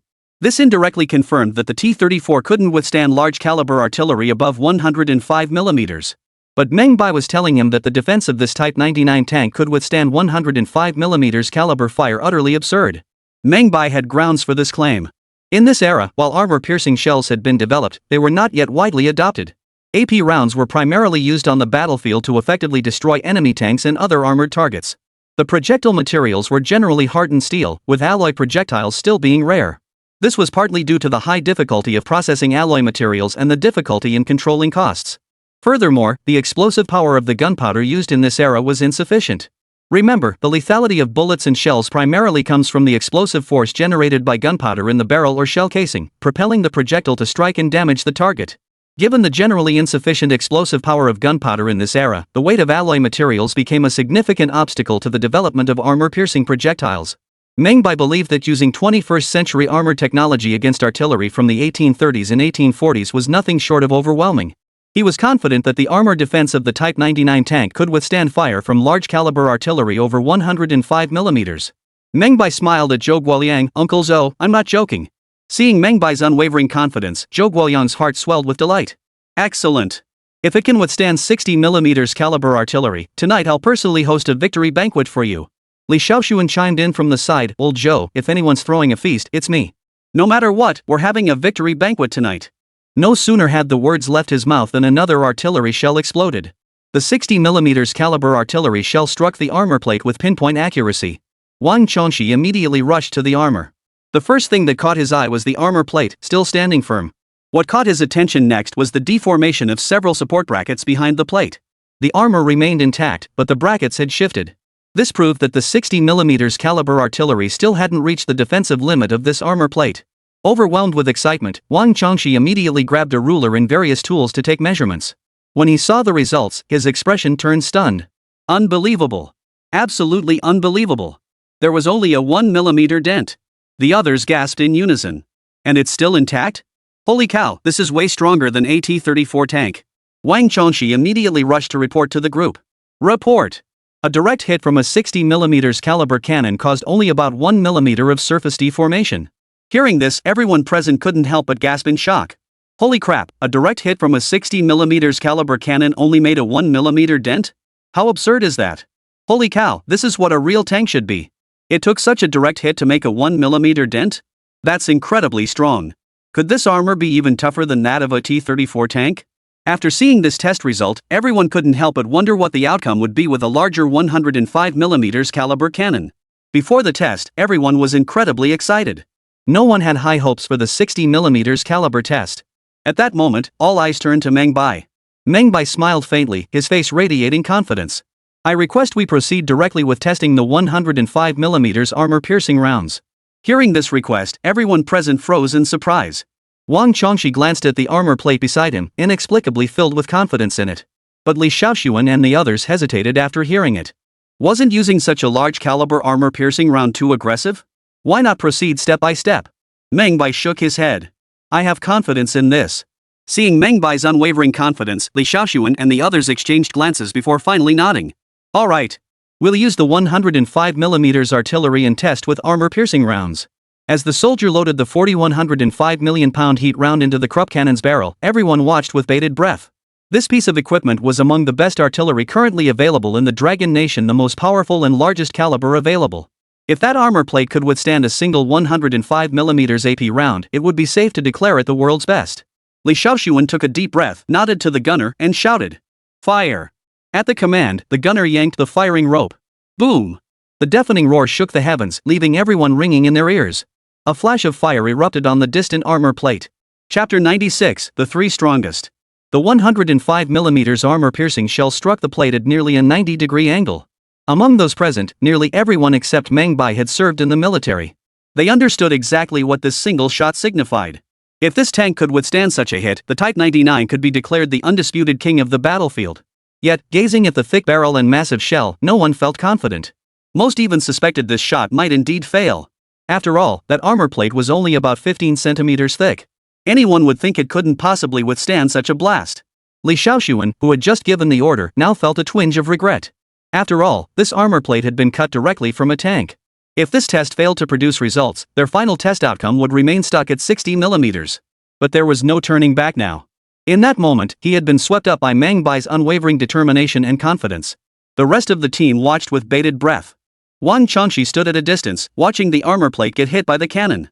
He clenched his fists, his mind filled with only one thought. Hold on, please hold on.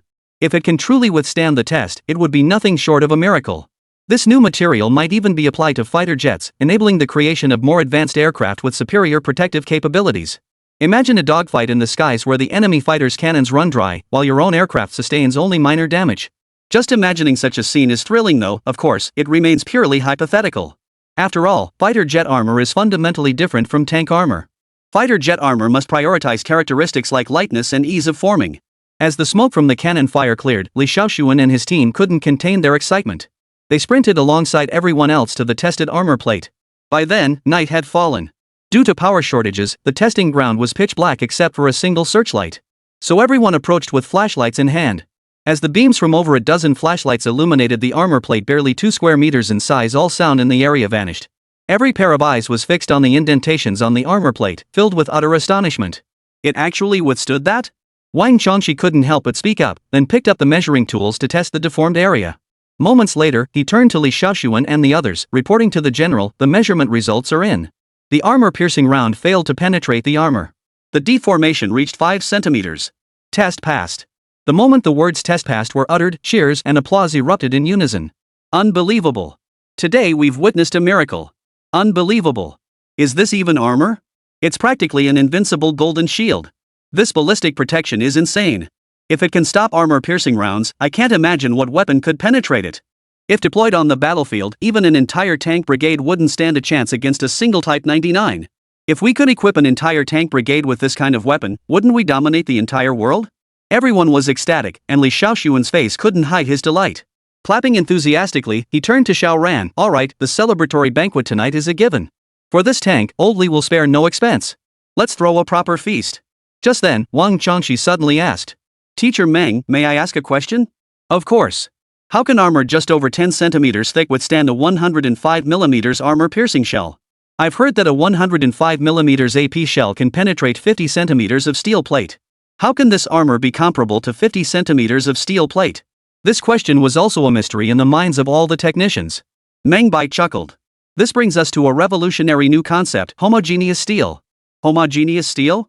Exactly. As everyone knows, ordinary steel produced in steel mills simply can't match the hardness of alloy steel. It's like the difference between cast iron and steel. Everyone understands that, right? Everyone, including big shots like Li Shaoxuan and Zhou Guoliang, nodded in agreement. Meng Bai continued, here, we use the protective capability of homogeneous steel as a reference unit. Alloy armor can achieve the same level of protection as homogeneous armor with significantly less thickness. The Type 99 tank's weakest side armor protection is equivalent to 700 mm of homogeneous armor, while its frontal protection reaches an astonishing 1000 mm of homogeneous armor. When Meng Bai revealed the tank's protection ratings, everyone present couldn't help but gasp in shock. Holy crap, 1000 mm of homogeneous armor? What kind of shell could possibly penetrate that? That's ridiculous. It's practically a mobile bunker. You've got to be kidding me, even a bunker can't withstand that. Damn, our bunkers aren't even 1000 millimeters thick. And those are made of stone. This is solid steel. It could probably withstand a mushroom cloud. Everyone's eyes glowed with excitement. Meng Bai continued speaking. The Type 99 tank was designed to deliver the most powerful firepower, the strongest protection, and the highest mobility.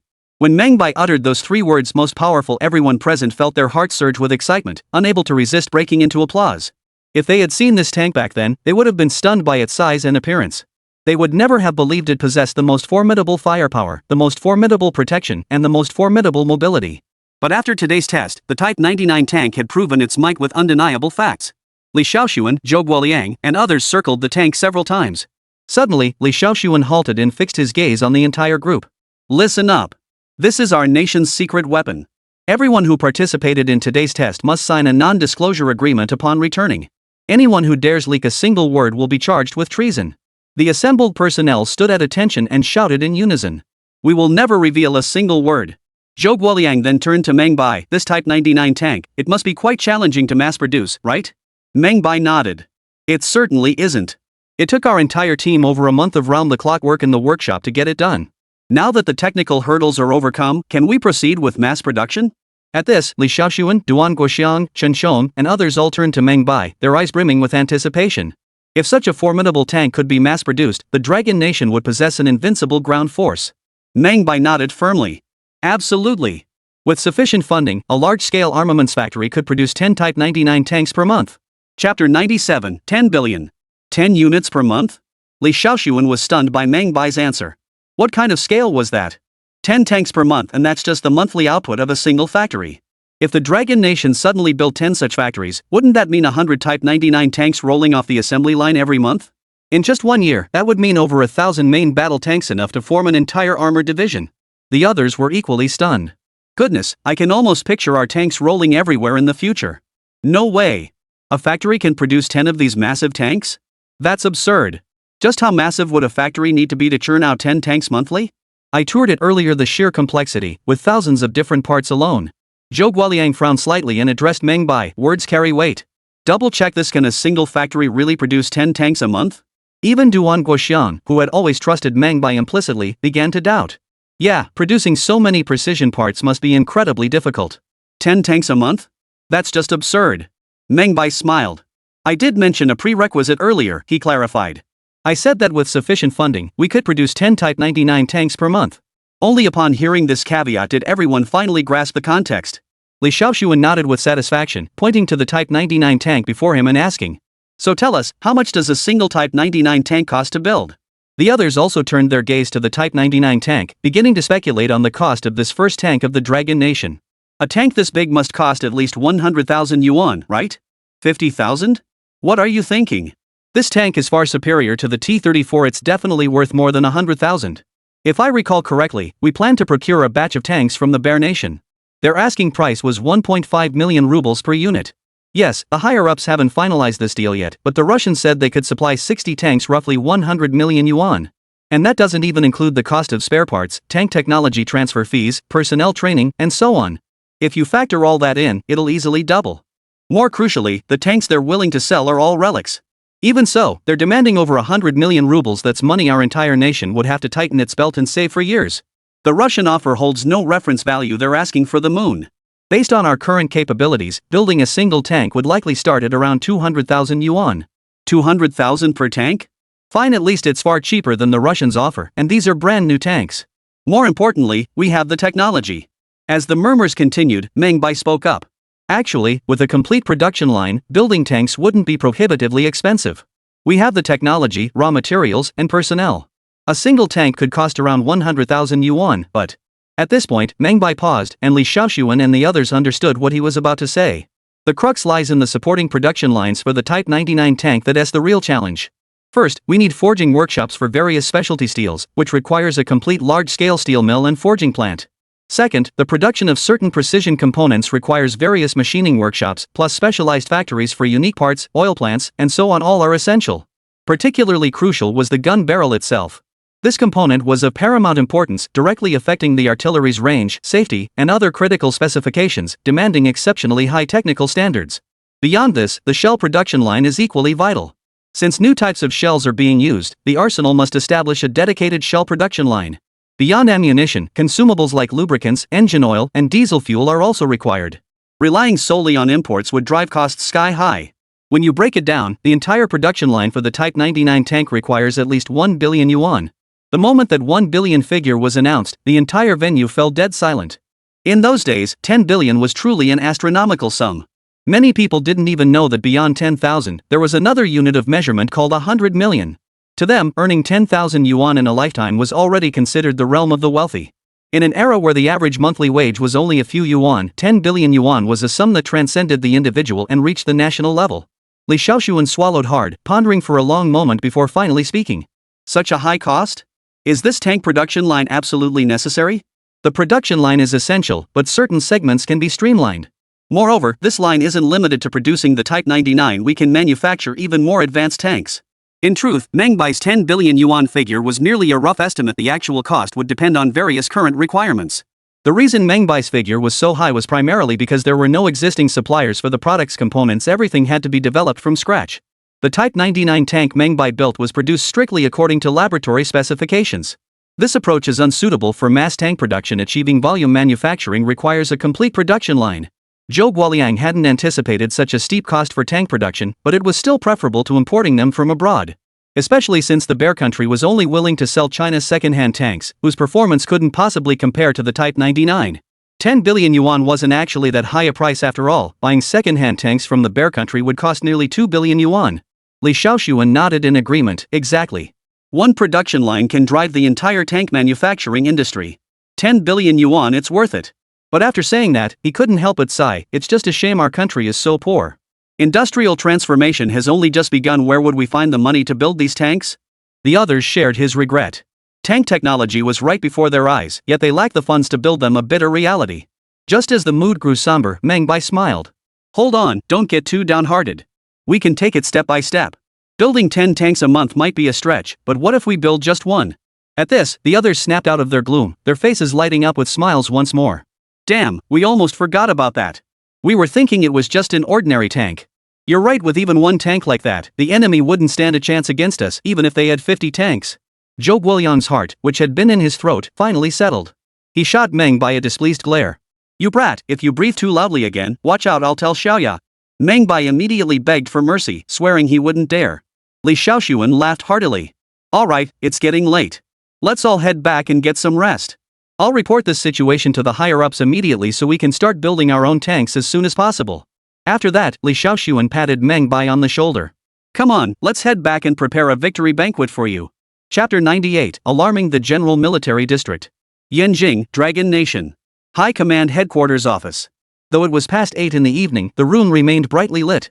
Fresh snow had just fallen, and the outside world was bitterly cold. Inside, a stove burned, its scent mingling with the lingering aroma of cigarettes. The group gathered around the stove remained silent, not a word spoken. After a long while, Shui Liang from the Ministry of Finance stubbed out his cigarette. Old you, the treasury is truly empty.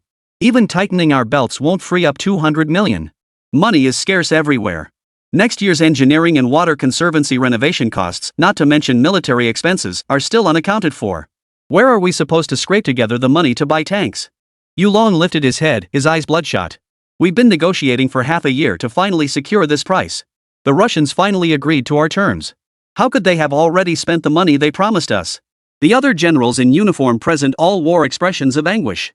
60 tanks, though not a large number, could elevate the combat capability of the Dragon Nation's ground forces by a whole tier. The price was steep, but the Russians had their foot down. With no alternative source for tanks, the Dragon Nation held firm, refusing to budge an inch on the price. After 6 months of negotiations, the Russians finally agreed to lower their price, but the national treasury couldn't come up with the funds. The atmosphere in the room instantly turned oppressive. Everyone understood the nation's predicament, yet felt utterly helpless. Just then, the phone on the desk rang. Shui Liang glanced at the time. Gentlemen, I won't disturb you further. You. Before he could finish, Yulong picked up the phone. This left Shui Liang feeling awkward, and he could only sit back down. Hello, this is Yulong. Li Xiaoxuan's voice came through the phone. General Yu, this is Li Xiaoxuan. Yeah, I recognized you. What's up? I just wanted to ask if the tank purchase agreement with the Russians has been signed yet? Hearing Li Xiaoxuan bring up this matter again, Yulong was furious. Why do you always bring up the most sensitive topics? Can't you figure it out yourself? Well, did we buy them or not? Li Xiaoxuan confirmed again over the phone. The room fell silent, everyone clearly hearing Li Xiaoxuan's voice. Everyone could clearly sense that after his question, the rage on Yulong's face only intensified. Buy? Do I have the money to buy it? Are you paying for it? Yulong roared into the phone, while the others sat on their stools, not daring to utter a word. Yulong possessed a fiery temperament, yet he was an outstanding military commander and strategist. It could be said that these tanks were his lifeblood. Even before the founding of the nation, he had told his superiors that he absolutely must establish Longgua's own armored brigade and possess its own tanks. His superiors had assured him that tanks would be procured immediately once funding became available. Yet this time, the higher-ups had stood him up again, leaving him utterly devastated. After all, nationwide industrialization would lay a stronger industrial foundation for the nation's future, a priority far exceeding tanks. Headquarters had also instructed that if Yulong truly lost his temper, everyone should simply let him vent until he cooled down, at which point the leadership would come to speak with him. Yulong roared into the phone for a full 2 minutes. Everyone expected Li Xiaoxuan to hang up next, but to their surprise, Li Xiaoxuan's voice came through again. General Yu, it's a blessing we didn't buy those tanks. Yulong was dumbfounded. His anger had barely subsided when this kid was stirring up trouble again. Just as he was about to hang up, Li Xiaoxuan's voice came through again. We can build our own tanks now. We just finished testing them tonight. Shall I report the test results and findings to you? General Yu? General Yu, are you there? Hello? Where is he? Operator. Operator. Everyone in the office froze in shock. They stared at the phone in Yulong's hand, unable to believe their ears. Did I hear that right? Did Li Shaoxuan just say we can build our own tanks now? Someone whispered the question. Yulong immediately grabbed the phone and rushed inside to ask. Is this Li Shaoxuan? Yeah. Li Shaoxuan, commander of Jinling district. That's me. General Yu, you wouldn't have trouble recognizing my voice, would you? But you just said we can build our own tanks now and need to report the situation to me? Is that true or not? Absolutely true. This time, it's that kid Meng Bai again. Yulong froze. Meng Bai? He then glanced at the others. Shualiang gasped immediately. He's the one who proposed the National Industrial Upgrade Plan. That young man who earned 3 special grade meritorious service awards. In an instant, everyone remembered that name. Yulong's heart surged with excitement as he demanded into the phone, is this for real? You can't lie about this. It's true. We just tested the Type 99 tank. Its performance completely outclasses the T-34 in every aspect. What? Performance completely outclasses the T-34 tank? Everyone in the room craned their necks to listen intently. When they heard the newly built tank was named the Type 99 and completely outclassed the T-34 in every performance metric, they were stunned. The T-34 tank? Isn't that the legendary tank of the Russians? Good heavens, it's like a dream. I'd have to see it to believe it. Exactly. Just a moment ago, we were fretting over tanks, and now he tells us our country can build its own tanks, ones even more advanced than the T-34. It's not that I don't believe it, but I can hardly believe it. Everyone in the room was staring at Yulong. Yulong shouted into the phone, keep tank intel classified. I'm heading to the Jinling military district right now. After hanging up, Yulong looked at everyone with excitement. Until we return, no one is to sign any tank purchase agreements with the Bear Nation. Everyone nodded in agreement. Yulong grabbed his coat and declared, anyone who wants to come with me to Jinling, let's go now. Just thinking about our own tanks has me so excited. I have to see them immediately. The others rose to their feet. What are we waiting for? Let's go, I can't wait another second. Right on. We're departing immediately, charter a plane straight to Jinling. Upon hanging up the phone, Li Shaoxuan learned the generals from the General Military District were coming. His heart surged with excitement. Their arrival meant funding for tank production. But upon second thought, he felt it was somewhat unrealistic. 10 billion yuan, the national treasury was as empty as a hollow shell. They couldn't even afford to buy tanks from the Russians, let alone build a production line. This thought weighed heavily on his mind. When would our dragon nation ever have enough money? 4 dishes and a soup sat on the table, yet 7 or 8 people were seated around it. Everyone held steamed buns in their hands as they ate the dishes, discussing ways to make money. But whenever this topic came up, everyone felt overwhelmed by the challenges. First, the nation had just been founded and chaos reigned everywhere. Rebuilding homes required money, and restoring livelihoods required money. Second, everything from military equipment and weapons to grain had to be imported from abroad, not to mention chemical raw materials and countless other necessities. The meal was eaten in a heavy atmosphere. Just as everyone was about to clear the tableware, Meng Bai suddenly spoke up. Actually, I have a way to make money. At this remark, all eyes turned to him. Li Shaoxuan was especially eager. What is it? Oil field development. Chapter 99, I want an oil field. Upon hearing Meng Bai's idea, Li Shaoxuan and the others exchanged glances. Oil extraction requires some pretty advanced technology, right? You know how to do that? I know a little about it. When Meng Bai mentioned he had a basic understanding, Chun Chong instinctively set down his chopsticks. This guy had used that exact phrase with him before. Whenever he uttered the words a little bit, it always meant he was absolutely certain. He stared at Meng Bai intently, studying his expression and demeanor. It was clear the guy was confident. What puzzled him, though, was where the guy had even acquired this oil extraction technology. Oil extraction could indeed be profitable and highly lucrative at that. Remember, one reason the Japanese lost the war back then was because the Allies cut off their crude oil supply. Without crude oil, their warships, tanks, and aircraft became worthless scrap metal. That's why they desperately needed to wage war, even resorting to attacking the Eagle Nation at any cost. Later, they became the only nation in the world to endure not 1, but 2 atomic bombings. This clearly demonstrates just how vital oil is to industry. The oil extraction technology possessed by the Dragon Nation is largely the most outdated available. The oil fields they control are still equipped with the same extraction machinery left behind from the days of the American colonial era. While these facilities can supply some crude oil, the quantity remains insufficient to meet the nation's current demands. The separation process after extraction is particularly crucial, yet the Dragon Nation's expertise in this area is virtually non-existent. Therefore, when Meng Bai proposed extracting oil to generate revenue for the nation, Chen Shom was taken aback. The technology involved in this endeavor was far more complex. Could this guy really pull it off? Not only did Chen Shom harbor doubts about Meng Bai's proposal, but Li Shaoxuan and the others shared his skepticism. However, Li Shaoxuan clearly wouldn't outright dismiss Meng Bai's idea. Instead, he said, "I'll report this matter to our superiors. If the proposal is approved, I'll notify you immediately." Receiving this response, Meng Bai could only shrug helplessly. He understood perfectly why Li Shaoxuan had taken this stance. It wasn't that he didn't trust him personally, it was mainly that oil extraction required far too many specialized technologies. Yet in this era, getting anything done required layer upon layer of reporting and waiting for approval. After all, the nation was strapped for cash. Every endeavor demanded careful consideration. The technical hurdles for oil extraction were immense. Investing in it now risked throwing money down the drain if it failed to yield returns. The nation simply couldn't afford to take that risk right now. Li Shaoxuan's response represented the absolute limit of what he could promise. Meng Bai pondered this and decided that when time permitted, he would personally travel to northeast China to purchase an oil field. He would then develop it himself, demonstrating its potential to the nation. Only then could he secure substantial state backing. Last night, everyone had stayed up until past 1 a.m., and he finally saw Yulong and the others arrive on their flight from Beijing. The generals stepped off the plane looking as alert as ever, clamoring to see the tanks immediately. Military vehicles then drove them straight to the Jilin military district, where they finally laid eyes on the long-awaited Type 99 main battle tank. They were instantly awed by the colossal machine. Ha! Though a section had been cut away, marring its perfection, this tank was undeniably imposing. Good grief, this armor over 10 centimeters thick is comparable to someone else's armor a meter thick? Is that for real? Well, pictures don't lie, and sure enough, it's true.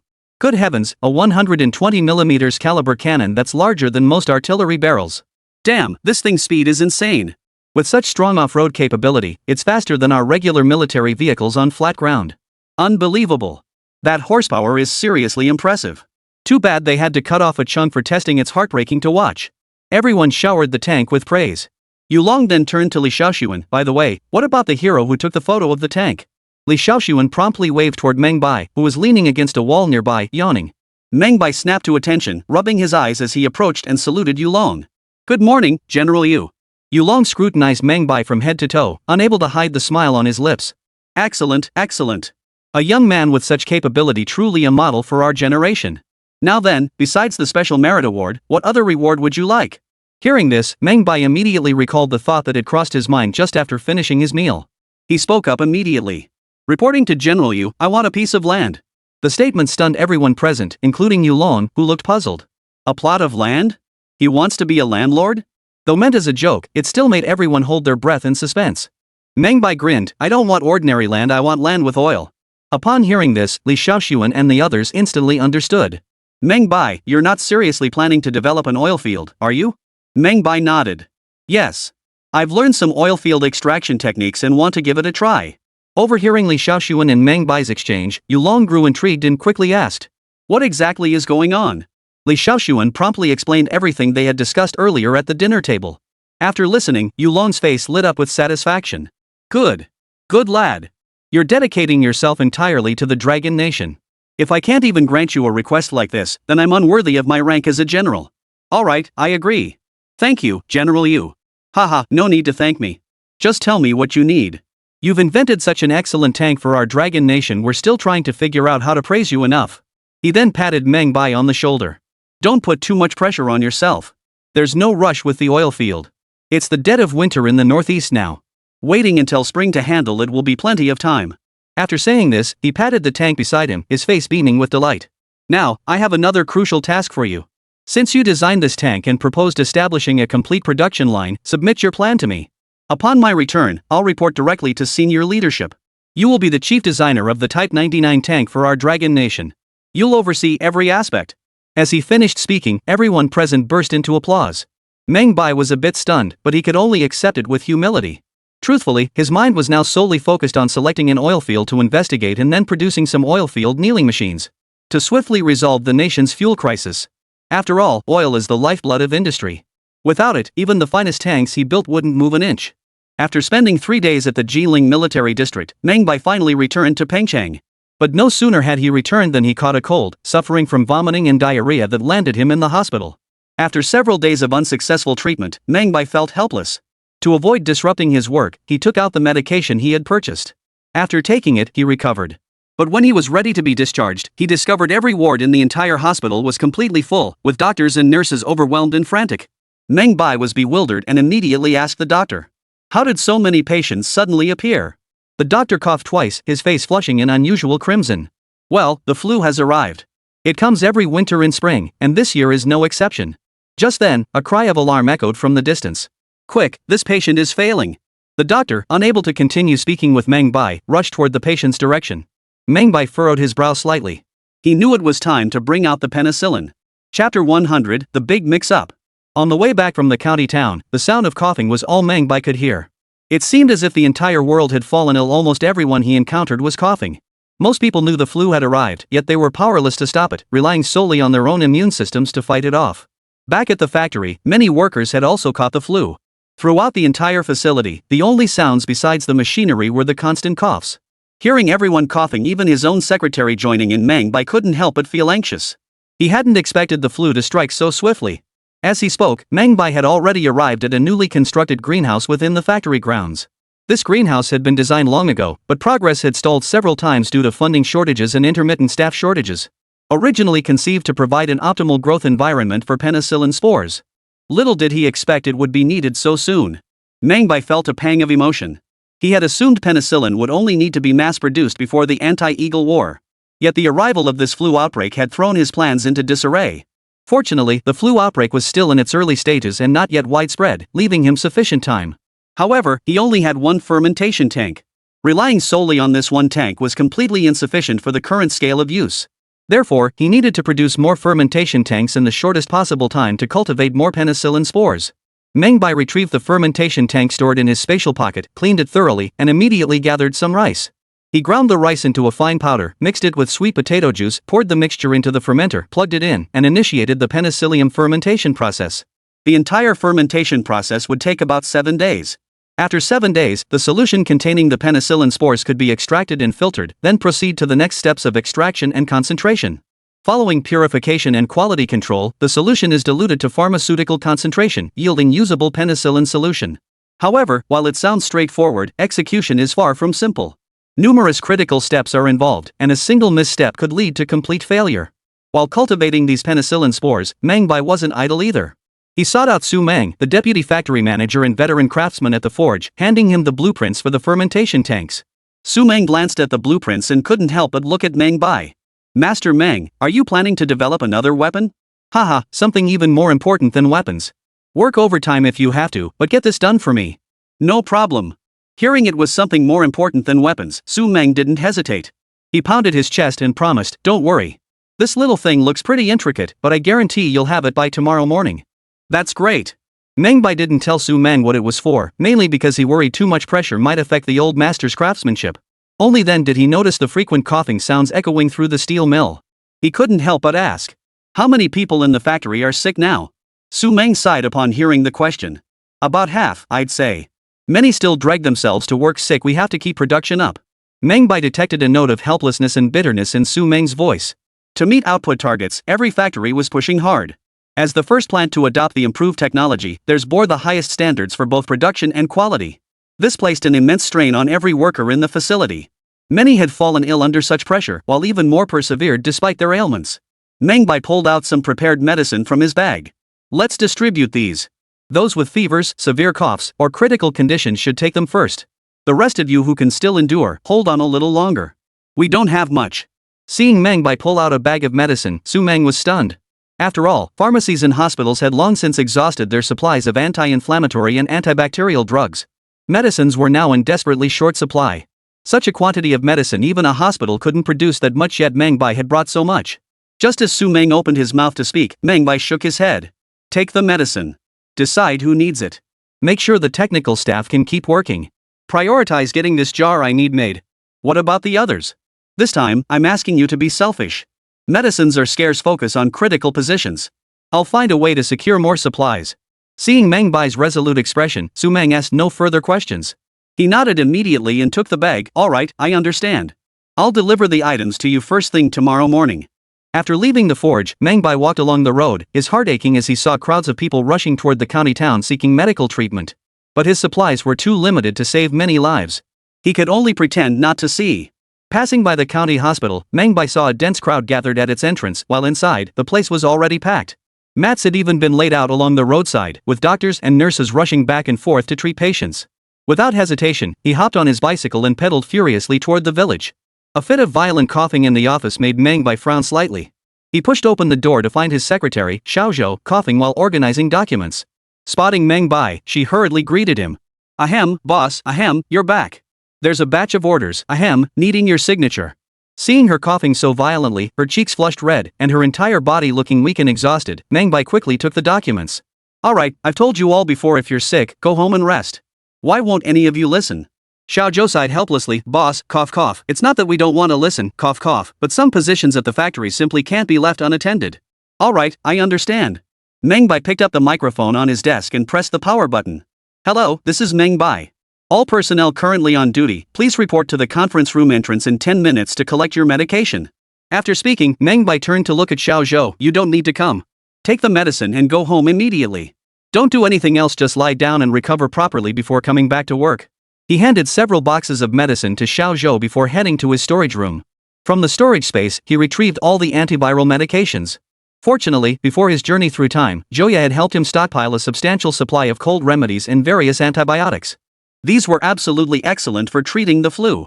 Especially in this era where almost no one had ever used antibiotics, the supplies Meng Bai brought were nothing short of miracle drugs. Meng Bai carried the medicine to the conference room door and began distributing it one by one. Just as he was about to finish distributing them, Xiaozhou approached him, coughing heavily. "Boss, there's trouble." Seeing Xiaozhou's frantic state, Meng Bai couldn't help but frown slightly. "What's the problem?" "Boss, your coughing announcement just now went out over the village-wide broadcast system. Everyone's gathered outside the factory coughing and waiting to get their medicine." "What?" Meng Bai was dumbfounded.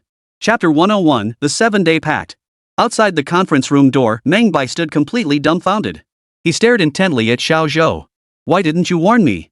And when did that microphone speaker start broadcasting to the entire village? I told you about this half a month ago, and there's even a label on the microphone." "Huh? Really?" "Yeah." Xiaozhou stared at Meng Bai with a look of hurt. But Meng Bai couldn't recall this at all. For a moment, he felt a chill run down his spine. On any other day, he could have made amends for such a blunder. But this is a matter of life and death. Making such a huge blunder is like throwing myself into the fire. Seeing the dwindling supply of medicine, his right eyelid twitched violently. "Shouldn't we just come clean, boss?" Xiaozhou suggested. At that moment, Deputy Plant Manager Meng Su spoke up. "Boss, how about we take all the medicine out and prioritize the villagers first?" The surrounding employees exchanged uneasy glances. Clearly, they were reluctant to hand over the medicine. After all, who didn't have a little selfishness? Meng Bai waved his hand. "What I promised everyone, I will deliver. Those who haven't received medicine yet, come forward." With that, Meng Bai rose and walked toward the door. Outside the chemical plant gates, the men and women of Mengzhuang village stood at the entrance, eagerly awaiting his arrival. A chorus of coughs rose from the crowd, drowning out any murmurs of discussion. Meng Bai hurried to the front and was momentarily stunned by the sight before him. As soon as they spotted him, the villagers, men and women alike, pushed forward. "Little Bai, we heard you're distributing medicine. The whole village came. Thank you so much." Yeah. Who'd have thought the county hospital couldn't even get medicine, but you still have some. You really are the one with the connections." "Little Bai, my auntie's coughing so badly she can't breathe. She's had a fever for 3 straight days now. Hurry up and give us some medicine, save her life." "That's right, Xiao Bai. Hurry up and distribute the medicine. Save people first." Seeing the crowd gathering, Meng Bai silently cursed himself. Just then, village chief Meng Guanyuan waved him over. Meng Bai hurried over. "Third uncle. Xiao Bai, are you really planning to distribute medicine to everyone in the village?" From a distance, Meng Guanyuan had already noticed the unease on Meng Bai's face and asked in a low voice. Meng Bai dared not conceal the truth and nodded immediately. "Yes, third uncle. It's all my fault. I panicked and accidentally pressed the wrong button, sending the message meant for the factory to the entire village." Meng Guanyuan nodded and offered reassurance. It's fine. Now tell me honestly, how much medicine remains after the factory's distribution?" "Not much. It definitely won't be enough for everyone in the village. If we distribute it to every household, will there be enough?" "Not enough." "Then how much would be enough?" "About 5 households could share 1 portion. That's enough. I'll go tell them. You wait here." Meng Guanyuan then stood atop a large boulder nearby and bellowed to the crowd. The entire crowd fell silent instantly, all eyes fixed on him. Meng Guanyuan stood with his hands behind his back, his gaze sweeping over the crowd. Folks, Xiao Bai just explained the situation to me. Due to the severity of the illness in our village, his batch of medicine won't be enough to distribute to every household. The moment he spoke, the crowd erupted in clamor. Meng Yuan snapped angrily, "Shut up. All of you shut up. Anyone who dares speak again won't get any medicine later." True to his word, the crowd fell silent once more. Clearing his throat, Meng Yuan continued. Distributing to every single household isn't realistic. But Meng Bai is willing to give all his medicine to everyone. Every 5 households will share one portion. I'll keep track of the medicine. We'll tally up which families have sick members, how many are ill, and the severity of their conditions. Then the village doctor will decide how to distribute it. As this decision was announced, murmurs of discontent rippled through the crowd below. Uncle Meng, if we distribute it this way, won't it just mean Old Wan the village doctor gets to decide everything? Exactly. Old Wan has 7 people in his family, he'll definitely prioritize his own household first. My family doesn't get along with Old Wan. If he handles the distribution, there won't be any left for us. I won't agree to this. I won't agree either. The scene erupted into chaos once more. Meng Yuan shouted several times but couldn't quiet them. Seeing this, Meng Bai stepped onto the stone and addressed the crowd. Fellow villagers, please hear me out. After several shouts, the commotion finally subsided. I understand how everyone feels right now. When you're sick, you want medicine immediately. But our supplies are limited, and we can't distribute them to everyone right away. But I can assure you all here, in 7 days, a second batch of medicine will be distributed. By then, every household will receive their share. At these words, everyone present exchanged glances. Immediately, someone stepped forward to voice their doubt. Xiao Bai, it's not that we don't trust you. It's just that with such limited supplies now, who knows if this isn't just a delaying tactic to placate us? Exactly. What if you can't produce the medicine in 7 days? What about the rest of us? Are we supposed to just wait at home to die? Even Meng Yuan looked taken aback. Making promises like this at a time like this was the most foolish thing one could do. No one was willing to gamble their life on someone else's promise. If the other party failed to deliver, the consequences would fall squarely on their own shoulders. Why bring this up now? If you can't deliver the medicine in 7 days, how will you face them? Third uncle, trust me this once. In 7 days, I will deliver the full quantity of medicine. But I pledge my entire fortune as collateral. If I fail, every last penny from the factory will be distributed to the villagers. Meng Bai spoke these words with unwavering conviction, raising his voice to address the entire village. His gaze swept across the crowd as silence fell over the gathering. I hope you'll trust me this once. Within 7 days, I will secure sufficient medicine. Even if I have to go to Beijing, Shanghai, or abroad, I will get it for you. Hearing this, a young man roughly Meng Bai's age suddenly spoke up from the crowd. I believe you, uncle. Then a chubby little girl chimed in. I believe in my big cousin. One after another, voices echoed in agreement. Ultimately, the crisis was averted. But all the pressure fell squarely on Meng Bai. Village Dr. Lao Wan was dumbfounded. He stared at Meng Bai, hesitating for a long time before speaking. Xiao Bai, it's not just you, even the military region is short on medicine. Penicillin isn't something you can buy with money alone. Meng Yuan crouched nearby, puffing on his cigarette for a long while before speaking. Xiao Bai, why don't you just run? Chapter 102, My First Time. Hearing Meng Yuan suggest he leave, Meng Bai waved his hand. Third uncle, it's not that serious. I promised the villagers, how could I go back on my word? What? You won't run? Then you're just waiting for them to tear your factory apart. You're playing with their lives. Meng Yuan knew just how fierce the villagers could be. If they found out Meng Bai had stood them up, those hot-tempered folks might just pull out their guns. It was still the early days of the new nation, and nearly every household owned a gun. So his situation out here was still pretty dangerous. Even Xiao Zhou, standing nearby, felt a bit worried. Boss, what if you can't get that much medicine? There are over 400 people in this village. Village Dr. Lao Wan nodded urgently, exactly. It's such a shame about your factory, there's no way you could move it all in just 7 days. No one believes Meng Bai could secure that much medicine in just 7 days. Meng Bai didn't want to explain further. He simply said, everyone, don't worry. Since I've promised you, I'll find a way to get the medicine. After speaking, he turned to Meng Yuan. Oh, and third uncle, there's one more thing I need your help with. Meng Yuan knew he couldn't dissuade Meng Bai, so he could only hope he'd actually secure that much medicine. Hearing Meng Bai needed assistance, he nodded immediately. Go ahead. Notify every household, unless absolutely necessary, avoid visiting neighbors for now to prevent further infections. I'll arrange for the factory to conduct a village-wide disinfection to stop the virus from spreading. No problem. I can guarantee that. After settling this matter, Meng Bai pulled out a list and addressed Deputy Factory Manager Meng Su, procure everything on this list immediately. And make it fast. Meng Su glanced at the list and was about to leave when Meng Bai pulled a paper box from his pocket and handed it over. When you're out, make sure to wear it properly. Meng Su paused, opening the box to look inside. A mask? Yes, the flu spreads primarily through droplets and direct contact. So reduce contact, wash your hands frequently, wear masks properly, and maintain distance. At this point, Meng Bai looked around at everyone, remember this, while you can only care for others if you take care of yourself first. Make sure you remember this. Everyone nodded in unison. They understood this might be the key to weathering the flu outbreak. Early the next morning, Meng Bai rode a truck to the county forge and found Su Meng. Su Meng was preparing to load goods when he spotted Meng Bai approaching. He quickly ushered him into the workshop. Look, we've produced 3 containers total. Their airtightness has been tested, absolutely no issues. Meng Bai inspected one of the tanks and nodded with satisfaction. Excellent. Master Su, your craftsmanship keeps getting better and better. Su Meng laughed heartily, we owe it all to you. Without your mechanical equipment, we never could have pulled this off. After saying this, Su Meng tapped the canister and asked, by the way, what are these canisters for? Pharmaceuticals. Pharmaceuticals? Su Meng froze, staring at the jars in disbelief. You can make medicine with these? Ha, just wait and see. I'll head back now. Meng Bai didn't plan to tell too many people. After all, he hadn't actually produced anything yet. If he boasted too much, it could get out of hand. The vehicle transported the 3 fermentation tanks back to the factory's greenhouse. After modifying the tanks, the 3 fermentation tanks finally succeeded. If these 3 tanks could also cultivate penicillin spores, it would prove Su Meng's technique was sound. Then mass production could begin to tackle the flu problem. 2 days later, Deputy Plant Manager Meng Su returned, bringing the supplies needed from Meng Bai's list. After inspection, it was time for patient waiting. No one in the entire chemical plant knew what Meng Bai was actually working on. But everyone knew he was bound to come up with another astonishing invention, so they took it in stride. Ever since the boss's wife, Joya, had visited and witnessed Meng Bai's work, her visits had become increasingly frequent. Especially now that she'd learned Meng Bai was about to start another research project, she immediately took leave from the city and returned.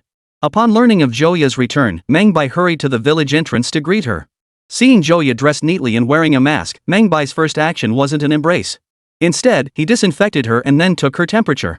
Joya was startled to see the village's only road blocked off, with guards stationed at the entrance. Did your village have a chemical leak? Meng Bai laughed heartily, not at all. If there were a chemical leak, we'd be protecting ourselves from the outside. Don't worry, these are just precautions to prevent the spread of the flu. Hearing this, Joya couldn't help but be astonished. Whose idea was this? It's brilliant. You have no idea what the situation is like in the city. So many people are infected, the hospitals are overflowing. Of course it was me. Meng Bai chuckled, then suddenly thought of something. By the way, is the flu outbreak nationwide now? No way. It's only in densely populated cities. It happens every few years. At this, Joya couldn't help but sigh. It's such a shame. We don't have enough medicine, and so many people die every year because of it. Seeing Joya's worried yet helpless expression, Meng Bai understood that feeling all too well. Longwa had only just been founded, with everything in need of rebuilding. Basic industries, agriculture, and pharmaceuticals all urgently required development. This was a long-term development path, one that required countless Longwa citizens to gradually explore. But since he was here, he couldn't let this situation continue. The most pressing issue now was tackling this flu outbreak to minimize casualties. At that moment, Joya suggested, how about I conduct an interview with Mengzhuang village? I can document their methods for preventing the flu from spreading. That way, everyone will know how to protect themselves and limit the infection's reach. That's exactly what I had in mind. Led by Meng Bai, Joya interviewed the entire village about their prevention efforts. Afterward, she followed Meng Bai to the newly opened greenhouse in the factory area. Seeing rows of jars in various sizes, Joya's eyes widened in surprise. What on earth are these? These are fermentation tanks for penicillin mold spores. Ah, penicillin spores? You wouldn't. Upon hearing the words penicillin spores, Joya's mind instantly filled in the word penicillin. Meng Bai gave a slight nod. Yes, exactly what you're thinking, I'm making penicillin. Ha? You can actually make this stuff? Of course I can. As long as I have the technology. So you're saying you possess the technology to produce penicillin? Joya was utterly stunned. Penicillin was a life-saving drug on the battlefield. During the War of Resistance, countless heroes risked their lives to escort it to the front lines. To this day, Dragon Nation still lacks the technology to produce penicillin. Every single dose is imported from abroad, priced like gold. If Meng Bai could produce penicillin, he'd be a medical titan. Yes, I possess the technology to produce penicillin. Then why not hand over this technology immediately? Because this is my first time doing it. Chapter 103, Meng Bai escaped? Joya struggled to connect these jars before her with the life-saving penicillin. Especially after Meng Bai admitted it was his first time making penicillin, her mind was filled with shock and doubt. Seriously? You're this confident on your first try? Well, making penicillin isn't actually that difficult. Some rudimentary methods can work, though they require a bit of know-how. Ha! Joya felt completely bewildered. This was the first time she'd ever heard of making penicillin using folk methods. Meng Bai didn't hesitate to share several homemade methods for preparing penicillin with her. After listening, Joya's eyes lit up. Goodness, is it really that simple? It is simple, but the control process in between is quite troublesome. One wrong move and it could fail. The penicillin produced might be unusable. Using substandard penicillin could be deadly. I see. But how can you be sure your penicillin is actually safe? What if something goes wrong? How would you explain that to the villagers? Though Joya trusted Meng Bai, she still felt his method was far too risky. Meng Bai smiled. In 2 days, the first batch of penicillin will be ready. We can just take it to the city hospital for testing then. The day after tomorrow? That soon? Yes. With my technique, the penicillin spores should mature in about 7 days. Today is the 5th day. Alright. I hope you succeed. Joya looked hopeful, though a lingering worry remained in her heart.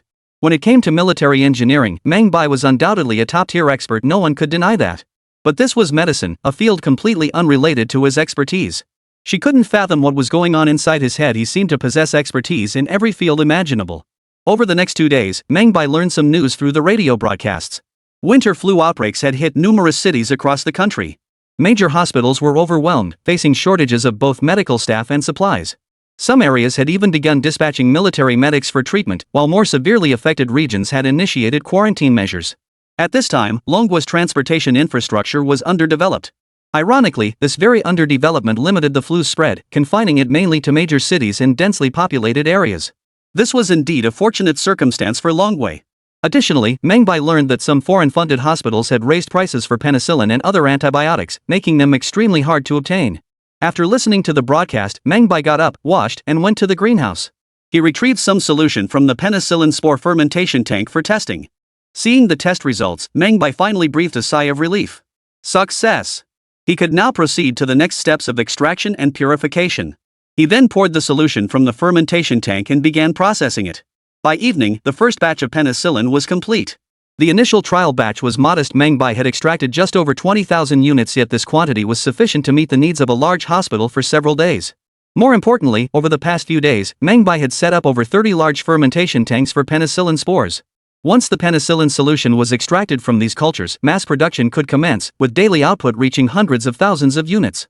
Moreover, he had already instructed Su Meng to work overtime to produce more fermentation tanks. Producing extra units posed no drawbacks. Once sufficient fermentation tanks for penicillin spores were available, supplying the entire nation would pose no problem. Now, all that remained was for the penicillin to pass hospital testing before it could be deployed. Though night had fallen, Meng Bai showed no signs of resting. He carefully stored the penicillin in a medical kit, then rode in Joya's car straight to the city hospital. What he didn't know was that as soon as his car left the village, the slow-witted villagers immediately panicked. It's over. We shouldn't have listened to Meng Bai in the first place. He really did deceive us. He's run away. He can't get the medicine. He's abandoning us. What can we do? Are we just supposed to wait to die? In an instant, the entire village was gripped by anxiety. They had held out for a week, trusting Meng Bai's words, only to have him desert them on the very last night. At that very moment, Meng Yuan, puffing away on his cigarette while sitting on the heated brick bed, heard the commotion outside and hurriedly opened the window. Outside, flames shot skyward. Many people held torches, shouting things like, "Let's all go to the chemical plant." Seeing this, Meng Yuan immediately got off the con, slipped on his slippers, and headed outside. Watching the village youths, each filled with anger, march toward the chemical plant with their torches aloft, Meng Yuan realized something was terribly wrong. He hurried over and blocked their path. What's going on? What's going on? Why aren't you sleeping on a night like this? What's all this commotion? One of the leading farmers, his face twisted with rage, retorted, "It's not that we won't listen to you. We're just truly unable to survive anymore. Meng Bai has deceived all of us." What? Meng Bai deceived everyone? How come I didn't know? Village chief, we all saw it. Meng Bai drove off in the middle of the night. He probably knew he couldn't get the medicine and just ran away. That's right. The men guarding the village entrance saw it. Meng Yuan frowned, trembling as he picked up his tobacco pipe, lit it, and took a drag. Tomorrow is only the 7th day. This is just the 6th day. Why are you in such a hurry? It's not that we're rushing, it's that Meng Bai simply can't be trusted. He's run away. Right. We must go settle accounts with him. There's no way he'll return tomorrow. Fleeing at this moment, isn't that precisely because he fears we'll come after him? We shouldn't have listened to him in the first place. He wasted all our time, didn't cure the illness, and now the patient is nearly gone. Meng Bai understood the villagers' urgency all too well, and he felt torn inside. Everything Meng Bai did was for the villagers, yet these very people couldn't understand him. If he let these villagers go to the county seat or the city, it would not only waste money and time, but could even cost them their lives. So he immediately raised his hand and declared, "You don't trust Meng Bai, but surely you trust me? I swear on my old bones that Meng Bai will be back tomorrow." At these words, the crowd, which had been seething with anger moments before, instantly fell silent. With the matter settled, what else could they say? Exchanging glances, they finally uttered, "If Meng Bai doesn't return tomorrow, don't blame us for being impolite. And when that happens, we hope Uncle San won't try to stop us. Let's go." The crowd, torches raised, dispersed to their respective homes, bringing this farce to an end.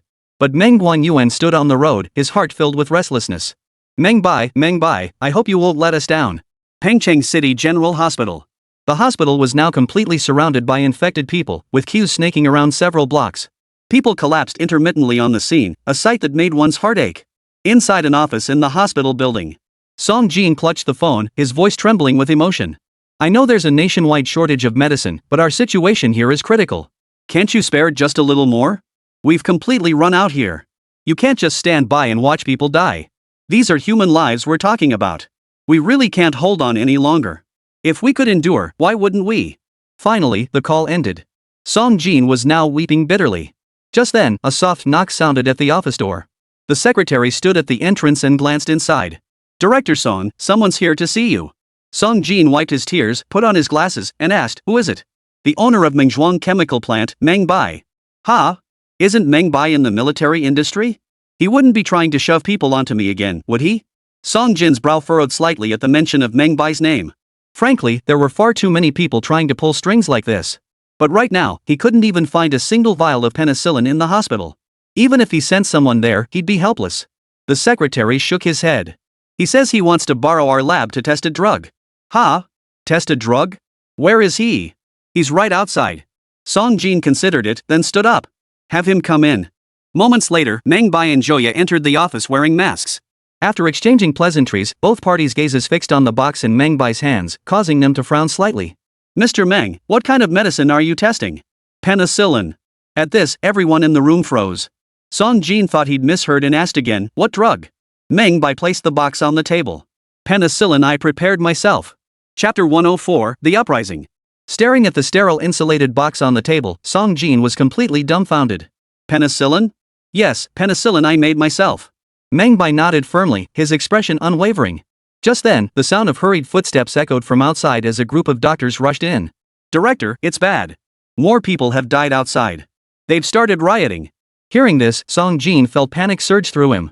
He hurried to the window, watching the chaotic crowd below in the lamplight, sensing their fury. "This is bad. Something terrible is about to happen." He immediately turned to Meng Bai. "Are you sure this penicillin is usable?" "According to the manufacturing process, it should be okay, but clinical trials haven't been conducted yet, so..." Before he could finish, the doctors who had just entered froze. They all turned to the box beside Meng Bai, their eyes filled with astonishment. "Penicillin? That's penicillin? No way. Penicillin is completely out of stock across the entire province right now. How could there possibly be any penicillin here? No clinical trials? What does that mean? Could it be freshly made? Isn't penicillin monopolized by foreign countries?" The look of astonishment was written all over their faces. Song Jin glanced at his wristwatch and immediately ordered the doctors. "Notify security immediately. Secure the building at all costs and buy me half an hour." Turning to Meng Bai, he added, "Mr. Meng, take your penicillin and follow me." Meng Bai nodded, picked up the box, and was about to leave, but the doctors all looked nervous. "Director, shouldn't we report this major incident to higher-ups first?" Song Jin shook his head. "There's no time. If a riot breaks out and bloodshed occurs, the situation will escalate. Only the medication can stop the chaos." With that, he led Meng Bai and Joya toward the staircase. As they descended the stairs, shouts echoed from outside. Bang! Several gunshots rang out, silencing the crowd's clamor for a few seconds. Through the window, Meng Bai saw a figure in military uniform standing high above, illuminated by light, a gun in hand. "Anyone who dares take another step forward will be classified as a rioter. We will handle them as such. Everyone, step back." Yet voices outside continued to shout. "But our loved ones can't wait. We must get into the hospital for treatment." Exactly. Why should officials be human while we aren't? We need medical care too. You clearly have the medicine, why won't you give it to us? Why? Are our lives not lives? The situation was spiraling toward an irreversible point. The city hospital security was manned by military personnel, giving them some enforcement capability. But their numbers are too few, and the situation is critical. Once the number of deaths outside exceeds a certain threshold, they simply won't be able to hold the line. And the riots aren't confined to just one hospital, every other hospital is in the same situation. Although military units have been deployed to suppress the unrest, the results remain far from satisfactory. The only way to resolve the immediate crisis was to obtain the medicine immediately. Song Jin's clothes were soaked through with sweat, but he had no time to wipe it away. Supporting himself on the railing, he hurried down the stairs. Meng Bai grabbed Zhouya's hand and followed closely behind, rushing down the stairs. In the dimly lit stairwell, only the whistling wind and the sound of footsteps could be heard. At the bottom, Song Jin pointed to a small building in the distance. That's the building. The trio accelerated once more, sprinting toward the lab building at full speed. Upon arrival, they fumbled for keys to unlock the door. In their haste, they didn't even bother with keys. They yanked the door open with a shove, flipped on the lights, and entered a small laboratory. Penicillin. Without a word, Meng Bai opened the insulated box, retrieved a vial of penicillin, and handed it over. Song Jin took the penicillin ampoule, examined it under the light, then gritted his teeth. He snapped open the ampoule and poured the penicillin solution into a test vessel, beginning the analysis. Time ticked by second as Song Jin focused all his attention on the test results. Zhouya felt Meng Bai's hand clasp hers tightly. She gently patted the back of his hand. It'll be fine. It's bound to be a good result. Meng Bai nodded, but his ears were straining toward the outside. The riot sounds that had just subsided were rising again. Gunfire grew more intense than before, punctuated by intermittent cries and screams from the crowd. It was clear the crowd's emotions were completely beyond containment. At that very moment, in front of the hospital building, the vice president stood on the steps with a group of doctors, microphone in hand, addressing the rioting crowd outside. My fellow citizens, this is Shaolin, the hospital's vice president. Please, just hear me out for a moment, okay? The crowd outside shouted back in unison. Bring out your director. Why won't you treat us? Why stand by and watch us starve, freeze, and suffer from illness without lifting a finger? You're a hospital. You're supposed to save lives and treat the wounded. Why aren't you treating us, yet barring us from entering the hospital? Facing the crowd's accusations, Shaolin responded through the microphone. First, we don't want to leave you out here starving, freezing, and suffering from illness. We are doctors, but we are also human. The truth is, our medical resources are completely exhausted. Wards are completely full, even discharging patients is difficult. There are simply no beds left. Please understand our situation. As for why we aren't treating you, yes, we are a hospital, but hospitals need medicine too. We are currently short on all kinds of drugs. Especially penicillin. Rest assured, the director is working to secure supplies. Could you please give us a little more time? He glanced at the time on his wrist. 25 minutes had already passed since the director promised half an hour. When the riot erupted outside, gunfire could no longer contain it. That's why he gathered all the hospital's doctors at the entrance to buy these final 5 minutes. Yet his response clearly failed to satisfy the crowd. Everyone was now consumed by rage and the desperation of the patients. I don't believe they have medicine in there. Let's storm the hospital and find it ourselves. Someone shouted, and the crowd immediately began surging toward the hospital. A thunderous crash echoed. The iron gate was smashed open. This last line of defense could no longer hold. The patients surged like a tidal wave toward the hospital building. But just then, a light flickered on in a second-floor window. Song Jin, clad in a white coat, one hand holding a medical kit and the other gripping a megaphone, shouted. Attention everyone! We now have medicine available. Please cooperate with hospital procedures and undergo treatment one by one. Anyone refusing to queue will be denied treatment. Everyone, line up outside immediately. Chapter 105, Boss Meng Doesn't Lie. Special thanks to Manhwa for their generous support. At that moment, Song Jin stood as still as a statue. Everyone present stared at the medicine box in his hands, each filled with overwhelming excitement and eyes brimming with hope. Good heavens, Director Song didn't deceive us, we truly have medicine now. Heaven has finally opened its eyes. Our girl can be saved. Thank goodness we didn't give up, otherwise we'd regret it for the rest of our lives. Hurry up and line up. Listen to Director Song, line up. Company Commander Zhou, tasked with maintaining order, witnessed the scene and felt an overwhelming surge of emotion. He immediately shouted to the crowd. Everyone, line up for treatment. The hospital won't turn away a single patient. Please cooperate with our efforts, form orderly queues so we can receive treatment systematically. Under the guidance of the security team, the patients began lining up to receive treatment. Though the hospital was understaffed and completely out of medicine, at least it offered a glimmer of hope. They didn't expect immediate treatment, but knowing hope existed meant they would eventually receive care. Watching the crowd recede like a tide, Song Jin couldn't help but smile. When he saw the long staircase leading down from the second floor, a sudden dizziness washed over him. Director Son, be careful. Meng Bai quickly grabbed Director Son's arm. Only after he returned inside did he exhale a long sigh of relief. Turning to Meng Bai, his eyes brimming with emotion, he exclaimed, Meng Bai, you saved all of us. Meng Bai smiled. Don't mention it, Director Son. It's what every Dragon Nation citizen should do. Admiration filled Song Jin's eyes. At that moment, a series of hurried footsteps echoed down the hallway. A group of doctors and nurses in white coats rushed onto the second floor. Seeing the medicine box in Song Jin's hands, shock spread across every face. Director Song, is this real? Good heavens, is that case filled with penicillin? Where did you get all this medicine? What's the quality control like? Hope was written all over their faces, yet it was tinged with worry. If Song Jin was lying, then once that hope was shattered, the situation outside would become utterly uncontrollable. Remember, gun ownership among the populace is quite high at this moment. If chaos erupts, only the military could suppress it. Just then, footsteps echoed behind them. Captain Zhou arrived at the second floor window, panting heavily, and looked at Song Jin carrying the medicine box. Director Song, order has largely been restored. We can now begin treating critically ill patients. Look. At that moment, all eyes turned to Song Jin. Song Jin smiled and addressed the group. Do you know why I asked you to buy me half an hour? The others froze, shaking their heads in unison. Song Jin abruptly opened the medical kit. My test wasn't just to verify the penicillin's authenticity, I also conducted a spot check on its quality rate. Turning to Meng Bai, he continued, my spot checks reveal an astonishing 100% pass rate for the penicillin. Not a single vial is damaged. Click. Song Jin displayed the penicillin ampoules inside the box for everyone to see. Take them with confidence. Should any issues arise, I, Song Jin, will take full responsibility. This statement instantly put everyone's minds at ease. Moved, Meng Bai stepped forward. Rest assured, everyone. I verified the penicillin's quality before shipment and just conducted a second round of testing. I stand ready to share responsibility with Director Song. Seeing everyone still hesitating, Captain Zhou couldn't help but urge them, this is a matter of life and death, everyone. Hurry up. The vice president nodded urgently. Right.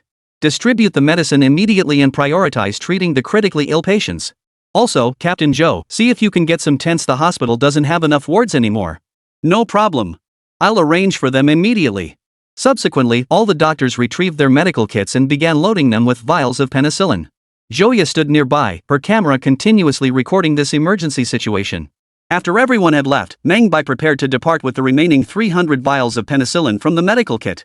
Joya suddenly gave him a big hug. Thank you. You're the hero I've always admired. A happy smile spread across Meng Bai's lips as he gently patted Joya on the back. Thank you. You're a hero too. Hearing his praise, Joya shook her head. No, I'm just the reporter documenting this event. You're the hero, everyone's hero, and especially mine. Meng Bai just laughed heartily. Joya was the hero. If not for her help in his previous life, he'd likely be helpless now. Then, glancing at the time, Meng Bai hurriedly pulled Joya by the arm. I think we should hurry back to Manhwa village. There are more people waiting for our help there. Yes. The two left the hospital, got into the car, and headed straight for Manhwa village. At the village entrance, the tent still glowed with firelight. Ernio and his wife Taohua huddled around the brazier, their faces heavy with worry. Oh, Ernio, do you think Meng Bai will come back? Ernio held a stick in his hand, poking at the charcoal in the brazier, his face full of worry. Hey! I'm asking you a question, what's with the sighing? Taohua, if I were Meng Bai, I'd have run away long ago. Hearing this, Taohua cried even harder. Can't you say something nice for once? Hurry up and shut up. Do you think everyone's as useless as you? Ernio scratched his head helplessly and whispered, everyone in the village says I'm the most honest person around. I know that if you can't solve a problem, you have to run away. Meng Bai is so smart, how could he not know that? Wah! That damned bastard. How could he deceive us like this? Ah, Taohua, I think, maybe we should take our daughter to the hospital and wait there. What if they find a cure? Hearing this, Taohua instantly stopped crying and looked up at Ernio. You mean, sneak out? Yeah. Our daughter's burning up. She's talking nonsense. I'm worried about her. As he spoke, Ernio's eyes reddened. That honest, hard-working farmer had only come up with this plan because he'd been driven to desperation. Taohua instantly burst into uncontrollable sobs, pounding Ernio's chest. Why? Why didn't you think of this sooner? Ernio held Taohua close, tears streaming down his own face. Taohua, stop crying. We need to hurry home and take the baby to the county hospital. Just then, the sound of a car horn blared. Ernio and Taohua froze, their eyes wide with astonishment. Could it be? Then, a familiar voice called out. Is anyone in the tent? Could you move aside? I'm from Manhwa village. The couple was thrilled beyond belief. They opened the tent and saw Meng Bai. Meng Bai. Mr. Meng? Chapter 106, A Busy Night. Seeing Ernio and his wife like this, Meng Bai was a bit surprised. Ernio, Taohua, what's gotten into you two? No sooner had he spoken than Taohua burst into tears, clutching Meng Bai's arm tightly and mumbling incoherently. Meng Bai quickly helped her up and turned to Ernio. Ernio, what happened? Tell me now. Ernio wiped his tears and said, what else could it be? Our daughter's fever has made her delirious. Seeing you, she thought you were a savior and got so excited. With that, Ernio dropped to his knees before Meng Bai with a thud. Meng Bai, for the sake of our shared village ties, please save my daughter. I'll work for you like a beast of burden for the rest of my life. Then Taohua knelt beside him, repeatedly kowtowing to Meng Bai. Faced with this scene, Meng Bai and Joya quickly helped them to their feet. Ernio, Taohua, I came back specifically to deliver medicine to the villagers. Get up quickly, saving lives is urgent. Hearing this, the pair froze in shock before their faces lit up with excitement. Ignoring the dust caked on their clothes, they turned and hurried ahead to lead the way. Meng Bai quickly grabbed them, walking is too slow, let's take the car. They hesitated briefly before finally climbing in. The car sped along until it stopped before an earthen-walled house. Before the door was even opened, wails of grief echoed from within. Baby! Baby! Hang on! Grandpa's right here. Hearing this, the people in the car rushed out and entered the house. Inside, on the heated brickbed, sat a 5 or 6-year-old girl. Her face was flushed crimson, her lips tinged with white foam, and sweat glistened across her skin. Her hair looked as if it had been soaked in water, and her entire body was convulsing. Faced with this scene, Taohua instantly threw herself forward, wailing uncontrollably. Ernio instantly knelt before Meng Bai, save my daughter. Meng Bai immediately helped Ernio up and said, Ernio, I have medicine, but I don't know how to treat illnesses. Go find Uncle Juan right now, the sooner the better. Ernio wiped away his tears and shouted into the room, kid, wait for dad. I'll get help right away. With that, he spun around and dashed out of the room like an arrow leaving the bow, running faster than he ever had in his life. Meanwhile, Joya wasn't idle either. She immediately set down her camera and entered the room. I know a little first aid, let me handle this. Sister Taohua, go boil some hot water. Old man, do we have any rice wine at home? I'll go boil water. Yes. Joya promptly removed the girl's top, exposing her back, and began cooling the child down. In the small room, under the light of a kerosene lamp, everyone was busy. After a while, shouts came from outside. Got the medicine? Got the medicine? Meng Bai quickly shouted, Uncle Juan, we have medicine. Unclothed, the village doctor Old Juan rushed into the room. He first looked at the little girl on the bed, then glanced at the penicillin on the table. Without hesitation, he grabbed the syringe he'd prepared earlier. Snap! The penicillin vial snapped cleanly in two. Squeak! The syringe drew up the penicillin.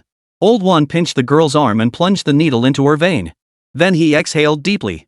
Record her temperature every 10 minutes. Monitor her constantly. Then, Old Juan turned to look at Meng Bai, his lips trembling slightly. Meng Bai, thank you. You are the savior of our Mengzhuang village. Ernio, Taohua, and Ernio's father inside the room all tried to kneel before Meng Bai again, but he quickly stopped them. Please, don't embarrass me like this. I'm just one of the villagers, how could I stand by and watch someone die? Old Juan sighed with a touch of shame. Truth be told, just hours ago, the villagers were wondering if you'd run away. We owe you an apology. Ha! I know. Meng Bai waved it off casually, a relaxed smile on his face as he picked up his medicine box. Uncle Lao Wan, now's not the time for this. There are plenty more cases like Ernio's family in the village. We're going to be busy tonight. Old Juan nodded quickly, no problem. Saving lives is something we do even if it killed us. Let's go. To spread the word about the medicine quickly, Meng Bai rushed back to the factory and turned on the loudspeaker. Attention, villagers. Apologies for disturbing your rest, but we have an urgent announcement. I have secured the medicine. Those in need should immediately register at Meng Ernio's house to await treatment. Please spread the word. If you can't come yourself, pass along the message. We will provide home visits. As the broadcast echoed through the village, the pitch-black, quiet village gradually lit up. People streamed out of their homes, carrying kerosene lamps or torches. Was that announcement real? Did Meng Bai say there's medicine? Yeah, that's what I heard. Wasn't it supposed to be tomorrow? Meng Bai really didn't deceive us. Hurry up, let's go to Ernio's house. Notify everyone, don't leave anyone behind. Go tell everyone. I'll handle Chui Chui's family, they're all sick. I'll go to Depang's place, not sure if they've returned from the county town yet. Soon, lights began to connect across the darkness of the night. When everyone arrived at Ernio's doorstep, they saw Meng Bai and Lao Wan waiting there with lanterns. Seeing Meng Bai, everyone's eyes welled up with tears. We deserve to die for doubting you, Meng Bai. I'm so sorry, nephew. Your old uncle shouldn't have doubted you. I just couldn't wait any longer. Uncle, I just thought you'd left the village, I thought you'd run away. I'm sorry. I'll buy you drinks later and apologize in person. Everyone rushed to apologize to Meng Bai. Meng Bai smiled, then pulled out some paper and addressed the crowd. Alright, everyone. Now is not the time for apologies. Hurry over to Uncle Juan to register your symptoms, those with severe conditions first. Everyone expressed their gratitude and began reporting their family's conditions. That night, Old Juan the village doctor was swamped, the busiest he'd ever been in his life. Meng Guanyuan approached Meng Bai, pulled out a pack of Dakianman cigarettes from his pocket, took one out, and offered it to Meng Bai. Way to go, Meng Bai. Meng Bai glanced at the cigarettes. Top tier stuff. He took the cigarette, lit it, and took a drag. It's all part of my duty. That night, no one in the village slept. As the first light of dawn appeared, Old Juan sat down in the snow, his weary body slumped, and smiled at Meng Bai. All taken care of. The last family's done, and they're asleep now. Gotta say, your medicine really works. But why doesn't it have a label? Meng Bai handed him a cigarette and smiled. It's from my factory. Lao Wan stared blankly at the cigarette in his fingers. What? Isn't your factory a chemical plant? Meng Bai took a drag and said, chemistry and biology go hand in hand. It's perfectly normal for a chemical plant to also produce some biological medicines. Just then, a figure approached swiftly from the end of the road. Seeing it was his secretary, Xiao Zhou, Meng Bai was taken aback. What brings you here? Boss, Director Song from the city hospital called. He said it's urgent. Chapter 107, out of medicine, but tomorrow there will be. Pengcheng General Hospital. Song Jin deeply regretted not having carefully considered the consequences of announcing the treatment earlier. Now, seeing the serpentine queue snaking outside the building, he could no longer hold back. The crowd awaiting treatment was now more than 10 times larger than before, completely paralyzing traffic on the surrounding streets. It seemed as though every patient from every hospital in Pengcheng City had been brought here. The tents set up within the hospital grounds were already overflowing with people, and the entire hospital building was filled to capacity with patients. The penicillin solution Meng Bai had brought was completely depleted, but even that had been a drop in the bucket for the current situation. Everyone now hung on every word, waiting for the medicine to save them, and this pressure fell squarely on Song Jin and his team. Director, people from surrounding counties and even other cities have heard about this and are sending patients our way now. The vice president was overwhelmed with work. No one had slept that night, and no one could sleep well. The medication Meng Bai had brought was completely depleted before 6 in the morning. Yet the number of patients kept growing. Song Jin had repeatedly announced that the medicine was exhausted, and he was still trying to find a solution. Yet everyone remained convinced that only the main hospital possessed the necessary medical resources, so they were all rushing here desperately. To maintain order at the main hospital, the military district had dispatched troops to enforce control, but the results remained unsatisfactory. Those who intended to come still made their way here. Just then, footsteps echoed outside. Song Jin stubbed out his cigarette, forcing himself to stay alert. Several individuals in military uniforms and white coats entered the office. Song Jin glanced at the group and nodded, gesturing toward the adjacent conference room. Let's discuss this in the conference room. Inside the conference room, Song Jin scanned the room with his gaze. I know why you're all here. There's simply no other way. The medicine is completely gone. We only have this much, and it's all freshly made. At these words, the other hospital directors exchanged glances. One hospital director stood up, his eyes pleading as he looked at Song Jin. Old Song, so many people have already died in our hospital. Please, show some compassion and give us more. Song Jin shook his head. It's not that I won't give you any, there simply isn't any left. Look at all those patients outside waiting for their medicine. At that moment, a military officer wearing a captain's uniform spoke up. Where did the previous penicillin come from? Song Jin hesitated for a long time. He knew this matter couldn't be concealed. All eyes were fixed on him. I'm sorry. I must first admit something I never told anyone. I'm willing to take full responsibility for this. After speaking, he stood up and met the captain's gaze. This batch of penicillin was produced by a small workshop without proper certification. The situation was critical at the time. I only tested it in the hospital lab and used it after confirming it was acceptable. If you intend to arrest someone, arrest me now. I have no regrets. Seeing Song Jin step forward, the vice president beside him also rose immediately. If anyone is to be held accountable, count me in. I participated in this matter. I knowingly administered injections to over 100 people using penicillin without proper certification. I am also guilty. At that moment, the conference room door swung open and a group of doctors in white coats walked in. Count me in too. I administered injections to over 100 people as well. If blame is to be assigned, I must be included. I accept the punishment. Count me in. Me too. Me. Every single doctor and nurse stepped forward, their eyes burning with unwavering resolve. Seeing this scene, everyone present felt a lump in their throats and their eyes welled up. At that moment, a voice came from outside the door. I received treatment, my fever broke, and now I'm better. I'm proof that this penicillin works. A young girl pushed her way through the crowd. Please don't arrest these uncles, aunts, grandpas, and grandmas. They're not bad people, they saved so many of us. A wave of applause erupted throughout the room, each person's eyes brimming with tears. The captain stood up and smiled. Director Song, I'm neither a doctor nor a police officer. I'm not here to arrest you. I just want to ask who supplied you with those medicines. We only want to cure this flu. As long as these drugs have no side effects. The other hospital directors nodded in agreement. Yes, Director Song. Lives are at stake. Tell us quickly which pharmaceutical company produced them.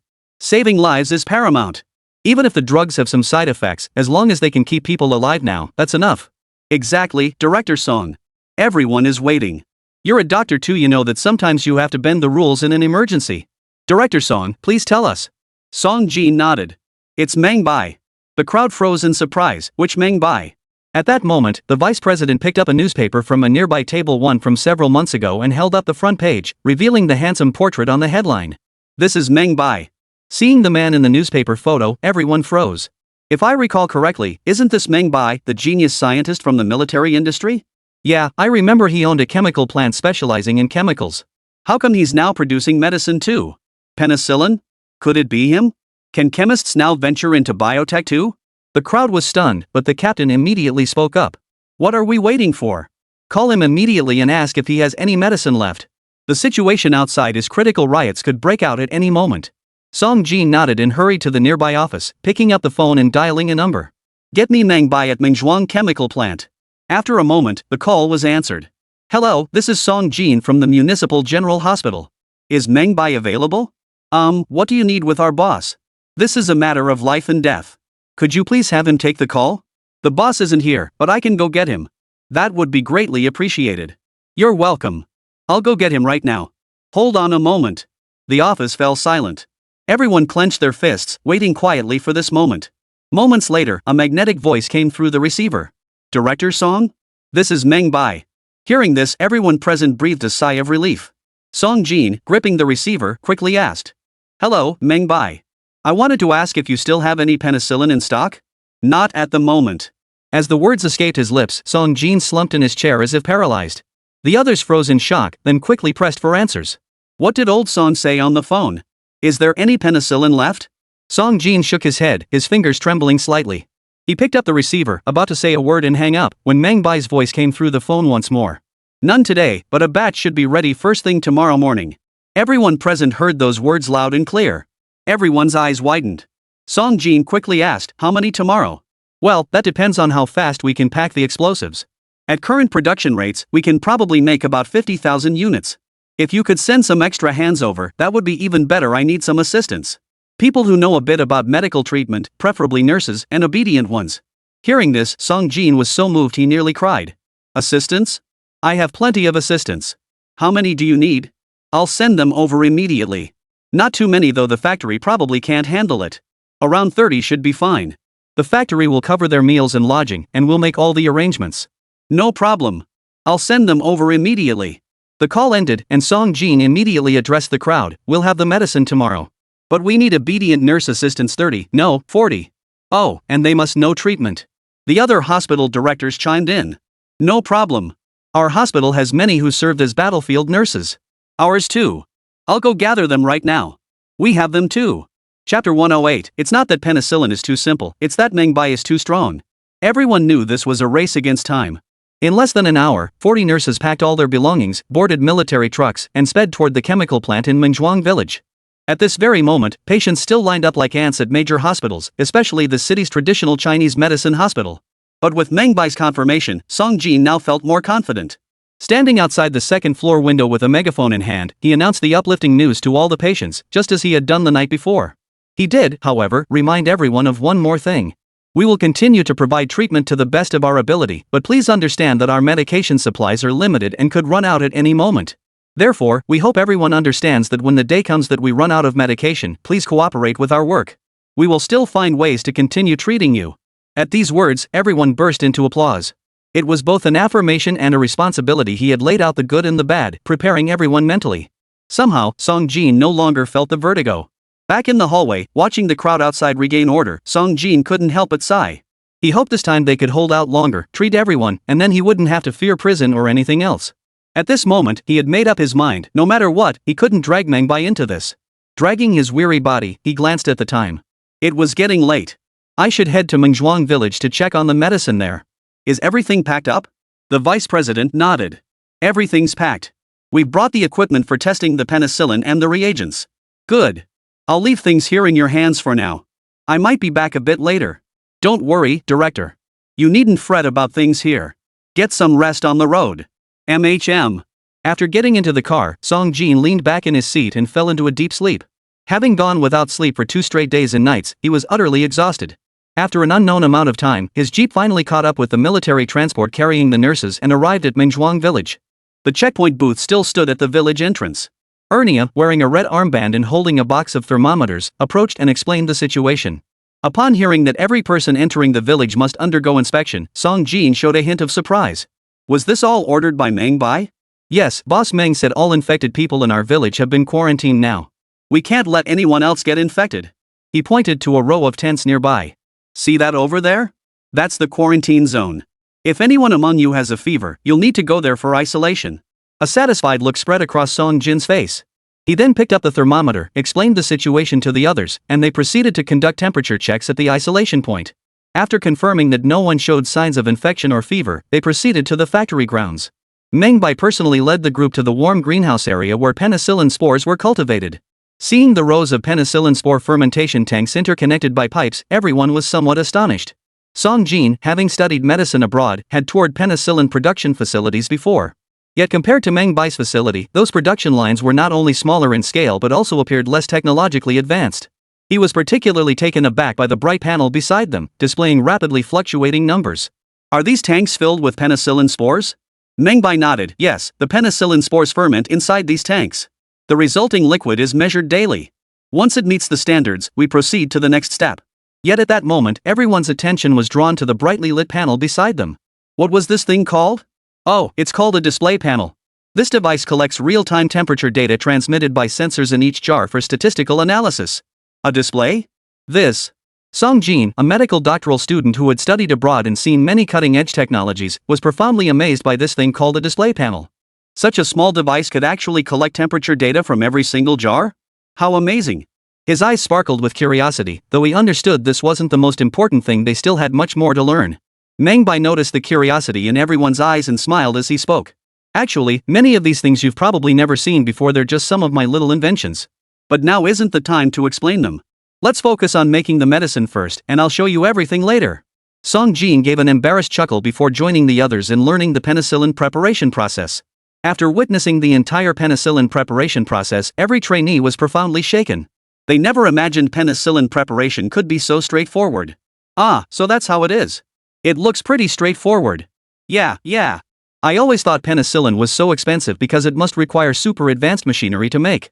Who knew it was just these few steps? Good heavens! This method uses techniques we never even dared imagine. If this method becomes widespread, people in our country will never have to fear colds or illnesses again. Seeing everyone's reactions, Song Jin shook his head with a wry smile and explained. Simple? You think these steps are simple? Everyone nodded in unison, staring at Song Jin with astonished expressions. Director Song, it really is simple. Just fermentation, then extraction and purification, that's basically it, right? Song Jin chuckled, pointing at the equipment. Well, if you didn't have this equipment, would you still think it's simple? At this, everyone froze for a moment before realizing. Right. Without this equipment, we wouldn't even know what penicillin looks like. Goodness, what was I thinking? To actually believe preparing penicillin was a simple task. Song Jin turned to look at Meng Bai, his face lit up with admiration. It wasn't that penicillin production was simple, it was that Meng Bai was so incredibly skilled that he made it seem effortless. Chapter 109, The Outrageous Factory. A wave of praise swept through the crowd, and applause erupted once more.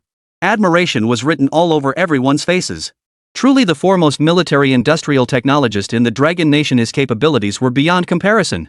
Developing our own penicillin production method in one fell swoop will save the nation a fortune in the future. Exactly. My aunt got captured while transporting penicillin in the war zone. If only we'd had this technology back then. Yes, penicillin was worth more than gold back then. If only Mr. Meng had been born a few years earlier. This was undoubtedly the highest praise anyone could receive. Meng Bai's face softened into a faint smile. Enough praise. Your accommodations are ready. Rest and get settled first. Tomorrow, the first batch of penicillin spore solution will be ready. We'll get busy then. Everyone nodded in agreement.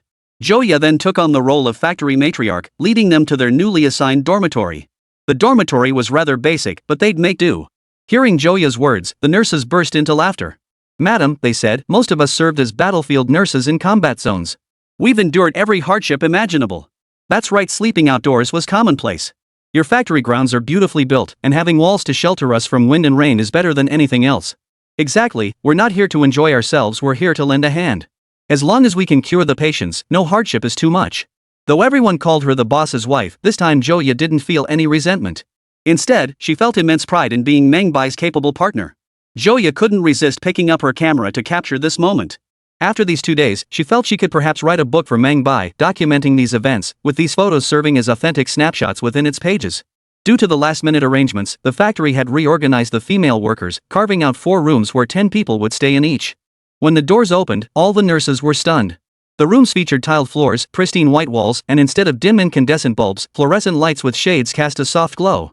The beds were clean and tidy, each carefully adorned with a small card bearing a message of encouragement.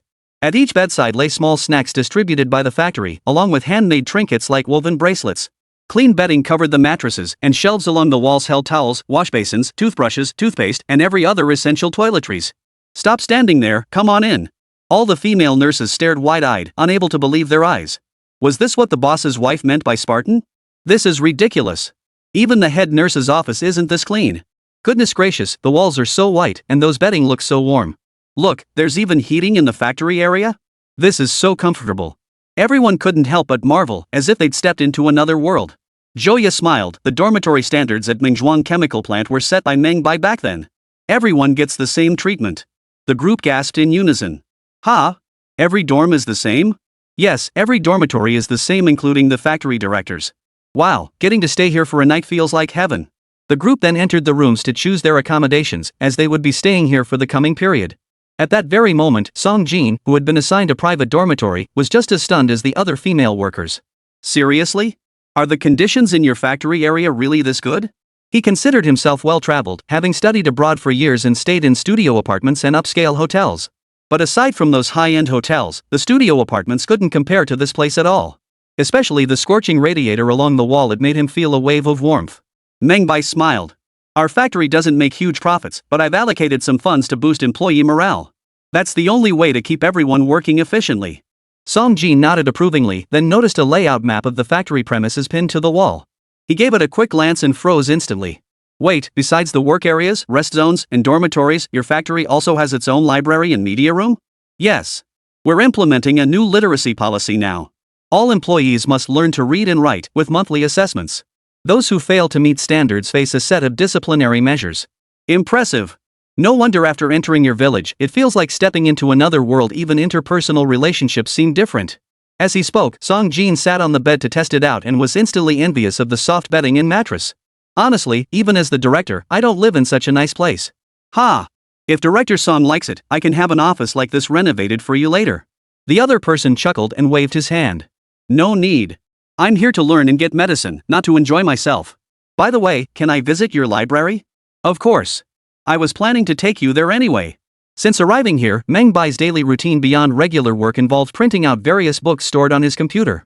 Computers were far too advanced to be publicly disclosed yet, but printed books could be circulated much more conveniently.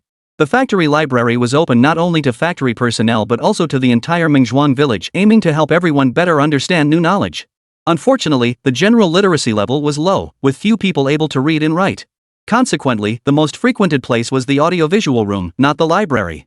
Intellectuals like Song Jin were the library's most important patrons. He led Song Jin into the library. Seeing the rows of bookshelves filled with diverse volumes, Song Jin wasn't particularly astonished at first. Their hospital also had its own library. Though the collection wasn't extensive, every book was a classic, comparable to what he saw here. Just as he assumed the factory library would only hold fairy tales, local magazines, or perhaps some foreign classics, a label on one shelf instantly stunned him. Medical section? He turned to glance at Meng Bai. Doesn't your chemical factory have medical books? Meng Bai chuckled. It's a library. Isn't it normal to have medical books? Besides medicine, I've got physics, math, industrial, agricultural, and electronic information books too.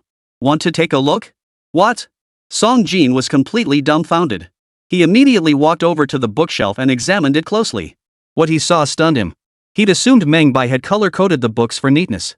Now he realized each shelf's color represented a different category. White spines signified medical texts, blue represented industrial manuals, red denoted physics and mathematics, and so on. And these weren't just ordinary street stall books, they were genuine scholarly works. His gaze swept over the medical bookshelf, and he was instantly drawn to one titled Practical Surgical Procedures. After pulling it out and flipping through its pages, his eyes widened in astonishment. At that time, there were very few surgeons in the country, and most treatments relied on traditional Chinese surgical methods. He was a rational man. It wasn't that he thought traditional Chinese medicine was inferior, but in certain situations, Western surgical procedures were faster and more suitable for battlefield conditions. In contrast, while traditional Chinese medicine excelled at addressing root causes and long-term recovery, it demanded much higher skill from practitioners. In most domestic hospitals, doctors were trained only in basic bandaging and disinfection techniques. Those proficient in more advanced surgical procedures were exceedingly rare. This book documented various surgical procedures, including preoperative sterilization methods, patient fluid acid-base balance, metabolism, nutritional therapy, and organ infection management. Song Jin then began scanning the bookshelf one by one, finding each volume to be a treasure trove of knowledge. He turned to look at Meng Bai, his eyes brimming with expectation. Could we discuss something? What is it? Could I take these books home to read? I promise not to share them with anyone. Meng Bai laughed heartily. Of course. Feel free to pick any book you like, read it at your leisure, and just remember to return it when you're done. Great. Thank you, Meng Bai. Song Jin was thrilled. This place no longer felt like a chemical factory to him, it was an ocean of knowledge. Chapter 110, 50,000 vials of penicillin. Though exhausted, Song Jin carefully selected several books from the shelves to take back to his dorm, reading while resting. His voracious hunger for knowledge reminded Meng Bai of the model child his parents used to talk about. Early the next morning, Meng Bai led Song Jin and all the nurses to the greenhouse workshop. Having already given an introduction yesterday, Meng Bai proceeded directly to demonstrate the process while explaining the principles and precautions to everyone. After a night's rest, everyone was wide awake now, carefully jotting down every step in their notebooks, afraid of making a mistake. After all, this was medicine that could save lives. Any mistake could be fatal, there was no room for carelessness. More importantly, they understood that the penicillin spores in these fermentation tanks required 7 days to mature, making careful handling all the more crucial. After several hours of practice drills, everyone began their hands-on training. Watching the nurses work, Meng Bai suddenly realized they were far more proficient than he was. Moreover, their grasp of dosage was far more precise. In a sudden flash, Meng Bai felt like he had grasped something, and a plan formed in his mind. After finishing these tasks, it was lunchtime. Meng Bai grabbed a meal and headed to the library with Song Jin to eat. Seeing Song Jin's eager-to-learn expression, Meng Bai was somewhat speechless. Director Song, I'd like to discuss something with you. At the sound of Meng Bai's words, the other man also thought of something and quickly looked up at Meng Bai. Actually, I also wanted to discuss something with you. The two exchanged a glance before speaking in unison. Why don't you go first? Why don't you go first? Then both of them burst out laughing. Song Jin brought over paper and pen. How about this, we each write down what we want to say? Meng Bai nodded. All right. So the two of them picked up paper and pen and wrote down what they wanted to say. After exchanging their notes, Meng Bai glanced at his and froze.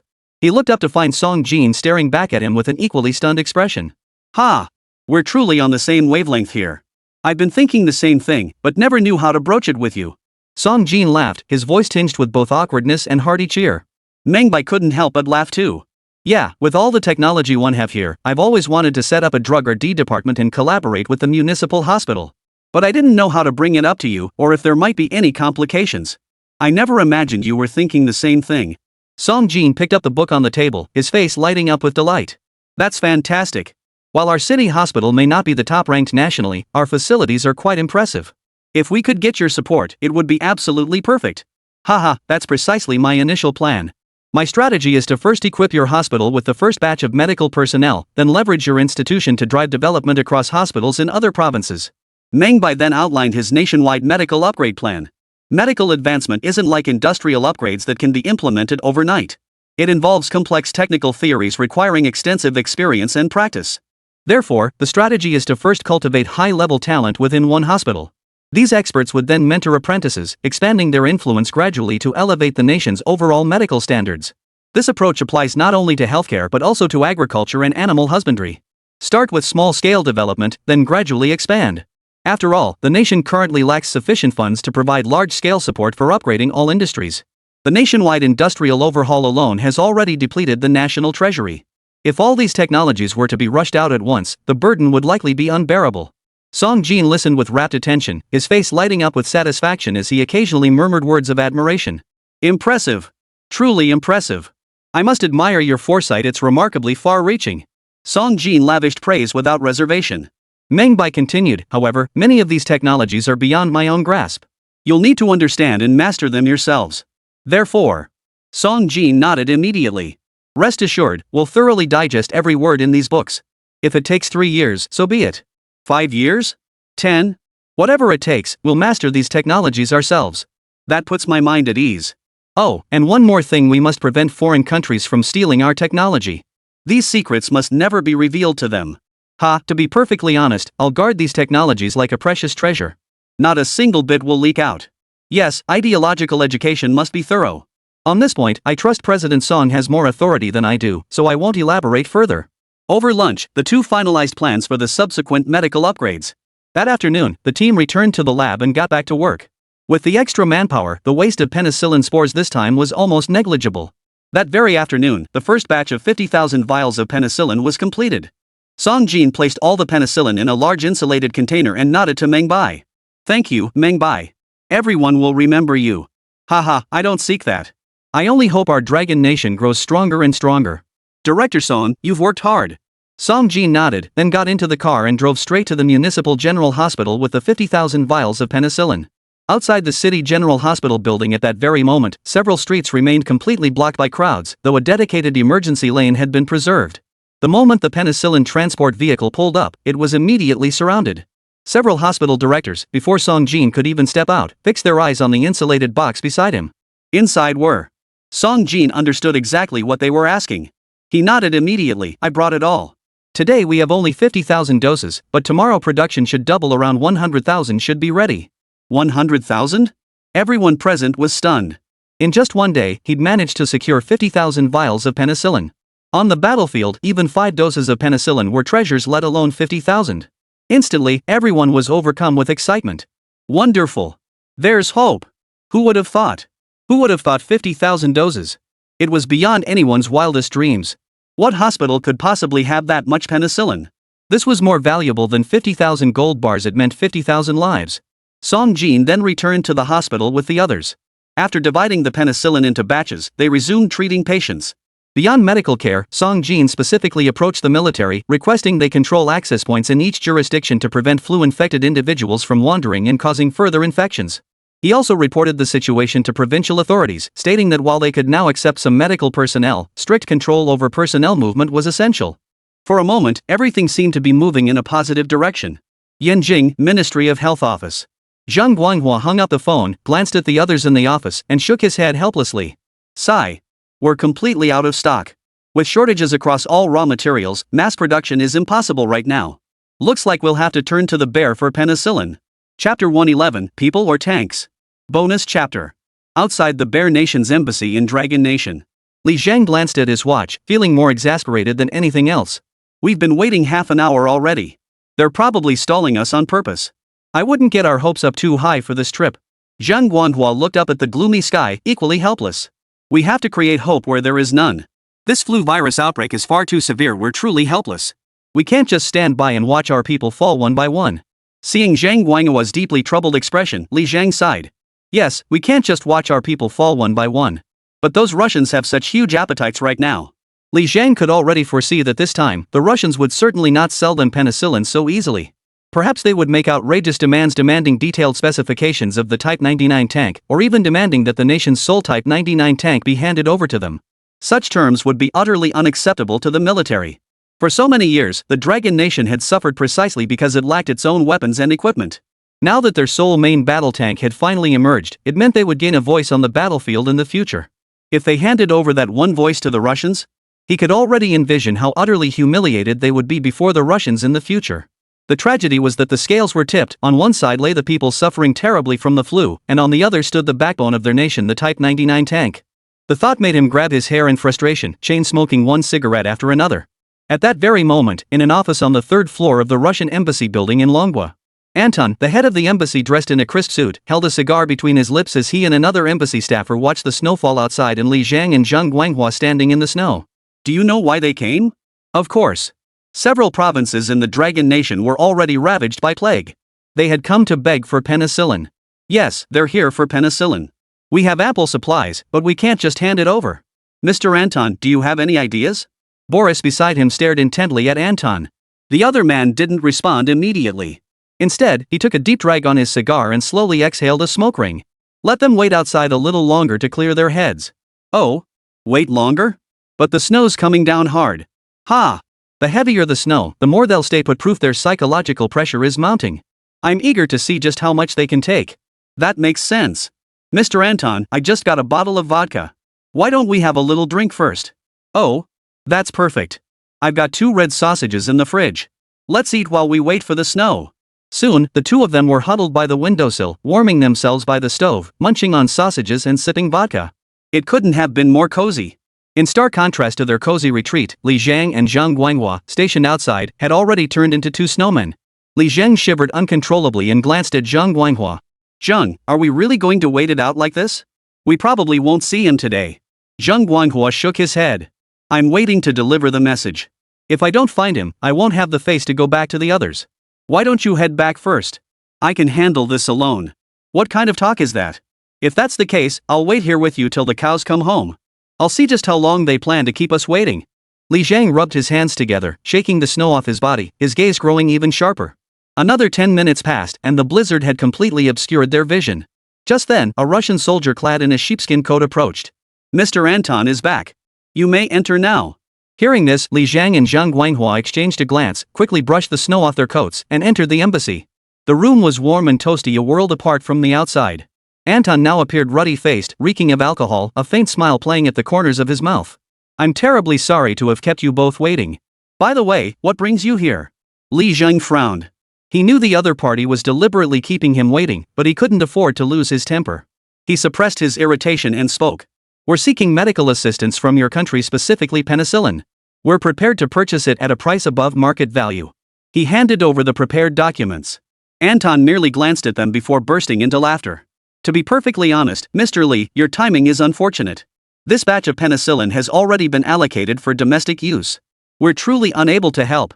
Zhang Guanghua, standing nearby, noticed Anton's expression but didn't understand his meaning. He immediately looked to Li Jiang for help. After Li Jiang translated the original words, Zhang Guanghua immediately responded. Mr. Anton, you may state your conditions. We will fulfill whatever we can, but please, you must help us with this medicine. Seeing Zhang Guanghua's anxious expression, Anton couldn't help but smile. Suddenly, as if struck by an idea, he said. Actually, it's not impossible. I do know a channel. The military has stockpiled quite a lot of penicillin, roughly 300,000 vials. But you know how the military works. As he spoke, Anton turned to look at Li Jiang. To be perfectly honest, our bear country is quite interested in your Type 99 tanks. If your country is willing to sell us the technology for the Type 99 tanks, we will provide the penicillin you need free of charge. Hearing this, Li Jiang felt an overwhelming urge to punch this bastard in the face. Just as he suspected, the Bear Nation was here solely for their Type 99 tanks. He immediately retorted, the Type 99 tank represents our most critical core technology. We have no intention of selling it externally at this time. Mr. Anton, you'll need to explore other avenues. Before he could finish, Anton slammed his fist on the table in fury. Then why are you even here negotiating with me? What else does your Dragon Nation have of value besides the Type 99 tank? You have nothing. A bunch of mudlegs holding onto such advanced technology is nothing but a waste. After lighting his cigar, Anton fixed Li Jiang and Zhang Guanghua with a look of smug satisfaction. Let me be clear, without the Type 99 tank technology transfer, you won't get a single vial of penicillin from me. Zhang Guanghua had no idea what Anton was talking about. He just sensed the talks had collapsed. He quickly turned to Li Jiang. What did he say? Is he refusing? What does he want? Li Jiang clenched his fists, his teeth grinding audibly. He stood up and declared to Zhang Guanghua, Old Zhang, let's go. Ha? We're leaving already? Behind them, Anton sneered coldly, I bet you'll be back. After leaving the embassy, Li Jiang relayed Anton's words. Zhang Guanghua, enraged, slammed his fist into a tree. Those damn Russians. They've gone too far. After cursing, his eyes welled up with tears, but what about our people? Just then, 2 bright beams of light swept across the distance. A man in military uniform spotted them through the car window, shouted stop, urgently, and hurried toward them. Secretary Li, Minister Zhang. We've been looking for you. Li Jiang froze upon seeing the uniformed man. Xiao Wu, why are you here? Wu didn't respond, instead pulling a telegram from his hand. Li Jiang, unsure of the man's intent, took the telegram and glanced at it before freezing in shock. Zhang Guanghua leaned in to glance at the contents and gasped in surprise. What? Penicillin can already be mass-produced? Chapter 112, Penicillin Free.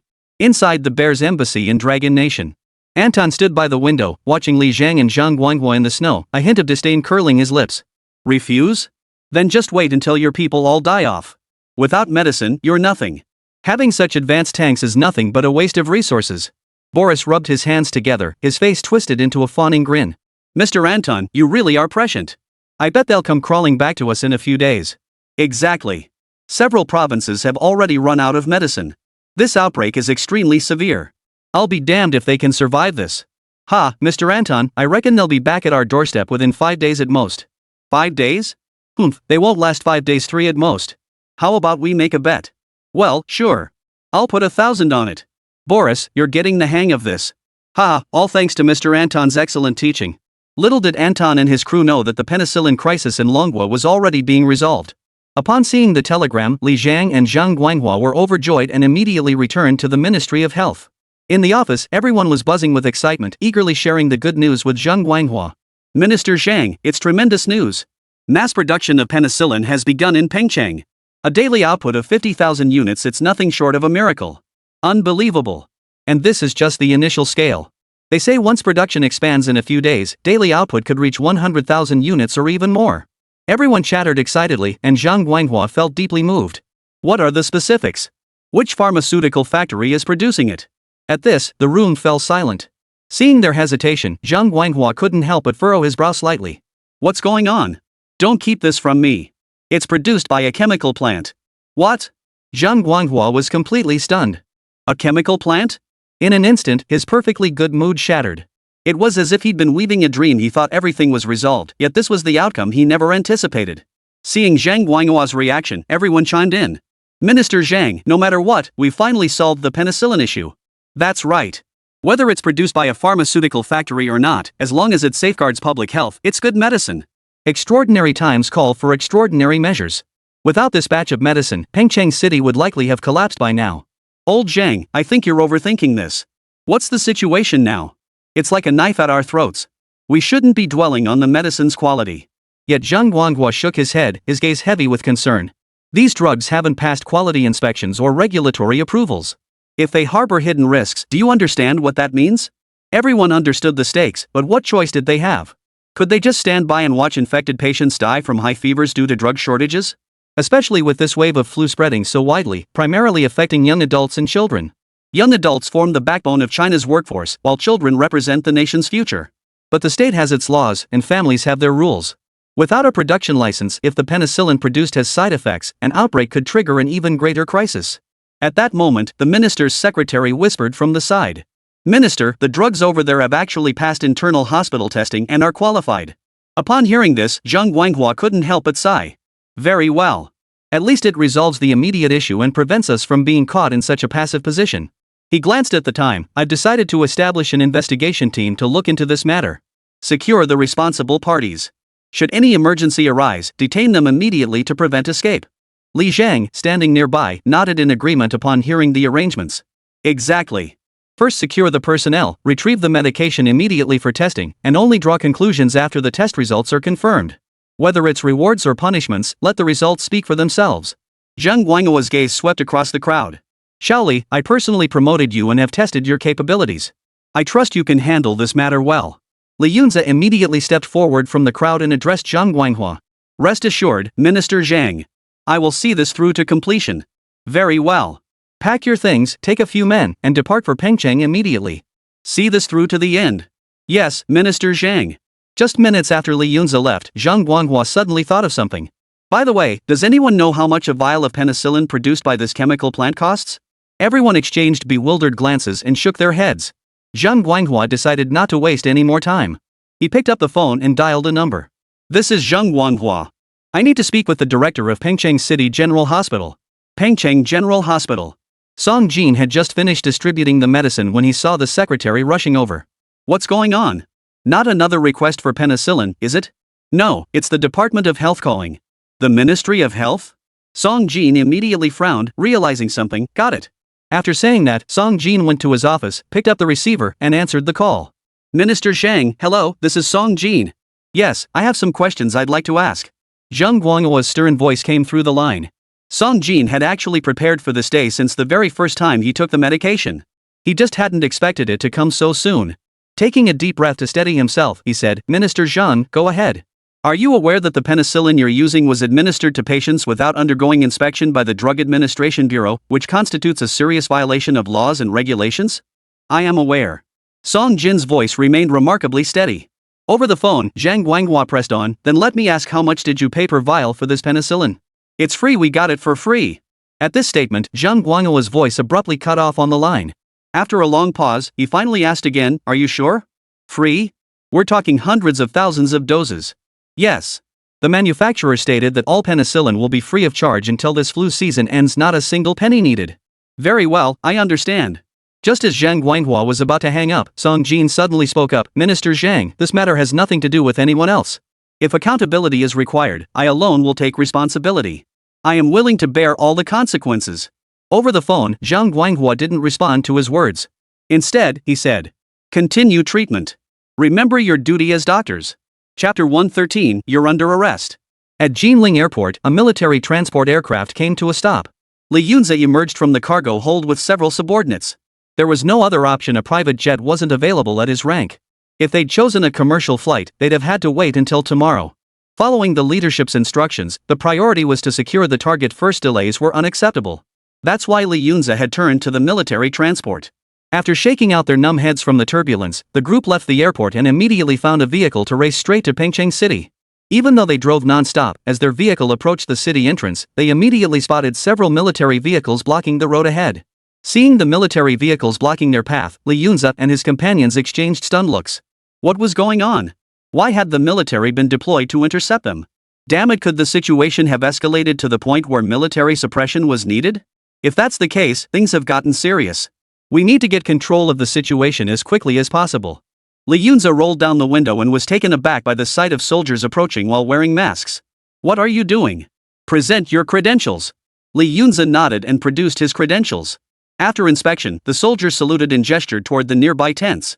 Traffic restrictions are now in effect. All individuals entering or exiting Pengcheng City must undergo inspection. If carrying the influenza virus, mandatory quarantine is required. Please exit the vehicle. Hearing this, Li Yunze and his companions couldn't help but frown slightly. Don't you know what we're here for? Exactly. Delaying this mission, can you handle the consequences? Get out of our way immediately. We have more important matters to attend to than cooperating with your inspections here. But the moment the words left their mouths, the soldiers raised their rifles. Faced with this situation, Li Yunze quickly interjected. Excuse us, but we truly are here from Yanjing on a critical mission concerning. Before he could finish, a soldier produced a thermometer. Everyone step outside for temperature screening. Anyone failing the check will be quarantined, no exceptions. Even if a high-ranking officer arrives, they must be screened. Li Yunze breathed a sigh of relief. Why didn't you just say so? I thought it was some kind of inspection, turns out it's just a temperature check. With a sigh, Li Yunze distributed the thermometers among his group. They sat on small stools and obediently had their temperatures taken. Fortunately, none of them had been infected. After confirming everyone's temperatures were normal, the soldiers read out several announcements: avoid crowded places, wash hands frequently, report immediately if encountering someone coughing, and so on. By the time they finished, half an hour had passed. Everyone was in a foul mood as they boarded the bus. What the hell was that? We're definitely complaining to our superiors about them when we get back. They knew exactly who we were and still pulled this stunt. I'm convinced they did it on purpose. Make a note of their unit numbers, we're reporting them to headquarters. How utterly rude. A mere Pengcheng military district dares act this way, utterly despicable. As everyone vented their frustration, Li Yunze waved his hand. Enough. Don't you see that their actions actually help prevent the spread of the flu? The others paused, realizing their actions weren't entirely unreasonable. If someone from another province brought the flu virus into their province, it could cause an even larger outbreak here. By blocking the virus at its source, they were implementing a highly effective protective measure. But the young people weren't having any of it. One after another, they spoke with righteous indignation. But they shouldn't treat us like this. Li Yunze remained silent, though he too felt targeted. But he remembered their mission was to control the pharmaceutical manufacturers and hospital administrators. All right, we'll address this matter later. Remember, our priority is to locate the relevant personnel as quickly as possible. To gain a clearer understanding of the situation's origins and developments, this mission was classified. The group immediately headed to Pengcheng General Hospital. Upon reaching the main entrance, they observed orderly queues and the emergency.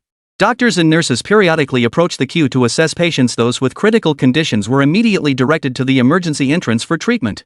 Li Yunze and the others were stunned by the scene. Good heavens, are people here this disciplined? How do they manage it? This hospital's leadership must have some serious skills. To manage so many patients with such orderly treatment, clearly, they're no ordinary operation. Impressive, impressive. I was expecting fights and chaos, but this place is surprisingly calm. Li Yunze then split up with a few others to gather information. Hey, folks, how come you're not panicking at all when your child has such a high fever? The couple looked up at Li Yunze when they heard this. Why rush? The child's temperature is still within a manageable range. We can go to the emergency room once it exceeds 40 degrees. Oh, I see. Seems you guys have quite a bit of trust in this hospital. Of course. Everyone in Pengcheng knows Director Song is a living Buddha who saves lives. Others nearby chimed in agreement. Exactly. Without Director Song, ordinary folks like us would have been long gone. Exactly. If he hadn't kept order and secured all those medicines, we'd be gone by now. Hearing this, Li Yunze raised an eyebrow and continued his questioning. By the way, I'm from another county. Can we order penicillin from here too? The crowd shook their heads in unison. Such matters were beyond the understanding of ordinary folk. Just then, a nurse in a white coat approached. Which county are you from? Li Yunze quickly turned and replied, Oh, a small county town near Shanghai. Oh, ordering penicillin, is it? Then please follow me. Hearing this, Li Yunze froze for a moment before quickly following the nurse toward the hospital. Along the way, the nurse explained the requirements and procedures for ordering. Li Yunze listened carefully and committed everything to memory. After registering at the hospital's pharmacy department, making phone calls, verifying their background, and leaving their credentials as collateral, they finally obtained an address. Go to this address to find their factory.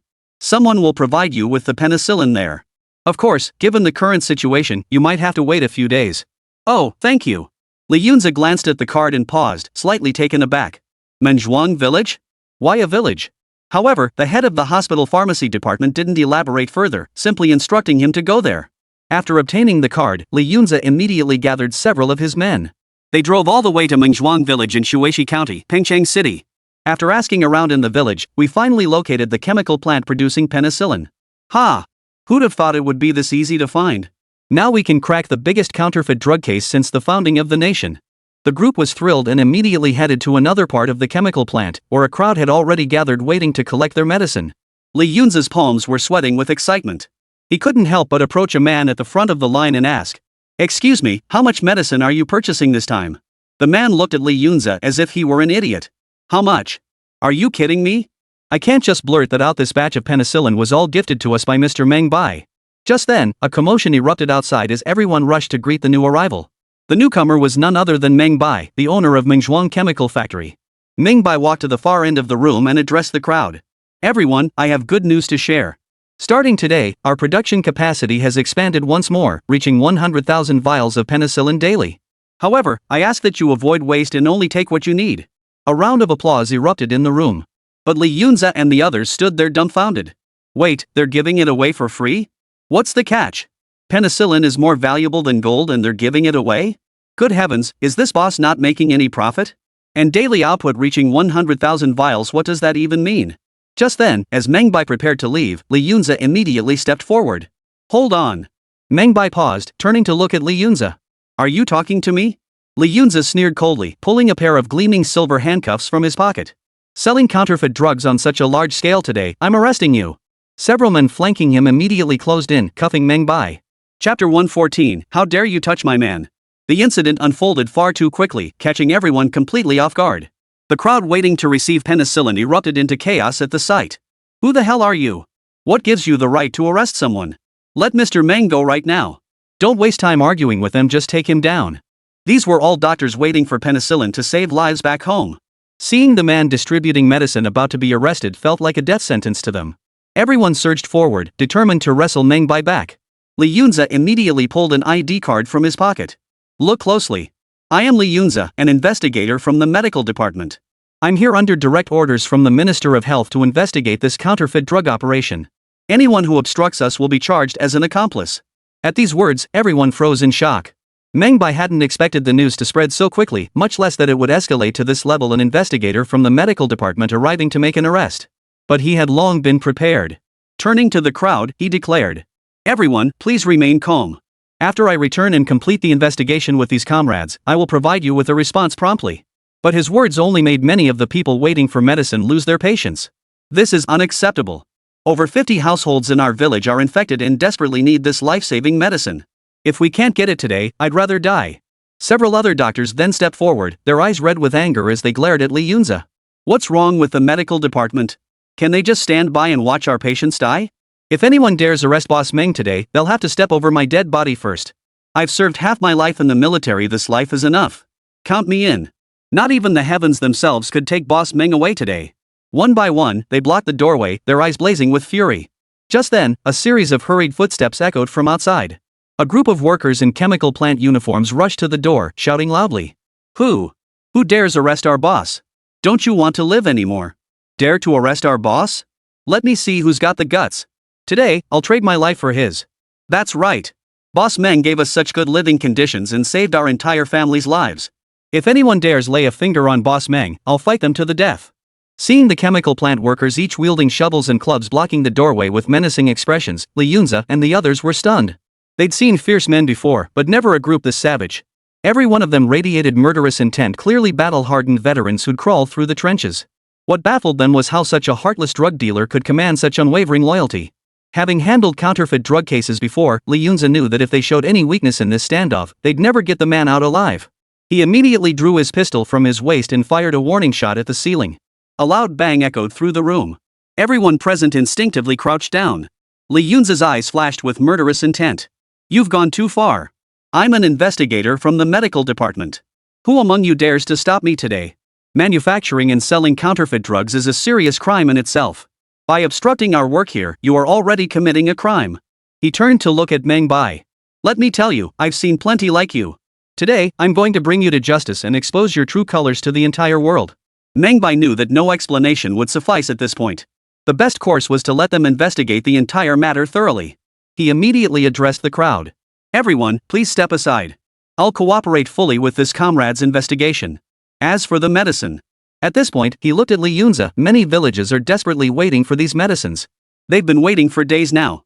Could we let them take the medicine back first? I'll take full responsibility." Li Yunzi wasn't stupid. He understood that if they wanted to take Meng Bai away today, they'd have to agree to this condition. If they stubbornly refused to let them take the medicine, these people might actually beat them to death. "Fine, let them take the medicine. But I'll randomly select one crate to take as evidence." "Agreed." Others tried to protest, but Meng Bai swept them a stern glance. "Enough. Cooperate fully with the investigation." The group took the medicine, each gazing at Meng Bai with heavy hearts, eyes brimming with tears. "What right do you have to arrest Mr. Meng? He's a good man. You arrest someone with such a compassionate heart who saves people from suffering? You're heartless. We're going to file a complaint against you. Even if you're from the medical department, we'll still complain. We'll report every one of you heartless bastards." Li Yunzi paid no heed. They took out cameras and photographed every medication to prevent tampering. They then followed the group into the pharmaceutical production workshop. When they saw the entire assembly line churning out penicillin, everyone was stunned. What on earth is this? How can they produce it automatically? Unbelievable. No wonder they can produce 100,000 vials a day. It seemed like even foreign countries didn't have this kind of technology. Li Yunzi's eyes were filled with shock and envy.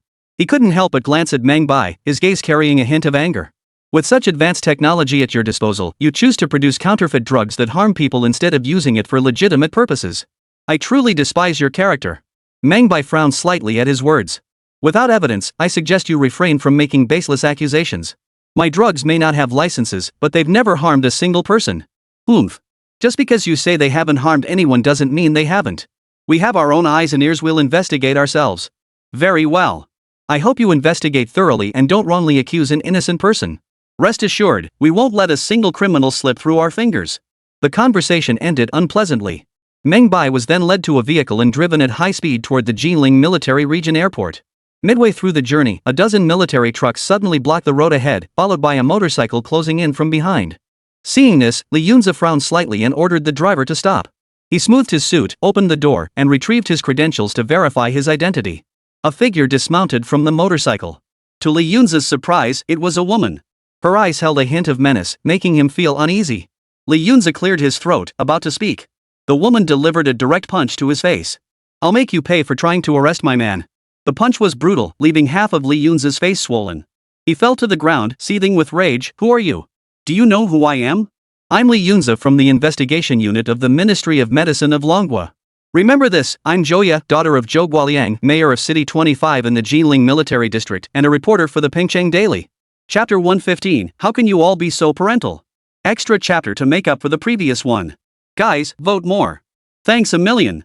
Seated in the back seat with his hands cuffed, Meng Bai watched Joya deliver her words with such commanding presence that he couldn't help but give her a thumbs up. Who would have thought a woman could be this cool? If he could, he would have pulled out his camera to capture this moment. The others in the car, seeing their boss get beaten, immediately pushed open the doors and jumped out. "You." Before the newcomer could speak, Joya delivered a sweeping kick that sent him crashing to the ground. In the end, she swiftly took down the rest of them, knocking them all to the ground. Joya retrieved the handcuff key from one of their belts, unlocked Meng Bai's restraints, and then pulled him into a tight embrace. "Are you okay?" Feeling the scent of gardenia perfume wafting from Joya, Meng Bai couldn't help but curve his lips upward. "I'm fine. Honestly, you looked absolutely badass just now."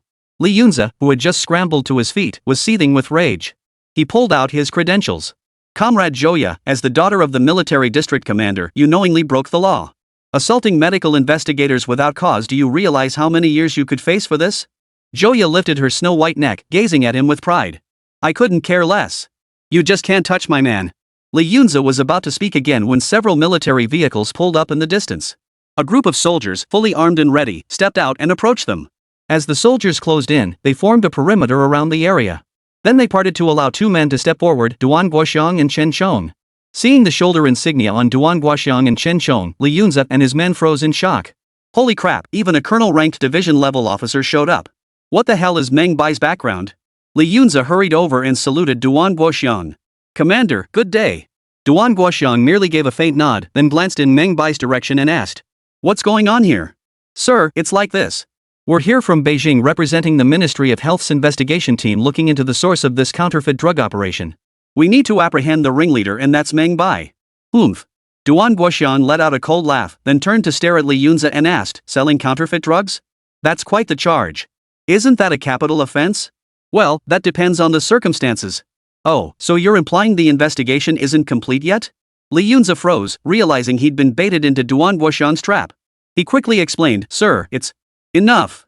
Whether counterfeit drugs were sold or not, we soldiers and the local people know best.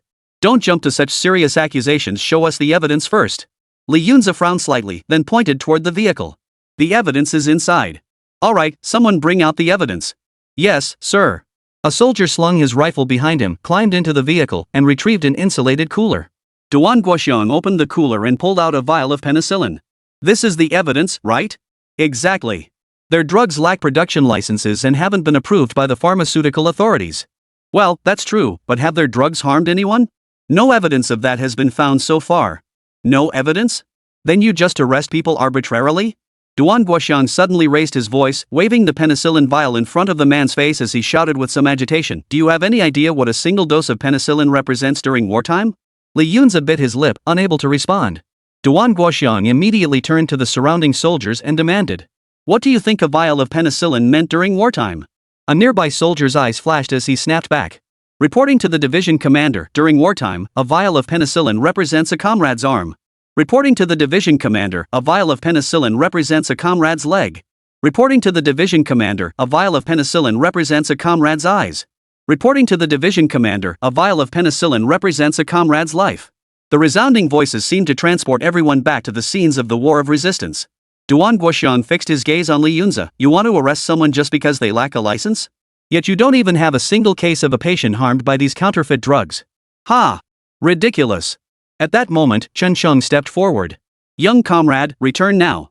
Tell Zheng Guanghua this, Meng Bai is under the jurisdiction of the Pingcheng Military District. If he wishes to arrest him, let him come personally to the Pingcheng Military District to take him." Li Yunze couldn't even recall how he'd left Pingcheng City. Every member of his team was utterly bewildered. "Just like that? We went back? I refuse to accept this." "Exactly. We must report this to their superiors and demand they cooperate with our investigation." "Yes. The Jinling Military District is their direct superior. We'll go there to lodge a complaint against them." Clearly, the other's words swayed Li Yunzi. After a moment's hesitation, he immediately ordered the driver head to the Jinling military district. The next day, they finally arrived at the Jinling military district. They met with Major General Li Shaoxuan, commander of the Jinling military region, and Zhou Guoliang, commander of the 25th division. Without delay, Li Yunzi voiced their grievances. Commander, I have no right to question why the Jinling military region failed to properly discipline the Pengcheng military region. I simply wish to carry out our mission and need your assistance in coordinating with the Pengcheng military region. Li Shaoxuan, a cigarette dangling from his lips, detected the frustration in Li Yunzi's tone. Exhaling a puff of smoke, he chuckled. No problem. With me, you're right at home. Speak your mind. What's going on with our military district personnel? If there's a complaint, file it. No need to hold back. Zhou Guoliang nodded in agreement beside him. Exactly. The Pengcheng military region is full of our old comrades in arms. We know they can be a bit hot-headed. Go ahead, speak up. Whatever we can resolve, we will. Seeing both officers adopt this attitude, Li Yunzi felt a surge of relief. He'd found the right people. He promptly recounted the entire incident from start to finish. They're protecting a crooked businessman like this. It's as if they don't value people's lives. This must be dealt with severely. As he uttered these words, he glanced up at Li Shaoxuan and Zhou Guoliang, only to find their faces had turned ashen. Seeing their reaction, Li Yunzi couldn't help but breathe a sigh of relief. It seemed he'd hit the nail on the head. These people definitely needed to be dealt with properly. Clearing his throat, he said, Commander, you must severely punish such unscrupulous merchants. At that moment, Li Shaoxian slammed his fist on the table in fury. Nonsense! You have no evidence whatsoever. You're slandering good people here. So he didn't have a valid certificate. Did he kill anyone? Do you even know the situation in Jinling and the surrounding provinces? Li Yunzi, who had been smug moments ago, was instantly dumbfounded. He turned to Zhou Guoliang beside him, seeking help. But Zhou Guoliang glared back at him, seething with anger. All I can say is my daughter made a good choice. My son-in-law is in the right. Even if he did something wrong, it's not your place to have him handcuffed and taken away.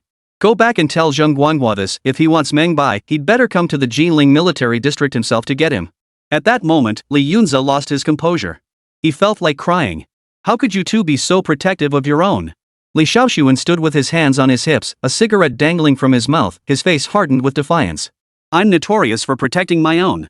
If you want to complain, take it up with me. And let me tell you this, I'm sticking with Meng Bai no matter what. Chapter 116, Fake Drug Dealer? He's a national hero. All the way back, Li Yunzi had no idea how he managed to get home. It felt like a scholar meeting a soldier, utterly powerless, unable to make his case. The rest of the team were equally depressed, nearly ready to die. Recalling the events of the past 2 days left them utterly devastated. This is outrageous. Absolutely outrageous. What gives them the right to protect a counterfeit drug dealer like this? We must file a complaint. We have to go to the military headquarters to lodge a formal complaint. This trip has been nothing but a complete embarrassment. We've lost all credibility. We're an investigation team sent by the Ministry of Public Security, yet we were intercepted by military personnel? What kind of nonsense is this? Blocking us was bad enough, but they actually assaulted us? That's outrageous. They must come forward, make a formal apology, and give us a proper apology. The group sat on the train, each seething with anger. Li Yunzi, however, leaned against the window, staring out blankly, his heart filled with mixed emotions. He never imagined this military engineering genius could wield such extensive connections and influence within the Jinling military district in Pengcheng City. Yet in his eyes, there was only guilt or innocence. Even if he was a military genius, this time he would bring him down. But his own standing was insufficient. He simply couldn't shake Meng Bai. Therefore, this time we must report this matter thoroughly to Minister Zhang and file a complaint with the General Military District. After a day and night of the train swaying motion, they finally arrived in Yanjing. Exhausted, everyone returned to the Yanjing pharmaceutical headquarters, lugging large and small packages along with the penicillin samples collected from the Mengzhuang chemical plant. Upon entering the office and seeing Zheng Guanghua, each person removed their identification badge. Li Yunzi looked at Zheng Guanghua with a pained expression.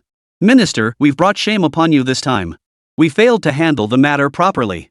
Please discipline us. Zheng Guanghua sat in his chair, observing Li Yunzi and the others looking utterly dejected. He couldn't help but laugh. I've heard all about it. Sit down and tell me. He personally poured tea for each of them. Li Yunzi and the others were flattered and felt a warm glow inside. Then, Li Yunzi and the others chattered away, recounting everything that had happened along the way. After listening, Zheng Guanghua didn't seem particularly surprised. That Meng Bai is utterly despicable, not only manufacturing and selling counterfeit drugs, but also having military district personnel shielding him. This demands severe punishment. As Li Yunzi delivered his final verdict, Zheng Guanghua's expression turned grave. How much do you know about Meng Bai? Li Yunze paused before speaking. He's a genius in military engineering and a talent in the chemical field. He's done so much good, saving the nation a huge amount of money. Indeed, it seems you've investigated thoroughly. But do you truly believe such a person could be our enemy? At this remark, Li Yunze froze momentarily before retorting. But he can't be used as a shield for manufacturing and selling counterfeit drugs anymore. Counterfeit drugs? Don't make unfounded accusations. First off, you claim he manufactures and sells counterfeit drugs. Has he ever sold a single penny's worth? No. Then is this medicine counterfeit?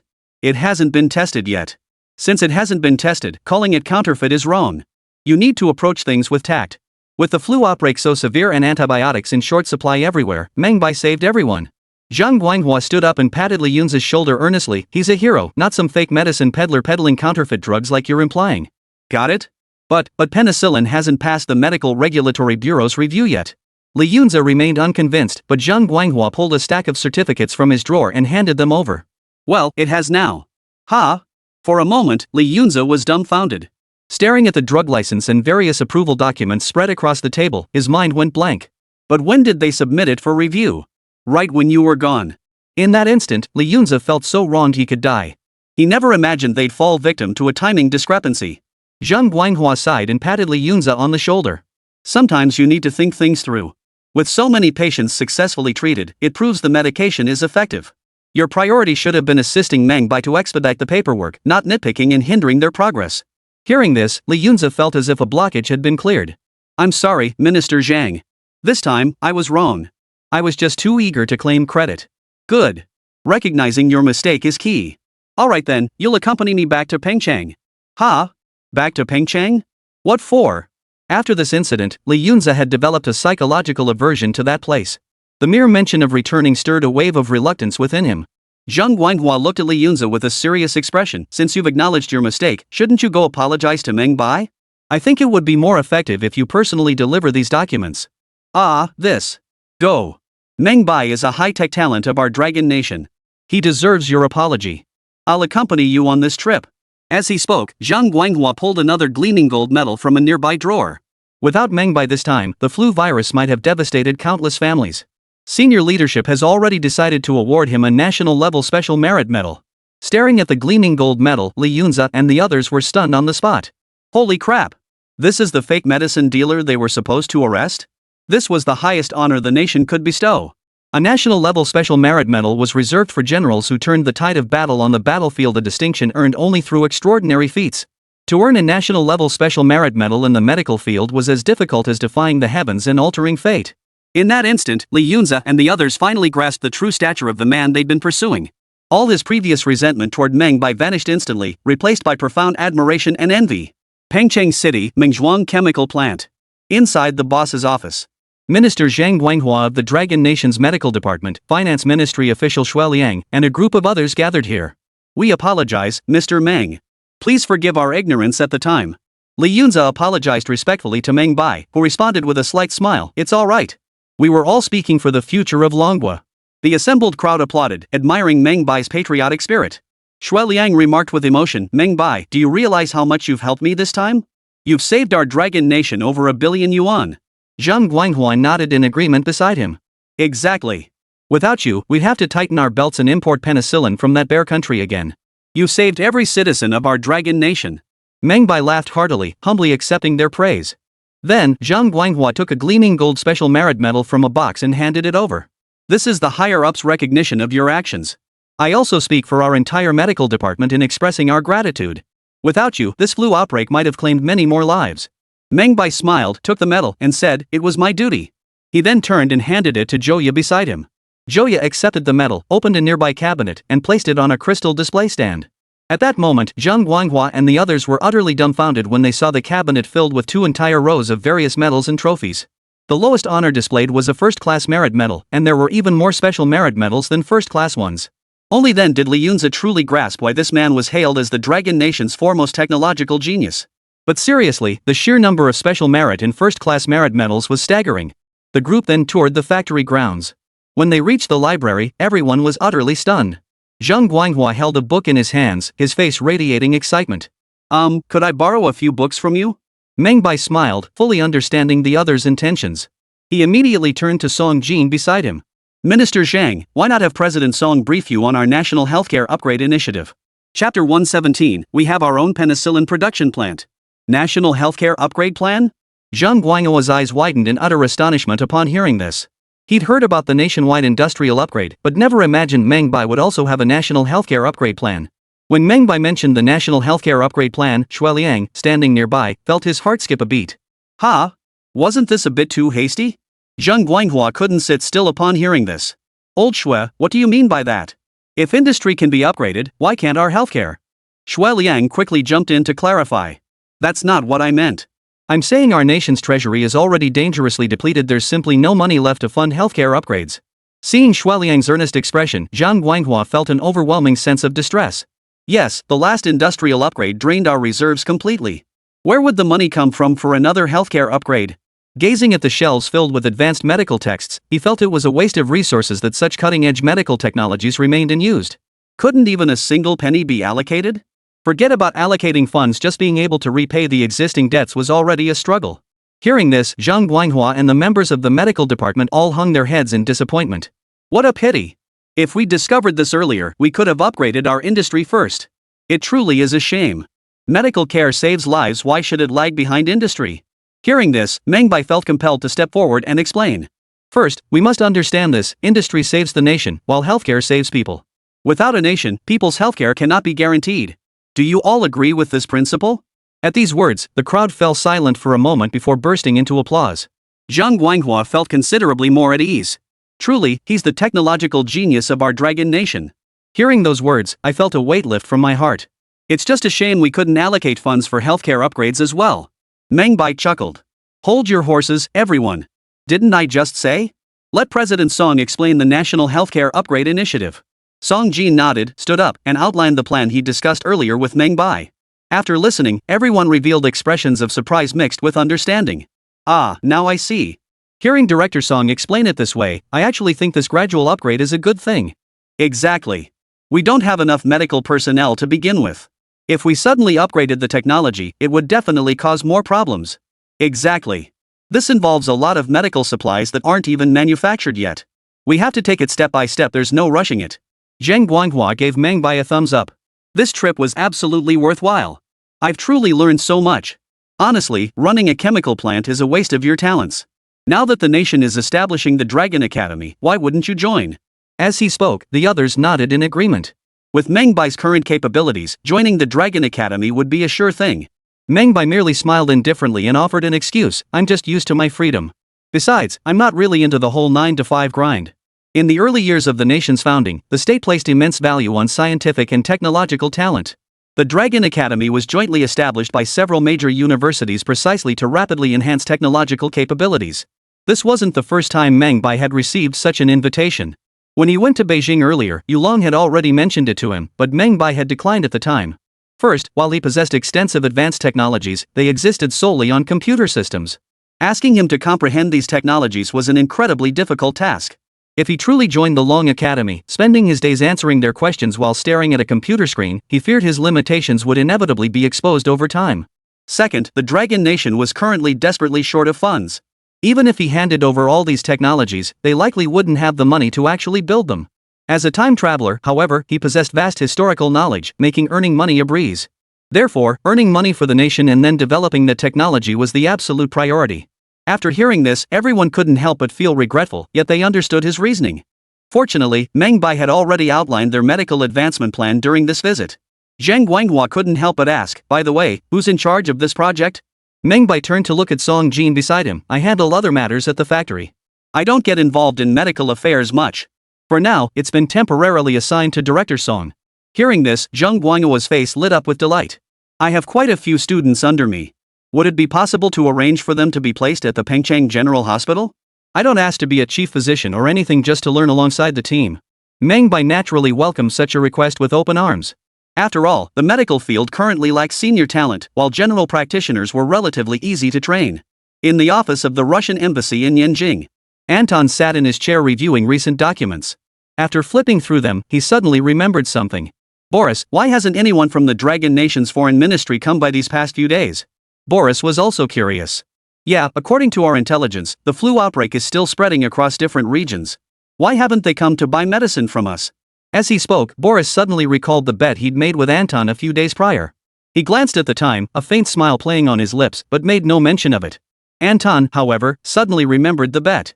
He sighed, pulled out his wallet, and took out 1,000 yuan. Who would have thought they could hold out for 3 days? Looks like they're really planning to tough it out. Boris accepted the money with a smile, then analyzed the situation. Mr. Anton, perhaps they're holding out because they're reluctant to part with the Type 99 tanks. Let's wait a bit longer. I suspect they won't be able to hold out much longer. Anton found Boris's analysis very reasonable. Exactly. Let's wait 2 more days. If they still don't show up, we'll start making inquiries. Soon, 2 days passed. Within the embassy, there was no movement whatsoever. Aside from the Dragon Nation courier delivering documents, not a single soul appeared. Standing by the window, Anton stared at the snowy scene outside, feeling somewhat bewildered.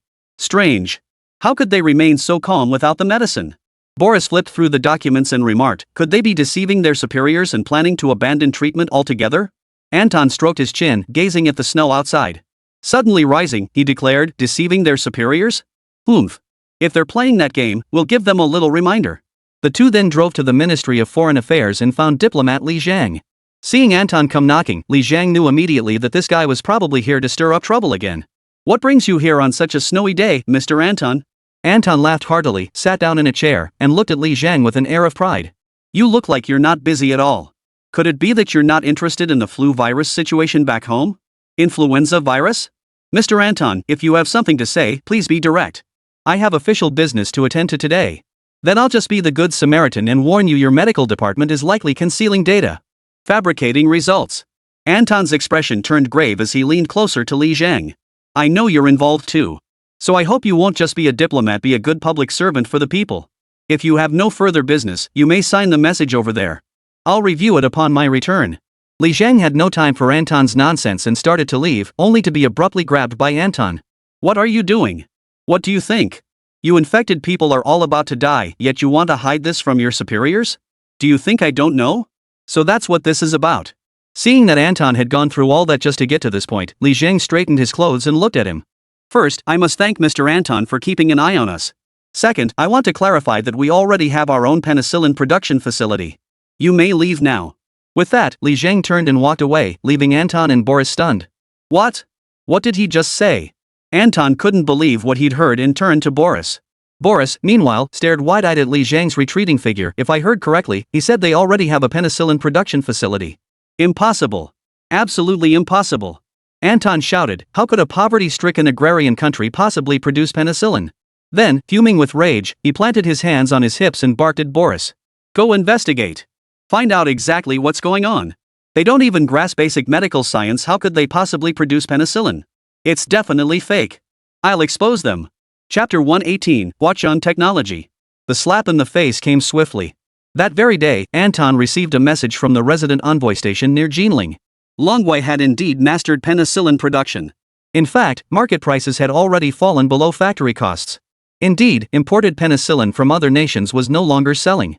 Dragon Nation's domestically produced penicillin not only surpassed them in quality but utterly crushed them in production volume. Although penicillin remained a strategic material in Longwa, it was now available for injection even in county-level and municipal hospitals. Upon receiving this news, Anton felt utterly devastated. He sat in his office, clutching the phone receiver, silent for a long time. Damn it! If I'd known they had this kind of capability, we shouldn't have pushed so hard back then. Now we've lost money and failed to get the Type 99 tank specs. What a bloody loss. When Anton finally set the receiver down, he ran his fingers through his sparse hair, feeling thoroughly toyed with by the Dragon Nation. Meanwhile, his sycophantic assistant Boris chuckled beside him. Don't get so worked up, Mr. Anton. So what if they have the Type 99 tank and penicillin? Remember, their country is still dirt poor. We'll have plenty of chances to get them. Hearing this, Anton's face lit up with a knowing smile. You're the one I needed. Your reminder makes me feel so much better. What good are drugs and tanks? Do they really think they can fly just because they have wings? They've probably never even seen an airplane or a missile. Exactly, Mr. Anton. They'll need our help eventually. Time is on our side. We'll make them spill every last bit of technology when the time comes. Then Boris pulled out a document and handed it to Anton. Anton glanced at it and a flicker of shock crossed his eyes. Atomic bomb technology? Is the Dragon Nation that ambitious? Exactly. The Dragon Nation knows that atomic bombs are the backbone of a nation. They'll definitely want it. Ha! They've walked right into our trap. But this isn't something a single Type 99 tank can handle. After speaking, Anton set down the document and gazed toward the forbidden city in the distance. Sooner or later, they'll have to bow their heads and apologize to us. Indeed, Mr. Anton. There's an old Dragon Nation saying that fits perfectly, riding a donkey while reading a playbook. We'll see how far they get. Ha, exactly. We'll see. I'll be damned if I don't see how far they can go. Within less than a month, the flu situation in Manhwa had been brought under control. Although the influenza virus continues to spread in various regions, the impact of the outbreak has significantly diminished with the availability of penicillin. Hospitals nationwide were now promoting proper hygiene practices, which indirectly reduced the spread of the virus. With normal order restored, Meng Bai formally commenced the mass production of the Type 99 tank. This was the first tank developed entirely by Manhwa and its sole main battle tank.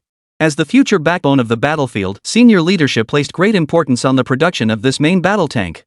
During this period, Meng Bai traveled extensively, finding that various regions were eager to undertake this military-industrial project.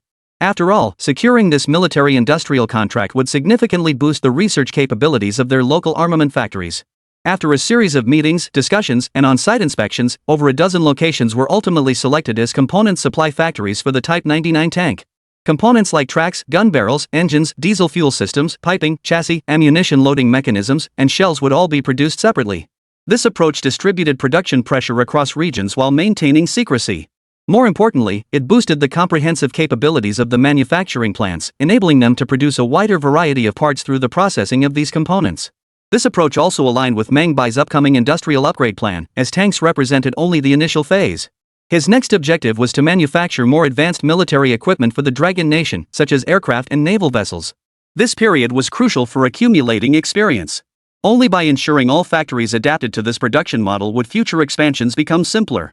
This time, the Dragon Nation not only received a national-level Special Merit Award, but the higher-ups also granted him the penicillin production plant and its manufacturing license. However, being pharmaceutical products classified as national strategic materials, sales distribution was entirely managed by the state, requiring no involvement from Meng Bai. Moreover, the state had injected 2 million yuan in funding to relocate penicillin production from Mengzhuang village to Pengcheng city. Meng Bai was responsible for technological innovation and factory construction, with all other aspects guaranteed by the state. He held a 30% stake in the company, meaning that by merely providing the technology, Meng Bai could earn dividends equivalent to 30% of the annual penicillin sales. What did this mean? It meant that for every 10 vials of penicillin sold, he earned the profit equivalent to 3 vials. This was the highest recognition the state could offer him. Meng Bai dared not imagine how wealthy his family would become in the future. Perhaps in the near future, his wealth could be described as rivaling that of a nation. That day, Joya approached Meng Bai with a smile, holding a bag in her hand. Good things keep happening lately, guess what's inside this bag? Meng Bai paused, studying the bag's size and shape. After a moment's thought, he ventured, could it be the company's business license?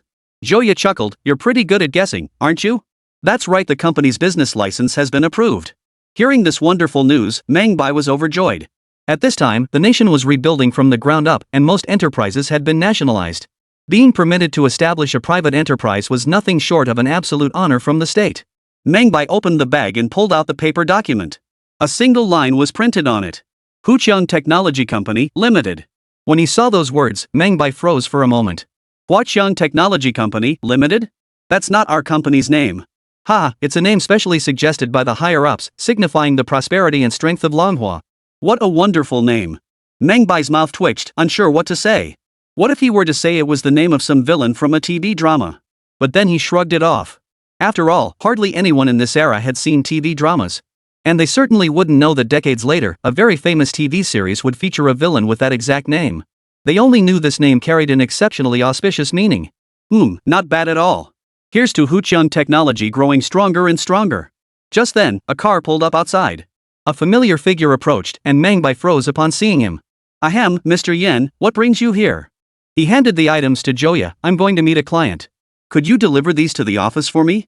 Joya nodded and carefully carried the company's business license into the office. Meng Bai hurried over to Yen Su. Boss, have you finished vetting the spy from the bear's side? Correct, they've been vetted. You can proceed with the plan.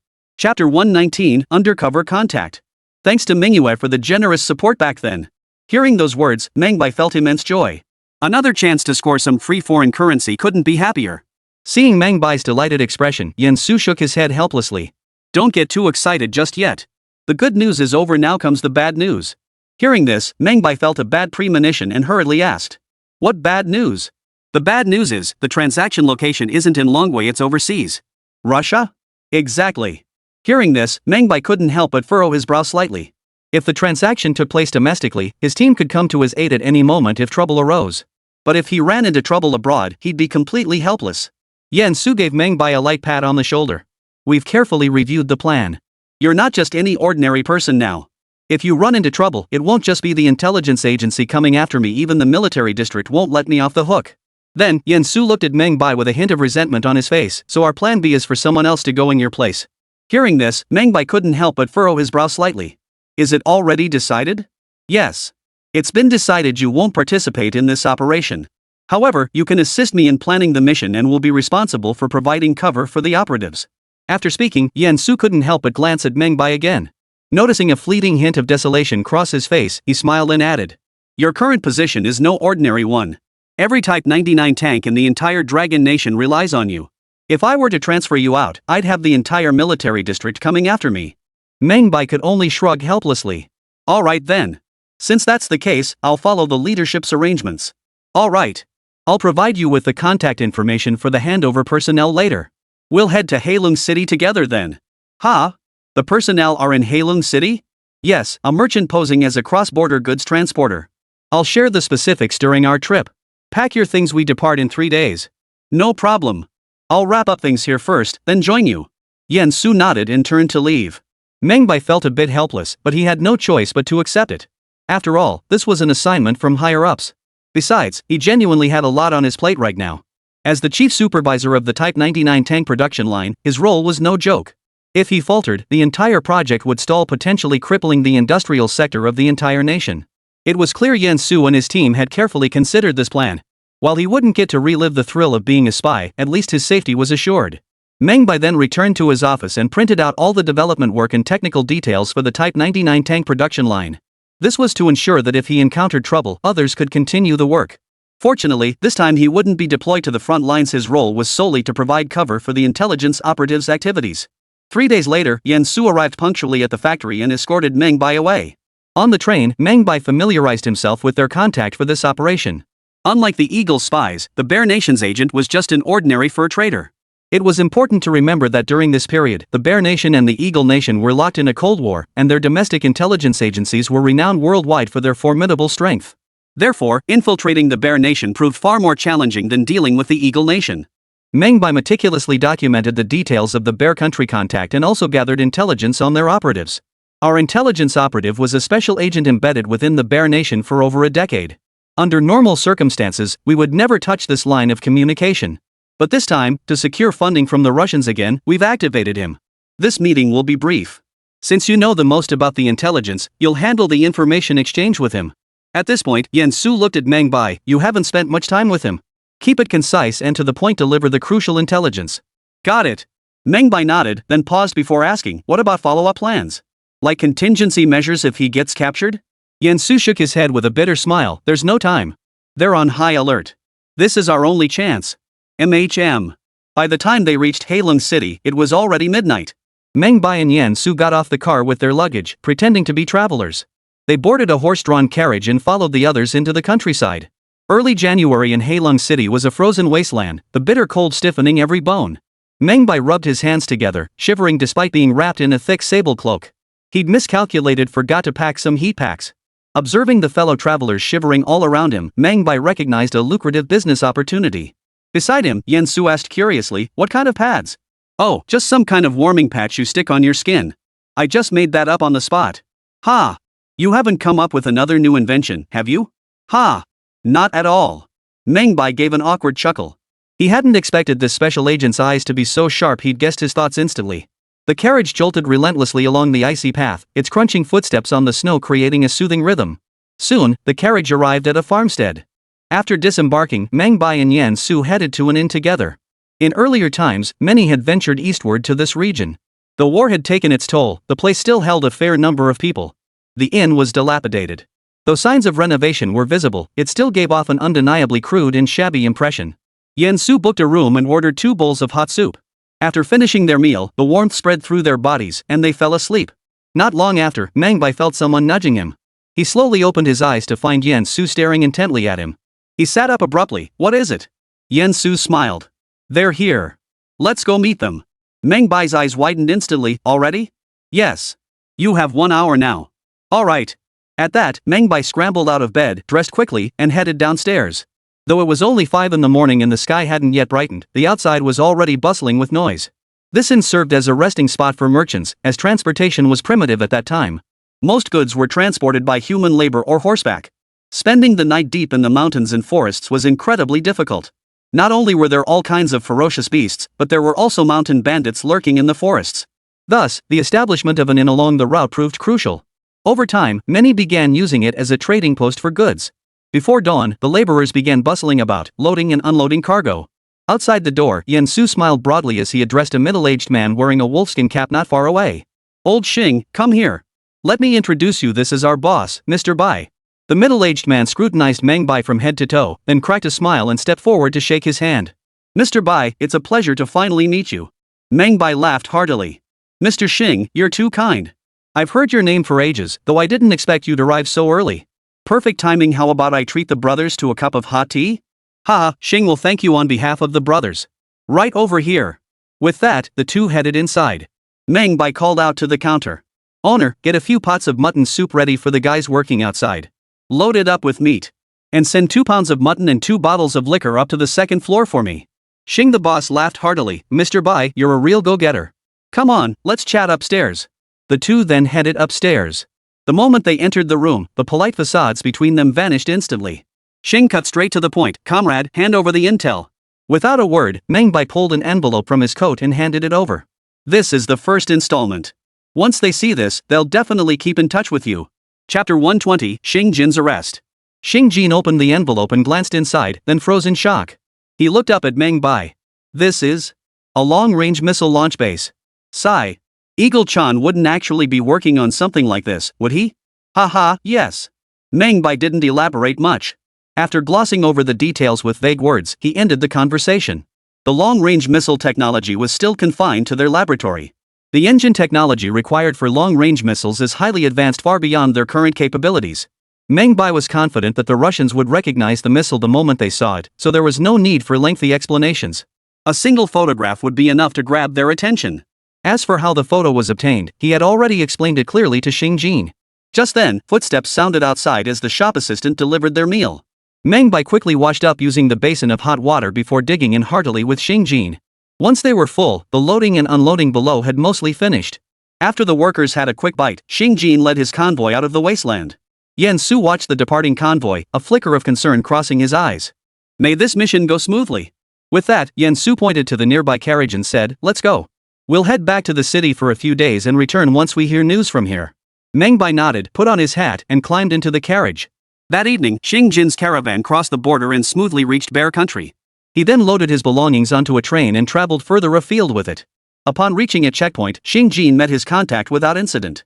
After glancing at Xing Jin's furs, the contact had them sent to the inspection center while leading Xing Jin to another room.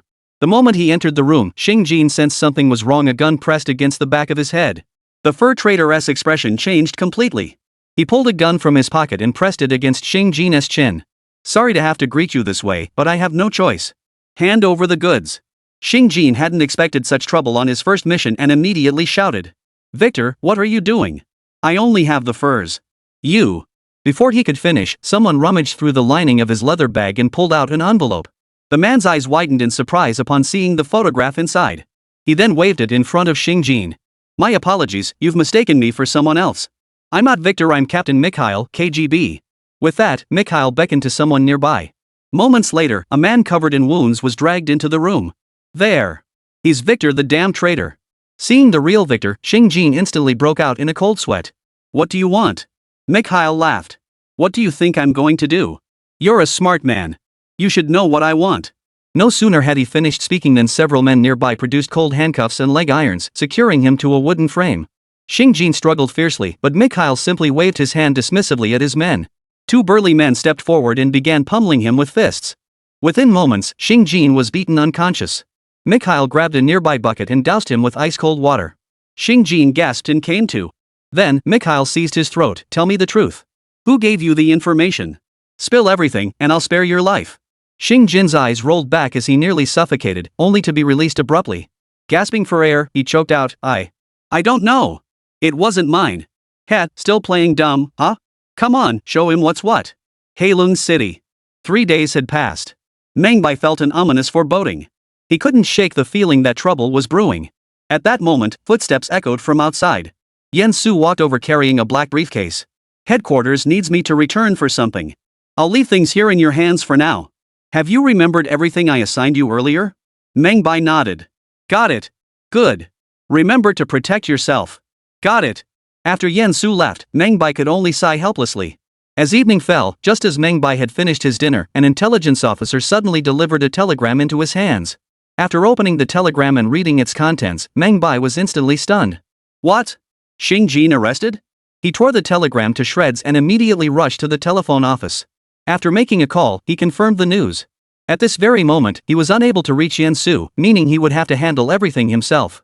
Meng Bai understood that Xing Jin's fate now rested entirely in his hands. The agents who had captured Xing Jin were none other than KGB operatives. His luck had hit rock bottom. He was now Xing Jin's sole point of contact, the only one who could save him. With that realization, Meng Bai wasted no time. He hung up the phone and dashed straight to the carriage house, renting a horse-drawn carriage to race toward the inn. Before leaving, however, he sent Yan Su a telegram explaining the situation. Upon arriving at the inn, Meng Bai located the proprietor and inquired about Xing Jin's route. He then had the carriage take him directly to the border.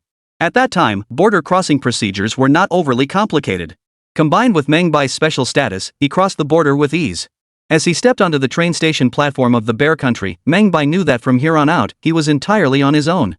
Phew! Hope everything goes smoothly. Chapter 121, this punch comes at an extra cost. The train clattered along the tracks. Meng Bai repeatedly checked the various weapons and equipment stored in his inventory space. Handguns, rifles, submachine guns, even a cannon, not to mention countless rounds of ammunition. After confirming these supplies, Meng Bai ran his hand over the bulletproof vest tucked inside his clothes, feeling considerably more at ease. With current weapon technology, his vest could withstand nearly every bullet except those from machine guns. This time, the safety margin was maximized. Of course, Meng Bai hoped he wouldn't have to use this gear anytime soon.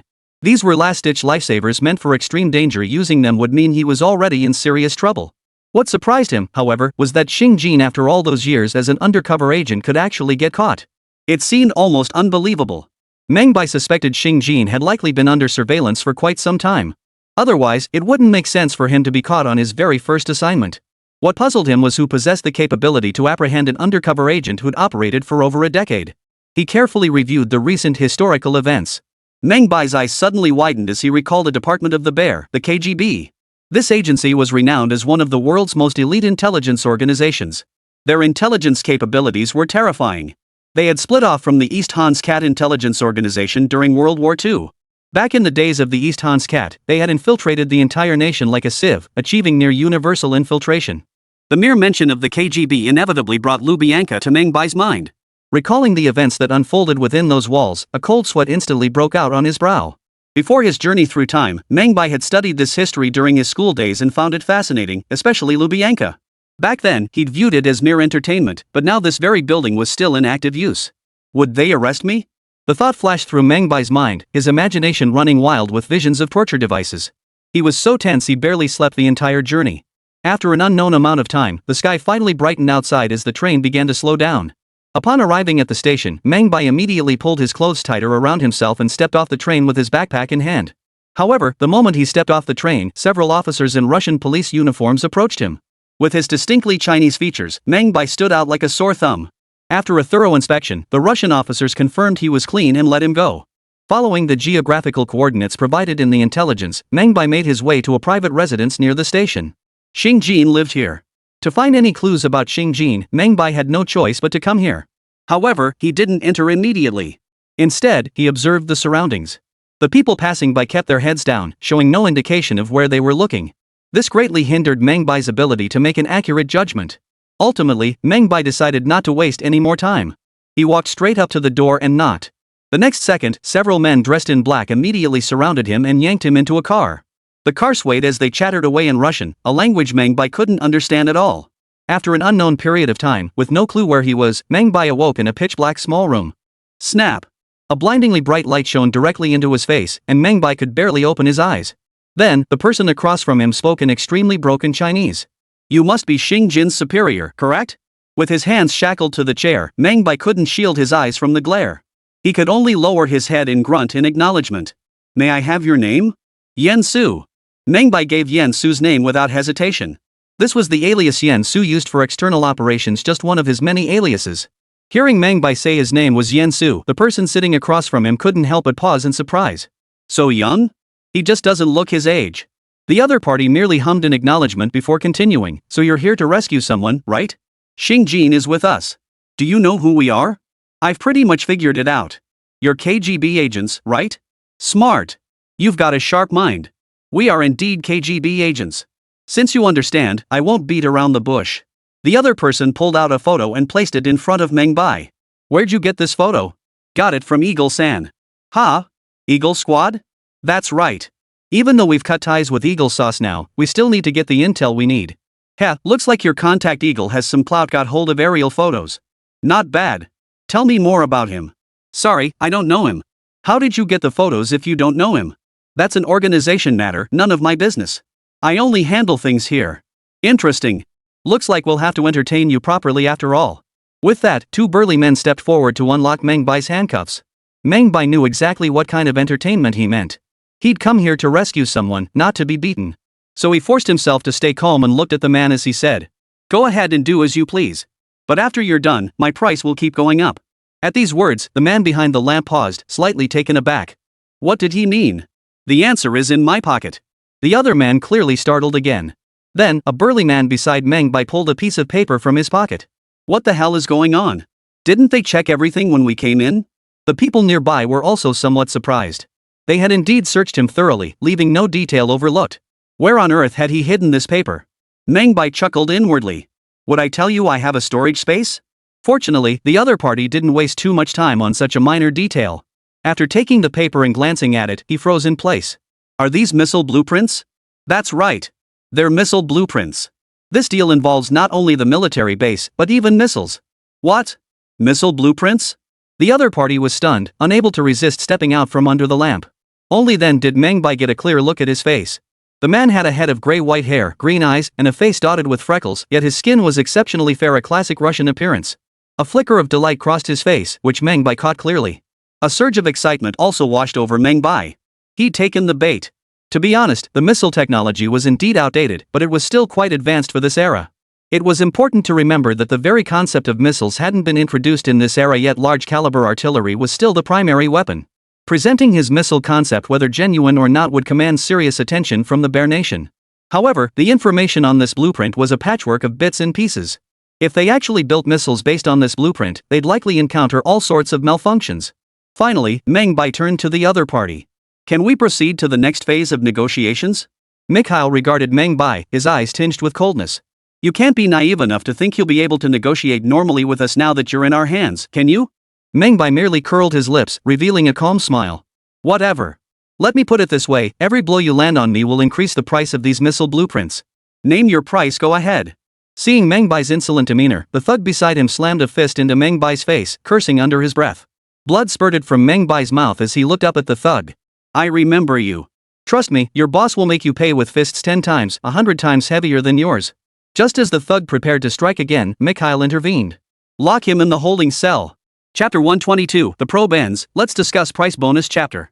After leaving the interrogation room, Mikhail drove straight to a conference room at their intelligence center and placed the blueprint on the table. Hold on a moment, take a look at this. His sudden appearance interrupted the meeting, and several officials initially showed some displeasure. But the moment they saw the blueprint, the complaints on their lips vanished instantly. They stared at the blueprint for a long time before comprehending it, their eyes brimming with astonishment. Where did this blueprint come from? If I recall correctly, this is a large-scale long-range weapon, right? This looks far more formidable than a cannon shell. And that rear section, is that the shell's engine? Good heavens! A projectile with an engine? What kind of projectile is this? Is it meant to fly? Could it be that the Eagle has already begun developing this kind of weapon? Seeing everyone's reactions, Mikhail spoke up. It's an agent from the Dragon Nation who got it from the Eagle Nation. What? Agents from the Dragon Nation? Hearing this, the others couldn't help but pause in surprise. In their eyes, Dragon Nation spies were a joke lacking both equipment and technology. They still relied on the most antiquated espionage techniques, which the others considered hopelessly outdated. Yet here they were, stunned that intelligence they couldn't obtain themselves had fallen into the hands of the Dragon Nation. It was utterly absurd. And the importance of this intelligence? It was practically on par with a nuclear bomb. All eyes turned to Mikhail. Tell us everything in detail. Don't leave out a single word. Alexander, the KGB chief seated at the center, stared intently at Mikhail as he spoke. Everyone listened intently as Mikhail recounted the events meticulously, not missing a single detail. He recounted everything that had transpired during the surveillance of Xingjin. Everyone listened intently while taking notes. Once the entire account was recorded, KGB Director Alexander spoke. Perhaps they truly came here to make a deal with us, but we must first verify the authenticity of this blueprint. He then turned to the head of another department standing nearby. Lev, take it to the technical department immediately for authentication. Yes, sir. Meanwhile, Meng Bai, confined in the small dark room, rubbed his chin, silently wondering whether they would believe the information on the blueprint. Truth be told, he had meticulously designed this blueprint. Those unfamiliar with it would never grasp its intricacies. But there was no guarantee that the military experts here wouldn't be able to analyze something fishy from these data. He couldn't control how things would unfold now. All he could do was wait quietly. After his jaw grew numb from the discomfort, he finally drifted off to sleep, exhausted from the prolonged tension and the long journey. He had no idea how long he'd slept when he suddenly heard the door open. Before he could react, he was hauled out of the small dark room. Instead of being taken directly to an interrogation room, he was dragged into a spacious office. The office contained a large desk piled high with documents, backed by an enormous bookshelf. Green potted plants adorned the windowsill, and Meng Bai finally noticed the radiators providing warmth throughout the room. Meng Bai sat in a chair, expecting them to handcuff him, but they did not. Instead, they stood quietly by the doorway, waiting. After 2 minutes, footsteps echoed from outside. Mikhail, the man with the freckled face, entered the room accompanied by a middle-aged man with graying hair. He respectfully said something to the middle-aged man, then glanced at Meng Bai. Allow me to introduce you. This is Vasily, our military weapons expert from the Bear Nation. He's primarily responsible for developing new weaponry. Meng Bai glanced at Vasily and couldn't help but chuckle. Sorry, but if you're here to discuss technology, I must regretfully inform you I know absolutely nothing about that stuff. Mikhail merely smiled indifferently. I know you don't. That's precisely why I brought expert Vasily here to tell you something. There's a problem with these blueprints. Beside them, Vasily gestured animatedly as he spoke rapidly, his expression visibly excited, clearly fascinated by the missile details on the blueprint. Mikhail translated. Vasily means that many aspects of the blueprint don't meet standards. He needs an authentic blueprint, not this deceptive thing. Upon hearing this, Meng Bai couldn't help but mentally give Vasily's technical expertise a thumbs up. Only an expert could spot the problems at a glance. He was currently playing the role of an agent, not a technician. The reason he was focusing on this particular point was precisely because Mikhail wanted to obtain the genuine blueprints here. The more critical the moment, the less likely Meng Bai was to hand over the real blueprints. He steeled his resolve, determined to withstand every test they threw at him. He made a helpless gesture. I'm sorry, this is all the information we've obtained. If you suspect something's amiss, you're welcome to investigate further. Of course, I do have other blueprints available. After speaking, Meng Bai turned his gaze back to Mikhail. Of course, all of this comes at a price. Seeing Meng Bai had no intention of revealing more, Vasily grew impatient and turned to Mikhail. It was clear Vasily desperately needed those blueprints, even resorting to threatening Mikhail. Finally, Mikhail reluctantly addressed Meng Bai. Where have you put the other blueprints? Mikhail was no longer the man he had been moments before, now appearing extremely humble. Meng Bai smiled indifferently, picked up a cigarette from the table, lit it slowly, took a drag, and said, Have your supervisor come discuss the price with me? Oh, and one more thing, you must let me see my colleague first. Mikhail hesitated for a moment before finally nodding. Let's go. I'll take you to meet your colleague. Meng Bai stood up and led Mikhail and Vasily into an interrogation room. Xingjin was now covered in bruises and wounds, his body hanging from the frame in a pitiful state. Meng Bai frowned slightly as he approached Xingjin. Old Xing, it's Yen Su. Wake up. After a moment, Xingjin regained consciousness. As he opened his eyes and saw Meng Bai, he started to speak, but Meng Bai cut him off. Old Xing, it's Yen Su. What happened to you? Xingjin instantly realized who he was facing. Gritting his teeth against the pain, he managed, Old Yen, you finally came to save me. Don't worry. I'll have you sent back immediately. And rest assured, these injuries you've suffered won't go unrequited. After speaking, Meng Bai turned to Mikhail. Now, let's discuss the price. Just then, footsteps echoed from outside, followed by a burst of applause. A portly man approached, his eyes gleaming with admiration as he looked at Meng Bai. He addressed Meng Bai in fluent Long Nation language. You are an exceptional special agent. No wonder you've obtained intelligence of this caliber. Hello, I'm Alexander, Deputy Director of the KGB. I'm the highest-ranking official you'll be meeting. Meng Bai stood and shook hands with him. Hello, Mr. Alexander. Before we discuss terms, could you arrange for my colleague to be returned? No problem. Mikhail, take Xing for treatment. I'll handle things with Mr. Yan. Chapter 123, Rescue Meng Bai at all costs. Yanjing Airport. Yan Su had just wrapped up several days of work and was preparing to return to Heilong City to assist Meng Bai. To be honest, he'd been on edge these past 2 days, constantly worried something might go wrong. But whenever he thought about Xing Jin's identity, he felt reassured that everything should be fine. After all, this was an agent who had been undercover in the Bear Country for over a decade. With no discernible background or identity, he simply couldn't arouse suspicion. This thought eased his mind considerably. Sitting in the departure lounge, he sipped tea from his thermos while reading the latest newspaper. Just then, a flight attendant hurried over. Excuse me, are you Comrade Yan Su? Yan Su paused slightly, glancing up and down at the attendant before nodding. What is it? You have a phone call. A call for me? Yan Su's heart sank as he quickly tried to think.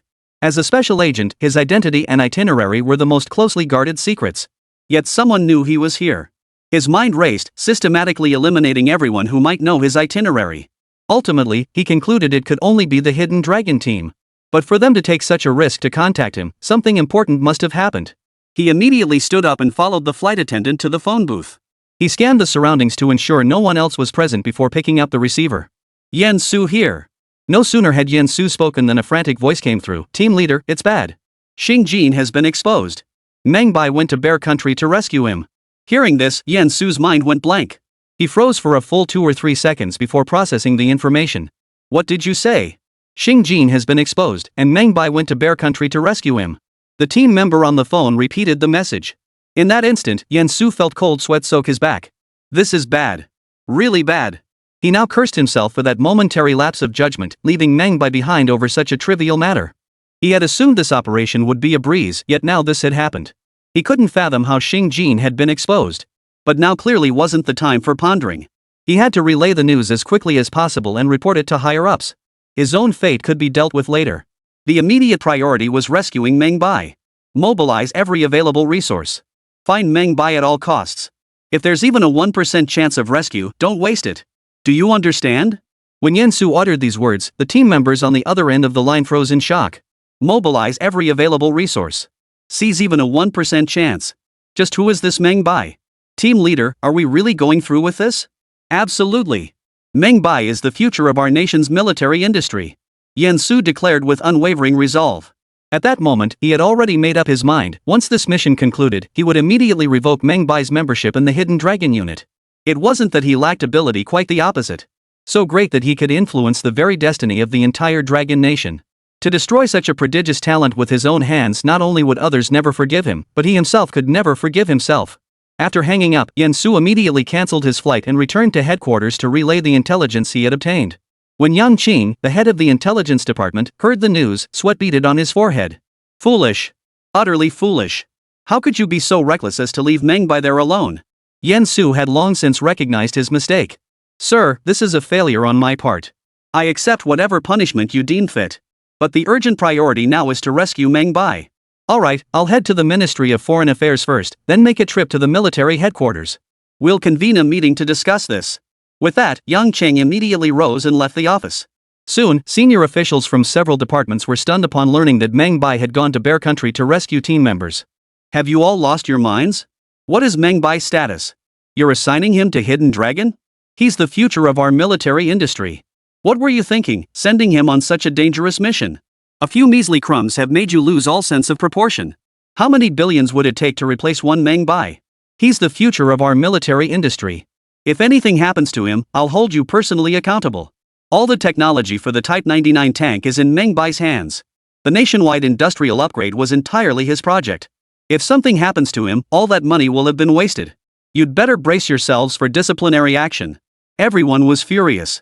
Yang Qing was berated relentlessly but dared not utter a word in defense. Only after the tirade subsided did he cautiously speak up. Should we convene a meeting now to discuss rescue plans for Meng Bai? The commotion subsided as discussions began. The Ministry of Foreign Affairs must exert pressure. Even if it means handing over the Type 99 tank technology to the Russians, we must get Meng Bai back. That's the only option. The Type 99 tank technology is important, but not as important as Meng Bai. If we have to trade the Type 99 tank technology for Meng Bai, it's worth it. Beyond diplomatic pressure, we must deploy our own task force, especially your Special Operations Unit. Mobilize every informant to pinpoint Meng Bai's location so we can launch a rescue operation. Ordinary agents won't suffice. We need Special Forces, the newly formed New Corps Conspira unit. Exactly. Notify the new regiment immediately to form a rescue squad.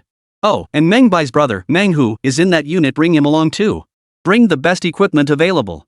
Rescue Meng Bai at all costs. This operation must not alert the Russians. The situation is extremely tense. Any provocation could reignite hostilities. After several hours of deliberation and analysis, the group finalized the rescue plan. Just as everyone was leaving to execute the plan, the conference room door burst open. Yen Su rushed in, panting heavily. Seeing Yen Su, Yang Qing slammed his fist on the table in anger. Don't you have any manners? What kind of meeting is this? You just barge in? Yen Su paid no heed to the rebuke. Reporting to leadership, Meng Bai just called. He says he's currently at Lubyanka. The moment those words left his mouth, panic instantly gripped everyone present. Lubyanka, that place was practically synonymous with hell. We're done for. Completely finished. Rescuing someone from Lubyanka? Even deploying their own regular forces would likely be futile. Everyone's heart sank to the bottom. Just then, Yen Su, who had been running so fast he swallowed hard, continued speaking. The good news is, Meng Bai says he's negotiating with the Russian leadership. Chapter 124, The First Call to You, I'm Still Alive. 3 hours earlier. In an office on the 3rd floor of Lubyanka, Bear Nation. Mikhail, cigarette clamped between his fingers, stared at Vasily with unwavering resolve. Vasily, you're out of your mind. You can't seriously be considering buying intel from an intelligence peddler? He's in our custody. We have 1,000 ways to make him spill the truth. Vasily, however, looked at Mikhail as if he were an idiot. You're the fool.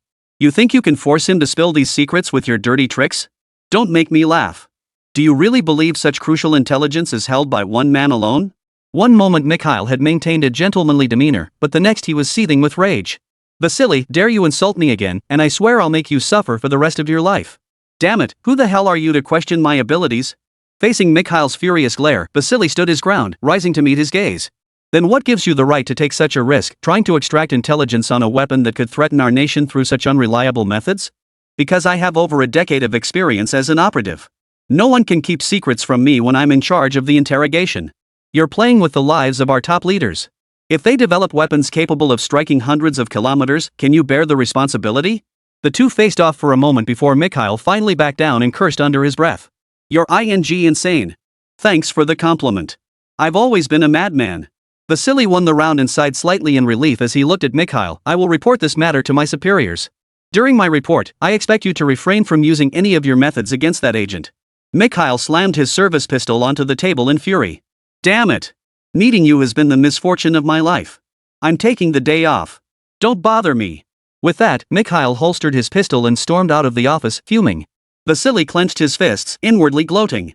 For the first time, he'd managed to outmaneuver a KGB agent. He was genuinely impressed by his own audacity. He immediately took the blueprints and photographs to the senior leader's office, laid them out on the desk, and explained the situation. After listening to his account, the senior leader furrowed his brow slightly. You're saying the Eagle is developing a shell capable of striking targets hundreds of kilometers away? Yes, these are their blueprints and photos. Our analysis shows the lower section is the fuel compartment, powering the engine, while the upper section houses the warhead for the attack. The senior leader and his entourage studied the blueprints, each face etched with shock. Who would have thought Eagle's technological advancement has progressed so rapidly they've even managed to develop this kind of weapon? We've been caught off guard. It seems our intelligence services still need strengthening. This is terrifying. If they smuggle these things across the border through secret passages and launch them from buildings, they could even threaten the Kremlin. Exactly. If they increase the yield, the explosive power would be unimaginable. Just then, Vasily continued to warn. If we were to replace the conventional warhead with a nuclear one. His words trailed off abruptly as shock and dread washed over every face. Yes, if they replace the warhead with a nuclear one, wouldn't that mean they could threaten us at any moment? The thought of a sword hanging over their heads left no one present unfazed. Damn it, we must acquire this technology immediately. Exactly. At any cost. If the British have it, we must have it too. We must ensure we possess sufficient countermeasures. The senior leader stubbed out his cigarette and turned his gaze to Vasily. You will take full responsibility for this matter. As for that agent's demands, agree to anything that isn't completely unreasonable. Yes, sir. Vasily, now in possession of the documents, walked with a spring in his step as he hurried to Lubyanka. Passing Mikhail's office, he deliberately paused and glanced inside, only to find the man was absent. Vasily muttered to himself, "What a pity, I missed a good chance to mock him." He then proceeded to the room where Meng Bai was being held. Seeing Vasily return with that look on his face, and noting Mikhail hadn't accompanied him, Meng Bai sensed something might have gone wrong. Just as Vasily opened his mouth to speak, he realized he didn't understand the Dragon Nation's language, and the agent across from him didn't understand his either. He immediately shouted out, "Is there anyone here who can translate the Dragon Nation language? Come quickly." Hearing Vasily's call, a young girl with a ponytail quickly approached. "I can help." Vasily's face lit up with satisfaction as he led her into the room. He explained his request to Meng Bai. Only then did Meng Bai realize that Vasily and Mikhail had differing opinions, and in the end, Vasily had prevailed. This news instantly relieved Meng Bai. Thankfully, Vasily had stuck to his principles. If Mikhail had gotten his way, Meng Bai himself would likely have suffered the consequences. Since Vasily had agreed to negotiate, Meng Bai wasted no time and spoke up immediately. "Before we begin, please allow me to make a call to my headquarters." Hearing this request, Vasily couldn't help but frown slightly. "You're not planning to tip off your people, are you?" The girl translated his words for Meng Bai, who burst into laughter upon hearing them. "You're overthinking it, Mr. Vasily. First off, this is Lubyanka, one of the most secure places on the planet." Meng Bai gestured toward the phone on the table. "Second, I need to check in with them. If I don't, they'll think I'm dead and that document will be lost forever." Vasily nodded in satisfaction upon hearing Meng Bai's explanation. "Very well, then go make that call now." Meng Bai picked up the receiver and dialed the Pengcheng newspaper office as instructed. After a long moment, a woman's voice answered. "Who are you looking for?" "Hello, I'd like to speak with Joya." "Oh, you're looking for reporter Zhou. Okay, and what's your name?" "Meng Bai." "What? Meng Bai? That's right. You're not." "Ahem, lady, give me a break, long distance calls are expensive." The woman quickly shouted outside, "Joya, your man is still alive." The next second, a flurry of excited footsteps echoed, followed by the voice that haunted Meng Bai's dreams. "Are you still alive?" "Alive and well. I'm calling you first to let you know. You scared the life out of me." "Wah! Haha, alright. Go notify them immediately, just tell them I'm alive. The rest, they know what to do." "Got it." Chapter 125, No money but land? No problem. After hanging up, Meng Bai turned to look at Vasily. "Alright, let's discuss the price." The other party visibly relaxed. "Fine. Let's discuss the price. Tell me your bottom line." Meng Bai held up one finger. Vasily raised an eyebrow slightly, staring at Meng Bai's finger for a long moment. 1 million? Meng Bai smiled. "Do you think 1 million is appropriate for intelligence this crucial?" "No way. You want 10 million? That price? Way too high." "No, you're wrong. How could it possibly be 10 million? Watching Meng Bai shake his head again, Vasily paused slightly before a smile spread across his face. 100,000 seems quite reasonable to me. Deal." The girl beside him translated Vasily's words. After hearing this, Meng Bai was dumbfounded. "Wait, bro, are you thinking straight? I said 100 million. The girl froze upon hearing Meng Bai's words, staring at him with a puzzled expression before whispering. "Are you sure about the unit? It's 100 million, right?" "Yes, 100 million. And I'm talking about US dollars." Seeing the girl's blank expression, Vasily furrowed his brow slightly and repeated the question. The girl helplessly relayed Meng Bai's words verbatim. After hearing this, Vasily couldn't help but turn his head to look at Meng Bai. "I'm genuinely trying to negotiate with you. Why are you playing games?" Seeing Vasily's angry expression, Meng Bai simply smiled calmly. "First, I'm not toying with you, I'm being sincere too. Second, this weapon is far too advanced. Our Dragon Nation intends to develop it independently. This would essentially be a form of indirect technology transfer. For such cutting-edge technology, 100 million is truly not expensive. And let's not forget how difficult it is to train an agent, especially one capable of obtaining these materials. If you don't understand, ask the other agent. He has the authority to speak on this matter." After speaking, Meng Bai seemed to recall something else and added, "Oh, right, I'll add another million." The girl froze again, relaying his words to Vasily. Upon hearing this, Vasily nearly lost his temper, abruptly standing up to confront Meng Bai. "What gives?" Meng Bai pointed to his slightly swollen cheek. "I told that KGB thug he'd pay for this." "That punch? 1 million. Whoa." Vasily exhaled sharply, slammed his fist on the table, cursed angrily, then looked up at Meng Bai again. 10 million. "I'll go talk to the boss." Meng Bai shook his head. "Whoever comes, it's 100 million and 1 million. No discounts." Seeing Meng Bai's resolute expression, Vasily sat on the stool deep in thought for a long while before finally speaking earnestly. "Honestly, the price you're asking is impossible for me to justify to the higher-ups. We're not the United States, and our country isn't exactly rolling in cash. 100 million in US dollars, no less. Damn it, we simply can't come up with that kind of money. After speaking, Vasily pulled a cigarette from his pocket, lit it, and took a drag only to be choked by the smoke until tears streamed down his face. And let me tell you this, if you insist on this price, it won't just be bad for you if the higher-ups reject it. You know this is Lubyanka. The only reason I'm talking to you here is because my authority only goes this far. Got it? Meng Bai could see in Vasily's eyes that this guy genuinely wanted the technology. As for capturing and interrogating him, it seemed to hold little meaning for him. The facts seemed to back up his words. Though the Bear Nation could now stand toe-to-toe with the Eagle, its national strength remained strained after weathering 2 world wars. The Eagle, on the other hand, had profited immensely from both wars, amassing vast wealth.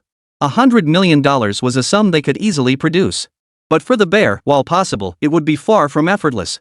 If the highest authorities were alerted, Meng Bai feared he might indeed be detained here permanently, just as Vasily had warned. After much deliberation, Meng Bai felt that taking such a huge risk should yield some return.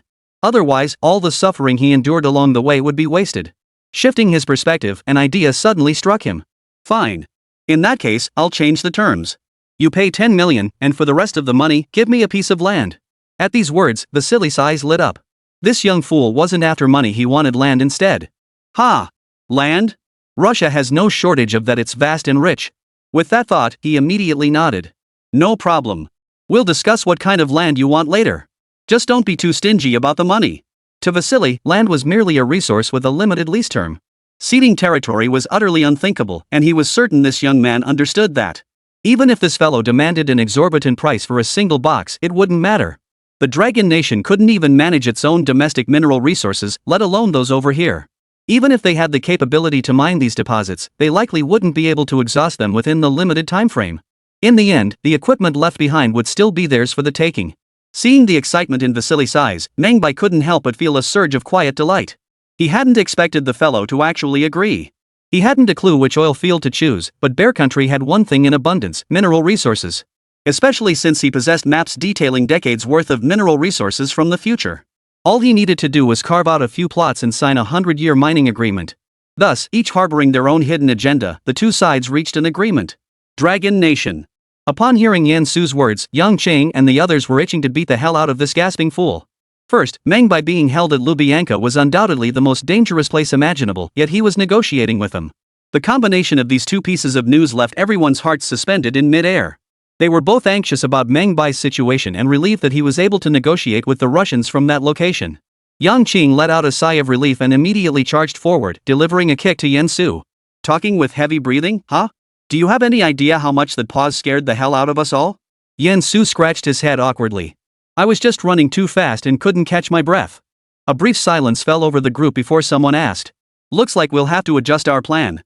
Military Representative Yulong stood up and said, regardless, we still need to send a team to participate in the rescue. I think we should send the new recruits.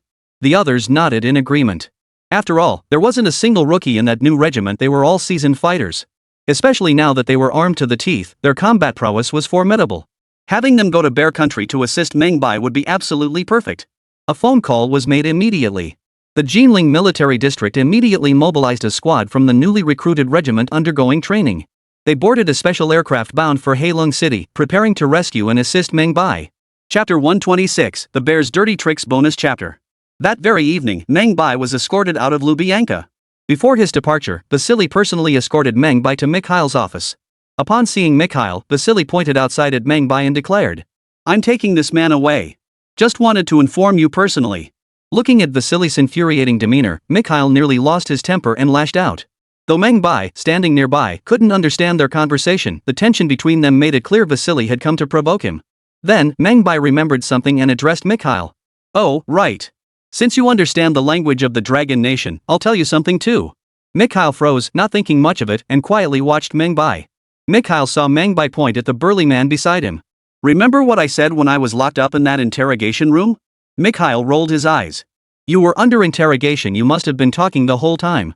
How am I supposed to know which specific thing you said? Then let me remind you, it has to do with the person beside you. The person beside me? Suddenly, Mikhail recalled what Meng Bai had said when he took that punch and couldn't help but let out a cold laugh. What? You don't seriously think having someone watching your back gives you free rein to run amok, do you? Meng Bai smiled back. Of course not. I just wanted to tell you that because of that punch, you spent an extra $1 million on my intel. Just wanted to let you know, go easy on me later. Finishing, he turned to the burly man with a hint of amusement. Enjoy yourselves. We're outta here. Mikhail froze, then turned to Vasily. What's going on? Vasily shrugged helplessly. Well, the new weapon intel is just too crucial. So we agreed to his terms, including that $1 million punch. That's why. Hearing Vasily's explanation, Mikhail immediately glanced back at his visibly nervous subordinate, a cold glint flashing in his eyes. Damn it, your punch is worth $1 million? Come inside with me. The burly man instantly cringed, immediately begging for mercy. Sorry, sir, I. Thud. Mikhail's kick sent the burly man crashing into the wall behind him. Watching this unfold, Meng Bai couldn't have felt more satisfied. Watching them fight like dogs while he pocketed $1 million for free, it couldn't get any better. After leaving Lubyanka, Meng Bai and Vasily arrived at another building where they met several other officials. A secret agreement was signed between the two parties, and the location of the area Meng Bai desired was confirmed. Relying on his memory, Meng Bai circled several specific locations. I don't want much, just these 5 spots. 100 years of mining rights. The officials immediately shook their heads. 100 years is too long. We can only offer 50 years at most. 90 years. 60 years. 80 years. 70 years. Deal. In the end, Meng Bai secured 70-year mining rights to 5 mining areas. Of course, the Russian Bear Nation wasn't stupid either. These 5 mining areas were either in remote, untouched jungles or in frigid permafrost zones, making extraction extremely difficult. In their view, even if Meng Bai were given 100 years, he'd likely extract little of value from these areas. After all, even with their most advanced technology, they couldn't mine these areas. And Dragon Nation currently had to import even oil, let alone extract minerals from such locations. Even if they managed to mine them, once the time was up, the resources and equipment would still belong to them. After signing all the agreements, Meng Bai departed with $11 million worth of gold. But this time, the Bear Nation played a sneaky trick. They didn't send anyone to assist with the escort. They figured there was no way Meng Bai could get away with carrying off $11 million so easily. Once Meng Bai left this place, if he encountered any bandits along the way who robbed him, it would have nothing to do with them. Of course, as long as Meng Bai could safely reach the Dragon Nation and deliver the intelligence, that would be sufficient.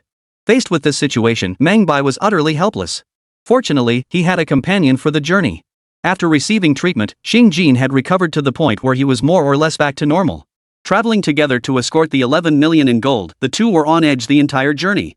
To ensure the safe return of these 4 tons of gold to the Dragon Kingdom, Meng Bai and his group hired several teams of people, some genuine, some fake, to escort the gold back to the border. However, crossing the border required traversing 100 kilometers of pristine jungle. Xing Jin stared at this section of the map, his eyes filled with worry. Along the way, we've encountered dozens of bandit groups, large and small. They deliberately forced us into this spot. They're probably planning to strike us here. Yet Meng Bai merely smiled. His storage space could hold a total of 10 tons. After removing some crucial items, he still had room for 5 tons of other goods. This shipment contained 4 tons of gold, and he had already swapped out all of it before setting out. Seeing Xing Jin's worried expression, Meng Bai spoke up. Old Xing, don't worry. As long as we move fast and get through, we'll be fine. Hearing this, Xing Jin couldn't help but sigh. Meng Bai, you've never dealt with bandits before. You probably don't know how ruthless they can be. Haha, old Xing, are you worried about safety? Relax, the Russians won't let us die so easily. They spent all that money, they won't just let it go to waste. But what about that money? Which is more important, money or life? Xing Jin froze, staring at Meng Bai in bewilderment before whispering, are you suggesting we pay to avoid disaster? Well, yes and no. I don't want to lose the money either. It depends on how they handle things. If it really comes down to it, losing the money might be unavoidable. Well. It's just a shame about the money. After settling their plans, Meng Bai and his companion took a brief rest before setting off immediately. Across 100 kilometers of snowy plains, a convoy sped rapidly toward the border. At that very moment, in the jungle, the beeping of a telegraph machine echoed from a wooden hut. Moments later, a man with a nose frozen bright red emerged from the hut and ran to a nearby cave. Good news! A herd of fat sheep has arrived. The military wants us to intercept them, no casualties, just take the goods. Deep within the cave, a drunken burly man sobered up, a satisfied expression spreading across his face. It's been a while since we worked with the military. How's the split this time? 80-20. They get 80, we get 20. Damn, that's too little. The telegram said there's 4 tons of gold, so. The drunkard sobered instantly at the mention of 4 tons of gold. Damn it. Notify the brothers, immediately prepare for action. Chapter 127, Survival comes first, gold doesn't matter. Meng Bai and Xing Jin sat in the car, driving steadily forward. They knew their movements would inevitably be exposed. After all, the KGB was the world's most elite intelligence agency at that time. Especially since all their activities were happening right under the KGB's nose. Trying to hide was nothing but fooling themselves. Xing Jin sat in the car, his mind filled with worry. His gaze darted between the rearview mirror and the road ahead, afraid of missing even the slightest detail. While his life mattered, the 11 million gold pieces were even more crucial to him.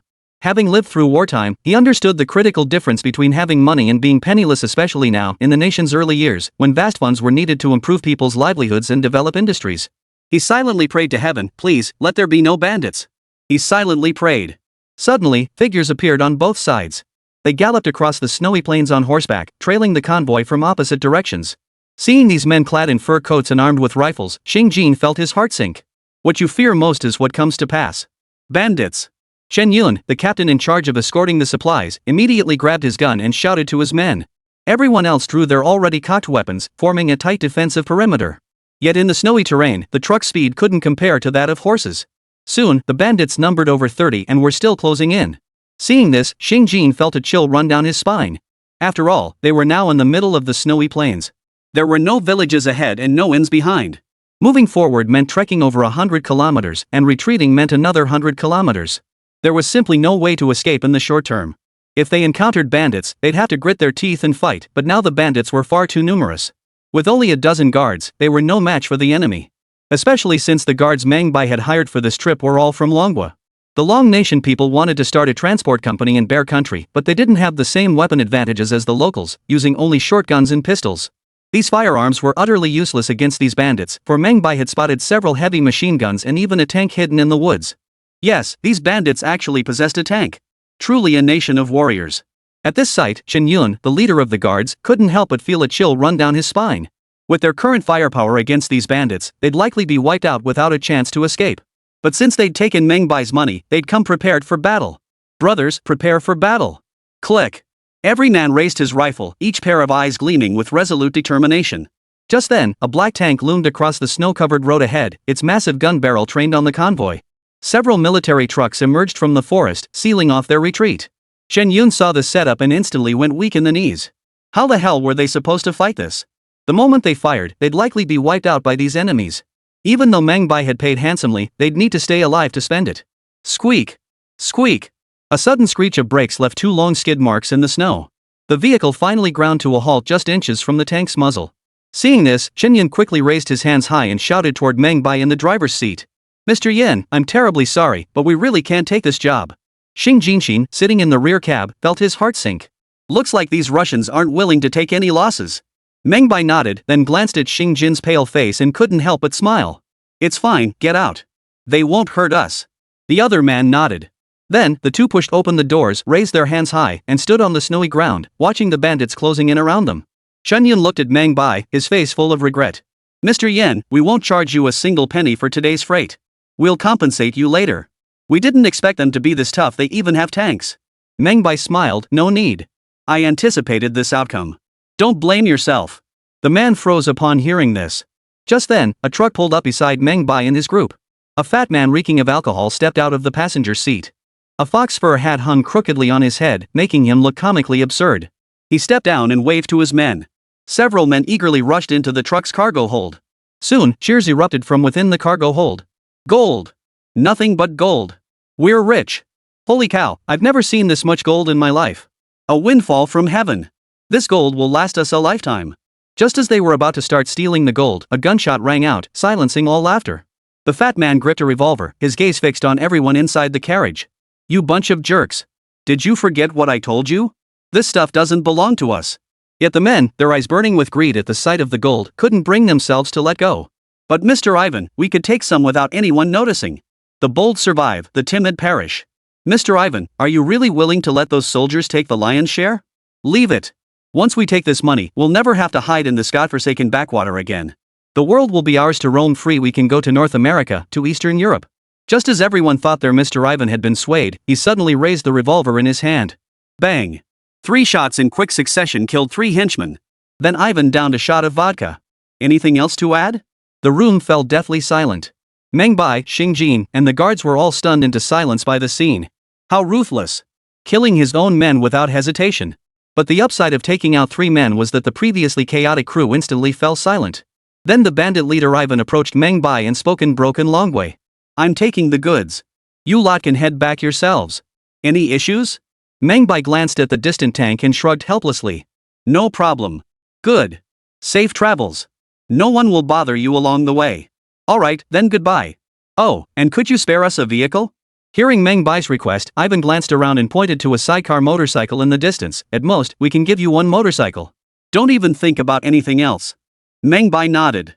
Understood. We won't take any offense. Then, Meng Bai hopped onto the motorcycle and waved to Xing Jin, who was still standing there in a daze. Xing Jin snapped out of it and hurriedly climbed aboard, but couldn't help glancing back at the truck. Are we really just giving it to them like this? Meng Bai shrugged helplessly. What else could we do? Survival comes first. Let's go. With that, he revved the engine and sped off with Xing Jin in tow. Chapter 128, Firefight. Deep within the snowy plains. Having just arrived from Nanjing, where temperatures hovered around 34°F, into the Bear Country where it was a frigid 34°F to 40°F, the entire rescue squad of the new regiment was still struggling to adjust. Captain. If we go any further, we'll be entering Bandit Ivan's territory. A scout ran out of the distant snow, shivering violently, his snot frozen to his lips as he forced out the intelligence he'd gathered. Captain Meng Hu nodded, handing him a bottle of liquor. Take a swig first. The scout nodded, took the bottle, and sipped. The fiery liquor ignited his throat like a trail of fire, the heat spreading from the back of his tongue down his throat and throughout his body. Meng Hu pulled out a map and handed it to the scout, who circled several points on it. All these roads lead up the mountain, but I spotted hidden sentries along the way. They've even got dogs. There's a bunker halfway up too. We'll need snipers. Hearing this, Zhao Lin immediately patted the Barrett sniper rifle in his hands. Leave the security to me. Meng Hu nodded, then glanced at the time, his brow furrowing slightly.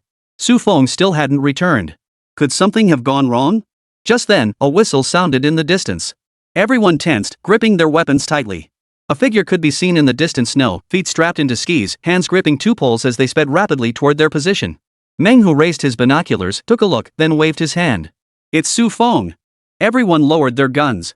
As Su Feng approached, astonishment spread across their faces. Old Su, you're something else. A guy from the south skiing this well? You've got some serious talent.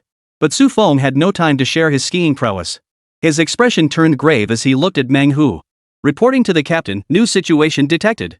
Speak. Bandit Ivan has a tank and 4 trucks. They've also kidnapped a group of people and are heading deeper into the mountains.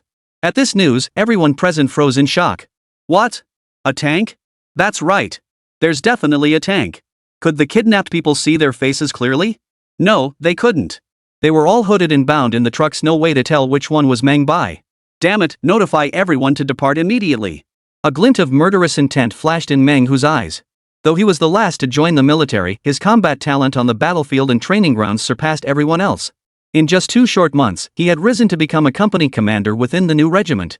This mission to rescue Meng Bai was the most critical challenge he'd ever faced. Meng Bai was his brother and a technological genius within the entire Dragon Nation. Even if it cost him his life, he would rescue him. Everyone checked their equipment and immediately rushed to Ivan's mountain stronghold. Ivan sat in the truck, clutching several gold bars in his hand, a satisfied expression on his face. I thought they'd be some kind of tough nuts to crack, but turns out they're just a bunch of small fry. Made us deploy tanks for nothing. Seriously. After muttering his complaint, Ivan stuffed the gold bars into his pocket and took another swig from his bottle. This is too slow. Notify the rear convoy to pick up the pace. The convoy immediately began accelerating up the mountain. But just then, a violent explosion erupted ahead on the road. The road collapsed instantly, and massive avalanches of snow poured down from the mountain. The convoy's path was blocked halfway up the mountain. Ivan, holding his revolver, glanced outside. What the hell is going on? We need to check it out immediately. But no sooner had he spoken than another violent explosion echoed from behind. Large sections of the road were blown apart, trapping the convoy midway up the mountain with no way forward or back. Faced with this situation, Ivan immediately cursed. Damn it, those bastards from the KGB set us up. Then Ivan shouted to the people behind him, be careful, get into defensive positions. We've got tanks, we're not afraid of them. The lead tank swiveled its turret, beginning to scan the surrounding area. Several men disembarked from the trucks, preparing to investigate the situation. The moment they stepped out, a gunshot rang out. The head of the man who'd stepped out was instantly blown apart. Yellow, white, and red splattered across the ground. His head was completely obliterated. Witnessing this, everyone present trembled in terror. Ivan quickly ducked his head and peered through a small crack in the window. Find out where the shot came from. Suppressing fire. We can't just sit here and die, we have to get back to the bunker. Yet after his shout, not a single person dared to get out of the vehicle. Seeing everyone frozen in fear, Ivan drew his pistol without a word and roared at the driver in the front seat, get out! Or I'll shoot you dead. The driver nearly wet himself in terror, but rather than risk having his head blown off by Ivan, he quietly opened the door and slowly crawled out. The moment his head emerged, a single bullet instantly blew it apart. Seeing two men killed in such a manner, all of Ivan's men were terrified. Ivan now clearly saw where the bullets were coming from and immediately yelled at the tank crew. "What the hell are you standing there for? Fire!" The gunner, who had been adjusting the turret's position, locked onto the target the moment he heard Ivan's roar. Boom! The shell exploded with pinpoint accuracy, tearing open a patch of trees hundreds of meters away. But just as the gunner prepared to fire again, another gunshot rang out. The spotter, sheltered inside the tank, was scanning the jungle ahead. Suddenly, a flash of fire erupted from the jungle ahead. The observer immediately shouted, "There!" But before he could finish his words, a loud bang echoed. The tank's armor was pierced clean through. An incendiary round shot into the driver's compartment, igniting a flashfire. Armor-piercing rounds carried limited ammunition, but their incendiary effect was exceptionally brutal, especially in such a confined, enclosed space, or it proved deadly. The spotter's head was instantly blown apart, filling the tank with the acrid stench of burning flesh. The driver turned his head to glance at the spotter and that bright bullet hole, completely stunned. What? This bullet could actually penetrate tank armor? But just then, another gunshot rang out. The bullet tore through the tank's armor once more, tearing a bloody hole through the driver's chest. Ivan stared through the narrow gap at the two smoking holes in the tank, utterly stunned. Damn it, how could their guns be this powerful? But they didn't look like KGB agents. Who the hell were they? But then he thought if they stayed inside the vehicle, they'd all be picked off by the snipers outside sooner or later. He immediately shouted to his men. "Stop holding out in the vehicle. Everyone, follow me back to the bunker now. Once we secure the bunker, they won't stand a chance against us. The gold is too heavy, they won't be able to carry it away." The others understood too, staying here meant waiting to die. Better to fight for a chance to live than to sit and wait for death. Everyone scrambled out of the vehicles. Some clutched machine guns, others held submachine guns, unleashing a hail of fire toward the distant woods. Less than 200 meters away, figures suddenly emerged from the snow. Wielding Type 81 rifles, they opened fire on the group that had just exited the vehicles. In an instant, every bandit was eliminated. At that moment, a pair of hands shot up high from behind the vehicle. "Don't kill me. I'm Ivan. I have all the gold." Before Ivan could react, a figure leapt down from above, pinning him to the snow. Meng Hu then charged up the slope, gun in hand, and entered the truck. Seeing the figures wearing black masks with their mouths tightly gagged, he wasted no time in ripping off their masks. But when all the masks were removed, Meng Bai's heart sank. Where was Meng Bai? Shen Yun spat out the filth from his mouth and looked at Meng Hu with surprise. "You're from Longwa?" Meng Hu nodded and immediately asked, "Are there any other Chinese people besides you?" Shen Yun instantly understood who he was referring to and pointed toward the distance. "Yes. They've already fled." "Fled?" "Yes. They didn't take their gold. They just grabbed their cross-country motorcycle and left." "When did they leave?" "About an hour ago, I'd say." Meng Hu breathed a sigh of relief upon hearing the news. Just then, Zhao Lin emerged from the rear truck, holding a gleaming gold bar in his hand. "This gold bar is fake." Chapter 129, The man escaped, and the gold was fake too. The moment Zhao Lin spoke, everyone present froze in shock. Fake? Lu Yun looked utterly bewildered. He turned to stare at the gleaming gold bars, his mind reeling in disbelief. How could they possibly be fake? Those Russian guys had inspected them. Could Ivan have switched them out? Highly possible. If anyone had handled them. Everyone speculated wildly. Meanwhile, Meng Hu paid little attention to the gold. His primary concern was Meng Bai's safety. Fortunately, he now knew Meng Bai's current situation. The urgent priority was to find him immediately. After getting detailed information from Lu Yun, he immediately ordered Zhao Lin. "Zhao Lin, you're responsible for finding the real gold. No matter what it takes, you must bring back what belongs to us." Zhao Lin nodded. "Rest assured. I'm not only a skilled marksman, but I'm also quite adept at interrogation. You can focus on finding Meng Bai." Meng Hu had complete confidence in Zhao Lin's abilities. He then beckoned a few men to accompany him in pursuing Meng Bai, while the rest were tasked with interrogating Ivan about the gold's whereabouts. To catch up with Meng Bai faster, Meng Hu and his men abandoned cars, each mounting a swift horse instead. Across this frozen plain, horses proved significantly faster than cars, let alone sidecar motorcycles. He tugged the reins and dug his heels into the horse's sides. "Giddy up!" A sleek black stallion carried Meng Hu racing toward the direction of the Dragon Nation. At that moment, Zhao Lin turned to Lu Yun. "You're doing business with the Bear Country, so you should know how to translate, right?" Lu Yun nodded immediately. "No problem. I'm happy to serve as your interpreter." Zhao Lin was quite satisfied. He then beckoned for the guards to escort the prisoners to the side. After a piercing scream that tore at the heart, Zhao Lin began his interrogation. However, when Ivan heard why the gold was fake, he froze in shock. Impossible. How could the gold be fake? He gestured toward his pocket. Zhao Lin pulled out 2 gleaming gold bars, biting into one. Real gold. His eyes widened as he barked at his men, "Check the gold in the crate." The men climbed into the vehicle to inspect the gold bars inside. After thorough examination, they discovered only the top few bars were genuine, the rest were all made of brass. Zhao Lin was furious. He grabbed a dagger and pressed it against Ivan's bulging belly. "Hand over the gold, or I'll help you lose some weight." Lu Yun translated his words to Ivan. Upon hearing this, Ivan burst into tears, immediately throwing himself to the ground and claiming he too had been deceived. Zhao Ling glanced at his wristwatch. "Looks like this old codger won't cry until he sees his own coffin. Torture him." Ivan was then half dragged into the snow and brutally beaten until he was half dead before being dragged back. "Where is the gold hidden?" Ivan, beaten beyond recognition, still shook his head. "I really don't know. That kid tricked me too." Seeing the man still refusing to talk, Zhao Lin signaled to his men, who then turned their attention to the other bandits. They all understood and dragged several bandits over for another round of gentle interrogation. But after interrogating everyone, they all claimed they'd only seen the gold in this box, none of them had seen any other stash. At that moment, Lu Yun whispered from the side. "Sir, that boss hired not only our company for the escort, but also other firms. Could it be?" Zhao Lin stroked his chin and nodded slowly. "Possible." Just then, a whistle sounded from outside. Zhao Lin glanced toward the distance and ordered the others, "Blindfold them all. Prepare to withdraw." Mikhail arrived on the snowy plain with a group of KGB agents. As he watched the tire tracks vanish into the center of the plain, a faint smile touched his lips. "Looks like this is the spot. Who knew Ivan could move so fast? Come on, let's get our gold back." With that, the group began climbing the mountain. Yet halfway up, they sensed something was amiss. "Careful. Something's moving over there." Mikhail wasn't just a seasoned agent, he was a battle-hardened soldier. He detected the commotion from a distance. All agents immediately dropped to the ground, taking cover behind trees to avoid surprise attacks.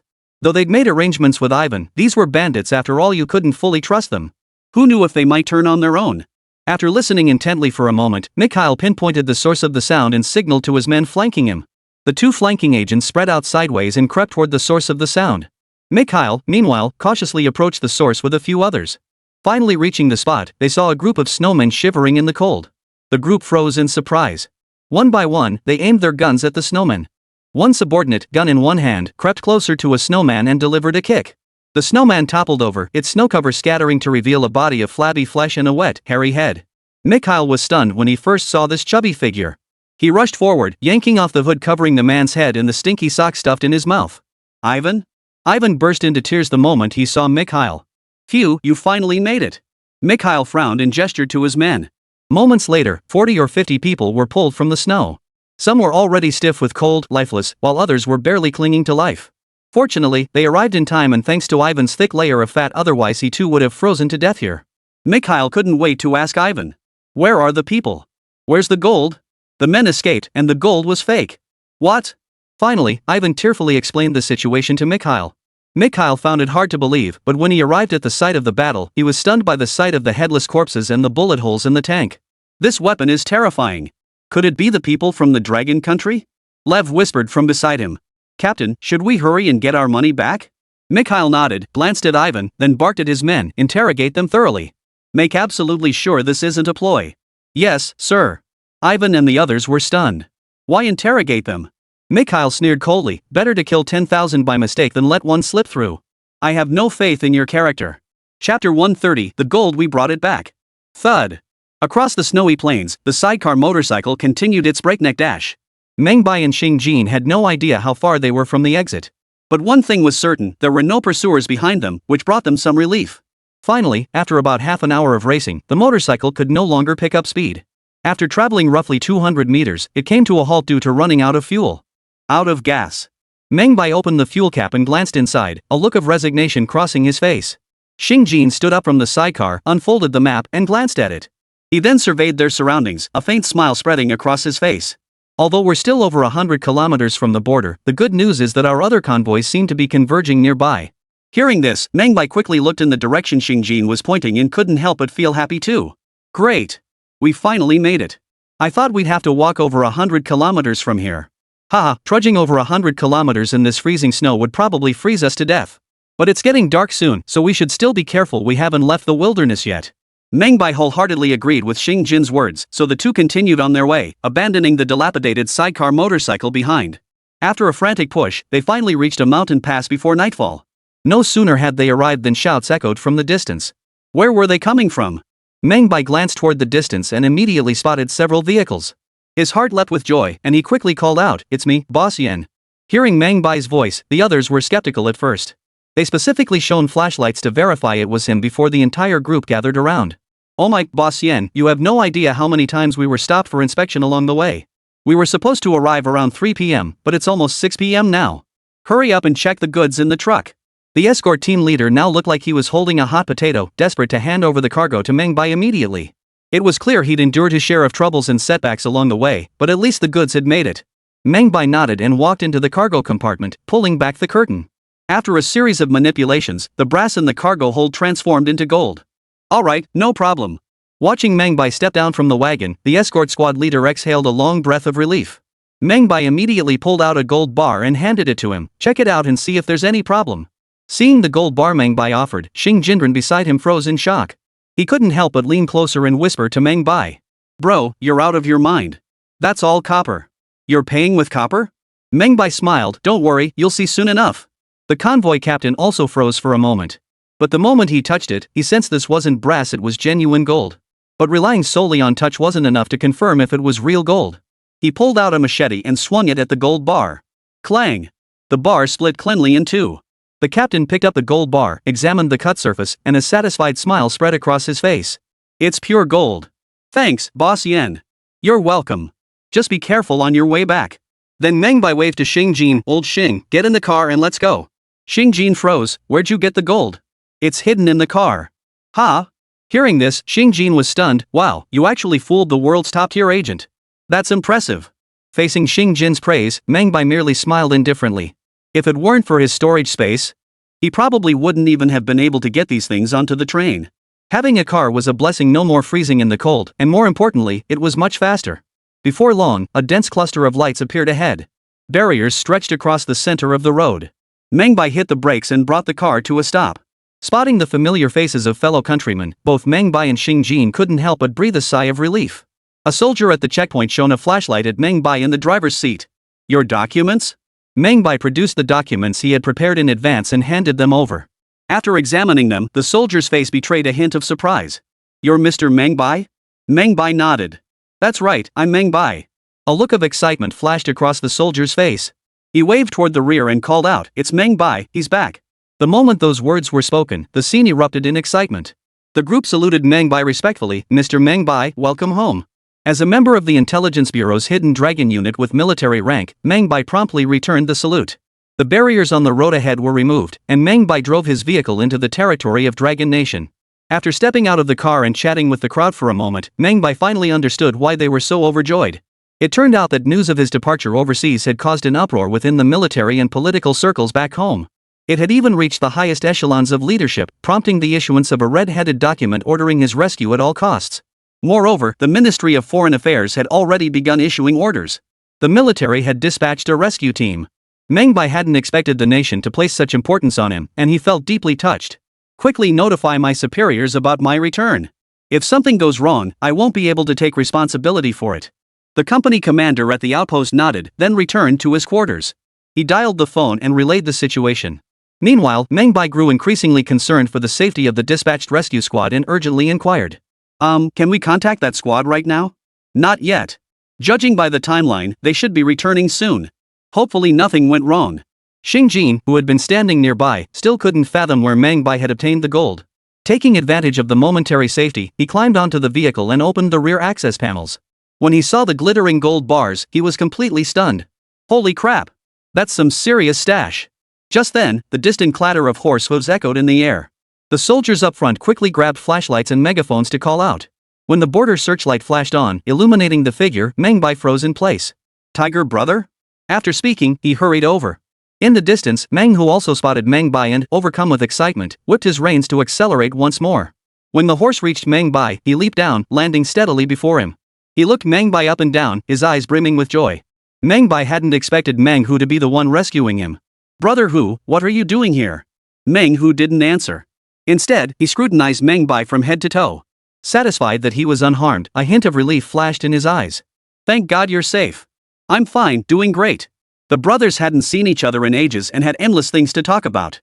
But now wasn't the time for catching up. Meng Bai glanced at the time, concern creeping in. Why are you the only one back? Where are the others? Meng Bai chuckled, don't worry. We've got Ivan's men completely under control. Zhao Lin is probably already on his way here with the gold. Chapter 131, Dismissal. When Xing Jin heard Meng Hu mention another group escorting gold toward their location, he froze. What? You found the gold? Meng Hu shook his head, a look of regret on his face. I didn't recover the gold myself, but another escort told me Ivan's crew seized it. Zhao Lin is handling the interrogation. When I learned about Meng Bai's whereabouts, I rushed straight here. At that moment, Meng Bai suddenly burst into laughter. Meng Hu was baffled and looked at Meng Bai, asking, what's wrong? Meng Bai pointed toward the truck behind them. If possible, go get them back immediately. Don't let them stay there any longer. What do you mean? Xing Jin looked utterly bewildered. The gold has already been brought back. At those words, Meng Hu froze instantly. What? The gold's already been brought back? Then what about the stuff those bandits took? Was fake its brass? Huh? Meng Hu rushed to the back, opened the chest, and caught a glimpse of the dazzling golden glow so bright it nearly blinded him. Good heavens, so much gold. The soldiers at the outpost were equally stunned by the sheer volume of gold. This was absolutely a hot potato for them. Immediately, the company commander at the outpost organized security personnel to guard the gold and tighten security. Meng Bai then turned to Meng Hu and asked, by the way, you mentioned earlier that you've taken down Ivan? Meng Hu set down the gold, looked at Meng Bai with pride, and nodded. That's right. Thank goodness for your equipment, otherwise, we never would have taken down their tanks. At this remark, the soldiers at the outpost all looked stunned. Huh? Those bandits actually had tanks? No way. How did you take out the tanks? I thought you weren't carrying any explosive packs. They say Ivan's crew had over 100 men. How did just a few of you manage it? Seeing their astonished expressions, Meng Hu proudly displayed the weapon in his hands, then proceeded to educate them on the most advanced weaponry of the Dragon Nation. In an instant, everyone's attention shifted from the gold to Meng Hu's rifle. It was clear everyone was intensely fascinated by firearms. Then Meng Hu pushed Meng Bai forward. Truth be told, every weapon I just mentioned was designed by my brother. At this declaration, the crowd fell into solemn respect. Just then, the searchlight caught sight of another group of people. As their equipment became clear, everyone couldn't help but shout excitedly. It's our people. Our people are back. Hearing this, Meng Hu and Meng Bai wasted no time, sprinting straight toward the border. There was Zhao Lin, leading a dozen or so men, each carrying large and small bundles, slowly making their way toward them. Seeing Meng Bai and Meng Hu approach, Zhao Lin's face broke into a smile. Haha, Meng Bai, you're not dead. You're not dead. That's absolutely fantastic. With that, he stepped forward and gave Meng Bai a big hug, then turned to give Meng Hu a big hug as well. Meng Hu glanced at the backpack strapped to Zhao Lin's back and froze slightly. By the way, why did you guys get back so late? You should have arrived an hour earlier. Zhao Lin sighed deeply upon hearing this, dropping the items he was carrying onto the ground. Don't even get me started. That bastard Ivan was as stubborn as a mule. Even after we beat him to a pulp, he still wouldn't spill the beans about the gold's whereabouts. No choice, we had to raid his lair and bring back some other stuff instead. All valuable goods, mind you. Hearing this, Meng Bai and Meng Hu exchanged a knowing glance before spotting the various silver ornaments, jewels, and furs in each other's bags. But rest assured, as long as Meng Bai returns safely, we'll make another trip tomorrow and definitely retrieve that gold. Meng Hu glanced again at the items strapped to the other team members' backs. One by one, they set down their bags, each filled with silverware, gold, and silver coins, and beyond these valuables, some jewels and jade. Meng Bai couldn't help but shake his head with a wry smile. Truth be told, even if you beat him to death, he couldn't produce that gold. Zhao Lin froze upon hearing this, his gaze shifting to Xiao Ran with utter confusion. What does that mean? Could it be that the gold had already been transported back by the Russian military? At this, Zhao Lin stomped his foot in frustration. This is infuriating. But the good news is Meng Bai is fine. Now we can rest easy. Meng Bai smiled beside him. Actually, the gold has already been brought back. Oh? What do you mean? Zhao Lin froze, his eyes brimming with shock as he stared at Meng Bai. The gold was brought back? How was it brought back? We split into two groups and brought it back with another convoy. This. Zhao Lin turned to look at Meng Hu again, still somewhat incredulous. The other man wore an expression of helplessness. I know it sounds unbelievable, but it's the truth. Everything's in the truck. They then led Zhao Lin and the others to inspect the gold. Seeing the crates filled with gold bars, Zhao Lin exhaled a long breath. Ha! Then everything's settled. The men are back, the gold is back this time, we've made a sure profit. We absolutely must throw Meng Bai a proper welcome back feast when we return. But Meng Bai just shook his head with a bitter smile. Forget the welcome banquet, he said. I'll probably get reprimanded this time. He'd just chatted with the company commander at this outpost and learned that with such a major incident, quite a few people were facing disciplinary action, including Yen Su. Meng Bai could already imagine how furious Yen Su would be when he saw him. But back then, Meng Bai really had no choice. At this very moment, at the intelligence center in Heilong City, a call came in, and Yen Su immediately grabbed the phone. Yen Su here. Who's calling? Hello, Team Leader Yen. We just received word that Meng Bai has returned safely. What? Meng Bai is back? That's right, he's at the outpost right now. Got it. Yen Su was overcome with excitement. He hung up immediately and shouted toward the outer room, spread the word Meng Bai is back. In an instant, the entire intelligence station erupted in cheers. Wonderful. Meng Bai has finally returned safely. The weight that had been on their hearts for a day finally lifted. Now they could rest easy, no more worries.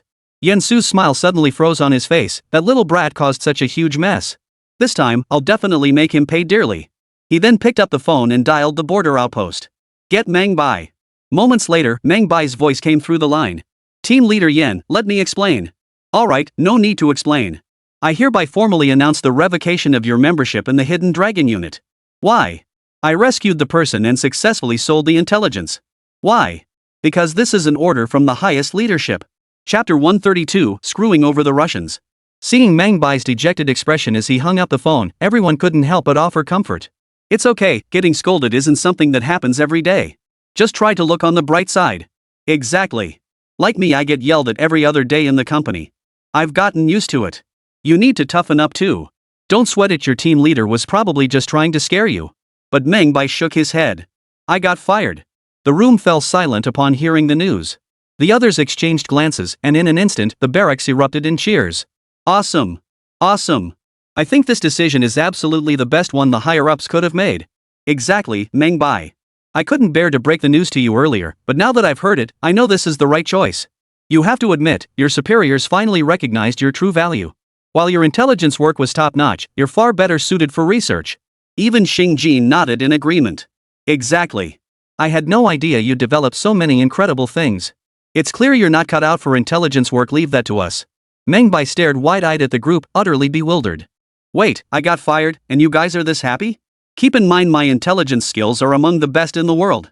Meng Hu, however, couldn't care less. He slapped Meng Bai on the shoulder. Of course we're happy. You have no idea how worried everyone was when they heard you'd been taken to Lubyanka in the Bear Country. Zhao Lin also exhaled deeply, setting down the cloth he'd been using to polish his rifle. You have no idea how crazy everyone in the military districts went when you vanished. Now their tank orders can't be fulfilled, and they're practically ready to tear the intelligence bureau to shreds. But this is our Dragon Nation's very first tank. The others nodded in agreement. Even the sentry post personnel were delighted that Meng Bai had been fired. Exactly. You were never cut out for intelligence work. Research suits you far better. It's just that you excel at both intelligence and research, but research is a better fit for you. We're counting on your new technology to reach us. So focus on your research, no more reckless adventures. Exactly. You've already been to Lubyanka in Bear Country and made it back alive. That's your greatest asset in life. No need to go a second time. Seeing everyone's unified stance, the last shred of doubt in Meng Bai's heart was completely erased. Truthfully, on the way here, he'd already sensed his identity was no longer suited for intelligence work. He'd only intended to leverage his status as a time traveler to tackle more practical problems. But now it seemed unnecessary. The top priority was to steadily develop various fields within the Dragon Nation. He only needed to hand these intelligence matters over to professional intelligence personnel. Especially this mission, it was fraught with danger. Had he not possessed his transmigrator abilities and storage space, he likely would never have completed these missions. The near-death experiences along the way had taught Meng Bai a valuable lesson. At this very moment, at an intelligence liaison center within the Bear Nation's territory, Mikhail gripped the phone, his expression grave. Sir, this was our oversight. We never anticipated that Dragon Nation brat would be so cunning he secretly transported the gold back. Of course, we've already apprehended Ivan and all his men. They're on their way to Lubyanka. We're confident we'll extract valuable information from them. Additionally, I must report that we discovered specialized weapons capable of penetrating tank armor. They possess tremendous destructive power. We also recovered bullet casings containing propellant that differs from our current technology. It's highly advanced. Preliminary analysis suggests a connection to the Dragon Nation. We suspect their agents have infiltrated our ranks. The call ended, leaving Mikhail with a knot of unrelenting fury in his gut. He felt like he'd been played. Everything seemed under his control, yet in reality, that Dragon Nation brat had him spinning in circles. He simply couldn't fathom how the other had managed to carry away so much gold. After all, every convoy Meng Bai tracked down had been meticulously inspected over a dozen times. Yet despite that, the other side had still managed to get the gold away. All he could do now was pin the blame on Ivan. As for how long Ivan could endure in Lubyanka, that depended entirely on his will to survive. Just then, a subordinate rushed over. "Sir, we've intercepted an encrypted message." Mikhail paused, startled. "What's the content of the code?" "Here." The subordinate handed Mikhail a slip of paper. After glancing at it, Mikhail froze in place. "Thank you, Mr. Mikhail, for your invaluable assistance. Without your help, this gold shipment would never have reached its destination. I'll treat you to a meal when I have the chance." Reading the message, Mikhail's mind went blank. He turned to look at his subordinate. Where the hell did this come from? The exact location was unidentifiable, but it was definitely sent from the Dragon Nation border. Damn it! That kid screwed me over. The next second, his subordinate Lev pulled a pistol from his pocket and aimed it at Mikhail. "My apologies, sir, but you'll have to come with me to Lubyanka." Mikhail, furious beyond words, unleashed a torrent of curses at Lev. "You idiot! Don't you realize they're framing me? Sorry, save that rant for Lubyanka." With that, Lev signaled his men and several of them instantly pinned Mikhail down. Watching Mikhail's furious expression, a faint smile touched Lev's lips. He then produced a tattered rag and stuffed it into Mikhail's mouth. Watching Mikhail being loaded into the car, Lev picked up the note and kissed it twice. "Mr. Yensu, I owe you big time. Now I can finally take this bastard's position." "Achoo!" Meng Bai crouched by the stove and sneezed. He rubbed his nose and moved closer to the stove. "It's freezing out there. Even with the fire, it's unbearable. I don't know how you guys manage." His respect for the border guards deepened. Just then, the sound of car horns blared from outside. Meng Bai quickly stood up and glanced outside, seeing several military vehicles pull up beside the border outpost. A group of soldiers, fully armed and ready for action, stepped out of the vehicles. A tall, lean man leaped out of one vehicle and approached Meng Bai, sizing him up from head to toe. "So glad to see you're safe. Comrade Meng Bai, I'm taking you to the airport right now. We're heading to Yanjing together." "All right." Just then, another vehicle pulled up. A familiar figure stepped out. Yensu. In just a few days apart, Yensu had visibly wasted away, his hair now streaked with gray. His appearance left Meng Bai utterly stunned. "Team leader Yen, what happened to you?" Seeing Meng Bai was unharmed, Yensu let out a long sigh of relief. "You little brat, you gave me quite the scare." Meng Bai scratched his head awkwardly. "Sorry, team leader Yen, I." The other waved it off. "Just glad you're okay. By the way, don't dwell on the dismissal. Focus on your research. If you have any intelligence, pass it on to our people." Meng Bai nodded and handed over a contract. "This covers the contract terms. I'll hand over the remaining intelligence later. You guys can coordinate with their intelligence agency." Yensu took the contract and glanced at it, then froze in place. "Huh? Not only the gold worth 11 million, but also all this land? Of course. Since we're making the trip anyway, we might as well squeeze out every last bit of value." Yensu gave Meng Bai a thumbs up. "You'd make a better businessman. That's ruthless. Good thing Bear Country has so much land. If it were Eagle Nation, they'd never give you this much." Chapter 133, State-Assigned Wives. Upon arriving in Yanjing by special aircraft, Meng Bai was immediately surrounded by a crowd as soon as he stepped off the plane. Among the arrivals were representatives from the military, finance, industry, and even the health and family planning departments. Yu Lon, the most hot-tempered among them, immediately barked at the guards beside him. "Handcuff him." Hearing this, several ministers who had only intended to reprimand him saw his actions and rushed forward to stop him. "Old Jew, come on, we don't want to see him locked up. We just want to teach him a lesson, not put him in confinement." "Exactly. It's unnecessary. He's still a meritorious official of our Dragon Nation. Treating him this way is truly inappropriate." Overall, there wasn't much loss this time. It's just a bit worrying. A few words should suffice. Why make such a big deal out of it? Yu Long wouldn't actually handcuff Meng Bai, he was just trying to intimidate him. Seeing everyone's objections, he seized the opportunity to back down. Standing with his hands on his hips, he glared at Meng Bai, his displeasure written all over his face. "You little brat, do you have any idea how much trouble you've caused?" Meng Bai had braced himself for a scolding when he arrived. Hearing the question, he immediately pulled a piece of paper from his pocket and handed it over. Yu Long took the paper and glanced at Meng Bai. "What's this?" "A self-criticism report." "A self-criticism report?" Yu Long froze for a moment, then exchanged glances with the others and burst into laughter. "Good lad. So you came prepared. Fine, since you've written the self-criticism and realized your mistakes, I'll punish you by making you read it aloud at the commendation ceremony." The moment the words left his mouth, the crowd couldn't hold back.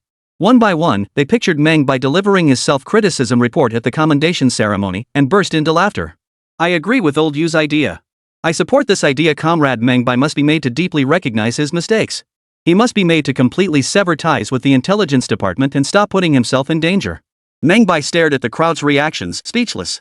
Are you really going to read it out loud at the commendation ceremony? How about I read it to you right now? Yu Long stood with his hands on his hips, glaring at Meng Bai. What? You know you're embarrassed now? No way. To make sure you remember, I'll read it out loud at the commendation ceremony. Merits are merits, and demerits are demerits. They can't cancel each other out. The others nodded in agreement. Only Meng Bai looked somewhat helpless. Seeing Meng Bai's expression, Yu Long couldn't help but nag again. What's the matter? Can't take a little criticism? Do you realize if something happens to you, how will you deliver on that Type 99 tank you promised me? The others nearby nodded in agreement. That's right, Meng Bai. You're not just one person anymore. You're the future hope of our dragon nation. You have no idea when I heard you were missing, I haven't slept a wink these past few days. Thank goodness you're back. Otherwise, with this major industrial upgrade halfway done, if it had to stop because of you, I wouldn't know how to explain it to the entire nation. Exactly. Exactly. We still rely on you for medical breakthroughs. If something happened to you, the pace of medical advancement in our nation would slow down again. While I'm incredibly grateful for the gold you brought to solve our immediate crisis, I'd rather not have that gold at all if it meant your safety was compromised. This rebuke completely deflated Meng Bai's defiance, and he immediately raised his hands in surrender. Alright, leaders, enough talk. I'll make a self-criticism at the commendation ceremony, okay? Hearing this, the crowd finally nodded in satisfaction. They all boarded the vehicle together, but the moment Meng Bai pulled open the door, he froze in shock. Seated in the back row was none other than Joya, her face twisted with fury. Joya, why are you here? What? Am I not allowed to come? Am I unwelcome? Of course not, it's just a bit of a surprise.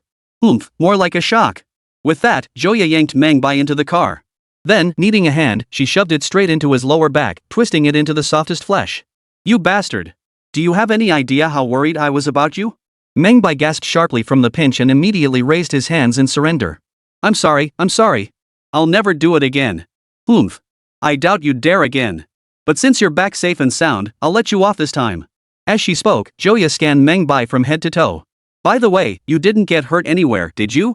Meng Bai pointed to his back molars, just a little bleeding from my gums. Nothing else. Bleeding gums? Which bastard did that? That bastard's probably out of commission now. Tell me everything that happened on the way here. So the two sat in the car, and Meng Bai recounted his entire journey. After listening, Joya's eyes widened in disbelief. Amazing. Absolutely incredible. I have to document this. An intelligence operative who successfully returned from Lubyanka in Bear Country? That's beyond unbelievable. It was okay, but next time probably won't be. You want to do it again? No way. Hearing Meng Bai's words, Joya felt considerably more at ease. She then reached into her bag and pulled out an object, handing it over. Meng Bai took the square object with some surprise. What is it? For me? Let's open it and see. Under her expectant gaze, Meng Bai opened the box to find a certificate inside. Opening it revealed Joya's senior press credentials. She got her senior reporter credentials so quickly? How about that? Pretty impressive, huh? It really is. Congratulations. Meng Bai was genuinely happy for Joya achieving her dream. But Joya continued pointing at the box and said, there's one more thing inside. Something else? Meng Bai paused slightly, then saw a document. When he saw the bolded black text on the document's title, Meng Bai froze. Wait, you just got your senior reporter credentials, and now you're quitting? Why? Joya stared at Meng Bai's bewildered expression, a hint of pride playing at the corners of her mouth. The state assigned me a mission to keep an eye on you. Meng Bai was dumbfounded upon hearing this. You've got to be kidding me. The state would assign such an absurd task? Of course. There's a document below, you can check it yourself. Meng Bai flipped down and sure enough, there was another official document with some directives written on it. After reading it carefully, he felt completely bewildered. The document stated that to ensure the steady development of domestic industries including manufacturing, military production, and healthcare. As a key figure in these sectors, Meng Bai was to receive special attention. Comrade Joya was specifically assigned to oversee and support him. After reading through the contents, Meng Bai couldn't help but scratch his head. Could this be the legendary state-assigned wife? Chapter 134, Making a Self-Criticism at the Commendation Ceremony. Though absurd, official documents couldn't be forged. Regarding this state-assigned task, Meng Bai found it both amusing and somewhat understandable. Unbeknownst to him, he had become one of the most crucial researchers in the nation. Now, multiple industries couldn't function without him. Joya felt both proud and a little shy about this assignment from higher-ups. Meng Bai turned to look at Joya and asked, Did the higher-ups mention when they want us to get married? A blush spread across Joya's face as she pinched his waist again. What are you thinking? You haven't even formally visited my family yet, and you want to marry me? Oomph. Haha, that's easy enough. With the new year approaching, I'll pay a visit to your parents and seek their approval. Maybe I can bring up our marriage then. Who says we need to rush things? Let's talk about it later. When the topic turned to marriage, Joya blushed so fiercely she nearly buried her head in her chest. Meng Bai, however, laughed heartily, then it settled. Then Meng Bai remembered something and turned to look at Joya. Oh, right after the new year, I plan to head to the northeast to work on that oil field project. Will you be coming with me then? Of course. The government assigned me to follow you. Wherever you go, I go. But it's so cold there. And what about your job? I can handle factory affairs and promotions for you, or even run errands. Haha, it's settled then. The car sped along, carrying the two of them to a large auditorium. This final pre-New Year conference featured not only the announcement of various documents but also the commendation of outstanding talents across all industries. Although the nation had only recently been founded, the past few months of development had revealed numerous issues, large and small, that required immediate rectification to prevent further detours. At the assembly, Meng Bai stood out prominently in the crowd, a bright red flower pinned to his chest. The proceedings advanced item by item, with various rectification documents announced covering healthcare, military industry, and power sectors. The scale of the reforms was immense, almost like sweeping, wholesale overhauls. It was clear the nation intended to push through these changes in one go before the year's end. Meng Bai knew such aggressive measures would inevitably encounter many difficulties, but this would absolutely not hinder the nation's resolve to develop. Next came the commendation segment, where individuals wearing the large red flowers took the stage to deliver their respective speeches. Seated beside Meng Bai was a bank employee named Zhao Bin. Having made significant contributions to the banking sector, he hurried onto the stage when his name was called. However, facing an audience of thousands, he stumbled over his words. Though his speech wasn't polished, he still earned thunderous applause. After stepping down, Zhao Bin was drenched in sweat. Returning to his seat, he suddenly noticed the documents in Meng Bai's hand and couldn't help but ask, "Bro, can you bring a speech with you on stage?" Startled by the question, Meng Bai turned to the person beside him. Not sure. But mine's pretty long, I probably wouldn't remember it all without it." The other person froze for a moment. "It's a bit long?" Then he couldn't help but ask, "I see. By the way, hello. My name is Zhao Bin." Seeing the hand extended toward him, Meng Bai gave it a light shake. "Hello, Comrade Zhao Bin. Just call me Meng Bai." Meng Bai? Hearing that familiar name, Zhao Bin froze completely. "You're that Meng Bai who made outstanding contributions in the military, industrial, and medical sectors?" "That would be me. Oh my, you're my idol. It's truly an honor to meet you." "Ha, no need for the flattery, brother Zhao. I was just dabbling in it." Meng Bai's response nearly sent Zhao Bin into a funk. "Seriously? You're just messing around earned you so many top-tier honors, leaving no room for the rest of us to breathe?" Just then, the host on stage called out Meng Bai's name once more. Meng Bai hurriedly grabbed his self-criticism report and took the stage. Looking out at the crowd of thousands below, Meng Bai finally understood why Zhao Bin had reacted that way earlier. He took a deep breath, adjusted the microphone to a comfortable position, and placed the self-criticism report flat before him. "Esteemed leaders, my name is Meng Bai. I am deeply honored to receive this national commendation. However, before that, I wish to offer a self-criticism to everyone present." At these words, the crowd, who had been poised to applaud, froze in surprise. Whispers spread among the leaders on stage and the audience below. What the hell? A self-criticism at an awards ceremony? What on earth is Comrade Meng Bai thinking? Making a self-criticism at such an important occasion, who knows what he's going to criticize? He's already done so well, yet he still feels the need to criticize himself? Good heavens, is there any room left for others to shine? Oh no. I just went up there bragging about myself, and now someone's actually doing a self-criticism. This is bad. From now on, you can't just say thank you when you get on stage, you have to start with self-criticism first. That level of self-awareness is incredible. Those unaware of the truth assumed Meng Bai was putting on a show, but only those truly in the know were satisfied with his approach. Impressive. Never thought this kid would actually dare to self-criticize on stage. For that courage alone, I'm impressed. Yu Long was thoroughly impressed. He crossed his arms and gave Meng Bai a thumbs up. "First, I must acknowledge my violation of departmental regulations by acting on my own initiative, which nearly derailed plans across multiple industries. Second, I also need to address. That concludes my personal self-criticism. I ask for the supervision of our leaders and guarantee that similar incidents will not occur in the future." With that, Meng Bai bowed to the audience. "My remarks are concluded. Thank you for your attention." As Meng Bai descended from the stage, the room erupted in enthusiastic applause. At that very moment, a reporter from the Dragon Nation Daily scribbled a headline on his notepad. "National Commendation Ceremony, Dragon Nation's tech leader Meng Bai delivers self-criticism." By the next morning, this headline had already made the front page. Meng Bai instantly became a household name across the nation. He became a household name. As the year drew to a close, he returned home. People came to pay their respects to Meng Bai in an unending stream. However, to ensure his safety, all visitors were kept outside Mengzhuang village. With less than a week left before the new year, Meng Bai made pre-holiday arrangements for the entire factory to ensure normal operations before the holiday.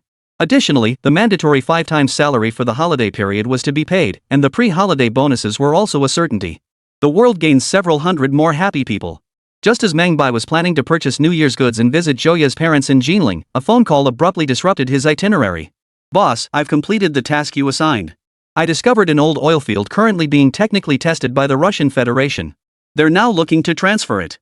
Hearing the voice on the phone, Meng Bai felt a surge of excitement.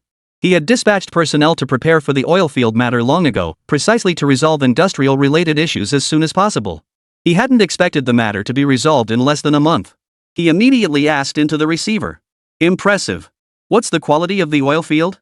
"Exactly as you described. It's a rich deposit." "All right, I understand. I'll head over after the new year. You should take a proper break too." But the person on the phone quickly interjected, "No, boss. They're already preparing to transfer this old mine to another company for extraction. We have to act fast." "When exactly?" "At the latest, 1 week." "Got it. Keep me updated. I'm heading over now." Chapter 135, I'm buying every oil field here. "That's how it is, so." Meng Bai wasn't sure how to explain it to Joya, so he could only be honest and lay it all out. But Joya rolled her eyes and said, "What do you take my dad for? If he found out you delayed national oil field development just to visit him for the new year, he'd be genuinely furious." "But I told him in advance." "No problem. I'll call my dad right now. He'll definitely understand." "What if he doesn't understand?" "If he doesn't understand, I'll make him understand." Joya waved her hand impatiently. "He's my old man, I know his temperament inside out. You get ready for your connecting flight now. I'll make the call." With that, she grabbed the receiver and dialed the Jinling military district number. "Dad, it's Xiaoya. I need to tell you something. I'm going to the northeast with Meng Bai." "Yes, we're leaving immediately. We can't go to Jinling now, so I'm letting you know ahead of time. Of course it's for official business national affairs." "Ah, that's good. We'll bring you back some specialties when we return." After hanging up, Joya tilted her head back, revealing her snow-white neck, and looked at Meng Bai with a hint of pride. "I told you he'd agree. Now you can relax, right?" Meng Bai nodded, then arranged for a private jet to take him to Heilongjiang City. Meng Bai's status was no longer ordinary. Private jets had become his standard mode of travel. It wasn't about putting on airs, time was of the essence. There was no room for delays. If he took regular ground transportation, the oil field might be snatched away by the time he arrived. That evening, Meng Bai and Joya arrived together in Heilong City. They found a military guesthouse to stay the night, made a phone call to inquire about the situation, and arranged their itinerary for the next day. At dawn the next morning, a military jeep carried Meng Bai and Joya northward toward the outskirts of Heilong City. Seated in the vehicle, Joya rested her head against Meng Bai's shoulder, her eyes closed as she asked, "Is there really a large oil field? Could this be a false signal released by the Bear Nation?" A confident smile spread across Meng Bai's lips. "Don't worry, it's not. This oil field will definitely exceed billions of tons. It's going to become one of the most important oil fields in the Dragon Nation." "Ha? Really?" Hearing Meng Bai's words, Joya couldn't help but open her eyes and stare intently at him. "Of course. When have I ever lied? But billions of tons? How is that possible? You haven't even been to the site." Meng Bai laughed heartily. "I have complete confidence in my sixth sense." Though he called it intuition, it was all nonsense. Meng Bai knew perfectly well that the place had an oil field, a huge one at that. As someone who had traveled through time, he'd learned about it in his elementary school textbooks. Located in the heart of the Songnan Plain, the oil field stretched 140 kilometers north to south and reached up to 70 kilometers at its widest point east to west, covering over 5,000 square kilometers. Such a vast super oil field essentially solved all of Long Nation's future oil needs, freeing it from foreign dependence. However, it wasn't discovered and developed until a full decade after the founding of the nation. Meng Bai was merely using this information ahead of time to seize control of the oil field. According to available intelligence, the Bear Nation had exploited this oil field under the guise of technological experimentation with the pretense of later supporting Longwa's related technologies to secretly transport oil back to their own country. This area was not the main oil-bearing zone. But Meng Bai's reason for wanting to buy their oil production facility was precisely to avoid future disputes with the Bear Nation and prevent the nation's resources from being wasted. Seeing Meng Bai's unwavering confidence, Joya couldn't help but start imagining possibilities. If we could independently produce all kinds of petroleum derivatives, our cars, planes, and tanks would never run out of fuel again. Indeed, not only that our pharmaceuticals, chemical engineering, and manufacturing industries would undergo a qualitative leap. We'd use plastic products, have access to more medicines when ill. Meng Bai listed countless examples of chemical applications, leaving Joya beside him utterly stunned. Goodness gracious, I never imagined petroleum could be refined into not just gasoline and diesel, but so many other things. Absolutely. Petroleum products are undoubtedly among Earth's most vital resources. Meng Bai then proceeded to educate her on petroleum's diverse applications. Not only did Joya listen with rapt attention, but even the driver found it hard to believe, yet it filled him with excitement. Mr. Meng, is this black stuff really as useful as you say? Absolutely. And in the future, we'll develop even more industries from petroleum. By the time they spoke, the car had already arrived at a remote village. After getting out, both Meng Bai and Joya were taken aback. Such a remote place didn't look like a place for oil extraction. There wasn't even a proper road. How could they separate oil here? Just then, a man in a black leather coat approached, waving the leather cap on his head as he walked. Hey, boss. Hey, boss. Spotting him, Meng Bai and Joya walked over together. Boss. I didn't expect you to arrive so quickly. The man before them was frozen stiff, his nose bright red and his cheeks dotted with frostbitten red patches. After receiving your call yesterday, I immediately chartered a private jet to come here. Come, Joya, let me introduce you. This is Zhou Xiang, our company's exploration project manager, a top-tier talent who returned after studying abroad. Zhou Xiang, this is. Joya took over Meng Bai's introduction. Hello, I'm Joya, Meng Bai's secretary. Thank you for your hard work. At the word secretary, Zhou Xiang's eyebrows twitched. Clearly, he didn't believe their relationship was as simple as that. Still, he flashed a broad grin at Joya. Hello, Secretary Zhou. Pleased to meet you. Feel free to reach out anytime you need anything arranged. Hearing Zhou Xiang's response, Meng Bai gave him a satisfied thumbs up before pointing toward the distant village and asking, could this be the oil field you mentioned? Zhou Xiang pulled his hat back on and nodded. That's right. The oil field is just behind the village. Boss, Secretary Zhou, I'll take you there now. Meng Bai was taken aback. Following them to the back of the village, he finally saw a high wall built with red bricks. But the sheer size of this oil field extraction site left Meng Bai speechless. This is the oil field you mentioned? It's way too small. Can it even be 1,000 square meters? It's exactly 875 square meters.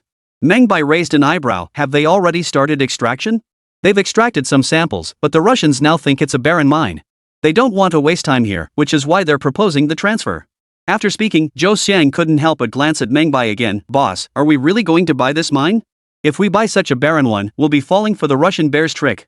Meng Bai remained silent, instead pulling out a map and asking Zhou Xiang to point to their current location. Zhou Xiang studied the map, then pointed to a spot. This is where we are now. Meng Bai smiled, then picked up a red marker and drew a large circle around it. Your next task is to locate every oil field within this circle that's currently being operated by foreigners. At this, Zhou Xiang's eyes widened instantly, a sense of foreboding washing over him. Boss, you mean to say? I'm going to buy up every single oil field. Chapter 136, Asking for the Moon. When Zhou Xiang heard Meng Bai declare his intent to buy every oil field within the circle, he was utterly stunned. Boss, is this area really that large?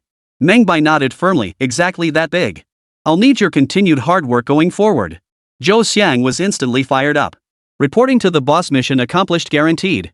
He'd thought it was just a temporary gig, but never expected the boss to be so generous, turning it into a permanent position. With such high pay and the chance to leverage his strengths, Zhou Xiang felt he could do this job for the rest of his life. Soon after, the three arrived at the entrance of the oil field extraction facility. Zhou Xiang, now feeling much more confident under Meng Bai's guidance, straightened his clothes, adjusted his cap, and knocked on the iron gate. Before long, the gate creaked open, revealing a sleepy face peering out. The person rubbed their eyes, yawned, and asked with a hint of impatience. Who are you looking for? Zhou Xiang lifted his chin and pointed to Meng Bai behind him. This is our boss. He's here to see your supervisor. The person paused slightly, glanced at Meng Bai, and muttered under his breath. So young? Nevertheless, he opened the gate. Upon entering the courtyard, Meng Bai spotted a small oil well in the distance. The only equipment for extracting oil was a single oil pump. Pipes stretched from the pump into a nearby building, from which a steady hum occasionally drifted out, likely the oil separation equipment. Although this was a branch area of the mineral vein, the quality of the oil in this small field was evident from the equipment alone, so good that a simple pump sucker could suffice. It's important to note that while oil deposits are relatively common in the Dragon Nation region, most lie deep underground, buried thousands of meters below the surface. The fact that oil could be extracted directly with a sucker pump indicated that the oil was located in the shallow surface layer. Seeing this only solidified Meng Bai's resolve to purchase the oil field. The gatekeeper yawned as he walked inside. You've arrived at just the right moment. Mr. Pernov is here today. However, he's currently entertaining guests in the reception room. You may wait in another room. Saying this, he opened the door and pointed to the stove inside, adding, "You can add wood yourselves." With another yawn, he departed. Having brought his boss to discuss business only to be ignored, Zhou Xiang felt his face grow hot with embarrassment. He rose to confront the guard but was stopped by Meng Bai. "No need. Let's wait here a while. They're probably stringing us along on purpose." "Huh? Stringing us along? But he has clients to attend to, right?" Zhou Xiang scratched his head, unable to fathom the reason. Zhouya beside him couldn't help but roll her eyes. Silly. What clients could he possibly be meeting? There isn't a single car at the entrance. In this remote wilderness, what client wouldn't drive here? At the very least, they'd need a carriage. Hearing this analysis, the other person suddenly understood, smiling awkwardly. Meanwhile, in the room diagonally across from them, Pusnov, clad in a fur coat, peered out the window toward the diagonal corner. He then addressed the gatekeeper in broken Dragon Kingdom dialect. "Did they not ask about anything else?" "No. I just stood in the yard and took a look." "Did he look at our equipment?" "No, he just followed us straight into the room." Pusnov nodded slightly, replying without turning his head. "Wait for my signal before calling them. If they ask, tell them I'm entertaining clients. Remember, make it seem like our oil field is in high demand." "Understood, Mr. Pusnov." Watching the guard leave, Pusnov withdrew his gaze and turned to the others in the room, a faint smile curling his lips. "Looks like that dim-witted Zhou Xiang has carried our message back." The others seated nearby also wore delighted expressions. "This oil field is nearly depleted, yet here we are getting a windfall before we leave. You have to admit, those long country folks are a bunch of bumpkins. They see others drilling oil fields and want to copy them, not realizing their technology lags centuries behind ours. Ha! We'll fleece them for a hefty sum with this equipment later. Back home, this little nest egg will let us live comfortably for a while." Pusnov excitedly fantasized, raising the vodka on the table and toasting the others. "Cheers to our impending fortune." "Cheers! Cheers!" While Pusnov and his crew celebrated, Meng Bai and his two companions had already stoked the room's stove, filling the space with a cozy warmth. Throughout this time, Zhou Xiang kept briefing Meng Bai on various aspects of the oil field, all information he had gathered recently. However, Meng Bai expressed skepticism about the information he had gathered.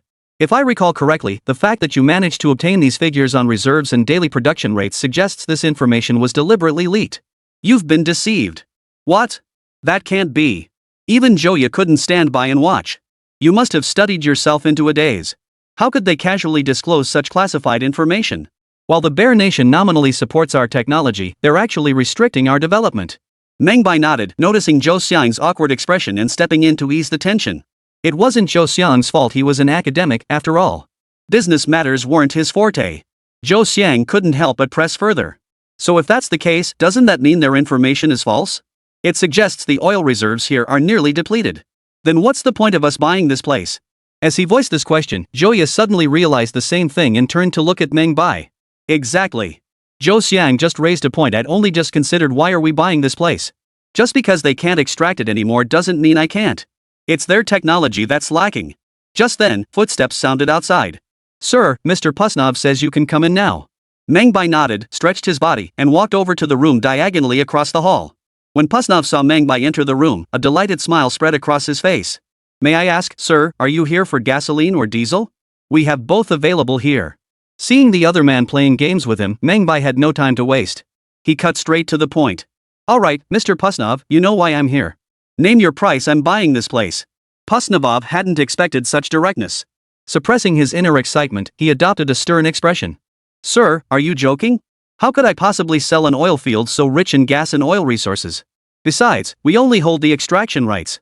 No sooner had he finished speaking than several others nearby stepped forward to intervene. "Hold on, Pusnov.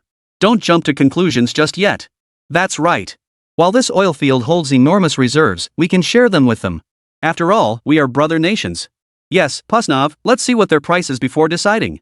The group argued in broken Dragon Country dialect.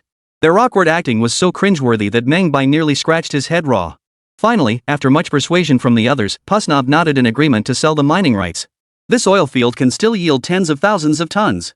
At current oil prices, we won't ask for much, 5 million will do." Chapter 137, Haggling.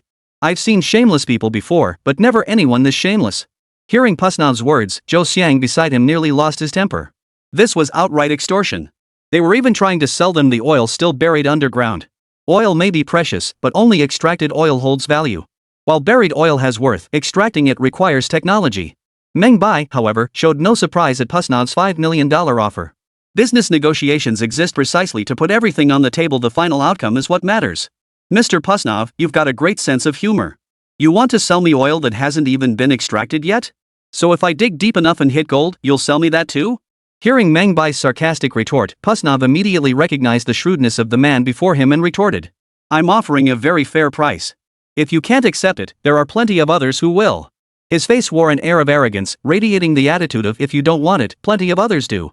Faced with this situation, even Joya didn't know how to proceed. Meng Bai regarded Pusnov with an expression of calm detachment. Plenty of buyers? Are you sure? Absolutely. This oil field still holds vast untapped reserves. Buying it is a sure profit. You think it's expensive because you lack the technology. Those with the know-how consider this price incredibly low. Is that so? Then would you mind showing me the pressure gauges on your oil wells? At these words, a flicker of panic crossed Pusnov's eyes before he snapped angrily. Show you? Why should I? Besides, what would you even understand? Stupid dragon countryman. Pusnov's rage perfectly masked his growing panic. The other Panda Nation people in the room understood the scene. From this moment on, Pusnov had already lost. Faced with Pusnov's impotent rage, Meng Bai merely wore a look of disdain. Whether I understand it or not is my business. If you refuse to show it to me, it only proves you have something to hide. Fine, since that's the case, go find someone willing to buy the oil field. We're leaving. With that, Meng Bai led Joya and Zhou Xiang out. His stride was resolute, without a hint of hesitation. Upon arriving at Zhou Xiang's temporary lodging in the village, Meng Bai addressed him, pack your things. Hearing this, Zhou Xiang froze momentarily. You really aren't going to buy the oil field? Hearing this, Joya couldn't help but shake her head with a wry smile. Are you being genuinely clueless or just playing dumb? Your boss is haggling. Ha? Bargaining? But it feels like they don't want to sell to us at all. Relax. They'll definitely come back. Didn't you see how frantic Pusnov looked just now? He's probably huddled with his team right now, figuring out how much to slash the price and how to make it look more reasonable. Just as Joya had said, Pusnov and his team were now huddled together, strategizing their next move. Mr. Pusnov, you were far too hasty just now. That young man was merely testing you. Too bad. He must have figured out the oil field situation. We couldn't hide it from him. Exactly. If he wants to buy, he'll know the field's true value just by checking the well pressure. We need to find him immediately and seal the deal. Once he leaves, we'll never sell it. Pusnov sat on a stool, puffing on a cigar as he pondered. He had indeed been quite impatient earlier. He just wanted to sell the oil field quickly and return to Russia. He hadn't anticipated that the young man he was dealing with would be so knowledgeable, immediately recognizing the problem. That's why he'd panicked. Now he regretted it, but with things as they were, he had no choice but to press on. The oil field had to be sold. Otherwise, in a few more years, when they could no longer extract oil from it, it would truly become unsellable. Moments later, Pusnov suddenly turned his gaze toward the others. I nearly forgot something crucial. Aren't the Dragon Country buyers acquiring our technology when they purchase the oil field? We're selling technology, why shouldn't they pay a premium? What do you say? At this remark, the others suddenly snapped to attention. Exactly. The Dragon Nation is after our technology.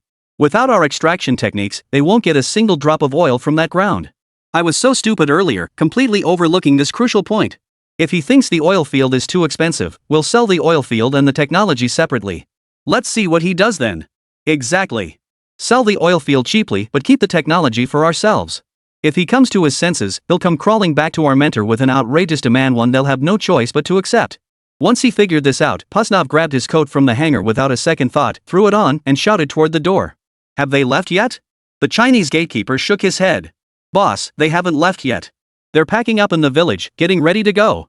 Pusnov immediately dashed out the gate. Hurry up, don't let our money god get away. So the group hurriedly ran toward the village. By then, Zhou Xiang had packed up everything in his room. Before leaving, he glanced one last time at the dilapidated house, and a pang of reluctance welled up in his heart. What a shame. Such a great location, leaving like this felt like such a waste. But since the boss had already made his decision, there was nothing he could do to change it.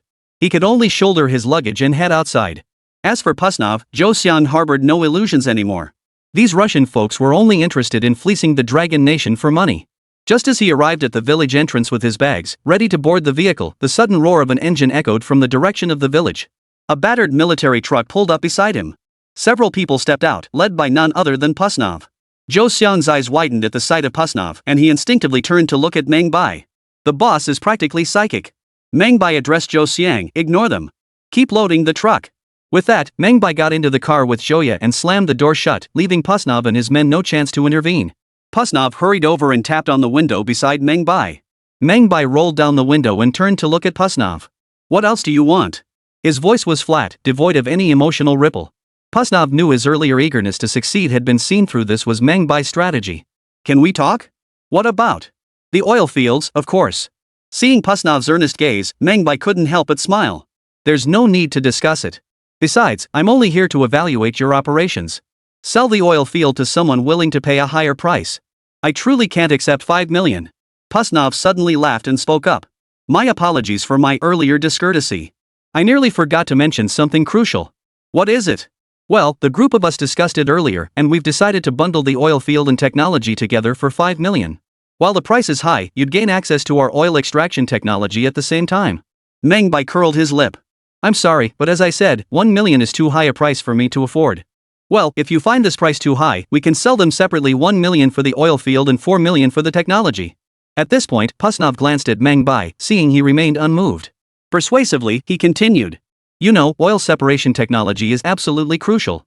Without it, you can't produce gasoline or diesel. The technology is the real value. The oil field itself isn't worth much." As he finished, several Russian compatriots beside him nodded in agreement. "Exactly. Our country is rich in resources. We don't lack this stuff. We came to a long way to help our brother nation build oil fields. Technology is the real key.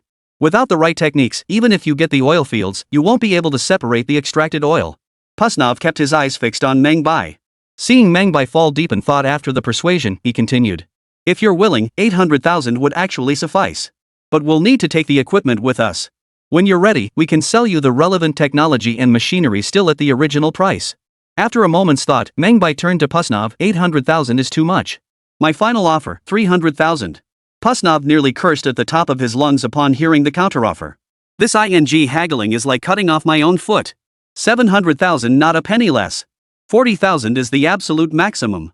How about we meet halfway at 600,000? "No way, I can only get 50,000. Finally, Pusnov exchanged glances with the others and nodded. "Fine, 50,000 it is." Chapter 138, No Technology? We can still produce oil. After signing the contract, Meng Bai and Pusnov proceeded to the local resource bureau to complete the necessary procedures for transferring ownership. After 3 full days of work, he finally succeeded in transferring full ownership of the oil field to himself. Pusnov proved to be a man of his word. On the day the payment was made, he sent people directly to the factory. Right before Meng Bai's eyes, they dismantled every piece of equipment. "Mr. Meng Bai, I'm sure we'll meet again very soon." Seeing Pusnov's smug expression, Meng Bai couldn't help but understand his true intentions. Yet he showed no sign of unease, merely shaking the man's hand lightly. "Yes, we'll meet again soon. Haha, since everything's been dismantled, we'll take our leave now. Oh, I'll leave you my card. Should you ever need this technology again, I can send someone to reinstall it for free. Thank you very much." With that, Pusnov pulled a stiff paper business card from his breast pocket and handed it to Meng Bai. Meng Bai accepted it and casually placed it on the nearby table before personally seeing Pusnov and his team off. Once in the car, Pusnov waved to Meng Bai and signaled the driver to depart. Once the vehicle had left the village, the people inside burst into laughter. "That silly kid from the dragon country, he can't possibly think a few simple pipes will pull oil out of the ground. You should have seen the desperate look in his eyes when he watched us dismantle the pipes. He's probably kicking himself right now. Yeah, that technician was glued to our equipment the whole time. Doesn't he realize you can't just watch and master core technology? Ha! Mark my words, in a few days they'll be scrambling to raise funds and begging us to ship the equipment back to them." Pusnov excitedly pulled out a bottle of vodka. "Next time they come begging for our technology, it won't be sold for a mere 4 million. The others burst into laughter.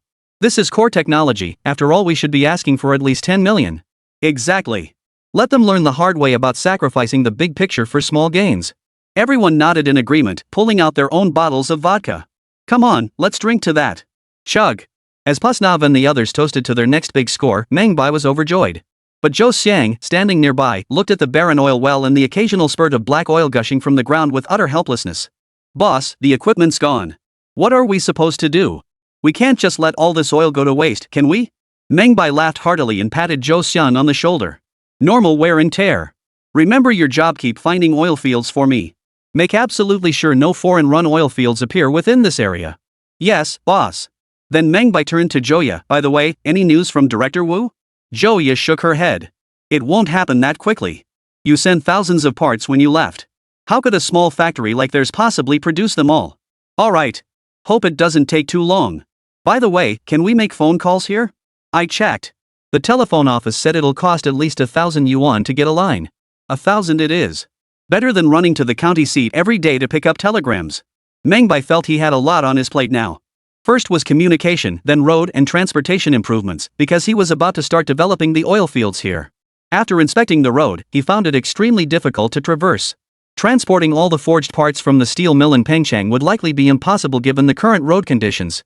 Recruitment, factory construction, and other tasks also needed attention. Beyond that, the most crucial task was acquiring all the oil fields within the area he had marked on the map. This was because he was about to undertake a massive technological overhaul of the oil fields. If this technology were unveiled, oil fields controlled by the Bear Nation would likely see prices skyrocket. Therefore, he must seize this opportunity to acquire the oil fields at the lowest possible price. Thus, a grand-scale oilfield transformation campaign officially commenced. The first step was recruitment, an indispensable process, as the plan could only be executed with a workforce. Meng Bai's first thought was Wang Shun. The engineering team formed by his retired veteran engineers was undoubtedly the most formidable crew Meng Bai had ever encountered. When Meng Bai called him, Wang Shun didn't hesitate.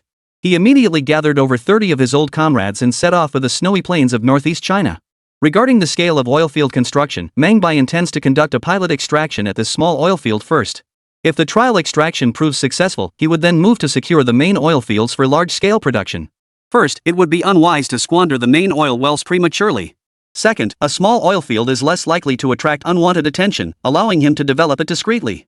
Third, developing this small field would allow him to train a team of oilfield extraction technicians. Furthermore, although Longwa currently faced significant shortages of gasoline and diesel, the gap was not yet critical. This is primarily because the Dragon Nation is newly established and possesses relatively few internal combustion engine devices. Hasty exploitation of large oil fields risks significant resource wastage. When Wang Shun arrived at the site with the first engineering team, Meng Bai also brought in several professors from the architecture department of Yenjing Engineering University to collaborate with professors from the geology department in personally designing the oil extraction center. After a fortnight of design refinements and comprehensive adjustments, the construction plan for the oil extraction center was finalized. With a crackling burst of firecrackers, the construction project officially commenced. After attending the groundbreaking ceremony, Meng Bai returned to Pengcheng with Joya. The oilfield knotting pump parts production project, personally supervised by Su Meng, was finally completed. Over 3,000 components were packed and shipped to the railway station, transported directly by train to Heilong City, then unloaded and forwarded to Nameless Village. They had finally managed to produce the pump jack for well number 1 before the new year. As the 10-meter-tall pump jack roared to life, its interconnected levers began their rhythmic motion. When the first stream of black oil appeared in the connected pipeline, the crowd erupted in cheers. Success! We finally struck oil. Good heavens! Who would have thought our Dragon Nation would have its own oil production equipment? Wonderful! We'll never have to look to foreigners for help again. The scene erupted in excitement. Joya, overcome with joy, captured this thrilling moment with her camera. Congratulations! You've solved another century-old problem for our nation. Meng Bai's lips curled into a smile. Which means it's time for us to start making money. Chapter 139, Delivering Oil? The boss must be crazy. As the year drew to a close, every organization was bustling. Preparing for the holiday, wrapping up year-end reviews, and planning for the coming year. This particular new year held extraordinary significance for everyone in Dragon Nation, as it marked their first new year since the nation's founding. Every organization had finalized and submitted their procurement plans to the highest authorities, awaiting approval. This year, many industries in Dragon Nation had not followed the usual pace, experiencing leapfrog development instead. Many found themselves thrust into a new era before they could prepare. The procurement department of the Northeast Military Region convened an internal pre-New Year meeting. The primary focus was on the upcoming military procurement. Zhang Shaoan, as head of the Military Region Procurement Department, also served as the meeting's organizer. I've already outlined the meeting's agenda. Does anyone have any comments? After he spoke, the conference room fell silent for a few seconds before someone spoke up. Director, most of the procurement plans were finalized quite some time ago. Only the gasoline and diesel items still require us to monitor import prices. That's correct. With the Bear Nation adjusting fuel prices again at year-end, we'll likely face increased expenditures in this area.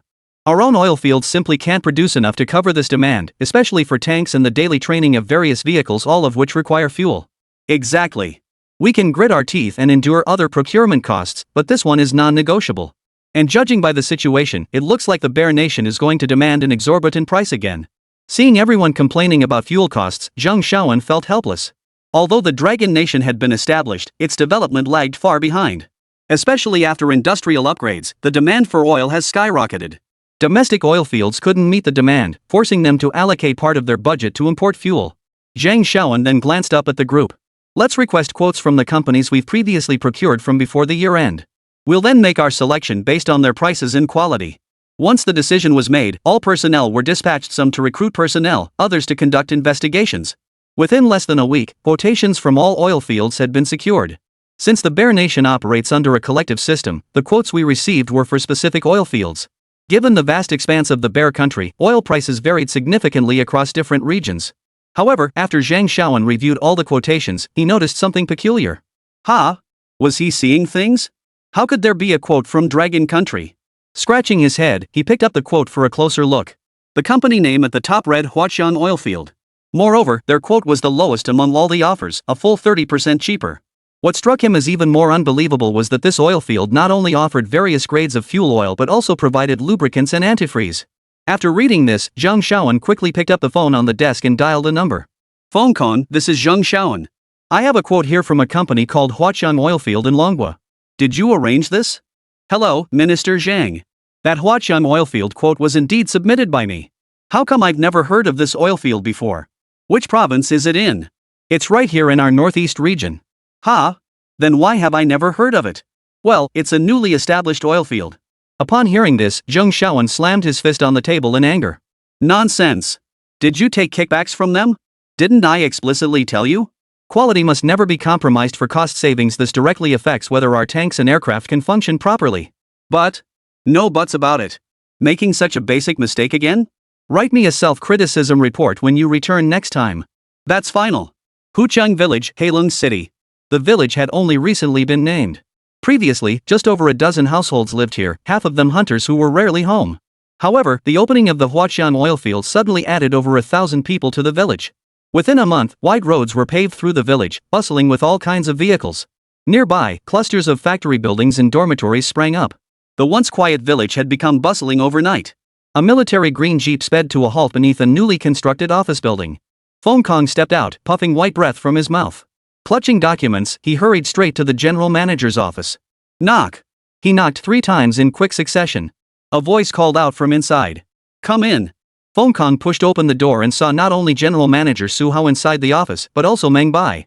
Seeing Feng Kong enter, both Su Hao and Meng Bai wore expressions of surprise and delight. "Old Feng, you've got news this fast? How much are you planning to procure this time?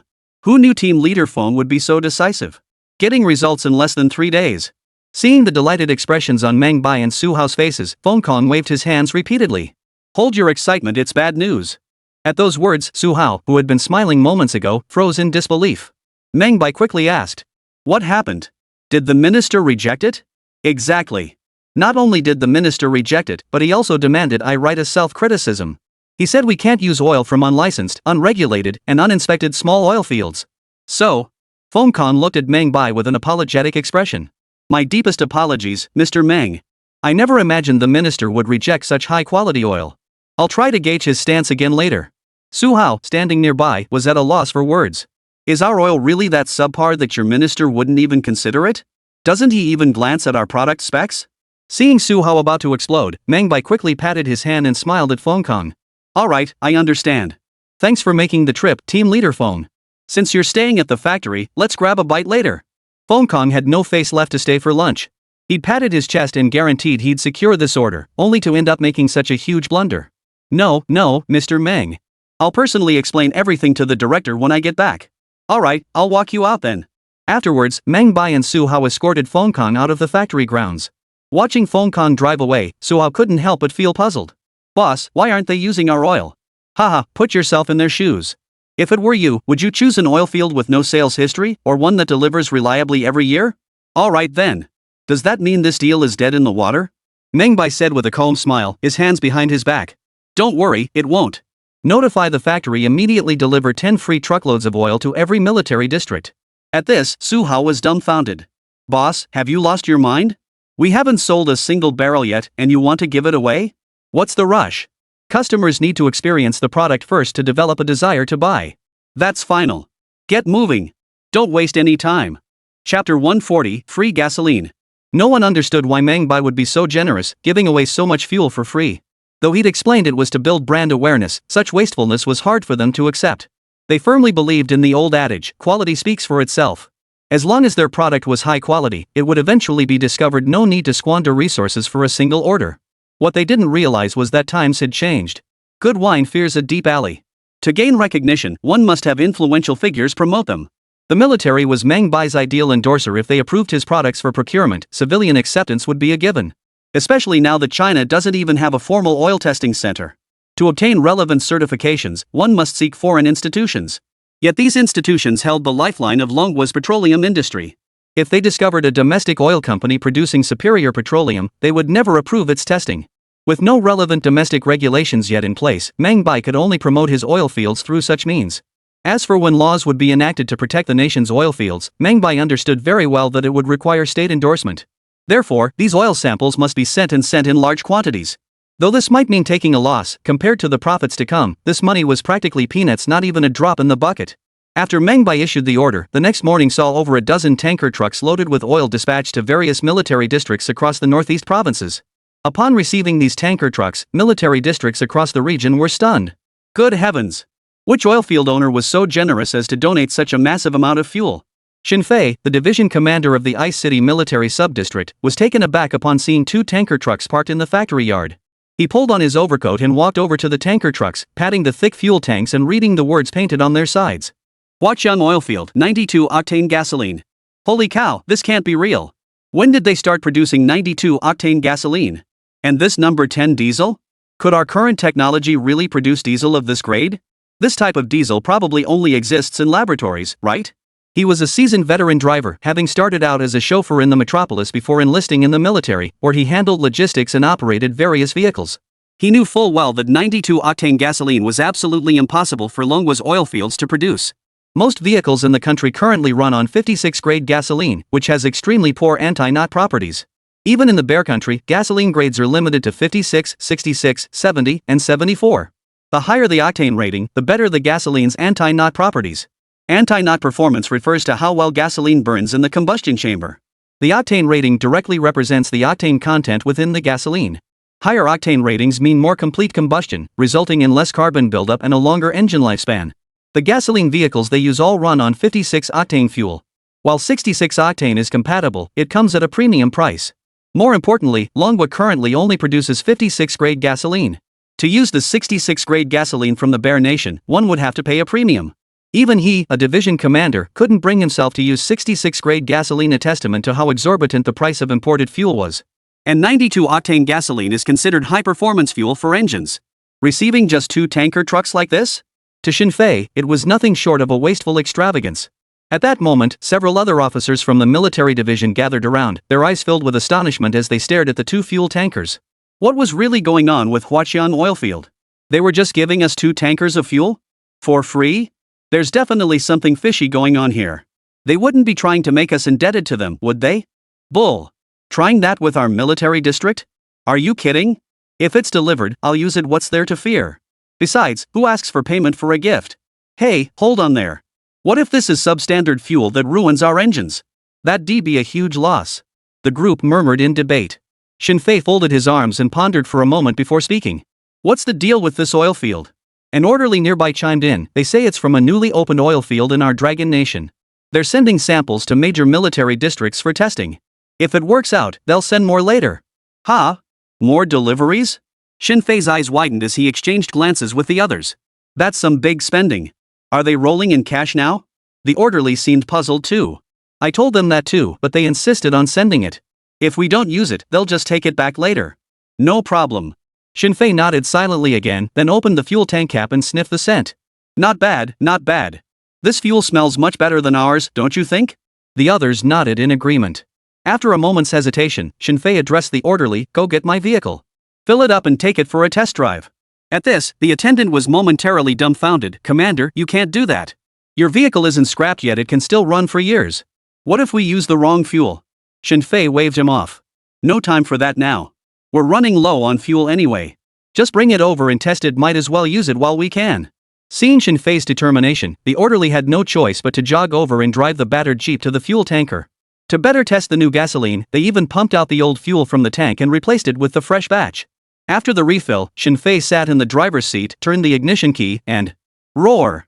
The engine ignited instantly. Witnessing this, those around him couldn't help but show expressions of astonishment. Wow, it fired right up. This has something special. Shinfei, sitting in the car, soon sensed something was off. After feeling the steering wheel for a moment, he turned to look at the attendant. When was this vehicle last serviced? The orderly scratched his head. Commander, your car has never been serviced. Huh? Never serviced? Then why isn't it shaking anymore? Everyone looked surprised too, gently running their hands over the car body and finding the vibration was extremely slight. This was clearly the result of high-quality fuel. This is something. Shinfei's face lit up with delight. He shifted into first gear, floored the accelerator, and drove off. The car glided smoothly, the previous vibrations gone, and the cabin was much quieter. He then drove the car up a small incline ahead. With a burst of acceleration, the engine unleashed tremendous power, effortlessly conquering the slope. As a seasoned driver, Shinfei was thrilled. Ha! This fuel is top-notch. Looks like I hit the jackpot. He then floored it again, driving the car right up to the group. Everyone stared in astonishment. Your car's running way smoother than usual. Could this fuel really be that good? Shinfei jumped out of the car, patted the fuel tanker, and said, "Want to know if the fuel quality is any good? Just take it straight to the Air Force Base." The others, intrigued, piled into the tanker and drove it to the nearby Air Force Base. Chapter 141, Bear 75, you've got 92 octane too? Old dong. Old dong. Shinfei was practically a regular at the airbase. Upon arrival, he headed straight for Dong Qingyu's office. Dong Qingyu rose to open the door, surprised to see Shinfei standing there. Old Shin? What brings you here? Ha! I'm here as your money-making fairy today, bringing you a treasure. Oh? A treasure that can make you, the stingy old miser, part with your cash? How could I possibly refuse? Hey, I'm doing you a solid by bringing you this, and you're giving me the cold shoulder? Take it or leave it. Ha, cut the nonsense. I'm just teasing you. What good things could I possibly have? Dong Qingyu pulled the other man into the office, picked up the kettle, and poured him a cup of tea. But Shinfei waved it off repeatedly. Alright, I didn't come here for tea.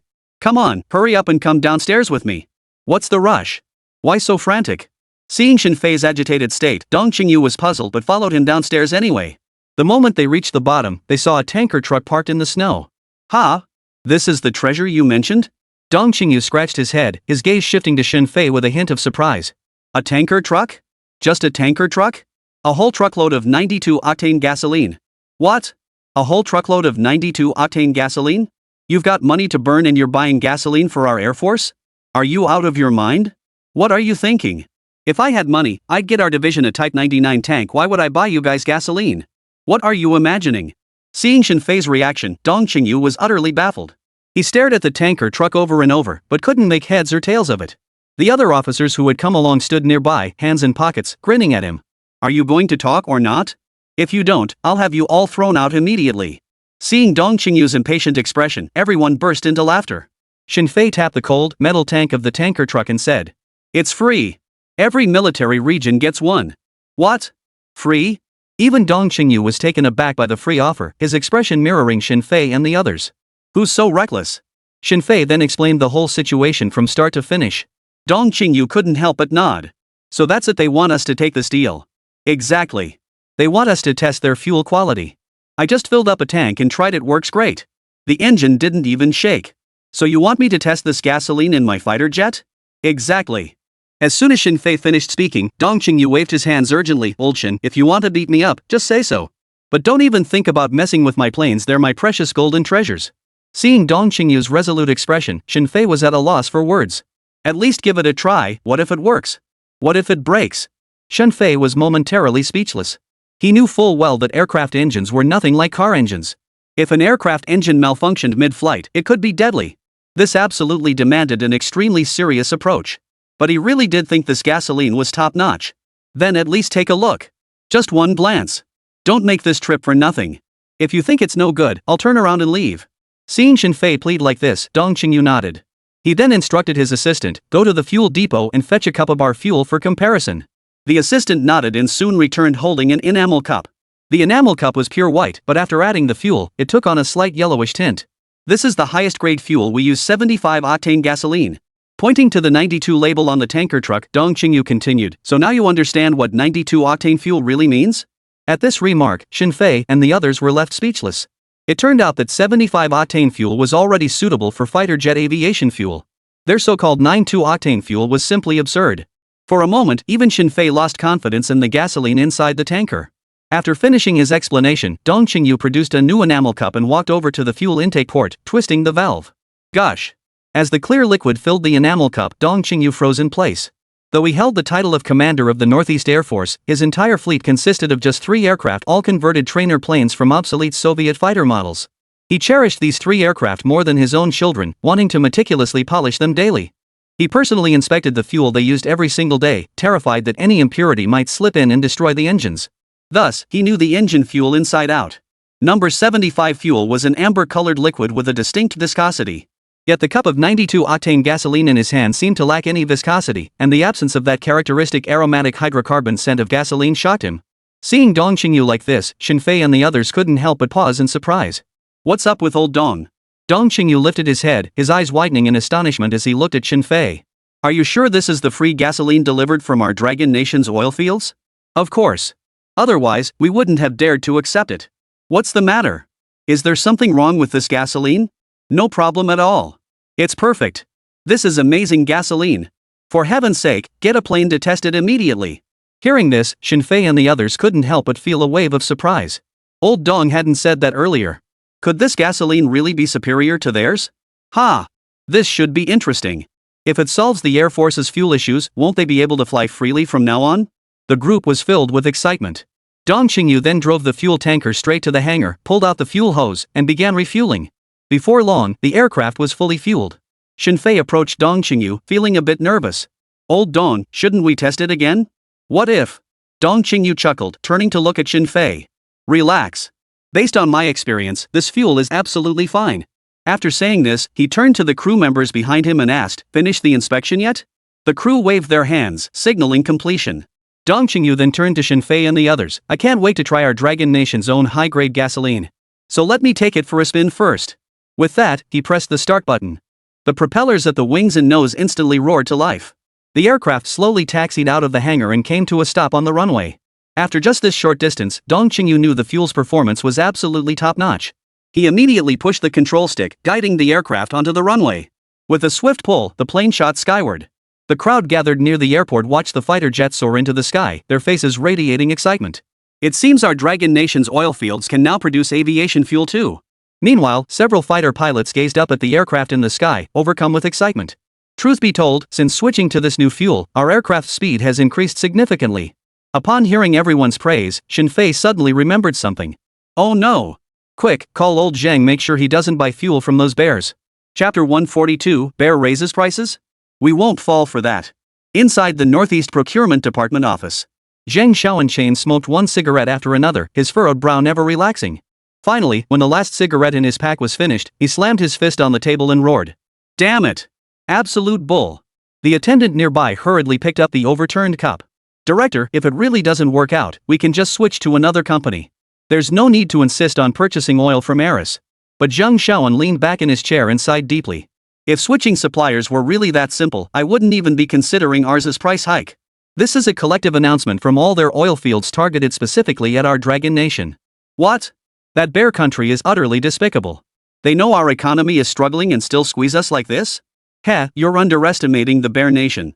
Without hard power, you're just ripe for exploitation. With that, Zheng Xiaowen stood up. Get my car ready. I'm heading back to the ALS branch office. Today, I'll put my reputation on the line. I'm not leaving until I've driven down this price. Minister, are you really going? I'd rather not, but what choice do we have? They've unilaterally hiked prices by 50%. If we use half the fuel, forget tanks, we won't even be able to run our own cars. Zheng Xiaowen strode toward the door without looking back. Just then, the phone on the desk suddenly rang. Zheng Xiaowen, who had already stepped outside upon hearing the ring, paused briefly before instructing the attendant. You take it. The attendant immediately set down the towel he was holding and picked up the receiver. Hello, this is... Before he could finish speaking, Shinfei's urgent voice came through the phone. Where's old Zheng? The orderly recognized the voice as that of Division Commander Shin and glanced toward the door. He just left. Get him back here immediately. I have something extremely important to discuss with him. But my ass. Run. Yes, sir. After hanging up, he slammed the phone on the desk and dashed to the hallway entrance, shouting outside. Minister Zhang, Mayor Shin says he needs you urgently. Zhang Shaoan, already downstairs, glanced back at the attendant with obvious irritation. Do I have to personally teach you how to answer the phone? Just tell him I'm not here. But he said it was urgent. Zhang Shaoan felt incredibly impatient, but seeing the attendant's earnest expression, he hesitated for a moment before returning to his office. Hey, Olchen, I'm just about to head out for negotiations. What's this about? I just wanted to check if you signed that procurement contract yet. The moment Shen Fei brought up this matter, Zhang Shaoan felt uneasy. I'd sign anything for the money, but how could I possibly sign at such an exorbitant price? Those bastards from Bear Country jacked it up by 50% in one go. How am I supposed to sign at that price? A 50% hike? Have those Russian bastards lost their minds? I don't know if they'll shut me down, but I'm about to lose my mind. What's up? If it's nothing, I'm hanging up. Of course I have something to say. I'm telling you, don't sign that contract yet. No kidding, I definitely can't sign it. You're not just reminding me of that, are you? Zhang Shaoan felt insulted to his intelligence.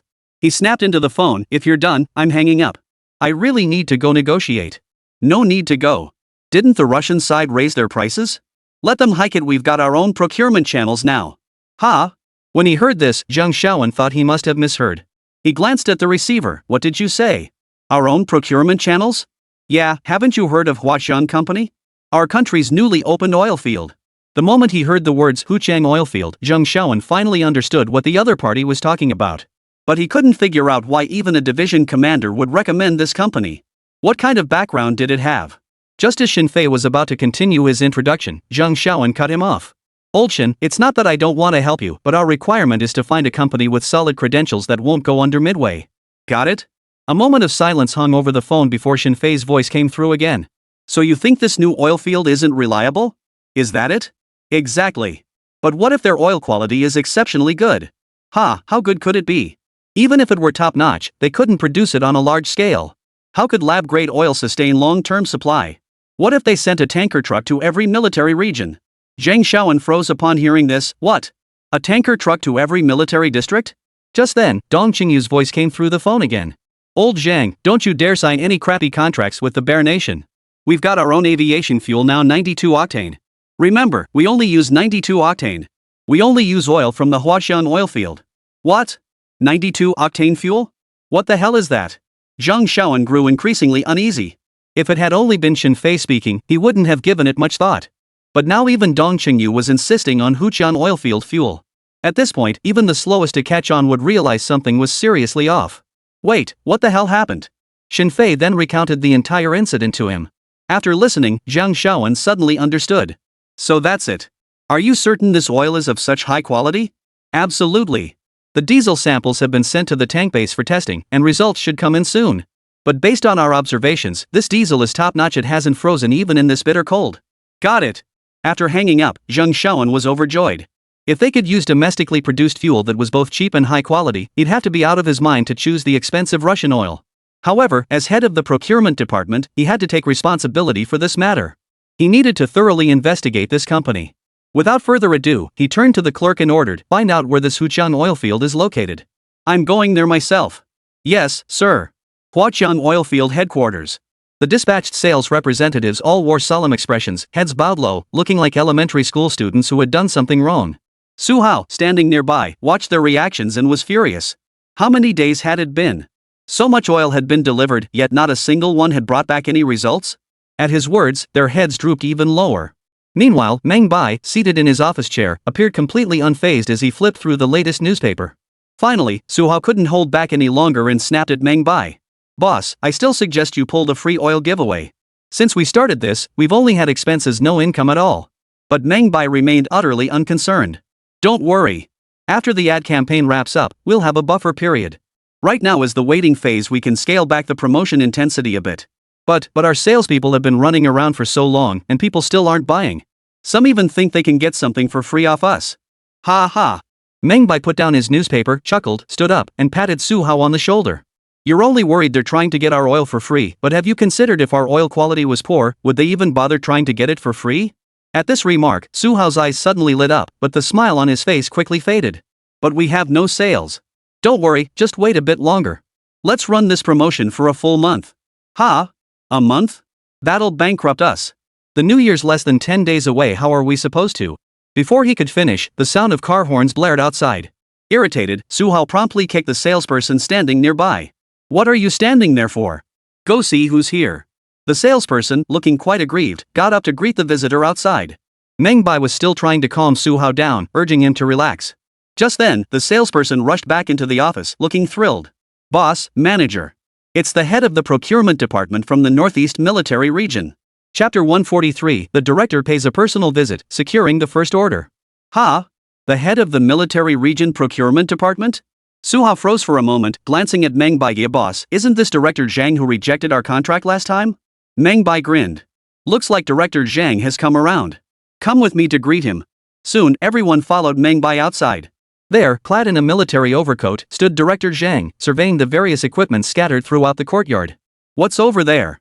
An accompanying staff member immediately explained. Minister Zhang, that's the refinery where we refine and separate the oil extracted from our drilling operations. Oh? Refining and separation sounds quite specialized. Could you show me around? Certainly, no problem. However, you must wear protective gear and a safety helmet when entering the workshop. Saying this, the staff member fetched a set of protective gear from nearby. A hint of surprise flashed in Zhang Shaoan's eyes when he saw the protective suit and safety helmet. As head of the procurement department, he had visited numerous refineries abroad, but theirs simply couldn't compare to this facility. Not only did workers in foreign refineries lack such specialized protective gear, but their working conditions were abysmal. Some workers lived in large dormitories, with 100 or so people crammed into a single room infested with rats and cockroaches, the stench unbearable. The food was haphazard, and the entire plant environment could be described as a garbage dump. Yet at this refinery, he witnessed a completely different scene. The entire floor was paved, with hardened surfaces superior even to the concrete roads in their military district. Moreover, the black pavement surface provides a substantial feel underfoot and excellent slip resistance. More importantly, there was no snow accumulation on the factory grounds. Keep in mind this is the Northeast region, where winter lasts 6 months and heavy snowfalls occur frequently. Yet here, the grounds were immaculately clean, not a trace of snow on the pavement, meticulously swept and maintained. Still, Zhang Shaoan suppressed his inner excitement. He suspected some superficial efforts might be at play and refused to get his hopes up too high. Especially as the head of the procurement department, he must observe carefully to ensure this company wouldn't suddenly shut down and stop supplying fuel for some reason. Because if they switched to fuel from domestic refineries this time, the next time they tried to buy fuel from the Bear Nation, the other side would surely jack up the prices. As head of procurement, he had to consider not only immediate gains but also future implications. After changing into protective gear, a young man dressed similarly approached. He held a safety helmet in his hand, his face lit with a sunny smile. Hello, Director Zhang. I'm Meng Bai, owner of this refinery. It's a pleasure to have you here in person.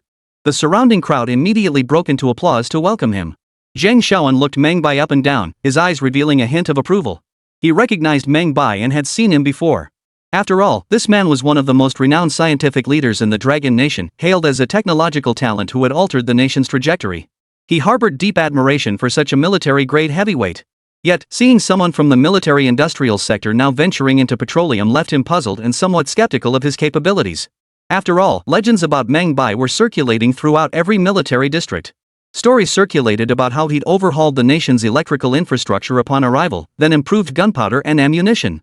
He'd even developed rifles and tanks, a veritable military-industrial genius. But then his focus shifted. First, he produced penicillin, instantly elevating the nation's medical capabilities. Then it was revealed he'd infiltrated intelligence agencies, extracting tens of thousands of square kilometers of land resources and several tons of gold from Bear Country, nearly sparking a diplomatic crisis. Such a legendary figure couldn't help but leave one in awe. But observing him up close for the first time, Zhang Shaoan found it almost unbelievable. So young. Hearing Zhang Shaoan's heartfelt praise, Meng Bai grinned, just turned 18 this year. Impressive. But you know I'm the procurement manager. While I admire you, I must be clear, I won't compromise procurement standards just because I admire you. Haha, Director Zhang, don't joke about me. What's there to admire? But you're absolutely right, procurement standards must never be compromised. In fact, I think they should be raised even higher. Seeing Meng Bai play it down, Zhang Shaoan couldn't help but chuckle. Then he pointed ahead and said, in that case, would you mind giving me a tour of your refinery? That was exactly my intention. Meng Bai then led Zhang Shaoan on a tour starting from the initial oil wells. This is our well number 1. We currently have 3 wells in total, though the other 2 are still under construction. Only well number 1 is in active production, yielding 10 tons of crude oil daily. This is the crude oil transfer station. Pipelines here transport the oil to the refinery for processing. This is the refinery, the largest facility in the entire complex. We currently employ atmospheric and vacuum distillation, separating crude oil fractions based on their boiling points. This is the catalytic and chlorination reaction chamber, where heavy fractions and residual oil undergo secondary processing to produce light petroleum products like gasoline and diesel. Currently, all diesel and gasoline supplied to major military regions originate from here. Beyond these products, our oil separation technology also yields lubricants, asphalt, and various chemical solvents. Production volumes are currently modest, but we plan to expand this aspect during Phase 2 of the project. Meng Bai explained these processes while Zhang Shaoan listened with rapt attention, his heart filled with both excitement and envy. Foreign refineries were crude and primitive, relying on outdated technologies. Many of these processes were entirely new to him. Take chemical dissolution processes, for instance, he'd scarcely heard of such methods. And asphalt? To other refineries, it was practically waste material. He was particularly stunned when Meng Bai mentioned that the very ground beneath their feet was paved with asphalt, a residue left over from petroleum refining. If roads in the Dragon Nation could utilize this material, wouldn't travel become far more convenient in the future? Rain or snow would no longer turn roads into muddy messes. He also toured the employee dormitories and cafeteria with Meng Bai. Frankly, living conditions in their military district were far inferior to this. He even began to wonder if he had come to the wrong place. Zhang Shaoan suppressed his excitement and asked Meng Bai, "After touring your refinery, I'm deeply moved. I have just one question for you." Meng Bai could sense Zhang Shaoan's profound astonishment and nodded slightly. "Minister Zhang, please speak. If I designate your company as the sole supplier of petroleum products for all military districts in the 3 northeastern provinces, can you guarantee a stable supply of the fuel we require?" The moment these words left his mouth, the hearts of the company representatives standing nearby began to race, their joy nearly bursting forth. Truthfully, after so long without a single order, everyone had been utterly despondent. But once an oil well was opened, it couldn't be shut down. So every day, they gave away so much fuel for nothing, and everyone felt like their hearts were bleeding. Zhang Shaoan's words gave everyone hope. Everyone waited for Meng Bai to say it, even eager to speak it for him. Meng Bai looked at Zhang Shaoan and spoke. "Rest assured, as long as I'm here, not a single drop of oil will be wasted at this field. And I guarantee the quality of the fuel." The moment these words left his mouth, the entire crowd erupted in cheers. Zhang Shaoan, beaming with joy, patted Meng Bai on the shoulder and immediately called out to the attendant behind him. "Go fetch the contract from the car. We'll sign it right here." Chapter 144, Too Good to Be True, A Misunderstanding. Watching Zhang Shaoan's car drive away, everyone present cheered collectively. "It's done. We finally secured our first order. Who would have thought the first order would be this big? Now we can relax and go home for the new year. This is fantastic. This single order will sustain them for a whole year. All those fuel deliveries they made earlier are finally paying off." Even Joya, who had been standing nearby, felt genuinely happy for Meng Bai. She jotted down the event in her little notebook, then turned to look at him. "I never imagined you'd actually pull this off. Ha, everything's under control." Stretching lazily, Meng Bai gazed at the warm sun in the sky. "The new year is just a few days away. I thought I wouldn't make it back, but now it looks like I can visit your parents." At those words, 2 blushes spread across Joya's cheeks. She pinched him playfully. "Oh, come on. It's not even a done deal yet. Can you please stop calling them that? Ouch. Your dad already gave his blessing, why are you still so old-fashioned? You're one to talk." Watching Joya blush and pounce playfully, Meng Bai grinned, swept her into his arms, and spun her around several times under everyone's envious gazes. "All right, everyone get back to work. We have 3 days left before the holiday. Make sure all tasks are arranged properly. Those needing leave should request it, and those eligible for compensatory time should take it. I don't want any issues arising at our oil field." The crew returned to the facility, and Meng Bai began organizing pre-holiday arrangements. As the first New Year since the founding of the nation, this holiday held extraordinary significance for every citizen of Longwa. The refinery absolutely couldn't afford staff shortages, so many positions would have to take compensatory time off. It was unavoidable. To boost morale, Meng Bai also devised an overtime plan for the holiday period. Although criticism of the overtime arrangements would later be relentless, Meng Bai had no choice but to proceed. After all, the Dragon Nation had only just been founded, and the burden on its shoulders remained heavy. Work at the oil fields could not be halted. Tasks must be completed with both quality and quantity assured. More importantly, as a hard-working laborer who had crossed over from a previous life, Meng Bai understood the rules of overtime work all too well. Early the next morning, workers arriving for their shift couldn't help but notice the holiday notice and announcement posted on the bulletin board. What? Workers choosing to work overtime from the 28th day of the 12th lunar month to the 15th day of the 1st lunar month would receive 5 times their regular pay? Holy cow, the factory even prepares the New Year's Eve dinner? Seriously? 20 dishes per table, 15 people per table, and unlimited drinks? How outrageous is that? Workers participating in overtime during the holiday period would also receive 1 paid day off. Holy cow, getting paid for not working? Seriously? Has the boss lost his mind? Holy cow, this is practically begging me to work. With my family gone, the boss is being so generous with overtime opportunities I've gotta go all out. 1 day's work pays like 5 days' pay. Why bother going home? I'll just work the whole month straight. Then I can get my son married when I return. This can't be a scam, right? What boss would do this? The boss is so generous, not only covering all travel expenses home, but paying us for overtime too. If our old landlord, Mr. Lee, had seen this, he'd have mobilized his entire family to join in. The workers buzzed with discussion, while Meng Bai, the very man who set these overtime rules, remained fast asleep. You gotta admit, in the freezing northeast, curling up to sleep on a warm heated bed is the most blissful thing in the world. Suddenly, the door swung open, and a chill breeze swept in, jolting Meng Bai awake. He was surprised to see Joya enter, looking flustered. What are you doing here? Meng Bai merely turned over, not intending to climb out of bed.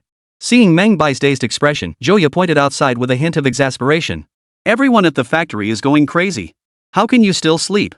Seeing Joya's tense expression, Meng Bai sensed something was wrong.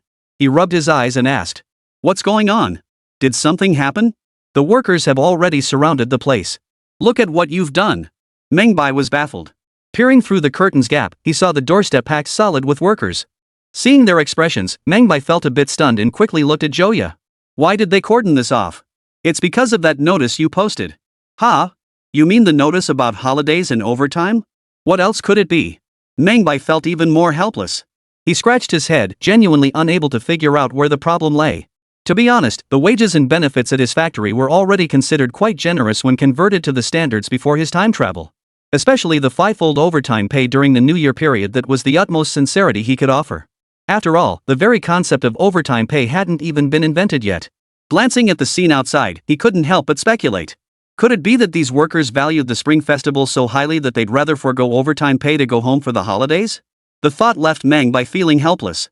If production really halted because of this, the losses would be enormous.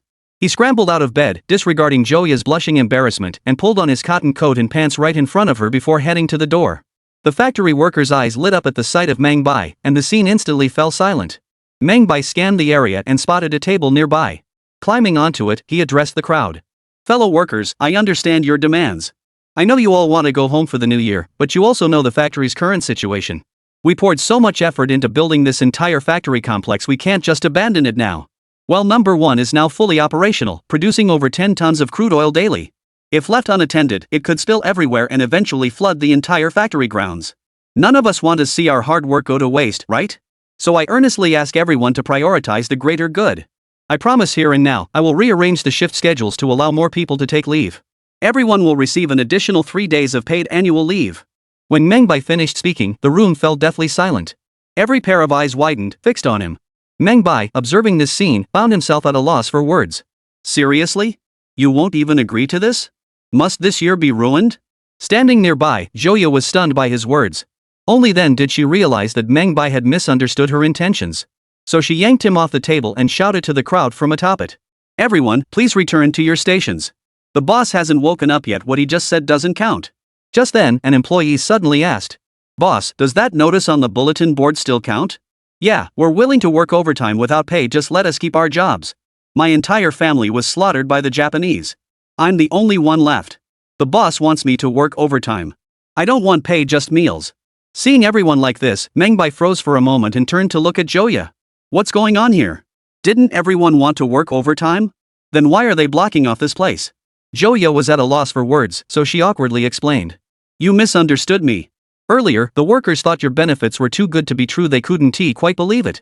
But then you went and added even more perks. Honestly, I'm amazed. Meng Bai finally understood and breathed a sigh of relief before addressing the crowd. The notice on the bulletin board remains valid. Everyone is welcome to work overtime enthusiastically and help Huaqiang Oilfield achieve new heights. His words were met with a wave of enthusiastic applause. Boss rocks. Boss, you rock. Chapter 145, Meeting the Father-in-Law and Closing a Deal bonus chapter.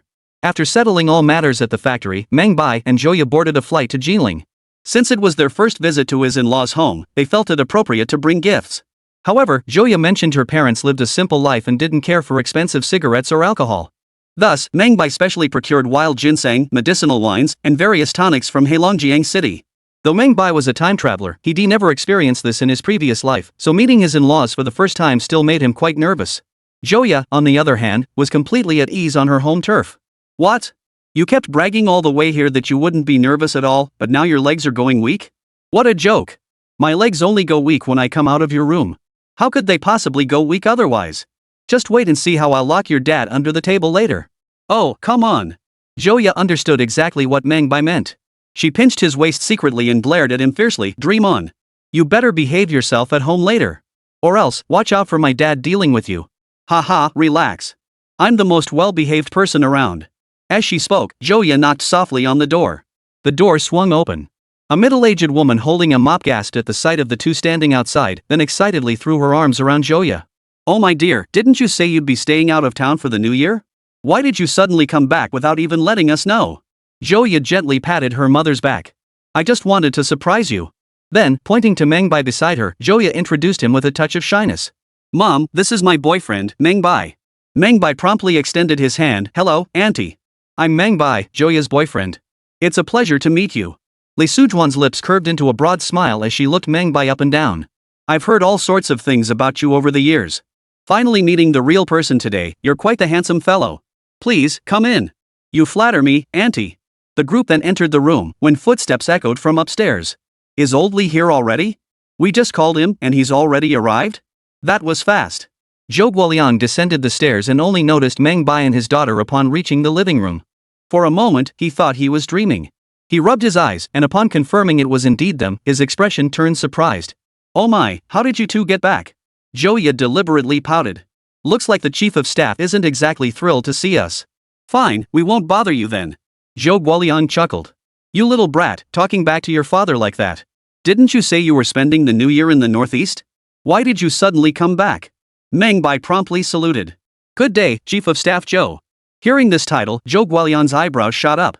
You little rascal, still calling me by my military rank here? Trying to embarrass me? Meng Bai grinned. Calling him Chief of Staff was really a matter of necessity.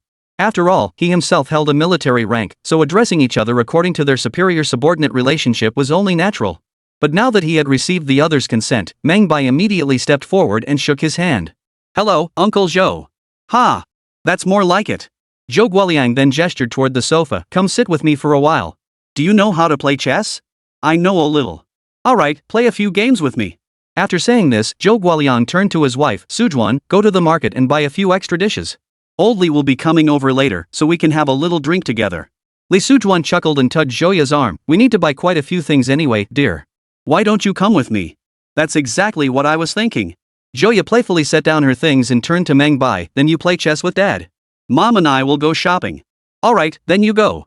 Watching Joya and her daughter leave, Zhou Guoliang couldn't help but give Meng Bai a once-over.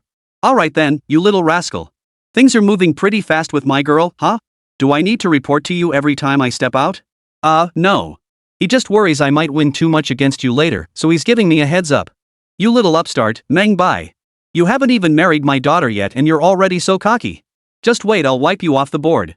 Then please go easy on me, Uncle Zhou. I was just bragging. The two bantered back and forth as they set up the chessboard. After the first game, Meng Bai was indeed crushed without a trace. Seeing his pathetic skill level, he couldn't help but burst into laughter. Ha! Your skills are nowhere near mine. And you claimed you'd beat me easily? Meng Bai felt rather embarrassed. He hadn't expected that the skill level that could wipe out those old men at the park chess stalls would be utterly crushed in front of his father-in-law. He quickly grabbed the teapot nearby. Let's drink water. I'll definitely beat you at that. Zhou Guoliang roared with laughter. You're challenging my kidneys, kid. He then lifted his teacup for a sip when something occurred to him. Oh, right, why did you suddenly come back? Aren't you finishing up that oil field project? How could he abandon it midway? It's already finished. What? The oil field is finished? Yes, well, number one is now producing oil, and all the refining equipment is fully operational. Oh? That fast? Zhou Guoliang looked astonished. If I recall correctly, you've only been gone a little over a month and it's all done? Yes, actually a lot of preparatory work had been done long before. Once the oil field was acquired, we just dove right in and finished it. That's remarkably fast. Zhou Guoliang wore a satisfied expression, inwardly impressed by how thoroughly Meng Bai had planned everything. However, during their subsequent conversation, Zhou Guoliang realized that Meng Bai hadn't just stopped at constructing the oil field, he had already begun selling refined oil products. What? You've already secured the first order? Yes, we secured the order from the military district in the northeast. What? You secured the entire order from such a large military region? Yes. Because this concerns national resources, the state is funding the oil field acquisition while Meng Bai provides the technology. So the state holds the majority stake, taking 70% of the revenue, while Meng Bai, who provided the technology, only gets 30%. Even so, this deal has made Meng Bai a fortune. The Northeast military region alone has netted him millions. So what's your side's quote? When Zhou Guoliang inquired about the oil price, Meng Bai didn't hesitate. He pulled out the quotation sheet and handed it over. Zhou Guoliang glanced at the sheet and was stunned. What? How can your oil prices be so low? Hearing this, Meng Bai smiled faintly. Since the technical aspects are already in place, the finished oil products won't be too expensive. Once we expand production scale here, the bulk purchase price will drop even further. Zhou Guoliang stared at the quote sheet, examining it repeatedly, unable to hide the excitement on his face. This is fantastic. Could you supply this fuel to our military district? Seeing his father-in-law's earnest expression, Meng Bai was a bit surprised. Uncle Meng, are you handling procurement now? The other man shook his head and chuckled. Not exactly, but procurement matters should be discussed with us too. When can you ramp up production? Meng Bai stroked his chin. After the new year, we'll start extracting from a larger oil field by around May. Production will increase 30-fold then, which should cover your needs. That's excellent. It's settled then. I'll have Oldly call Old Chen right away so we can discuss this together. Before Meng Bai could react, the other party rose and went upstairs to make the call. Shortly after, General Li Shaoxuan, commander of the Jinling military region, arrived at the residence accompanied by the head of their procurement department. When they saw Meng Bai's refined oil quote, they couldn't contain their surprise. Good heavens! Your price is more than half cheaper than the Russians. Aren't you making any profit? Li Shaoxuan stared at the quote sheet, looking at Meng Bai with some astonishment. Meng Bai grinned. How could we not make a profit? It's mainly because our technological upgrades are more advanced than the bare nations, so this oil isn't as expensive. Ha, well done. I thought you were just testing the waters in the Northeast, but you actually managed to bring down crude oil prices. Impressive. Li Shaoxuan gave Meng Bai a thumbs up, his eyes brimming with admiration. To verify the fuel's quality, he made a call to the Northeast military region to inquire about the situation. After receiving confirmation from Xinfei's team, the Jinling General Military District finalized the fuel procurement agreement. Meng Bai stared at the procurement agreement, his expression tightening. Damn it, he'd planned to visit his in-laws before the new year. But who'd have thought his father-in-law would drag him into signing a procurement contract? This is ridiculous. Chapter 146, The Bear's Arrogance. At the dinner table, Joya was stunned when she heard that the Jinling military district had also designated Huashan oil field as their fuel supplier. She had watched Xiaoran build this oil field from the ground up, so she knew firsthand the hardships and challenges involved and how exceptional the fuel quality was. Yet Li Shaoxuan and her father had sealed such a major deal without even seeing the fuel firsthand. It genuinely caught her off guard. In truth, she had returned this time with the intention of facilitating this business deal herself. After all, she was now practically part of the Meng Bai family. Besides, the quality of Huashan oil field was truly exceptional. She had witnessed it firsthand. But before she could even broach the subject, Meng Bai had already sold the deal. This left her somewhat speechless. After 3 rounds of wine and 5 courses of food, everyone at the table was thoroughly enjoying themselves. Meng Bai earned unanimous praise from his in-laws. Li Shaoxuan repeatedly emphasized the need to guarantee their fuel supply. Meng Bai assured him repeatedly that there would be absolutely no oversights. In truth, even before oil field development began, he had already finalized all extraction zones. Some lay deep within remote mountain forests, while others encroached upon residential areas. Subsequent development would need to proceed incrementally, but it could fully guarantee supply for a small military district. Moreover, Meng Bai had already formulated a contingency plan. Should a significant number of orders be secured, nearby large-scale oil fields would be directly tapped into. In short, he possessed the technology. Now what he lacked was equipment. Once the equipment was in place, production could commence immediately. While discussing oil field development with Li Shaoxuan and Zhou Guoliang, he noticed Joya had been silent for quite some time. He picked up a piece of beef and placed it in Joya's bowl, asking softly, "What's wrong? Is the food not to your liking? What's wrong? Is the food not to your liking?" Joya glanced at Meng Bai and snorted. "Ugh, it was my order. Why didn't you tell me beforehand? Now I've wasted all that preparation." At her words, Meng Bai suddenly understood, though he wore a look of hurt. "It really wasn't my fault. I didn't bring it up at first. But then I ended up playing chess with your dad, and we started talking about the oil field. Uncle Li joined in too, and before we knew it, we were signing the contract. Oomph. Seriously. I just went out to buy groceries with Mom, and you guys sign a contract." Zhou Guoliang and Li Shaoxuan, sitting nearby, couldn't help but burst into laughter at Joya's reaction. "Oh dear, looks like we accidentally upset our big girl." "Ha, Xiaoya, there's no need to be upset. Isn't Meng Bai's deal essentially yours? What's there to be angry about?" Joya set down her chopsticks and retorted with a pout. No way. No one's taking that order from the Jixing military district. I'll handle it myself in a few days. Seeing Joya's determined expression, everyone at the table couldn't help but burst into laughter. Meng Bai quickly raised his hand and said, "Don't worry, I promise I won't compete with you for this order." Just then, Li Shaoxuan suddenly set down his chopsticks and spoke up. "Getting this order is great, but if we can't deliver the required oil volume, that's a whole different story." Zhou Guoliang, standing nearby, also gave Meng Bai a serious look. "This is a major decision. We must think it through before signing the contract. If we can't secure the funds, we'll be left without fuel." Seeing both elders speak this way, Joya immediately shot Meng Bai a worried glance. "Then can we still sign the contract?" "Ha, absolutely. Currently, we only have one oil well producing, but by May, we can have at least 10 wells operational. Production will increase tenfold." "Really?" Everyone at the table couldn't help but look at Meng Bai, their eyes brimming with anticipation. Meng Bai nodded, then pulled out a map of their oil field and marked several points on it. "Let me put it this way, each area I've circled can hold at least 10 wells. With that many wells, we'll have more than enough to extract." Hearing this, Joya instantly brightened. "Go ahead, don't worry." Over the next few days, Meng Bai and Joya visited several nearby military districts. When he presented his quotes, orders poured in so thickly his hands grew numb. Staring at the dozen or so orders in his hands, Meng Bai was so overwhelmed he dared not take on anymore. Among these orders were some from the main military district and others from sub-districts. While sub-districts typically didn't require large quantities of fuel, Meng Bai had secured 3 orders from the main military district alone. One was from the Northeast Military Region, another from the Jilin Military Region, and the third from the Jinan Military Region. He had secured 3 of the nation's top 10 military districts in one fell swoop, plus several smaller sub-districts. Though Joya couldn't hide the smile tugging at her lips as she surveyed the massive order, a lingering worry still clouded her expression. "After the new year, we'll probably have to head back immediately." Meng Bai nodded. "Looks like I'll need to take a team with me. Who should I bring?" "Factory Director Wu Xiangang and Deputy Director Su Meng." "You mean the ones in Pengchang?" "Exactly. They handled all the equipment procurement and hold the technical expertise. But if we have them produce here and then ship everything to Northeast China, the transit time would be far too long." "Yeah, you're right. Let's not waste any more time then. Alright, let's go together." In a certain oilfield office in Russia. The room was warm and cozy, but the other people in the office wore grim expressions. "Damn it! 3 military districts have already cancelled our orders. They're practically revolting." The manager seated at his desk wore a face of fury. For them, the oil field's primary export market was the Dragon Nation. Now, without that major buyer, the money was naturally drying up. Especially now that the 50th year had arrived, Dragon Nation had designated new oil fields as their suppliers. It seemed unlikely they would import oil from here for at least a year. The thought of their annual income being have sent a wave of fury through the entire office. They must be punished severely, they've gotten too big for their britches. Exactly. They think they're so powerful. We have to teach them a lesson. Meanwhile, Pernov, seated beside them, calmly sipped his coffee. "Everyone, I don't think you need to be so angry." At this remark, the supervisor turned to look at Pusnov. "What do you mean?"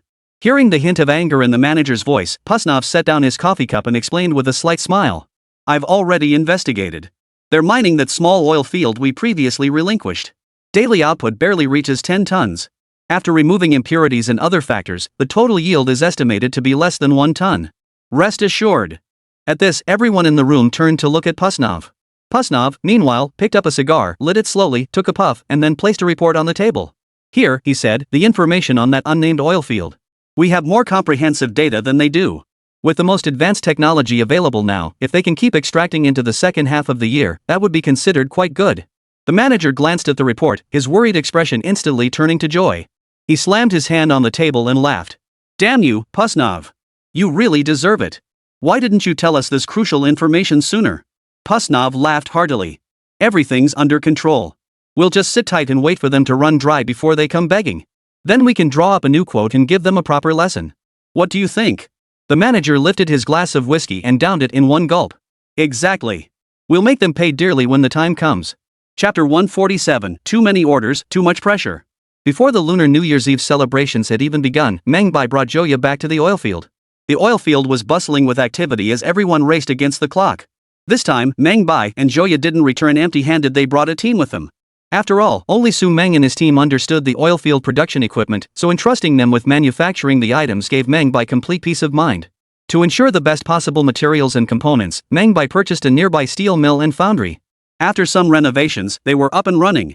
Holding over a dozen orders in his hands, anyone else would have been overjoyed, but Meng Bai couldn't muster any happiness. Plant manager Su Hao placed a production and shipment report before him. Boss, based on our current oilfield plans, we've calculated that we simply can't meet the order demands. Meng Bai frowned as he glanced at the orders and the report in his hands. It turned out his worst fear had come true. He had thought that opening a few more oil wells would guarantee their shipment volume, but now it seemed completely insufficient. Longwa's oil fields weren't particularly productive. Compared to those in Camel Country, located in the Middle East, they were practically barren deposits, the kind nobody would bother with.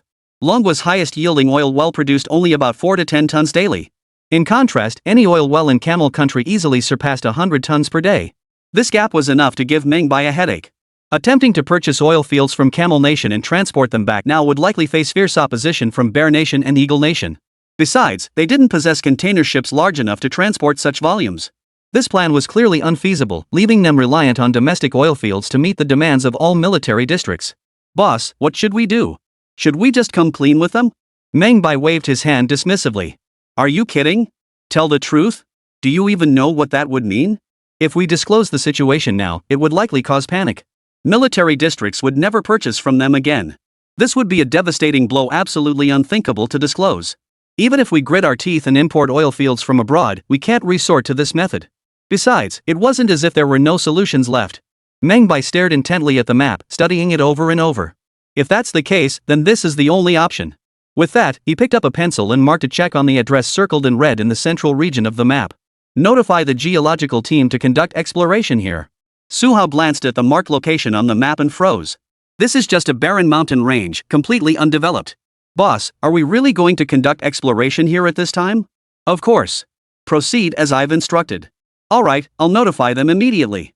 Su Hao had no idea what Meng Bai was really up to. But since the other party was the boss, he had no choice but to follow orders. What Meng Bai had marked on the map for him was precisely the main oilfield area. This location held proven oil reserves of billions of tons, enough to sustain extraction for over a century. Originally, Meng Bai had planned to wait until the technology matured further before tapping the main oil wells. But now he was forced into action. If he didn't develop these areas soon, supply would truly become impossible. Still, Meng Bai firmly believed in one principle: meet force with force and counter water with earth. The priority was to extract the oil first, boosting Longwa's foundational industries and economy. The remaining technological improvements could be gradually addressed by future generations. His immediate task was to contribute these technologies to those truly qualified to implement them. Especially now, with state backing, talent from Northeast China's major military-industrial universities and institutions across the country has poured into the Huaqiang oilfield. The exploration team members were among the nation's foremost geologists, representing the highest authority in the field. All he needed to do was provide the technology, the rest was theirs to handle. Moments later, the office door was knocked upon once more. Su Hao entered with two elderly men with graying hair. Meng Bai glanced up, and the two men couldn't help but pause in surprise. Professors Zhu and Wang, what brings you here?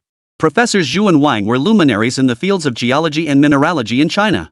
Ever since the state invested in Huaqiang mining, both had served as technical directors within the company. With them overseeing operations, along with some of their students, Meng Bai hardly needed to worry about much. He simply needed to compile the relevant books and materials, and they would handle the rest themselves. The two exchanged a glance. The slightly slimmer Professor Zhu cleared his throat and asked, "To be perfectly honest, Mr. Meng, is there really an oil field in that remote mountainous forest?" Professor Wang chimed in from the side. "Yes, Mr. Meng. Perhaps we should wait until spring when the snow melts before taking the team to that location?" Seeing their expressions, Meng Bai understood perfectly well what they were getting at. They kept mentioning the deep mountains and forests, the snow-covered roads making travel difficult, but really, they were just saving face. They simply didn't believe a large oil field could exist in that area. Truthfully, it wasn't their fault.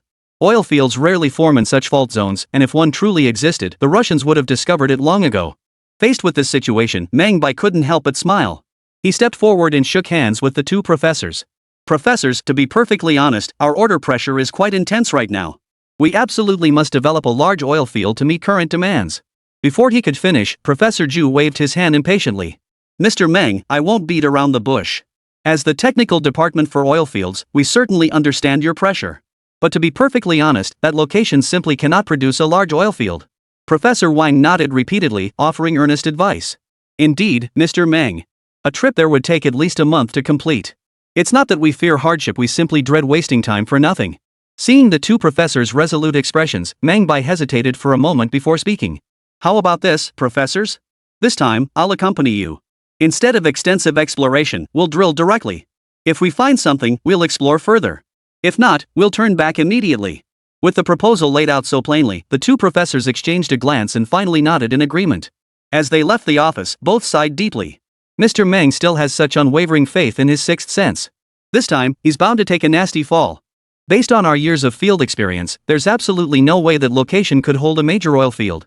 This is bound to go wrong. Never mind. Let's just grant his wish this once. If it doesn't work out, we'll report it to higher-ups later. Alright, I'll take your advice. Let's gather the team now. Sitting in his office, Meng Bai held a cigarette between his fingers, a look of resignation on his face. The office door opened quietly. Joya glanced outside, then looked at Meng Bai. Unable to resist, she stepped forward, took the cigarette from his hand, and stubbed it out. Smoking indoors again? That worried look on your face, is it about the order? The order, he sighed. It's for oil field extraction. The two senior professors aren't quite convinced by me. Do you believe in me? Seeing the resolute look in Meng Bai's eyes, Joya grinned and pinched his cheek. Of course I believe in you. Rest assured, whatever decision you make, I'll support you. Chapter 148, Practice Makes Perfect. To ensure the smooth completion of this exploration mission, Meng Bai convened a small meeting to finalize the team roster. Besides the frontline team responsible for clearing the path, there were also teams handling logistics support and transporting various equipment. With the personnel finalized, the next task was to prepare the various exploration and drilling equipment. After all, this time they would be drilling first and surveying later, so they needed to bring quite a lot of gear. Just as everyone was busily preparing for departure, an uninvited guest arrived at Huaqiang Oilfield. Since Huaqiang Oilfield utilized the latest oil extraction and drilling equipment, much of the technology was classified at the highest military security level. To better serve clients, Meng Bai had set up a reception center outside Huaqiang village. Pasnov? Wasn't he the previous manager of this oil field? Meng Bai felt a sense of familiarity upon hearing the name. Su Hao nodded. That's him. Boss, I don't think we need to entertain him. Why not just send him away? I suspect this guy has ulterior motives. But Meng Bai shook his head. No need. Let's see what he wants first. It's also a chance to gauge the Bear Nation's reaction. Having secured so many orders at once, Meng Bai knew the Bear Nation would inevitably react. After all, he was essentially snatching food from their mouths. The Bear Nation wouldn't just stand by and watch. Meng Bai also wanted to gauge the Bear Nation's reaction through Pasnov, so he could formulate countermeasures. After all, Bear Country was still one of the world's two superpowers. With Dragon Country's current strength, it simply couldn't afford to provoke them. If the Bear Nation reacted excessively, Meng Bai could prepare countermeasures in advance. Huqiang Oilfield Reception Center. The room was warm as spring, the white-painted walls radiating heat from the roaring stove. Pasnov stood by the window, gazing at the sprawling high walls surrounding the oil fields in the distance. A flicker of astonishment passed through his eyes. How long had it really been? That they'd already built this place into such a state was truly surprising. Originally, Pasnov hadn't planned to come, but he couldn't resist the concerns of several managers from the ALS oil field and ultimately made the trip. His purpose this time was to pressure Meng Bai into abandoning those military district contracts. Huqiang Oilfield had snatched away their 2 military district contracts. It felt like cutting flesh from their own bodies. Despite his repeated assurances that Huaqiang Oilfield couldn't possibly handle all those orders, his superiors still decided to send him to threaten Meng Bai. But upon arriving, he discovered the place was truly unrecognizable compared to before. The once dilapidated village had transformed into a cluster of 3-story buildings. The roads were meticulously paved, even covered in asphalt. But when he tried to visit the oil field, military personnel blocked his way. He could only peer through the reception window at the nodding donkeys occasionally poking their heads above the high walls. Just then, footsteps echoed outside. Pasnov quickly sat down in his chair, feigning a relaxed demeanor as he lit his cigar. The door opened, letting in a cool breeze, followed by a young man in a fox fur coat. Meng Bai, the owner of this oil field. Well, Mr. Pasnov. What brings you here? You're not thinking of selling your technology, are you? Meng Bai grinned and took the seat of honor beside him. At this remark, Pasnov nearly choked on his own blood. Though he hadn't received concrete confirmation, Meng Bai's continuous oil extraction clearly indicated the other party possessed superior extraction technology far more advanced than his own. So, what had started as a plan to swindle Meng Bai out of millions had backfired, leaving him the one who'd been swindled. Suppressing his rage, Pasnov feigned calmness. I didn't come here today to discuss those matters. This time, I'm here to see you primarily about another issue. He pulled a contract of appointment from his briefcase and slid it across the table. Meng Bai couldn't decipher the Russian script, so he handed it to Su Hao. After glancing at the contract, Su Hao leaned close to Meng Bai's ear and whispered. He's here as the authorized representative of the ALS Oilfield Company. Looks like he's here to put pressure on us. Meng Bai nodded slightly upon hearing this, his expression remaining impassive. Go ahead. What business has your company sent you here for today? Pusnov observed the other man's confident demeanor and couldn't shake the feeling that something was off. Logically, with all the orders they had lined up, they should be swamped right now. Yet this guy seemed completely unfazed. Could it be that his earlier assessment had been mistaken? He lifted his chin and declared. Your company engaged in unfair competition, snatching several orders that rightfully belong to our ALS oil field. We now demand your company immediately cease all cooperation with the military. Hearing this, Meng Bai couldn't help but snort coldly. Unfair competition? Mr. Pusnov, you can eat whatever you want, but you can't just say whatever you want. We've been operating normally. When exactly did we engage in unfair competition? Besides, who says the military can only cooperate with you? Ha! Remember all the hardships and troubles Longwa faced back then? If not for our Bear Nation's assistance, you'd likely still be living like slaves. What a joke! You did help us, but how many resources did you extract from our nation? You don't even mention that? Meng Bai then stood up and looked at him. As for the military partnering with us? That's only because you raised prices without authorization. Seeing Meng Bai rise, Pusnov immediately slammed his fist on the table and stood up. Mr. Meng Bai, I warn you once more, if your company insists on this course of action, don't blame us for taking decisive action. Oh, so how exactly are you planning to be impolite? Heh, if you don't give up these orders, we'll raise the overall price for refined oil products from Longwa. I'll give you a week to consider. Pusnov then picked up his briefcase, casting one last glance at Meng Bai. Before I go, I want to tell you one thing. What is it? Such a small oil field could never possibly fulfill the orders you've secured. Seeing Pusnov's confident expression, Meng Bai couldn't help but laugh. Then I'll give you a piece of advice too. What is it? You think this is a small oil field? That's only because your technology sucks. Practice more. Heh, fine. I'll remember your words. You remember yours too. I hope you won't come begging us like a woman when the time comes. After speaking, Pusnov left the reception area, leaving behind a notice. Suhao glanced at the notice, his brow furrowed. Boss, the notice says they'll double the price of all refined oil exports to Longwa in a week. Are we really going to take that gamble? Meng Bai stood with his hands behind his back, watching the swirling snow, a confident smile playing on his lips. Of course we take the gamble. Win this time, and the Bear Nation will lose all control over our oil prices. Chapter 149, Ultimatum, 7 days. Inside the conference room of the Yenjing Military Region headquarters. Commanders from all major military regions were present. General Yulong, seated at the head of the table, rubbed his bloodshot eyes and scanned the room. Then he waved the notice in his hand and asked. Regarding this oil price hike notice from the Bear Nation, does anyone have anything to say? One by one, they set down their copies and sighed deeply. This is forcing us to abandon our own oil field development plans. Those bastards just want to keep scraping the last bit of flesh off our bones. Let them raise prices all they want. We'll just use the high-quality oil from our own Dragon Nation oil fields and not put up with their nonsense.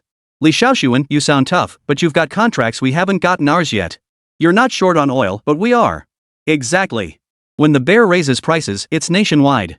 As long as the Huaqian oil field contract isn't cancelled, we'll all have to foot your bill. Why don't we give Huaqian oil field another year? Next year we'll sign the Huaqian contract. What are you dreaming about, old Lu? Don't the Russians know Huaqiang oil field's current capabilities? This time they want us to sign a 10-year contract. The meeting room buzzed with heated debate as Yulong sat quietly, listening to everyone's arguments. When the arguing finally ceased, Yulong divided the group into two factions. One group was the compromisers. After all, their only channel for importing oil fields was the Bear Nation. Without cooperation with the Bear Nation, they would have no oil to use. They didn't have any orders from Huaqian oil field. The other faction comprised the hardliners' military districts that had secured contracts with Huaqian oil field and thus possessed the leverage to continue resisting the Bear Nation. However, the radicals were vastly outnumbered. If it came down to a show of hands, compromise would likely be the only viable option. Yulong felt his head spin. The Bear Nation had issued an ultimatum. They intended to crush Huaqian oil field. Yet they had no countermeasures against the Bear Nation's plans. The only solution now lay with Huaqian oil field. The ensuing meeting devolved into another heated argument, dragging on for hours without resolution. At that moment, Li Shaoxuan spoke up. Since only the Huaqiang oil field can resolve this, why don't we inquire about their situation? At this suggestion, all eyes turned to him. Yulong nodded in agreement. Then let's call Meng Bai and see what he thinks. A staff member nearby picked up the phone and quickly connected to the Huaqiang oil field office. Huqiang oil field, the boss's office. Meng Bai opened a drawer, retrieved his personal handgun, tucked it into his waistband, and prepared to leave the office. Just then, the phone on his desk rang. Without hesitation, he grabbed the receiver. Hello, this is Meng Bai. A rough voice came from the other end. This is Yulong. Recognizing the familiar voice, Meng Bai paused for a moment before responding with respect. Commander, how are you? We've run into some trouble. I'd like to get your input. Alright, Commander, go ahead. The Bear Nation has already issued its fuel price hike plan. You must have heard about this, right? Over the phone, Yulong's voice carried a hint of worry. Meng Bai understood exactly what he was concerned about and immediately replied. Of course I've heard. Alright, then tell me your thoughts. My take is, let them raise prices all they want. We just ignore them. At this, Yulong instantly grew displeased. You brat, I meant for you to answer from the nation's perspective, not a businessman's. Meng Bai chuckled. He understood exactly what Yulong meant. From the nation's perspective, that's exactly what I'd say too. Oh? But if we let them raise prices unchecked, how will other military districts get their fuel? Our nation's current oil production can't even meet the demands of the major military commands, let alone the general populace. Yulong grew impatient and pressed on, with such a massive gap, how do you propose we bridge it? Meng Bai glanced at the time and said, to be perfectly honest, we're about to gain access to an even larger oil field. That single field alone will be sufficient to meet the current demands of all our major military districts. After hearing this, there was a long silence on the other end of the line. Then Yulong's voice rose several octaves. What did you just say? You're about to acquire an even larger oil field? That's right. We're actually preparing to head out to the new oil field right now. Meng Bai understood his concern. After all, the Bear Nation had already issued a price hike ultimatum. The decision to raise prices or not was entirely in his hands, which is why all the major military districts were in a panic. Meng Bai's current mission was precisely to resolve this issue. But he also knew that if something truly went wrong along the way, the military regions would have no choice but to use fuel at double the price. At that moment, Yulong spoke up. Get Professor Zhu on the phone now. Hearing this, Meng Bai's heart tightened. It seemed General Yu still didn't trust him. But he couldn't blame him. After all, who would willingly stake such a crucial advantage on a small company like his? With no other choice, Meng Bai summoned Professor Zhu. Professor Zhu, just do as I say later. Tell General Yu we've discovered the oil field. Yet Professor Zhu stared at Meng Bai and shook his head. This is deception. If there's no oil field, I can't take responsibility for that. With that, Professor Zhu grabbed the phone and recounted the entire situation in detail. Watching Professor Zhu, Meng Bai was utterly speechless. At that moment, Yulong's voice came through the phone, cold and sharp. You little punk, you dare pull a fast one on me with something this big? Commander, I swear it's true. I'm certain there's an oil field there. Please trust me this once. I stake my integrity, my honor, and my very life on it. A long silence hung on the line before Yulong finally spoke. Considering you're the future hope of our dragon nation, I'll trust you this once.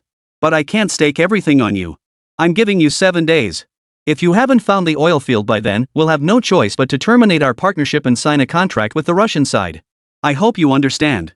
The call ended, and Meng Bai let out a long sigh. Professor Zhu, standing beside him, patted his shoulder. Boss, dock my pay if you must, but I simply can't tell that lie to the commander. Meng Bai nodded with understanding, glancing at his wristwatch. Time is short, we must race against the clock. Notify the entire task force to cancel today's rest plans. Departure in 30 minutes.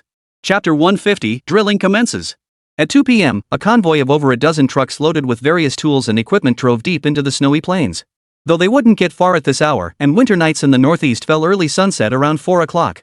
But Meng Bai insisted on packing up and leaving immediately, for they were now racing against time. No sooner had they entered the snowfields than the convoy encountered numerous difficulties. For instance, this snowfield was essentially a pristine wilderness and undeveloped area teeming with dangers everywhere. Wild beasts posed little threat here. The real dangers were the numerous cliffs and landslides. Vehicles maintained a safe distance between each other. To ensure the safety of the rear vehicles carrying critical equipment, the lead vehicle always cleared the path ahead. After a series of stops and starts, they had covered less than 10 kilometers by nightfall. Everyone got out of the vehicles to spend the night on the spot. Gathered around the stove, they ate while discussing the problems encountered during this trip and possible solutions for improvement. Though they had driven only a few hours, everyone was utterly exhausted. After eating, they returned to their tents to rest, leaving only a few people on watch. With a large group and limited supplies, most tents were shared by multiple people. Once all the tents had been distributed, only one remained. Meng Bai glanced at Joya. You go sleep. I'll take the night watch. Hearing this, Joya pinched his waist playfully, her face flushing as she teased, You're such a prude. Don't think I don't know what you're thinking. Meng Bai immediately raised his hands in protest, looking aggrieved. I really didn't. My mind is completely pure right now, purer than the snow outside. Oof. 3 rules, if you dare cross the line tonight, I'll. What will you do? Meng Bai asked, then noticed her gaze drifting downward. He quickly covered it with his hand. That's not happening. Let's change the rule. Hearing this, Joya widened her eyes and pinched him hard again. You actually want to? Stop it. I swear, if I cross the line, I'm a beast. But you said it? Yeah, I did. Meng Bai finished speaking and stole a glance at Joya, feeling a secret thrill. As a time traveler, the choice between being a beast and being worse than a beast, every time traveler knows the answer. So the two quickly gathered their things and crawled into the tent. Since things happened so suddenly, Meng Bai hadn't had time to figure out sleeping bags or such, so everyone shared a large blanket. Of course, Joya would never share a blanket with Meng Bai, so each took their own quilt into the tent. Sleeping in the same tent, Joya initially faced Meng Bai, but this arrangement made it unbearably difficult for her to fall asleep. So she turned her back to him. Yet the moment she shifted, she felt Meng Bai was trying to sneak up on her. So she turned back and pinched him hard on the stomach. Stop staring at me. Close your eyes. Whoa, girl, you're so bossy. How am I supposed to know you're watching me if I don't open my eyes? I won't let you look at me, or I won't be able to sleep. Hurry up, hurry up. You're impossible. Half an hour later. Joya whispered softly. Are you asleep yet? Meng Bai, zzz. Seeing no response from Meng Bai, Joya finally tucked her head back under the covers. What she couldn't see was the mischievous smile curling at the corner of Meng Bai's lips. As if. Trying to test me like this? No way I'm falling for it. 10 minutes later, Meng Bai felt Joya poking him again, but he remained unmoved, maintaining steady breathing. Meng Bai, are you asleep? My stomach hurts. Meng Bai, zzz. Joya kept poking. Meng Bai kept sleeping. After several attempts to rouse him, Meng Bai showed no reaction whatsoever. Joya let out a slight sigh of relief. By now, she too was too tired to stay awake and gently closed her eyes. Hearing Joya's steady breathing, Meng Bai's lips curved upward. His small hand slipped secretly beneath the quilt. The very next second, he felt Joya's eyes open before him. Well, what a coincidence we both woke up. You're such a troublemaker. What? I just wanted to get closer to you. But? Joya's face flushed crimson, unable to meet Meng Bai's gaze. Meng Bai leaned closer. I promise I'll just hold you. Okay? I won't move an inch. Are you sure? I swear on my honor. Meng Bai's cunning plan succeeded. His mouth stretched wide in a grin as he gently embraced Joya. But after only a few moments, he felt his arms go numb from the cold. Out in the wilderness at -30 degrees, there was absolutely no mercy. Joya reached out to touch Meng Bai's numb arm and rolled her eyes. Alright, just go to sleep properly. We'll sleep together when we get the chance later. Sleep together when we get the chance? Oh, you're so annoying. Hurry up and sleep, don't forget we have to hit the road tomorrow. Joya's shy response was a tacit acknowledgement of his words. Meng Bai was overcome with excitement, his mind once again running wild with fantasies. Just then, a pair of warm hands slipped under the covers, grasping his arm that had gone numb from the cold. Meng Bai froze, about to pull Joya closer when she shook her head, her voice tinged with a hint of pleading. Please, don't do this. After we're married, we'll. Alright, I promise. This time, Meng Bai meant it. After all, people in this era still placed great importance on reputation and honor. Joya had already reached her absolute limit by reluctantly sharing a tent with him. So Meng Bai felt pushing any further would truly be asking too much. And so it was that the two spent the night hand in hand, huddled together in the freezing snowy plains. At dawn the next morning, the exploration team members emerged from their tents. After a quick wash and some food, they pressed onward.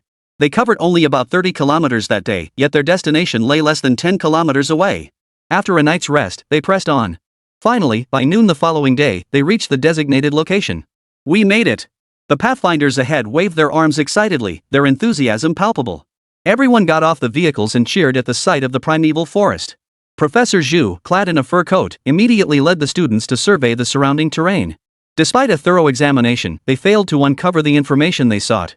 Professor Zhu's expression turned complex as he glanced toward Meng Bai's vehicle. Meng Bai pushed open the door, letting in a blast of cold air that instantly fogged up the windows. He pulled out his instrument and checked their bearing. They were currently positioned in the central part of the oil field. He then drew a circle with his foot on a patch of open ground. Alright, start drilling right here with the equipment. Chapter 151, wait a little longer. We'll succeed. Bonus chapter. As days passed, commanders across all military districts grew restless. 5 days had passed, and still not a single word. The Russians hadn't given us much time to begin with, only 2 days left. What should we do? I can't wait any longer. I'm heading to the oil field right now. I'll personally keep watch over Meng Bai. Count me in. Instead of sitting here twiddling our thumbs, let's head straight to the oil field for first-hand updates. Right, let's all go. We've got nothing else to do here. Instead of waiting for a call, we might as well head straight to the oil fields. The group of bigwigs in the conference room finally gave up waiting and decided to take a chance. After all, Meng Bai had gone into the mountains with his people, and they didn't know a single thing about them. So everyone felt it was best to just go. Upon hearing everyone was leaving, Yulong was speechless. Hey, what's the deal with you guys? Are you just going to leave me here alone to deal with those Russian bastards? The others sighed helplessly. We really have no choice. We just can't wait any longer. Olju, you'll have to bear the burden. We'll head over there to await news. As soon as we confirm the oil field, we'll notify you immediately. Right, Olju, you hold down the fort here. We'll handle the charge. The group quickly rose and departed, leaving Yulong alone as the commander without troops. Staring at the bare table in the conference room, Yulong let out a long sigh. May they bring me good news. Deep within the northeastern snowfields. Buzz. The drilling equipment continued its relentless operation. Professor Zhu and several trainees stared intently at the drilling machine's readings, their brows furrowed. Watching another drill bit sink completely into the ground without a single drop of black substance appearing, everyone's heart sank to the bottom. Should the professor continue? The trainee in charge of drilling halted the equipment and glanced at Professor Zhu. Professor Zhu bit his lip and asked, how many drill bits do we have left? 120 meters. Then keep drilling. Drill all the way to the end. But we've already drilled 900 meters, and there's still no oil. If we keep drilling like this, I'm afraid. I said keep drilling. Professor Zhu suddenly lost his temper, shouting at everyone around him, this is our last chance. There's no turning back. Keep drilling now. Use every single drill bit we have. With that, he turned and walked away. The trainees exchanged glances, then silently resumed their work. Everyone understood why Professor Zhu had erupted so inexplicably. A situation like this had never occurred before. After all, oil drilling depths worldwide hadn't surpassed 500 meters, yet they had already drilled 900 meters underground long since breaking records. Yet even at this depth, they hadn't struck a single drop of oil. Almost no one believed petroleum existed here. In recent days, Professor Zhu had spent his time either overseeing the drilling or conducting surveys in the surrounding area. His findings, however, confirmed that no oil field existed here. He repeatedly suggested to Meng Bai that they halt drilling and relocate, but Meng Bai firmly opposed the idea. Now Professor Zhu and Meng Bai were like oil and water. Whenever Professor Zhu saw Meng Bai, an argument was inevitable. The entire drilling crew was now under immense pressure. They had poured so much effort into this operation, drilling for a full 5 days without any results. After adding more drill bits, the hum of the drilling equipment resumed. At that moment, Meng Bai, clad in a black fox fur coat, approached the site. What's the situation? How deep have we drilled? Hearing Meng Bai's question, everyone turned to look at him. The member in charge of drilling sighed. 900 meters already. Meng Bai gave a slight nod. 900 meters, just 100 meters to go. It's important to note that most oil fields in the Dragon Nation lie deep underground, below 1,000 meters. Drilling at such depths posed significant challenges and tested the crew to their limits. Therefore, he must ensure drilling continues without interruption. Stopping now would mean all their efforts would be for naught. As for Professor Zhu's persistent objections that continuing the drilling was a waste of time, Meng Bai truly didn't know how to explain it to him. Every time they met, the old man would inevitably get into a heated argument with him. Meng Baizhen feared the old man might get so worked up he wouldn't make it to the oil discovery, so he always avoided him. A faint smile played at the corners of his mouth as he watched the drilling rig keep pushing. Aim to reach 1,000 meters tomorrow. With that, he turned and walked away from everyone. Those watching his retreating figure couldn't help but stare in stunned silence. Did the boss just smile? Good heavens, he can't seriously expect us to drill 1,000 meters, can he? What? We've already drilled 800 meters? Yesterday alone? Goodness, we've drilled this deep and still haven't hit oil. If we keep going, won't we end up drilling through the earth? Has that kid Meng Bai lost his mind? We've already surpassed the international record by so much, and he still wants to keep drilling? The military district bigwigs who just arrived at the Huashan oil field couldn't help but vent their frustration upon hearing about Meng Bai's exploration progress. Li Shaoxuan also furrowed his brow slightly. He hadn't anticipated the situation becoming more complicated than he'd imagined.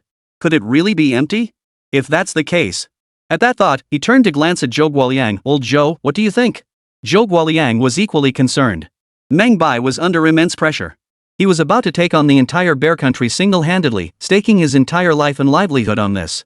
His gaze intensified as he clenched his fist. There's still 1 day left. We must hold out.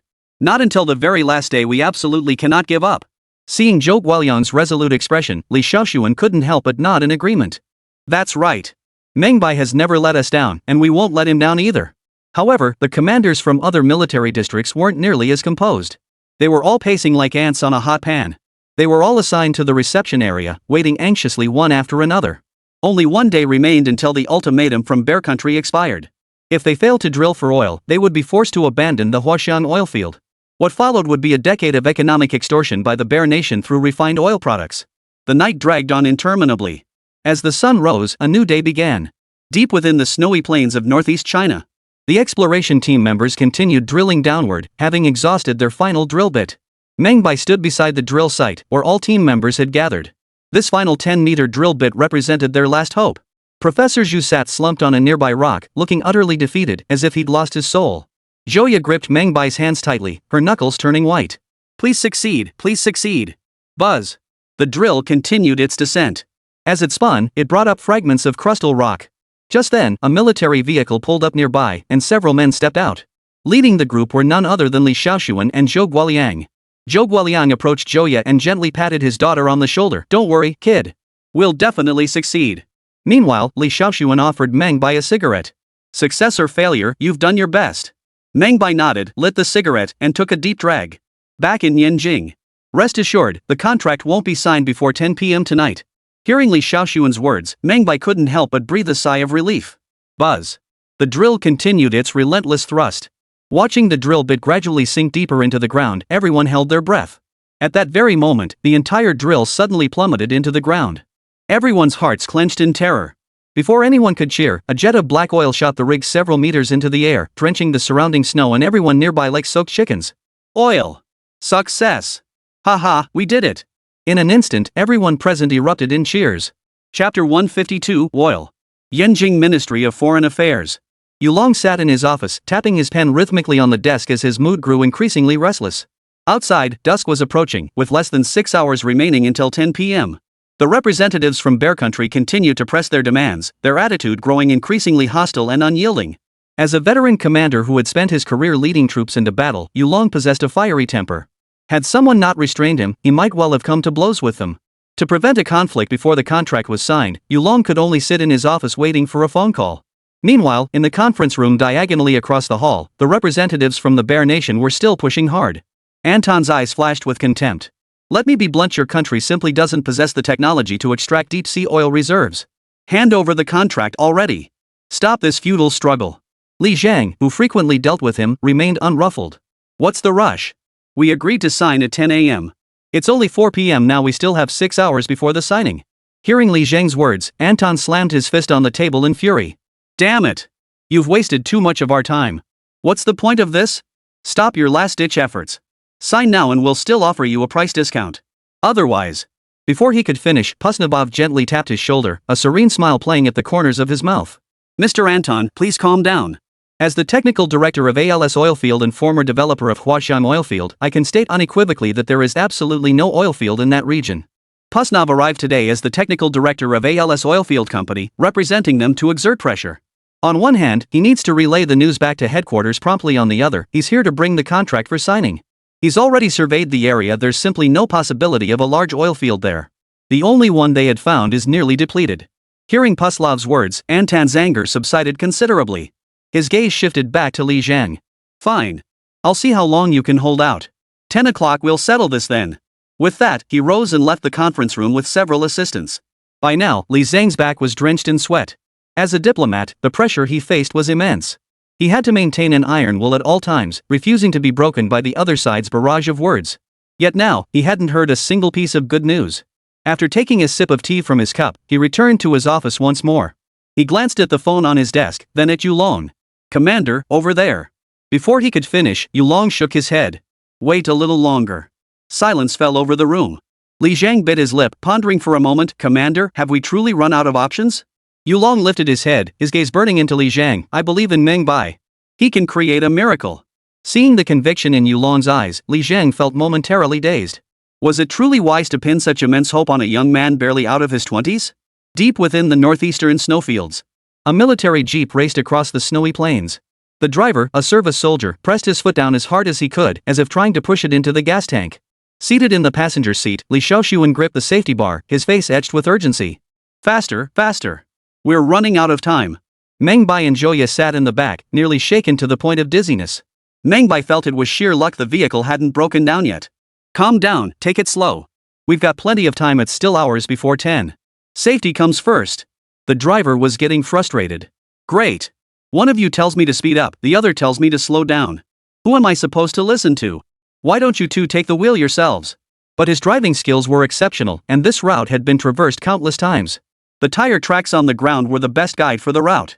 Inside the Huashan oilfield office, a group of commanders from various military regions were pacing like ants on a hot pan. The person has arrived. Go check again. Good heavens, it's almost 10 o'clock. It's already dark. Is there still a chance? Has the scout returned? Notify them immediately. Ring ring. The office phone rang again. Su Hao picked up the receiver. Any news from the oil field? Yulong's voice was filled with urgency. What time is it now? We have less than an hour left. Beyond Yulong's voice, the background echoed with several clumsy Mandarin conversations. Forget it, no chance. With your current capabilities, you can't even explore deep oil reserves. Even if you did, you couldn't extract it. Hurry up. It's almost 10 o'clock. Sign this contract so we can all go home and get some rest. Su Hao felt his body trembling, his voice quivering as he gripped the microphone. Commander, still no news. Damn it. Don't hang up. I'm waiting right here. At that moment, chaotic sounds erupted from outside the factory grounds. Then someone shouted loudly. Move! Move out of the way! Car horns blared through the dead of night. Then came a thunderous crash, a car smashing into the wall, making the entire building tremble twice. The office door was then violently pushed open, and several figures cloaked in darkness entered. Su Hao and the commanders from various military regions all froze in shock. Who the hell are you guys? One of them promptly wiped the curtain across his face, making it appear slightly paler. The others in the room froze. Li Xiaoxuan? Li Xiaoxuan grinned. I'm not late, am I? Seeing that it was Li Xiaoxuan and Meng Bai who had returned, Su Hao was so moved he nearly shed tears. He immediately grabbed the microphone and announced. Commander Li and Boss Meng are back. At that moment, Li Xiaoxuan stepped forward and snatched the microphone. Old you, this is Li Xiaoxuan. I'm officially telling you, don't sign that contract. We've discovered oil, a major oil field. The room fell briefly silent before erupting into thunderous cheers. On the other end of the line, Yulong shouted excitedly. Is it true? Is it really true? Li Xiaoxuan's eyes welled up with tears of joy. It's true. I saw it with my own eyes. I got sprayed by the oil gushing right at the wellhead. Meanwhile, inside the office of the Ministry of Foreign Affairs of the Dragon Nation, Pusnov, Anton, and several other representatives from the Bear Nation watched Yulong's astonished reaction, their hearts sinking instantly. Damn it! Didn't you say there was no oil field over there? Anton demanded furiously, while Puslov stood dumbfounded. We personally surveyed the area, it's impossible. He immediately added loudly, even if you found an oil field, you wouldn't be able to extract the oil without the technology. The room fell silent as Meng Bai's voice came through the microphone. Sorry to disappoint, but we really can extract deep layer oil. Chapter 153, The Obsessed Mosnov. Meng Bai's words were undoubtedly the final straw that broke Pusnov's spirit. When Yulong hung up the phone, he still couldn't believe what he'd heard. His eyes widened as he shouted an explanation to Anton beside him. Impossible. Absolutely impossible. We've surveyed that area countless times, there's no oil field there. Mr. Anton, trust me, they're definitely scammers. They just want us to lower our prices. Watching Puslov's flustered state, Anton shook his head in exasperation. Enough, Puslov. Your behavior is making me look like a fool. Pusnov looked utterly dejected. He opened his mouth as if to say something. At that moment, Anton turned to Yulong. General Yu, do not forget, without us bears, the Dragon Nation would not enjoy its current prosperity. If you break your word and sever ties with us now, it will be the Dragon Nation's loss. His words were undeniably poisonous, a blatant threat wielding their mutual partnership as leverage. But times had changed. The Dragon Nation once needed the support of the Bear Nation, but it paid an incredibly heavy price for it. After years of collaboration, the Dragon Nation has gradually seen through the Bear Nation's true colors. They constantly claimed to help the Dragon Nation, yet in reality, they were taking advantage of the nation's greatest weakness to gain every possible benefit. In exchange for their grain aid, technical support, and overpriced weapons, the Dragon Nation could only trade away its own resources. But now the Dragon Nation has built its own foundational industries, even developing standardized weaponry including tanks, the kings of the battlefield. The outdated technologies and overpriced weapons sold by the Bear Nation were no longer needed. So when Anton uttered those threatening words, Yulong couldn't help but let out a cold laugh. Mr. Anton, are you threatening our Dragon Nation? Are you implying that if we refuse to buy your oil, you will sever all cooperation with us? Is that your meaning? Anton dropped the pretense altogether. That depends on your actions. If you go too far, severing ties is only the first step. Perhaps we will become enemies in the future. He then slapped Yulong on the shoulder. General Yu, think carefully. Once the Dragon Nation leaves the Bear Nation, can it still live as peacefully as it does now? With a flick of his finger, he dismissed all his entourage. Yulong stood with his hands on his hips, a hint of pride in his eyes. Trying to threaten us? That's all you bears are capable of. This time, we won't compromise. Having left the Ministry of Foreign Affairs, Pusnov once again felt a glimmer of hope. Mr. Anton, I refuse to believe Brother Long possesses such capability. They absolutely cannot discover new oil fields. Seeing Pusnov's resolute expression, Anton felt utterly helpless. He knew the man was probably already delusional. Only seeing it with his own eyes would make him stop. All right, Pusnov. I'll allow you to visit their oil fields. I'll personally negotiate with their foreign ministry. Is that acceptable? Now go back and rest immediately. Hearing this, Puslov was instantly overcome with gratitude and rushed to express his thanks to Anton. Anton sighed in resignation, waving his hand to signal his aides to escort the man away. Once in the car, Anton's expression darkened instantly. Longway is dead set on opposing us this time. His assistant Boris whispered from the side. Should we report this situation to the higher-ups, Mr. Anton? Of course we must report it. And we absolutely need our superiors to cooperate with us and put pressure on Longwa. If what Pusnov said is true, then Longwa will be digging its own grave. After speaking, Anton glanced at the time, a hint of disdain crossing his face. A country that hasn't even completed its agricultural reforms dares to challenge us? Utterly delusional. Huqiang Oilfield Company, 2nd Division. The location of the new oil field had already been determined when the existing field was developed. Professor Zhu, who had previously maintained a cold, hostile attitude toward Meng Bai, immediately admitted his mistake and expressed his willingness to dedicate all his efforts to supporting Meng Bai's work. The unpleasantness vanished. Now Professor Zhu had become Meng Bai's right-hand man in the oilfield operations. Meng Bai had complete confidence in him. With others handling oilfield operations, the remaining tasks were simply continuous extraction and relentless refining. After handling this matter, Meng Bai found himself with little to do. He knew the remaining tasks could be entrusted to others. His focus now shifted to pursuing more meaningful endeavors. Though the year hadn't yet ended, the oilfield workers' enthusiasm was sky high. Though production increases were modest, everyone was filled with hope for the future. With the arrival of the new oil field, every department was now bustling with activity. Then, one day, the assistant rushed into the office again. Boss, Pusnov, the technical director of the ALS oilfield, wants to visit you. Pusnov? Hearing that familiar name, Meng Bai suddenly realized, visit me? This guy probably isn't here to visit me. The assistant nodded and whispered, boss, if it really doesn't work out, should I just send him away? I suspect this guy just wants to come take a look at our oil field. Meng Bai waved him off, straightening his clothes. Why send him away? We need to make them give up completely. Bring him here now. I'll personally drive him to the new oil field. The assistant froze in shock. Boss, have you lost your mind? That's our latest classified information. Meng Bai knew full well the oil field's location was classified. With Longwa lacking air superiority, their planes flew dozens of sorties over the area daily, having long since mapped Longwa's territory in detail. Instead of hiding it, why not just show it to them? Tell them openly and honestly, we already have our own oil field. While this might provoke the Bear Nation, what choice did they have? The Bear Nation never wanted the Dragon Nation to develop in the first place. Now is the time to spread our wings and show them the resolve of the Dragon Nation. More crucially, Meng Bai was willing to show it precisely because the oil field hadn't been tapped yet. There were no secrets to hide. Had it already been in production, Meng Bai would never have brought him to see their advanced technology. After that, Meng Bai personally went to the reception area. When he met Puslov again, the man had lost his usual vigor and looked utterly miserable. Mr. Puslov, we meet again. Puslov glanced at Meng Bai, his lips tightening slightly. Hello, Mr. Meng Bai. Actually, I came this time.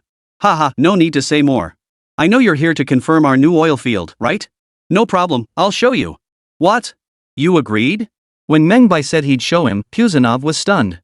Meng Bai nodded and gestured toward the off-road jeep outside. Hop in, Mr. Pusnov. The road's a bit bumpy, but we're still paving it. It should be passable by spring. The other man hesitated, but when he saw Meng Bai get in, he hurried after him. The road was indeed bumpy. But that didn't matter to him. He just wanted to see for himself whether the place they had drilled countless times truly held oil.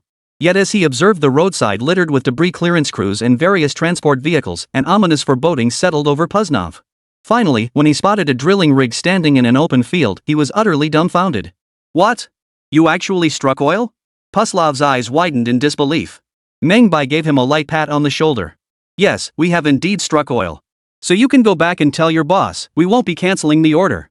The Dragon Nation has its own oil. At that moment, Meng Bai could clearly sense Pusnov's utter despair. But having weathered many storms, Pusnov quickly regained his composure. He walked over to the drilling rig, glanced at the pressure gauge, and let a sly smile touch his lips. He then turned to face Meng Bai. You have the oil fields but lack the technology. In the end, you'll still be begging us for cooperation. Why not just hand over the oil fields to us? We'll handle the extraction and transfer the technology to you in the process. How about it? Meng Bai smiled. The extraction technology currently used by the Bear Nation was, in Meng Bai's view, nothing short of oil wastage. I'm afraid we have our own new technology. We're not considering cooperation at this time. Please leave. Pusnov looked at Meng Bai, his eyes holding a hint of resolve. You will regret this. Chapter 154, Turning the Tables? The Bear Nation's military procurement order? Puslov's inspection confirmed beyond doubt that Dragon Nation now possessed sufficient oil reserves. Consequently, Bear Nation immediately initiated a series of targeted plans against Dragon Nation. First, they drastically adjusted the prices of all oil fields within the Dragon Nation, doubling them overnight. Fortunately, the Dragon Nation had prepared in advance, stockpiling vast quantities of fuel reserves that could now be utilized. These reserves could never sustain the Dragon Nation's long-term needs. Therefore, the entire burden of fuel supply now rests squarely on Meng Bai's shoulders. The state had issued a clear directive: spare no effort in supporting the Huqian oilfield project. This time, Meng Bai stopped holding back. He directly marked all exploitable oilfield areas on the map and handed it over to Professor Zhu and his team for exploration and extraction.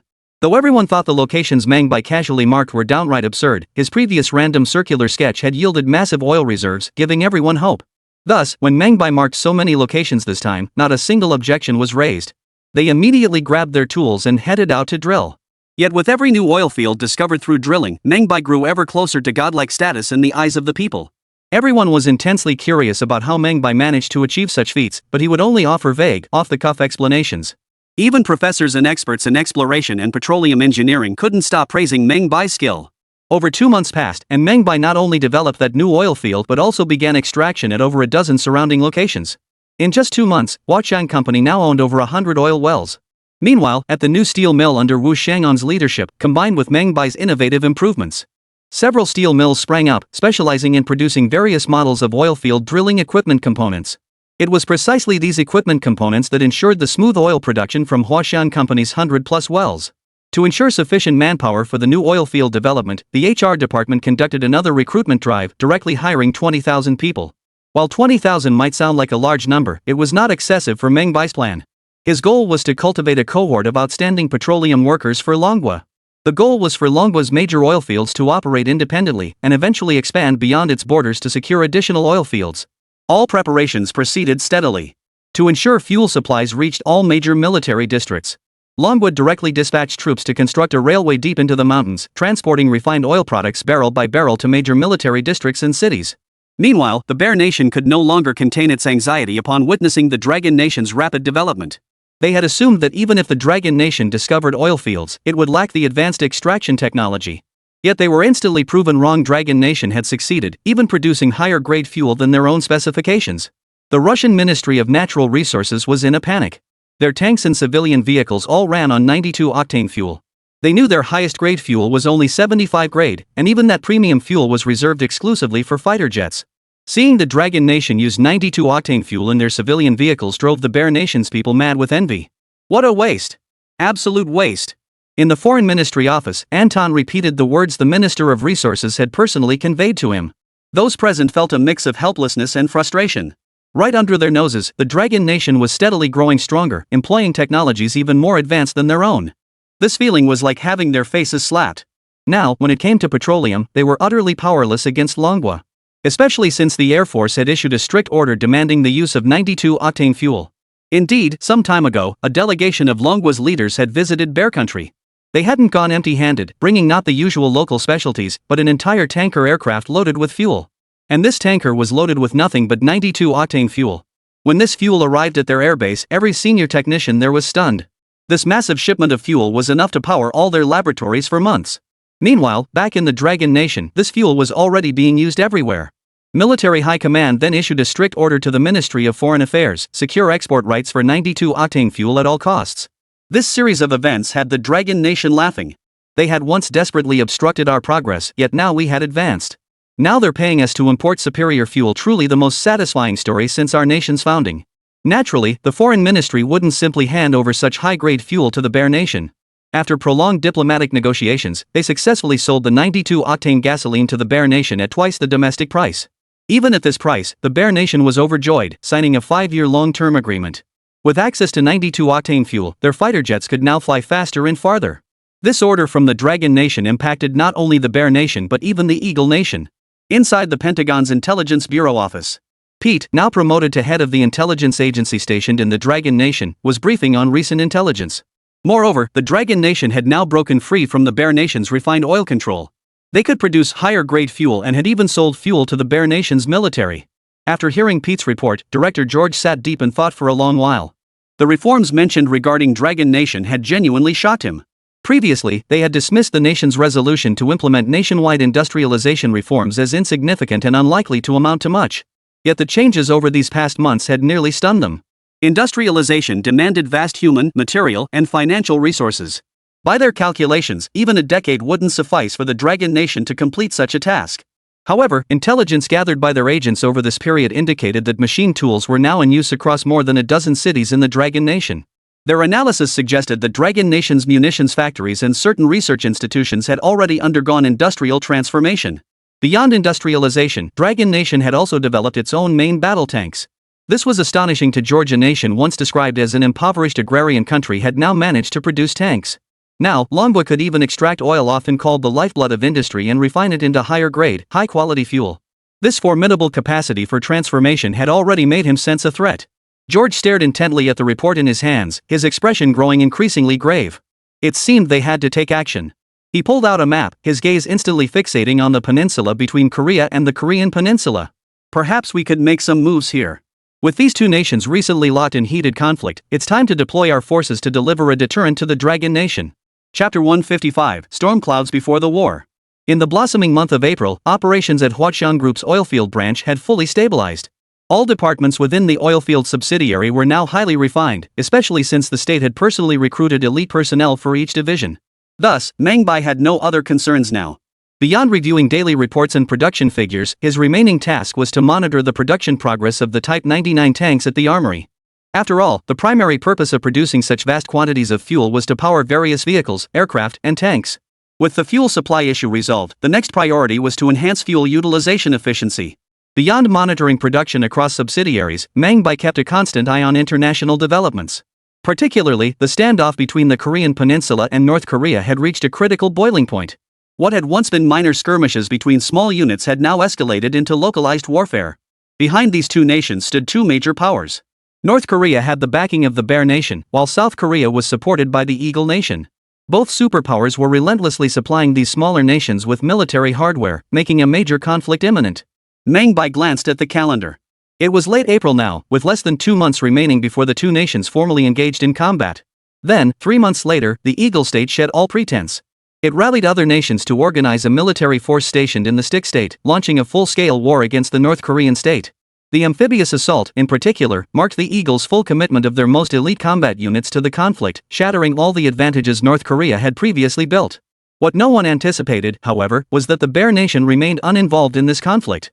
After all, the Eagles' target in this conflict was not the Bear but the Dragon Nation. China's leadership understood the principle of mutual dependence, that if the lips perish, the teeth feel the cold. They knew the Eagle intended to establish military bases along China's borders. To prevent direct border incursions by the Eagle Nation and safeguard the Dragon Nation's security, its leadership ultimately decided to deploy troops not only to protect an ally, but to protect themselves. Though the Dragon Nation emerged victorious from this unequal battle, the cost was devastating. Over 115,000 soldiers from the Dragon Nation were lost forever in that conflict. Since his arrival, Meng Bai had spent considerable time preparing, largely completing the foundational groundwork.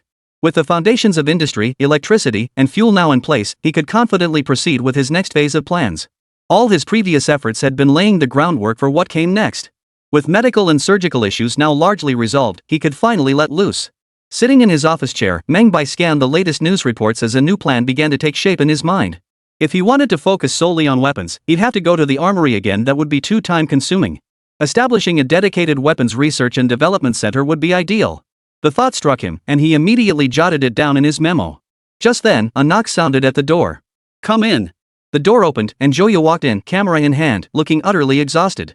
"Oh my, our big boss doesn't seem too busy today." Meng Bai chuckled, poured her a cup of tea, then walked over to knead her shoulders. "You've been working so hard. I had no idea the publicity department at the factory office had so much on its plate." "This isn't a problem at all. It's mainly because things at the newspaper have started looking up recently." "So you're still planning to start a newspaper?" "What else? It's my dream, okay. Okay. I respect your dream. How much will it cost?" Joya rolled her eyes. Money isn't the issue at all. It's mainly about staff training.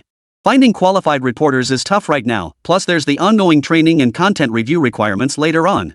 As she spoke, Joya suddenly remembered something. She quickly pulled an envelope from her bag and placed it on the table. Oh, right, there's a letter for you. It came from Yanjing. Oh? From Yanjing?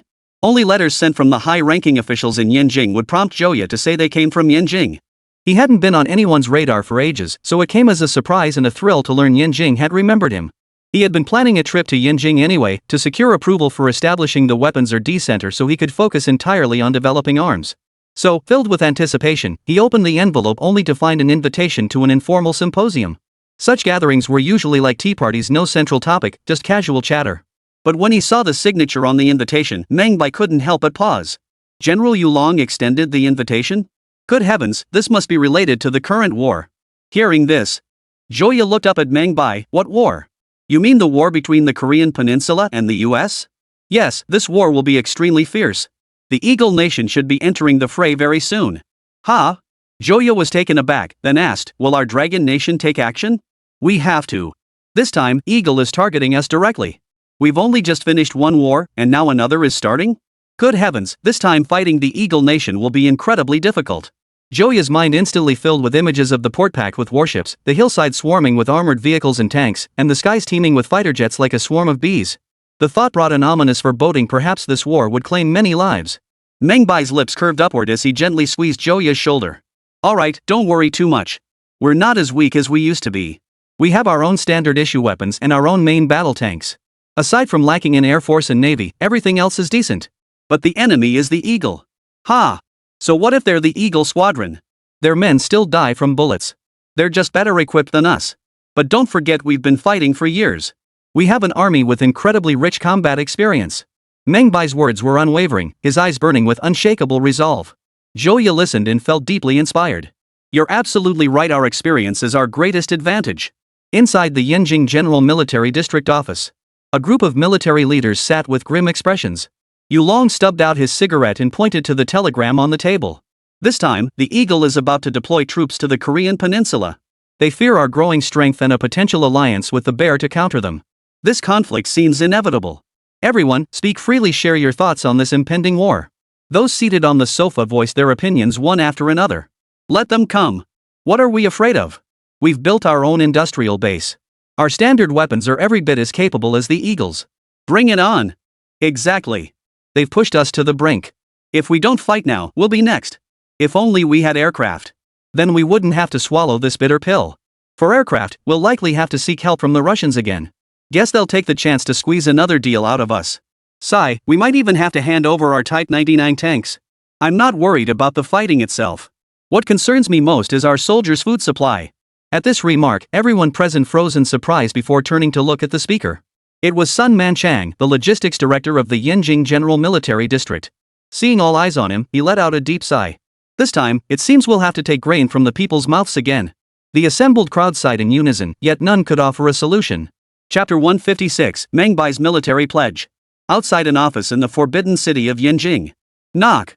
Meng Bai, dressed in a crisp suit, knocked lightly on the door. Come in. A gruff voice called out from inside. As Meng Bai pushed open the door, he saw Yulong in full military uniform.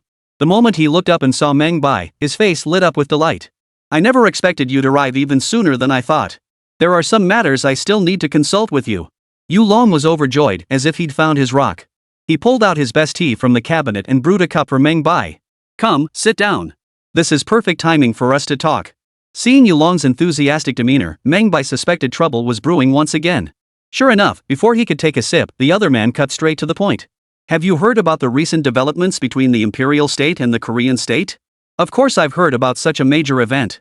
I hear the Eagle is getting restless too, seems like they're preparing to get personally involved. Yeah, Eagle-san's recruiting troops now. Looks like they're planning to get directly involved. After all, those bastards in Bangzi country are too weak to fight. If this keeps up, they'll end up unifying the entire region. At this point, Yulong sighed helplessly, the bastards in the North Korean regime are utterly useless. If it weren't for their incompetence, the Eagle Wings probably wouldn't have deployed so early. This has certainly put a lot of pressure on us. Meng Bai wholeheartedly agreed. The Korean rebels were essentially insurgents, their ranks filled with bandits and traitors to the Joseon dynasty. Their combat effectiveness was no match for the Joseon forces. After all, the Chao Kingdom's army was forged in the crucible of war. Their combat prowess is on an entirely different level. Are you worried we'll get dragged into this too, Commander? When Meng Bai spoke these words, Yulong froze, turning to look at him with eyes full of approval. Very good. I hadn't even asked, yet you voiced this insight. It shows you understand the war situation quite well. Do you also think we should deploy troops? Meng Bai nodded. We absolutely must deploy troops. Otherwise, if Eagle Squadron forces establish a presence along our border, they could launch an attack without giving us any chance to prepare. Exactly. You hit the nail on the head. If we let the Eagles establish a military base right on our doorstep, we won't have a moment's peace. This battle won't be easy. After speaking, Yulong poured Meng Bai another cup of tea, his gaze intense as he looked at him. To be honest, we discussed this yesterday and reached some conclusions. We currently have ample troops and no shortage of medical supplies. Individual weaponry and equipment, thanks to industrial progress, are no longer scarce like during the War of Resistance. However, Yulong paused here, but we lack equipment capable of defending against air forces, and our naval power is too weak. So, Yulong stopped speaking, his gaze fixed intently on Meng Bai. So we wanted to ask, do you have any such equipment? Hearing this, Meng Bai couldn't help but laugh.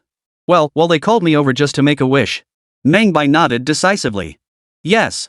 When Yulong saw Meng Bai nod, he froze in place. Wait, you actually have one? Yulong had held no expectations. After all, the tank was already incredibly difficult to acquire. To think of obtaining an aircraft something infinitely more challenging than a tank was beyond his wildest dreams.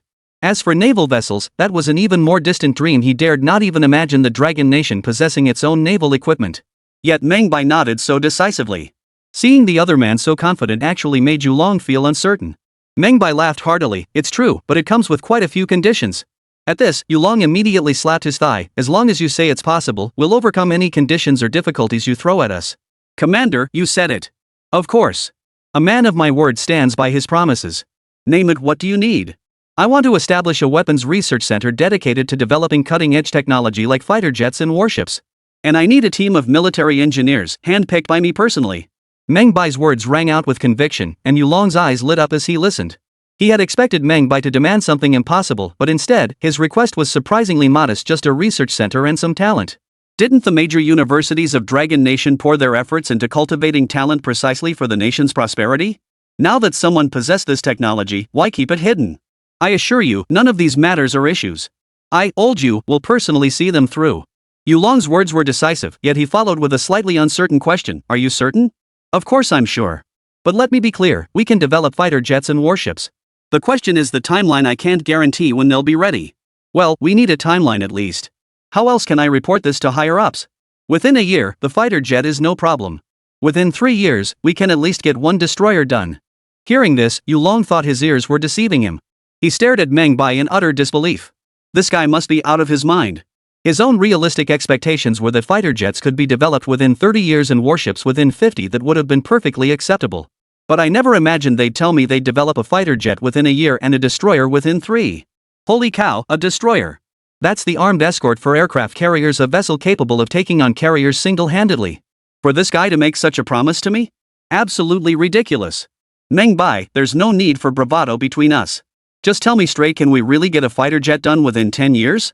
Seeing Yulong's lack of confidence, Meng Bai couldn't help but laugh. Damn it, wasn't coming here all about this anti-Eagle war? If it took him 10 years to develop the fighter jet and he failed to protect anyone he was supposed to, then what was the point of even time traveling? His primary mission here was to minimize casualties, this time especially in the Air Force. That's why he was pushing industrial development so hard, to build that Air Force. Without upgrading the foundational industries, Longwei couldn't mass-produce fighter jets to counter Eagle Chan. Without air superiority, even the toughest tanks couldn't protect frontline soldiers. Meng Bai declared with unwavering resolve, Commander, I'll make you a solemn promise. If we can't get the planes ready within a year, I'll come back with my head on a platter. Yulong watched Meng Bai's earnest determination, even willing to pledge his life to the commander, and found himself somewhat speechless. I'm not forcing you. Let's not push ourselves into a corner, okay? 3 years. We'll have it done within 3 years. Agreed. 3 years. Meng Bai agreed to deliver the fighter jet within 3 years, yet he had set himself a minimum target of 1 year. He had to ensure Longwei's fighter jets would play their rightful role on the battlefield of the anti-Eagle War. Just then, a knock sounded at the door. A middle-aged man in green military fatigues entered. His skin was rough and dark, his face sun-baked like a farmer's. Reporting, sir. Everyone is present. Yulong nodded and stood up, introducing Meng Bai. This is Comrade Sun Monson, head of logistics for our Yinjing General Military District. Monson, meet our Dragon Nation's technological talent, Meng Bai. Sun Monson, seeing the excitement in Meng Bai's eyes, promptly shook his hand. Mr. Meng Bai's name is truly renowned. A pleasure to meet you. Meng Bai grinned back. Director Sun, you flatter me. I'm just an ordinary person. Yulong laughed heartily. You're being modest now, kid. By the way, are all the people you needed to meet here today? Sun Manchang nodded immediately. Everyone's here. But I also brought someone else. Who? Liang Jimian, an academician from Yen University. He specializes in grain research and previously served as chairman of the National Grain Coordination Committee. Ah, him. I remember now. But why is he participating? Professor Liang wants to know how long this war will last and how much grain we'll need. The conversation took a somber turn. Yulong sighed, turning to Meng Bai with a wry smile. Truth be told, besides weapons and equipment, we're also short on grain. Chapter 157. This plane can't be built like this. The moment the topic of grain was raised, the atmosphere instantly grew heavy with resignation. Sun Monsong sighed. Who says it isn't? The common folk just got their land back, spring plowing has barely ended, and now they have to borrow money to buy grain. It's tough. Yulong patted Sun Manchang on the shoulder. We'll just have to take it one step at a time. We've weathered tougher times before. As the saying goes, where there's a will, there's a way. We'll figure something out. Though spoken to Sun, these words were actually Yulong's way of comforting himself. Longwa faced many troubles now, but grain shortages hadn't been a major issue until recently. But now that war had broken out, the grain issue had suddenly become glaringly obvious. Without food, frontline soldiers couldn't keep their stomachs full, leaving them too weak to fight the enemy. Casualties would inevitably soar. As a seasoned commander who'd seen countless battles, how could Yulong not grasp the critical importance of this? Then we'll see if academician Liang has any viable solutions. Just as they were about to leave, Meng Bai suddenly spoke up. Actually, besides attending the meeting, I brought a batch of seeds with me this time. Perhaps they could help alleviate some of our army's problems. Meng Bai hadn't actually brought any seeds, they were merely stored in his storage space. But given the current situation, it was the perfect opportunity to present these seeds to academician Liang. After all, they had a superior professional team. Handing the seeds over to them would allow for breeding work, paving the way for widespread adoption later. Upon hearing Meng Bai's words, Yulong and Sun Monsong froze in surprise. Ha? You brought seeds with you? Yulong looked utterly bewildered. But where are the seeds? They're still being shipped by train. I'll go pick them up. Oh, that's wonderful. A relieved smile spread across Yulong's face. He then turned to Sun Manchang and said, see? That's our people's hero, always thinking of us first. Sun Manchang, equally moved, stepped forward and shook Meng Bai's hand. On behalf of our frontline soldiers, thank you. Meng Bai chuckled and waved his hand casually, signaling it was no big deal. Then the three of them walked forward together. Since it was an informal meeting, everything from the venue and number of attendees to the discussion topics was quite casual. However, the focus of this informal gathering remained squarely on the impending war against the Eagles. As it was Meng Bai's first time attending, he wasn't familiar with many of the people present. He remained largely silent, sitting in a corner and listening to the others' conversation. First, they analyzed the war unfolding between the Korean nation and the Korean nation.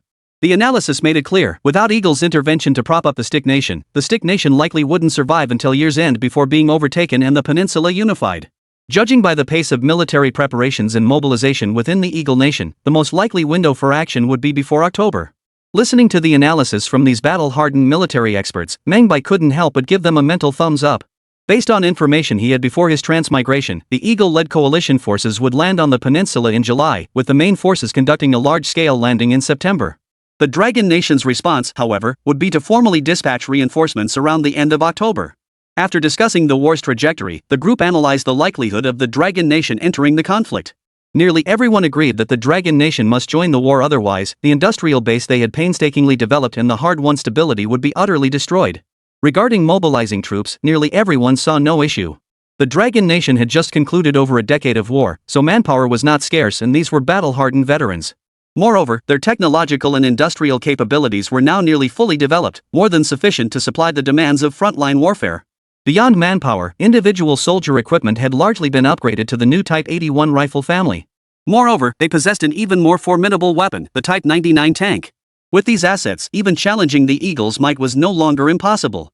The only remaining concerns were the Air Force, the Navy, and logistics. Without control of the seas or the skies, relying solely on land forces to advance would result in heavy casualties. This was an unavoidable reality, and everyone had long been mentally prepared for it. After all, the Dragon Nation was still in its infancy, and both air and naval forces were notoriously expensive to maintain. How could the Dragon Nation, starting from nothing, possibly afford to build its own air and naval forces? At this point, Yulong couldn't help but glance at Meng Bai. He thought of the military pledge he had just made to him, but swallowed his words. Frankly, building aircraft within 3 years was nothing short of a pipe dream. It wasn't that the Dragon Nation lacked the ambition to build aircraft. Instead, they had been dismantling enemy planes captured on the battlefield. They planned to replicate them and build a fleet of aircraft to resolve the awkward situation of the Dragon Nation lacking a formal air force. However, the nation's foundational industries were woefully inadequate. They couldn't even grasp the electrical systems involved. Even after dismantling the aircraft, they couldn't produce such intricate components. Even when they copied the blueprints, the parts they produced were either the wrong size or made from unsuitable materials. In short, they exhausted every method without success in producing those intricate components. Just as everyone was feeling discouraged, someone suddenly spoke up. Yulong shook his head slightly at Meng Bai, signaling him not to bring up the military pledge just yet. Seeing Yulong's reaction, Meng Bai felt helpless too and ultimately abandoned his plan to speak up. In any case, he had already made a solemn vow to himself: the aircraft project must be completed within a year. Just then, a burst of hearty laughter echoed from outside. Sorry, I'm late. They're repaving roads everywhere in Yanjing. The road was fine when I left, but on the way back, it was completely jammed. I had to take a huge detour to get here. Where were we? The group fell silent as Li Shaoxuan approached, beaming and dragging a stool behind him. Yulong rolled his eyes in exasperation. Old Li, you're the commander of the entire military district. Could you please be a little punctual? We're almost done with our discussion. Ha? Hold on a sec. I've got some great news today. Li Shaoxuan forced a smile as he squeezed his chair into the gap between the surrounding chairs. At this, everyone present wore expressions of surprise.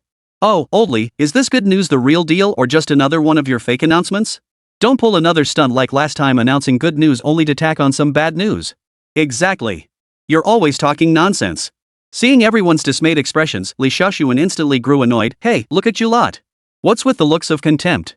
When have I ever been full of hot air? Yulong pulled a cigarette from his pocket, lit it, and smiled. Since we've been talking about some tough stuff about the Air Force, why don't you tell us your good news? Lighten the mood a bit. The others relaxed too, pulling cigarettes from their pockets and lighting up. Li Shaoxuan's lips curled upward. He snatched a cigarette from the person next to him, took a deep drag, and said with a satisfied look, "My news is also related to the Air Force." The moment he said this, everyone present lit up with surprise.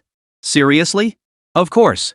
Even though this is just an informal meeting, no one would dare bring false information here. Still unsatisfied, Li Shaoxuan continued, "Just before coming here, I learned that our Jinling arsenal has successfully developed the engine for the MiG-17 fighter jet. The remaining components should enter mass production very soon." With that, Li Shaoxuan lifted his chin proudly, gazing at the group. So? Is this good news? Tell me, are you impressed? Is this awesome or what? The room erupted in enthusiastic applause. Old Li, you've really outdone yourself. Getting the engine developed? I'm genuinely jealous. Who knew Old Li had been quietly working on something this big? This is huge news. With the engine sorted, building the plane will be a piece of cake. Good news is good news, Old Li. You're a hero for our Dragon Nation Air Force. Excitement lit up every face. With an Air Force, they could finally counterbalance the Eagle's aerial might. But just as everyone was celebrating, Meng Bai suddenly spoke up. Hold on. I think production of the MiG-17 fighter replica must stop immediately. As soon as Meng Bai finished speaking, everyone present couldn't help but look at him with puzzled expressions. Has this kid lost his mind? Chapter 158. Building aircraft isn't that simple. No one expected Meng Bai to say something like this at the very moment everyone was most excited. They were both baffled and a bit annoyed. After all, Dragon Nation now possessed the capability to replicate engines. The next logical step was building aircraft. With aircraft, the Dragon Nation would have its own pilots. Then it could gain air superiority on the battlefield, no longer forced to constantly evade enemy air forces. This was such a promising development, yet he had the nerve to oppose it. How could the veterans who'd suffered at the hands of enemy air forces on the battlefield possibly feel good about this? Meng Bai, I know your scientific research is top-notch, but this isn't that simple. Exactly. You've never seen combat, you have no idea what it's like to fight with and without air support. Exactly. With air support, our ground troops would be safer. How could you possibly not grasp this basic principle? Li Shaoxuan's face was now a mask of utter shock and fury. Damn it. He'd traveled all this way just to offer some emotional comfort. True, they'd only figured out the engine so far, many challenges remained. But with this glimmer of hope, everyone now has something to look forward to. How wonderful is that? He'd expected ridicule, perhaps even accusations of wasting time, but he didn't care. He had anticipated opposition from everyone, but he never imagined Meng Bai would be among them. After all, Meng Bai was regarded as their most brilliant technical talent. What he hadn't anticipated was that while everyone else looked at him with newfound respect, Meng Bai alone told him to stop. Why? Li Shaoxuan grew impatient, staring at Meng Bai as he demanded an answer. The others also stared at Meng Bai with expressions of utter disbelief. Logically, such a talent couldn't possibly be unaware of the importance of aircraft on the battlefield, yet he had deliberately blocked it. Everyone wanted to hear Meng Bai's reasoning for opposing it. Yulong put down his cigarette and looked at Meng Bai with a serious expression. Meng, this is just an informal discussion. Speak your mind freely. Why can't we build the MiG-17 fighter? Others might not know, but Yulong understood. Meng Bai's opposition stemmed from the military pledge he'd made to Yulong himself to build a fighter jet within 3 years. The problem now was that someone had reverse-engineered the engine, clearly out of fear that the Jinling arsenal would claim credit for his work. Still, Yulong insisted on getting a clear explanation. This kind of thinking needed to be properly addressed. Meng Bai glanced at Yulong, then at Li Shaoxuan, before turning his gaze to the assembled group and stating, "My reasons for opposing the continued replication of the MiG-17 fighter are as follows. First, the MiG-17 is a single-engine fighter used by both the U.S. Navy and Army. Primarily designed for bomber escort, it features a single-seat, single-engine configuration with straight wings. Having entered service in 1941, it boasts a distinguished combat record." Hearing this, the assembled crowd couldn't help but pause in surprise. They hadn't expected this guy to be so well informed, even knowing the type of fighter and its service period. Li Shaoxuan took a drag on his cigarette and asked, "If you know this fighter has such a distinguished combat record, why oppose it? During World War II, this fighter was considered high-end, but now that the war is over, it's outdated. Jet fighters dominate the skies today." At this remark, Li Shaoxuan froze momentarily. Truthfully, he only knew aircraft were broadly categorized as bombers, fighters, and reconnaissance planes, but identifying specific models was beyond him. Caught off guard in this specialized field by Meng Bai, Li Shaoxuan's expression darkened further. "So you're saying this fighter is obsolete now?" "Of course it can. It's just that on the battlefield, jet fighters are faster and more agile. If we were flying the old MiG-17s, we simply couldn't keep up with them." Meng Bai noticed Li Shaoxuan's displeasure, but there was little he could do. He could only patiently explain why producing these outdated fighters was no longer viable. He then compared the two fighter models side by side. After hearing the explanation, everyone frowned deeply. Yet some still voiced opposition. "Easy for you to say. We can't build high-end fighters anyway. Even if we go into battle with these old models, at least they give our ground troops some psychological reassurance." "Exactly. Talk is cheap. If you can produce a superior fighter jet, then we won't build these." "Exactly. Knowing the theory doesn't mean you can actually do it." Facing the criticism, Meng Bai understood that no matter how persuasive his arguments were today, as long as he couldn't deliver an actual fighter jet, they wouldn't abandon their plan to reverse-engineer the MiG-17. "I understand the concerns of our elders and commanders. Could you grant me some time?" Hearing this, Li Shaoxuan shook his head helplessly. "Meng Bai, to be honest, I've always regarded you as a junior colleague. You have many advanced ideas and outstanding abilities, but I must tell you this, don't get ahead of yourself." Continuing this conversation would be pointless, Yulong thought, immediately lighting another cigarette. All right. Let's talk about other things. As for Meng Bai, we'll discuss this matter another time, okay?" Meng Bai could only nod in resignation. Soon, the conversation shifted to other matters. As for the Navy? Forget about it. That's even more of a pipe dream than the Air Force. And beyond these two virtually unattainable branches, the only remaining option was logistics. Given the current state of affairs, warfare hadn't yet entered the era of modern technological warfare. It still revolved around the competition between people and various equipment and weapons. But no matter what, all wars essentially boil down to one fundamental aspect, a battle of logistics. If logistics faltered, even the most solid advantages built up front would be utterly overturned. Right now, the entire nation is tightening its belt, boosting industrial capacity. People have only just received their land, some haven't even obtained seeds, let alone improve their lives. Filling their stomachs remains a struggle. The nation's grain reserves are already critically low. Should hostilities break out, these supplies would be utterly insufficient to sustain the front lines. When this topic surfaced, the earlier animated expressions vanished entirely, replaced by sighs of despair. At that moment, academician Liang Jiman of Yen University, who had remained silent, suddenly sighed. "Alas, so many areas still lack seeds. We're about to go to war, and who knows how many years it will last." His words cast an even heavier pall over the gathering. Indeed, the Dragon Nation had only just been founded. How could it endure such turmoil? A short-term war might be manageable, but if it drags on for 3 or 5 years, the nation risks being exhausted. At that moment, Yulong spoke up. "Academician Liang, there's no need to worry too much. The Korean peninsula is no bigger than the palm of your hand. Even if a full-scale war were to break out, it would likely be over within 2 years at most. The group exchanged wry smiles, their expressions filled with resignation. Indeed, that tiny patch of land simply couldn't sustain prolonged fighting. Given Eagle General's current military strength, they'd never give Dragon Nation much time to act. For a moment, everyone present fell silent, their eyes filled with resignation. The meeting concluded hastily. As they departed, Li Shaoxuan sought out Meng Bai. "Young Meng, I didn't mean to single you out during our earlier conversation. Please don't take it personally. After all, the Air Force our Dragon Nation needs to build must still be built. War is imminent, and we can't afford to be without an Air Force." Meng Bai smiled. "I'm the one who should apologize, Uncle Li. I'm sorry, I just got carried away in the heat of the moment. Don't take it to heart. Haha, alright, it's all good now. Arguments happen in meetings, I have them every day. Just don't hold grudges, big guys. I'll head back now. Goodbye, Uncle Li." Watching Li Shaoxuan and the others leave, Yulong approached from behind. "You're just too young. There are things I know you can handle, but you shouldn't speak up about them." "Yeah, I get it. Thanks, Commander. I'm just like old Li, don't dwell on this, kid. It was just idle chatter. Go back to your work. As for that weapons or center you mentioned, I'll handle it for you." "Alright, thank you, Commander." "Stop calling me Commander. If you can call him Uncle Li, why can't you call me Uncle Yu?" "Uncle Yu, I'll be going now." "Alright, go ahead." After leaving, Meng Bai didn't head straight to the reception area. Instead, he hired a vehicle and transported the premium seeds from his storage space to the Dragon Academy. Originally, he planned to personally deliver the seeds to Academician Liang after the meeting concluded. But he hadn't anticipated this minor mishap mid-discussion, which had caused things to get a bit tense.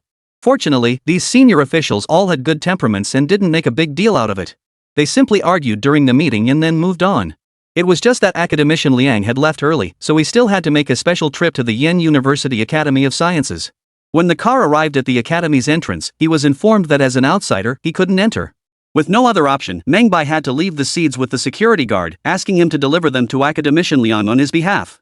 No sooner had Meng Bai left than Liang Jimian, pedaling his bicycle, arrived at the guardhouse. "Old Lu, do you have my letter?" The guard recognized Liang Jimian and promptly handed over several bags of seeds. "Academician Liang, we do have a letter for you." "Oh, and these seeds too. Someone specifically asked me to deliver them to you." Liang Jimian glanced at the seed bags tucked in the corner, sighing with resignation. "I've told these students countless times not to use this kind of packaging for seeds. Yet someone still messed up." "Really?" Shaking his head, he retrieved the letter first, then tossed the seeds onto the backseat of his car. He casually dumped them into a pile of seeds in the laboratory corner, seemingly still carrying a trace of resentment. Chapter 159, A Different Assignment. Late at night. A single light still glowed in Yen University's laboratory. Liang Jimian stared at the assignments his students had submitted, growing angrier with every glance. They weren't putting any effort into it, not a single ounce. He told them to go out into the fields and find good seeds, and this was what they'd brought back. It was infuriating. Staring at the checkmarks in the unqualified column of the forms, Liang Jimian felt like storming over to those good-for-nothing trainees and giving them a good thrashing. But as his emotions settled, a sudden thought struck him. He returned to his seat and slapped himself hard across the face. How could I have been so foolish? If just one or two items were subpar, it would mean those students weren't paying attention. But when every single assignment is substandard, it clearly isn't their fault. As he thought this, he glanced at the map of Longwa and couldn't help but sigh deeply. How could I have forgotten this is Longwa? The land has just endured war, and people's livelihoods haven't fully recovered yet. Where would good seeds come from here? Liang Jimian sat in his chair, lighting a cigarette, his eyes slightly reddened. He wanted to do something for the people, yet he couldn't even find a single batch of seeds. As an academician at Yen University, an expert dedicated to grain research, he didn't have a single usable seed in his hands. How tragic. Perhaps this was the punishment for backwardness. At this thought, he clenched his fists and made a silent vow within himself. In his lifetime, he would ensure the people of Longwa never again suffered from food shortages. Just then, his gaze suddenly fell upon the bag of grain seeds in the corner. He hadn't originally planned to inspect this bag of grain, but after all, it was his student's assignment. In the end, he couldn't help but sigh. He walked over and placed all the grain bags on the lab bench. Wheat, corn, rice, soybeans. Upon opening the outer packaging, he discovered they were individually packaged in small portions. Each small packet was clearly labeled with the type of seed and a description. How could he have even submitted the wrong assignment? He was only supposed to bring corn seeds, yet he brought wheat, rice, soybeans, and peanuts, and in so many varieties? His face was filled with confusion, yet his eyes sparkled with satisfaction. You see, the other students had simply handed in their items without any organization or detailed labeling like this assignment. Moreover, he had even categorized the seeds of different types: corn, wheat, soybeans, and so on. Within each category, he had even noted the suitable planting regions and maturity periods. But when he scrutinized the contents of those cards, he was stunned. A yield of 1,200 kilograms per mu? Was that really for corn? Had he made a mistake? He pulled out several other cards and examined them one by one. 800 kilograms per mu for winter rice. 400 kilograms per mu for wheat. Whoa! Liang Jinian took a deep breath. Did he get the unit wrong? But when he swapped the units around, something still felt off. That's impossible. Currently, average wheat yields in domestic fields barely reach 100 gene per mu. Even on the most fertile land, 150 gene is the absolute ceiling. Even if the unit were changed to gene, a wheat yield of 400 gene per mu would be absurd. And this winter rice? Holy cow, 800 kilograms per mu? That figure wouldn't even be achievable in the best experimental fields back in the States. Domestically, the maximum yield is barely over 110 kilograms. He immediately opened the corn seed packet in his hand. Clatter. Golden corn kernels scattered across the lab bench, shimmering under the light. Each seed was plump and perfectly round, as if cloned. Every single one was identical. The entire bag was filled to the brim with seeds like this, not a single defective one. Liang Jinian's eyes widened in astonishment at the sight of these seeds. Truth be told, in all his years, he had never seen corn seeds so plump and large. In his quest for superior seeds, he had spent years traveling far and wide, scouring fields to select the finest specimens for breeding. Yet after searching for 30 years, he had never encountered corn seeds this plump and large. Good heavens, these were practically works of art. He held the corn kernel to his nose, and a sweet fragrance filled his nostrils. He carefully picked up a kernel, placed it in his mouth, and chewed. Instantly, a soft, sweet, and fragrant sensation filled his mouth. In that instant, he was intoxicated by the sweet aroma, wishing every future generation could savor this corn's fragrance. Delicious, absolutely delicious. As he spoke these words, Liang Ji's eyes welled up, and 2 clear tears fell. He then opened the other bags, only to find they too contained plump kernels, each seed radiating its own distinct aroma. Woo! Liang Jinian wept, then silently tied the bag shut. What kind of bastard bought these seeds from abroad to deceive me? How could my dragon nation possibly grow such things? He carefully placed everything into the safe, checked the humidity and temperature, then dashed straight to the guardhouse. Old Lu! Old Lu! The guard stirred at the knock, then sprang from his chair when he saw Liang Jinian standing outside the window. Professor Liang, what's gotten into you? It's so late, and you haven't gone home yet. Liang Jinian immediately pulled out the seed packaging and asked, where was the person who delivered this bag of seeds? The seed delivery person, let me think. Oh, right, there was one. It was busy and I didn't have time to entertain him. He left me a message to pass on to you. If you're satisfied, go to the Yanjing reception center. Oh, and he said his name was Meng Bai. You two met during the day. Meng Bai. Upon hearing that name, Liang Jiman's eyes lit up instantly. Could it be him? He immediately thought of the young man from that impromptu meeting earlier that day. Interesting. Thanks, old Lu. With that, he stuffed the 2 bags of seeds into his pockets, hopped on his bicycle, and pedaled straight to the military reception center in Yanjing. Meanwhile, Meng Bai was sitting in his room, chatting away on the phone with Zhouya. When the conversation turned to that day's meeting and the argument that erupted when he disagreed with Li Xiaoxuan, Zhouya couldn't help but laugh. I bet you lost that argument with Uncle Li. Well, I wouldn't exactly call it losing. We just have different philosophies. But sooner or later, he'll realize his approach is wrong. Huh? Seriously? You're not actually planning to build an airplane within 3 years, are you? 3 years? You're underestimating me. I'll have you flying within a year. You're just bragging. Foreign companies take decades to build one plane, and you say a year? How about we make a bet? Fine. Let's bet. What's the wager? If I build an airplane within a year, I'll give you a kiss.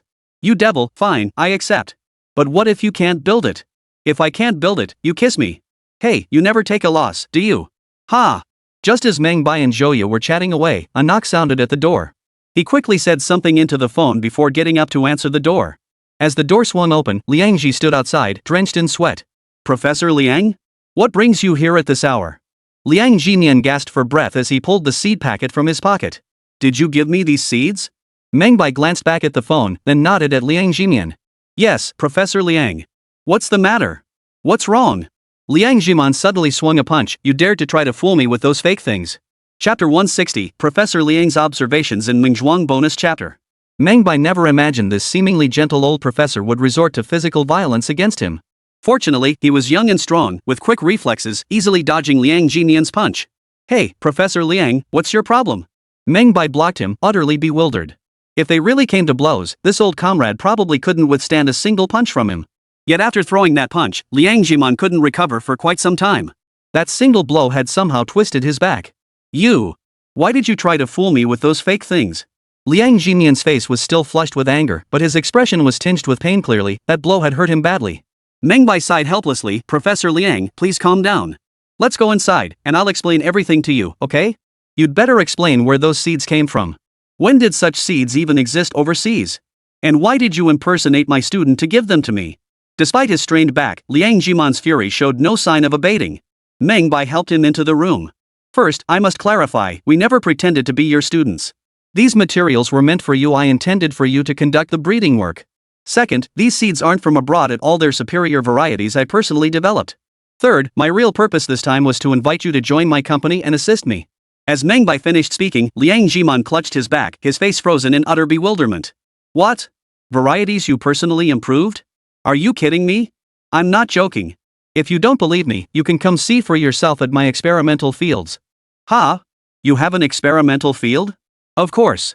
Seeing the confidence radiating from Meng Bai's face, Liang Jiman even felt his backache fade away. You're not lying to me? Professor Liang, I just said you're welcome to visit my experimental field for guidance. If you find I'm lying to you, you can come back anytime and beat me up. I promise not to fight back. Liang Jiman sat back down, his back twinging again. His mouth twitched twice before he spoke. Where did you get all this stuff? I researched them myself. My own research. Liang Jiman felt his brain struggling to process it all. He hadn't figured out the secrets after all these years, still relying on the most primitive methods, searching nationwide for superior seeds, cultivating them generation after generation, discarding the inferior ones, and keeping the best. Though ineffective, it was their only method after all. They still didn't understand what genes even were. He stared at Meng Bai's warm smile and suddenly felt a bit dazed. He shook his head, recalling the words spoken moments ago. Wait, what did you just say? Come work at your company? What exactly do you mean by that? To put it bluntly, I want to poach you for my company. Oomph. If you want to poach me, you'd better have something substantial to offer. Truth be told, Liang Jimian had already been tempted the moment he saw those seeds. He thought that if these seeds were truly domestic, he'd do whatever it took to join this company. After speaking, Liang Jiman glanced at Meng Bai again. Where is your company located? Why don't you wait a few days for me? Once I wrap things up in Beijing, we can head back together. I can't wait for you. I'm leaving now, just give me the address. Liang Jiman couldn't wait any longer. Just imagining corn and rice yielding over 1,000 pounds per acre kept him awake at night with excitement. If it weren't for the lack of night trains, he would have set off already. Noticing Liang Jimian's impatience, Meng Bai immediately pulled a small metal box from his pocket. He took out a business card and handed it over. My phone number and address are on this, Professor Liang. You can find it using these details. Liang took the card and glanced at it. Pretty fancy, huh? I'll see if you're for real or just bluffing. With that, Liang Jimian clutched his waist and started toward the door. Meng Bai hurriedly stopped him. Professor Liang, perhaps I should take you to the hospital first. No need. I don't have time for the hospital right now. It's just my old back acting up. I'll just slap on a couple of patches when I get home. After declining Meng Bai's offer, Liang Jimian pushed his bicycle and wobbled away from the reception area.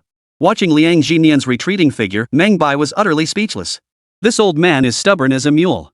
Liang Jimian, however, was unaware of Meng Bai's assessment of him, nor did he have time to care. On his way back, he stopped at a random Chinese medicine shop, grabbed 2 patches, applied them, and headed home. Early the next morning, Liang Jiman boarded the plane, his aching back still far from healed.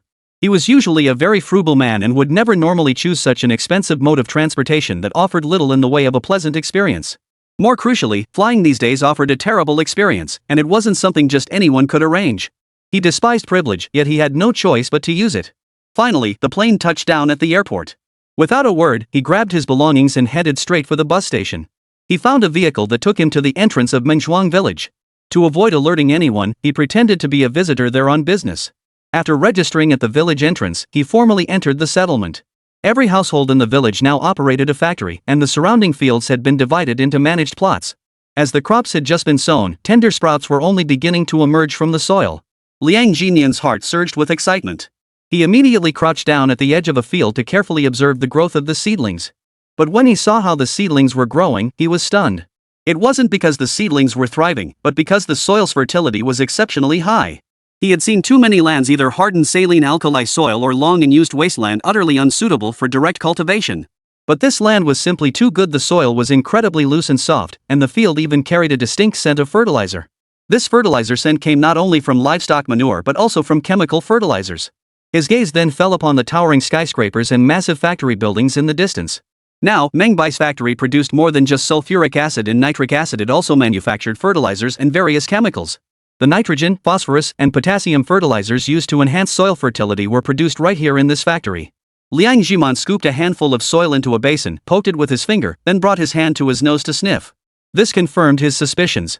No wonder that kid mentioned they had fertile fields here. If everyone in the country could use this fertilizer, it would be absolutely fantastic. His heart swelled with excitement as he continued walking forward. Suddenly, a pungent stench assaulted his nostrils from nearby. Liang Jinian quickly covered his nose and mouth, nearly vomiting. When he finally processed it, he realized the smell was distinctly like pig manure. Such a strong smell. Did their village even have space to raise pigs? Surveying the sprawling complex of interconnected factory buildings, shock filled Liang Jinian's eyes. Every household here ran a factory. If they were raising pigs too, where would they keep them? Could they possibly be raising them inside the factory grounds?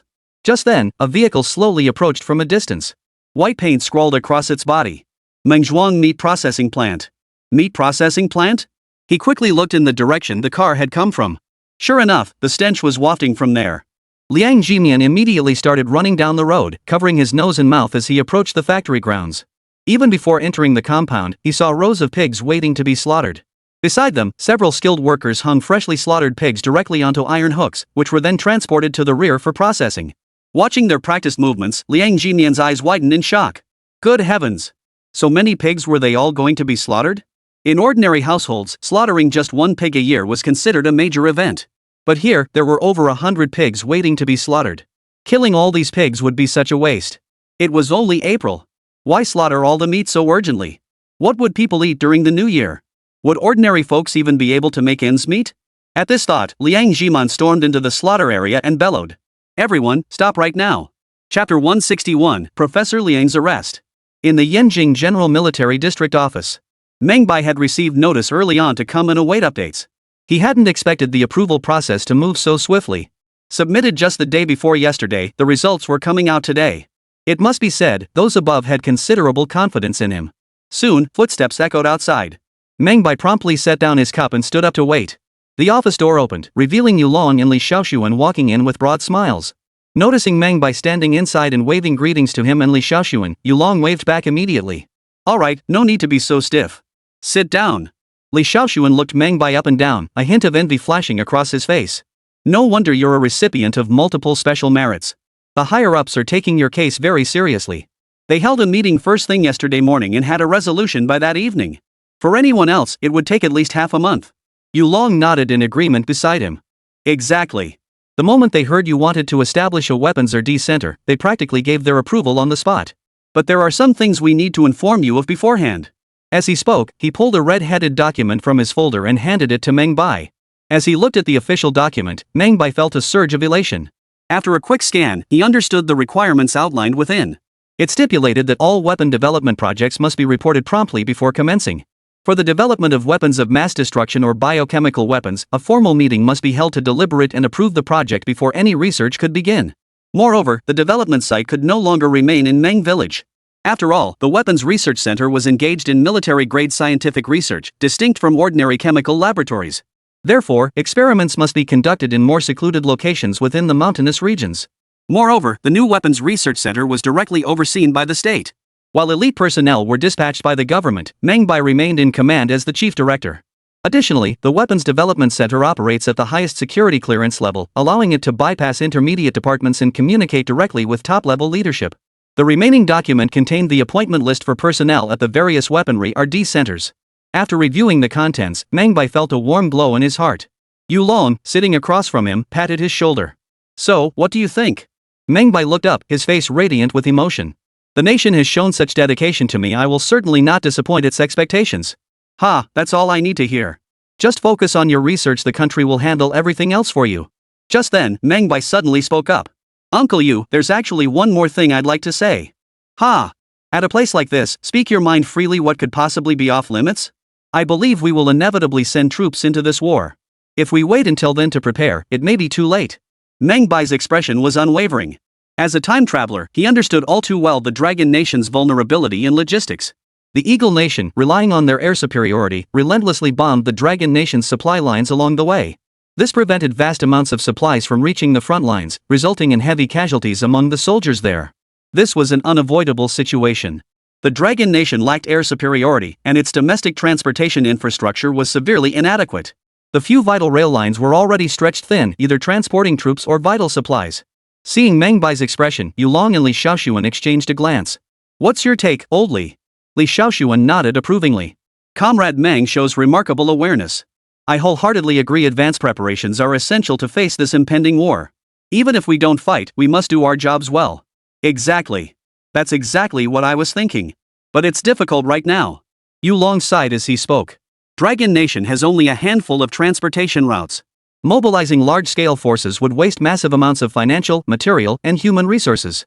If it turns out unnecessary, that would be a tremendous waste." He then turned to Meng Bai. "You know our nation's logistical weakness: insufficient vehicles. But don't worry, I'll report this matter to higher command." Meng Bai gave a slight nod, though his mind was already elsewhere. It was time for the Dragon Nation to build its own vehicles. At this time, the nation possessed neither the technology nor the capability to manufacture vehicles. All types of vehicles relied entirely on foreign imports, which were not only expensive but also underperforming. More crucially, these outdated antique trucks lacked the horsepower to traverse mountainous terrain, making the journey an arduous struggle. Moreover, their parts lacked durability, frequently breaking down mid-journey. Whenever a convoy set out, a repair crew had to follow, otherwise, they dared not venture far. At that moment, a guard entered. "Sir, you have another meeting this afternoon." Yulong glanced at his wristwatch and suddenly remembered the meeting. He hurriedly said, "All right, let's finalize it this way for now. The weapons R&D center is still under construction, but I believe it will be completed soon.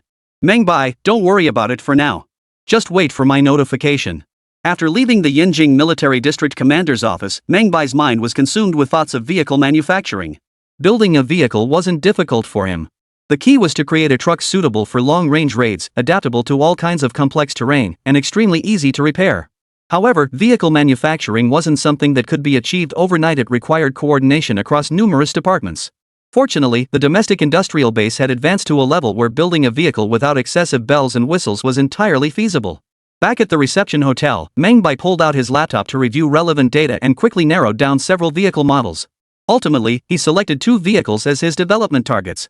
First was the Jeep, known for its powerful engine and suitability for off-road driving and modifications.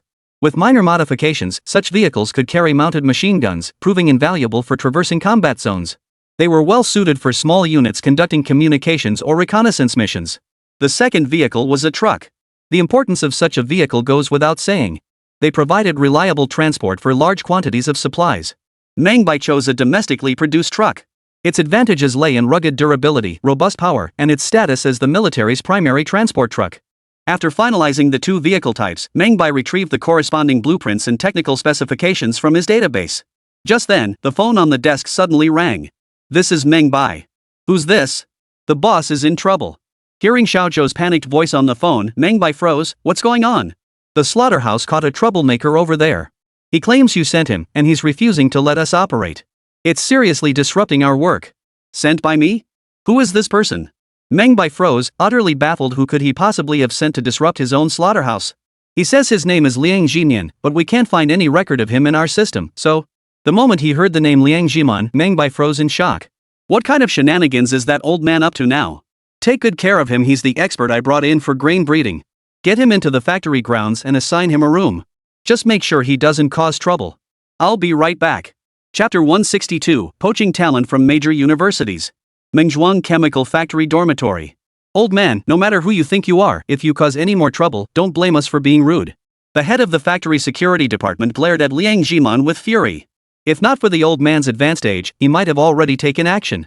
It was precisely because of his disruption at the slaughterhouse that work there had been affected, causing delays in meal service at the cafeteria and subsequently impacting production in the workshop. Now that production had finally resumed, the old man kept threatening to report them to higher authorities, accusing them of wasting grain. "Go ahead and take this old man's life. I'll tell you this: your large-scale slaughter is nothing but reckless behavior. I'll report you to the higher-ups. I'll take this all the way to Beijing and bring you down.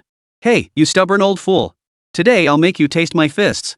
The security chief clenched his fists, ready to strike, but was restrained by several people nearby. Secretary Xiao Zhou hurried over. "The boss called. Make sure to treat him well."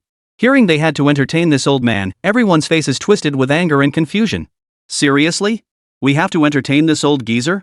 Why should we? Locking him up here is already a huge favor." Yeah, he disrupted our work and nearly caused a disaster. And now we have to entertain him? Xiaozhou sighed helplessly. This gentleman is an expert the boss brought in specifically for grain breeding and academician from Yen University. You dare not lay a finger on him. You must take good care of him.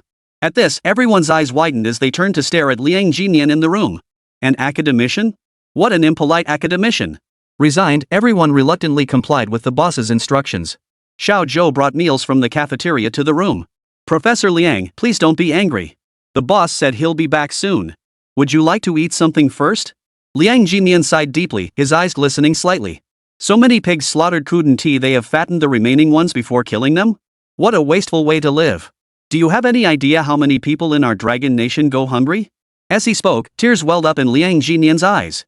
Xiao Zhou quickly handed him a tissue and explained. Professor Liang, please don't be upset. It's not that we don't know how to manage our resources. This meat was stockpiled specifically for future wartime use. At this, Liang Jiman froze in surprise. For war?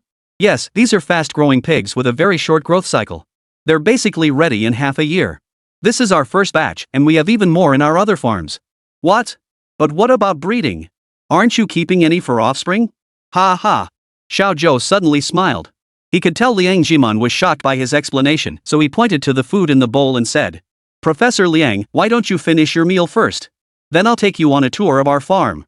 Our breeding experts will explain everything to you, and you'll understand how it all works. The other man nodded immediately, picked up his rice bowl, and froze upon seeing the contents inside. This is way too much meat. A whole chicken leg in all these slices? Goodness gracious, what a sin. How can we possibly eat so well? Xiao Zhou was speechless. This old professor seemed shocked by everything in their factory area. Professor Liang, don't worry, we all eat the same thing. That's just how meals are here. The boss says you need to eat your fill to have the strength to work. What? Everyone eats the same thing, just this one chicken leg and all this meat? Yes. If you don't believe me, you can come with me to the cafeteria and see for yourself. Fine, I'll go right now. Liang Jinian carried his tray and followed Xiao Zhou to the cafeteria. As he saw the neatly arranged tables and the clean, orderly food stations, his eyes widened in utter astonishment. He stared at the mountain of chicken legs and the several bags of assorted meat dishes beside them, his eyes filled with nothing but astonishment. Is this what you eat every day? Of course not. On Mondays, Wednesdays, and Fridays, we have one meat dish and one vegetable dish. On Tuesdays, Thursdays, and Saturdays, we have 2 meat dishes and 1 vegetable dish. Sundays get a special treat. We have our own daily meal schedule that gets updated every month. Xiao Zhou pointed to the weekly menu categories displayed on the wall beside them, leaving Liang Jinian utterly dumbfounded. Monday, braised pork with potatoes, kung pao chicken, braised eggplant. Tuesday, braised pork ribs, scallion braised tofu. By the time he reached the end, Liang Jiman was completely flabbergasted. This wasn't a cafeteria, it was a fancy restaurant. Frankly, even some of the old-timey local tycoons wouldn't have dared to pull off a spread like this. Unbelievable. Absolutely unbelievable. Thinking this, he immediately asked, where do you get all these dishes and meat? Haha, we have our own factory-run livestock farm and vegetable cultivation center. Why don't you eat first? After your meal, I'll give you a proper tour of the place. How does that sound? Sounds good. Liang Jinian's mindset had shifted by now. When he first entered the village and saw the slaughterhouse, he found it utterly unbearable. But seeing these menus, he realized this place had achieved self-sufficiency, no outside help needed, and they could even assist others. He devoured his meal, suddenly feeling that the dishes in his bowl tasted even more delicious than those at fancy restaurants outside. The flavor of these dishes. Seeing Liang Jinian nitpicking the food again, Xiao Zhou patiently asked, Professor Liang, is the food not to your liking? Of course not. I'm just saying, how can the flavor be so rich? It's so fresh and sweet. Oh, you mean that? We've added a new seasoning developed by our boss. A new seasoning? No wonder. The flavor feels unique yet incredibly delicious. Liang Jiman shoveled rice into his mouth in big bites. In no time, the entire plate was cleaned out, leaving not a drop of oil behind. He even dipped his steamed bun into the sauce until it was completely soaked. With his belly full, Liang Jiman followed Xiao Zhou to the factory's aquaculture facility. Upon hearing that they were professors from Yanjing, the farm manager immediately began introducing the factory's operations. Our factory currently has a total of 1,200 pigs. In the past few days alone, we've sold 500. In a few months, more piglets will be born, and then our factory scale will reach over 5,000. What? Your small factory raises that many pigs? Ha ha. Our boss feeds them with a new type of feed and has even improved the breed. These pigs grow much faster, they're ready for market in just 6 months. What about the pigs at those slaughterhouses outside? Exactly. They're ready for slaughter after about 6 months. If you keep feeding them longer, the meat growth slows down, and you waste a lot of feed. As he spoke, the manager began explaining details about feed efficiency and meat yield. Liang Jinian's eyes widened in astonishment. He scooped up a handful of feed and sniffed it. A sweet aroma filled his nostrils. No wonder the pigs here grow so fast. This feed smells incredibly appetizing. After saying this, he even popped a small handful into his mouth to taste it, leaving those around him gawking in astonishment. After learning about the meat production, they toured the chicken farm, duck farm, and vegetable greenhouses. Seeing all this completely shattered Liang Jinian's preconceptions. Leaving the factory's plantations, Liang Jiman felt unsatisfied. If only these techniques could be widely adopted nationwide. Just then, laughter echoed from behind him. We're actively working toward that very goal, Professor Liang. Would you consider joining our company? Meng Bai approached with a warm smile. When Liang Jinian saw him, he nodded firmly. I certainly wouldn't want to miss out. May I bring some people along? Professor Liang meant. I can only learn so much on my own. I'd like to bring more technical staff to study your advanced techniques not just for grain production, but for livestock farming too. Hearing this, Meng Bai's face lit up with delight. He had long considered such an initiative but lacked the necessary channels. Little did he expect Professor Liang would solve the problem for him in one fell swoop. When Meng Bai inquired about the origins of these individuals from Professor Liang, he was stunned. For the technical personnel he mentioned were all professors and experts from various universities and research institutes. Isn't it inappropriate to poach people like this? Liang Jiman couldn't care less. What's appropriate or not? Let them learn the technology. I'll see who dares to complain. This is knowledge you can't even buy abroad. Chapter 163, Handcrafted Diesel Engine. With Liang Jiman on board, Meng Bai now had the personnel needed for his nationwide grain reform initiative. With grain covered, petroleum handled by specialists, and tanks temporarily off his plate. Everything was proceeding methodically, and Meng Bai now had ample time to focus on other matters.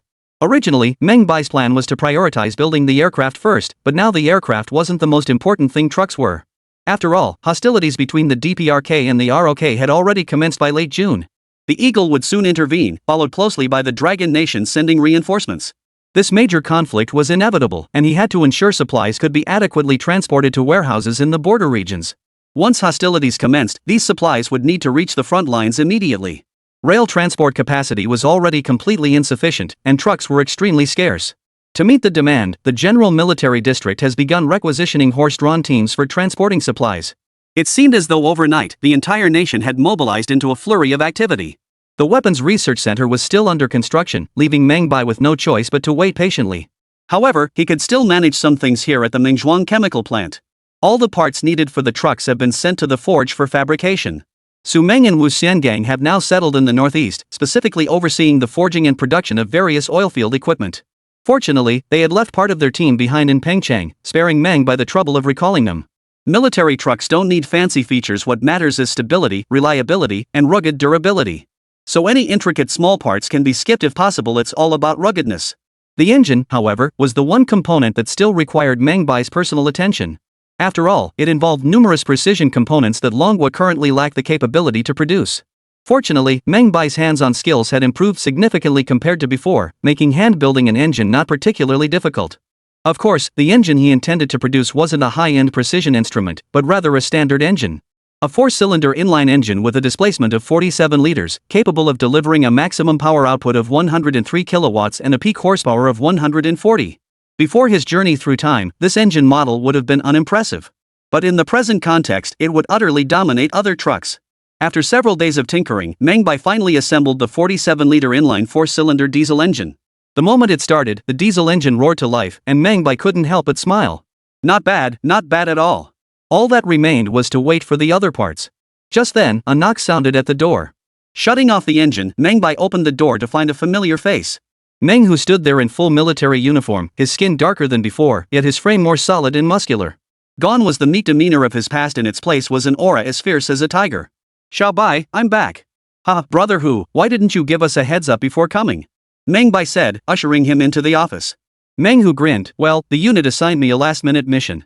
I'm here to carry it out. Mission? All right. Haven't eaten yet? Come on, I'll take you to the cafeteria. Let's grab a bite together. Sounds good. I brought some local specialties. Let's have a few drinks, brother. That's perfect. I was worried the military's strict rules would stop us from drinking. Since you brought it up, let's get properly drunk tonight.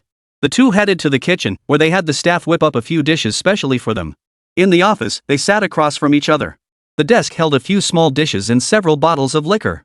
They clinked glasses and exchanged stories about recent events. After some casual conversation, Meng Bai learned that Meng, who was now a company commander in the unit. He'd been busy suppressing bandits all over the place lately, even making a special trip to the northern frontier where he wiped out the local bandit leader. That earned him a first-class merit award and the promotion to battalion commander. When Meng Hu learned about some of Meng Bai's recent endeavors, he was utterly stunned. Weapons are D-center? Little Bai, are you developing some new weapon? Meng Bai's lips curved upward. Of course. Who knows, maybe this time we'll even get to use it in the war between the Korean nation and the Bamboo nation. Mentioning this instantly perked Meng Hu up. You think our Dragon nation will actually join the fight? Absolutely. The Eagle nation is mobilizing reinforcements for the Stick nation. Our Dragon nation has no choice but to act. After all, you wouldn't want the Eagle nation setting up artillery right on our border, would you? Of course not. So does that mean we'll have another war to fight? Seeing the anticipation in Meng Hu's eyes, Meng Bai nodded. Yes, and this war is already imminent. Only then did the other man realize.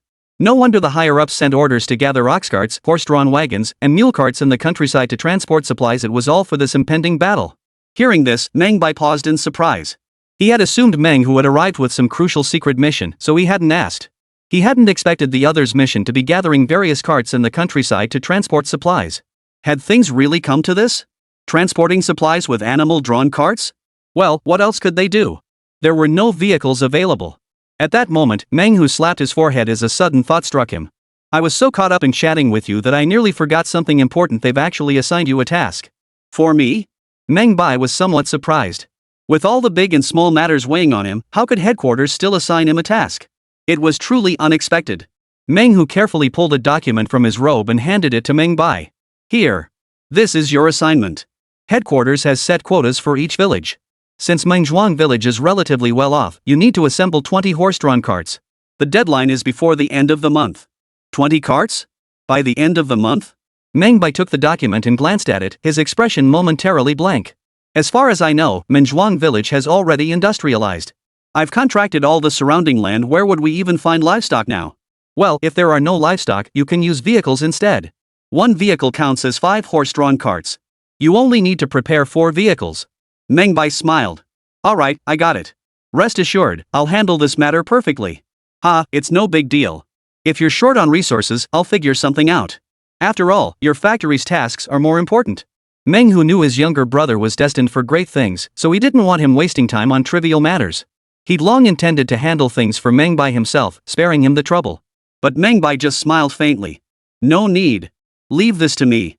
It's just the end of the month, right? Got it. Seeing Meng Bai so confident, Meng Hu said no more. The two men resumed their drinking and toasting. Chapter 164, Heavy trucks roll off the production line. Foreign Ministry of Bear Country in Yanjing, Dragon Country. Anton sat in his chair, studying the report in his hands, and couldn't help but chuckle. Well, Dragon Nation is in trouble again. They can't even get enough vehicles and have started mobilizing mules and horses for transport.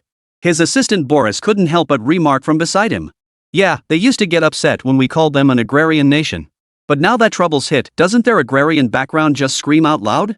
Anton roared with laughter before rising to stand before the map. Longwa knows this war with the Eagle generals is unavoidable. They've already begun transporting supplies to the northeast. This major battle is about to erupt. Mr. Anton, should we do something? Do something? You mean help them at this critical juncture? Exactly. What a golden opportunity. We just need to tighten our import vehicle checkpoints during this period. Without vehicles, they'll come begging us and then we'll be. At this point, the two exchanged glances and both broke into sly grins. Anton slapped his partner on the shoulder, grinning broadly. You're the man, Boris. This plan is downright devious, but I love it. With his hands behind his back, he walked to the windowsill and watched the endless stream of people on the street. Think you've grown wings now? You won't even listen to us about tanks and oil fields. Well, this time we'll see who's really in charge. He then immediately addressed Boris. Draft a telegram. The content is as follows. Dragon Nation is already preparing for war on the peninsula. They lack vehicles and transportation. At this critical moment, we should actively negotiate with Dragon Nation, leveraging our superior technology to strike a deal with them. Mengzhuang Chemical Plant Office. Zhouya glanced around the empty room, slightly surprised. Xiao Zhou, where's your boss? Xiao Zhou sighed helplessly, pointing toward the distance. The boss hasn't been here for 3 days. He's been tinkering with something in the research lab at the branch plant. 3 days? What on earth is he tinkering with? No idea. Heard he's building a car. A car? What kind of nonsense is he up to now? As she spoke, Joya handed the bag in her hands to Xiao Zhou, just got back from the northeast. Share these among the folks in your office, they're all local specialties. Thanks, boss's wife. Xiao Zhou happily accepted the package. Fresh off her trip back from northeast China, Joya's mind was completely occupied by Meng Bai. But upon arriving back, she discovered he'd reverted to his old ways, burying himself tirelessly in the lab. She was deeply worried about Meng Bai's health. If he kept pushing himself like this, his body might not hold up. After all, the state had explicitly tasked her with looking after him. He'd only been gone a few days and already slipped back into that routine. If she'd known, she never would have started the newspaper in the first place. As she approached the lab door, the sound of tinkling and clinking echoed from inside. She tiptoed up to the door and peered inside. That single glance instantly stunned Joya. Inside the workshop, a heavy-duty truck covered in green paint roared to life. The sharply angled metal cab, paired with its expansive windshield and towering frame, was utterly awe-inspiring at first glance. Paired with that paint job, it was instantly recognizable as military-grade equipment. She quietly pushed open the door and stepped inside, but couldn't spot Meng Bai anywhere. Just then, a figure emerged from the shadows nearby. His face was smeared with grease, yet he flashed a smile, revealing a row of pearly white teeth. Joya? Why are you back early? Didn't we agree I'd pick you up tomorrow? Joya stared at Meng Bai's grease-covered face, completely dumbfounded. She crouched down to peek under the car, then studied Meng Bai again. Good heavens! I've only been gone a few days, and you've managed to turn yourself into this? You? Meng Bai crawled out from under the car, reaching out to pinch her cheek before stopping himself. This is car building. The weapons RD center is still under construction, so I had to find something else to do around here. Saying this, Meng Bai tapped the car frame with the back of his hand. How about it? Pretty sturdy, huh? Joya's eyes were slightly reddened. Ignoring the grease on his clothes, she reached out and touched Meng Bai's cheek. You never listen. I heard you haven't slept properly these past few days just tinkering with this stuff. Who's been spreading rumors about me behind my back? Seriously. I'll dock their bonus later. Oh, come on. I think employees like that deserve a big pat on the back. Rewarding employees who gossip about the boss behind his back? Are you out of your mind? Caring about the boss's health, that's the kind of good employee who deserves recognition. I'm the one who decides. Joya looked dead serious, then pinched Meng Bai's waist. Don't ever treat your body like this again, got it? Got it. The boss's wife calls the shots, everyone listens to her. That's more like it. After speaking, Joya circled the car, her eyes filled with astonishment. Goodness gracious, this car is absolutely stunning. Meng Bai's lips curved upward. Of course. Hop in and give it a try. It really was incredibly cool, a truck modeled after Optimus Prime. Currently, it only had the most basic green paint job, but changing the color would make it even more sci-fi. Of course, flashy stuff was useless to him. This thing was built for hauling cargo, so the simplest design was the most practical. Plus, he'd added a turbocharger, boosting this beast's power by a solid 50 horsepower. A full 163 horsepower was more than sufficient for a truck of this era. During the initial planning phase, Meng Bai had even considered building a 100-ton behemoth. But the thought of Dragon Country not even having a single proper asphalt road made him abandon the idea. While such a truck would boast formidable carrying capacity, any breakdown could cause major traffic disruptions, a headache he didn't need. Joya circled the truck twice, eyeing the towering cargo bed before asking. What's the maximum load capacity for this truck? Theoretical load capacity is 25 tons, but in reality, it can easily haul 50 tons. What? 50 tons? Joya was stunned by the figure. After all, even the trucks used by their military district only had a 4-ton capacity. Even when overloaded, they could barely manage 10 tons. Yet this truck before her already far exceeded theirs in theoretical capacity. If overloaded, one of these could handle the work of 5 of theirs, utterly absurd. I'm going to test drive it. Hearing Joya mention a test drive, Meng Bai instantly recalled the scene of test driving a tank back then and quickly asked, You know how to drive? Recalling that embarrassing incident, Joya's pretty face flushed red as she replied, sounding a bit annoyed. Who do you think you're looking down on? After that last time, I worked hard to practice driving. Now, forget cars, I could even drive a tank. Seeing her reaction, Meng Bai nodded. Alright, there are guardrails here anyway. Just be careful. And buckle up, it doesn't matter if the car gets dented, but you have to protect yourself. Before he could finish, Joya had already jumped into the cab, and the engine roared to life. The heavy-duty truck, entirely self-produced by Meng Bai, slowly rolled out of the factory grounds. Chapter 165, 30 tons, just one load. Roar! The moment the massive cab emerged from the factory grounds, it instantly captured everyone's attention. Measuring 10 meters in length with a cab towering over 4 meters high, its mere presence delivered an overwhelming sense of pressure. Its deep green paint gleamed in the sunlight, resembling a steel beast that instantly drew everyone to stop and stare. Holy crap, how did this truck get so huge? Goodness gracious, listen to that exhaust pipe, it sounds so deep and resonant. This thing is way too long.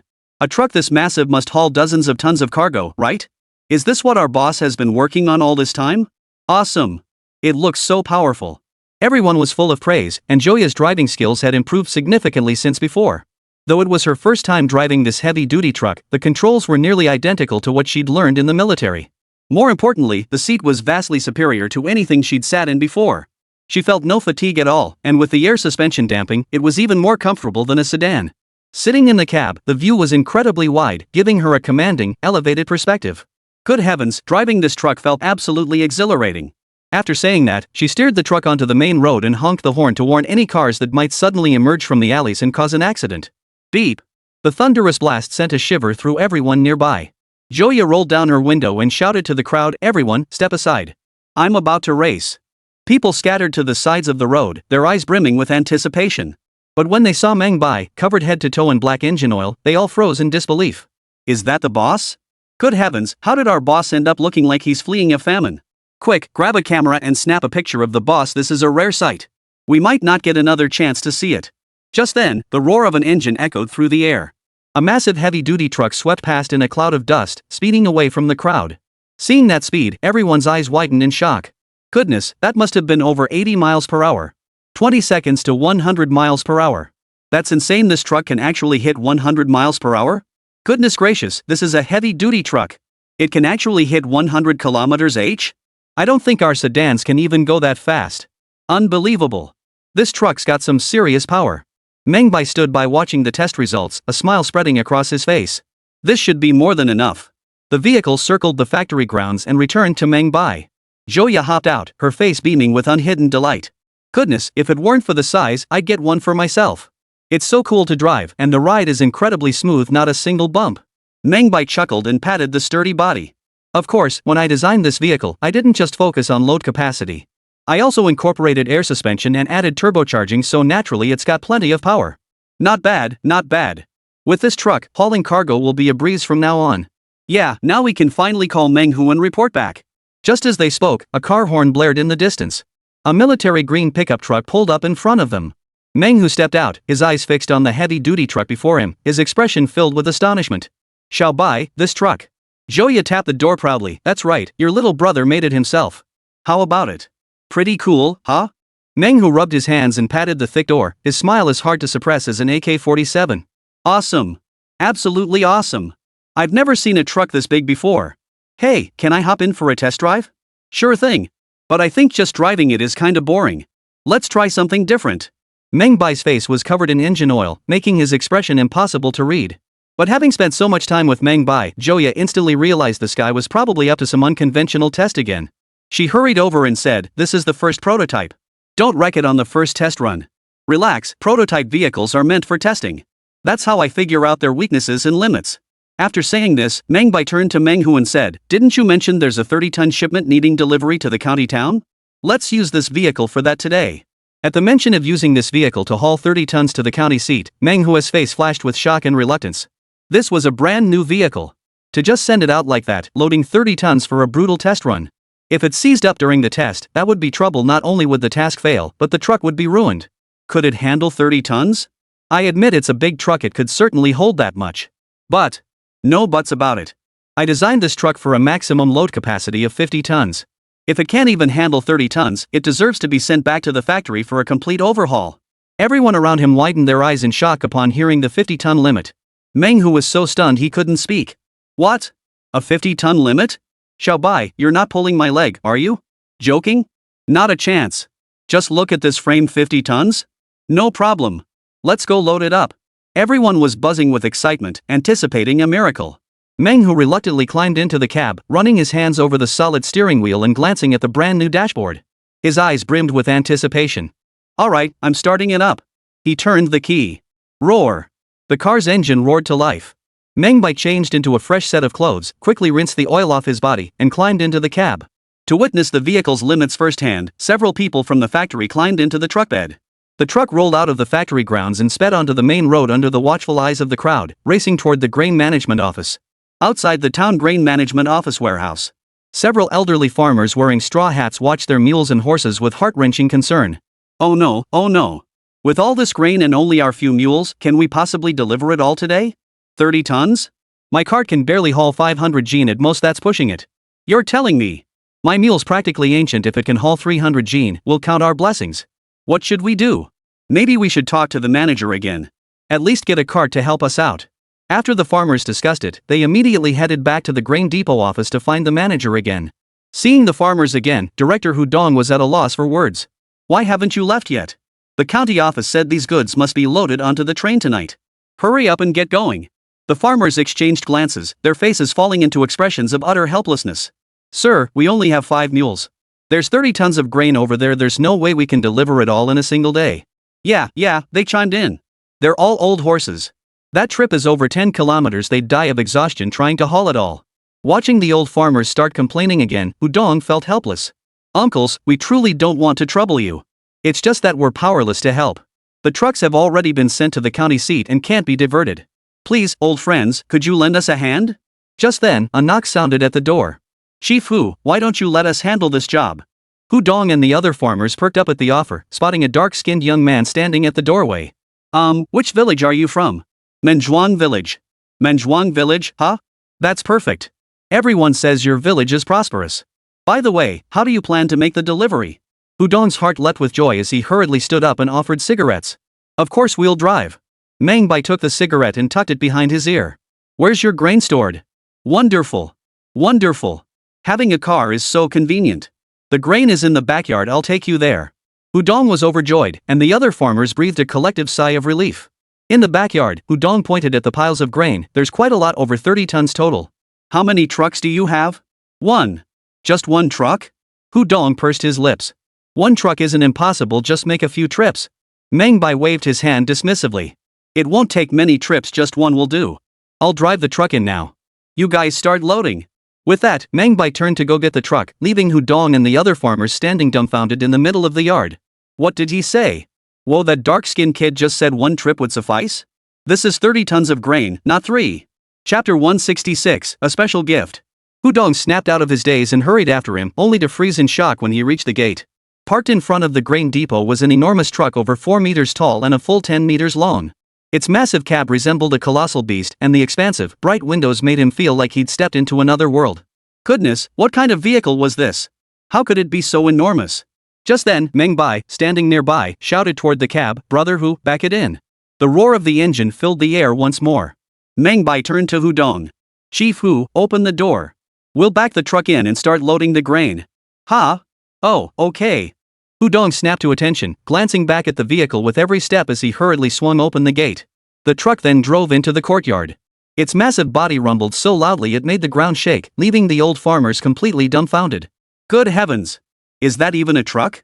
What a beast of a machine! No wonder it can haul 30 tons. Though loading 30 tons might be a stretch.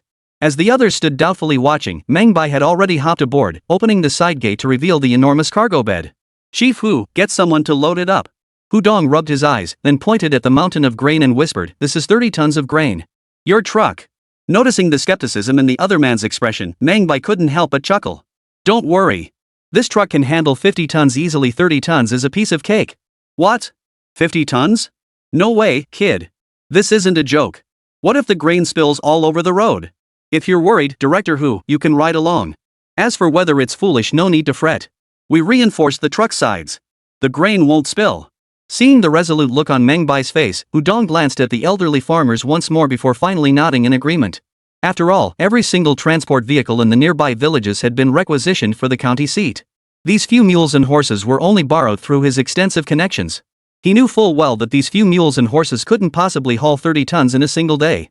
Now they had a truck this big? Though highly skeptical, he had no choice but to agree. He immediately signaled the grain depot staff to begin loading.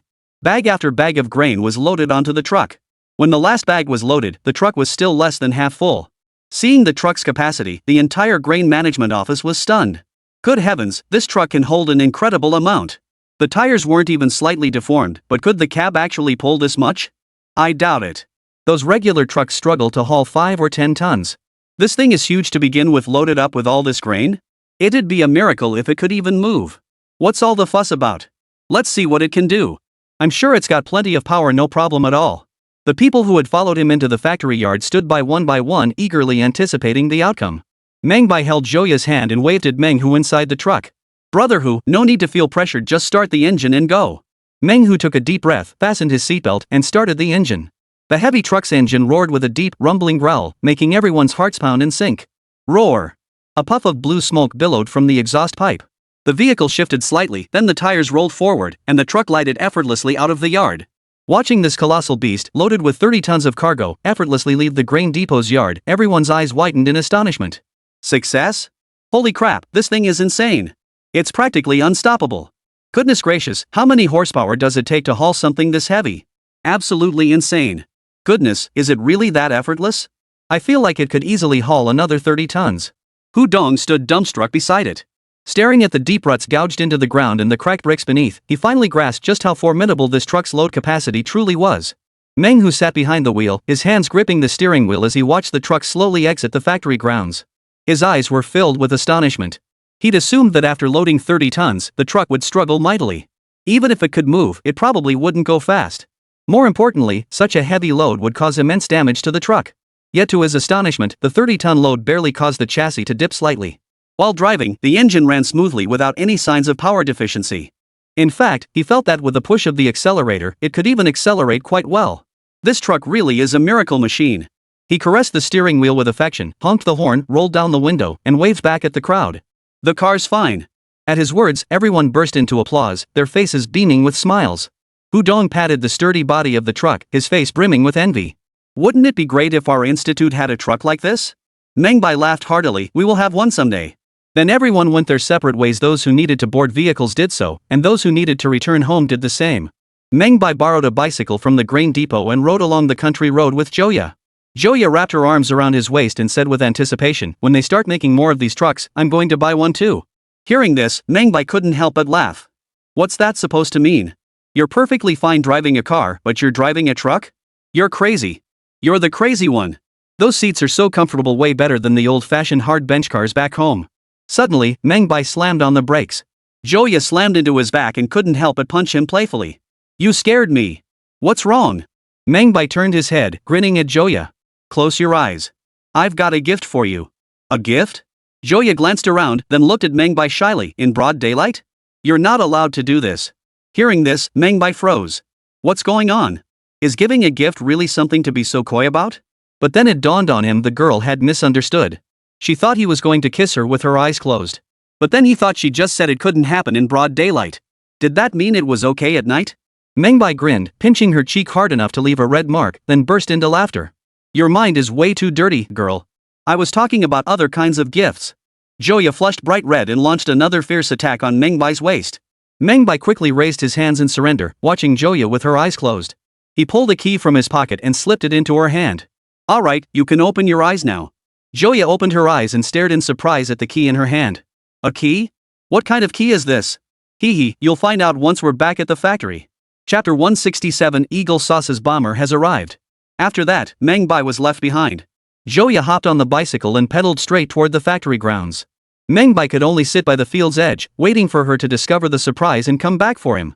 Joya pedaled furiously, her excitement palpable. In no time, she returned to the factory grounds and arrived at the laboratory building. I knew I'd missed something. He really did leave a surprise for me. Inside the building, Joya spotted a massive tarpaulin stretched out ahead. She had always suspected something was hidden behind it, but at the time, all her attention had been drawn to the truck. With a loud rustle, the tarp was pulled back, revealing an off-road vehicle with massive tires parked behind it. Its front end radiated aggression, with two massive headlight clusters that looked incredibly fierce. A row of lights ran along the roof, topped by a luggage rack. The vehicle stood over 2 meters tall, and through the gaps in its massive wheels, the red shock absorbers were visible. Joya's heart pounded wildly as she stared at the rugged off-road vehicle before her, unable to resist pulling the keys from her pocket. Opening the door, she found a bouquet of flowers resting on the seat, accompanied by a note.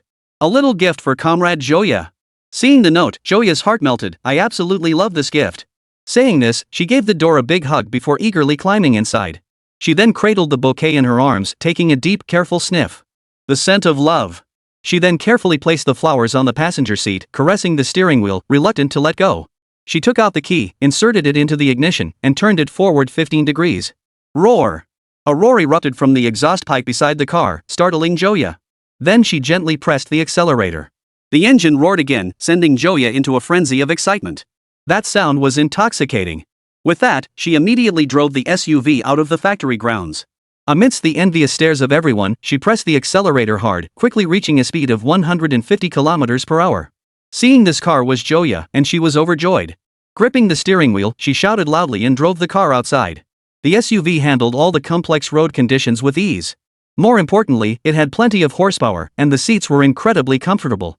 She drove the vehicle into the fields and, spotting Meng Bai sitting at the edge of a plot in the distance, couldn't resist honking the horn. Meng Bai walked over, leaning against the car window with a smile. "Well, comrade Joya? Is the gift I gave you to your liking?" Joya giggled as she cupped Meng Bai's cheeks, then glanced around. Smack. "Thank you for the gift, I absolutely love it." Meng Bai licked his lips, savoring the sweet taste lingering there. Then, her cheeks flushing slightly, Joya asked, "By the way, building a car is already incredibly difficult. Why did you go and make an off-road vehicle too?" "Actually, there's also a pickup truck. But I wanted to surprise you, so I built the off-roader first. This one's a performance upgrade based on that pickup." "Wow, I'm seriously impressed. How did your brain even come up with this? How did you manage to build 3 cars all at once? Now we'll never have to worry about getting around again." "That's right. So I plan to establish Huaqian Automobile Factory to tackle the nation's transportation challenges." Next, Meng Bai pulled open the door and slid into the passenger seat. "Alright, take me for another spin. Let's see how this car performs." "No problem." Outside the Shuishi County Grain Bureau. As Meng Hu stepped out of the car, the entire crowd gathered around him. Hudong, who had been sitting in the passenger seat, was just recovering from his shock. He'd ridden in many vehicles, but never one this comfortable, let alone one this fast. He recalled riding in a sedan chair once in his youth, but even that paled in comparison to this car's comfort. What astonished him most, however, was the vehicle's seemingly absurd carrying capacity. Over 30 tons of grain had been transported all the way here, effortlessly traversing every bump and rut along the way. All while maintaining a speed of over 60 kilometers per hour, utterly unbelievable. As they watched sack after sack of grain being unloaded and piled into small mountains on the open ground, everyone present was utterly stunned. Meanwhile, the Grain Bureau director, who had been leading the team ahead to count the grain and prepare for loading, was drawn to the scene. "Hudong, what's going on here? Where did this truck come from?" Hudong shook his head helplessly. "I wish I knew. I'm still wondering who built this thing. It's incredible, 30 tons per truckload." "What? 30 tons per truck? That's more than an entire convoy." "You bet. They say the maximum capacity is 50 tons. His eyes lit up as he watched Meng Hu approach. "I'd love to test it out. If it can haul 50 tons per load, we could finish our task ahead of schedule." The Grain Bureau director looked equally astonished. "Wow, 50 tons per load. 10 trucks would be 500 tons. If this truck could make 3 trips a day, a 10-truck convoy would haul 1,500 tons daily.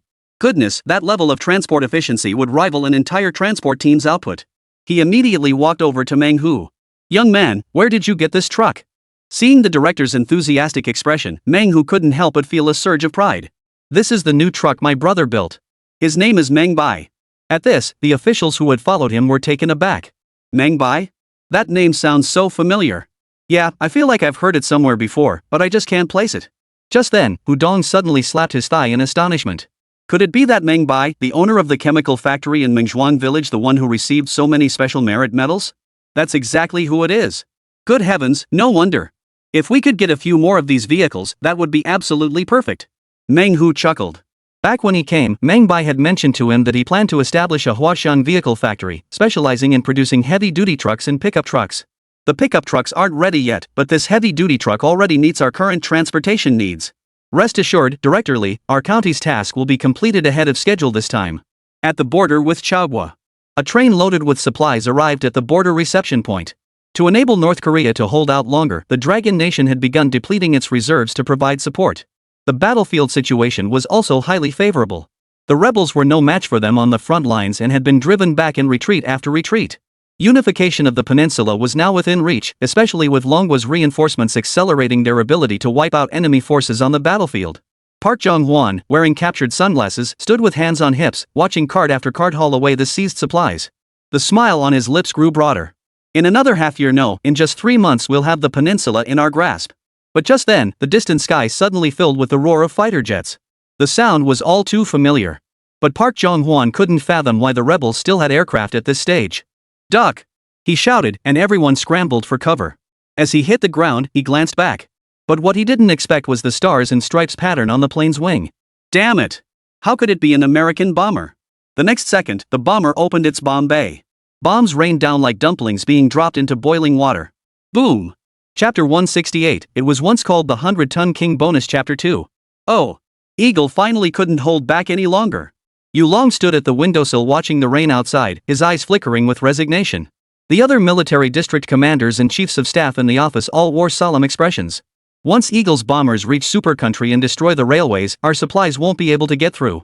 After that, we'll probably have to rely on people carrying things on their backs and horses carrying loads.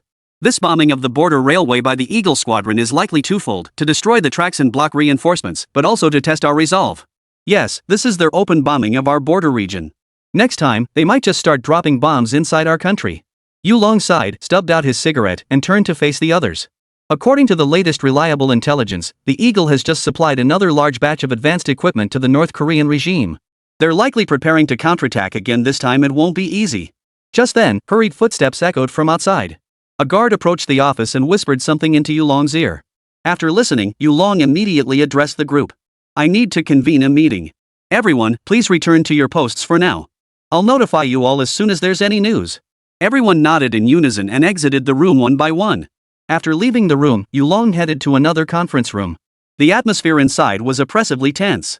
Yulong sat in his chair, his expression grave. Just then, another figure took a seat beside him, none other than Sun Manchang, the head of logistics for the Yenjing Military District headquarters. Frankly, Sun Manchang wasn't qualified to attend a meeting of this level, but having been invited here, he couldn't help but feel somewhat nervous.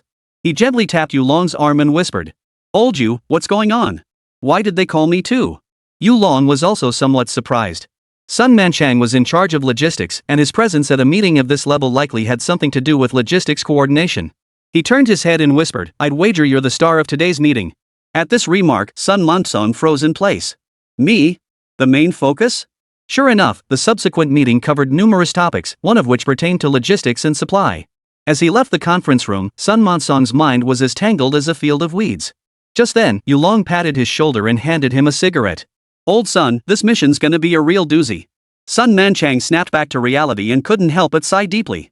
The Chao Kingdom has a 20,000-ton grain shortage, plus massive amounts of equipment and supplies. Delivering all that within 3 months without railways? That's an impossible task. The task is challenging, but not impossible.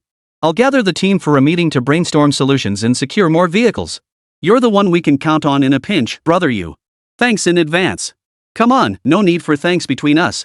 As they walked and talked, Yulong returned to his office and casually picked up today's newspaper. But when he saw a particular photo, he froze in his tracks. It was a half-page illustration showing the cab and half-body of a heavy-duty truck. The photo was taken at a 45-degree angle, accentuating the vehicle's sheer size and imposing presence. Yulong stared at the photo for a long time before glancing at the contents of the envelope beside him. His heart surged with wild joy. Ha! I knew this kid wouldn't let me down. He always manages to bring a little hope and surprise. With that, he immediately grabbed the phone and dialed. This is Yulong. Where's Meng Bai? Since the industrial upgrade, whatever inventions Meng Bai came up with, as long as he had the molds, production could ramp up rapidly. Setting up assembly lines was lightning fast. Just days ago he applied for a car factory, and today it was approved outright. As it is classified as a semi-military product, there was no opening ceremony. Production plans in various parts factories were all classified as confidential. Although Meng Bai's facility is called a car manufacturing plant, it functions more like a vehicle assembly line. The chassis and other body components were outsourced to external factories. Within Meng Bai's facility, only the more intricate electronic components and engine assemblies are manufactured. This approach allowed the factory to better control its technology from leaking out while also improving production efficiency. After the opening ceremony concluded, Meng Bai had just finished a meeting with regional sales managers when Xiao Zhou hurried over. "General Yu is calling for you, boss." "General Yu? Alright, looks like he saw the news too." Meng Bai's lips curved upward as he addressed the regional sales managers. "Remember everything I just covered? Start using this sales pitch immediately." With that, he turned and headed back to his office. Picking up the phone, he immediately heard Yulong's delighted voice on the other end. "You little rascal! How could you not tell me about something as big as building a car?" Meng Bai grinned. "Uncle Yu, it's not that I didn't want to tell you. It's just that making cars is such a minor thing. Notifying you about it would be making a mountain out of a molehill." "Overreacting? Well, so in your eyes, building cars is just a minor thing?" Yulong burst into laughter over the phone. "I happen to need a batch of vehicles right now. Is your production schedule fully booked?" "Not yet. We just opened up, and we only have a few test vehicles. Perfect. Place an order for 200 heavy trucks right away. You'll need to work overtime to produce them and ship them to the General Military District immediately. 200? That many? Of course. The Eagle has already blown up the railway lines across the border. We have no choice now but to transport supplies by truck and camel caravan. Understood. I'll notify the factory to rush production. Will 200 units suffice? 200? Uncle you, why don't you just tell me how much cargo needs transported? 3 months, 20,000 tons. Destination, North Korea. You do the math on how many trucks that'll take. Meng Bai heard the details and instinctively picked up a pen to calculate. But with the microphone right in front of him, Yulong overheard every word. The journey from here to North Korea takes about a week, but unexpected delays are inevitable, so let's budget 10 days. With 20,000 tons of cargo to transport, each truck can carry a maximum of 50 tons. But given the high risk of this method, loading 40 tons per truck is feasible. Based on this calculation, a total of 500 truck trips would be required to transport all 20,000 tons of cargo. The Chow Kingdom had granted a 3-month deadline. We don't have any ready-made trucks on our end, so we'll need to produce them temporarily. With all production lines operating at full capacity, we can produce 10 heavy trucks per day. 10 days would yield 100 trucks. Each truck carrying a full load of 40 tons means 4,000 tons. Transporting the entire 20,000 tons would require 5 trips. Aside from the first trip taking 10 days to drive the trucks from Pengcheng to northeast China, the remaining trips could each be completed in roughly 3 days round trip, totaling 12 days. He immediately shouted into the phone. 100 heavy trucks can complete the job in about a month, though we can't rule out interference from the eagle-eyed ones. 3 months should definitely be enough. On the other end of the line, Yulong was stunned. Are you kidding me? You say each truck carries 40 tons? What kind of truck is that? Heh, it used to be called the 100-ton King. Chapter 169, First Border Crossing. Yanjing Freight Distribution Zone. Here lay 20,000 tons of various foodstuffs and a large quantity of firearms and weapons, all prepared for shipment to North Korea. A light drizzle fell as every worker in the distribution center remained on high alert. Inside the office, several officers in military uniforms were pleading with Sun Monsong. Major General Sun, what exactly are we waiting for? Rain or no rain, we can't halt operations. Exactly. If we keep delaying like this, the frontline mission will never be completed. Let's load them onto our trucks. We can't afford to waste any more time. But Sun Monsong shook his head. We'll wait a little longer. We'll load them onto the new trucks and make fewer trips later. This had been said countless times before, and the officers in charge of transportation were utterly speechless. Commander, what kind of truck is this? Could it possibly have a greater payload capacity than our latest domestically produced Jiangua military trucks? Even if it can carry more, how much more could it possibly hold? At most, it might be 1 or 2 tons heavier than ours. Exactly. And they're making a special trip all the way from Pengcheng. Just the fuel alone is a huge waste. The officers grumbled one after another, utterly unconvinced that the new truck could outperform their Jiangua military trucks. To be honest, not only did they doubt it, but even Sun Monsong was now filled with skepticism. But Yulong had assured him these trucks could absolutely handle the mission. More importantly, those trucks were fast and handled all kinds of mountain roads with ease. Their powerful engines could easily outpace their Jiangua military trucks. Faced with his subordinates grumbling, Sun Manchang felt helpless. Glancing at his watch, he muttered to himself. They were supposed to be here at 9:30, but it was already past 9. Why hadn't they arrived yet? Could something have gone wrong on the way? Just then, the phone on the desk suddenly rang. Without a word, Sun Manchang picked up the receiver. Where are they now? Reporting to Commander Sun, the convoy has reached Yanjing and is heading toward the freight distribution zone. They're moving fast. Ensure all vehicles and personnel clear their path immediately. Understood. Hanging up the phone, Sun Manchang broke into a broad smile. You wanted to get busy? Well, start now. Vehicles will be entering in half an hour. Get every single loader out there. The crowd was taken aback, unsure what Sun was up to. But they were certain this time, good news was coming. Meanwhile, on Yanjing streets, a contingent of military and police personnel maintained order. The roads were completely cleared, leaving only the widest thoroughfare open. No one knew what was happening, but seeing this massive deployment, everyone felt uneasy. Could it be war again? The mere mention of war sent shivers down everyone's spine. By now, most people in the country were aware of the war erupting on the peninsula. Most people also understood that this conflict would soon spill over into their homeland, with the Dragon Nation poised to enter the fray at any moment. Yet no one had anticipated events unfolding so swiftly. After all, the nation had only been founded the previous year, and now, barely a year later, war loomed once more. After enduring years of turmoil, the people had just begun to find some stability, only to face the hardships of war once more. Just then, a distant rumbling sound echoed through the air. Soon, the crowd witnessed a long convoy of trucks speeding past on the road. As they passed, the roar of their engines made the windows rattle. A light drizzle fell, and the water puddles in the freshly cemented ground's potholes splashed as the tires rolled over them. Watching these colossal heavy-duty trucks pass by, everyone's eyes widened in astonishment. Good heavens, are these even trucks from our Dragon Nation? How can they be this massive? How exaggerated. A truck this massive, are they transporting tanks? Tanks? Maybe. This behemoth could probably haul one. The truck drivers stepped on the gas, racing toward their destinations. Meanwhile, at the cargo distribution zone, people stood outside eagerly waiting, wondering how many more convoys would arrive. Just then, a military green heavy-duty truck rounded the corner ahead and came into view. When they saw the sheer size of this truck, they instantly understood what was happening. So that's it. That's what it was. Good heavens, this thing's as big as two of our old trucks. It's enormous. This thing is a true behemoth. It could haul tanks with ease. Meanwhile, Sun Mon-son, hearing the rumbling from the ground, hurried outside. When he saw these heavy-duty trucks forming an orderly line as they pulled into the cargo distribution area's parking zone, he was stunned. He walked up, gave the thick door panel a pat, and couldn't hide the grin spreading across his face. No wonder, old, you told me it would be more than enough. Who would have thought? With a frame this massive, it must have incredible towing power. Other officers from the transportation department followed suit, rushing over. These heavy-duty trucks, over 4 meters tall, towered over their Jiangua trucks in size alone. Its towering cargo bed could easily swallow 2 Jiangua trucks whole. Just then, a driver leaped out of the vehicle, none other than Meng Hu, clad in full military uniform. Reporting for duty, Commander. I am Meng Hu, Battalion Commander of the 3rd Battalion, 3rd Regiment, Special Forces Brigade. Watching Meng Hu stand at attention and salute him with vigor, Sun Mon-son returned the salute with satisfaction. Good work, young man. You're in fine form. You've all worked hard on this journey. Reporting, sir, no trouble at all. Ha! No hardship, but you still need to rest. The next transport mission will fall to you. He then glanced at the heavy-duty truck before him, his eyes flashing with envy. When he saw the 25-ton payload sticker on the door, a look of astonishment flashed across his face. This truck can haul 25 tons? Several officers nearby also spotted the number, each of them stunned. What did 25 tons even mean? Their Jiangua military trucks maxed out at 10 tons. This monster hauling 25 tons? Absurd. Meng Hu grinned. The safe load capacity under normal conditions was 25 tons, but in an emergency, it could handle up to 50 tons. What? 50 tons? Sun Manchang and the others were stunned. This one truck could handle the load of 5 of theirs? How absurd is that? Next, Meng Hu walked them around the vehicle, detailing its various features and specifications. When he mentioned the engine displacement was only 20 liters, everyone was stunned again.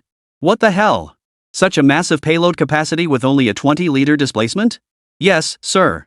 Of course, if driven in urban areas, fuel consumption could reach around 30 liters. But when cruising, the displacement drops. After the initial shock, Sun Mon-son remembered their transport mission and immediately ordered. Notify all loaders present to commence loading immediately. Yes. The cargo distribution area bustled with activity once more. Heavy trucks loaded with various daily necessities headed northeast, speeding toward the border with Chaogua, the border between northeast China and the nation of Chao. The Dragon Nation's border guards watched as truck after truck, laden with cargo, sped across the river.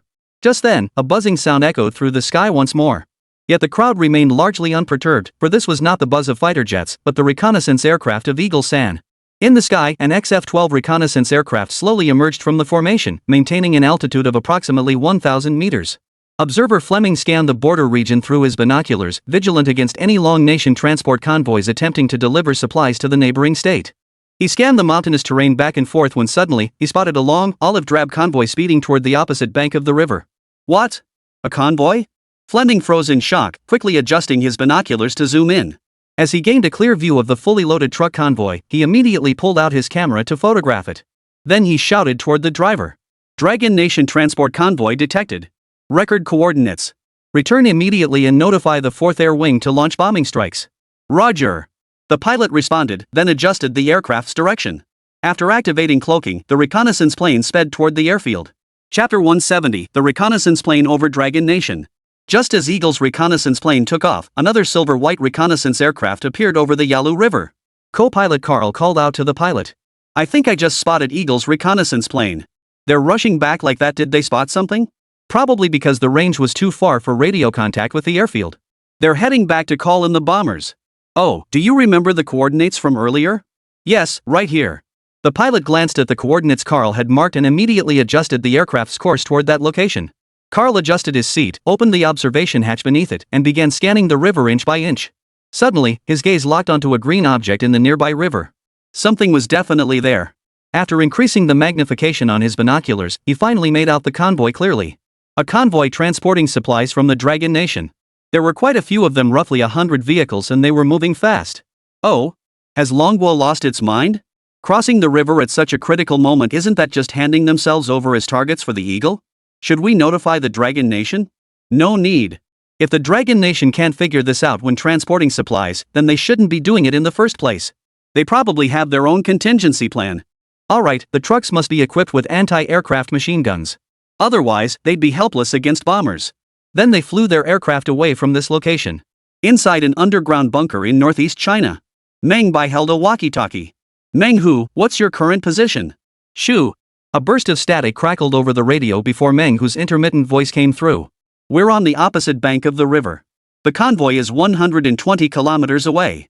Reconnaissance aircraft model XF-12 reconnaissance aircraft. Coordinates. Holding a pen in one hand and listening to the walkie-talkie with the other, Meng Bai marked the location of the spotted reconnaissance aircraft on the map.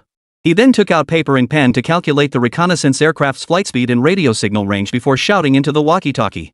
You have half an hour left. Proceed to the mountainous jungle as per the original plan and take cover. Roger. Also, stay safe and maintain constant contact. Roger that, Xiao Bai. Closing the radio, Meng Bai felt even more anxious. He had risked coming to the front lines to command operations precisely to buy time right under the enemy's nose. Crossing the river had slowed the convoy, but once they reached the main road, they could accelerate to 8 kilometers per hour. Though the road surface was pockmarked by bomber strikes, once they cleared this stretch of craters, they could push forward at full speed.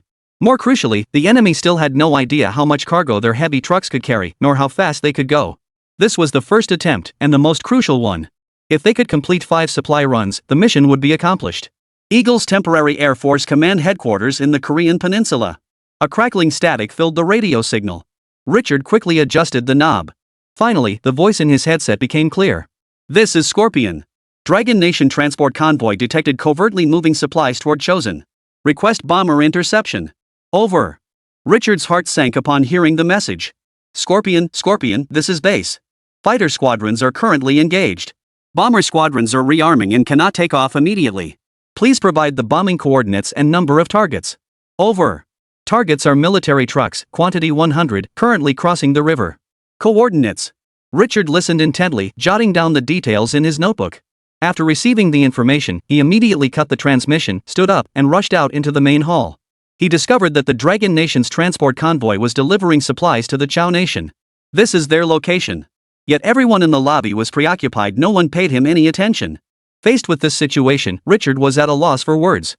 Glancing at the time, he immediately ran toward the Air Force Command Office. Report. Come in. Yes, sir. Richard entered the office. The Air Force commander, seated in his office chair, was currently busy on the phone. He merely gestured toward the desk, signaling Richard to place the intelligence report there. Richard hesitated for a moment, while the other man abruptly stood up and roared into the phone. Damn Koreans! Do they really think our Air Force planes have fuel on standby at all times? Thud. He hung up, then grabbed the phone again, twisting the dial a few times, waiting for the operator's voice. Seizing the moment, Richard snapped to attention and shouted, reporting to Major Dennis. We've detected Dragon Nation's transport convoy secretly delivering supplies to the North Korean nation. Alright, I got it. Put the intel down. Seeing Dennis's unconcerned expression, Richard immediately frowned and shouted again. Sir, this intelligence is crucial. But his words only provoked Dennis's irritation. Damn it, can't you see I'm busy right now? Put the intel here and turn around to leave. Got it? Idiot. Yes, sir. Richard then left the office with a sigh. Alright, I've done my part. If anything goes wrong, it's not my problem. Returning to his desk, Richard put on his headset once more. Just then, the voice from the reconnaissance aircraft came through the radio again. Headquarters, this is Scorpion Reconnaissance. When will the bombers be arriving? This is HQ, sorry, all bombers are currently engaged. Estimated departure this evening. Damn it, that useless Dennis must have sent the bombers to the front lines again. Probably. Time ticked away, second by second. The walkie-talkie on the desk suddenly crackled to life again. What's the situation? Meng Bai grabbed the radio and urgently asked. Meng Hu's hearty laughter crackled through the receiver, loading and unloading complete. We're on our way back now. Great. Meng Bai exhaled deeply. By the way, did you run into any problems? Like Eagle's bombers? None so far, but we did encounter reconnaissance planes twice. Oh. The scouts got away twice, but the bombers never showed up? That's a big problem. Never mind that now. Get back here immediately. If you encounter bombers, evade them at the first opportunity. Roger that. About 2 more hours passed. As dusk fell, a blinding beam of light pierced the distance. Meng Bai stood on high ground and glanced toward it, a smile involuntarily curving his lips. They're finally back. Who'd have thought the Eagles were even more lax than we imagined? We must seize this opening and get the goods across. Inside the strategic supply depot in the northeast region, heavy-duty trucks lined up in queues to enter the warehouse for loading and unloading, while drivers took turns eating and resting. This was undoubtedly a grueling test of both mind and body. Meng Bai watched Meng Hu, drenched in sweat, with deep concern. Brother Hu, how about you skip this trip? No way. I'm the fleet captain. I have to lead our convoy back. Don't worry, I'll be fine. My ears are sharp. I've been listening to the sounds outside the whole time. Seeing Meng Hu's determined expression, Meng Bai knew his pleas were futile and could only nod. Just be careful out there. Ha! Just 4 more runs. We'll complete the mission in 4 runs. But just then, the distant wail of air raid sirens pierced the air. In an instant, countless searchlights swept across the sky, and the crackle of anti-aircraft fire erupted. A dark silhouette streaked across the sky at incredible speed. But after tracing an arc across the sky, the plane vanished without firing a single bullet. It was a reconnaissance plane. Eagle-san must have come to check our convoy's numbers. The real bombing probably comes next. Meng Bai stared intently at the sky, his brow furrowed. It was clear that forcing our way through was out of the question. Chapter 171, Give me 3 days to build anti-aircraft weapons. After uttering those words, Meng Bai hurried toward the command center of the Strategic Material Reserve Warehouse. Inside the command center, Sun Man-song convened an emergency meeting with his subordinates. Everyone heard that air raid siren just now. The Eagles have detected our movements this time. Next time they come here, it'll likely be bombers. Our upcoming operations will be even more arduous. Therefore, I hereby order all personnel to immediately enter wartime readiness and remain constantly vigilant against incoming bombers. Additionally, anti-aircraft machine guns must accompany the convoy. Should bombers appear, provide immediate fire support to shield the vehicles.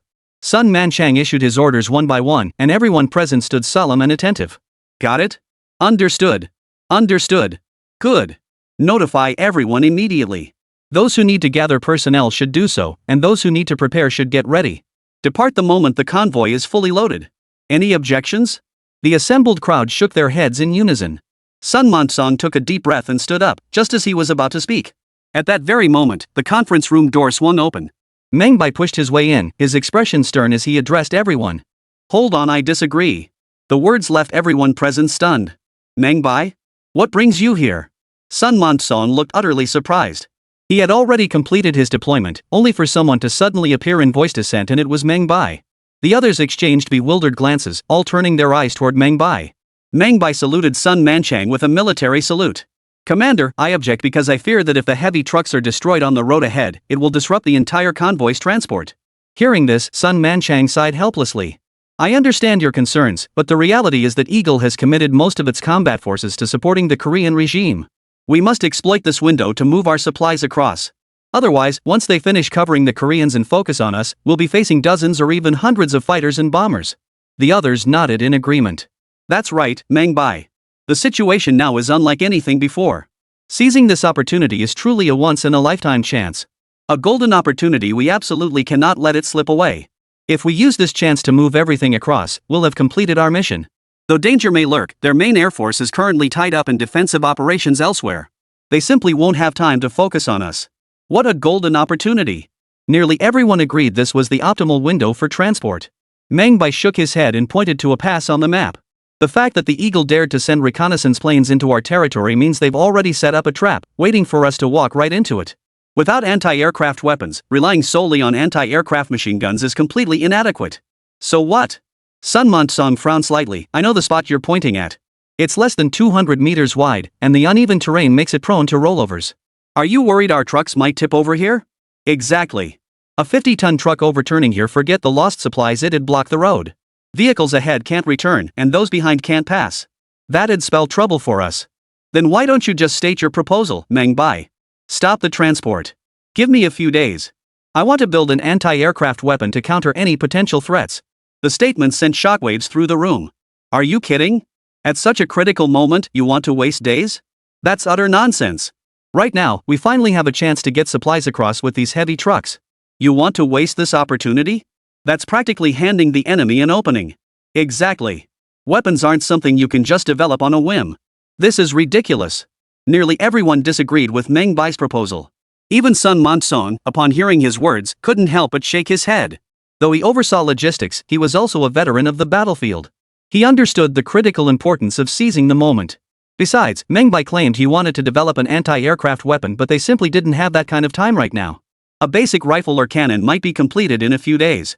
But a weapon designed to counter fighter jets and bombers? That was far too difficult. They hadn't even built their own aircraft yet, and now they were expected to create a weapon to fight against planes. 3 days. Give me 3 days, okay?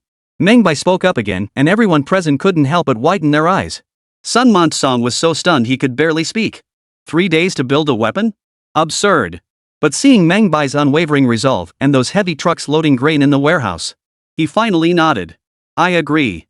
You have 3 days. But only 3. After that, whether you finish or not, our convoy departs. All right. I understand, thank you, sir. After speaking, Meng Bai turned to leave, but Sun Man-song suddenly called him back. I'll ask one last time, are you absolutely certain you can develop an anti-aircraft weapon? All I can say is, let's try it first. Though Meng Bai said this, he already had a plan in mind. In his memory, the Eagle Nation produced man-portable air defense missiles in the late 1950s, with the Bear Nation following suit in the 1960s. The most famous man-portable air defense missile in history was undoubtedly the renowned FIM-92 Stinger. This urban missile, the most widely deployed in warfare, boasts a distinguished combat record. Even in the 21st century, it remained active on battlefields. Coincidentally, Meng Bai possessed the complete design blueprints for the Stinger missile. His original plan was to transport all supplies over while the Eagle general was still reeling from the surprise. But just then, the Eagle forces deployed their reconnaissance aircraft. Facing these reconnaissance aircraft, the Dragon Nation could only deploy their anti-aircraft machine guns. Facing such a lopsided power imbalance, Meng Bai refused to send men to their deaths. Thus, he proposed the idea of developing a man-portable air defense missile within 3 days. In the end, Sun Man-song said nothing, merely patting him on the shoulder. When news of halting the transport spread, it immediately sent shockwaves through the higher-ups. Even Yu Long felt Meng Bai's plan was far too risky. That old son, he just trusted Meng Bai too much. Li Shaoxuan beside him couldn't help but sigh. Building anti-aircraft weapons in 3 days? It sounded like a pipe dream. After speaking, he turned to glance at Zhou Guoliang beside him and asked, "What do you think of your son-in-law?" Zhou Guoliang folded his arms and pondered for a moment. Judging by the capabilities he's demonstrated so far, I think he might just pull off another miracle for us. Chapter 172, this thing is called the Stinger Missile Bonus Chapter. 3 days was a short time, so short that just traveling from the northeast to Pengcheng took half a day. Before arriving, Meng Bai had made several phone calls to procure everything he needed. With his current status and connections, he could get anything he wanted domestically. Foreign items were another matter. The moment he touched down, Meng Bai spotted Joya, dressed in a white casual outfit, waving at him. He picked up his suitcase and hurried over. Is everything ready? Everything's ready. I'm just curious why the rush back. What's the status of the shipment over there? The mission was terminated. I have more important matters to attend to. Ha? What could be more important than the shipment? The two walked and talked, soon reaching the parking lot outside. Meng Bai opened the passenger door and said to Joya, I'm coming back to build a weapon that can counter Eagle brand aircraft. Ha? Is it that urgent? You even terminated the transport mission? Of course not. I refuse to watch the fleet I painstakingly built get wiped out by Eagle's artillery. Alright, how long will that take? They only gave me 3 days. 3 days? Joya, who had been preparing to start the vehicle, suddenly froze. She turned to look at Meng Bai, her eyes filled with disbelief. 3 days wouldn't even be enough for her to cover the distance. Yet Meng Bai expected her to produce a weapon capable of countering Eagle brand aircraft within that same time frame. That's practically a fairy tale. Ha! It does sound like a fairy tale, but I'm a genius. Seeing Meng Bai's face brimming with confidence, Joya opened her mouth, unsure what to say. At this critical juncture, as his supportive partner, she naturally had to encourage him, show unwavering confidence in him, and give him her full backing. Yet, developing a weapon to counter aircraft in just 3 days? She racked her brain and could only think of anti-aircraft guns and machine guns. But both had major limitations. Both required being fixed in one location to engage fighter planes. Anti-aircraft machine guns, however, had an effective range of only 2 kilometers and a rate of fire of 7,150 rounds per minute. While this range was effective against fighters, bombers flew far above 2 kilometers. The most advanced anti-aircraft guns had a range of 4 kilometers, sufficient to cover bomber altitudes, and could fire up to 330 rounds per minute. However, anti-aircraft guns were too large and bulky. On the battlefield, they became sitting ducks for enemy fighters, and deploying them was far more difficult than setting up anti-aircraft machine guns. She gripped the steering wheel, flooring the accelerator as she sped along, occasionally glancing at Meng Bai, who was still asleep. They returned to the laboratory in Mengzhuang village. Watching Meng Bai carry his belongings into the lab, Julia instinctively pulled him to a stop. Don't overexert yourself. What do you want to eat? Tell me anytime you need anything, I'll be right here with you. Alright. Go make me some coffee, I need to stay alert. No problem. With that, Meng Bai slammed the door shut, sealing himself inside the factory building once more. Familiar surroundings, familiar ground. Within these walls, Meng Bai had built the Type 99 tank, produced penicillin, and brought heavy trucks and off-road vehicles into the world. Meng Bai felt that decades later, this factory might become a significant historical site for people to visit. Perhaps a plaque would stand at the entrance, and tour guides would vividly recount how he had single-handedly produced all manner of goods during the nation's hour of crisis. After indulging in this fantasy for a moment, Meng Bai snapped back to reality. He plugged in the power, booted up his computer, located the relevant blueprints for the Stinger missile, and printed them out one by one. The Stinger missile measured 1527 centimeters in length with a diameter of 7 centimeters. Its warhead weighed 1 kilogram, and the entire system, including the launcher, totaled over 30 kilograms. The missile had a range of 3,005 kilometers and a maximum altitude of 3,000 meters. The Stinger employs optical targeting and infrared guidance. Its hit rate is exceptionally high, reaching 75% effectiveness without infrared countermeasures. Later, the weapons company upgraded the Stinger missile several times, adding an IDF identification friend or foe system to better coordinate with enemy fighters in targeting and destroying enemy aircraft. The thought of using weapons developed by the eagle-wielding nation to attack their current aircraft struck Meng Bai as odd. During lunch break, he called Su Meng over. The old Su of today was no longer the booze-loving veteran technician of yesteryear, but a master machine tool operator with exceptional skills. In his hands, any machine tool could be made to perform miracles. There was nothing he couldn't make, only things you couldn't imagine. He was undoubtedly Meng Bai's right-hand man. While eating, Meng Bai pointed to the blueprint and instructed. Make 10 of each part listed here. Control the precision to within 0.1 millimeters. Su Meng stared at the blueprint, forgetting to eat altogether. After a dozen minutes, he stood up, rolled the blueprint into a tube, and carefully placed it into a dedicated blueprint box.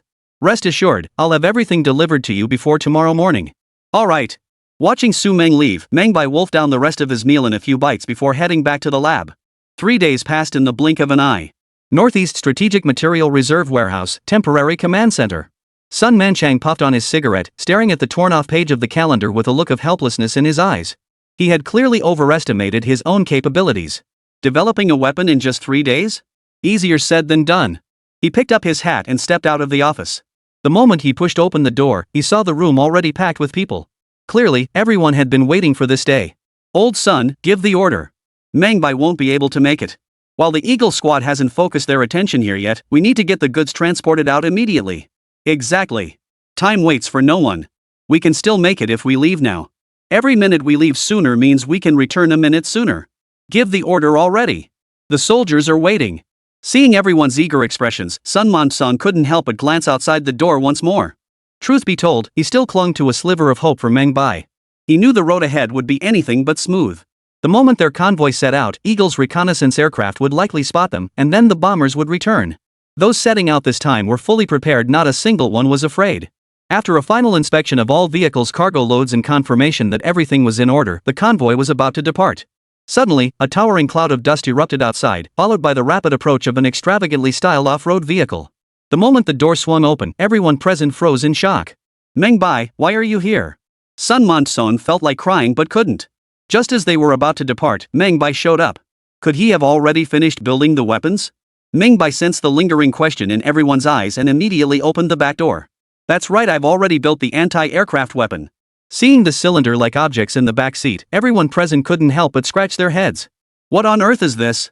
Meng Bai lifted one of the tubes and tapped it, producing a metallic clang. This is called a Stinger missile. Specifically designed to take down fighter jets.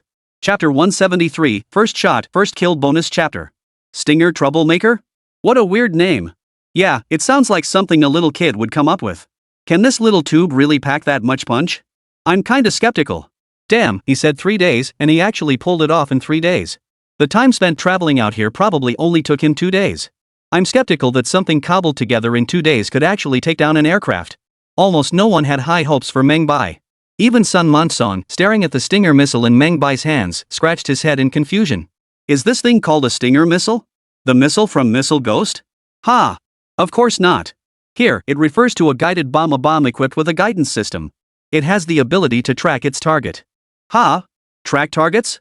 What does that even mean? Can it actually chase people? Sun Manchang's mind raced with the bizarre scenario of deploying this weapon. If it could actually chase after people, this weapon would be terrifying. Remember, on the battlefield, when two armies face off, it's all about marksmanship and tactics. Tactics aside, marksmanship is what truly tests a soldier. But on the battlefield, soldiers simply don't have the luxury of time to aim. You never know where someone might be watching your position, just waiting for you to show yourself. Imagine wielding a weapon that could lock onto an enemy and track their movements. It would be utterly unstoppable on the battlefield. Everyone present began imagining that scenario, their eyes fixed on the Stinger missile launcher in Meng Bai's hands. Seeing their expressions, Meng Bai's lips curled into a smile. Commander, you promised me 3 days. I've used those 3 days to build a weapon against aircraft. Can we proceed with my plan now? Sun Manchang furrowed his brow slightly. This golden opportunity was right before them. Missing it because of Meng Bai would be a colossal loss. He had just received intelligence that Eagle's fighter jets and bombers were largely engaged in pursuing and intercepting North Korean forces attempting to wipe out the South Korean rebel army. If this golden opportunity wasn't seized, they might have to wait much longer. He tugged Meng Bai aside and whispered. All the fighter jets and bombers from the Eagle Squad are over in the Korean peninsula. This is our perfect chance to transport supplies. Are you really going to waste such precious time testing weapons? Isn't that a bit reckless, disregarding the bigger picture? Commander, I demand 0 casualties. Besides, we need 4 trips for transport. Each round trip takes 6 hours. 4 trips means a full day. Add loading and unloading, and it's at least 2 days. Will the Eagle give us 2 days? Meng Bai spoke with utmost seriousness, his gaze fixed unwaveringly on Sun Manchang. Besides, you promised me earlier. Can I at least try it? After deep contemplation, Sun Manchang gave a slight nod. All right.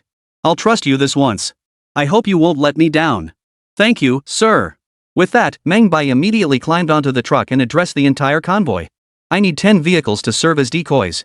Anyone willing to volunteer, come forward and sign up. At this call, nearly every driver in the convoy stepped forward. Are you kidding? This is a golden opportunity to bring glory to the nation. Who would choose to be a coward at a time like this? Meng Bai randomly selected 10 people from the crowd, including Meng Hu. Just then, Joya, who had been by Meng Bai's side, tried to get into the vehicle but was stopped by him. No, this mission is extremely dangerous. You can't come with me. Joya rolled her eyes. Seriously? I've tested your weapons countless times. Are you even as accurate as me? Or do you think you can beat me? Watching Joya raise her fist at him, Meng Bai was at a loss for words. If you come with me, how am I supposed to explain it to your father? Then if you go, how am I supposed to explain it to the country? Fine. I'll protect you along the way. Besides, I'm your most capable assistant. No, my backup. If I miss, all those stingers in the trunk would go to waste. Finally, Meng Bai nodded. He picked up the map, made some plans, then climbed into the SUV. The convoy rumbled out of the border region. To protect Meng Bai, Sun Manchang had specially mobilized an entire battalion for escort duty this time. After all, Meng Bai's current status made him a national priority. With the state entrusting him to Sun's care, Sun dared not be the slightest bit careless. He had intended to accompany the convoy to the front lines, but command duties back at headquarters still required his attention. Thus, he remained behind, communicating via walkie-talkie. With a roar of engines, the convoy immediately set off. After over an hour of driving, they finally reached the border region. The heavy truck convoy was too conspicuous, so it traveled on the main roads, while Meng Bai's SUV followed along smaller paths. This allowed him to better monitor the reconnaissance aircraft in the sky. The convoy maintained a steady speed of 60 kilometers per hour. Everyone was on edge. Joya sat in the passenger seat, cradling the Stinger missile in her hands as she inspected it repeatedly. As they approached the mountain pass ahead, Joya suddenly tapped Meng Bai. Aircraft. Meng Bai slammed on the brakes to a halt. The two of them then shouldered the Stinger missiles and leaped out of the vehicle. The soldiers following behind for protection also jumped out, hiding in the jungle and scanning the sky. Joya, shoulder-firing missile in hand, scanned the sky through the scope, searching for the reconnaissance aircraft. Time ticked by, and the sound of the reconnaissance aircraft grew louder. Suddenly, a silver-white aircraft burst through the clouds. Its wings bore the Stars and Stripes emblem, while the other side featured a scorpion decal. There! Meng Bai pointed his finger toward the reconnaissance aircraft. Joya instantly adjusted her aim, her finger resting on the trigger as she locked onto the enemy reconnaissance aircraft. Distance, 5 kilometers out of range. Don't worry, they'll definitely come down. Meanwhile, aboard the Scorpion reconnaissance aircraft, Fleming suddenly spotted 10 green dots through his binoculars, rapidly moving toward the opposite riverbank. Oomph, they're back after just 3 days. But why so few this time?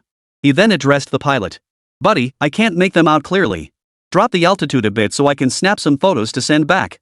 This time, we absolutely must get the remaining bombers deployed. No problem.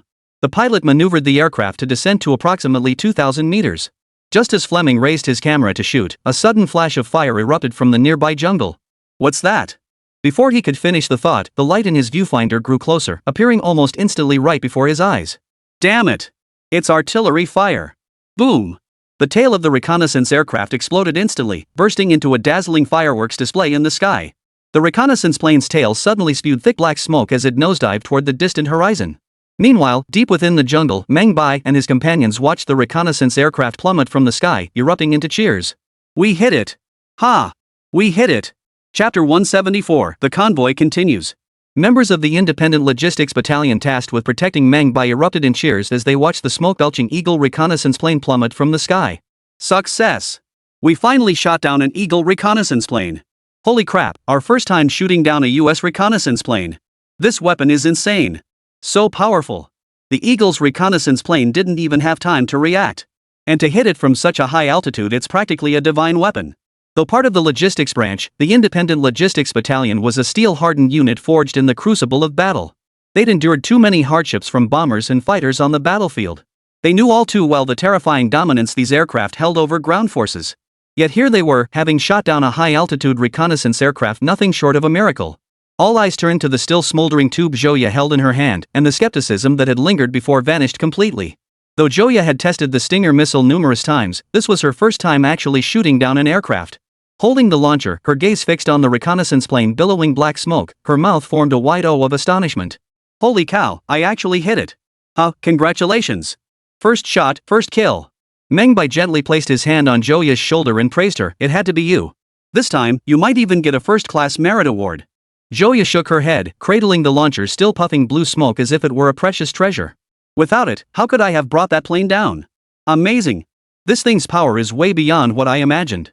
After speaking, her gaze drifted back to the Stinger missiles inside the SUV. Do they have any more planes? Meng Bai shook his head. No idea, but we have to hurry. If they have reinforcements, they'll be here soon. With that, Meng Bai pulled out his walkie-talkie and said, Brother Hu, lead the team forward. The enemy reconnaissance plane has been taken down. Roger. Was the new weapon successfully tested? Yes. Awesome. Congratulations. Ha. I'll notify the rear units to catch up with the main force immediately. This is a rare opportunity.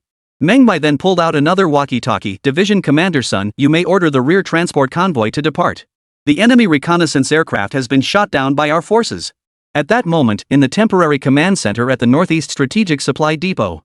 When Meng Bai's voice crackled over the desk radio, the entire command post fell silent. What? The enemy reconnaissance plane was shot down? Did I hear that correctly? Nearly everyone in the command office struggled to believe what they'd just heard. After all, while it was possible to shoot down enemy fighters and bombers on the battlefield, downing a reconnaissance aircraft was an incredibly difficult feat.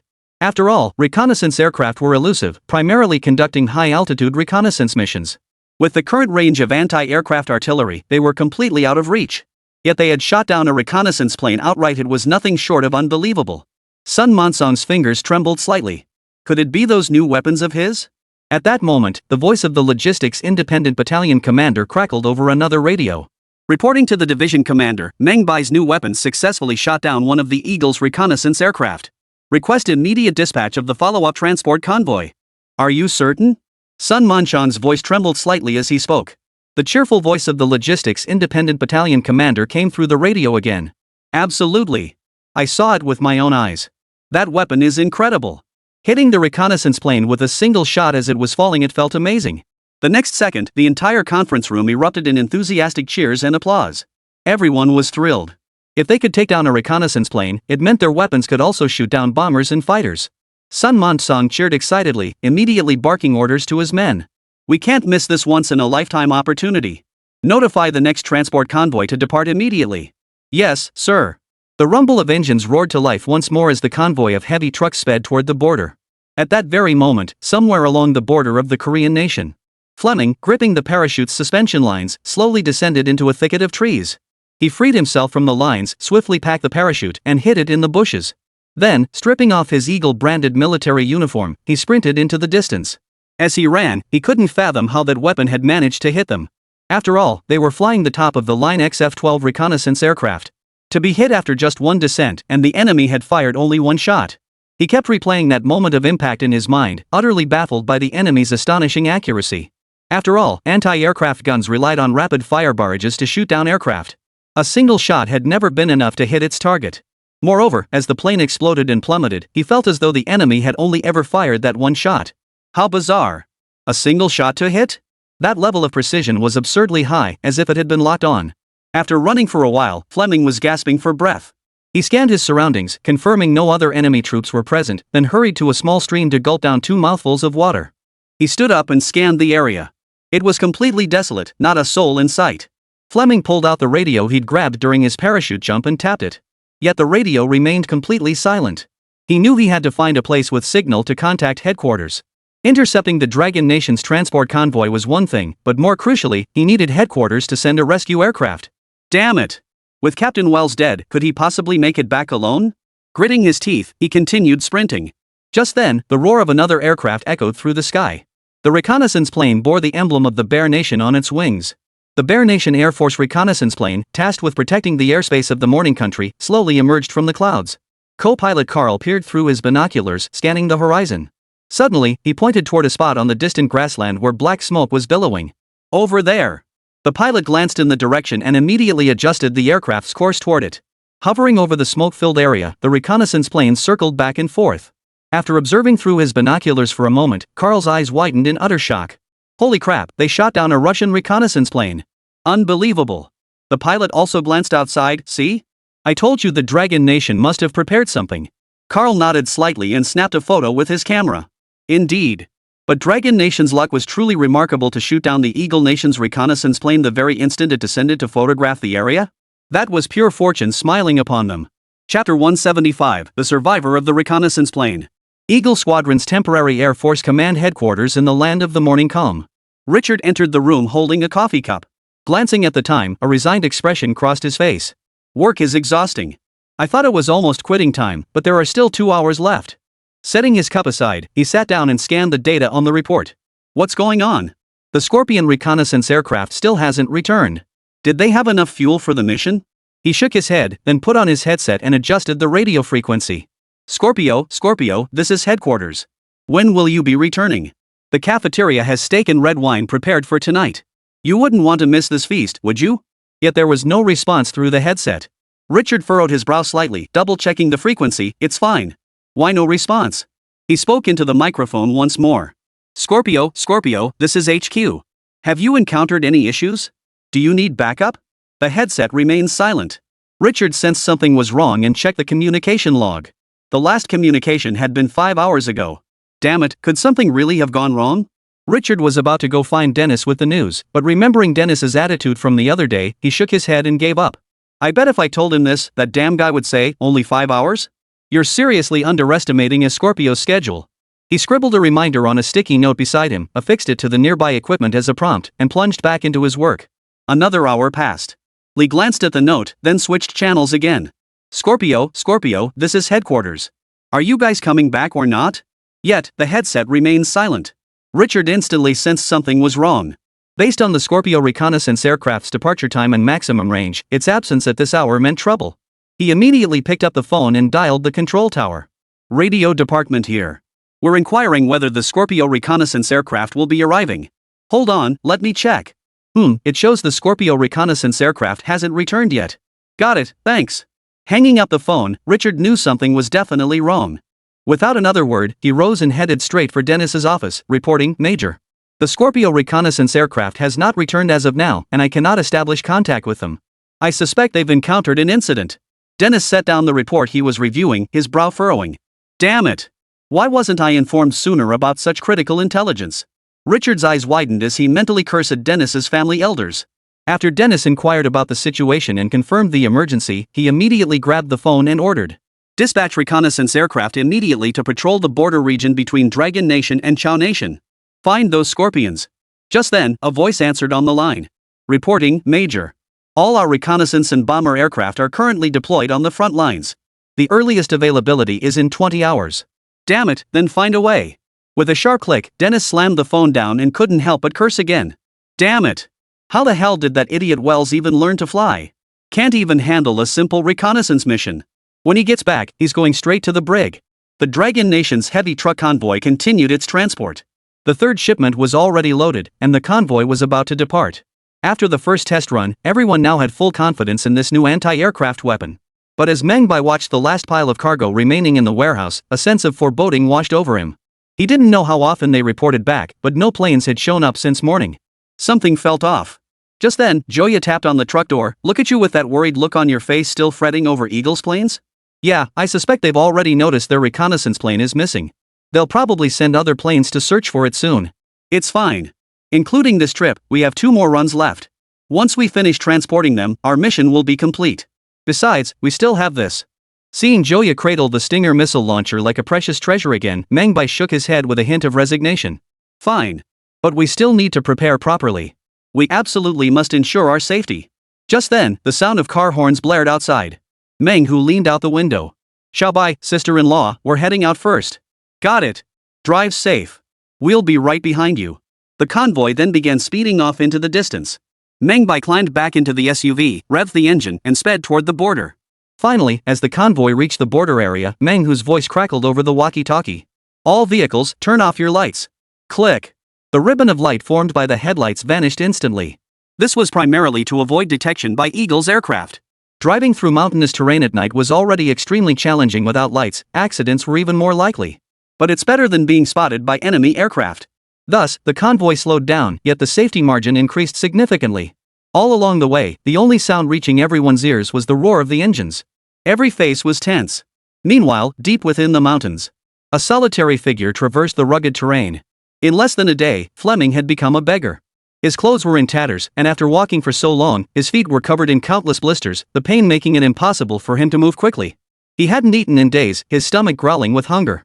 He could only sustain himself by drinking water from the streams. Finally, his body stumbled and collapsed onto the ground. Gazing up at the stars in the sky, Fleming closed his eyes in despair. "Has God abandoned me?" Just then, his ear pressed against the ground caught a sound.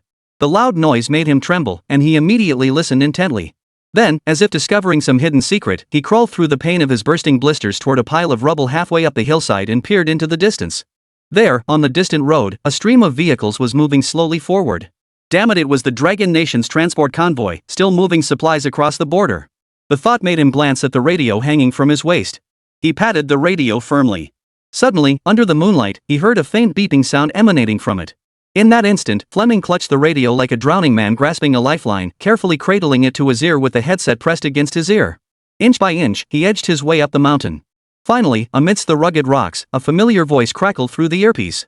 Scorpio, come in. This is Eagle Squadron at the Air Force Base in the land of the morning calm. Report your location and the situation." Tears welled up in Fleming's eyes as he immediately grabbed the microphone. "This is Scorpio, co-pilot Fleming. Our aircraft was attacked by Dragon Nation forces and has crashed. Captain Wells perished in the crash. I ejected and am currently located at." After he finished his report, Richard's voice came through the line again. "Roger, Fleming. Stay put. We're sending a rescue aircraft immediately. Thank God, I'm finally saved. Oh, and there's one more crucial thing. The Dragon Nation is still secretly transporting supplies 300 meters east of my current location." "Understood. Thank you for the intelligence. We're sending bombers immediately." Chapter 176, What? Shells can actually curve? Into the jungles along the border. Meng Bai and Joya kept their binoculars trained on the sky. The journey had been smooth, without any disturbances, yet Meng Bai felt uneasy. Joya, standing beside him, gently clasped his hand in hers. "You're just too stressed. The Eagles rarely operate at night." The others nodded in agreement. "Yeah, Meng Bai, based on our experience, the Air Force rarely launches night operations except for bombing missions." "Exactly. That's how it is with the US Air Force. Unless there's a specific bombing target, they won't deploy air assets at night otherwise. Just relax. We've got just over 50 kilometers left. In another hour or so, we'll deliver the 4th batch." Everyone was eagerly anticipating the moment the mission would be complete. Meng Bai stared at the sky for a moment longer, concluding he was probably overthinking it. The convoy pressed on, moving even slower than before. The road ahead grew increasingly treacherous. Meng Bai drove the vehicle in fits and starts, constantly monitoring the sky for any signs of movement. At night, Eagle's bombers were hard to spot, but they also struggled to detect Eagle's aircraft. Just as the convoy prepared to move again, a low, rumbling hum suddenly filled the air. Meng Bai immediately grabbed the walkie-talkie. "Stop. Everyone out of the vehicles and take cover now. In an instant, all vehicles shut off their engines and came to a halt, taking cover nearby. Meanwhile, Meng Bai, clutching a multiple missile launcher, scanned the sky through its scope, searching for targets. Just then, a small red dot appeared in his field of vision. Meng Bai locked onto it immediately, but then several more red dots appeared behind them. The reconnaissance plane had arrived with bombers and fighters in tow. Damn it, this time they meant business. Everyone, hold your fire. Lock onto all targets before firing. The squad members behind him, eyes glued to their sights, stared intently at the sky, their faces flushed with excitement. Though they'd been trained on the Stinger missile launchers. But their first real combat situation still made them incredibly nervous. Mistakes were possible. Buzz. The humming sound in the sky grew ever closer. Then, a small red dot suddenly flashed brightly in the sky, followed by a loud bang. The flashlight illuminated the area as bright as day, revealing everything in stark detail. Their convoy was now exposed in the darkness. Rat-a-tat-tat. The fighter jets launched their assault first, their machine guns on both sides unleashing a hail of fire upon the heavy trucks on the road. Bullets struck the ground in vehicles, producing a rattling sound. Meng Bai and the others all took cover behind the bushes or rock walls on either side. Watching the bullets whiz past, everyone couldn't help but breathe a sigh of relief. Thankfully they'd spotted the danger in time, otherwise, this wave would have caused heavy casualties. At that very moment, Lieutenant Stephen, piloting the reconnaissance plane, felt a surge of elation upon spotting the trucks. These thieves, these Longwa people, still dared to transport supplies to Chagwa. Today, they would never return. He immediately shouted into the intercom, "Old Smoky, turn back immediately. Assemble our bombers to strike the convoy along the route. Roger. All other fighters, concentrate all firepower to intercept their convoy. Do not let them advance further. Roger." The fighters then traced a semicircle in the sky, returning once more to commence another round of strafing. Stephen, piloting the reconnaissance plane, kept watch on the vehicles and noticed they had come to a complete standstill, as if abandoned. They dare not move. That's right. Trying to transport supplies to North Korea right under my nose. Stephen's knows they're dreaming. And right under their noses. Meng Hu and his team of heavy truck drivers watched the aircraft in the sky, firing wave after wave of machine gun fire at their vehicles. Each of them gritted their teeth in fury. Damn it! My truck barely had 10,000 kilometers on it before it got wrecked like this. It's killing me. God forbid they hit my fuel tank. God forbid they wreck my engine. Meng Bai, ask your brother why we haven't counterattacked yet. Yeah, go ask him now. Otherwise, our trucks will all be shot to pieces. Meng Hu was equally heartbroken. Watching those eagle-winged fighter jets sweep back and forth, his heart ached unbearably. This was his favorite car. If it got wrecked like this, he'd be so furious he wouldn't be able to sleep. So he tiptoed over to Meng Bai and the others. Xiao Bai, what's going on? Why haven't we taken them down yet? Meng Bai kept his eyes locked on the fighters in the sky, speaking in a soft voice. Don't worry. This time, the Eagles don't have bombers, so they won't cause much damage to the convoy. Our goal is to take down their entire fighter squadron. At these words, Meng Hu froze in shock. His gaze fixed on the Eagle brand fighters streaking across the sky, his eyes filled with utter bewilderment. Wipe out an entire enemy fighter squadron? In the past, he would have deemed this an impossible mission. Even the most elite forces of the Bear Nation couldn't accomplish it. But now, observing the dozen soldiers shouldering Stinger missile launchers, a glimmer of confidence suddenly returned. He waited patiently. Until the eagle-winged fighter circled back toward them once more, preparing to unleash another wave of strafing fire. At that moment, the lingering glow of the flare in the sky grew dimmer and dimmer. The instant it vanished completely, Meng Bai spoke. Now! Fire! At his command, everyone pulled the trigger. Boom! Intense flames erupted from the tail of the Stinger missile launcher. The missile shot out of the launcher, its tail spewing a fierce stream of flame as it instantly transformed into a streak of fire streaking toward the sky. The sudden appearance of over a dozen bright points instantly caught the attention of the fighter squadron. Lieutenant Stephen immediately shouted into the intercom. All members, be advised. Evade enemy attack. But before his words had fully faded, several low-flying fighters instantly erupted into fireballs in the sky, illuminating the heavens. Communication channels instantly descended into chaos. I'm hit. I'm hit. Damn it, my left wing's hit, can't make it back for an emergency landing. Damn it, the plane's beyond saving, I'm bailing out. The earpiece blared with desperate cries for help as the fighter squadron disintegrated into fiery balls one by one. Witnessing this scene, Stephen froze. Spotting a bright flash hurtling toward him, he instinctively banked his aircraft without hesitation.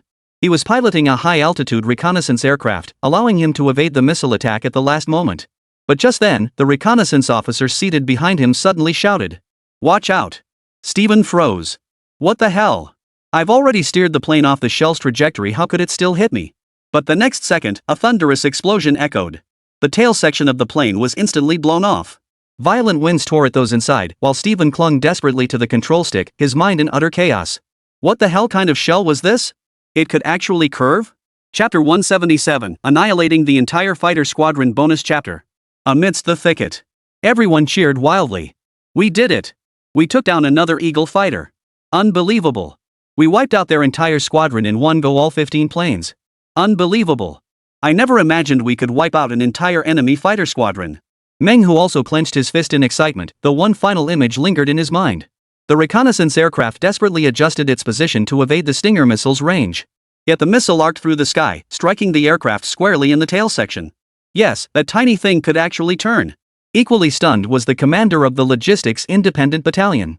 Did I just see that correctly? The shell actually curved around? Yes, that's exactly what happened. I clearly saw it curve. Look, there's still a trail in the sky. Is this the weapon that bends its path, as Meng Bai mentioned earlier? All eyes turned to Meng Bai, who merely smirked and patted the smoke-still rising Stinger missile launcher in his hands. Exactly. Missiles are guided projectiles, they track enemy targets with ease. Changing direction is no big deal. At his words, everyone present couldn't help but widen their eyes. Though it sounded hard to grasp, they had witnessed it with their own eyes. Unbelievably powerful. With missiles like these, wouldn't it mean taking down every enemy fighter one by one on the battlefield? Meng Bai shook his head, a bitter expression on his face. To be honest, every plane we shoot down costs us at least 50,000 yuan. We just fired 25 rounds and hit 15. That hit rate is still a bit low. The moment those words left his mouth, the smiles vanished from the crowd's faces. What? That expensive? 50,000 yuan per shot? Holy crap, that's more than a car. Goodness, I thought every shot hit its mark, turns out 10 of them missed. Oh man, why didn't you say so earlier? My hand slipped and I missed a shot. Now I feel so heartbroken. Seeing their reactions, Meng Bai burst into laughter. If it saves your life, it's worth every penny, whether it's 50,000 or even 100,000 per shot. I was just joking earlier. Let's get back to our mission. Meng, who nodded in agreement and immediately ran over to shout at the group. Everyone, get in the vehicles. We're moving out immediately. Roar. The convoy set off once more. Just then, Sun Monson's voice crackled over the radio. Meng Bai, how's the situation over there? Joya grinned and pressed the communication button. Reporting to Commander Sun, we have just destroyed a squadron of Eagle Wing Air Force fighters. We are now continuing our advance toward the Korean region. At that moment, inside the temporary command office of the Strategic Materials Warehouse in the Northeast region. When Joya's voice crackled over the walkie-talkie, the entire office erupted in excitement. Damn, she's getting better at pulling pranks. An entire Eagle fighter squadron wiped out? Even a storyteller wouldn't make that up. Exactly. But judging by Zhou's tone, everything seems to be going smoothly. We don't need to worry for now. Yeah, wiping out the Eagle fighter squadron? Even if the Bear's fighter fleet showed up, they might not be able to pull it off. Stinger missiles are powerful, but hitting a fighter jet? That's another story. Almost everyone assumed Joya was joking. Sun Monsong chuckled and spoke into the walkie-talkie. As long as everything's normal, that's fine. But Zhou, let me remind you, this is our military channel. Some jokes just aren't appropriate. Yet Joya's stubborn voice immediately came through the radio. Who says I'm joking? I'm telling the truth. We really took down an entire fighter squadron. Ask Colonel Lee if it's not true. In an instant, all laughter in the office ceased. Everyone stared at the intercom with expressions of utter disbelief. Could it be true? An entire squadron of Eagle Air Force fighters wiped out? How did they manage that? Quick, ask Lee if it's true. Sun Manchang quickly switched frequencies and shouted into the radio. Lee, did you hear what Joya just said? Yes, Commander. We can all vouch for it, we absolutely shot down an entire squadron of Eagle Air Force fighters. Including a reconnaissance plane. What? How did you manage that? Sun Manchang was stunned. He exchanged glances with those around him, his mind racing with wild speculation. Company Commander Lee then recounted the entire incident to everyone in meticulous detail. To be honest, this is the first time I've ever seen anything like it, taking down 15 aircraft in one go. And you know what's crucial? That missile could actually turn. The more Captain Lee spoke, the more animated he became, recounting the scene he'd witnessed into the walkie-talkie. Moreover, he had just had the privilege of experiencing multiple missile launches and hits firsthand, a sensation that left everyone present green with envy. Sun Monsong was so anxious he kept rubbing his hands together, cursing his own high rank for keeping him from joining the mission. You bunch of reckless bastards. Wasting missiles that cost 50 grand a pop? Save some for me later. The others in the office chimed in urgently. Exactly. Don't use them all up, save one for us. We want to see what it's like. Yeah, it looks unassuming, but how can it pack such a punch? I'm dying to go back there right now. There's still one more trip. I have to get on that vehicle not to see the missile launch, but just to experience crossing the border. Everyone scrambled for spots on the next departure. When communications cut out, everyone was still lost in their fantasies. Sun Man-son was overcome with excitement. After lighting a cigarette, he glanced at the map and suddenly realized something. We just took down over a dozen Eagle Wing aircraft. Given their nature, they'll probably come after us with everything they've got. Just then, the chief of staff spoke up. Old son, there's no need to worry so much. According to our latest intelligence, the Eagles have deployed over 50 aircraft in the Korean peninsula, with most concentrated on the front lines. They can't possibly pull them all back to counter us. Sun Man-son nodded in agreement. You're right. They've suffered such heavy losses all at once. They've probably been hit hard enough to think twice about coming back anytime soon. We should seize this window to complete the final transport and wrap up this volunteer mission. That's the most critical task now. Exactly. Time is of the essence. We must accelerate our pace and deliver all supplies before the Eagles can react. If we defeat the Eagles this time, they'll likely retaliate against us next. Eagles Temporary Air Command Headquarters in the Korean Peninsula. Richard, wearing headphones, was registering mission details with the frontline team. Suddenly, a red light flashed beside him. He immediately cut the frontline communication and switched to another set of headphones. This is headquarters. This is Old Smoky. Our fighter squadron has been destroyed. Dispatch rescue teams immediately. Upon hearing this, Richard instinctively removed his headset and glanced around, thinking he must have misheard. Old Smoky, repeat that. I didn't catch that clearly. I said our fighter squadron has been destroyed. Please send rescue teams immediately. Hey, buddy, cut the jokes. I'm recording all this. I'm not joking. I saw our fighter squadron destroyed with my own eyes, all 15 planes, including Lieutenant Stevens' reconnaissance craft. Chapter 178, Shells Taking Curves? Mentally unstable bonus chapter. Richard sat in his seat, feeling his brain couldn't process it all. What kind of joke is this? That was an entire fighter squadron, 16 aircraft including the reconnaissance plane, and only one fighter returned. What kind of enemy could have beaten them so badly? Remember, the Eagles were the world's dominant power.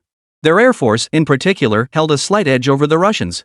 This squadron, though small in number, was virtually unbeatable in the Korean peninsula. When they lost a reconnaissance plane earlier, everyone thought it was just bad luck for the Eagles, a stroke of fortune for the Dragon Nation. But now, 15 aircraft and entire fighter squadron had been wiped out. Unbelievable. Outrageous. Shocking. Countless emotions echoed through Richard's mind.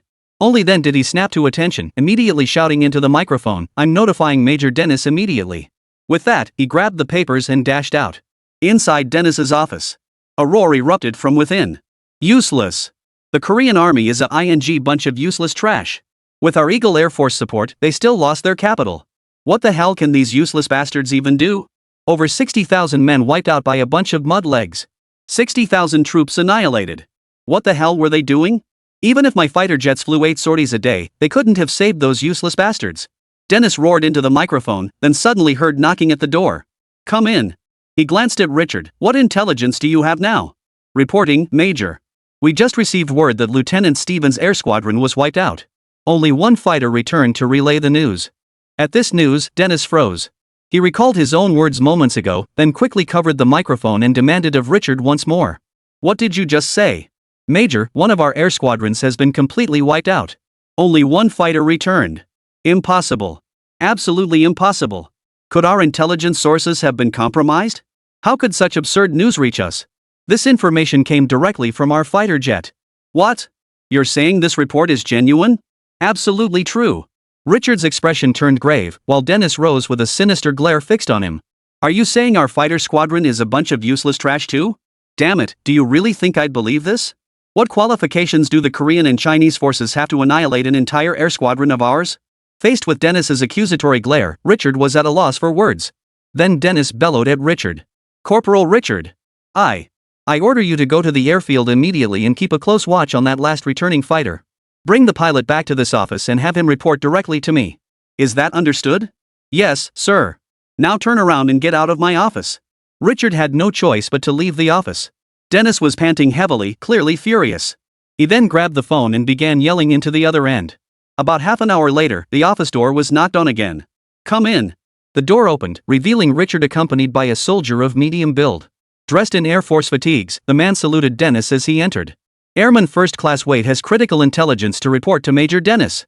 Dennis paused for a moment. You are? Reporting, Major, I'm the surviving fighter pilot. What? Dennis instantly recalled the earlier incident, and cold sweat broke out on his back. He slowly lit a cigarette, his eyes fixed on White. Don't tell me you're the only one left from your entire squadron? White nodded sadly, tears nearly spilling from his eyes. Yes, Major. I saw my comrade's fighter shot down. Lieutenant Stephen didn't have time to bail out. He's gone. Thud. Dennis slumped into his chair as if all his strength had been drained. How is that possible? That was our entire flight squadron. How did they manage that? They used a new type of weapon that could be fired directly from the ground. A single shot could take down an entire fighter plane. I had just taken off not long before and narrowly escaped, but they... At this point, White could no longer hold back his tears and began to weep openly. Dennis's eyes flashed with cold fury as he slammed his fist on the table. This blood debt must be repaid. Notify the Air Force Department immediately and organize a rescue team to save our men. Yes, sir. As for those idiots in Korea, I've got no time for them right now. Let them deal with their own disciplinary actions. Dennis then turned to White. Describe those weapons to me again. They were high-velocity shells fired from low altitude. They started slow but accelerated instantly. Oh, and they had a tail flame. If I recall correctly, they could even change direction mid-flight. White lifted his chin, carefully recalling everything that had happened. Though some details were hazy and the distance was considerable, he was certain those things could indeed change direction mid-flight. Upon hearing about the projectile's ability to change direction, Dennis's brow furrowed slightly, though he didn't interrupt White. He simply nodded repeatedly, acknowledging the account, then began taking notes. Once White finished, Dennis nodded and shook his hand. May God bless us all with safe returns. You should go rest now, I'll handle the rest. White wiped away tears and turned to leave. At that moment, Dennis's assistant quietly asked. He said that shell could curve. Dennis sighed helplessly. White was severely traumatized. He must be losing his mind. There's no such thing as a shell that can turn corners. This is ridiculous. Send him home to rest first. Yes, sir. Dennis glanced out the window at the illuminated airport runway, his dark eyes flashing with cold determination. You Russians. Never imagined you'd develop new weapons to counter us. Well, if that's the case, don't blame us for being ruthless. Inside the underground military warehouse of the Chow Kingdom, Park Jong-hwan, sunglasses perched on his face, paced like a caged animal. Damn it! Are our people even competent? The phone lines have been down for ages, and they still haven't fixed them. I need to know how much supplies are left in our warehouse. Park Jong-hwan, who had just taken a call and been berated by his superiors, was now on the verge of collapse. Frontline troops were already stretched thin, struggling to get meals. If grain supplies didn't arrive soon, the tactical advantage they'd fought to establish would crumble completely. This batch of military aid from Longwa was crucial for them. It could determine the outcome of the entire war. Moreover, they had just heard fighter jets roaring overhead, heading straight for the border region. His nerves were stretched to the breaking point. If the Eagle's fighter jets destroyed the supply lines, then the military aid provided by the Dragon Nation would be utterly destroyed. All the casualties they'd suffered would become utterly meaningless. Just then, the phone on the desk suddenly rang. Without a word, Park Jong-hwan picked up the receiver. This is Park Jong-hwan. Who's this? This is the Longwa Logistics Support Unit. All supplies have been delivered to your location. Dispatch personnel immediately to conduct an inventory. As a diplomat and logistics director fluent in the Dragon Nation language, Park Jong-hwan froze upon hearing this. What? All supplies have already been delivered? That's right. But the Eagle's fighter jets just flew over. How did you get them here? We shot down their planes and transported the supplies. What's the problem? Huh? Shoot down Eagle's planes? Whoa. The call abruptly ended. Park Jong-hwan stared at the receiver for a long moment before muttering to himself. How did they shoot down the planes? Chapter 179, Mission Accomplished Bonus Update. The final batch of supplies was delivered. Meng Bai gazed at the mountains of supplies piled high in the warehouse, unable to suppress a sigh of admiration. These supplies would only sustain the Royal Army for a limited time, as they were about to face the Allied forces led by the Eagle. Though the Allied forces' combat effectiveness was severely lacking, they had still inflicted significant casualties on the battlefield. More crucially, shortly after the Allied forces landed, Eagle's main force officially landed in Korea. That landing officially marked the beginning of the war against the Eagle. From that moment onward, all the advantages North Korea had previously built up would vanish completely. Mission accomplished. We must return immediately. Meng Bai then turned to the officer in charge of the warehouse and said, all supplies have been delivered and handed over to you. Farewell. The officer saluted Meng Bai with visible excitement. Thank you for the assistance of the Dragon Nation. Meng Bai merely glanced back indifferently before leading his men out of the warehouse. Watching Meng Bai emerge, Meng Hu and the others tossed aside their cigarettes. Should we head back? Let's go. Before the Eagle's retaliatory fighter squadron arrives, we need to get out of here immediately. One by one, they started their vehicles and sped off toward the Dragon Nation. As they watched Meng Bai and his group drive away, a shadowy figure emerged from the warehouse corner. Upon seeing the mountains of grain piled high, a flicker of shock passed through his eyes. He couldn't believe the Dragon Nation had managed to transport all this grain in such a short time. Damn it, he had to report this to his superiors immediately and order the Eagle Squadron to bomb this place. He promptly excused himself to use the restroom, then dashed outside the warehouse. Finding a secluded spot, he dug a telegraph machine from the ground. With no one around, the spy deftly operated the machine, transmitting the critical intelligence center of the Korean nation. Inside the communications room, a female soldier hurried over, delivering a freshly intercepted telegram to the command office. General Lee Sung-mun glanced at the contents, and a flash of shock crossed his eyes. Damn it! Wasn't that route guarded by Eagle Squadron's air unit? How did they breach that defense and get the grain through? He slammed his fist on the table, stood up abruptly, and barked at his subordinates. Take me immediately to the Eagle's temporary air command headquarters in our country. He then grabbed the telegram, jumped into an off-road jeep, and sped all the way to the Eagle Squadron's air command headquarters. Thud! Lee Cheng-wen impatiently knocked on the office door. Come in. Hearing the voice inside, he immediately pushed the door open. When he saw Dennis, he slammed the telegram down in front of him with a look of displeasure. Why couldn't your air squadron intercept the Dragon Nation's transport convoy? You promised me you would. Dennis frowned slightly, then glanced at the interpreter beside him. The interpreter hastily translated Lee Cheng-wen's words. After hearing them, Dennis's temper flared. Damn it! I haven't even called you out yet, and here you are picking on me? I came all this way to reinforce you. Not only are you useless fools retreating on the battlefield, but you have the nerve to question our air force. This is turning the world upside down. Who's the father and who's the son here? With that, Dennis immediately stood up and strode toward the office door. With a click, he reached out and locked the office door from the inside. Seeing his actions, both Lee Cheng-wen and the interpreter froze in surprise. What are you doing? Dennis chuckled softly before stripping off his clothes.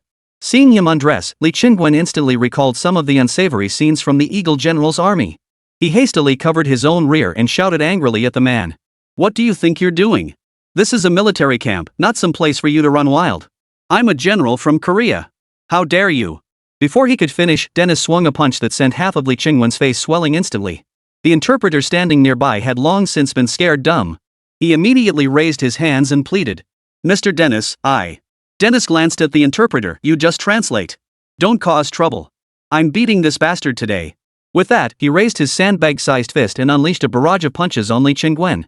Minutes later, Lee Cheng-wen's face was a bloody mess, while Dennis was drenched in sweat. You bastard!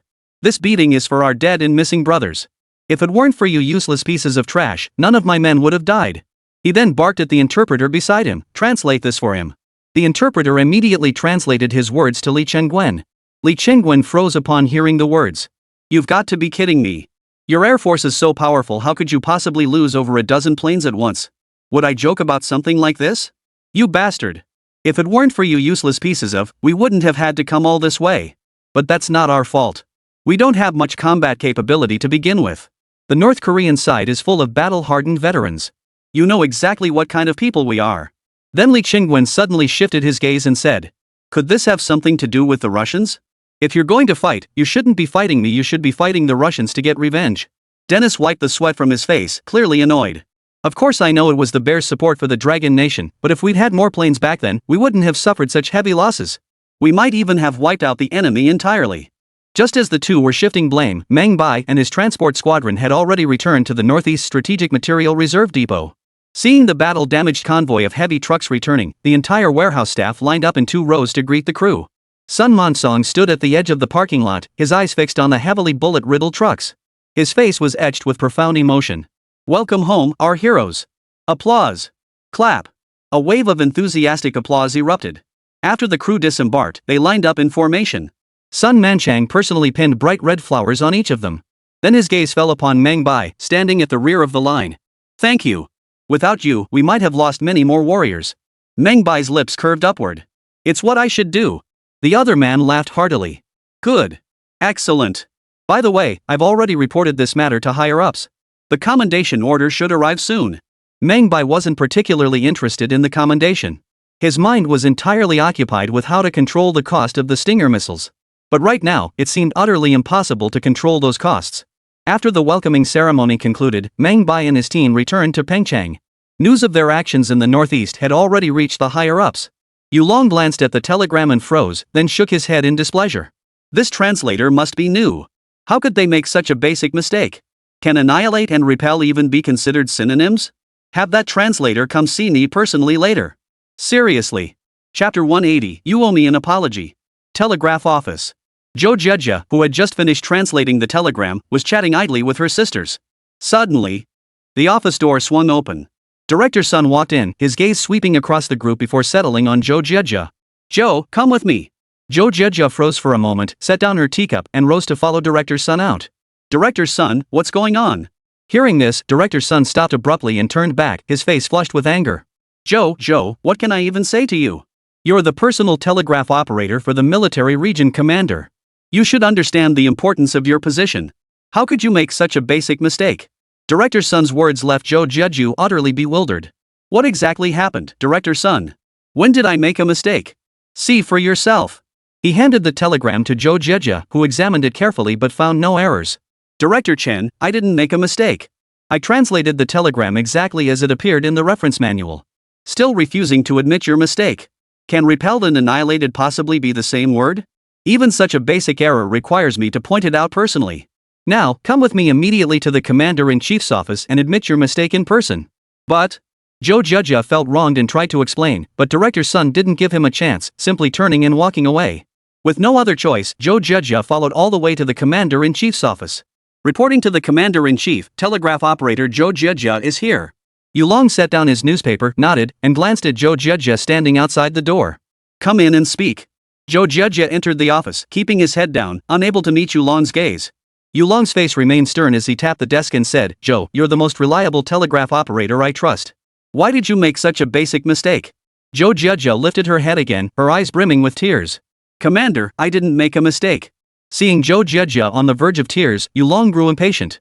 "All you do is cry. Does crying solve anything? You're just stubborn.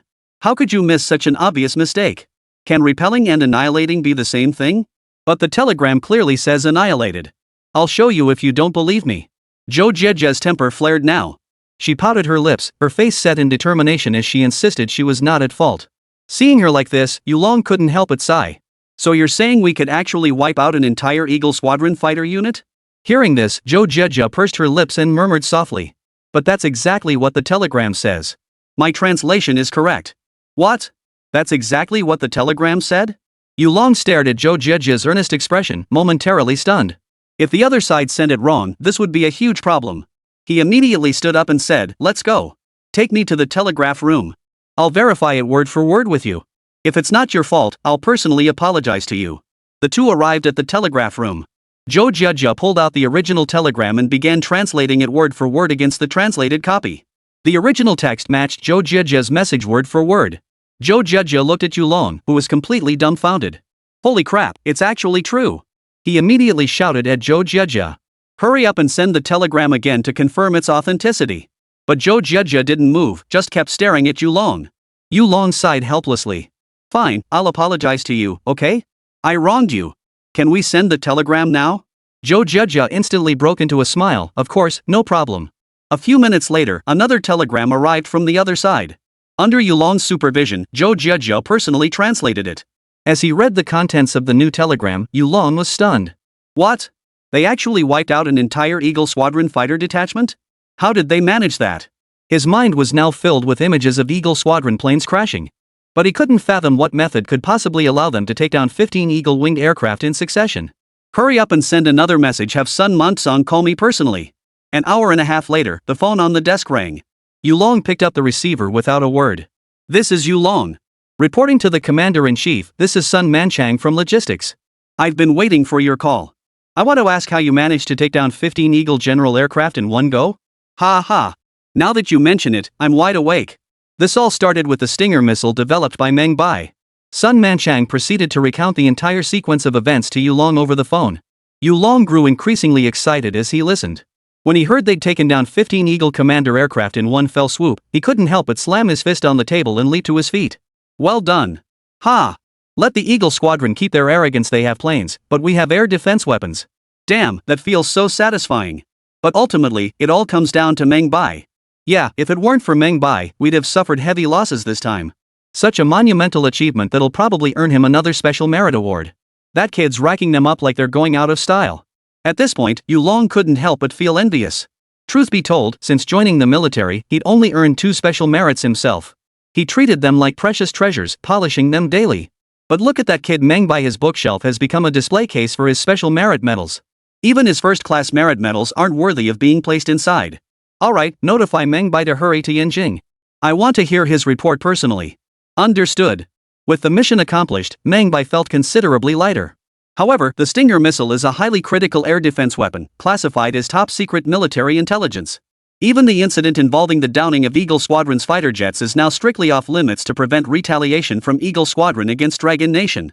Yet as a time traveler, Meng Bai understood that even without striking the Eagle Nation's air force, they would likely carry out a series of accidental bombings along the Dragon Nation's borders.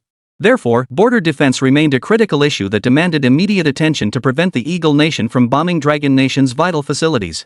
That evening, Meng Bai and Joya boarded a special aircraft and returned to Yanjing. Yulong and several other generals personally greeted them at the airport, showing them the utmost respect. Upon seeing Meng Bai, Yulong stepped forward and gave him a hearty hug. Good man. Well done. Li Shaoxuan then stepped forward to embrace Meng Bai as well. That felt so satisfying. You have no idea when I heard you shot down those Eagle wing planes with the new weapons, I couldn't wait to get here. Zhou Guoliang followed suit, giving Meng Bai a hug as well. My son-in-law, you've made me incredibly proud. Meng Bai laughed heartily, looking at the expectant faces around him and said, You guys aren't here to welcome me, are you? You're here to welcome the Stinger missile, right? The group burst into laughter at being called out. Absolutely. With something this amazing, we had to see it for ourselves. By the way, where's that troublemaker you mentioned? Just then, several soldiers emerged from the rear of the aircraft carrying boxes. The men glanced at them, then rushed over and opened them right there.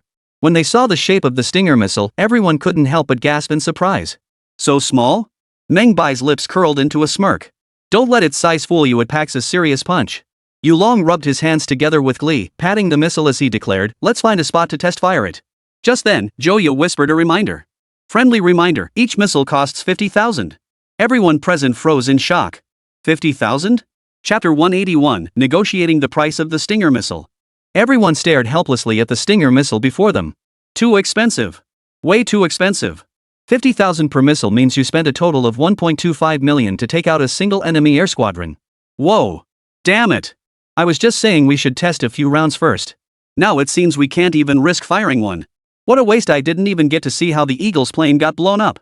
Yulong cradled the Stinger launcher, unable to put it down, his eyes filled with regret. It's a great piece of equipment. The only downside is the price. But considering it takes 50 grand to take down an enemy plane, it's actually worth every penny. The others nodded in agreement. Yeah, it's a great piece of gear, but using it hurts like hell. One slip and you're out 50 grand, enough to equip an entire company. Who could argue with that? But taking down the enemy's most dangerous weapon on the battlefield? That's money well spent. If we'd had this on the battlefield back then, those damn Japanese planes wouldn't have been buzzing over our heads like that. The group sighed in unison, but Meng Bai laughed heartily. No worries, everyone can give it a try. Once we mass produce it, the price will come down. Right now, it's still at the lab production scale, mainly because the materials are scarce. Hearing this, Yulong perked up instantly. I knew it. Young Mang always has a solution. Come on, let's try the others first. The other generals rubbed their hands together eagerly. That's 50 grand a shot, it hurts to fire them. How many rounds are we shooting today? How many shots? Are you kidding? Getting to fire one just to see how it works would be pretty amazing. Too bad it's only for old you to shoot. I'd love to try it myself. Don't even mention wanting to shoot, I want to shoot too. Let's wait for mass production. The group then got into their vehicles and headed straight for the firing range. Since it's a surface-to-air missile, Dragon Nation currently faces a problem. There are no target drones available, making air defense testing impossible. After some discussion, they decided to launch it in a ground-to-ground configuration. While wasteful, this would at least demonstrate the weapon's formidable power. But when they heard this weapon possessed auto-locking capabilities, they were stunned. You mean this thing can actually chase down the enemy? Yulong ran his fingers over the launcher in his hands, his delight unmistakable. Meng Bai nodded, then cradled the missile, which weighed over 2 pounds. An infrared recognition system has been added to the missile's nose. Once it locks onto a target's heat signature, the missile can adjust its flight path via the controller until it hits the target. He then pulled out an unassuming guidance unit to show the others. Everyone passed the guidance unit around, but none of them could make heads or tails of it. This thing can detect temperature? Does it have eyes? Everyone reacted with the same confusion. Meng Bai paused, slightly taken aback, before realizing these were generals who led troops into battle. Explaining science to them would likely be difficult for them to grasp immediately. He nodded slightly and smiled. Exactly. This is the missile's eye, though it doesn't see, it senses.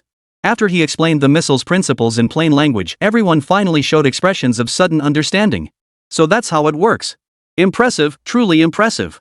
Though it sounds a bit complicated, giving our shells eyes is just too powerful. Goodness, if shells had eyes, wouldn't they just pick off every enemy in sight? Killing enemies seems a bit too lenient. Shouldn't we be blowing up their bunkers and destroying their planes and tanks? Everyone was buzzing with excitement, imagining how these missiles would transform actual battlefields. But Meng Bai wanted to tell them this wasn't fantasy, it was reality. In the not-too-distant future, these missile technologies would completely transform the way humans wage war. After explaining all this, everyone was eager to see the test results. Especially the shells, chasing after the enemy. Without aircraft available, they improvised by using a car as a substitute. They found a nearly scrapped vehicle, set the trunk ablaze, and instructed the driver to jam the accelerator with a wooden stick, letting the car run wild. Everyone stood on the hilltop, binoculars in hand, watching the burning car speeding across the test field. Then they turned their gaze to Yulong, who was holding a Stinger missile, and envious expressions spread across their faces. Yulong closed one eye, aligning the crosshairs with the car. When a green dot lit up in the crosshairs, he pulled the trigger with a sharp jerk. Whoosh! A jet of flame erupted from the missile's tail as it streaked through the air like a meteor toward its target. By then, the car had already raced over 100 meters away, far beyond the point where the missile had locked onto its target. Everyone clenched their fists, watching the streak of light. Oh no, why isn't it turning? Yeah, it can't be missing, right? Just as everyone was questioning, the missile suddenly made a sharp turn, tracing an arc ahead. A thunderous explosion echoed. The missile struck the vehicle with pinpoint accuracy, instantly obliterating it. A fierce burst of flames erupted at the scene, leaving everyone present stunned. Yulong's hands trembled slightly as he stared at the wrecked car and the arc of the missile's flight. He couldn't help but turn to look at Meng Bai. It really did turn. Meng Bai nodded and shrugged, a faint, uncontrollable smile playing at the corners of his mouth. Yes, this was the power and allure of missiles. Yulong then carefully set down the launcher and clapped his hands. The others followed suit. Their expressions made it clear, this weapon had already captured their hearts. Yulong gave Meng Bai a hearty pat on the shoulder. I really like this weapon. Aside from the high price, it has no flaws. By the way, I've got a mission for you, bring the price down as quickly as possible. We need to mass produce this. Meng Bai saluted. Mission accomplished. Meanwhile, inside the intelligence analysis office of the Bear Nation, weapons expert Vasily stared at the fragments on the table, his chin resting in his hand as he fell deep in thought. Are you certain these are weapon fragments recovered from the crash site in the DPRK? Yes, we've confirmed it multiple times. These are the pieces. Vasily nodded, then stared intently at the fragments again and again, scrutinizing them meticulously. Yet he still couldn't make head nor tail of them.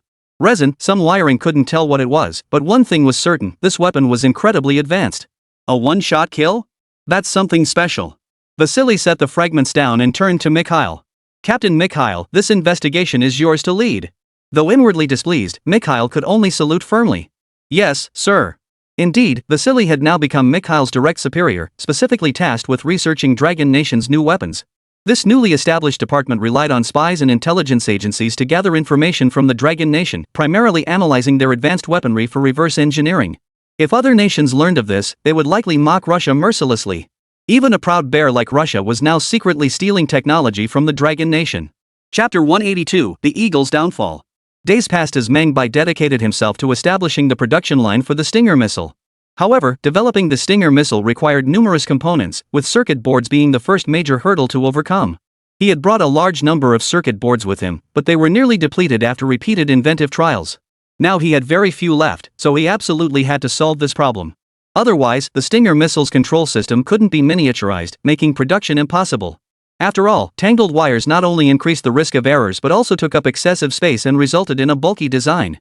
Fortunately, Meng Bai had prepared early.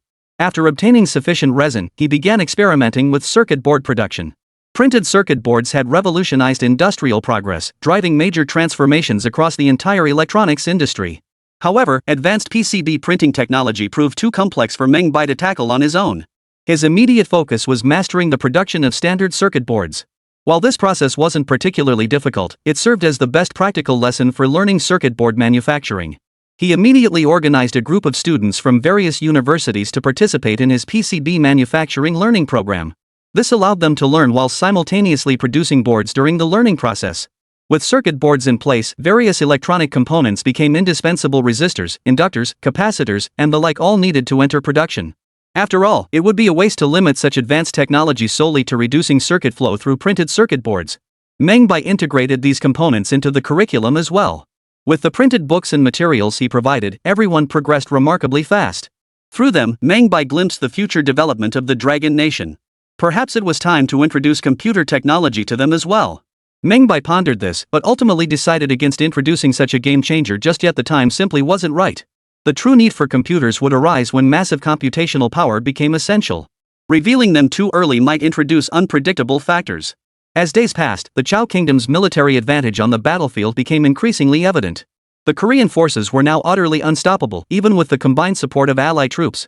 At that moment, in the Eagle Nation president's office, the president glanced at the intelligence report and furrowed his brow. Damn it! Those useless South Koreans are utterly hopeless. They've drained so much of our military budget, yet they can't even defeat North Korea's peasant militia. Finally, he turned his gaze to the Secretary of Defense and several other officials. We must end this war swiftly.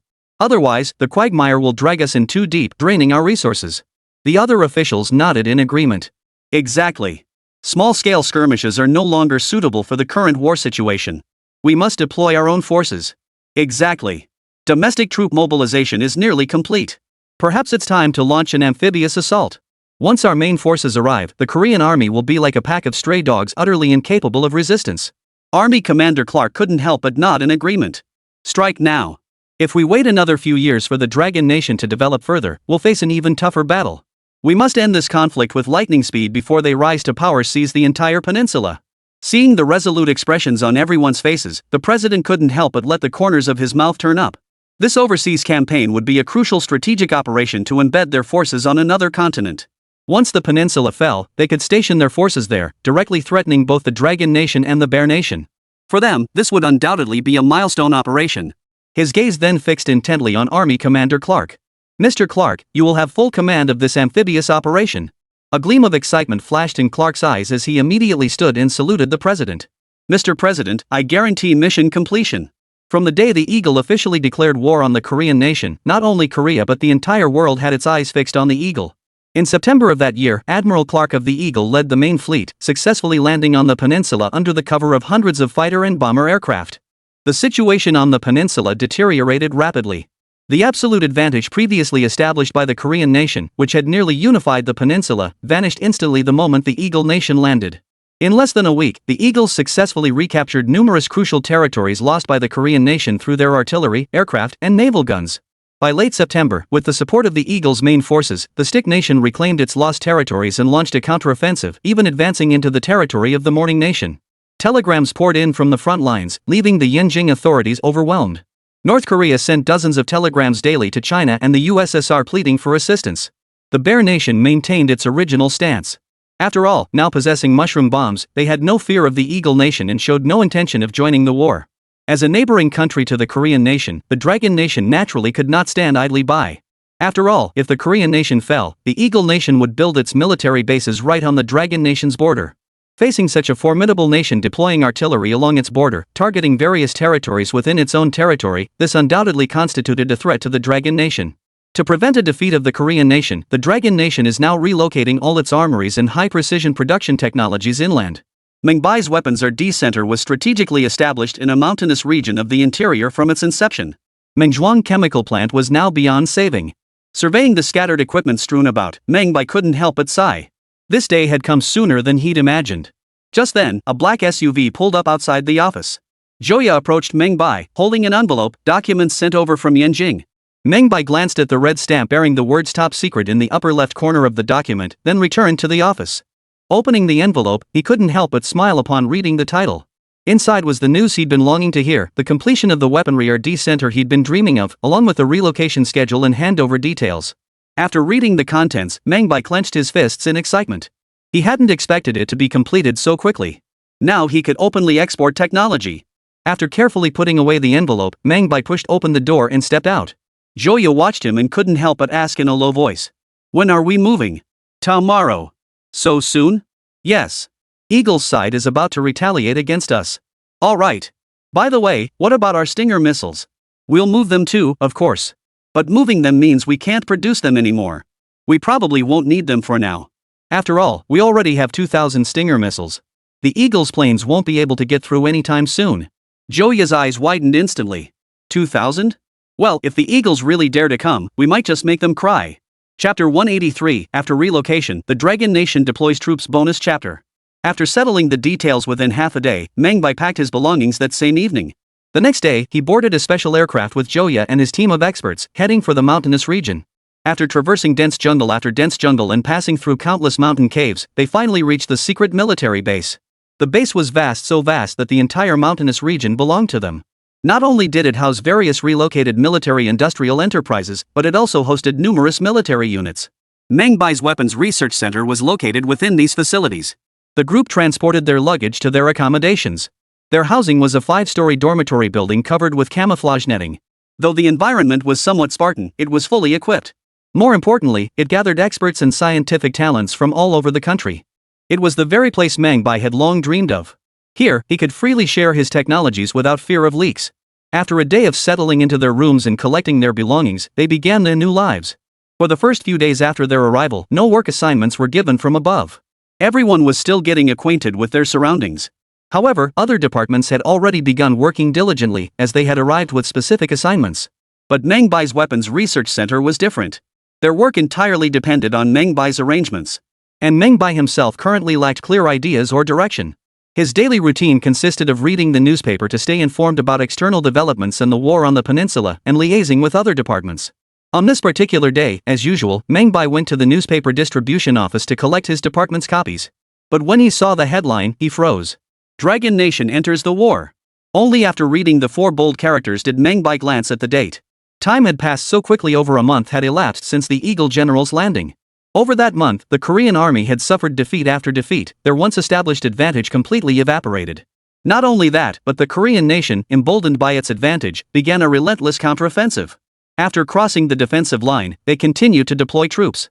Faced with this situation, the Korean nation repeatedly sought assistance from the Dragon Nation and the Bear Nation. The Bear Nation maintained its stance of watching from the sidelines, while the Dragon Nation had already begun mobilizing its entire military force. On this day, the Dragon Nation finally sent its troops. The first wave of reinforcements dispatched by the Dragon Nation numbered 100,000 troops. Seeing this scale, Meng Bai understood the Dragon Nation had resolved to end the war swiftly, knowing that prolonging the conflict would eventually exhaust its domestic resources. Holding the newspaper, Meng Bai's mind raced with thoughts of what he could do to help. Passing by the small square, he found a crowd already gathered, all discussing the war.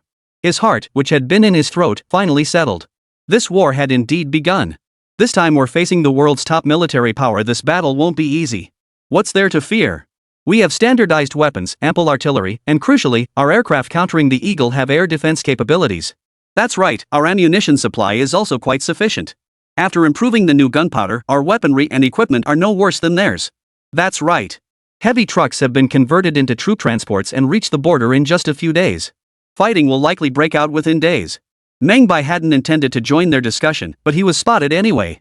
Hey, isn't that Boss Meng Bai? Someone called out, and the crowd immediately gathered around. Mr. Meng, do you think our Dragon Nation can win this war? Someone asked, and Meng Bai grinned. Of course. What else could it be? Seeing Meng Bai's confident grin, everyone couldn't help but laugh. Of course, their laughter stemmed from his positive attitude and their own hopes for Longwa's victory. Still, someone brought out the military strength comparison between the two nations. It was said that this time, the Eagle Nation had deployed over 300,000 troops, more than 200 warships of various types, and nearly 2,000 aircraft. How could we possibly win? At this remark, the atmosphere in the room instantly grew quiet. Indeed, while the Eagle Nation had dispatched only around 300,000 troops. In Dragon Nation's past wars, a single large military unit often exceeded 300,000 troops. But don't forget the Eagle Nation, they've deployed over 200 warships and nearly 2,000 aircraft. Even more terrifying was their seemingly bottomless logistical supply. Ammunition was practically free, dumped onto the battlefield without restraint. In previous battles, to destroy a single bunker, they'd deploy over 100 aircraft and dozens of tanks for relentless, wave after wave bombardment. Forget the bunker, the entire hilltop was leveled. Meng Bai observed the solemn expressions on everyone's faces, maintaining his calm smile. I know what you're all worried about, but we must keep a brave heart. This is the resolve that drives us to march forth and fight the Eagle. At these words, the crowd erupted into applause. Well said. Very well said. Just then, someone else spoke up. By the way, Mr. Meng, I heard you were planning to build an airplane before. Are you still pursuing that? Meng Bai looked in the direction of the voice and saw a young man in military uniform addressing him. Instead of answering, Meng Bai asked a question of his own. If I recall correctly, you're the technician who developed the engine for the Jinling military region, right? Recognizing Meng Bai, the man immediately stepped forward and saluted him. Yes, sir. My name is Luo Jun. Meng Bai nodded and returned the salute. Of course we'll build it. A flicker of excitement passed through Luo Jun's eyes upon hearing this. When will it be ready? Don't worry, it won't be long. Alright, I'll be waiting for that day. I truly hope our next aircraft will be domestically manufactured in our Dragon Nation, not just a copy. Rest assured, our Dragon Nation will have its own aircraft, and their performance will absolutely surpass those of the Eagle and the Bear. Meng Bai's words were spoken with unwavering certainty, revealing his resolute determination to everyone present. Instantly, everyone present burst into applause. After leaving the crowd, Joya suddenly appeared out of nowhere and grabbed Meng Bai's arm. You bastard! You're building an airplane and didn't even tell me beforehand. Meng Bai froze, then smiled at Joya's mischievous eyes. Of course I'll tell you when I fly, just not right now. Why not? We haven't even solved our basic needs yet, and building an airplane costs a fortune. Meng Bai had long planned to build the plane, but production would have to wait.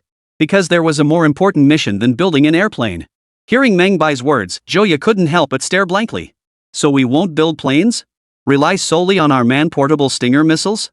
That means we can only defend passively, we won't be able to launch offensive operations. Don't worry, wait until you see this. As he spoke, Meng Bai folded the newspaper in his hand and handed it to Joya. Joya glanced at the folded section in the middle and froze upon seeing the content. What does this grain requisition task have to do with us? Isn't that all been handed over to Professor Liang? Meng Bai shook his head, then leaned close to Joya's ear and whispered. I plan to research individual soldier rations. Chapter 184, A Defense Engineer Studying Food? Joya couldn't fathom what there was to research about rations. In her eyes, weren't these things just meant to be eaten? Beyond taste, there was hardly any complexity to it. For Meng Bai, such a great scientist, to study this was nothing but a waste of time. Shouldn't this be the domain of chefs? She couldn't wrap her head around it, but she didn't try to stop him. In her view, Meng Bai was just someone who refused to play by the rules, and his results always ended up surprising people. However, at the Weapons Research Center, any research required approval. Every project had to go through this process. This was partly to ensure the safety of all experimental zones, and partly for coordination and planning. So Joya accompanied Meng Bai to the application department to fill out the forms. When the submitted proposal landed on the staff's desks, they froze in shock. After double-checking the details multiple times, he couldn't help but look at Meng Bai. Are you sure you want to apply for individual combat rations? Absolutely. Completely certain. Aren't you considering other research projects? Other research can wait. Let's get the rations sorted first. Go approve it for me. Got it. The staff member had no idea what Meng Bai was up to, so he simply stamped it with an official seal and forwarded it to the higher-ups. When the higher-ups saw Meng Bai's approval document, they were stunned. They immediately called him and asked him to go to the approval department to verify the details. Meng, isn't it a bit of an overkill to be handling individual rations here instead of working on military weapons? The others in the office nodded in agreement. In their eyes, someone like Meng Bai was a genius born for the military industry of the Dragon Nation. Such individuals should be researching aircraft, tanks, and armored vehicles, not holed up in a kitchen tinkering with individual rations. It was like assigning a professor to tend vegetable plots, a waste of talent. But Meng Bai just smiled and explained. Leaders, I'm sure you've all seen combat yourselves. You understand battlefield conditions far better than I do. Hearing this, the group nodded in agreement. That's right. We all fought our way through those days. Life was tough. Exactly, on the battlefield, who had time to fuss over food? Just filling your stomach was a blessing. Our conditions are better now, and we've seen the world, but compared to those days, it's not much different. Meng Bai understood their meaning clearly between the lines. They were urging him to abandon his research on individual combat rations. But Meng Bai pressed on with his explanation. Since everyone here understands battlefield conditions so well, let me add this: for a soldier to fight effectively, beyond personal combat skills, being well-fed and healthy is absolutely crucial. Have any of you ever experienced the awkwardness of suffering from diarrhea right before battle? Isn't that precisely caused by unsanitary and nutritionally deficient food? And I recall our soldiers struggle most in night combat. Due to severe nutritional deficiencies, most suffer from night blindness and can't see in the dark. Now that it's October, the weather is gradually turning colder. The climate over in North Korea is roughly equivalent to our northeast China. Once winter sets in, heavy snow will seal off the mountains. Can you really bear to let our soldiers survive on snow and instant noodles on the battlefield? Meng Bai's relentless persuasion finally swayed the leaders of the approval departments. Alright then, since that's the case, we'll approve your request. But remember what I said, don't waste too much time on this. Keep your focus on military affairs. Understood, sir. I know what needs to be done. With the approval documents in hand, Meng Bai felt a surge of joy and headed back to his department. The heads of the approval departments exchanged glances after reviewing the documents. Oh no. We got soft-hearted and agreed on the spot. How are we going to explain this to our superiors now? What else can we say? We'll just repeat what Meng Bai said. In any case, we must trust Comrade Meng Bai. Personally, I think Meng Bai makes a good point. By the time our soldiers arrive, winter will have set in. Without any food, how are they supposed to survive the cold? Enough said. Let's report this to headquarters immediately. After compiling the relevant documents, they sealed them in an envelope and dispatched it to Beijing. Back at the Weapons Research Center, Meng Bai immediately convened a meeting with personnel from all departments. The conference room quickly filled to capacity, each face radiating excitement and anticipation for the upcoming research. We've been here for a while now. Watching other departments constantly conducting research has made me itch to get started. Yeah, we've just been watching others work these past few days without making any moves ourselves. Now we finally have something new. Could it be we're jumping straight into aircraft research? I think aircraft might be a bit too ambitious. We'll probably start with engines. I just heard the boss gave a speech on the field about engines. Great. Whatever it is, as long as we're not sitting idle, we're putting our talents to good use. I can't wait. Almost everyone was incredibly excited. After all, this was the first research project since arriving at the secret base. Meng Bai, a nationally renowned star in military technology, is the tech guru every department envies. Working under Meng Bai meant being seen as the most impressive researcher in others' eyes. So everyone was eager to showcase their research achievements under his guidance.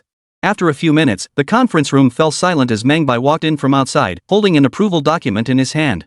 The sight of that document sent excitement surging through the room. Meng Bai stood at the podium, his gaze sweeping across the room. Judging by your expressions, you couldn't wait any longer, could you? Everyone burst into laughter.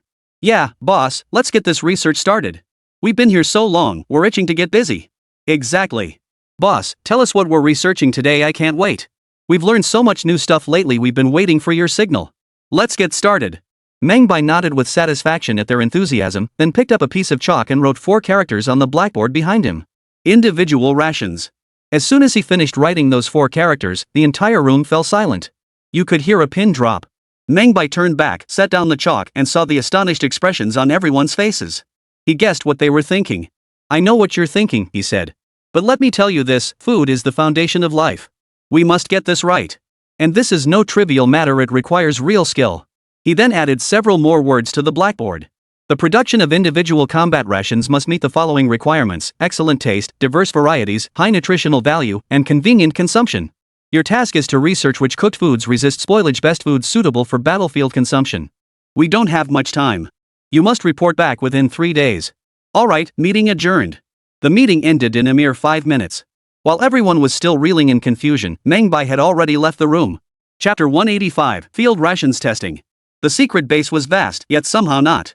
News of any incident in a department quickly spread throughout the entire base, becoming common knowledge. News of the Weapons R&D Center developing individual combat rations spread like wildfire throughout the entire secret base. It even became a hot topic of conversation during breaks. Have you heard? The Weapons R&D Center says these individual rations have to meet several criteria. Man, I'm just blown away. You bet. Who'd have thought the big guns in military manufacturing would dive into food production? I can only say their thinking is truly out of the box. Got nothing better to do? I just don't get it. All I can say is they're wasting their time. The entire cafeteria buzzed with talk about it.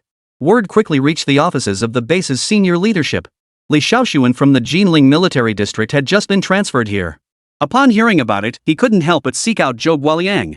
Old Zhou, have you heard about your son-in-law? Zhou Guoliang was eating when Li Shaoxuan walked in. Surprised, he quickly offered him a seat. What's Meng Bai up to now? Seeing Zhou Guoliang's stunned expression, Li Shaoxuan chuckled and said, holding his lunchbox. Man, you really are something.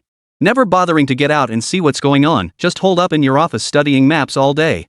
I heard your son-in-law is working on individual combat rations. What the hell is that? Zhou Guoliang froze upon hearing this. Meng Bai is a big shot in the military industry. Instead of focusing on advancing national technology, he's researching food? Exactly, individual combat rations. The stuff soldiers eat. He's researching that now and even applied for a research project. That good-for-nothing is neglecting his duties. Just wait till I give him a piece of my mind. He was about to put down his lunchbox and go find Meng Bai when Li Shaoxuan grabbed his arm. What are you doing? What's the rush? You're not even officially his father-in-law yet. Besides, he's researching this stuff so the soldiers on the front lines can eat better. This is the chef's job. How could someone researching military engineering possibly understand it? Honestly. Zhou Guoliang grew angrier by the second, itching to whip Meng Bai with his belt right then and there. In his eyes, Meng Bai's work on military technology was serving the nation. But messing around with individual rations? That was a complete waste of time. As a sort of father-in-law, he felt compelled to intervene. But hearing Li Xiaoshuan still defending the guy left him utterly baffled. Li Xiaoshuan shoveled down a couple mouthfuls of rice and said he'd only tinker with it for 3 days.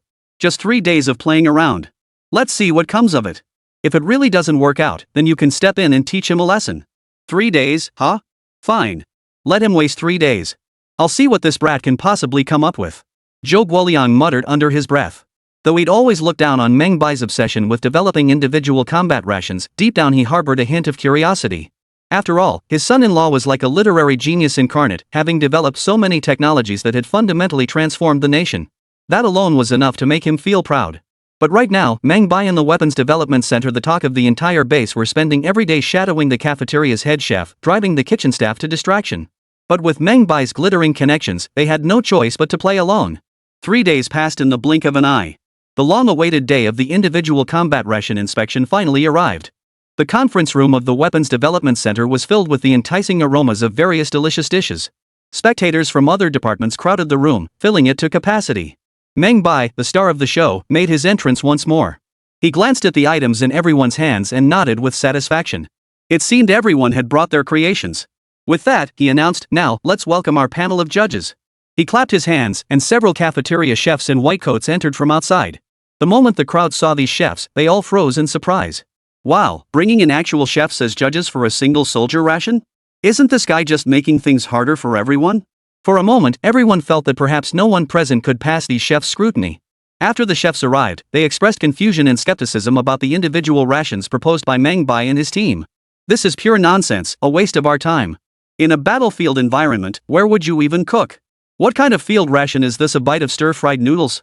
If it fills your stomach, you're lucky. Exactly. Finding a safe spot on the battlefield to cook a proper meal and fill your stomach, that's the real deal. Amidst the mockery from everyone present, the members of the Weapons Research Center sat with expressions of eager anticipation, waiting for the show to begin. Over the past few days, their mindset had evolved from initial skepticism to astonishment and understanding, essentially undergoing a complete education by Meng Bai. They knew this series of individual rations would transform the survival conditions of soldiers on the battlefield. Perhaps it wasn't a major revolution, but it would undoubtedly win the hearts of soldiers on the front lines. Whispers rippled through the crowd. When the room finally quieted, Meng Bai pulled a box from beneath the table. With a sharp tear, the packaging paper was removed, revealing bag after bag of vacuum-sealed individual combat rations. He then pulled out a bag to show everyone. We've prepared rations with different flavors for various regions. For instance, the Yunnan Guizhou Sichuan area prefers spicy food, so we've included spicier dishes here. For southern regions with a preference for sweeter tastes, we've selected dishes with softer textures and sweeter flavors. For northern regions with saltier tastes, we've included locally distinctive dishes, even noodle options. As the bags were displayed before the group, everyone present was stunned. Wow, they really thought of everything. Even regional preferences were taken into account. It was genuinely astonishing. But as they looked at the individual packages, they couldn't help but furrow their brows slightly. Can this even taste good? It's cold and stiff in the bag. I can't imagine how you'd eat something like twice-cooked pork after it's gone cold. Putting it in your mouth, wouldn't that be disgustingly greasy? Enough, enough. What if he put a rice dumpling inside? We'd take it to the front lines in North Korea, and it'd freeze solid like a rock. How would we eat it? As an ice pop? Ha! Whoever said popsicle, I'm cracking up. The atmosphere was lively, but no one held much hope for Meng Bai's research results. Yet Meng Bai paid no heed. He tore open the bag and began pulling out the individual packages inside. This bag is beef with shiitake mushrooms, this one is spicy chicken cubes, this one is greens with dried tofu, this is rice, this is a heating pad, here's a chocolate bar for energy, and there's also a packet of purified water. Seeing the dazzling array of food spread across the table, everyone present was stunned.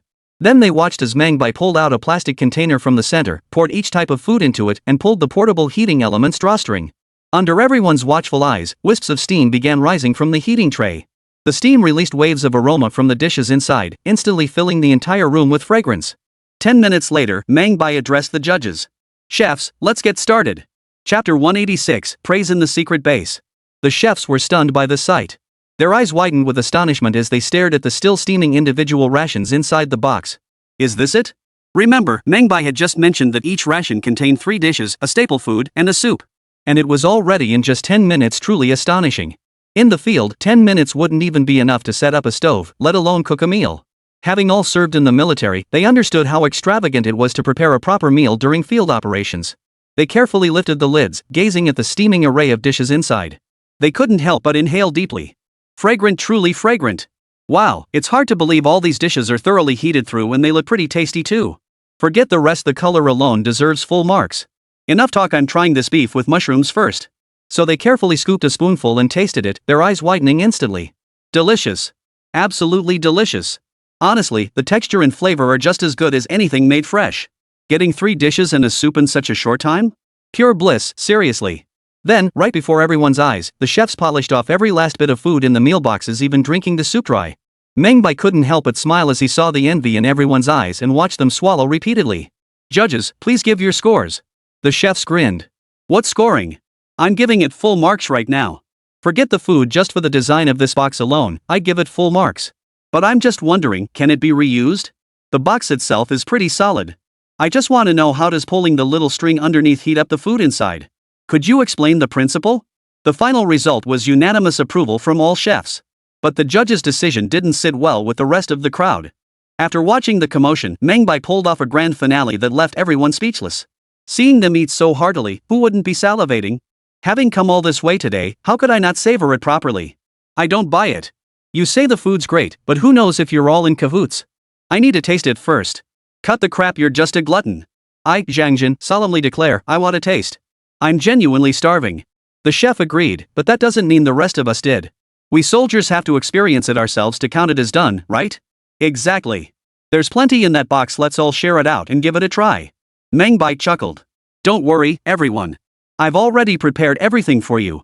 The boxes outside are all for you to help yourselves. Since there aren't many, everyone gets one. At that, everyone instantly left the room and rushed to the small plaza outside, where they quickly divided up all the individual rations. Watching everyone's reaction, the staff at the Weapons Research Center all burst into laughter. Success! This time, the individual combat rations seem to be a complete success. Getting everyone's approval means these rations are a hit. Looks like we misjudged the boss before. Yeah, we used to think developing this stuff wouldn't bring much satisfaction, but now it seems to win more recognition than building guns. Meng Bai chuckled heartily, then pulled another box of rations from under the table and glanced at Joya.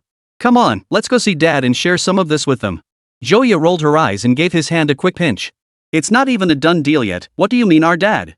Her cheeks flushed crimson as she spoke, then she followed Meng Bai into the military district office. Knock. Come in. Zhou Guoliang's voice echoed from inside the office. The door opened, and Zhou Guoliang looked up to see Meng Bai and Joya standing together at the doorway. Oh, what brings you two here? Joya linked her arm through Meng Bai's and said, Meng Bai insisted on bringing you something special to try. Hearing this, Zhou Guoliang smiled with satisfaction, then looked at the box in Meng Bai's arms. What's in here? Some food. At the word food, Zhou Guoliang instantly recalled Li Xiaoxuan mentioning 3 days ago that Meng Bai was working on individual rations. You wouldn't happen to be talking about that ration thing, would you? Yes, it's the individual rations I developed. Come taste them, Uncle Zhou. Let's have your opinion. Zhou Guoliang glanced at the box. I never thought you'd actually pull this off, kid. Well, it's almost lunchtime anyway, I'll give your rations a try. Then he called out to Joya, go next door and bring Uncle Li over too. Eating alone isn't my style. Got it. Zhou Guoliang watched as Meng Bai pulled bag after bag from the box and froze in surprise. What on earth is this? The rations were individually packaged. Each large bag contained smaller pouches, and every type of ration was labeled with its flavor: spicy, sweet, savory, catering to soldiers from different regions. After Meng Bai explained the details, Zhou Guoliang listened with wide-eyed astonishment. What the hell? You even prepared different flavors? Just then, Li Xiaoxuan's booming laughter echoed from outside before he strode into the room. Hey, Meng Bai. Never thought you'd actually pull off these individual rations. Looks like a hefty portion should be pretty good. Thanks for the compliment, Uncle Li. Why don't you guys try some? Amazed, the two selected their preferred options. Upon opening the packaging, they were stunned once more. Finally, when the cold food was heated up, they were stunned once more. And when they tasted the contents inside, they couldn't stop raving. Delicious. Absolutely delicious. The beef has such a satisfying chewiness it leaves you wanting more. Oh my, I can't stop eating. This boxed meal is generously portioned, one serving is enough to fill you up. Both gave it extremely high praise. Then, Zhou Guoliang set down his spoon and thought of something. But where did you get all this beef and pork? Zhou Ye, sitting beside him, explained. Don't worry about that. Remember the livestock farm we left behind in Mengzhuang? Since Professor Liang took charge, they've expanded operations considerably. Now they have large-scale breeding of cattle, sheep, pigs, chickens, ducks, and geese. The meat comes from their own slaughterhouse, fresh and plentiful enough to satisfy everyone. However, the current scale isn't very large, so for now, it only supplies the military district and the front lines. Meng Bai nodded and added. Beyond that, the reason you find the meals so delicious is because we've added plenty of seasonings. These seasonings are also produced by the food processing plant over there. Li Xiaoxuan and Meng Guoliang exchanged glances, their eyes filled with utter astonishment. Over the course of one lunch, the two military district leaders were stunned countless times. Good heavens, you're a genius. Li Xiaoxuan wiped his mouth, suddenly recalling something. Aren't we about to send supplies to the front lines soon? Can we keep up this time? Zhou Guoliang glanced at the time. We have half a month left. Is it feasible?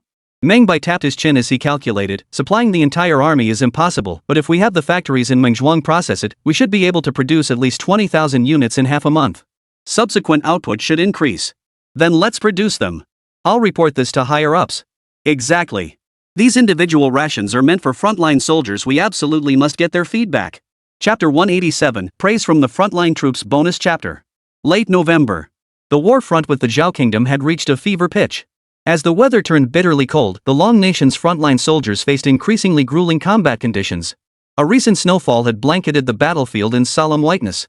Yet this snowy landscape only compounded their operational difficulties.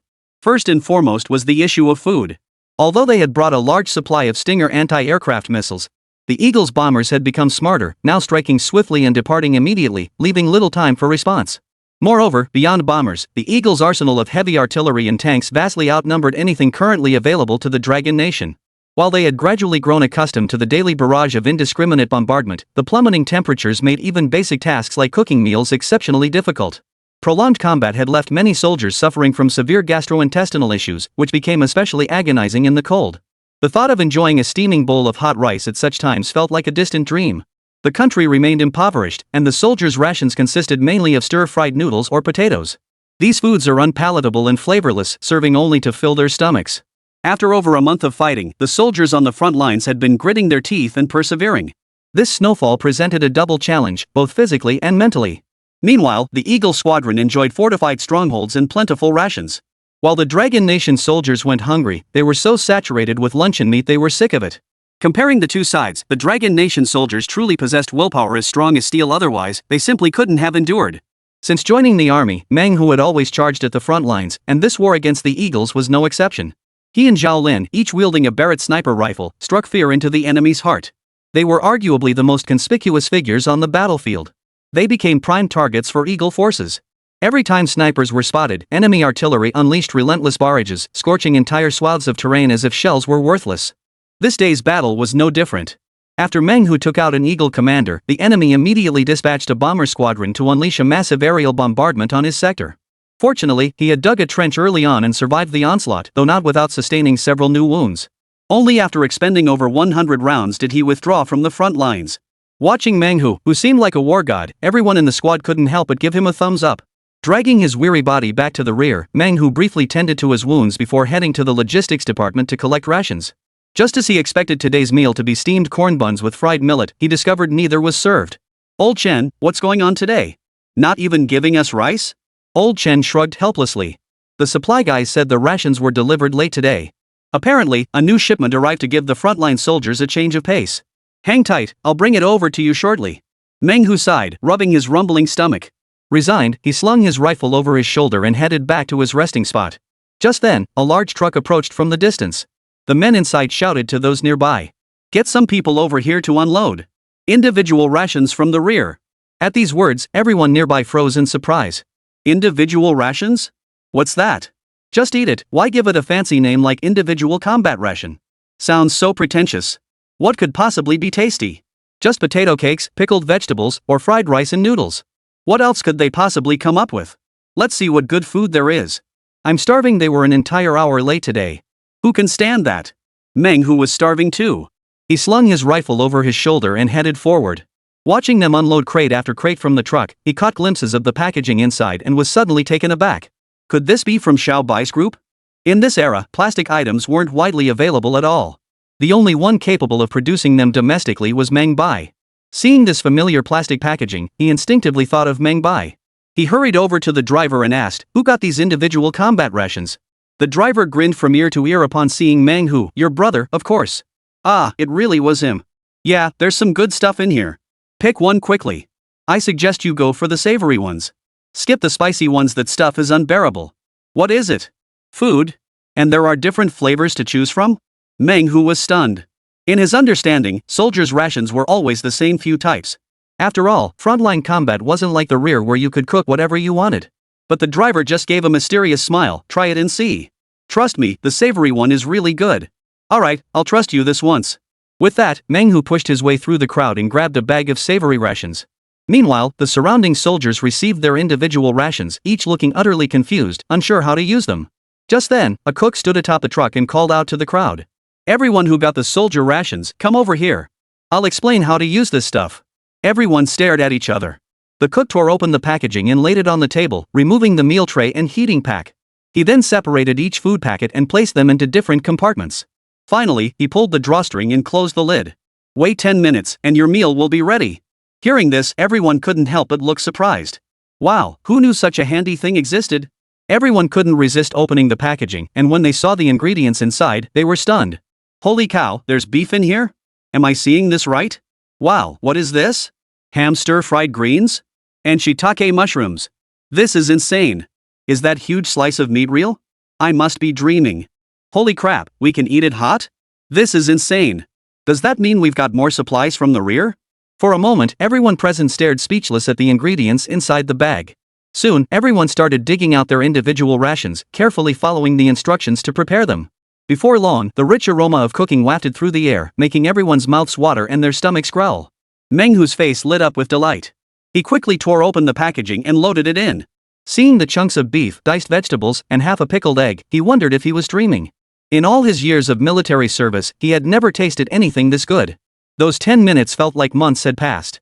Watching everyone else dig in with gusto, each one raving about the food, Meng Hu felt his mouth watering uncontrollably. Finally, the 10 minutes were up. He tore open the packaging and took a deep sniff of the meal. Fragrant. So incredibly fragrant. He shoveled the food into his mouth, and his body, stiff from the cold, seemed to thaw instantly. Meanwhile, the personnel at the theater command headquarters also received their individual rations. One by one, they gave thumbs up, unanimously agreeing that Meng Bai deserved a special commendation. Just then, a buzzing sound filled the air. Everyone immediately grabbed their weapons and went on high alert. It was merely a low-flying reconnaissance aircraft passing overhead. The observer peered through binoculars and gasped in astonishment at the steaming rear. Were they actually cooking over open fires back there? Chapter 188, Letters from the Front. Frontline Command Headquarters, Eagle Nation. Everyone sipped steaming coffee and ate delicious sandwiches, chatting idly about how to proceed with the upcoming battle. Just then, a soldier in Air Force uniform entered, clutching several photographs. Scenes just captured behind enemy lines in the Dragon Nation.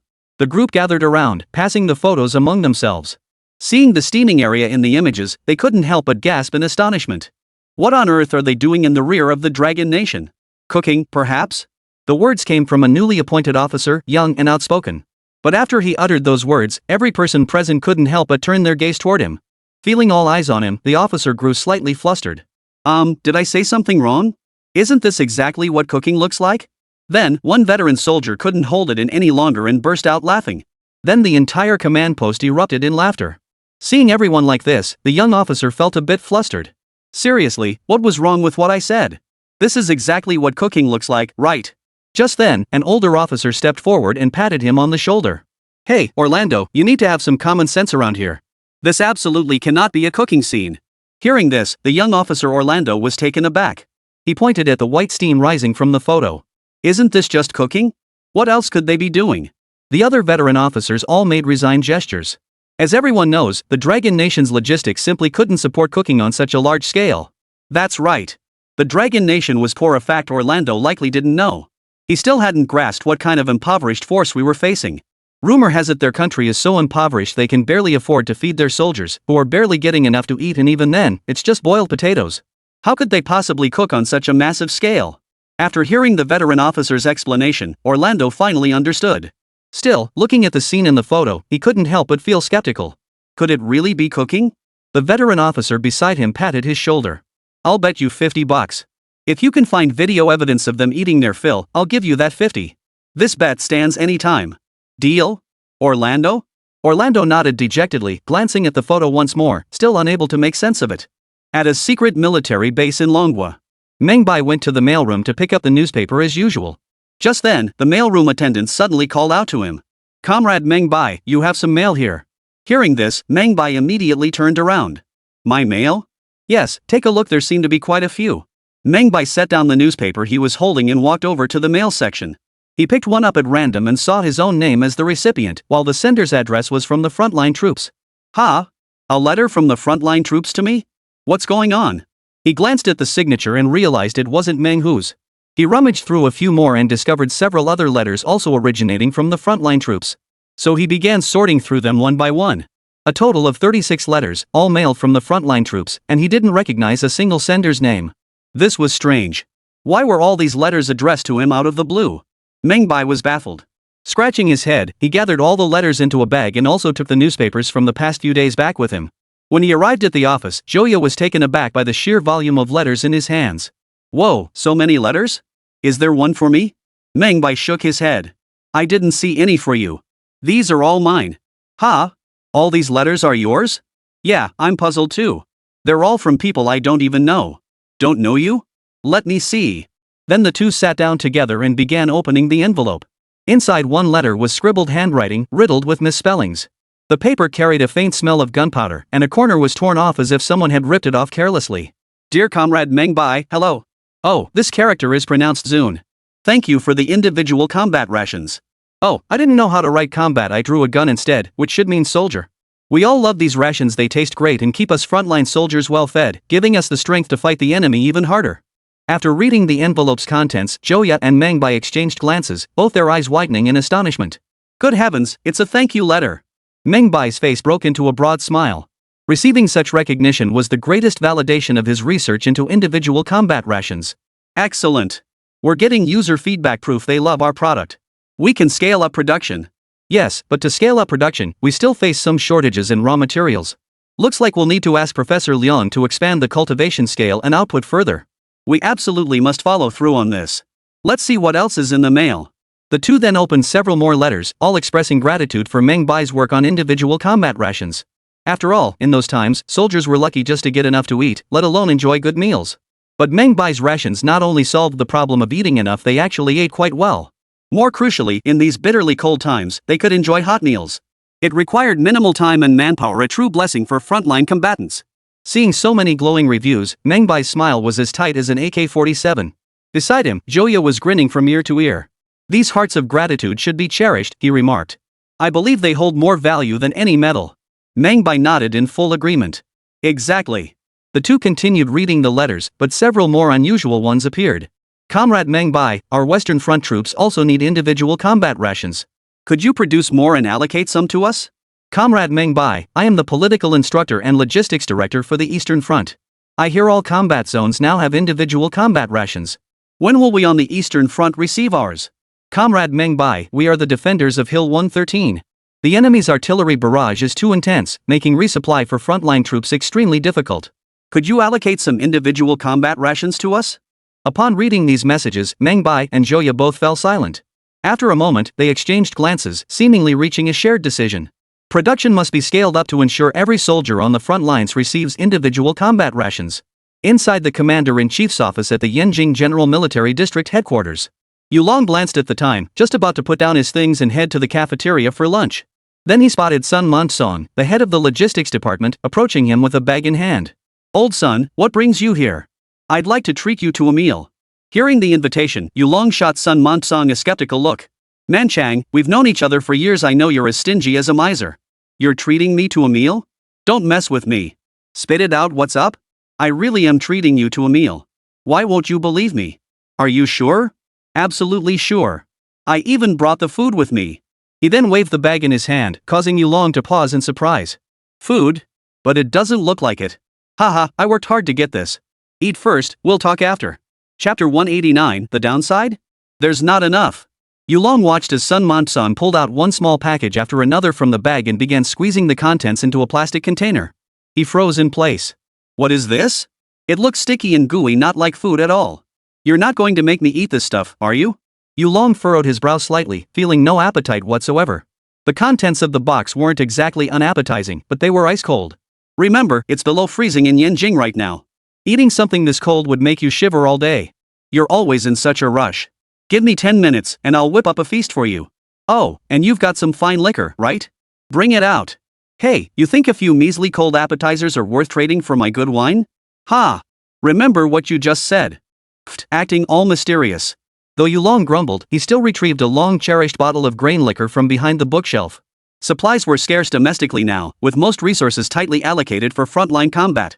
Even he, the commander-in-chief of the Yanjing military district, had to tighten his belt. After watching Sun Monsong stow everything away, he pulled a small rope from a nearby box and gave it a gentle tug. Alright, just wait 10 minutes, the feast will be ready soon. What? We don't need to watch it anymore? Yep, no need to touch it. Hey, who came up with this? Looks kinda interesting. Just then, a burst of scalding steam erupted from the self-heating meal. Yu Long was stunned by the sight. What kind of magic trick is this? How can it even smoke? Ha, this is called a self-heating pot. Just pull this cord, and the ingredients inside will fuse together, releasing heat to warm up the meal in the box. Wow, this thing's pretty well made. Great idea. Who invented it? Take a guess. Yu Long stared at the box and the plastic packaging, and Meng Bai's voice instantly echoed in his mind. Could it be that kid Meng Bai again? You guessed right. Him? That kid never sticks to his main job. Instead of working on planes, he's messing around with food? Seriously. Yu Long shook his head in displeasure. In his eyes, Meng Bai was a scientific genius, a military-grade super talent. Using his precious time to tinker with food instead of flying planes was nothing but a waste. Seeing Yu Long's displeased expression, Sun Monsong burst out laughing.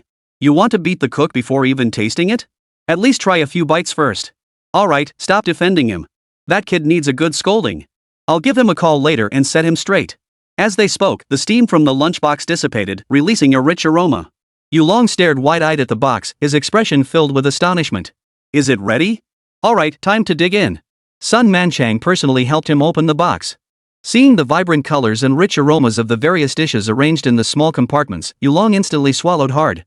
Lately, his meals had been nothing but cabbage and cornbread, or cornmeal pancakes with a bit of pickled vegetables. His taste buds had long since grown numb to the blandness. The feast before him was nothing short of a royal banquet. Commander Yu, shall we begin? Without a word, Yu Long picked up the chopsticks Sun Manchang handed him and took a bite. A piece of beef and potato melted in his mouth. The savory beef and the soft potato swirled together, stimulating every taste bud. It took Yu Long a full moment to swallow that mouthful. Delicious. Absolutely delicious. He then poured himself and Sun Monsong a cup of sorghum wine, eagerly taking a sip. Then he took another bite of the potato and beef. Delicious. Ha! The two continued eating and drinking together. Before long, they had polished off everything in the lunchbox, even using the flatbread to mop up every last drop of sauce. Burp. Yu Long belched contentedly, rubbing his belly with satisfaction. How long has it been? Since when have we eaten something this good? Ah, if the soldiers on the front lines could have this, it would be absolutely wonderful. That kid Meng Bai, how could he think of this to curry favor with us? Really? But just as Yu Long finished speaking, Sun Monsong waved his hand. Old Yu, you're misjudging Meng Bai. Do you even know what this dish is called? Misjudged him? Then tell me first, what is it called? Individual combat rations. Individual combat rations? What does that mean? It's specialized rations for frontline combat soldiers, designed to solve the problems of inconvenient meals and inadequate nutrition on the battlefield. Sun Monsang then picked up the meal box and bag, turning to Yu Long and saying, to be perfectly honest, if I hadn't heard the soldiers mention it and specifically requested 2 packs, neither of us would be eating this meal today. Hearing this, Yu Long froze in surprise. You mean this stuff is meant for the front lines? Exactly. It was developed specifically to ensure frontline soldiers get enough to eat. Sun Manchang continued with solemn conviction. Just imagine how wonderful it would be if our frontline soldiers had a bag of this stuff, being able to eat a hot meal while fighting the enemy. Yu Long nodded thoughtfully, picturing the scene in his mind. A faint smile crept onto his lips. Yeah, back when we were fighting, if we could have had something like this to eat on the front lines, it would have been better than heaven. So what do you think now, is Meng Bai doing the right thing or not? Yu Long burst into laughter, leaping to his feet and slapping the table. Absolutely. He was absolutely right. At that moment, Sun Monsong continued speaking. So since you're eating this meal of mine today, does that mean you'll agree to one request of mine? Yu Long froze, turning to look at Sun Monsong. You bastard, Monsong. So you were waiting for me here? Haha, actually, it's also to ask you a favor for the frontline soldiers. Could you notify Meng Bai now to expand production? This individual combat ration just isn't enough. Why didn't you say so earlier? Do you think I'd refuse such a request? With that, Yulong picked up the phone and dialed the secret base directly. Get Meng Bai on the line. Meng Bai, your phone. Hearing his name called, Meng Bai hurried over. This is Meng Bai. Who's this? This is Yulong. Commander Yu, what do you need? I heard you developed a new combat ration. I tried it today, it's excellent, but there's one flaw. Hearing this, Meng Bai froze in surprise. Flaws? How could his combat ration have flaws? I incorporated all the features of future generation combat rations into this design. Could there possibly be higher expectations? Commander, please give your orders. Expand production immediately to ensure frontline troops are supplied without delay. The entire logistics department is coming to see me today. Hearing this, Meng Bai instantly breathed a sigh of relief. He had just submitted the application precisely to establish a production line. He hadn't expected headquarters to call directly, bypassing the entire approval process. Commander, rest assured we'll accomplish this mission. Ha, good. If you have any issues, just bring them up, we'll find a way to resolve them. Yes, sir. The call ended, and Meng Bai felt an overwhelming surge of joy. With this assurance, he could now proceed with full confidence. Chapter 190, Type 99 Tank Escorts Food Delivery. 2 months had passed since the Dragon Nation's military intervention in North Korea. The weather grew colder by the day, reaching such extreme cold that even the frequency of combat operations had significantly decreased. This was evident in the enemy's reaction after the Dragon Nation captured a strategic high ground. In the past, whenever the Dragon Nation seized a strategic location, the Eagle General's forces would unleash a barrage of aircraft and artillery. This time, however, the Eagle was absent. Each day, reconnaissance planes would circle the area twice, drop a few symbolic bombs, and then fly back. Even the artillery bombardments had become much less frequent, occurring roughly once in the morning, afternoon, and evening as punctual as a dinner bell. The reason they weren't launching their usual frenzied assaults was entirely because they had the Dragon Nation defenders on the high ground surrounded on 3 sides. These Eagle researchers had thoroughly studied the Dragon Nation soldiers. They were a group of soldiers with lofty ideals. They were willing to sacrifice their lives for their nation's security. A direct assault would see these Dragon Nation warriors sacrifice themselves to take their attackers down with them. This outcome was utterly undesirable for Eagle Squad's tactics. Thus, they opted for another approach, besieging the high ground. By securing the other flank, they could starve the garrison on the heights into submission. Though this approach would consume significant time, the Eagle Wings didn't care, for they possessed formidable military strength and inexhaustible ammunition supplies. This was already the 7th day. According to their intelligence, the garrison on the heights had been without food for 3 days. They only needed to wait 3 more days before the defenders on the mountain would starve to death completely. Then, with a single charge, they would seize the high ground effortlessly. And indeed, events unfolded exactly as they had anticipated. The Dragon Nation defenders occupying the high ground had retreated into their trenches, bored to the point of picking lice. Now, they faced an even more critical problem. They were running out of both water and food. The water problem could be solved. Snow covered the mountains, and grabbing a handful would quench their thirst. But food was gone. They huddled in the trenches, dividing into shifts to keep watch. The rest slept constantly to conserve energy. Unfortunately, even this offered little relief from their gnawing hunger. Battalion Commander, when will we get something to eat? Captain, I'm starving. Is there anything left to eat? Commander, could you contact logistics and have them send us some more cornbread? Faced with the soldiers' pleas, the battalion commander felt profoundly distressed. Hold on a little longer, brothers. The rear has said they'll send a tank with supplies soon. Hang in there. Gritting their teeth, they endured. In the cramped trenches, the rumbling of empty stomachs echoed in unison. Almost everyone's mind wandered to the fantasy of eating a full meal. Even just half a cornbread would be enough. Meanwhile, an observer spotted the enemy starting their meal again and couldn't help but swallow hard. What on earth were they eating over there? Just then, the sound of artillery fire suddenly erupted from the rear. Instantly, everyone grabbed their rifles and dropped prone at the trench's edge. The battalion commander perked up and shouted to the men. Hold on, men. Reinforcements are bringing us food from the rear. One by one, they endured their hunger, rifles at the ready, awaiting the enemy's charge. And then, boom! A Type 99 heavy main battle tank, its entire hull coated in green paint, came into view. Following the tank was a group of logistics soldiers carrying various supplies. The Eagle immediately launched a barrage of artillery fire. The Type 99 tank returned fire. Soon, the tank drove into the elevated terrain. The supply troops behind the tank immediately jumped into the passageway, delivering bundles of supplies to the frontline defenders. Everyone gets a share. 1 per person, hurry. Seeing the food, every soldier's heart surged with excitement. But when they saw what the food contained, they all froze in shock. What was in these bags? Corn cakes? They felt heavy in the hand and seemed to contain liquid. Could this even be eaten? Is this food? Or something else? Just as everyone was puzzled, the supply soldier who had come along began demonstrating how to prepare the individual combat rations. After a few steps, everyone suddenly understood. Instantly, the tunnel filled with the rich aroma of cooked rice. Everyone stared at the contents of the meal boxes, swallowing hard. Some, overcome by hunger, couldn't resist and secretly took a taste before the pull cord was even activated. Though the texture wasn't ideal, the flavor was genuinely delicious. A white haze of heat hung over the battlefield. The Type 99 tank that had just finished covering the logistics crew delivering rations turned around and headed back. Across the battlefield, the commander at the makeshift Eagle Squadron command post watched the Type 99 tank deliver the supplies, grinding his teeth in fury. Damn it! That iron turtle again! Our plans ruined! Bloody hell! The rest of the crew felt utterly helpless. The Type 99's armor was simply too damn overpowered. They'd tried every weapon in their arsenal, but none made a dent in the tank. It was like the most absurd glitch on the battlefield. Fortunately, the Type 99's massive size meant China possessed only a handful of them. Moreover, tanks held little advantage in mountain warfare, so it couldn't decisively shift the battle's course just yet. Unfortunately, the Dragon Nation exploited the Type 99's formidable defense to pioneer a new approach to meal delivery, a development that deeply frustrated the Eagle Nation. Frontline defenders who received the meals raved about the quality of the food. When they learned that every soldier on the front lines would receive such a meal daily from now on, they were overjoyed. With this plan foiled, the Eagles could only launch another frenzied assault.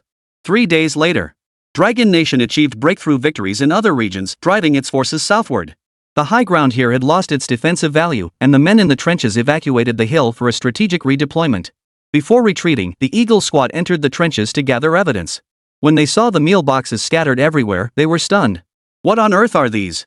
Puzzled, they examined the containers for a long time, unable to determine their purpose. Just then, a soldier from the rear rushed over, clutching a bag with delight. Upon seeing the bag, they immediately pulled out a meal box. After unwrapping it, they removed one package after another. Opening these wrappers revealed a variety of dishes. Upon seeing the contents, all the Eagle squad members fell silent. A young officer stepped forward and gently tugged on the small string. Heat began to radiate out, and soon the familiar steam rose from the meal boxes. Orlando pointed at the meal box and looked at the other senior officers.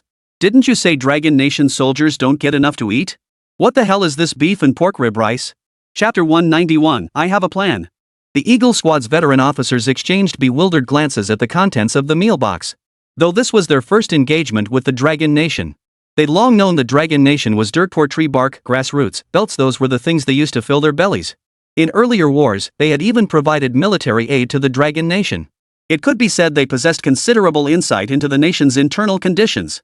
Yet, gazing at these individual rations, they all fell into deep thought. This didn't make sense. The Dragon Nation had only been founded last year. How could it have escaped poverty so quickly? Yeah, the Dragon Nation is dirt poor. How could they possibly eat meat? I bet these are officer rations. Exactly. We only found a few samples like this. They must be for officers. Ordinary soldiers couldn't possibly eat this well. As they spoke, the food inside the meal boxes had already heated through. A rich aroma wafted over. The group exchanged glances. Better not eat this stuff. What if it's poisoned? That'd be trouble. Feed some to the dog first. If it's safe, then we'll try it ourselves to see how it tastes. There were large chunks of beef and assorted vegetables inside, quite a variety, and the nutritional balance seemed pretty good. They swallowed hard, unable to resist any longer. Fine, I'll take a bite first. What do you mean you try first? I found it first, so I get to try it first. Damn it, can you eat less? I haven't had any yet.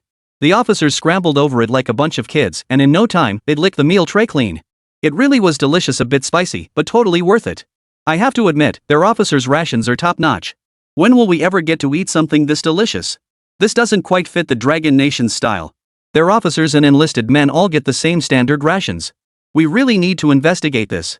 In the end, the group decided to take the items back and hand them over to their intelligence agency for investigation. Dragon Nation soldiers fighting on a full stomach versus fighting on an empty one are two entirely different propositions. After all, if Dragon Nation's soldiers are well fed, their advantage vanishes.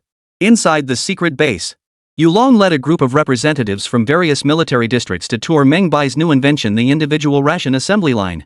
As they gazed upon the machinery before them, shock filled every pair of eyes. This thing can automatically produce individual rations without any manual labor? Just press a button? That simple? It looks so complex. If it breaks down, wouldn't it require a specialist to fix? Yeah, it has more parts than an airplane. How much can it produce in a day? Everyone stared intently, utterly baffled by where the food was actually coming from. Meng Bai nodded and explained. Correct. This production line handles filling and vacuum sealing. The machines over there are responsible for cleaning, cutting, and preparation, but due to space constraints, we haven't set them up here yet. This individual ration production line currently requires 7 operators, 3 for loading, 3 for unloading, and 1 for quality inspection. Based on our current testing, at normal speed and with sufficient raw materials, we can produce 1,000 individual rations daily. By increasing the pace, we can reach 1,500 rations per day. Moreover, we've integrated the latest technology, adding over a dozen new dish options that can be easily switched between simple, convenient, and user-friendly. As Meng Bai detailed these features, astonishment filled everyone's eyes. A single machine capable of producing 1,000 meals daily with only 7 operators? It was nothing short of astonishing. Consider that their reinforced battalion numbered only 1,000 soldiers. This machine alone matched the cooking capacity of an entire reinforced battalion's kitchen staff. Especially with the introduction of individual combat rations, cooks would become unnecessary. Every soldier could now enjoy delicious meals anytime, anywhere. This technology was nothing short of a blessing for all Dragon Nation soldiers. Yulong nodded with satisfaction, then turned to the representatives from other military districts. Well, interested? Everyone nodded in unison. Of course. Something this good, we absolutely have to take it back. Exactly. Relying solely on Pengcheng's production line won't meet the demands of other military districts. Exactly. We need to distribute these to every military region. Every unit must have a set of equipment. That way, when war comes, we can all ramp up production together and that'll speed things up. Yulong smiled broadly at Meng Bai. Then I'm counting on you to handle this. Any issues? No problem at all. Actually, this equipment was designed precisely for distribution to all military districts. During peacetime, everyone can produce their own supplies. If war breaks out or operations are launched, they can be deployed for emergency use. After listening for so long, I sense only one issue: the source of these food supplies. Don't worry, I've already figured that out for everyone. Meng Bai had actually considered the raw material issue while building this machine. The real key lies in Pengcheng's feed mills, greenhouse technology, and techniques for fast-growing chickens and pigs. These technologies shouldn't be confined to military districts, they need nationwide implementation. Only by resolving these issues affecting people's livelihoods can national grain production be increased. As he spoke, Meng Bai outlined his entire plan, covering grain breeding initiatives, nationwide farmland reclamation, and fertilizer distribution. The audience listened in astonishment, each offering heartfelt praise for Meng Bai. Yulong nodded in satisfaction. Meng Bai was absolutely right. If these technologies weren't placed in the hands of the people, it would be a complete waste. Therefore, everyone must take this matter seriously. The others agreed. Exactly. Only when the common people have enough to eat can we soldiers have our meals. That's the truth. We must share these technologies, but we must guard against foreign powers. Next, Meng Bai led the group on a tour of their weapons or center. Midway through, Yulong stepped out to take a call. When he returned, his face was ashen. Seeing Yulong like this, everyone was taken aback. Old you, what's the deal? You look like you've got the world on your shoulders. Yulong sighed. Don't even get me started. Casualties at the front are too heavy. Eagle's Claw Hill has been held by the enemy for nearly half a month now. We just can't take it. Looks like we'll have to revise our strategic plan. Everyone immediately understood the situation. Ugh, that terrain's just not favorable for us. The real problem is our tanks can't get in, and we've got no air support. Taking it will probably mean throwing more men into the fray. Meng Bai, sitting nearby, couldn't help but glance at the map upon hearing this. Is it here? Yulong leaned in to take a look. Yes, this is the spot. We can't take it right now, and several surrounding units are tied up. If we still can't capture it, we'll have no choice but to revise our strategic plan. Is it because of the bunkers? Exactly. Permanent military fortifications. Ordinary artillery can't breach them, and heavy artillery can't get close enough. Meng Bai studied the map, his fingers tapping his chin. Can individual soldiers get close? Individual soldiers can, yes. We've dug trenches nearby. They can advance through the trenches. At this, Yulong couldn't help but raise an eyebrow at Meng Bai. You have a plan? I can give it a try. Oh? What method? Flood the area with cloudburst grenades, teach Eagle-chan how to fight. Everyone? Chapter 192, Secret Weapon. Hearing this new term, everyone was taken aback. Cloudburst bombs? What on earth are those? Some new kind of weapon? Meng Bai nodded, a faint smile playing at the corners of his mouth. Exactly. It's an incredibly powerful weapon designed specifically to take out enemies inside military fortifications. It's practically a divine artifact. Seeing Meng Bai so confident, everyone immediately perked up. Tell us, what makes this weapon so powerful? Seeing everyone's keen interest, Meng Bai promptly explained. The cloud-burst bomb is a fuel-air explosive unlike ordinary bombs. Instead of explosives, it contains a combustion agent inside its casing. These combustion agents are also different from ordinary ones. They are high-energy combustion agents. During detonation, the explosive first releases the combustion agent inside, which then ignites instantly. This fuel mixes with air to create an explosion, generating intense heat and pressure. In enclosed spaces, temperatures can reach 2,500 degrees Celsius, accompanied by hundreds of atmospheres of pressure. Moreover, the explosion generates a powerful shockwave that not only injures personnel but also damages military fortifications. Even taking cover within military structures proves futile, as the cloudburst bomb consumes surrounding oxygen during detonation, causing suffocation. Meng Bai briefly explained the devastating power of cloudburst bombs, leaving everyone present stunned. Holy cow, are these cloudburst bombs really that powerful? Hiding in military fortifications? That'd be suicide. A 2,500-degree heat? That's hot enough to smelt iron. Who could possibly survive that? Is it really that powerful? If such a weapon exists, what's the point of these military fortifications? While those unfamiliar with Meng Bai continued to question him, those who had witnessed his formidable technological prowess were already watching with bated breath. Yulong's lips curled into a smile as he gave Meng Bai a light pat on the shoulder. Kid, you've really got me fired up today. You're building this weapon for me. I'm ordering you to drop everything and focus entirely on producing cloudburst bombs. Got it? Meng Bai immediately saluted him at attention. Mission accomplished. Ha! Alright, I'll inform the front lines to hold off a little longer. Hearing Yulong's words, several people exchanged worried glances and cautiously tried to dissuade him. Old Yu, isn't this a bit too risky? Yeah, adjusting strategy is important, but just waiting around for new weapons seems too reckless. I agree. What if the weapons aren't developed in time? Or what if they are developed but fail? Many were deeply concerned, but Yulong, having witnessed Meng Bai's capabilities, was filled with confidence in him. He turned to look at Meng Bai. How confident are you? Meng Bai smiled and held up one finger. Seeing Meng Bai hold up one finger, the other military zone leaders couldn't help but sigh. You're willing to try with just a 10% chance? I think you should just change your strategy, old Yu. We can't keep dragging this out. Exactly. The success rate is far too low. We can't afford to gamble with just a 10% chance. Seeing everyone's reaction, Meng Bai was at a loss for words. I said 100% certainty, not 10%. You commanders have it all wrong. At this, the room fell silent. What? 100% certainty? Even Yulong looked surprised. You little rascal, have you already produced it and are just stringing us along? Not yet, but I believe it won't be long. The production technology for cloudburst bombs isn't particularly advanced. The real challenge lies in the cloudburst agent itself. Synthesizing this compound is somewhat troublesome, and the production process is quite dangerous. However, Meng Bai now possesses a fully equipped laboratory. More crucially, his computer stores extensive data on cloudburst agents, making production a breeze. Of course, mass production would be another matter, but small batch lab production is no problem. Others tried to interject, but Yulong waved them off. Enough. No need to say more. I trust Meng Bai will give me a satisfactory answer. Just wait a few more days. He then turned to Meng Bai. Don't let me down. Rest assured, Commander. I won't let you down. Come pick it up here in 3 days. What? 3 days? Even Yulong was stunned.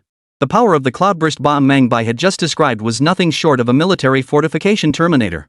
Such a terrifying weapon only requires 3 days? Are you sure? Absolutely. Alright, I'll be here promptly in 3 days. Yulong then led the group away. On the return trip, the others couldn't help but speculate. Old Yu, do you really think that Meng Bai can figure out how to make this cloudburst bomb? Yeah, 3 days is way too short. 3 days isn't even enough to gather all the materials. Yulong shook his head, his gaze fixed on the rearview mirror as he spoke. That kid Meng Bai always follows through. He's never lied to me. I believe him. Yet the others remained skeptical of Yulong's confidence. At the Tiger Roar Mountain temporary command post of the Dragon Nation in the Chagwa War Zone, Commander Xiajun glared at the layered bunkers on the distant hillside, cursing under his breath. Both flanking forces are waiting for us to advance together. Days have passed, and we still haven't taken it. If this continues, delaying the main assault, we'll be in trouble. He clenched his cigarette, puffing furiously, then glanced at the map before shifting his gaze back to the front lines. Enough. We can't wait any longer. We must find a way to take Tiger Roar Mountain. Upon hearing Xia Jun's intent to launch another assault, Staff Officer Su immediately intervened. Old Xia, listen to me. Even if we send 2 more battalions now, it won't make a difference. Their flanking fire is too intense. Our soldiers can't even get their explosive charges to the target. Xia Jun flung his cap in frustration and glared at Su. Then tell me what we should do? Our forces on both flanks have been waiting for us for over a week now. They're holding their ground too. And they're losing men daily under the relentless bombing by those damn Eagle Wing planes. It's all because we can't take Tiger Roar Mountain. I've had enough of this frustration. This time I'll lead the assault myself. Even if it costs me my life, we're taking Tiger Roar Mountain. Seeing Xie Jun's fury, Staff Officer Su quickly signaled his men. They immediately stepped forward to restrain him. Old Xie, you're being reckless. You're the overall commander here. If you go to the front lines, who will lead the troops behind? Well, I can't just stand by and watch our brothers on both flanks die for nothing. Wouldn't that make me a disgrace as commander? Xie Jun knew full well that even if he led the charge himself, it would be nothing but a suicide mission. The only regret was that the bunker clusters on Tiger Roar Mountain were simply too densely packed. Just as the men were hanging their heads in despair, the telegraph operator rushed in. Report! A telegram from Yanjing. Xie Jun immediately stood up, took the telegram, and glanced at its contents, his expression turning astonished. Staff Officer Su, seeing his reaction, hurried over to look. Wait a few more days, we have a secret weapon. Chapter 193, The Cloudburst Bomb Unveiled. Reading the telegram's contents, Xie Jun and Staff Officer Su exchanged glances. Secret weapon? What does that mean? No idea, but this telegram was sent personally by Old Yu. Could it mean he has another new weapon? He immediately ordered the telegraph operator. Telegraph Yanjing immediately, we can't wait much longer. Demand a definite timeline. The telegraph operator nodded and went to send the message. About half an hour later, a new telegram arrived. Reporting to the Commander-in-Chief, Yanjing says 5 days at most. Upon hearing this, Xie Jun couldn't help but frown. 5 days? Staff Officer Su patted his shoulder, trust Old Yu. We'll wait 5 days. Xie Jun could only nod in agreement, then we'll wait 5 days. If there's still no word after that, I'll lead the men up myself. Observing Xie Jun's unconcerned demeanor, Staff Officer Su remained unaware that this time, Xie Jun might actually be serious. He could only pray that the secret weapon would arrive from Yanjing within 5 days. Otherwise, knowing Xie Jun as he did, the man would likely charge straight into battle. Meanwhile, inside the bunker atop Longming Mountain, a group of Eagle commanders stood inside the bunker, observing the Dragon Nation's front lines below the mountain. They couldn't help but laugh out loud. Seeing their helplessness was truly delightful. Once this heavy snow cleared in a few days, they wouldn't be able to advance any further. Yes, that would be the moment for our final assault. Tear open a breach here, split their defenses in two, and we could head home for Christmas. Good heavens, I can't believe we've been here over 2 months already. I miss Elisa terribly. Don't worry, we can hold the line. The Dragon Nation has no options left. We just need to wait for the next supply drop to launch our final assault. The men sipped their steaming coffee, utterly unaware that their doom was approaching. In their eyes, the Dragon Nation attempting to turn the tide with a few tanks was utterly laughable. After all, tanks may be called the kings of the land, but they have many limitations. Wide trenches or anti-tank spikes, for instance, can easily neutralize them. Moreover, the Korean battlefield was dominated by mountains and rivers, with rugged terrain that made it nearly impossible for tanks to exploit their advantages. Here, air and naval forces dominated the conflict. Through relentless bomber raids and long-range naval artillery strikes, they inflicted constant casualties on the Dragon Nation's troops. To them, ending the war was merely a matter of time. They believed victory was imminent, allowing them to return home before Christmas. Meanwhile, deep within a secret base nestled in the mountainous regions of the Dragon Nation, Meng Bai stared at the dozen or so cloudburst bombs in the crate, the weariness on his face vanishing instantly. Finally, they're done. Glancing at the time, he immediately addressed Joya. We can call Uncle Yu and the others now. Have them come test these personally. No problem, we've been waiting for this day. The two then made their way to the confidential office, picked up the phone, and dialed the number for the Commander-in-Chief's office at the Yanjing General Military District Headquarters. The call connected, and Yulong seemed busy. This is Yulong. What's the matter? Uncle Yu, it's Joya. Joya held the receiver, her gaze fixed on Meng Bai, her lips curving into a smile. Upon hearing Joya's voice, Yulong instinctively smiled. Oh, it's you, Joe. What brings you to call me? Uncle Yu, have you forgotten something? Forgotten something? After a few seconds of silence on the other end, Yulong's voice carried a hint of surprise as he asked, could it be that Cloudburst Bomb is finally ready? That's right. We just finished production and I'm calling you first to share the good news. Ha! I knew Meng Bai wouldn't let me down. Fantastic. You guys hold on tight, I'll notify the others immediately. We'll take a private jet over tonight. After hanging up, Joya looked at Meng Bai's exhausted expression and couldn't help but feel a pang of concern. She stepped forward and gently pinched his cheek. Uncle Yu and the others won't be able to fly over until tonight. Look at you, you're completely drained. Go get some rest right away. Meng Bai nodded, yawning. Cloudburst bombs were simple in design but incredibly time-consuming to produce due to the sheer number of materials involved. Over the past 3 days, he'd barely slept 5 hours total. Right now, he was utterly exhausted. He waved his hand dismissively, returned to his quarters, burrowed under the covers, and fell asleep almost instantly. He slept soundly and deeply, finally waking up after more than 10 hours of rest. Upon waking, he immediately realized something. Had Uncle Yu and the others arrived? Watching Meng Bai rush out of the bedroom, Joya set down what she was holding and walked over with a smile. You must have slept it off. Don't worry if they came, wouldn't I wake you? Just then, a hearty laugh echoed from outside. Soon after, Yulong arrived at the door with his group. Seeing Meng Bai's sleepy state, Yulong instantly understood what had happened. He walked up and patted his shoulder. You've been working hard. If you haven't had enough sleep, go back to rest. We'll wait for you. Meng Bai shook his head, yawned, and grinned. I've slept plenty. Let me freshen up, then we'll head to the testing area. No rush. Grab something to eat first. We'll test after we're full. Unable to dissuade them, Meng Bai fetched some food from the cafeteria and carried his boxed meal to the testing ground. At the testing site, Meng Bai personally inspected the test bunker. The bunker's solid. Just place some dummies inside, and we'll be ready to test. He then directed his men to position the dummies in various spots. The other military district leaders standing nearby couldn't help but ask as they watched the mannequins scattered haphazardly. This bunker is huge. Are you really going to fill it with dummies? Is your cloudburst bomb that powerful? Seeing everyone's curious expressions, Meng Bai patted his chest. This bunker is actually too small for my needs. Rest assured, every single one will be completely obliterated. Meng Bai had studied the bunker clusters on Tiger Roar Mountain. That's why he'd specifically increased the explosive charge in this batch of cloudburst bombs to maximize the carnage. Seeing his confidence, everyone watched with keen interest. Soon, the group arrived at the safe observation area. They watched as Meng Bai skillfully loaded the cloudburst bomb into the launcher, aimed, and fired. Whoosh! A fiery trail erupted from the warhead's tail as it streaked toward the test bunker. Then came a thunderous boom. A massive explosion echoed throughout the entire mountain. A blinding flash of intense fire erupted from within the bunker, stunning everyone present. After the blast, the dense smoke from the cloudburst bomb formed a cloud-like mass above the bunker, leaving the onlookers utterly bewildered. What immense power! Let's go check the situation. The group rushed eagerly toward the test bunker. Chapter 194, Let them increase tenfold. As they entered the bunker and felt the intense heat radiating from within, shock spread across their faces. Remember, they had taken cover 200 meters away for safety during the launch. Yet half a minute after the blast, residual heat still lingered inside the bunker. After a regular bomb detonates, the heat dissipates within seconds. Yet here, even after half a minute, it was still hot to the touch. This clearly demonstrated the extraordinarily high temperatures generated by the cloudburst bomb's detonation. All the mannequins scattered around lay sprawled on the ground, charred black, with flames still licking at a few of them. Ha! Impressive indeed. With that kind of power, there's definitely no one left alive in that bunker.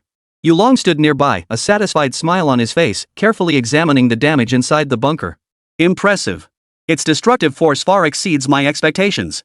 Just as you said, this thing is the ultimate fortress killer. Yulong then pointed to several people beside him and introduced them through Meng Bai. Come, let me introduce you to these gentlemen. They're quite influential. Care to guess what they do?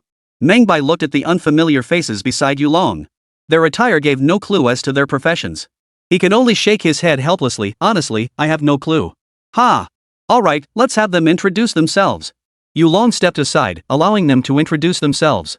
The tall, heavy-set middle-aged man at the front gave a hearty smile. Hello, Comrade Meng Bai. We're from the Weapons R&D testing team at Harbin Military University. My name is Zheng Wei. Pleased to meet you. Hello, my name is Su Shuo. Hello, I'm Lin Wei. After introducing themselves, each shook hands with Meng Bai. Meng Bai, however, was somewhat surprised. If I recall correctly, Harbin Military University hasn't been officially established yet, has it? Zheng Wei chuckled. It hasn't been established yet, but we're in the process of setting it up. Currently, we only have a small team. I see. Well then, I wish you all the best in your endeavors. Thank you for your encouragement, Comrade Meng Bai. We still have much to learn from you. It's not about learning, it's about sharing experiences. At that moment, Yulong, standing nearby, pointed toward the bunker and addressed Zheng Wei. The situation is exactly as you see it. Since your team specializes in weapons testing and development, why not evaluate the destructive power and damage of this cloudburst bomb? No problem.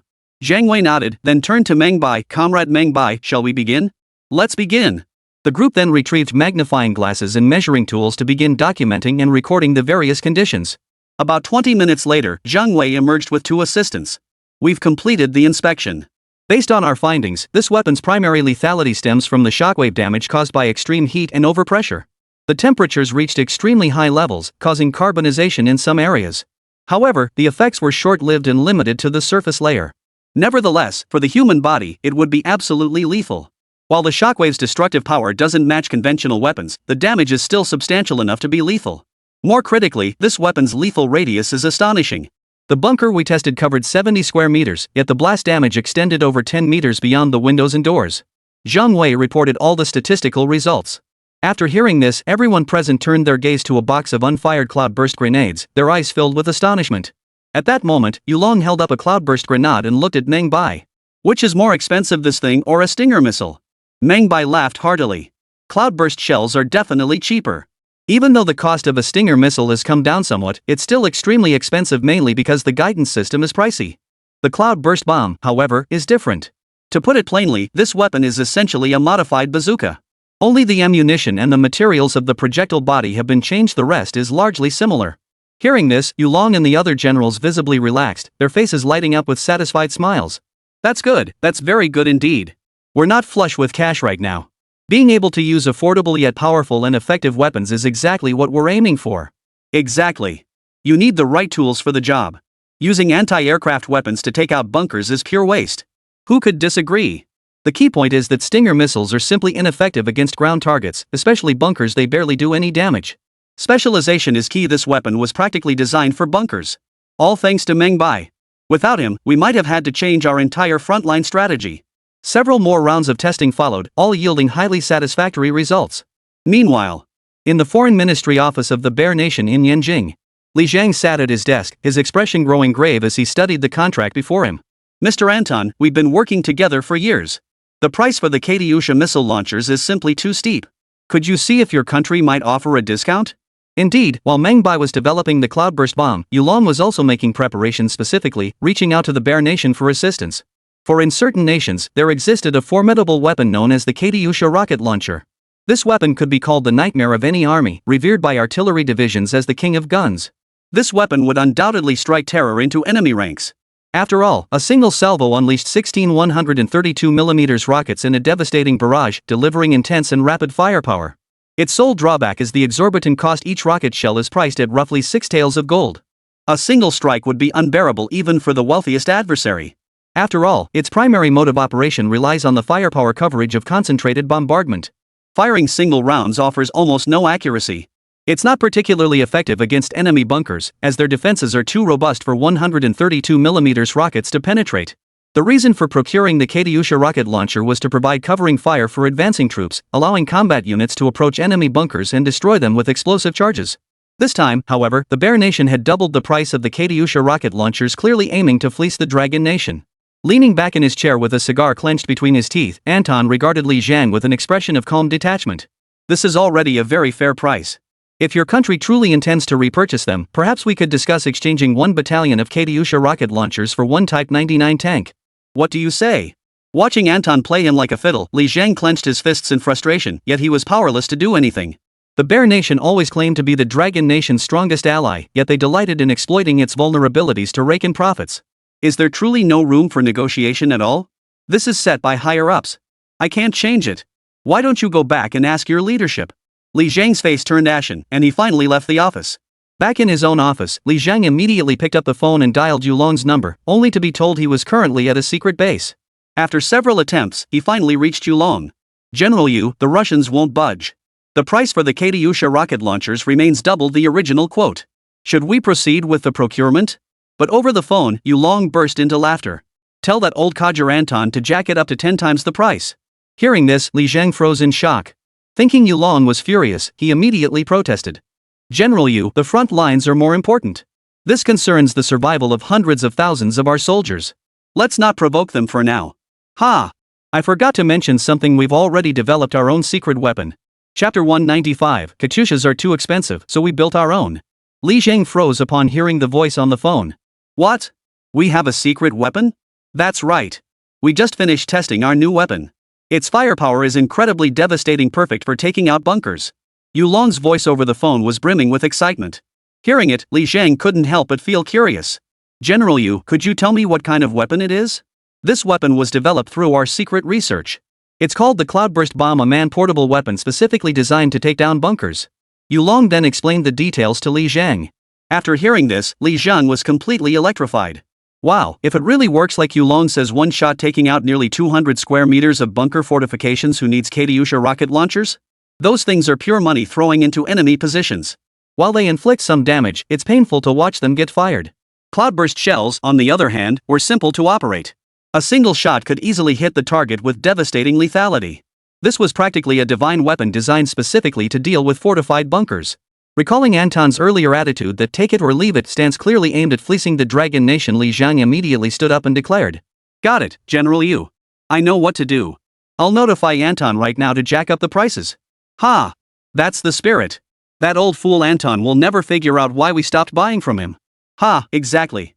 I can't wait to see the look on his face when he finds out. Meanwhile, at the Russian embassy in Beijing, Anton leaned back on the sofa, a cigar clamped between his fingers, watching Boris tidy up the table.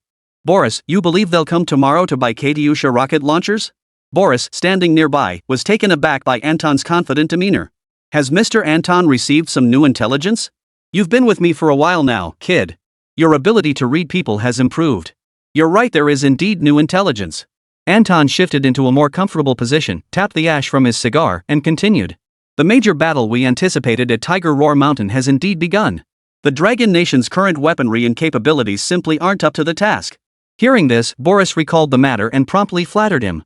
"Mr. Anton, you truly foresee events like a prophet." This flattery hit Anton's sweet spot. He rose to his feet, standing before the window to gaze at the snowy landscape outside, a hint of smugness playing across his face. Longwa's current weaponry simply lacks the capability to breach fortifications. While the Type 99 tanks are formidable, they simply cannot ascend the Dragon Tiger Mountains. Therefore, Li Zhang will inevitably return to purchase Katyusha rocket launchers. Hearing this, Boris's eyes darted around as he murmured softly, "Since Longwa must buy them, why shouldn't we take advantage of the situation to squeeze out a little more?" Hearing this, Anton couldn't help but glance at Boris, the curve of his lips growing wider. "You really understand me. I'll send a telegram to General Andre immediately. I'm sure he'll be delighted with the new price list I'm offering him." He immediately summoned the telegraph operator and relayed his proposal. A swift response followed. True to form, General Andre approved the proposal and tripled the price. Just then, a series of hurried footsteps echoed outside. Boris burst in, his face flushed with excitement. "Mr. Anton, Li Zhang from the Dragon Nation's Foreign Ministry is back." Hearing this, Anton was overjoyed. "Ha! I thought he'd hold out a bit longer, but looks like he couldn't resist after all." Rubbing his hands together, Anton addressed Boris. "Since he's in such a hurry, we mustn't rush. Tell him I'm entertaining other guests and to wait a moment." "Got it." With that, Boris headed to the reception room. Li Zhang sat upright, watching the time quietly, a faint smile playing on his face. Boris knocked on the door and entered the reception room, looking apologetically at Li Zhang. "Mr. Li, I'm truly sorry. Mr. Anton is currently with other guests. Would you mind waiting a little longer?" Li Zhang snorted. How could he not know what Anton was doing right now? He stood up, straightened his clothes, and addressed Boris. "No need. It's not a big deal anyway. I just came today to tell Mr. Anton something." At those words, Boris's eyes darted around. "Is it about the Katyusha rocket launchers?" "Exactly." "Oh, in that case, I suggest you speak with Mr. Anton directly. I hear the price of raw materials in our country has gone up again. The price of Katyusha rockets will likely need to be adjusted once more." Boris was merely testing the waters, gauging Li Zhang's reaction. But this time, Li Zhang didn't show the expression Boris expected. Instead, he wore a slight smile. "Actually, I came to tell you that I suggest raising the price of Katyusha rockets tenfold." Boris froze upon hearing this. 10 times? He's panicking. This is clearly desperation. But the more frantic Li Zhang became, the more pleased Boris felt, proof that the Dragon Nation was firmly in their grasp. "Mr. Li, getting worked up won't help. The high price is unavoidable after all. The Katyusha rocket launcher is a battlefield marvel. You get what you pay for." "Exactly. That's why I believe the Katyusha rocket launcher deserves its price tag. It should be 10 times more expensive to be worth it." Only then did Boris realize Li Zhang was mocking them. "Mr. Li, if you put it that way, it's rather hurtful. We've shown considerable sincerity. Are you implying you won't buy them?" "Exactly.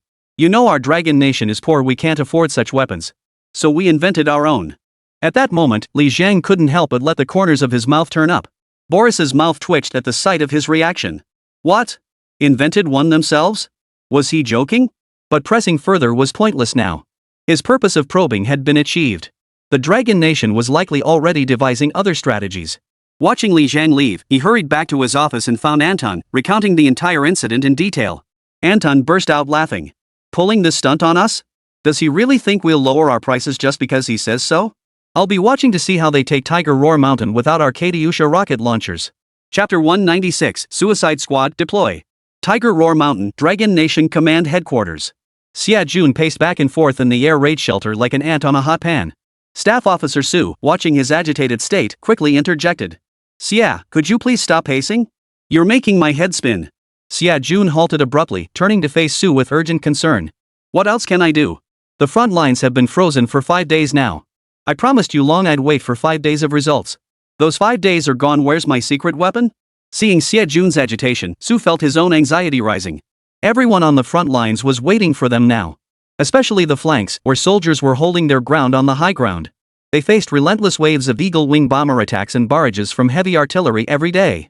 The soldiers were already on the verge of collapse. Yet here they remained, waiting for this secret weapon, without a single sign of action. But 5 days had passed. Night was falling, and still there was no sign of it. If this battle failed, he and Xia Jun would bear primary responsibility for the entire campaign's collapse. Should they merely bear the blame, that might be bearable. But this was the blood of soldiers, paid with their lives. They couldn't afford to lose, and they wouldn't lose. Just then, the sound of Eagle Wing bombers echoed through the sky once more. Bombs were dropped directly near their command post. The deafening explosions that followed incensed everyone to the core. Eagle, this was a blatant provocation. They were mocking them precisely because they possessed air forces. They were telling the Dragon Nation, we have fighter jets that can breach your defenses and bomb you at will, while you can't even get past the small hills ahead. Smack! Xia Jun slammed his cap onto the table and bellowed toward the door. Notify everyone. Those willing to charge with me, Xia Jun, to seize the high ground and take the bunker, assemble at the rear. At these words, Staff Officer Su shuddered in terror and rushed forward to stop him. Old Xia, have you lost your mind? You're the highest ranking commander here, you can't go. You! Xia Jun was now reckless with everything. Seeing Su approach, he shoved him hard, sending him crashing to the floor.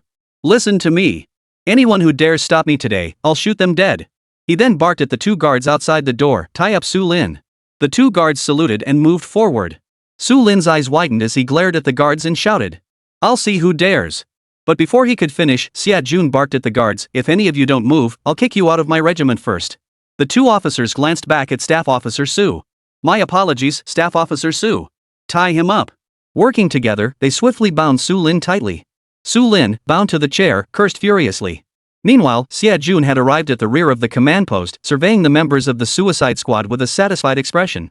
Damn fine indeed. You're all good soldiers. You're worthy of fighting alongside Xia Jun. I'll ask you this, are you afraid of death? No fear. Fear not. The Suicide Squad members roared like a mountain in sea. Xia Jun nodded with satisfaction, then turned his gaze to the crowd. Now, listen to my command, anyone under 18 or unmarried, step forward. Not a single person moved.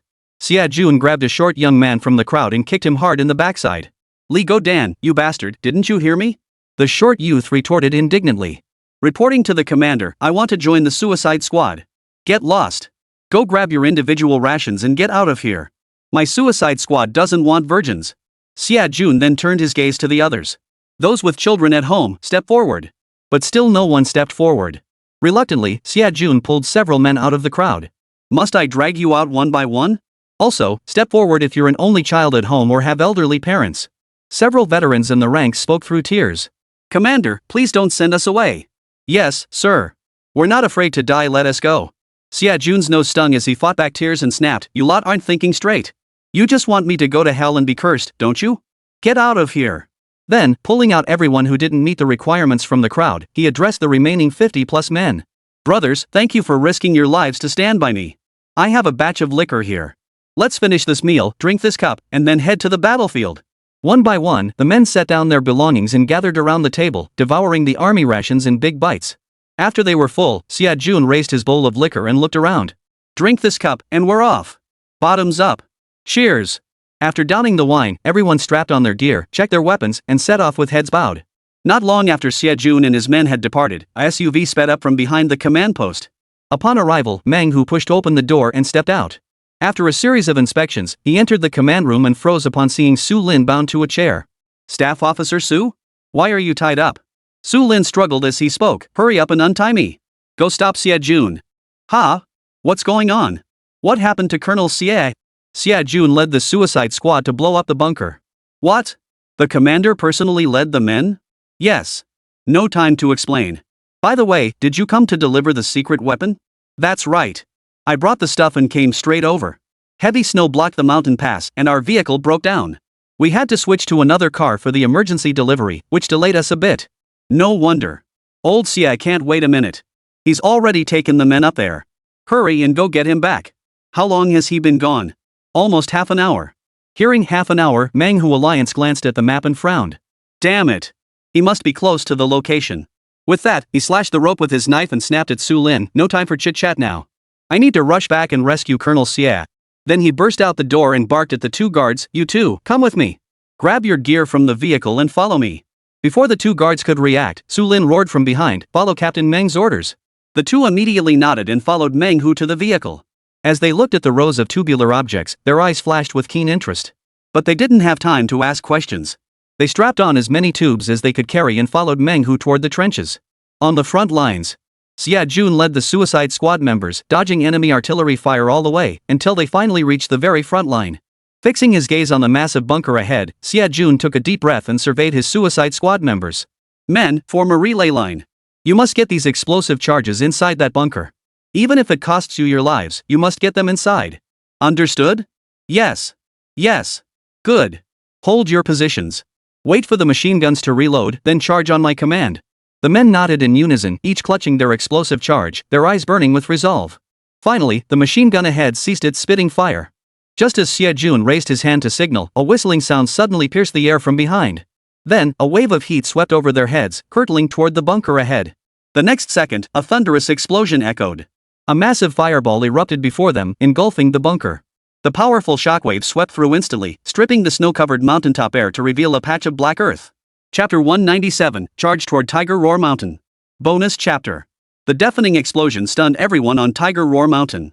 The enormous fireball from the blast illuminated the evening sky, visible even from several kilometers away. The suicide squad members, who were carrying explosive charges and preparing to attack, were utterly stunned by the sight. Holy crap, what the hell? Is that a mushroom cloud? That's brutal. No way it's a mushroom bomb. If it were, we wouldn't be standing here talking. What a powerful bomb. Are we even going to blow up the bunker now? What? It seems quiet in there now. Whispers spread through the group, even Xia Jun was momentarily stunned. He lay in the trench, staring at the distant bunker, his mind replaying the scene over and over. He felt a flash of light streak overhead, then the bunker erupted. The fireball engulfed the entire structure. Such a powerful weapon still made his heart pound violently. Xia Jun's mind began racing with wild guesses. Could it be a large-caliber weapon from Bear Country? But as the thought crossed his mind, he shook his head, dismissing it. Those Bear Nation people weren't genuinely intent on helping them. If they truly possessed such terrifying weaponry, they would surely keep it hidden, never to be used by the Dragon Nation. If it wasn't the Bear Nation, then the only possibility was the Dragon Nation itself. Wait, could it be our secret weapon has arrived? The thought made him spin around in demand of the others. Do any of you know which direction that weapon was fired from just now? After a moment of recollection, a soldier pointed in the direction not far from them and said, about 200 meters over there. Xia Jun immediately glanced in the direction indicated, tossed the explosive charge to someone nearby, and sprinted off in the direction the soldier had pointed. But after only a few steps, he saw Meng approaching with his two bodyguards. Thank God we made it in time. Meng gasped for breath, then crouched down and saluted Xia Jun. Reporting to Colonel Xia, I am Meng, commander of the 2nd Special Operations Battalion. At the mention of Meng name, Xia Jun and those around him all exchanged looks of admiration. So it's you. You're that legendary sniper, Meng who single-handedly held off an entire enemy regiment for 3 days with just one rifle? Meng grinned and scratched his head. I'm just an ordinary sniper, no legend here. But those around him were even more in awe. Just then, Xia Jun's gaze suddenly fell upon the cloud-burst grenade launcher in Meng's hand.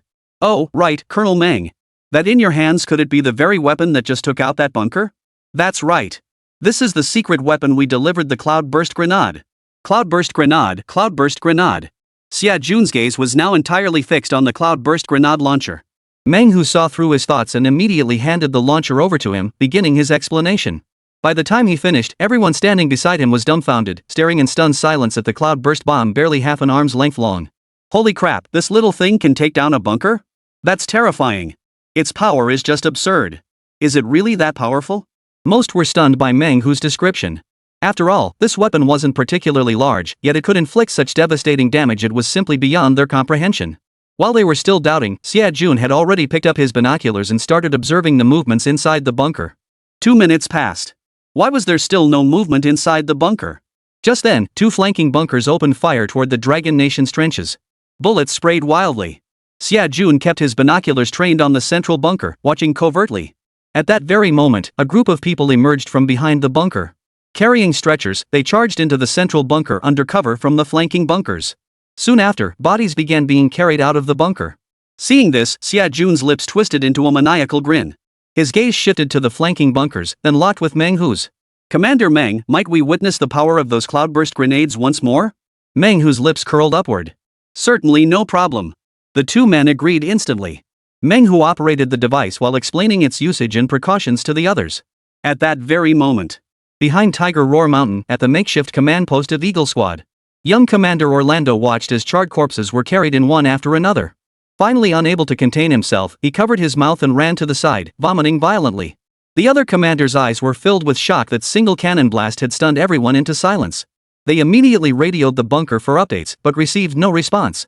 With no other choice, they ordered the flanking bunkers to provide cover while sending a team inside to investigate. What they found upon entering was a complete absence of life. The entire squad of over 50 men had been wiped out. This was inside a bunker, after all. Even if a shell had slipped through a crack and struck inside, it was impossible for everyone to be wiped out. Yet, this single shot from the Dragon Nation taught them a harsh lesson. The stretcher team stepped in to carry out the casualties. Gazing at the rows of corpses piled on the small plaza in front of the command post, all the Eagle commander officers removed their caps and bowed their heads in prayer. Orlando suddenly realized something critical and immediately shouted to the others.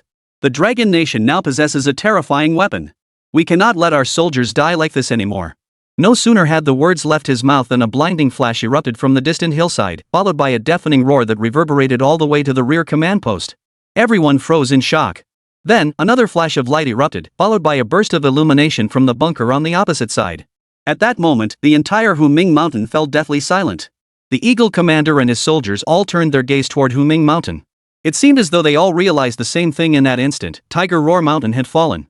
The very instant this thought arose, a piercing bugle call rang out, followed by a roar echoing from beyond the mountain. "Charge! Full charge! Take Tiger Roar Mountain!" A roar like a mountain and sea instantly swept across the entire peak. Salmon, the commander of the Eagle Squadron's military base on Tiger Roar Mountain, felt his eyelids twitch. He realized they had lost the mountain. Salmon completely lost his composure and immediately shouted to his men. "Order our men to evacuate the base immediately. Have our Air Force provide cover for the withdrawal. Now!" Chapter 198, Tiger Roar Mountain, taken. Temporary command post of Dragon Nation, rear of Tiger Roar Mountain. When 3 consecutive explosions echoed from the mountain, everyone in the command post stared upward, their faces frozen in panic. As Su Lin emerged from the command post, he witnessed the final flash of fire before 3 plumes of smoke from the explosions drifted across the sky. For a moment, his legs felt weak. "No, it can't be. It absolutely can't be." The others stood frozen in shock. Finally, someone began to cry. "Commander! Wah!" The wails were heart-wrenching. One by one, others followed suit, removing their caps and bowing their heads. Su Lin's eyes were bloodshot, his hand clutching his hat trembling slightly. Old Xia, why did you have to be so impulsive?" He immediately shouted at those beside him, "Follow me up the hill." We charged together. But just then, an observer ahead shouted, "Chief of Staff, hold your charge. I think I spotted our regiment commander."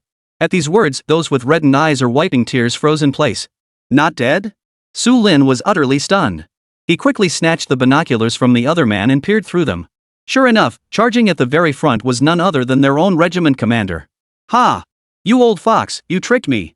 A weight lifted from Su Lin's heart as he raised the binoculars to continue observing. What shocked him, however, was that Eagle's 3 bunkers hadn't fired a single shot, allowing the Dragon Nation's troops to seize Tiger Roar Mountain. What the hell? Is it over already? Then a chill ran down his spine. No, wait, could it be my secret weapon? The thought struck him, and he immediately barked at the person beside him, "Dispatch someone to the front lines immediately. Find out what the hell is going on." The guard standing beside him snapped to attention, saluted, and dashed toward the mountain. Meanwhile, Eagle's bombers began approaching from the sky. But they weren't targeting them. After dropping a few bombs on the other side of the mountain, they departed. Cheers erupted from the mountaintop. Then, a bright red flag was raised atop Tiger Roar Mountain. Su Lin and those around him were stunned by the sight. He glanced at his wristwatch, then looked back up at the mountain. No way they captured Tiger Roar Mountain in less than an hour? The others were equally speechless with astonishment. After all, Tiger Roar Mountain was widely regarded as an exceptionally difficult stronghold to conquer. The base was strewn with jagged rocks, making it impossible for tanks and other vehicles to ascend. Moreover, a large, flat plateau existed halfway up the slope, meaning any frontal assault would result in heavy casualties. That was precisely why, despite exhausting every effort and grinding it out for nearly a month, they still hadn't managed to seize this position. Yet in such a short time, this mountain peak had already fallen. Su Lin simply couldn't believe it was done by a suicide squad using explosives to take down the bunkers. The Eagle Squad's equipment was top-notch. Their bunkers were built with high-strength steel and high-grade concrete, supported by their mechanized forces. Their bunkers were built quickly and with exceptional quality. Ordinary explosives couldn't breach them. Sometimes several explosive charges were needed to blow one open. Yet they'd heard only 3 explosions, meaning just 3 secret weapons had obliterated these bunkers. Such efficiency was terrifyingly efficient. Nevertheless, he remained needed to command and supervise the rear operations. Even in haste, he couldn't follow them up the mountain. Fortunately, he had already dispatched men to investigate the situation. At that very moment on the mountain, Xia Jun led his men to the summit and immediately entered the bunker. The heat had dissipated inside, but several bodies remained, left behind before they could be transported away. The military doctor came over to examine their cause of death. The rear medical officer hurried over to examine the bodies. After examination, it was discovered that most had died from extreme heat exposure.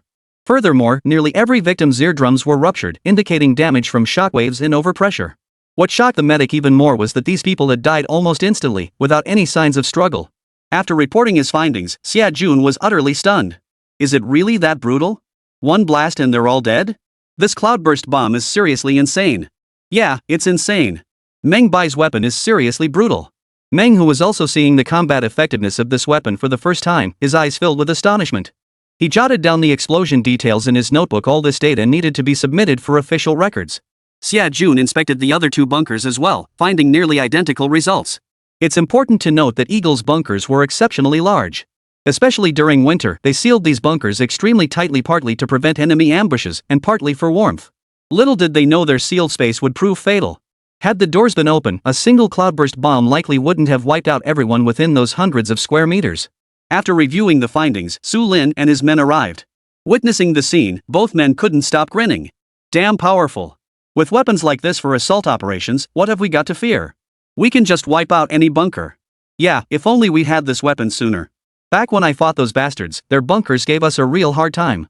At this remark, everyone felt the same sentiment.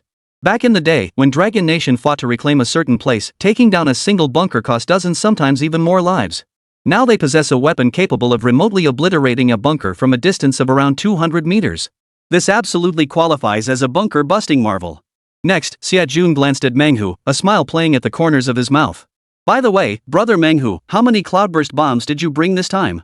Seeing Xia Jun's eager expression, Menghu couldn't help but understand his meaning. Rest assured, Commander Xia. We brought every single cloudburst shell we've produced this time, all for your frontline use. 100 rounds in total. Hearing this, Xia Jun couldn't stop grinning. Thank you, thank you. Taking Tiger Roar Mountain this time, you'll get top credit for that. Menghu waved his hand dismissively. The primary credit undoubtedly belongs to you. I believe Meng Bai also deserves a share of the credit. Without his weapon, we might have suffered additional casualties.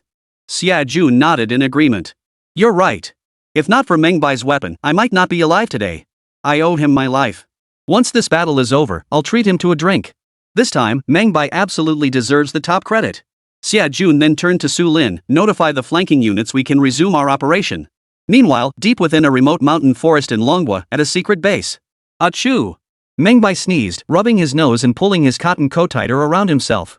Who's talking about me? Or am I just dressed too lightly?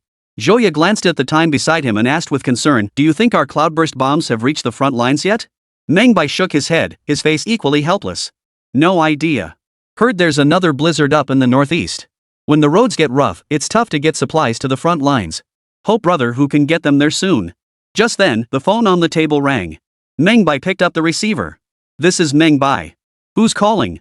Comrade Meng Bai, leadership requests your presence at the auditorium for a meeting. Got it. Meng Bai hung up and looked at Zhoya. The pre-New Year commendation ceremony. What a pity we won't be there this year. Zhoya pursed her lips. Yeah, they were all military weapons awards. Your cloudburst bomb hasn't yielded results yet, and individual rations don't count as military weapons. It really is a shame. Come on, I'll go with you. I'm bored today anyway. And so, arm in arm, the two headed toward the auditorium. Chapter 199, The award ceremony without Meng Bai lost its luster. The pre-New Year's Eve awards ceremony was brimming with festive atmosphere. Red lanterns hung along the entire route, and display stands lining both sides of the path were plastered with introductions to various heroic deeds and inventors. Among them were displays about Meng Bai, though they paled in comparison to those adorned with red flowers. Still, it couldn't diminish the fact that he was the most popular person in the entire secret base. Many people encountered him along the way, greeting him warmly upon sight. People around Meng Bai were buzzing with discussion. What a pity! If only Meng Bai had developed the cloudburst bomb sooner after joining the base, he might have earned a spot at today's ceremony. Indeed, Comrade Meng Bai is arguably the foremost scientist in our Dragon Nation. His absence from today's ceremony is truly regrettable. If his past achievements were included, Meng Bai would undoubtedly be the most outstanding figure here today. No worries, this year has passed, but there's always next year. By then, Meng Bai will surely claim the top spot. Exactly. If he develops a fighter jet next year, he'll definitely surge to the top. You bet. That would fundamentally transform the strength of the Dragon Nation Air Force, far superior to mere reverse engineering. The problem is, he talks the talk but doesn't walk the walk. Who knows? The deadline we set isn't far off. Those who encountered Meng Bai along the way discussed him, while those who hadn't met him debated the outstanding figures honored at this year's inaugural commendation ceremony. Though the ceremony hadn't begun yet, many already knew this year's nominees. Meng Bai pulled Joya and the others to a spot near the edge and sat down, quietly waiting for the commendation ceremony to begin. Yet his radiance was simply too dazzling. Even seated in the corner, he was recognized. Comrade Meng Bai, Comrade Joya, you two sitting here? My luck is truly amazing. The person in the front row turned around and saw Meng Bai and Joya, an excited expression immediately lighting up their face. Meng Bai's lips curved upward as he smiled at them. Well, you really are lucky you spotted me even in this corner. Laughter rippled through the crowd. The young man then extended his hand. Hello, I'm Su Yang, a reporter from our base's newspaper. It's a pleasure to be seated so close to you. Meng Bai shook his hand. You're welcome. The young man then turned to Joya. Comrade Joya, I've read several of your reports. They're truly excellent. Our teacher always holds your writing up as the gold standard for our own work. Flattered by the praise, Joya glanced at Meng Bai with a touch of embarrassment. Frankly, those techniques were taught to me by Meng Bai. But this stuff shouldn't be used carelessly. It's best to stick to official formats. As a seasoned media professional, Joya understood that while sensationalist headlines grab attention, they must be used cautiously in official and mainstream media. After all, overusing it could make people doubt the authenticity of the news, so it's best to avoid its drawbacks. Upon hearing that even the sensationalist writing style was something Meng Bai had taught him, Su Yang was utterly astonished. Seriously? Comrade Meng Bai knows how to do that too? Joya shot Meng Bai a glance before turning to Su Yang with a hint of pride. Honestly, I feel like there's nothing in this world he can't do, except give birth. The surrounding crowd erupted in laughter once more, while Meng Bai silently rolled his eyes. That's debatable. IVF isn't exactly impossible. As everyone chatted casually, once they became more familiar, the questions started getting sharper. By the way, Comrade Meng Bai, we just glanced at this year's commendation list, and it seems your name isn't on it.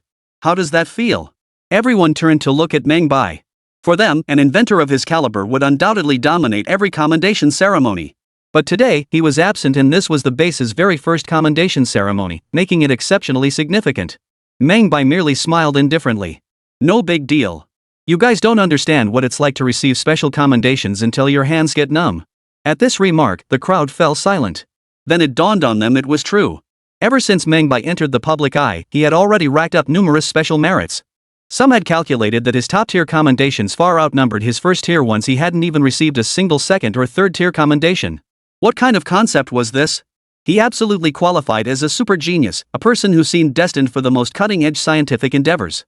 Many people revered Meng Bai as their idol, and such admirers were far from few. The base itself was home to quite a number of them. Meng Bai himself didn't seem particularly bothered by missing out on an award at this commendation ceremony. But to his admirers, it felt like an enormous disappointment. Seeing the murmurs of disappointment around them, Joya leaned close to his ear and whispered. Seems like everyone's more disappointed than you are. Meng Bai curled his lip. Who knows? I showed up a bit late and missed the boat. But whatever, if I can't pull it off this year, I'll go for the Grand Slam next year. Yeah, go for it. Do right by your fans. What's that trendy term again? Fans. You've earned the respect of your fans. At that moment, the host on stage began adjusting the microphone, and the venue fell silent. Those honored with awards had already taken their seats in the front row, adorned with large red flowers, awaiting recognition. The commendation ceremony officially commenced. Yanjing General Military District Headquarters Office. Yu Long was bent over his desk, reviewing various reports with a deeply troubled expression. Thud. A knock sounded at the door. Without lifting his head, Yu Long called out, "Come in." Telegraph operator Zhou Jiejia then entered the office with a smile on her face. Reporting, Commander-in-Chief. A telegram has arrived from the front lines. Hearing this, Yulong immediately set down his things. After glancing at the telegram, his eyes widened. Tiger Roar Mountain had been captured, and they were already advancing across the entire front? Thinking he might have misread it, he rubbed his eyes in disbelief. Upon confirming the news, he was overcome with elation. Ha! Fantastic! Fantastic! I knew it! My choice was spot on. That young Meng who hasn't let me down. He picked up the telegram again and read it over and over, his smile growing wider. That kid Meng Bai always manages to bring a glimmer of hope. Without his secret weapon, we probably wouldn't have taken Hoarding Mountain. He deserves top credit for this. I've got to call him and share this good news. But when he dialed the number, his secretary, Xiao Zhou, answered. She informed him that both the boss and his wife had already left for the commendation ceremony. Upon hearing this, Yulong slapped his forehead. Damn it, he'd nearly forgotten such an important matter. This year's commendation ceremony would be a huge disappointment without Meng Bai. He then dialed the office of the base's director. Chapter 200, Meng Bai also receives a red flower. Grand Hall of a secret base in Manhwa. The commendation ceremony was still underway. Those called to the stage delivered impassioned speeches, expressing their love for the Dragon Nation and their unwavering resolve to persevere through hardship. The applause from the audience came in wave after wave. Watching one person after another take the stage, yet seeing no sign of Meng Bai, many of his fans felt a pang of disappointment. Yet when everyone looked around for Meng Bai, they discovered the guy had actually fallen asleep in Joya's arms. Under everyone's gaze, Joya's face flushed as red as a ripe apple as she struggled to maintain a smile. Privately, she frantically tried to rouse Meng Bai, but he slept so soundly he showed no signs of waking. In the end, Joya could only give up on rousing someone who wouldn't wake up. As for her pride? What was that? After all, Meng Bai had once said, as long as I'm not embarrassed, the embarrassment falls on others. So what if they weren't married yet? Their parents had already given their blessing. Currently, the two hadn't married yet, but they had already made their relationship public. All that stood between them and becoming legally married was a certificate. However, they couldn't get married at the base, and Meng Bai had been traveling all over the place, leaving no time to handle the paperwork. In these relatively conservative times regarding relationships, everyone turned a blind eye to the intimate bond between Meng Bai and Joya. Just as the host stepped forward to announce the official conclusion of the commendation ceremony, a figure suddenly dashed onto the stage. Hold on. I feel like something's missing from this award ceremony. I have some good news to share with everyone. At these words, the crowd who had just begun to leave their seats returned once more. Once the room quieted down, the male host spoke up. We've just received fantastic news. In the kingdom of Chao, our people's army has finally captured Tiger Roar Mountain. The announcement was met first with stunned silence, then erupted into thunderous applause. Everyone knew Hoarding Mountain. It was one of the toughest nuts to crack in the war against the Eagle. Their Type 99 tanks had become completely ineffective there. For the past half-month, they had known the main force had made no progress, with casualties mounting steadily, all because of Tiger Roar Mountain. For the past fortnight, they had been closely following the battle at Tiger Roar Mountain. Seeing the lists of fallen heroes from that sector had weighed heavily on everyone's hearts. Yet war inevitably claimed lives, and all they could do was hope for fewer casualties and more victories on the front lines. Today, however, finally brought them good news. The thunderous applause at the scene jolted Meng Bai awake. He lifted his head, rubbing his slightly stiff neck, and looked around, asking, "What's going on? Is the ceremony over? Are we heading back?" Joya beside him looked at Meng Bai excitedly. "It's huge news. Our men have taken Tiger Roar Mountain." At those words, Meng Bai's drowsiness vanished instantly. "Seriously? We took Hoarding Mountain?" "Yes. We captured Tiger Roar Mountain. The host just received the news and told us personally." Meng Bai exhaled deeply. "That's fantastic. Finally some good news. I've been holding my breath for the past 2 weeks."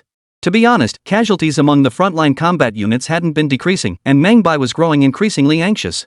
He was determined to build an air force, but aircraft weren't something you could just whip up overnight. Especially since he'd just resolved issues with individual rations, production lines, and cloudburst bomb manufacturing. He simply didn't have the bandwidth to build aircraft. Even if he managed to build them, the aircraft would still need to undergo a series of tests before they could be deployed. Beyond that, training pilots for the Air Force demands significant time, another factor requiring considerable patience. Just then, the host spoke again. "Our commendations have just concluded, but higher-ups have ordered an additional award slot. Please welcome Meng Bai to the stage." The announcement left the audience momentarily stunned. Then, thunderous applause erupted, wave after wave, growing louder and louder. All eyes turned to Meng Bai, filled with excitement. "Ha, I knew it. This commendation ceremony absolutely had to include Meng Bai as the star. Finally, it's happened. Otherwise, this would have been such a disappointment. Fantastic. That knot in my heart is finally untangled. Congratulations to Meng Bai." Everyone clapped wildly as Meng Bai stepped onto the stage amid the thunderous applause. The host beamed with a broad smile while the base director, equally radiant, stepped forward to personally pin the red flower on Meng Bai. Comrade Meng Bai, congratulations. Meng Bai shook hands with the other person and said, "Thank you, sir." The other person nodded and picked up the microphone. "I know many of you here really admire Meng Bai and look up to him as your idol. Just now, sitting in the audience, I heard quite a few people asking why Meng Bai wasn't here. To be honest, I wanted to give him one myself. To be perfectly honest, he's your idol in your eyes, but he's also my idol in mine. Seeing my idol without a Red Flower Award makes me feel bad too. The individual rations he developed solved the problem of our frontline soldiers not having enough to eat or access to hot meals. That's undoubtedly a major achievement. And this time, without the cloud-burst grenades he developed, this great victory probably wouldn't have come so soon or so easily. This time, the frontline troops sent a telegram themselves, insisting that Meng Bai be credited with the primary merit. The Commander-in-Chief of the General Military District has also stated that Meng Bai must be awarded a special merit. Though the Special Merit Medal hasn't been minted yet due to the recent news, this doesn't diminish the birth of our top honoree at this conference. Let us congratulate Meng Bai as this year's top recipient of military merit. The moment these words were spoken, the entire audience rose to their feet and applauded wildly. Meng Bai, adorned with a crimson flower, grinned wildly. Who would have thought that after a good night's sleep, he'd wake up to a special merit award? He truly hit the jackpot. But while Meng Bai was celebrating, Eagle was far from happy. The loss of 3 fortified positions had cost them control over Huming Mountain, turning a promising battle into defeat. The aftermath of this military defeat was now being settled, and Salmon, the commander-in-chief responsible for Huming Mountain's defense, naturally became the primary scapegoat. Superiors pinned the defeat squarely on his shoulders, staining his military career with a major blemish. Back at headquarters, Salmon was so furious he nearly tore the office apart. He summoned his subordinates for an urgent meeting. "Starting now, find out what that weapon is. Why could a single shot wipe out the entire garrison in my bunker?" At that moment, Orlando, one of his subordinates, suddenly spoke up. "With Longwa being so backward, I doubt they manufactured this weapon themselves. I suspect it might have something to do with the Bear Nation?" At this remark, the others nodded in agreement. In their eyes, the Dragon Nation simply couldn't possess such advanced weaponry. And the ability to create such cutting-edge technology? That absolutely points to the Bear Nation. Salman nodded and addressed his subordinates. "Notify the Intelligence Bureau. Have them thoroughly investigate the list of weapons the Bear Nation has recently supplied to the Dragon Nation, along with their latest domestic inventions and developments." Chapter 201, Weapons of Mass Destruction. News of the Dragon Nation's secret weapon effortlessly defeating the Eagle Nation on the battlefield spread like wildfire. Upon learning that the Dragon Nation possessed such formidable weapons, the military high command of the Morning Country immediately showed keen interest. However, the Dragon Nation insisted they had only employed conventional weapons, denying the use of any advanced armaments. This attitude immediately made the North Korean leadership sense something amiss. During a secret meeting, a group of Chow Kingdom generals and political figures gathered together. After discussing the upcoming strategic deployment, they began chatting about the Dragon Kingdom's new weapon. "Gentlemen, do you truly believe this weapon is merely conventional, as the Dragon Kingdom claims?" The moment these words were spoken, the others immediately wore expressions of disdain. "What a joke! Conventional weapon? A single one capable of taking out an entire bunker? Do you believe that?" "Exactly. That's just nonsense to fool kids. Anyone who believes it is a fool. I think the Dragon Nation is hiding something powerful and doesn't want us to know." "You can say that again. Eagle-san almost made this public, but Dragon Nation is still keeping it under wraps. They're just afraid Eagle-san will use the mushroom bomb." The moment the word mushroom bomb was uttered, all discussion ceased. Yet, a profoundly terrifying thought seemed to cross every mind. After a long silence, a general swept his gaze across the group and spoke slowly. "Do you think the Dragon Nation has already developed the mushroom bomb?" This question voiced the suspicion lingering in everyone's minds. Yet the notion was swiftly dismissed. Impossible. Absolutely impossible. What kind of weapon is a mushroom bomb? How could the Dragon Nation, so backward, possibly develop such a weapon? But the general gave a cold laugh. They've merely applied mushroom bomb technology to conventional weapons. Otherwise, how could a single bomb obliterate an entire bunker? At this remark, the room fell silent once more. After a long pause, someone spoke up again. "Let's make an assumption. If Longwei really did develop a mushroom bomb, could this war escalate into a nuclear conflict?" Whoa! The room collectively gasped.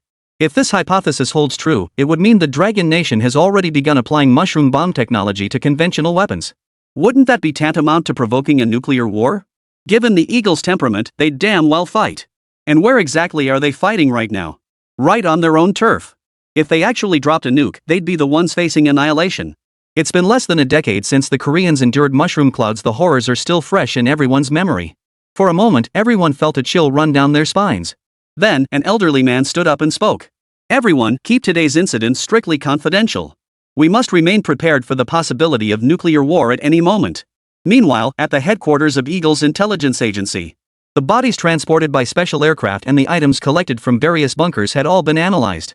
Not only had the intelligence agency participated in this analysis, but even experts from Eagle's top weapons research centers had been summoned. Through first-hand accounts from soldiers who witnessed the battle, the group had largely deduced the weapon's capabilities. Autopsies and analysis of debris fragments confirmed that the weapon's explosion generated temperatures exceeding 2000 degrees Celsius. Moreover, according to our soldiers' accounts, the weapon's flash was not particularly bright, ruling out the possibility of a large-scale weapon and confirming it as a man-portable weapon. Frankly, a single soldier weapon capable of inflicting such devastation cannot be classified as conventional. Under international law, weapons of mass destruction are prohibited on the battlefield. The Dragon Nation has committed a grave violation of international law. This time, 193 of our soldiers perished under their weapons of mass destruction. We must take action. Gentlemen, have you heard the protests outside the capital? The people are demanding we sanction the Dragon Nation with nuclear weapons. This time, we must hold the Dragon Nation accountable for this slaughter. They must compensate us, hand over the development secrets of this weapon, and guarantee its non-use on the battlefield. Exactly. If they refuse, we'll have no choice but to launch a nuclear war. A politician in a suit stood at the podium, passionately describing how their comrades had been killed one by one in this war by the despicable Dragon Nation using weapons of mass destruction. Clap. The room erupted in thunderous applause as everyone rose to their feet. Each person was dressed respectably, yet their eyes were filled with tears, as if they were victims themselves. Yet the eagle-eyed president attending this conference felt an unusual sense of unease. These damned politicians were once again inciting us to launch a nuclear war. Didn't they consider that if we initiated such a conflict, the Bear Nation would surely intervene? Yet he had no choice but to step forward and express his stance to the bereaved families. Amidst the applause, he rose and approached the podium, taking the microphone and fixing his gaze upon the crowd. Ladies and gentlemen, first allow me to bow to the families of all the soldiers who gave their lives in this war. After speaking, he bowed deeply, and the audience below the stage wept uncontrollably. Then, his gaze turned resolute as he addressed the crowd. Everyone, I pledge to you here and now, this vengeance will be ours. The Dragon Empire will pay the price. If necessary, we will employ unconventional weapons to strike back. Thunderous applause erupted from the audience. This scene was captured by journalists and featured on that day's cover of Time magazine. Inside a secret base in a mountainous region of Dragon Nation, Meng Bai looked at Yen Su, whom he hadn't seen in ages, wondering what could possibly bring him all this way today. After all, this man was now the deputy director of the Longwa Intelligence Bureau. The fact that a deputy director had come personally made Meng Bai certain this wasn't a New Year's gift delivery. Moreover, given his rank and position alone, this matter was bound to be significant. Yen, just spit it out. Yen Su had been beating around the bush, unsure how to broach the subject. Hearing Meng Bai's prompt, he sighed deeply. Alright, I won't beat around the bush. I came here today to ask you, is that cloudburst bomb considered a weapon of mass destruction? Is it related to the mushroom bomb? Chapter 202, Meng Bai's Crazy Plan. When Zhou Ran heard Yen Su's words, he thought he must have misheard. Ha? Captain Yen, what did you just say? Yen Su himself felt his question was a bit outlandish. But this mission was personally assigned by higher-ups, demanding concrete intelligence. He had no choice but to make the trip himself and ask Meng Bai directly. I asked, is the cloudburst bomb considered a weapon of mass destruction? Is it related to the mushroom bomb? Just answer these two questions directly. Ha! Meng Bai suddenly burst into laughter. After a long while, he pointed at Yen Su and said, Captain Yen, no, where did you even hear this stuff? Weapons of mass destruction? Mushroom clouds? What's the connection here? Yen Su sighed in exasperation. Just tell me the truth first. We can discuss the rest later. I need to prepare myself mentally. Alright, I'll just come out with it. Cloudburst bombs aren't weapons of mass destruction at all. And this thing has absolutely nothing to do with mushroom bombs, not even remotely related. Really? I swear it's true. Hearing this, Yen Su finally exhaled in relief. Seeing Yen Su's tense expression, Meng Bai realized this question probably wasn't what he intended to ask. Someone actually believed this nonsense. Captain Yen, tell me straight, who asked such a stupid question? Ahem. Meng Bai, mind your tone. What do you mean by a stupid question? Meng Bai cleared his throat hurriedly and skipped the question to continue. First, the classification of weapons of mass destruction remains undetermined. If cloud-burst bombs qualify as WMDs, then incendiary bombs and poison gas shells certainly do too. Second, the technical requirements for a mushroom bomb are millions of times higher than this. It's not something a cloud-burst bomb could even pretend to be. Seeing Meng Bai's earnest expression, Yen Su finally sighed helplessly and handed him a newspaper and a journal. Here, take a look for yourself. Meng Bai froze, then picked up the paper only to find it was in English. Though not an academic star, he possessed a basic grasp of English. Especially after arriving in this era, his proficiency had improved significantly through translating foreign journals and magazines. After skimming the entire article, Meng Bai grasped its gist. Then he glanced at the cover of Time magazine and instantly understood what was going on. So it was just American propaganda. No wonder. These hypocrites constantly accuse our weapons of being weapons of mass destruction, demanding we stop using cloudburst bombs. Yet they never mention how many of our soldiers their incendiary bombs and poison gas shells have killed. Damn hypocrites. Meng Bai then turned to Yen Su. What's the decision from our higher-ups? Yen Su shook his head helplessly. They're still debating it in meetings. After all, Eagle-chan has publicly declared that if we use cloudburst bombs again, they'll drop mushroom bombs on us. So, sigh. Seeing Yen Su's exasperated yet helpless expression, Meng Bai felt his own anger welling up. It proved true, the weak get bullied. Whoever holds the stronger fist speaks with authority. Despite Dragon Nation holding a decisive advantage on the battlefield, the enemy resorted to such despicable tactics to threaten us. And the Dragon Nation simply didn't possess its own mushroom bombs. Without that leverage, they couldn't say no to the enemy. Therefore, it was time to initiate the most audacious plan. Meng Bai took a deep breath, his gaze fixed on Yen Su with unwavering resolve. Yen, to be honest, I've had an idea all along. Yen Su froze, his expression shifting as he took in Meng Bai's mysterious demeanor. Sensing something was amiss, he quickly whispered, "What idea?" Meng Bai didn't speak. Instead, he dipped his finger in the teacup, then wrote 3 characters on the table with his wet finger. Yen Su gasped in shock upon seeing them. Is this real? It is. But I'm severely short-handed. I need your help. Meng Bai had originally planned to wait several more years at least until the war against the Eagle ended before proceeding. But now the Eagle Empire was acting so shamelessly, even resorting to nuclear threats. As someone who had traveled through time, he simply couldn't swallow his pride. So, if you threaten us with mushroom bombs, let me tell you you have them, and so do we. The reason he didn't tell others but chose Yen Su was because he now served as deputy director of the Intelligence Bureau. Their department operates independently, reporting directly to the highest levels. Meng Bai himself currently lacks direct access to the highest echelons, so he must relay messages through Yen Su. Yen Su understood precisely why Meng Bai had chosen to confide in him. As his former superior and, in a way, a fan of Meng Bai's. Moreover, it was for the future of the Dragon Nation. Yen Su felt he had to support the other party. Once Dragon Nation developed the mushroom bomb, no nation would ever again pose a threat to them. Name your men, I'll find them for you by any means necessary. Good. I need these people. This plan had been buried deep within his heart for a long time. Their names had long been etched into his mind. Meng Bai took out paper and pen, writing down each name one by one. Yen Su glanced at the names on the list, then carefully tucked it away and said, "All right, wait for my word. I'll make sure this gets done for you." "Thanks, Yen. It's me who should be thanking you for considering the nation's interests like this." The two shook hands. Meng Bai then escorted Yen Su to his vehicle and watched him drive away from the base. In that moment, Meng Bai shed his earlier lethargy. He knew that before those people arrived, he had to accomplish certain tasks like building Longwa's fighter jet. Dragon Nation, a secret office in Yanjing. Anton glanced at Li Zhang across from him, then extended his hand. "Mr. Li, we meet again."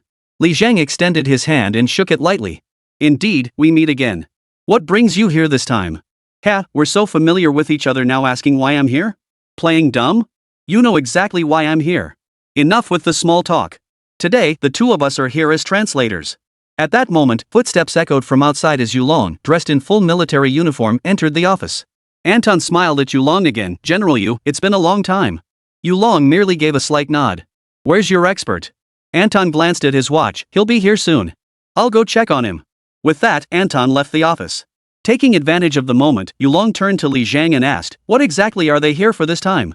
Li Zhang replied in a low, grave voice. "The Eagle is slandering us for using weapons of mass destruction, threatening us with nuke bombs. This time, the bear is probably trying to extort us by offering military aid." Yulong sighed, flinging his hat onto the desk as he cursed. "Those bastards, every last one of them has their eyes on our resources. Damn them. Once I get my hands on a nuke, I'll settle the score with them sooner or later." Li Zhang, sitting nearby, sighed helplessly and whispered, "General Yu, try to control your emotions. This is a confidential meeting, and we'll be discussing sensitive matters. Don't worry, I'm just boiling with rage, I know my limits." Moments later, footsteps echoed through the corridor. Anton entered the office, leading a fair-haired, blue-eyed foreigner. After exchanging pleasantries, they got straight to the point. The weapons expert spoke directly. "You're all aware of the current international situation. Handing over the cloudburst bomb technology isn't something you'd willingly do, and we can't ignore the nuclear threat from the Eagle side. Therefore, we've decided to act as intermediaries and mediate. Our demands aren't excessive. We simply wish for your nation to share with us your Type 99 tank technology, penicillin, that anti-aircraft weapon, and the cloud-burst bomb technology. At these words, Yulong instantly flew into a rage, flinging the tea from his cup straight into the man's face. Bull. Chapter 203, Let's Get Married. Watching the Russian technical expert storm out cursing under his breath, Li Jiang wore an expression of helpless resignation. Truth be told, he had anticipated Yulong's reaction. He wondered if he could have tolerated such an attitude had he been in Yulong's shoes. He doubted he could either.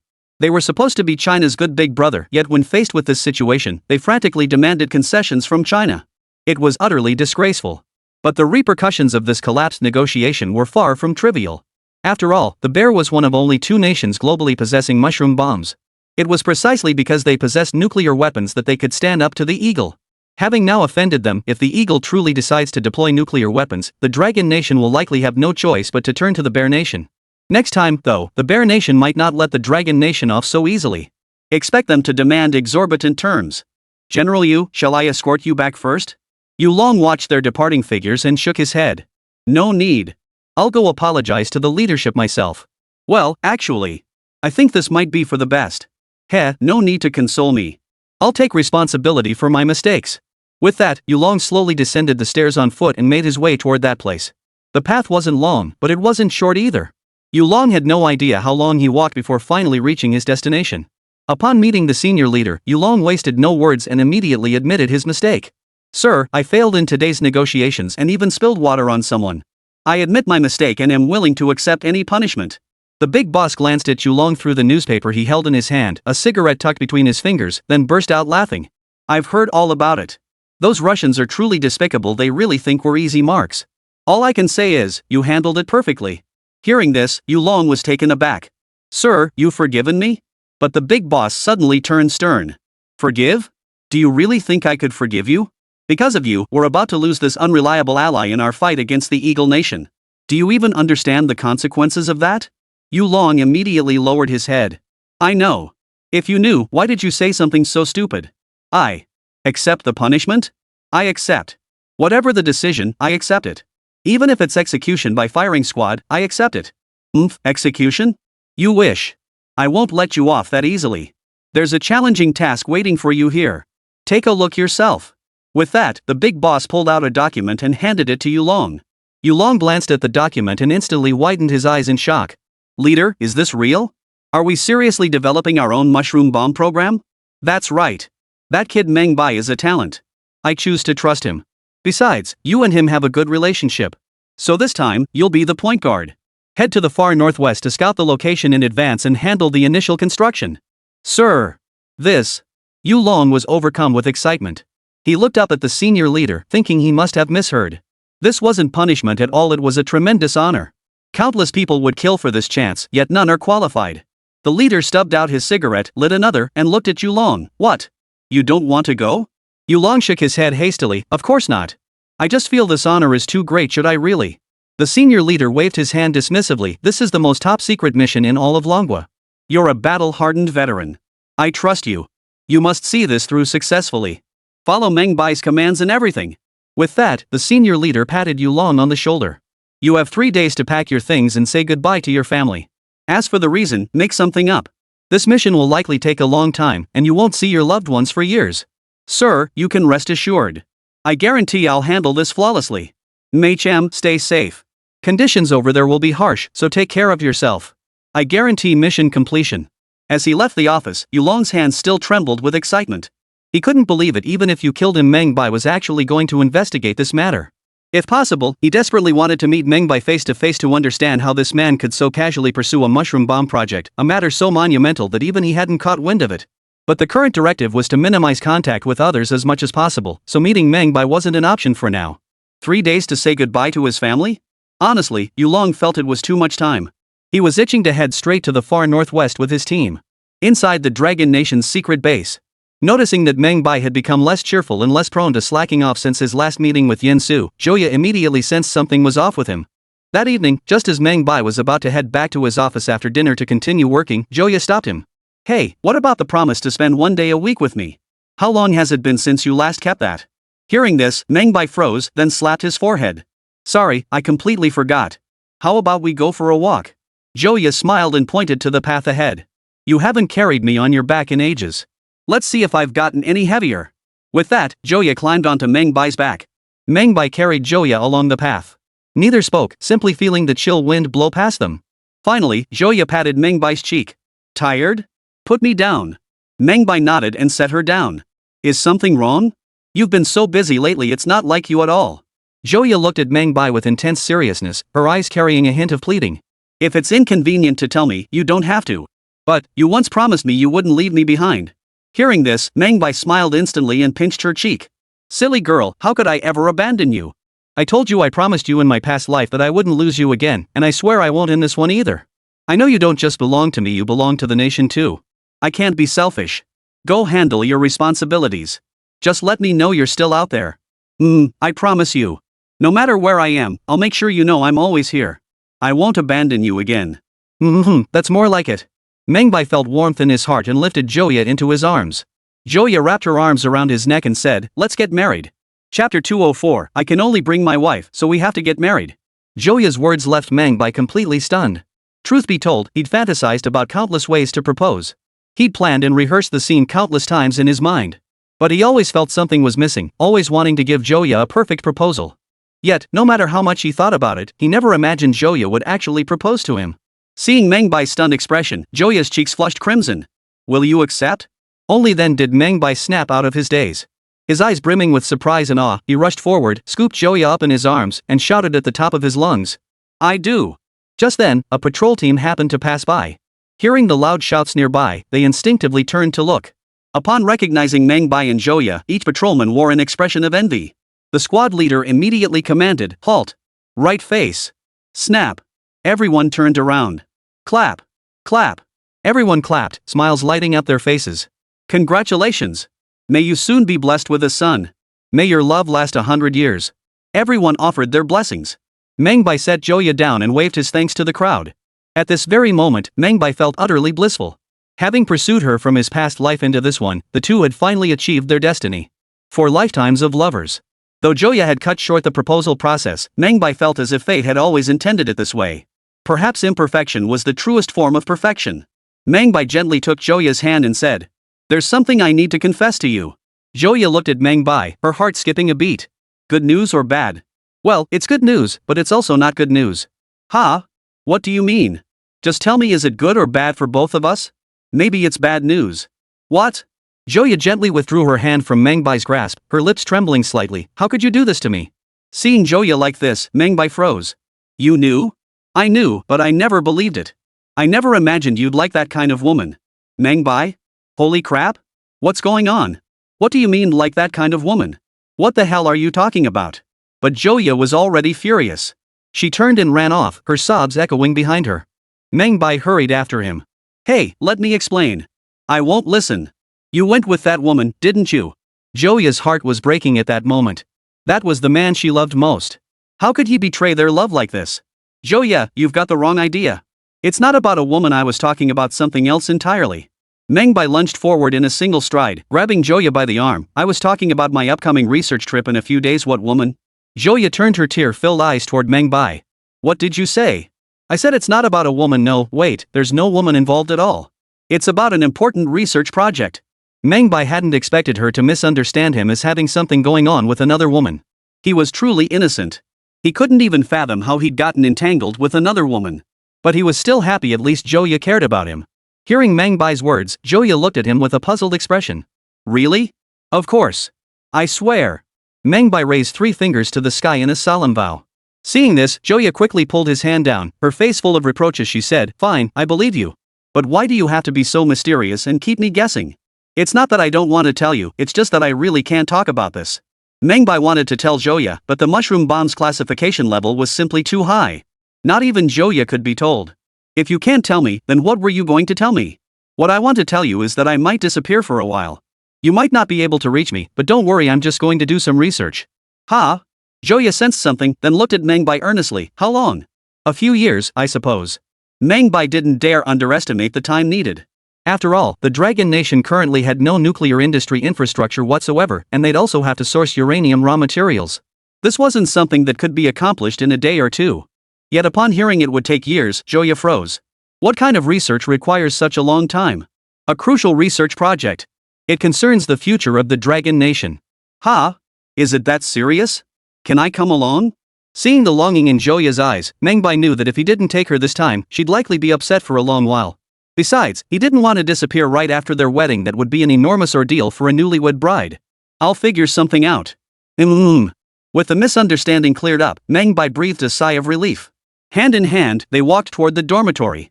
Halfway there, Meng Bai suddenly remembered something. Why did you suspect I was with another woman? Huh, haven't you heard all those gossip rumors about you? Gossip? Meng Bai was taken aback. He couldn't recall ever hearing any gossip about himself. Wait, I'm just minding my own business doing research in the lab. How did I end up in gossip rumors? It's because you're too outstanding. So many women are throwing themselves at you, so those bored people made up all kinds of gossip. I didn't believe it at first, but your reaction just now made me start imagining things. Ha! Well, who knew being too outstanding could be such a hassle? After escorting Joya back to her dorm, Meng Bai picked up the phone and dialed a secret number. The call connected, and Yan Su answered on the other end. What's up at this hour? Hearing Yan Su's voice, Meng Bai cut straight to the point. Yan, I have one question. If I want to bring Joya along for this experiment, is that okay? Well, theoretically no. This experiment is too critical, so it probably won't work. Then how can I bring her? She could just stay behind, couldn't she? You're not married. The regulations state only spouses are permitted. Meng Bai instantly detected a solution in Yan's words, his heart surging with excitement. Teen Yan, thanks. I know what to do now. I didn't say anything. Right, I just grasped it too quickly. Alright, I'll hang up now, got a ton to do and not much time left. The call ended, and Meng Bai jumped up in excitement. Awesome. He immediately dashed outside, arriving at the girls' dormitory entrance. He called out to the dorm supervisor, Auntie Lee, could you please call Joya for me? Aunt Lee glanced at Meng Bai, then looked up at the upper floor. Little Joe just went upstairs. Did you forget something? Yes, please call her for me. Alright, wait here. Aunt Lee stood up, ran to the second floor, and called out loudly. Soon after, Joya emerged from inside. The other person looked at Meng Bai. The smile on her face instantly froze as she realized something. She immediately ran over and asked. So? Any chance? Of course there's a chance, but... Oh, stop teasing me, just tell me. The authorities require us to be married, so... Ha! So that's what it's about. No problem, we'll go get our marriage certificate first thing tomorrow morning. Alright. I'll go get the letter of introduction right now. Chapter 205, The Ceremony. Once Joya confirmed she was willing to marry him, Meng Bai immediately pulled his identification documents from his pocket. No time to waste, let's go get the certificate now. Alright. With that, he dashed upstairs in a flash. Aunt Lee watched Joya's flustered yet beaming expression and couldn't help glancing at Meng Bai. What are you two up to? Meng Bai's lips curved into a smile. Of course we're getting married. What? Get married? When? The sooner the better. If possible, tomorrow. Oh my, congratulations to you both. But isn't this a bit too rushed? Meng Bai chuckled, not at all, not in the slightest. He didn't have much time left, so this was the only way.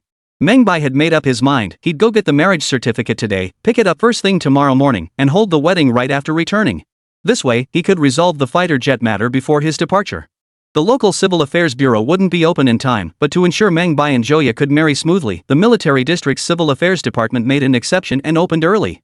Early that morning, the military district's assembly whistle still sounded as personnel from various companies began entering the parade ground for the day's training. As soon as they reached the military zone gate, Meng Bai was about to get out of the car to present his credentials when the guard on duty waved him on. Come on in, come on in. We've been waiting for you. Hearing this, Meng Bai immediately gave a grateful gesture before stepping on the gas and driving into the military zone. This marked the first time Meng Bai had exercised his privilege, and he must admit, the feeling was rather pleasant. As their vehicle appeared within the compound, the soldiers engaged in formation drills couldn't help but turn their heads. Captain, whose vehicle is that? It looks so impressive. That commander looks so young. Why does he seem familiar? Isn't that the scientist guy? Am I seeing things? What's he doing here? Whispers rippled through the crowd. The company commander, his face beaming, addressed them all. Alright, get in formation. People are here to get married, look at you lot, acting like you've never seen the world before. At this remark, the soldiers in formation all looked surprised. Getting married? They seem in such a hurry. I don't recall us having a civil affairs bureau around here. There is a registration office, but it only opens one day a week.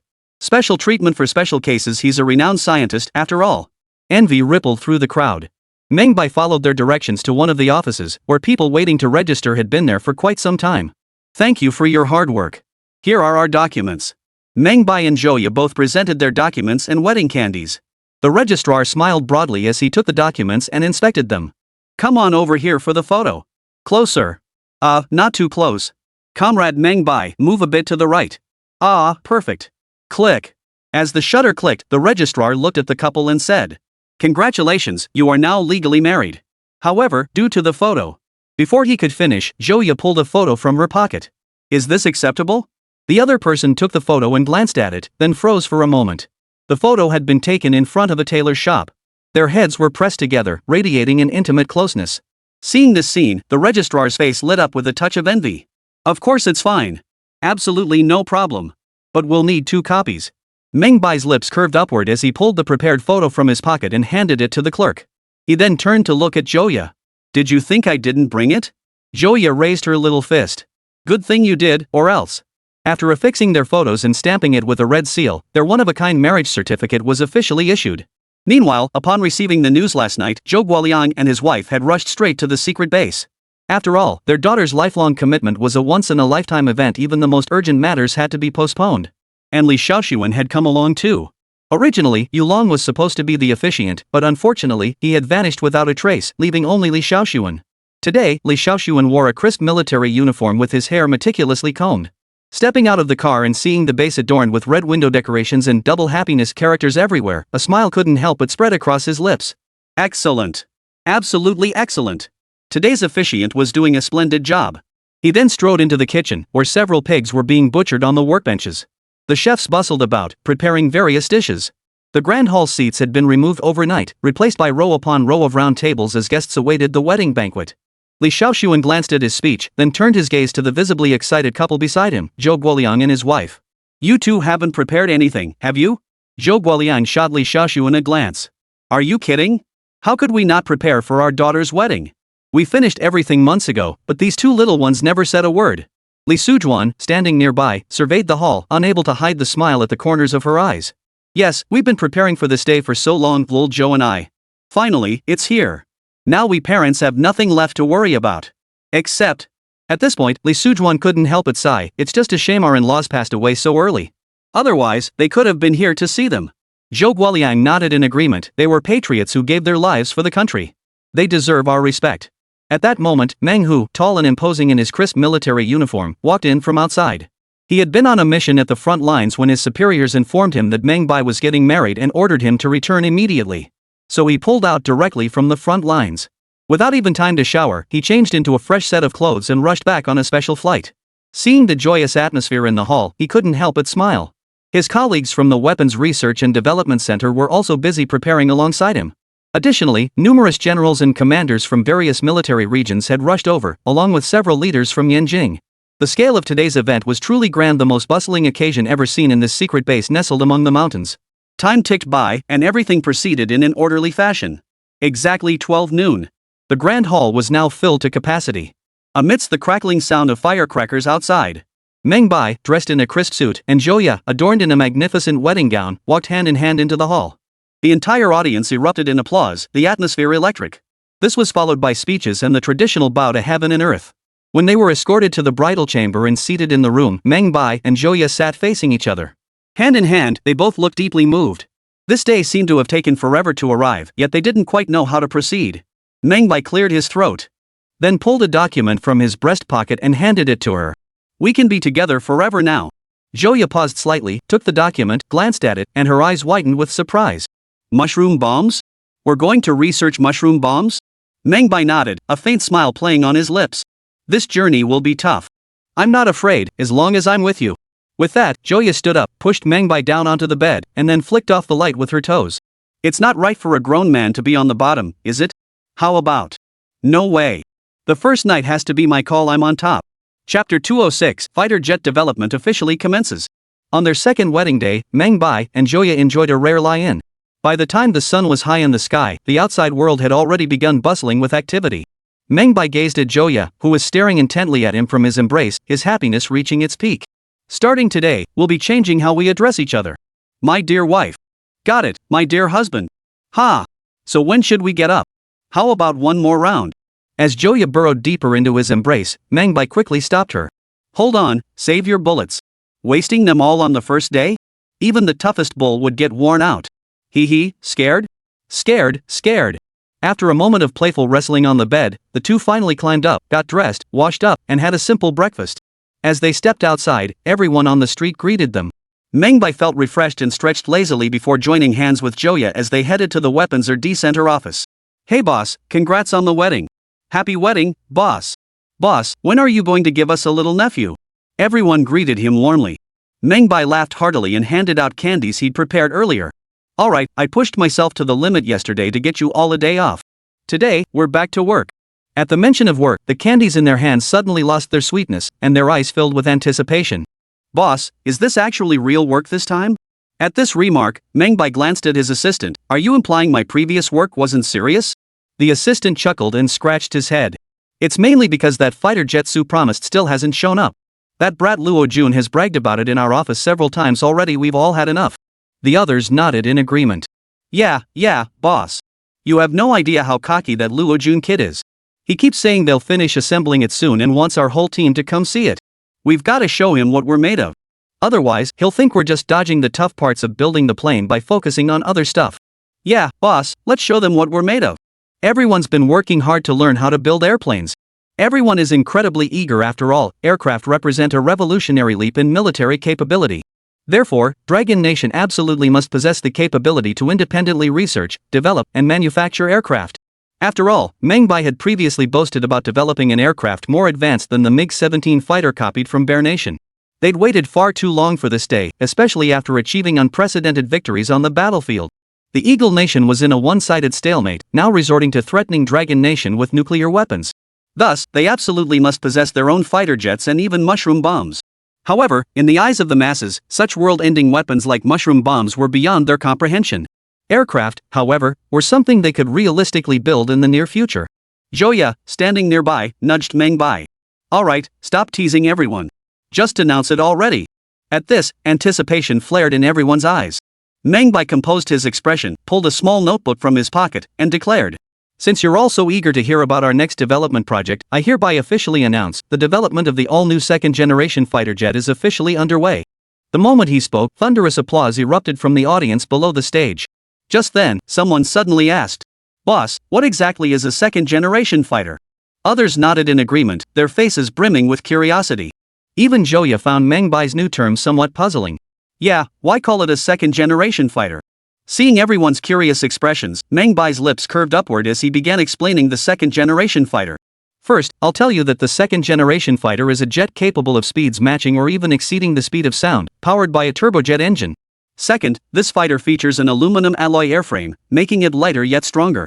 Moreover, the second-generation fighter is equipped with radar systems and missile guidance systems, making its capabilities far surpass all fighters currently seen on our battlefields.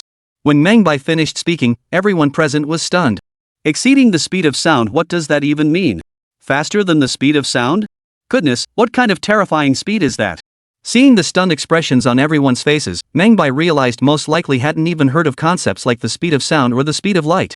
So he briefly explained the concepts of the speed of sound and the speed of light to the group. Only then did they grasp a rough reference point for the speed involved. Even so, everyone was utterly stunned. Good heavens! Over 300 meters per second? That translates to over 1,200 kilometers per hour. Unbelievable, utterly absurd. If that were the case, would there even be any opponents left in the air? Enemies would likely be shot down before they even spotted our fighter jets. Too fast. Could a standard engine even achieve that kind of speed? How powerful would the engine need to be? The boss mentioned earlier that it uses a turbojet engine. How does this engine differ from the ones we commonly see? In an instant, everyone present began discussing it, each brimming with curiosity and anticipation. Meng Bai had anticipated this reaction from the start when this device was unveiled. He understood their reactions perfectly. After all, this era of Dragon Nation had few scientists. Once the initial shock had subsided, Meng Bai spoke again. Unlike the first-generation aircraft, the second-generation model doesn't rely on complex mechanical structures or advanced technology. Its sole technological focus is the engine. The second-generation design demands far more sophistication, which is why we're establishing separate departments. The engine department, being the core of the entire fighter jet, will be established as a separate unit under my direct supervision. The airframe will also be split into its own department, with Old Yang as the lead. The weapons system is also crucial, and for now, we'll outsource that. As for avionics and flight controls, Old Sue and I will oversee those. Radar is another critical component with high technical demands. Joe, set aside your current tasks and join me in developing the radar system. Is everyone clear on their responsibilities? Everyone present was stunned. Boss, you mean our fighter has radar? Isn't that thing supposed to detect enemy positions when you can't see them? Isn't radar supposed to be mounted on the ground to monitor enemy fighters and bombers? How can it be installed on an aircraft? The entire group was utterly baffled, while Meng Bai smiled faintly and produced some blueprints and files he had prepared long ago. Alright, everything you need to know is in these documents. Go back and study them thoroughly. Make sure you grasp the technology inside as quickly as possible. Got it? Everyone sat up straight and shouted in unison. Understood. Chapter 207, The Arrogant Foreign Student. In Eagle Land, at a cafe outside a university campus, several young men from the Dragon Nation, dressed in tailored suits, sat chatting casually. Their expensive haute couture suits drew sideways glances from many Eagle flag people nearby. Yet in the eyes of these Eagle flag bearers, beyond envy, there was more disdain. After all, in their eyes, the Dragon Nation people were nothing but inferior yellow-skinned monkeys. Even dressed in expensive suits and ties, they couldn't shake off their rustic aura. Yet the young men seemed utterly unfazed by the surrounding eagle-eyed stares, for Longwo was indeed backward. One of the young men, sporting a slicked-back hairstyle, glanced around before speaking. Professor Chen from our department went back yesterday. Didn't even pack his things, just took his wife and left. Is something up over here? At this remark, the others all looked startled. I thought only Professor Long from our department had returned. I didn't expect Professor Chen from your department to leave too. This feels a bit dangerous. Oh no. If that's the case, then we can't stay here anymore. I've heard rumors about their severe discrimination against us, even plans to expel us. Could it really be happening? Enough with the wild guesses. Don't you guys read the news? Haven't you heard? Dragon Nation deployed weapons of mass destruction, pushing Eagle Nation back on the battlefield. Now Eagle Nation is threatening to use mushroom bombs. Seriously? Nukes again? But Bear Nation is allied with Dragon Nation. If Eagle Nation drops nukes on Dragon Nation, Bear Nation will probably retaliate against Eagle Nation too. Everyone grew tense as they discussed the matter. These students had secured their overseas study opportunities through both their affluent backgrounds and exceptional academic achievements. Just then, a young man from the Dragon Nation entered, wearing a wool coat. He looked hurried and somewhat anxious. Seeing him arrive, the others quickly made room. Xingqian, what's gotten into you today? You're so late, we've already had several cups of coffee. Yeah, look at you rushing around like that. What's up? Hooked up with some rich girl's daughter? Ha! The group burst into laughter. Lu Xingqian sat down, picked up a cup of coffee, and gulped it down in one go. The bitterness made him wince. This is so bitter, didn't you put any sugar in it? After saying that, he grabbed a sugar cube from a nearby cup and popped it into his mouth before addressing the group. Have you guys gotten word about returning home yet? At this, the group exchanged glances, their expressions turning surprised. Wait, even you, Lu Xingqian, got invited back? Yeah, usually it's only for professors. How did they end up inviting you? That's not fair. Totally unfair. Why didn't I get invited? I'm studying literature at a public university here and actually earned a proper degree certificate. Lu Xingqian then asked around about who was being recalled, and they discovered a pattern. This time, all those recalled were either science professors or mathematicians. And Lu Xingqian's alma mater was none other than the Royal Air Force Academy. Everyone turned to look at Lu Xingqian. So what do you think? Going back or not? Lu Xingqian looked proud. Of course I'm going back. My parents always said they raised me here specifically to return and serve my country. An opportunity like this doesn't come often, I absolutely can't miss it. If Xingqian's going back, then I'm going back too. If you're all leaving, there's no point in me staying behind alone. I'm definitely going back too. If everyone's going back, I'm going too. Staying here to be looked down on every day? I've had enough of that life. When are we leaving? Of course, the sooner the better. If you wait too long, there won't be any spots left. After a brief discussion, the group immediately began making arrangements to return home. A few days later, everyone returned to the country one after another. Upon receiving the news, Lu Xingqian immediately went to the military district to register. After completing the registration, he was given an address. Following the directions, he located the designated military district, where military personnel directly dispatched a vehicle to transport him to a secret base. Upon arriving at the secret base, Lu Xingqian's eyes widened in astonishment at the sprawling complex of buildings and intricate signage everywhere. Goodness, this place is huge. Comrade, may I ask, is all this dedicated to research? The young officer responsible for the transfer smiled. Of course. Everyone who gets in here is among the top technical talent in our Dragon Nation. You should go report in quickly and wait for your assignment. Alright, thanks. Lu Xingchen thanked him and began exploring the secret base with his luggage. Seeing the diverse RD departments, Lu Xingchen was utterly amazed. Wow, hasn't been back in years, and Dragon Nation has advanced this much? They even have 2 separate institutes for aircraft development now? Having graduated from the Eagle Eye Royal Air Force Academy, he naturally chose a department he was familiar with. After getting the lay of the land, Lu Xingchen promptly headed to the registration office with his belongings to report for duty and fill out his assignment preferences. The assignment office staff glanced at Lu Xingchen's resume and showed a hint of surprise.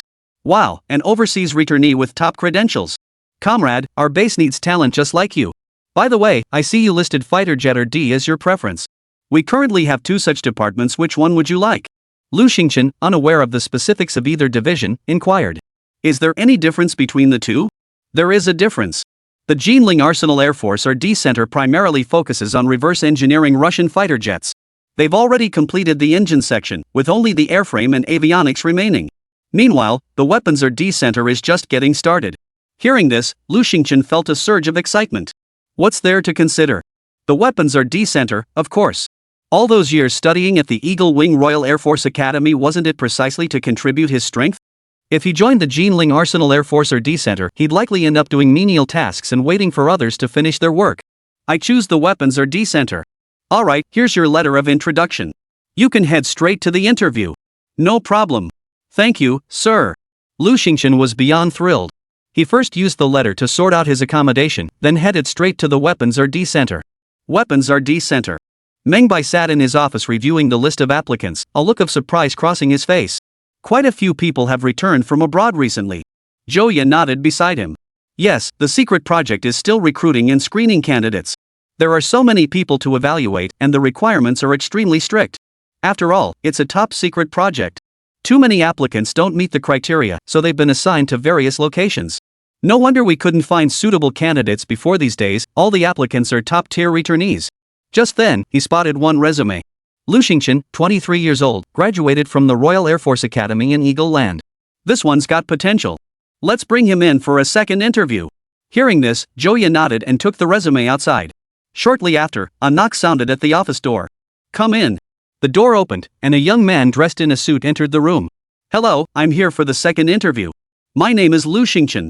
Meng Bai nodded, set down the documents he was holding, and gestured to the seat across from him. Have a seat.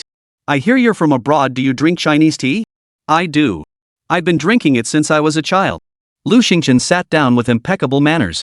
Meng Bai personally poured him a cup of tea. I see your resume doesn't list any work experience.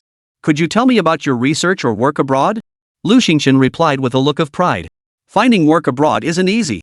Getting into an Air Force Academy is already quite an achievement. It took a lot of connections and money to get in.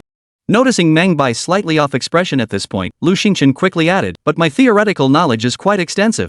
Meng Bai merely nodded and continued. Our department has many requirements, some of which are quite demanding. Are you willing to comply? I'm willing. All right. I've reviewed your materials. To be honest, very few candidates match our specialization requirements, especially for the Air Force. So I've decided to hire you. Would you be willing to serve as an assistant to my assistant? At this, Lu Xingchen froze, staring at Meng Bai with a look of utter bewilderment. What? Assistant? Not an assistant's assistant. Ha? Be an assistant to your assistant? Exactly. Hearing Meng Bai say this, Lu Xingchen couldn't hold back any longer, his tone tinged with irritation. Seriously, have you even looked at my resume? I graduated from the Royal Air Force Academy. You want me to be an assistant to your assistant? I'm an inventor, not a servant. When did I say you'd be serving people? Being an assistant to my assistant is just to lighten his workload. Don't think this assistant job is easy. He's responsible for 3 departments, so... But before Meng Bai could finish, Lu Xingchen snatched his resume back, stood up, and glared at Meng Bai. Screw your assistant position. I came here to be a researcher, not a servant. I'm not waiting on anyone. With that, he turned and walked out. Meng Bai watched his retreating figure with utter helplessness. As expected, those with no real ability have the biggest egos. Guess my little temple just couldn't accommodate him. Chapter 208, what do you know? This coke is spoils of war. Joya heard the commotion inside and walked in, just as Lu Xingchen was heading out. Comrade Lu Xingchen, what's gotten into you? What do you think? It's outrageous. Making me be an assistant to his assistant? What gives? Was I born looking like a servant? This might be a misunderstanding. After all, Assistant Xiao Zhou oversees numerous departments. Serving as her assistant would actually be a tremendously demanding role. Sorry, I don't like being someone's assistant. I don't want this job.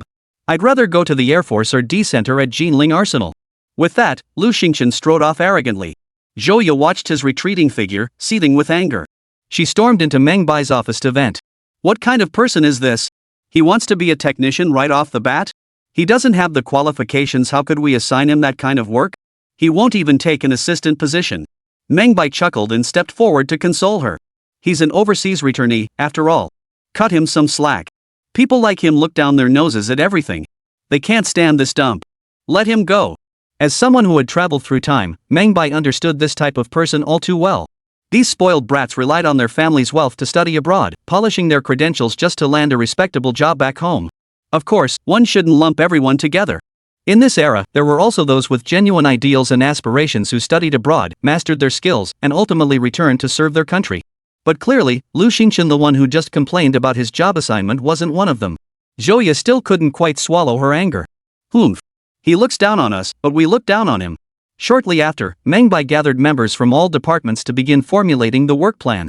Meanwhile, Lu Xingqian, emerging from the Weapons Research Center, was still seething with anger. What a slap in the face. I graduated from the Royal Air Force Academy, and they want me to be an assistant? What gives? With that, he returned to the job assignment area with his letter of introduction, sought out the supervisor, and explained the situation. The supervisor, hearing about Lu Xingqian's unfair treatment, was somewhat skeptical. Logically speaking, Meng Bai's team should have been easy to assign work to. Why would he refuse? Still, the supervisor didn't press further. With a casual nod, he issued a new letter of introduction for Lu Xingqian to interview at another location. Upon arriving at the Air Force or D Center of the Jinling Arsenal, Lu Xingqian encountered a remarkably smooth process. Especially when he presented his academic credentials, he was met with an immediate wave of welcome. This attitude was worlds apart from what he'd encountered at the Weapons or D Center. Naturally, Lu Xingqian chose to stay here, taking a position as a mechanic tasked with replicating the tail section. That day truly fed Lu Xingqian's vanity to the fullest.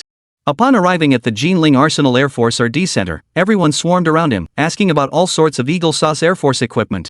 Although he rarely saw actual US Air Force equipment during his time there, he had memorized the theoretical knowledge even if he hadn't mastered it thoroughly. When he casually shared some of this information, it immediately drew everyone's admiration. To better leverage Lu Xingqian's expertise, his superiors decided to appoint him as team leader. Having been there less than a week, Lu Xingqian's ego swelled to bursting upon becoming team leader. Comparing the two sides, Lu Xingqian felt that not persisting and staying there as an assistant was nothing short of a blessing from above. Otherwise, missing out on the Jinling Arsenal Air Force or D Center would have haunted him forever. After several days on the job, he finally gained a general understanding of the base. Within the base, everyone worked in their respective departments and different facilities.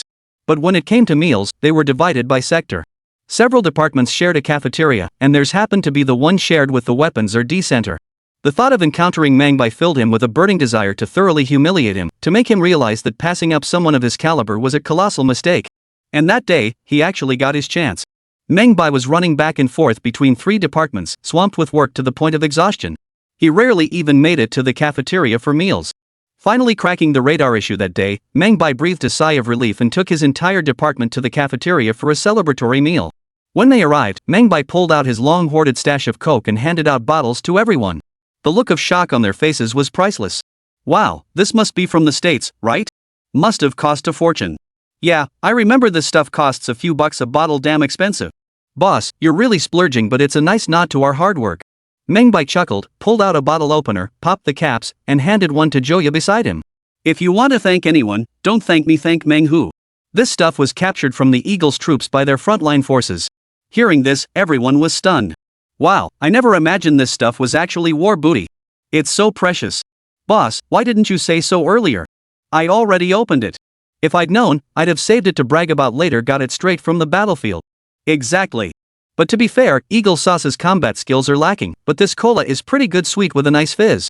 So delicious. Everyone laughed heartily, chatting and eating, the atmosphere warm and cheerful.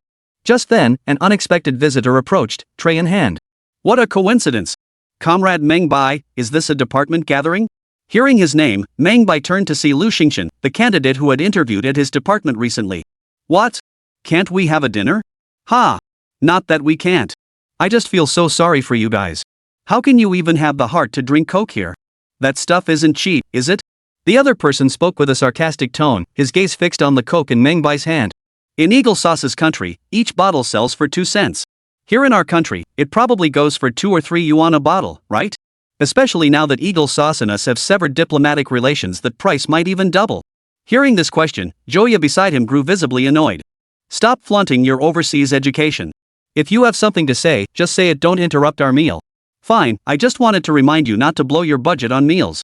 Many people in our dragon nation still can't afford enough to eat, especially the soldiers on the front lines. Lu Xingqian spoke with righteous indignation, as if he'd transformed into some moral high ground saint. Yet as soon as he finished speaking, everyone present treated him like a clown. Who do you think you are? Coming here to lecture us? Do you even know what war booty is? Only those without the skills would pay for it. What we're drinking is all spoils sent to the boss from the front lines. It's their way of expressing gratitude for the weapons our boss created for them. So you studied abroad, huh? Big deal. Go chill somewhere else and stop ruining our meal. The group's counterattack was relentless, leaving Lu Xingqian thoroughly humiliated. He never imagined this stuff was actually spoils of war. No wonder when he'd asked the cafeteria staff earlier, they'd said they didn't have Coke. Watching others take credit for his own achievement, Lu Xingqian grew increasingly furious. But then he remembered why he was here. He turned his gaze back to Meng Bai. Fine, let's drop the Coke thing. I just want to ask, your department's been building that plane for ages, and there's still no sign of it. Our plane is almost ready for testing. You guys aren't actually going to fail to deliver, are you? The remark nearly incensed the entire department. Meng Bai raised a hand to calm them, then fixed Lu Xingqian with a steady gaze. So you came over to greet me just to humiliate me? Fine, I'll satisfy your curiosity. In 1 week, I'll bring our fighter jet to challenge yours. Hope you don't cry too hard then. Fine. We'll settle this on the test range in a week. Chapter 209, Failed Provocation. Meng Bai's charm proves too overwhelming. As Lu Xingqian walked away, everyone at the table couldn't help but turn to look at Meng Bai, their eyes filled with astonishment. Boss, you knew exactly why this guy came here. Why did you agree to his challenge? Yeah, a week is way too short. We haven't even finished the turbojet engine for our fighter jet yet. Isn't this a bit too hasty? He's a scheming little bastard, don't fall for his tricks. We'll never pull this off in a week. The others feared Meng Bai had acted impulsively and rushed to dissuade him. Joya shared their concern, pinching Meng Bai's arm. Why are you even engaging with someone like that? And agreeing to a test match in a week? Our fighter jet isn't even finished yet. Going there would just be setting ourselves up for embarrassment. Meng Bai smiled and glanced back at her.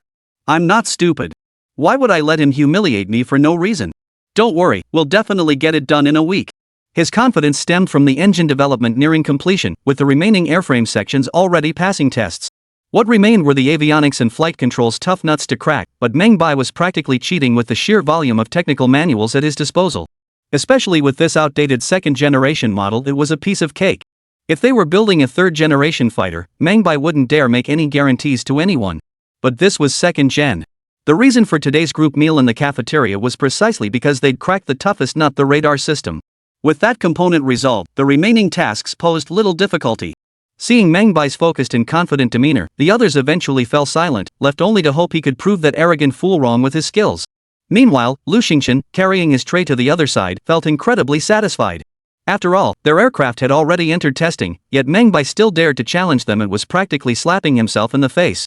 The thought sent him drifting into fantasies of how he'd humiliate Meng Bai in a week's time. Just then, his own team members arrived at the cafeteria. Seeing his people arrive, Lu Xingqian cleared his throat and announced, I've got something to announce in advance. Our fighter jet is about to undergo testing, right? Once this test is over, I'll treat everyone to Coke. Let's celebrate. The moment he said this, the team members were overjoyed. Really, Brother Lu? But I heard Coke is pretty expensive. Yeah, now that Eagle Sauce has cut ties with us, where could we even get Coke? Brother Lu, isn't that a bit extravagant? Is this coming from the team budget? Lu Xingqian stuffed a pair of chopsticks full of food into his mouth, chewing as he ate, his gaze drifting toward Meng Bai. I just wanted to tell you all, as long as you're with me, whatever others have, we must have too. We can't afford to look weak. He then addressed the group again. In 1 week, the Weapons or D Center will challenge us in fighter jet testing. So get serious about your work these next few days. Got it? At this, the group's expressions turned stunned. Ha? Brother Lu, you mean the Weapons or D Center will have a fighter jet ready in just 1 week? No way. How long has it even been since they started? They're going to have a fighter jet ready? That's ridiculous. Impossible. Absolutely impossible. Just the engine alone would take them at least half a year to develop. How could they possibly build a fighter jet in just 1 week? Seeing everyone react this way only solidified Lu Xingchen's conviction. They said it themselves, even boasting they'd teach us a lesson. Fine, we're not petty people. Let's eat. We'll give them a proper lesson when the time comes. But something felt off to the others. After all, quite a few in their department were Meng Bai's fans. They knew Meng Bai well. He never made empty promises. More importantly, he would never utter such vile words. Still, with the team leader speaking so decisively, everyone swallowed their doubts. Nevertheless, Lu Xingchen's remarks reached the department leadership. The department head, upon hearing Lu Xingchen's disparaging remarks about Meng Bai, felt deeply displeased and immediately summoned Lu Xingchen to his office. Comrade Lu Xingchen, I hear Meng Bai mentioned wanting to compete with us in fighter jet testing. Is that true? Lu Xingchen's lips curled upward. Of course. He told me that himself. Upon learning that the leadership was aware of the situation, Lu Xingchen's eyes darted around as he continued speaking. Sir, this Meng Bai is way too arrogant. He doesn't give us the time of day and even says he's going to teach us a lesson. That's just outrageous. What gives him the right to talk like that? It's downright disrespectful, don't you think? After spicing up his story with exaggerations, Lu Xingchen was certain the leader would be furious. Sure enough, upon hearing this, the leader's face immediately turned stern. Yet the leader pointed a finger at him instead. Comrade Lu Xingchen, I solemnly warn you, Comrade Meng Bai is the most outstanding scientist in our entire base.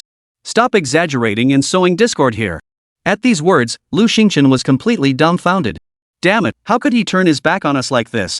The leader was the one who wanted to challenge us. I didn't ask for this. Lu Xingchen felt utterly wronged.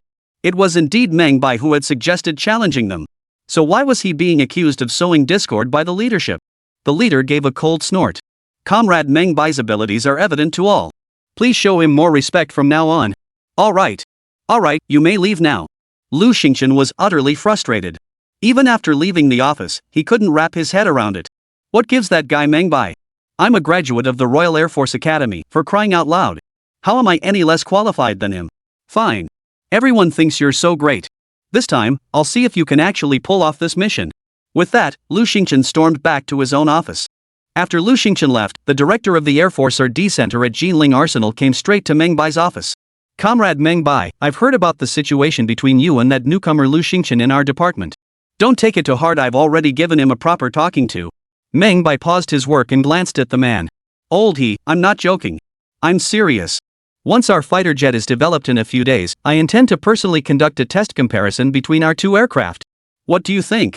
Old he froze, staring intently at Meng Bai. What? You're serious? Of course I am. Don't do this. The Air Force is crucial to us. Higher-ups have already ordered that even if we finish ours first, your team must still complete its development. We absolutely must have a newer model fighter jet. Don't get carried away and drag the test aircraft out for a competition just because it's a contest. Ha, old he, relax. I didn't take that star thing seriously. I just wanted to evaluate it. Really? Absolutely. Alright, if you say so, then it's fine. But there are only 5 days left. Are you sure you can pull it off? 5 days is plenty of time. Chapter 210, I brought my fighter jet today too. Time flew by, and before they knew it, 5 days had passed. During this period, the Jinling Arsenal Fighter Development Center conducted comprehensive testing on their reverse-engineered MiG-17 fighter. After rigorous testing, the replica MiG-17 had proven capable of flight. The night before, everyone in the unit was notified to gather at the test site the next day for flight testing. After all the hard work, they had finally built their first aircraft, and everyone was filled with immense anticipation.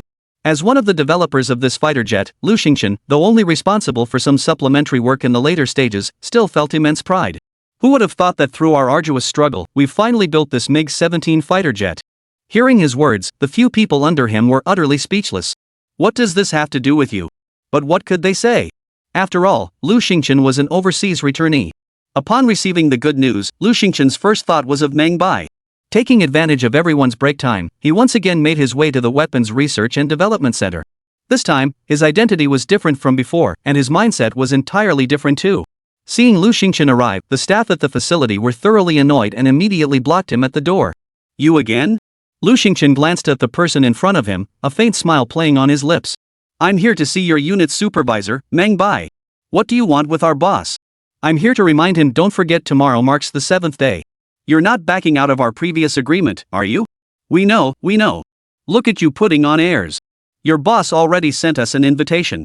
We'll be there on time tomorrow, no need for you to personally remind us. Good to hear. By the way, where's your fighter jet? Lu Xingqian tried to tiptoe for a peek inside, but a staff member stopped him and pushed him back outside. What's the matter? Don't you know where this is? Read these words clearly. Non-authorized personnel are strictly prohibited from entering. Heh, look how nervous you are. You haven't built the plane yet, have you? What's it to you? Now get out of here. Lu Xingqian was eventually shooed out, but he felt even better. What's the big deal? If it's not built, it's not built. This humiliation will make him eat in the cafeteria next time. I just don't believe he'll ever avoid the cafeteria again. With that, he strode back to the unit with his chin held high and a smug look on his face, humming a tune. Early the next morning, Meng Bai was still snoring away when Joya covered his mouth and woke him up. You lazy slob, still sleeping? Don't forget we have things to do today. Since getting married, Meng Bai felt this was what life was truly about. Waking up every day beside the person he loved most made even his work feel energizing. He opened his eyes, looked at Joya before him, and gave her a passionate kiss. Then he got up, washed up, and ate breakfast. At the breakfast table, he glanced at the latest news, starting with the situation on the Korean battlefield. Ever since learning that the Dragon Nation possessed cloudburst bombs, powerful weapons capable of destroying fortified bunkers, the Eagle Nation had been loudly proclaiming its intent to use nuclear weapons against the Dragon Nation.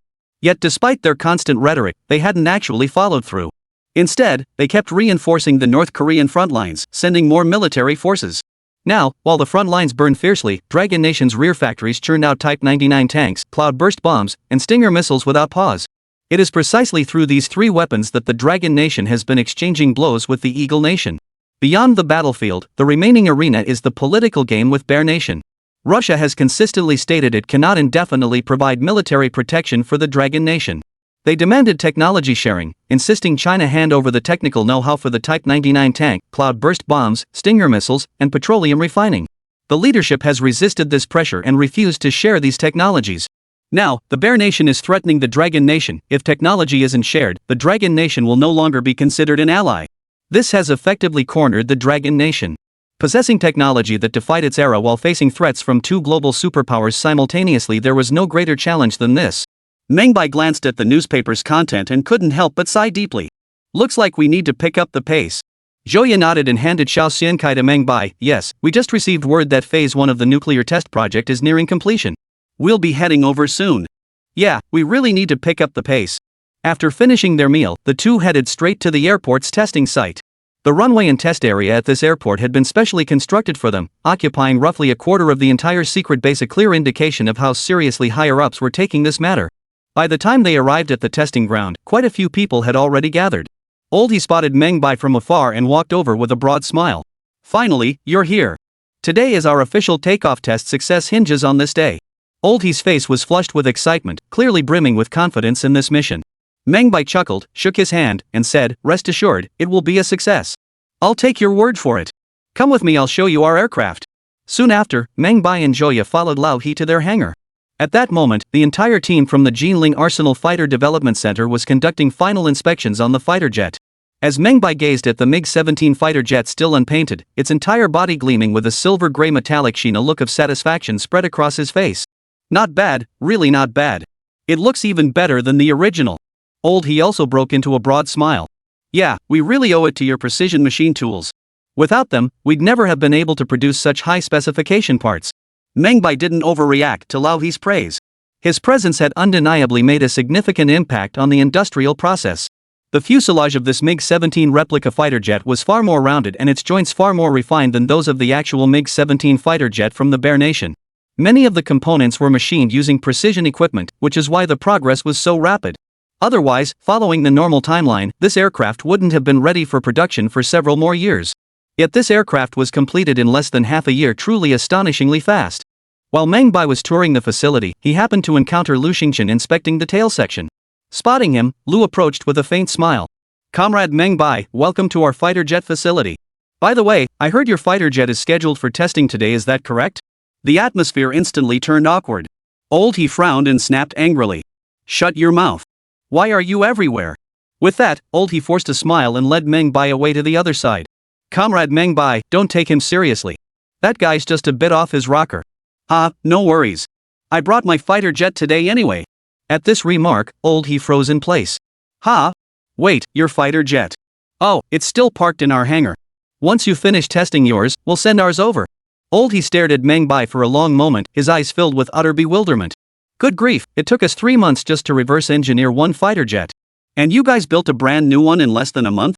That's ridiculous. Chapter 211, the Long-8 fighter jet awaits testing today. But Old he didn't make a fuss. He simply continued the tour with Meng Bai. When they reached the parts machining area in the adjacent production workshop, Meng Bai nodded approvingly with satisfaction. Excellent, truly excellent. I never imagined you'd master these machine tools so thoroughly already. This is a very positive sign. Old he shrugged, wearing an expression of resignation. Yeah, we're still just copying others, we can't develop our own fighter jets yet. I really hope your fighter will blow us away next. Seeing Old he's eager expression, Meng Bai merely curved his lips upward, revealing a confident look. Rest assured, it will definitely impress you. On the airport runway, the silver-white, unpainted replica fighter jet was slowly rolled out of the hangar. The sight of the silver-white replica fighter jet drew spontaneous applause from everyone present. It's stunning. Our Dragon Nation finally has its own fighter jet. We've waited far too long for this day. Good heavens, I can't even imagine what it'll feel like to soar through the skies piloting this fighter. So excited. I hope this test goes perfectly. No, it absolutely must succeed. Everyone watched with anticipation from the nearby observation room as the MiG-17 replica fighter slowly accelerated. The roar of its engines made hearts race. But the black smoke billowing from the tail made Meng Bai shake his head. The engine's combustion efficiency is still too poor. Even with high-grade fuel, this problem persists. It highlights the current shortcomings of the engine. After taxiing down the runway for a while, the MiG-17 finally swept its wings and soared into the sky. The moment it lifted off, everyone present couldn't help but cheer and applaud. Meng Bai nodded with great satisfaction. Though merely a replica fighter, it was the first of its kind in the history of the Dragon Nation, carrying profound significance. After circling the sky several times, the fighter returned to the ground. As it came to a stop before the crowd, everyone surged forward, cheering with unrestrained excitement. Many were moved to tears, and even those watching had reddened eyes. It's truly remarkable. Our own Manhwa aircraft arrived so much sooner than I ever imagined. I thought it would take many more years. Joya wiped her tears as she leaned against Meng Bai's shoulder, her voice trembling slightly. This was a unique national pride belonging to the people of Dragon Nation. Though seemingly just a replica, it represented the advancement of Dragon Nation's industrial capabilities. Meng Bai gently patted Joya's shoulder. Yes, next we'll give everyone an even more astonishing surprise. Joya paused in surprise before realizing what Meng Bai meant, then hurriedly protested. Wait! Our aircraft has only just been completed. Many systems haven't been tested yet. Is it really wise to rush the test flight at this stage? Don't worry, it's not rushed at all. Our fighter jet is already capable of flight. But we haven't conducted any of the other tests yet. They're already underway. He then pulled out his walkie-talkie and asked, Xiao Zhou, is the test complete? Reporting to the boss, testing is complete. Alright, then let our aircraft make its debut. Joya stared wide-eyed at Meng Bai in disbelief. Goodness gracious, you actually? I never go into battle unprepared. How could I skip testing? I just sped up the process a bit. Seeing Meng Bai's confident expression, Joya couldn't help but pinch him. You bastard. You kept it from your own wife. Looks like you won't be getting any sleep tonight. Meng Bai's eyes widened in delight. Really? Then I won't hold back. With that, he pulled a handful of goji berries from his pocket and stuffed them into his thermos. What can you do? Even the young and impetuous need to take care of themselves. Just then, Lu Xingqian approached again. How's Comrade Meng Bai doing? Our fighter jet still got it, right? Yeah, not bad. How do they compare to yours? At this remark, everyone present couldn't help but frown. Old he was especially furious, wanting to fire the guy on the spot. They were all conducting research at the same base. Why did this guy harbor such intense hostility? He could be hostile toward anyone else, but he had to pick on Meng Bai. Wasn't that slapping Old he in the face? If not for the machine tools invented by Meng Bai, they probably wouldn't even have this fighter jet in front of them. Just as he was about to speak, Meng Bai smiled and said, Truth be told, your fighter is far superior to the Russians, but it still falls short of ours. After all, we're building second-generation fighters. Hearing this, Lu Xingqian's face beamed with even greater smugness. Then don't just talk, show us. Where are your fighters? On the way. Heh, on their way from production, huh? I knew you'd say that. Lu Xingqian burst into a wild laugh, his voice dripping with sarcasm. However, Meng Bai addressed the walkie-talkie. Careful now, don't scratch my fighter jet. What's that supposed to mean? Lu Xingqian looked at Meng Bai, suddenly sensing trouble. At that moment, the entire crowd fell silent, all eyes turning toward another hangar. The doors of the other hangar had opened unnoticed, and a sleek, all-white fighter jet was slowly being pushed out. But this fighter jet was completely different from theirs. Its design was entirely unlike any fighter jet they had ever seen. Especially the exaggerated triangular wings and the two massive air intakes beneath the nose caught their attention. Wow, this plane looks so sleek. Good heavens, can wings like that even fly? It's impossible to tell. I thought it would be similar to our fighters, but the difference is staggering. Its approach seems entirely different. Those two massive nostrils in the middle, could they really be air intakes? They're enormous. Those delta wings look like they'd offer better stability. Could it fly faster? Look at those massive exhaust nozzles on the tail section, that's just ridiculous. Everyone gasped in astonishment, and Lu Xingqian, who had been standing nearby, was utterly dumbfounded when he saw the aircraft. How did he do it? How could he possibly develop an airplane? Impossible. Absolutely impossible. Even if he managed to get it out here, it probably couldn't fly. Jealousy clouded his mind completely, and he immediately shouted at Meng Bai. Don't think some weird-looking contraption will fool us. It ain't a plane unless it flies. His words sent shockwaves through the crowd, anger boiling over. Shut the up, will you? Meng Bai, however, simply smiled at him. You don't think I brought these planes here just to show off, do you? Of course not. Today isn't just your test flight, it's ours too. After speaking, Meng Bai turned his gaze to a middle-aged man standing nearby. Commander Dong, you're not seriously planning to test it yourself, are you? Dong Qingyu, helmet in hand, smiled faintly. Of course. I've been waiting months for this day. I won't let anyone else test this plane before me. Alright, then I wish you all the best. Haha, may our Dragon 8 fighter take flight successfully. The crowd erupted into applause. Only Lu Xingqian watched them like a clown. Chapter 212, not that fast, just 22 Mach. As commander of the Northeast Air Force, Dong Qingyu had always harbored immense expectations for Long Nation's aviation endeavors. But he never imagined this day would come so suddenly years earlier than he'd anticipated. More importantly, the fighter he was about to pilot far surpassed anything of this era. Though he didn't know the exact capabilities of this fighter, he was still filled with anticipation for this new model. Taking a deep breath, he climbed the ladder into the cockpit. Glancing at the familiar control panel he'd studied countless times, he mentally ran through a quick simulation before donning his helmet. The ladder was then removed, and the hatch closed automatically. After ground crew personnel inspected the runway and confirmed everything was in order, they gave Dong Qingyu a thumbs up. Dong Qingyu nodded and returned the gesture before pressing the engine start button. A thunderous roar erupted as two massive exhaust nozzles at the tail unleashed a powerful blast of air. Those present heard a roaring sound louder and more awe-inspiring than the turboprop engines of first-generation aircraft. Everyone present covered their ears, eyes wide with disbelief at the awe-inspiring spectacle unfolding before them. At that very moment, a makeshift data recording tent nearby was instantly overturned by the powerful airflow. Inside the tent, various recording papers scattered wildly across the table, blown into the air. Witnessing this scene, everyone present was stunned. Holy crap, that much jet power? Holy cow, I'll say it, holy cow. A tent 30 meters away got flipped over?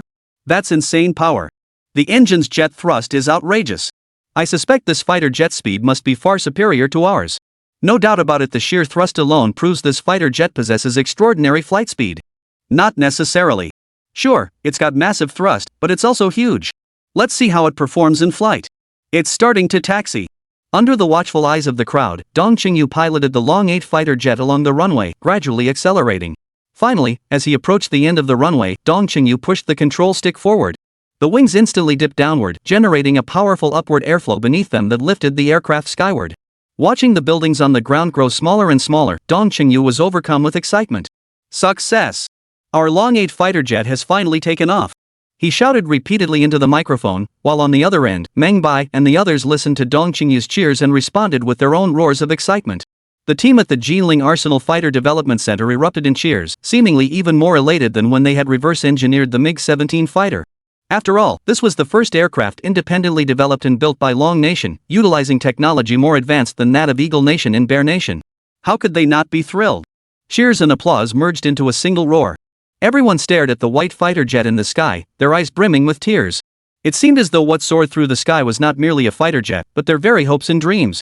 After all, every single person present had lived through the war.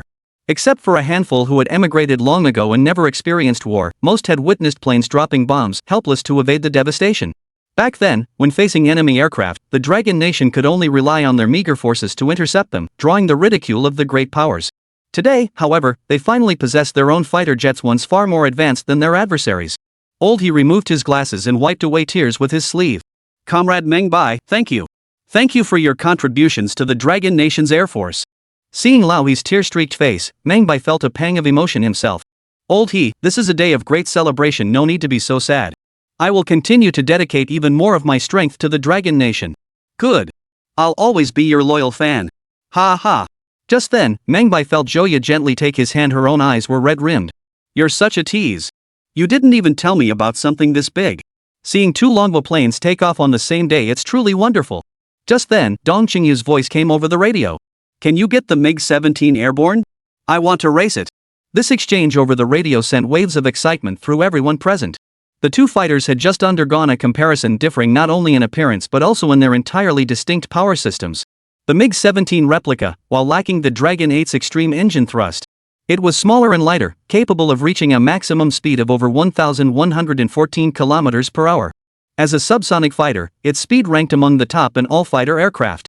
In contrast, Meng Bai's Dragon 8 fighter was massive, featuring large delta wings whose weight far exceeded that of the MiG-17. Its fuselage stretches to 21 meters, nearly twice the length of the MiG-17. Moreover, the developers of this fighter were well aware that the Long 8's empty weight had reached 10 tons, 3 times that of the MiG-17. Comparing the two, it was still impossible to predict which would be faster. Upon hearing Dong Qingyu's suggestion, Meng Bai immediately exchanged a knowing glance with Old He. He too wanted to see which of these two fighters would come out on top. He promptly nodded in agreement.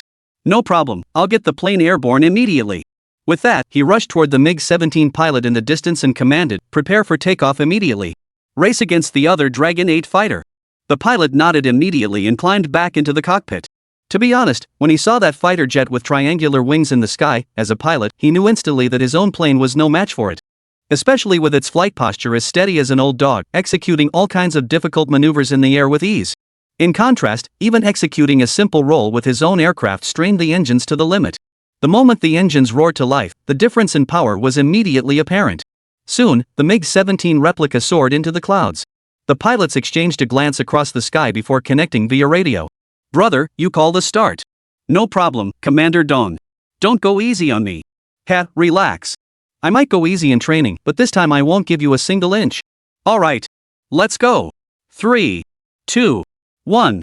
Go. Both fighters accelerated simultaneously. All eyes looked up, and in that instant, the Long 8 fighter with its distinctive triangular wings surged ahead, instantly outpacing the MiG-17 replica. Witnessing this, everyone present couldn't help but gasp in astonishment. Holy crap, that's way too fast. Old He asked nervously, his mouth agape. What's the top speed of this fighter jet? Not too much under 2,700 km per hour, roughly 0.22 Mach. Old He's eyes widened instantly. Holy cow, that's faster than the speed of sound. Only twice the speed of sound. Standing not far away, Lu Xingqian's belief crumbled completely. Is this the top scientist of the Dragon Nation? Truly absurdly powerful. Chapter 213, Fire Control Radar, Auto-Aim. Most people present still didn't grasp what Mach represented. After Meng Bai's explanation, the crowd finally grasped the concept. When they heard this new fighter jet could fly at twice the speed of sound, everyone was stunned. What kind of concept was that? It meant that on the battlefield, you'd be hit before you even heard the bullet whistle. Unbelievably fast. That speed must surpass even a bullet's trajectory. Goodness, who would have thought a fighter jet could fly at such speeds? If deployed in combat, enemies wouldn't even have a chance to hit it. For a moment, everyone present had a gleam in their eyes, watching the aircraft in the sky with delight and amazement. Just then, a young man of average build pushed through the crowd and addressed Meng Bai. Comrade Meng Bai, I have a question. At those words, Meng Bai immediately turned to the speaker. Recognizing him as Luo Jun, he couldn't help but smile. Oh, it's you. I remember you, Luo Jun, right? What's on your mind? Yes, I'm Luo Jun. Back at the square, when you told us you were building a new fighter jet, I thought you were just paying lip service. I never imagined you'd actually build it today. I apologize. I'm a man of my word. If I set out to do something, I'll see it through. What's on your mind? My question is, this plane is so fast, how do you lock onto enemies? As he asked this, the others nodded in agreement. The advantage of the fighter jet flying so fast is that enemies can't lock onto it easily. But there's a downside to that. Just as it's hard for enemies to lock onto us, it's also hard for us to lock onto them. Meng Bai chuckled, watching the fighter jet slowly descend. Once the fighter jet lands, I'll explain everything in detail. One by one, the group watched with eager anticipation as the fighter jet taxied slowly from the runway and came to a stop before them. Dong Qingyu emerged from the cockpit, his face radiant with astonishment. Good heavens, this is absolutely the most advanced fighter jet I've ever encountered. Without a doubt, it's even more powerful than anything I learned about during my training at the Russian Air Force Academy. This praise was absolutely heartfelt, coming from a pilot's perspective on the aircraft's outstanding performance. Dong Qingyu then turned to Meng Bai and asked, By the way, during training earlier, there was an empty space in the middle. Was that where they said they'd install a new type of radar, that black thing? At this remark, everyone's faces lit up with astonishment. What? Radar on the aircraft? Seeing their stunned reactions, Meng Bai's lips curled into a smile. Of course. That's precisely why I told you earlier that I could only explain things properly once the fighter jet landed. Then, he turned to the person beside him and said, "Take the fighter jet to the hangar for refueling. I'll explain the fire control radar system to everyone." The group eagerly followed the fighter jet to the hangar. After opening the canopy, Meng Bai settled into the cockpit and pointed toward the central section. This is the fire control radar display. Inside the nose section, we have a radar unit installed. Through this radar, we can detect enemy aircraft's position, distance, and altitude, then display it on the screen. When the fire control radar signal is received, the weapon systems in our fighter will automatically lock on and aim, allowing the pilot to first determine whether the target is friend or foe, then decide whether to engage and select the appropriate attack method. Meng Bai explained while demonstrating. Sure enough, the others saw it on the small screen. A tiny white dot had appeared. That white dot represented the MiG-17 fighter they had just replicated. After hearing Meng Bai's explanation, the group suddenly understood. So that's how it works. I thought this fighter was just fast and had a different design, but it can actually lock onto enemy fighters? That means it hits every time. It's incredible. No wonder they call it a second-generation fighter. I thought it was just a label, but this is a quantum leap. How advanced. Aircraft equipped with their own radar that can lock onto enemy radar. I never even dared dream of such capabilities. Mass production. We absolutely must mass produce this. Once this fighter hits the battlefield, what business will the Eagle have left? Everyone was overjoyed. Dong Qingyu, who had been standing nearby, was stunned by the news. Watching the fighter's weapons lock onto the nearby MiG-17 replica under fire control radar, his eyes brimmed with astonishment. No wonder I kept wondering why there was a little white dot moving around on the screen. So it was him. He rubbed his hands together, gazing at the fighter jet before him, his eyes brimming with joy. With this fighter jet, our Dragon Nation's air power will finally surpass both the Eagle and the Bear. We must begin mass production immediately. Seeing He eager to rush off and notify the flight crew, Meng Bai quickly stopped him. Hold on, He. We haven't tested all the performance metrics yet. It's best to conduct thorough testing before deciding on mass production. After all, this fighter jet isn't cheap to build. Upon hearing this, He realized Meng Bai had a point. After all, fighter jets are costly, especially the Dragon 8 model. If we rush into mass production without thoroughly testing its performance and other aspects, it'll be difficult to fix any problems that arise later. Meng Bai then produced a checklist. Flight test hours must meet standards, so we now need to conduct high-intensity flight tests to ensure the fighter's flight safety. At this announcement, the accompanying pilots were overjoyed. Great news! This is practically tailor-made for us.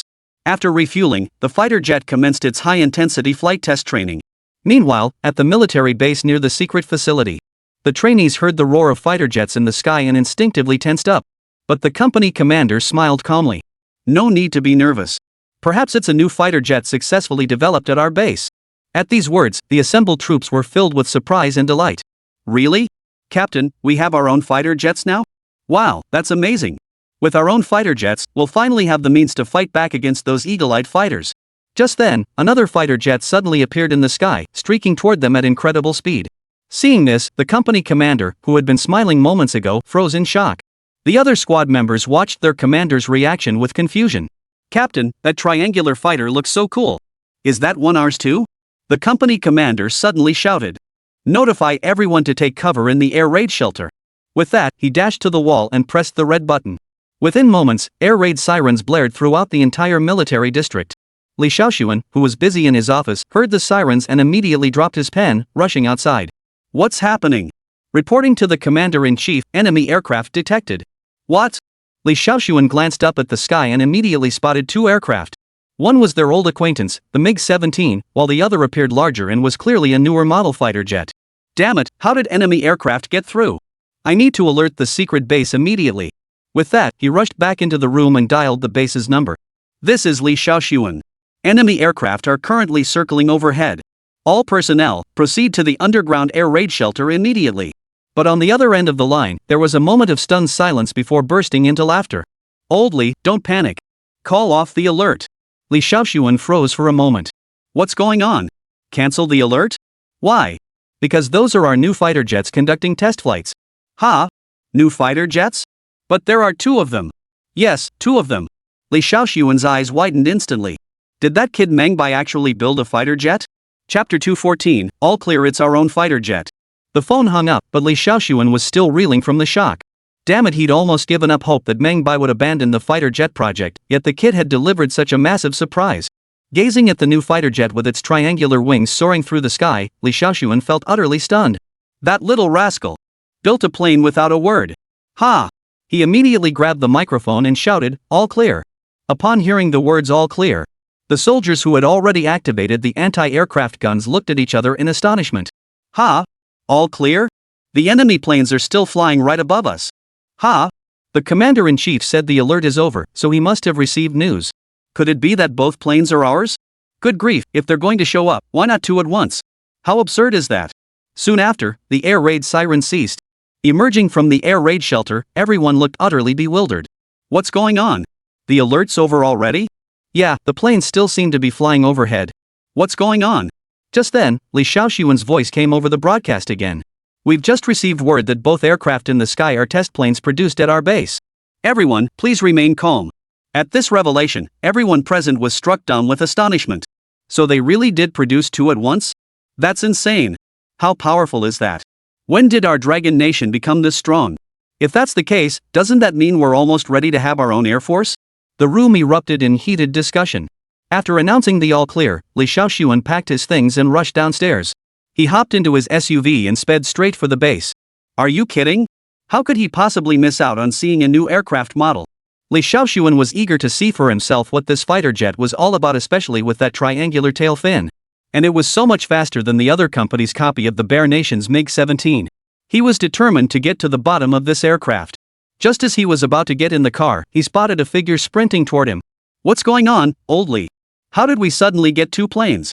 Recognizing the runner as his chief of staff, Zhou Guoliang, Li Xiaoxuan couldn't help but laugh. You'd better ask your son-in-law about that. Ha? You mean Meng Bai? The new plane he built? Who else could it be? Get in the car. Let's go check it out. Damn, that kid built a fighter jet without a word, how come he didn't tell me? Zhou Guoliang grumbled outwardly, but inwardly he was beaming with pride. His son-in-law had certainly made him proud. Once in the vehicle, the SUV sped toward the secret base. Seated in the back, both men held binoculars, fixated on the peculiar triangular fighter jet circling the sky. They couldn't get enough of the sight. When they arrived at the secret base's Air Force test site, they saw everyone staring skyward and immediately walked over. Meng Bai, when did you build that plane? Spotting Meng Bai, Li Xiaoxuan immediately stepped forward. Meng Bai turned to see Li Xiaoxuan and his father-in-law and hurried over to greet them. It's been in development for a while now. No wonder. Next time you're planning something, you've got to let us know ahead of time. Zhou Guoliang beside him nodded repeatedly. Hiding such good news even from your own family, aren't you afraid I'll tell your wife? Meng Bai chuckled, glancing at Zhouya beside him. Zhouya wore a look of proud defiance. Dad, there are some things I can't tell you yet, I'm afraid your clearance level isn't high enough. Hey, you little brat. How dare you side with outsiders? What else could it be? Information beyond my rank? He laughed it off, not taking it seriously. But in reality, Zhouya was referring to the research on the mushroom bomb. The two then began examining the aircraft Meng Bai had built. They were stunned to learn their fighter jet was equipped with fire control radar. Holy crap, weapons that can automatically lock onto enemies? That's insane. Li Xiaoxuan stared in disbelief through his binoculars, fixated on the fighter jet, but how could such a massive radar fit inside such a small aircraft? In his mind, radar stations were at least several meters tall and tens of meters wide. The aircraft was smaller than the radar itself. He simply couldn't fathom how they'd managed to fit it inside.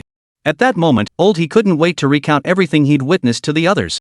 After hearing his description, Li Xiaoxuan and Zhou Guoliang were stunned once more. No wonder, so it was new technology. And this tech was developed entirely by our own Dragon Nation? Of course, your son-in-law is quite capable. Zhou Guoliang beamed with pride. Excellent. Truly excellent. He truly lives up to being my son-in-law. The other generals standing nearby were filled with envy, regretting they hadn't had a daughter to snatch the son-in-law, Meng Bai, for themselves. When the aircraft landed again, the third group of test pilots were already itching to board. While the plane refueled, Li Xiaoxuan and the others began chatting idly. Ah, what a pity we only have this one aircraft. If only we could mass-produce them quickly and send them to the front lines. The moment frontline matters were mentioned, Meng Bai perked up and immediately asked. Right, Uncle Li, what's the actual situation at the front lines now? Li Xiaoxuan lit a cigarette, his gaze fixed on the Long-8 fighter jet refueling in the distance. Ever since we got the new weapons, the Eagles haven't been able to gain much ground on the battlefield. They're just harassing us with fighters and bombers, and they still have to watch out for our Stinger missiles. The Eagles have now retreated to the border between North Korea and South Korea. Given the current momentum, it won't be long before we push them back. But after suffering such a heavy loss, the Eagles won't just let this go. Given the current situation, they probably won't use nuke bombs for now, but you can't be sure. After all, even a cornered rabbit will bite. And we're not facing a rabbit, we're facing a fully fledged hawk that keeps reinforcing its troops. I reckon a ceasefire is imminent, though this truce will likely be just another round of peace talks. Our side holds little hope for these negotiations. After all, the Eagle won't accept any losses. They'll likely demand reparations and demand we withdraw from certain territories. Still, we can use this time to recuperate and regroup. Listening to Li Shaoxuan's analysis, Meng Bai nodded slowly. Through his reforms, the Dragon Nation's military had gained preliminary combat capability, capable of holding its own against the Eagle Nation on the battlefield, even gaining the upper hand at times. However, the Eagle Nation possessed formidable logistical support, while the Dragon Nation lacked it. Drawing on his knowledge of history as a time traveler, Meng Bai knew the Eagle Gang would inevitably seek to cause trouble. Perhaps they would dispatch fighter jets or reconnaissance aircraft to conduct surveillance over Dragon Nation's territory. Speaking of which, are the Eagles currently conducting harassment reconnaissance within our borders? Hearing Meng Bai's question, both Li Shaoxuan and Zhou Guoliang couldn't help but sigh. How could they not? Just the other day, Eagle's reconnaissance planes flew deep into our mainland. Unfortunately, we had no means to respond, we couldn't even catch up to their fighter jets. If the Dragon 8 fighter jets could take to the skies, they might just catch up to those reconnaissance planes. That would teach them a lesson. Hearing this, a thought formed in Meng Bai's mind. He turned to look at his assistant beside him. By the way, are they carrying training rounds or live ammunition? The assistant paused slightly. Training rounds. Switch to live rounds immediately. Boss, are you planning to? How can we test our fighters' performance and durability without real combat? But, no buts about it, the battlefield is the ultimate test. No sooner had he finished speaking than Dong Qingyu approached with a look of excitement on his face. Live fire testing? I'm definitely going first. Hearing Meng Bai's reckless idea, Zhou Guoliang quickly grabbed him. You want to test it this directly? What if the fighter jet malfunctions? Before Meng Bai could speak, Dong Qingyu cut in. Even if Meng Bai hadn't brought it up, I would have. Live ammunition is the best way to test it. Let me handle it. If anything goes wrong, I'll take full responsibility. Chapter 215, Field Testing. Seeing Meng Bai's unwavering resolve, Dong Qingyu adopted a similarly fearless demeanor. In the end, everyone had no choice but to agree. But how could Meng Bai bear to let a pilot like Dong Qingyu, someone with valuable flight experience, become mere cannon fodder for testing the fighter jet? As Dong Qingyu climbed into the fighter jet and prepared to close the canopy, Meng Bai suddenly reached out and called out. Wait! Startled by Meng Bai's shout, Dong Qingyu watched as his comrade scrambled up the ladder. What's up? I've memorized how to use the fire control radar. Don't you trust me? Of course not. I just wanted to tell you that to ensure the safety of our fighter pilots, I installed an ejection seat. Pointing to the right side of the pilot's seat, Meng Bai added, feel over there, isn't there a handle? Dong Qingyu froze, then glanced down and sure enough, spotted a very obvious handle. Is this an ejection seat? Exactly. Manhwa fighter jets are easy to build, but pilots are hard to train. We can't just sacrifice our pilots for nothing. So whenever the plane encounters danger, just pull that handle to eject. Ha! Truly the most thoughtful invention from our Dragon Nation warriors. I owe you my life. Meng Bai climbed down the ladder, brushed the dust off his hands, and waved at Dong Qingyu. Dong Qingyu returned an okay gesture before igniting the fighter jet's engines. The roar of the massive engines filled the air, forcing everyone to cover their ears. Watching the fighter jet slowly taxi toward the runway, then accelerate for takeoff, finally soaring into the blue sky. As the fighter jet grew smaller in their field of vision, anticipation filled every face. Hopefully, this trip won't run into any problems. It's been tested multiple times without issues, it's definitely fine. Go for it. Meng Bai was utterly confident in his fighter jet's combat capabilities. His only concern now was the range. He hoped Commander Dong could manage the fuel supply and return on time. After all, the Dragon Nation currently lacks sufficient airports for landing, and they possess no aerial refueling aircraft of their own. Especially since fighter jets were extremely fast and demanded exceptionally high-quality runways, most standard airfields couldn't even accommodate them. If they accidentally ran out of fuel, they'd likely have to contact nearby airports for emergency landing. With this thought, Meng Bai quickly grabbed a map. Check which airports within a 2,000-kilometer radius can accommodate our fighter jets. At this, everyone turned to look at Meng Bai. Zhou Guoliang looked thoroughly dismayed. What did I tell you? I told you not to take risks. What if something really goes wrong? Seeing Zhou Guoliang's anxious expression, Li Shaoxuan beside him remained surprisingly calm. He patted his colleague on the shoulder reassuringly. Relax, old Dong's a professional pilot. He knows every available airport in the country better than you do. Well, it is an experimental aircraft after all. Sending it straight into a mission is just too reckless. Eagle Squadron, 5th Aviation Group, Rooster Basin. Richard sipped his coffee, watching the reconnaissance plane refueling on the runway with a hint of resignation. Another mission to the mainland of Dragon Country. That godforsaken place has nothing, yet we have to go there. Damn it, I'm refusing to fly next week. Hearing his colleagues grumbling, Connor chuckled beside him. You're just thinking about those Taiwanese girls again, aren't you? Yeah, it's truly unforgettable. I have 3 flights this week, and each one leaves me exhausted. Next week, I'm definitely not flying. But I've got some great news for you. After this week's flights, we get a full 2 weeks off. At this, Richard's face lit up with surprise. Really? Of course. I just heard it from the command office. They're adding more personnel to our side. So it won't just be our squadron flying, there'll be 3 squadrons rotating shifts. Well, looks like we've got another chance. But honestly, when will we finally crack that tough nut North Korea? We've been at it for so long now. Word is they've been getting hammered by the Dragon Nation. Now they're sending more reinforcements. In a few days, they'll probably pull people from our unit to send over there. Damn it, those useless fools on the front lines can't even beat those Dragon Nation natives. Hope they don't send me there, I'm not going to suffer in those godforsaken mountains. Yeah, I'm on edge too. This place in Gyeobenchikan is way more comfortable. After work, I can still go out, find a girl, and have a few drinks. The two chatted and laughed, their conversation drifting back to the girls in Footbasin Chicken. Just then, the assembly whistle sounded ahead. All reconnaissance aircraft preparing to enter Longwa territory had completed refueling and maintenance. Richard sighed, downed the last of his coffee with Connor, tossed the cups into the trash, and walked over to their reconnaissance aircraft. At the command, reconnaissance aircraft raced one after another down the runway toward the Dragon Nation. After several hours of flight, the reconnaissance aircraft finally reached the heartland of the Dragon Nation. Richard chewed gum as he glanced out the window. The landscape remained barren and desolate, dotted with dilapidated villages and few towns. Occasionally they encountered military zones, but by the time the troops there raised their anti-aircraft guns to fire, the planes were already far away. Watching the Dragon Nation soldiers bustling about, both men couldn't help but burst into laughter. Seeing how tense they looked, it was a pity they couldn't do anything. With those few rickety trainer planes of theirs, they couldn't even catch our exhaust fumes, ha! The two laughed heartily, utterly unconcerned with the anti-aircraft guns and machine guns below. They flew their aircraft boldly through the Dragon Nation's airspace, without a care in the world. Richard glanced at the fuel gauge, then at the map. Oh, looks like we're here. Just near that mountain ahead. Once we finish reconnaissance, we can head back. Connor, the photographer in the back seat, couldn't help but let out a cheer. Finally, this damn mission is over. I can't wait to blow off some steam. Ha! The two of them laughed wildly. Connor picked up the camera, ready to photograph the ground. But just then, a flash of light pierced the distant clouds. With his extensive fighter pilot experience, Connor immediately sensed something was terribly wrong when confronted by such blinding light. After all, they were at an altitude of 3,000 meters. There were no other aircraft in the vicinity, just them. That flash was clearly a reflection off a canopy, meaning another fighter was present. Richard, it looks like enemy aircraft are approaching. At those words, Richard burst out laughing. Oh, buddy, you've got to be kidding me.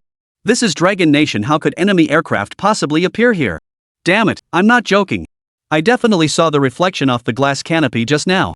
What? You're not joking, are you? How could there be a canopy here? Could Dragon Nation's planes really fly this far inland? But I definitely saw the reflection. Alright, I'll keep an eye out. Richard dropped his playful mood and scanned the surroundings. Suddenly, a snow-white silhouette darted swiftly through the clouds ahead, revealing its massive triangular wings. Seeing this, Richard's heart skipped a beat. Damn it, could it really be an enemy aircraft? Meanwhile, not far away within the clouds, Dong Qingyu piloted the Long-8 fighter, weaving in and out of the nearby clouds. He had several opportunities to destroy the Eagle Scout reconnaissance aircraft, but he chose not to. His constant maneuvers were intended to test whether the fire control radar could lock onto targets beyond visual range. After thorough testing, he confirmed that once the fire control radar locked onto an enemy aircraft, it would keep it within its scanning range. Even when he plunged deeper into the clouds, completely obscuring the enemy from view, the fire control radar and missiles remained locked onto the target. Witnessing this, Dong Qingyu's lips curled into an excited smile. The first air-to-air missile? You're getting off easy. After speaking, he pressed the red launch button on the control stick. Whoosh! A surface-to-air missile, trailing flames, streaked toward its target. Chapter 216, Field Test Passed. Richard and Connor kept scanning the surrounding clouds. Yet, they still couldn't spot any fighter jets. Strange. Could it really have been an illusion? No way. I really saw it. If you don't believe me. Before Connor could finish speaking, a flash of red light suddenly streaked toward their reconnaissance aircraft in the rearview mirror. Damn it! Enemy attack! He shouted, and Richard immediately adjusted the aircraft's direction, pitching upward toward the clouds. Boom! A violent explosion erupted from the rear of the aircraft. The reconnaissance plane instantly burst into flames mid-air, plummeting uncontrollably downward as thick smoke billowed from its tail section. Richard gripped the control stick tightly, desperately trying to stabilize the plane. But with the tail section destroyed, the entire fuselage spun out of control. As the warning lights on the instrument panel flashed red, despair washed over Richard. What kind of fighter jet is this? Connor, equally helpless, shouted at Richard, "Forget the fighter jet. Jump!" Without hesitation, both men unbuckled their seatbelts, strapped on their parachutes, and jumped. Just as they jumped, they suddenly spotted a fighter jet with triangular wings circling among the clouds. Spotting the fighter, Connor immediately shouted, "Look! That's the fighter! That's the one! I knew it! I couldn't be mistaken!" Richard also caught sight of the Long-8 fighter jet, his eyes filled with shock. Its speed is incredible! What country produced this fighter jet? Could it be a new fighter jet from the Dragon Nation? Impossible! Absolutely impossible! How could Manhwa possibly afford to produce fighter jets? They're practically penniless. This is clearly a new Russian fighter jet. But how could a Russian fighter jet be here? Richard couldn't make sense of it, but there was no time to ponder further. He yanked open his parachute, and his entire body was instantly enveloped by it. Shortly after, Connor deployed his parachute as well. At that moment, Dong Qingyu, piloting the Long-8 fighter jet, gazed at the crashed Eagle Scout reconnaissance aircraft with a surge of delight. He grabbed the radio. Report. This is Dragon 8 Test Aircraft 1. I have shot down one Eagle Scout reconnaissance aircraft. Location is... However, after he finished speaking, there was no response over the radio. Faced with this situation, Dong Qingyu stared at the two parachutes in the sky and frowned. Damn it, we're out of radio range. Yet the Long-8 fighter lacked mounted machine guns, equipped only with air-to-air and air-to-ground missiles. Against the two Eagle pilots, he was utterly helpless. No, he couldn't just let them get away. He had to capture them, or else the intelligence on Manhwa's new fighter jets would be compromised. With that thought, Dong Qingyu immediately glanced at the map and his own position. It seemed he had no choice but to make a nearby landing. After confirming the parachute locations, he steered the fighter toward the nearest military base. Inside the secret base, the MiG-17 replica fighter slowly approached from the end of the runway. After coming to a stop, the pilot immediately disembarked, looking at Old He with a helpless expression. There's simply no way around it. The MiG-17 just can't keep up with the Long-8 fighter. My fuel is almost depleted, so I had to turn back. Lao He chuckled heartily, waving his hand dismissively. The greater the gap, the happier we are. It means our fighter has far surpassed the Russian MiG-17. The others nodded in agreement, their eyes fixed on the sky, eagerly awaiting the return of the Long-8 fighter. Meng Bai glanced at the time. Based on the Long-8's range, it should be on its way back by now. How about we grab some lunch first? The test had consumed the entire morning, and it was now past 3 in the afternoon. None of them had eaten yet. Yet simply watching these fighters had filled them with such satisfaction that they'd even forgotten to eat. Meng Bai's reminder finally snapped them out of their trance. Right, eating comes first. Let's grab some food. By the time we're done, the fighters should be back. With that, the group hurried to the cafeteria. As they ate and discussed the future development of Manhwa's Air Force, Old He's assistant rushed over breathlessly. Director He, there's been an incident. Old He froze, setting down his chopsticks and demanding, what happened? What happened? Is it the fighter jets? Everyone's heart skipped a beat. The assistant waved his hands urgently. No, it's the 7th Military District calling. They say they need you to personally verify the fighter jet, or else they'll resort to using force. What? The 7th Military District?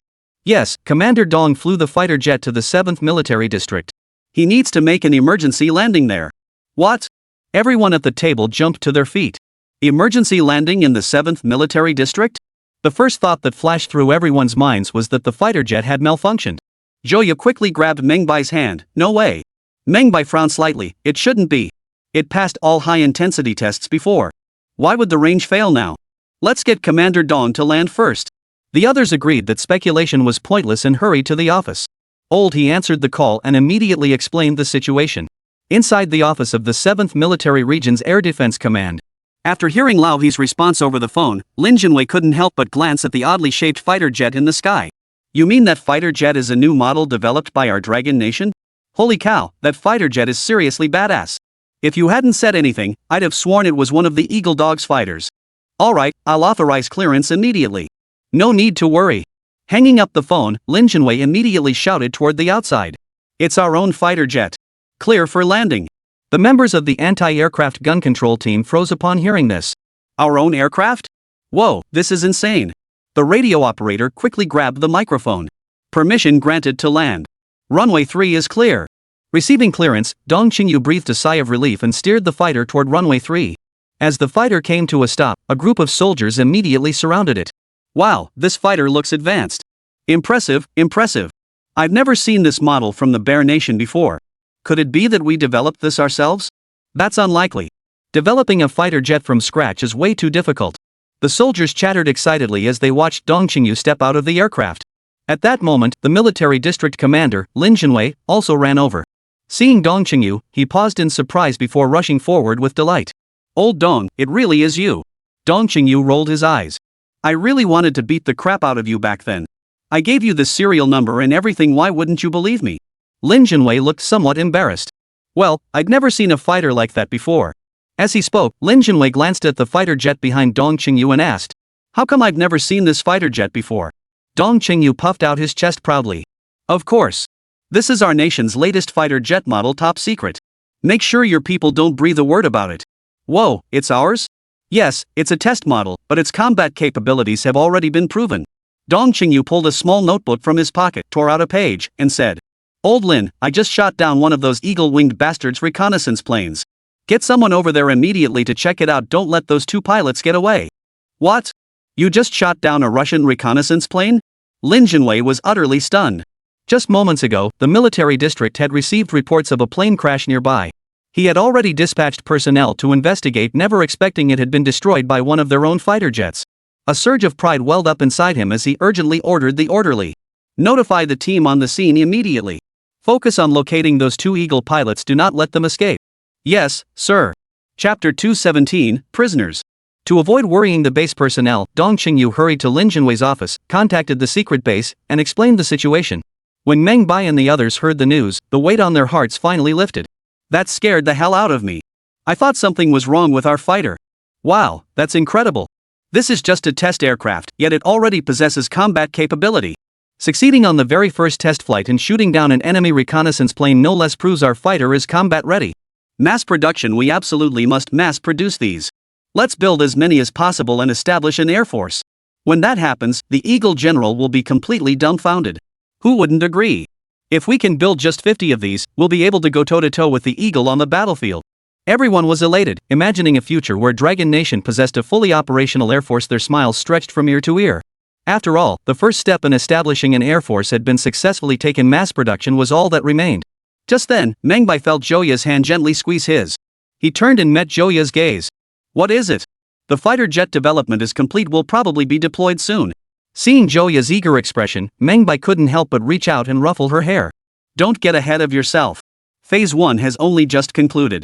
We'll have to wait until Phase 3 is completed before we go. It'll still take some time. Alright, but we can use this time to mass produce these fighters. Exactly. Before we leave, let's build a fleet of fighters for the Dragon Nation. A new production plan was already taking shape in Meng Bai's mind. 7th Military District. An off-road jeep sped in from outside. It came to a halt beneath the commander-in-chief's office building. Two men wearing black hoods were then pushed out of the vehicle. Reporting, 2 Eagle badge men apprehended. Identities yet to be confirmed. Lin Jinwei scrutinized the 2 Eagle badge men before him, equally baffled. Damn it! They've discarded all their Air Force uniforms and credentials. Clearly they don't want to be captured as prisoners. At that moment, Richard shouted urgently. We're civilian Eagles, not pilots. Release us immediately, or you'll be violating international conventions. Connor reacted and joined in the shouting. That's right. We're civilians. You have no right to detain us. Now, release us immediately, or you'll face condemnation from every nation. Hearing their shouts, the surrounding crowd exchanged bewildered glances, utterly baffled. Lin Jinwei frowned and whispered to Dong Qingyu. What are they saying? Dong Qingyu sneered coldly. These two jerks think we can't touch them without evidence, so they're pretending to be civilians and even threatening us, claiming we're violating international conventions. Hearing this, Lin Jinwei was furious. Damn it, they dare threaten us with that? How many times have the Eagles violated international conventions? And they still have the nerve to talk? Dong Qingyu blared at the 2 Eagle pilots. You two don't seriously think we can't prove your military personnel, do you? Hearing Dong Qingyu deliver this line in fluent English, Richard and Connor both froze in surprise. Richard quickly regained his composure. We're just ordinary civilians. We're journalists here for an on-site interview. What right do you have to arrest us? Connor nodded urgently. Exactly. You're deliberately framing us as soldiers. You need to produce evidence, otherwise, this is nothing but the indiscriminate killing of innocent people. You want evidence, huh? Dong Qingyu sneered coldly, then addressed the crowd beside him. Let me share a bit of background. Eagle wings love getting tattoos, especially soldiers. That way, if they die, their unit can be identified by their tattoos without needing ID. The crowd suddenly understood, noticing for the first time the large tattoos covering Richard and Connor's chests. Dong Qingyu then barked at the soldiers nearby. Rip off their clothes. 2 soldiers immediately nodded and began to tear at their clothes. Richard and Connor panicked instantly. What are you doing? Stop. This violates international conventions. I'm going to the embassy. I'm going to report you. But no matter how much they protested, it was useless. The 2 soldiers quickly stripped off their clothes. Beneath their thick, bushy hair, large areas of their bodies were covered in tattoos. Dong Qingyu glanced at the eagle tattoo on their bodies and let out a smirk. Sure enough, they were from Eagle Squadron's 5th Air Wing. That was their signature tattoo. Everyone suddenly understood. Lin Junwei was especially excited. What were they waiting for? Crush them immediately, lock them up first, then find reporters to leak this story. Make a big deal out of it. Dong Qingyu, however, pressed his chin thoughtfully for a moment. According to the intelligence he possessed, the Eagle Squadron's 5th Air Wing wasn't stationed in Korea. That meant these fighters must have flown in from Japan. The thought struck him, and Dong Qingyu immediately addressed the 2 Eagle sauce pilots.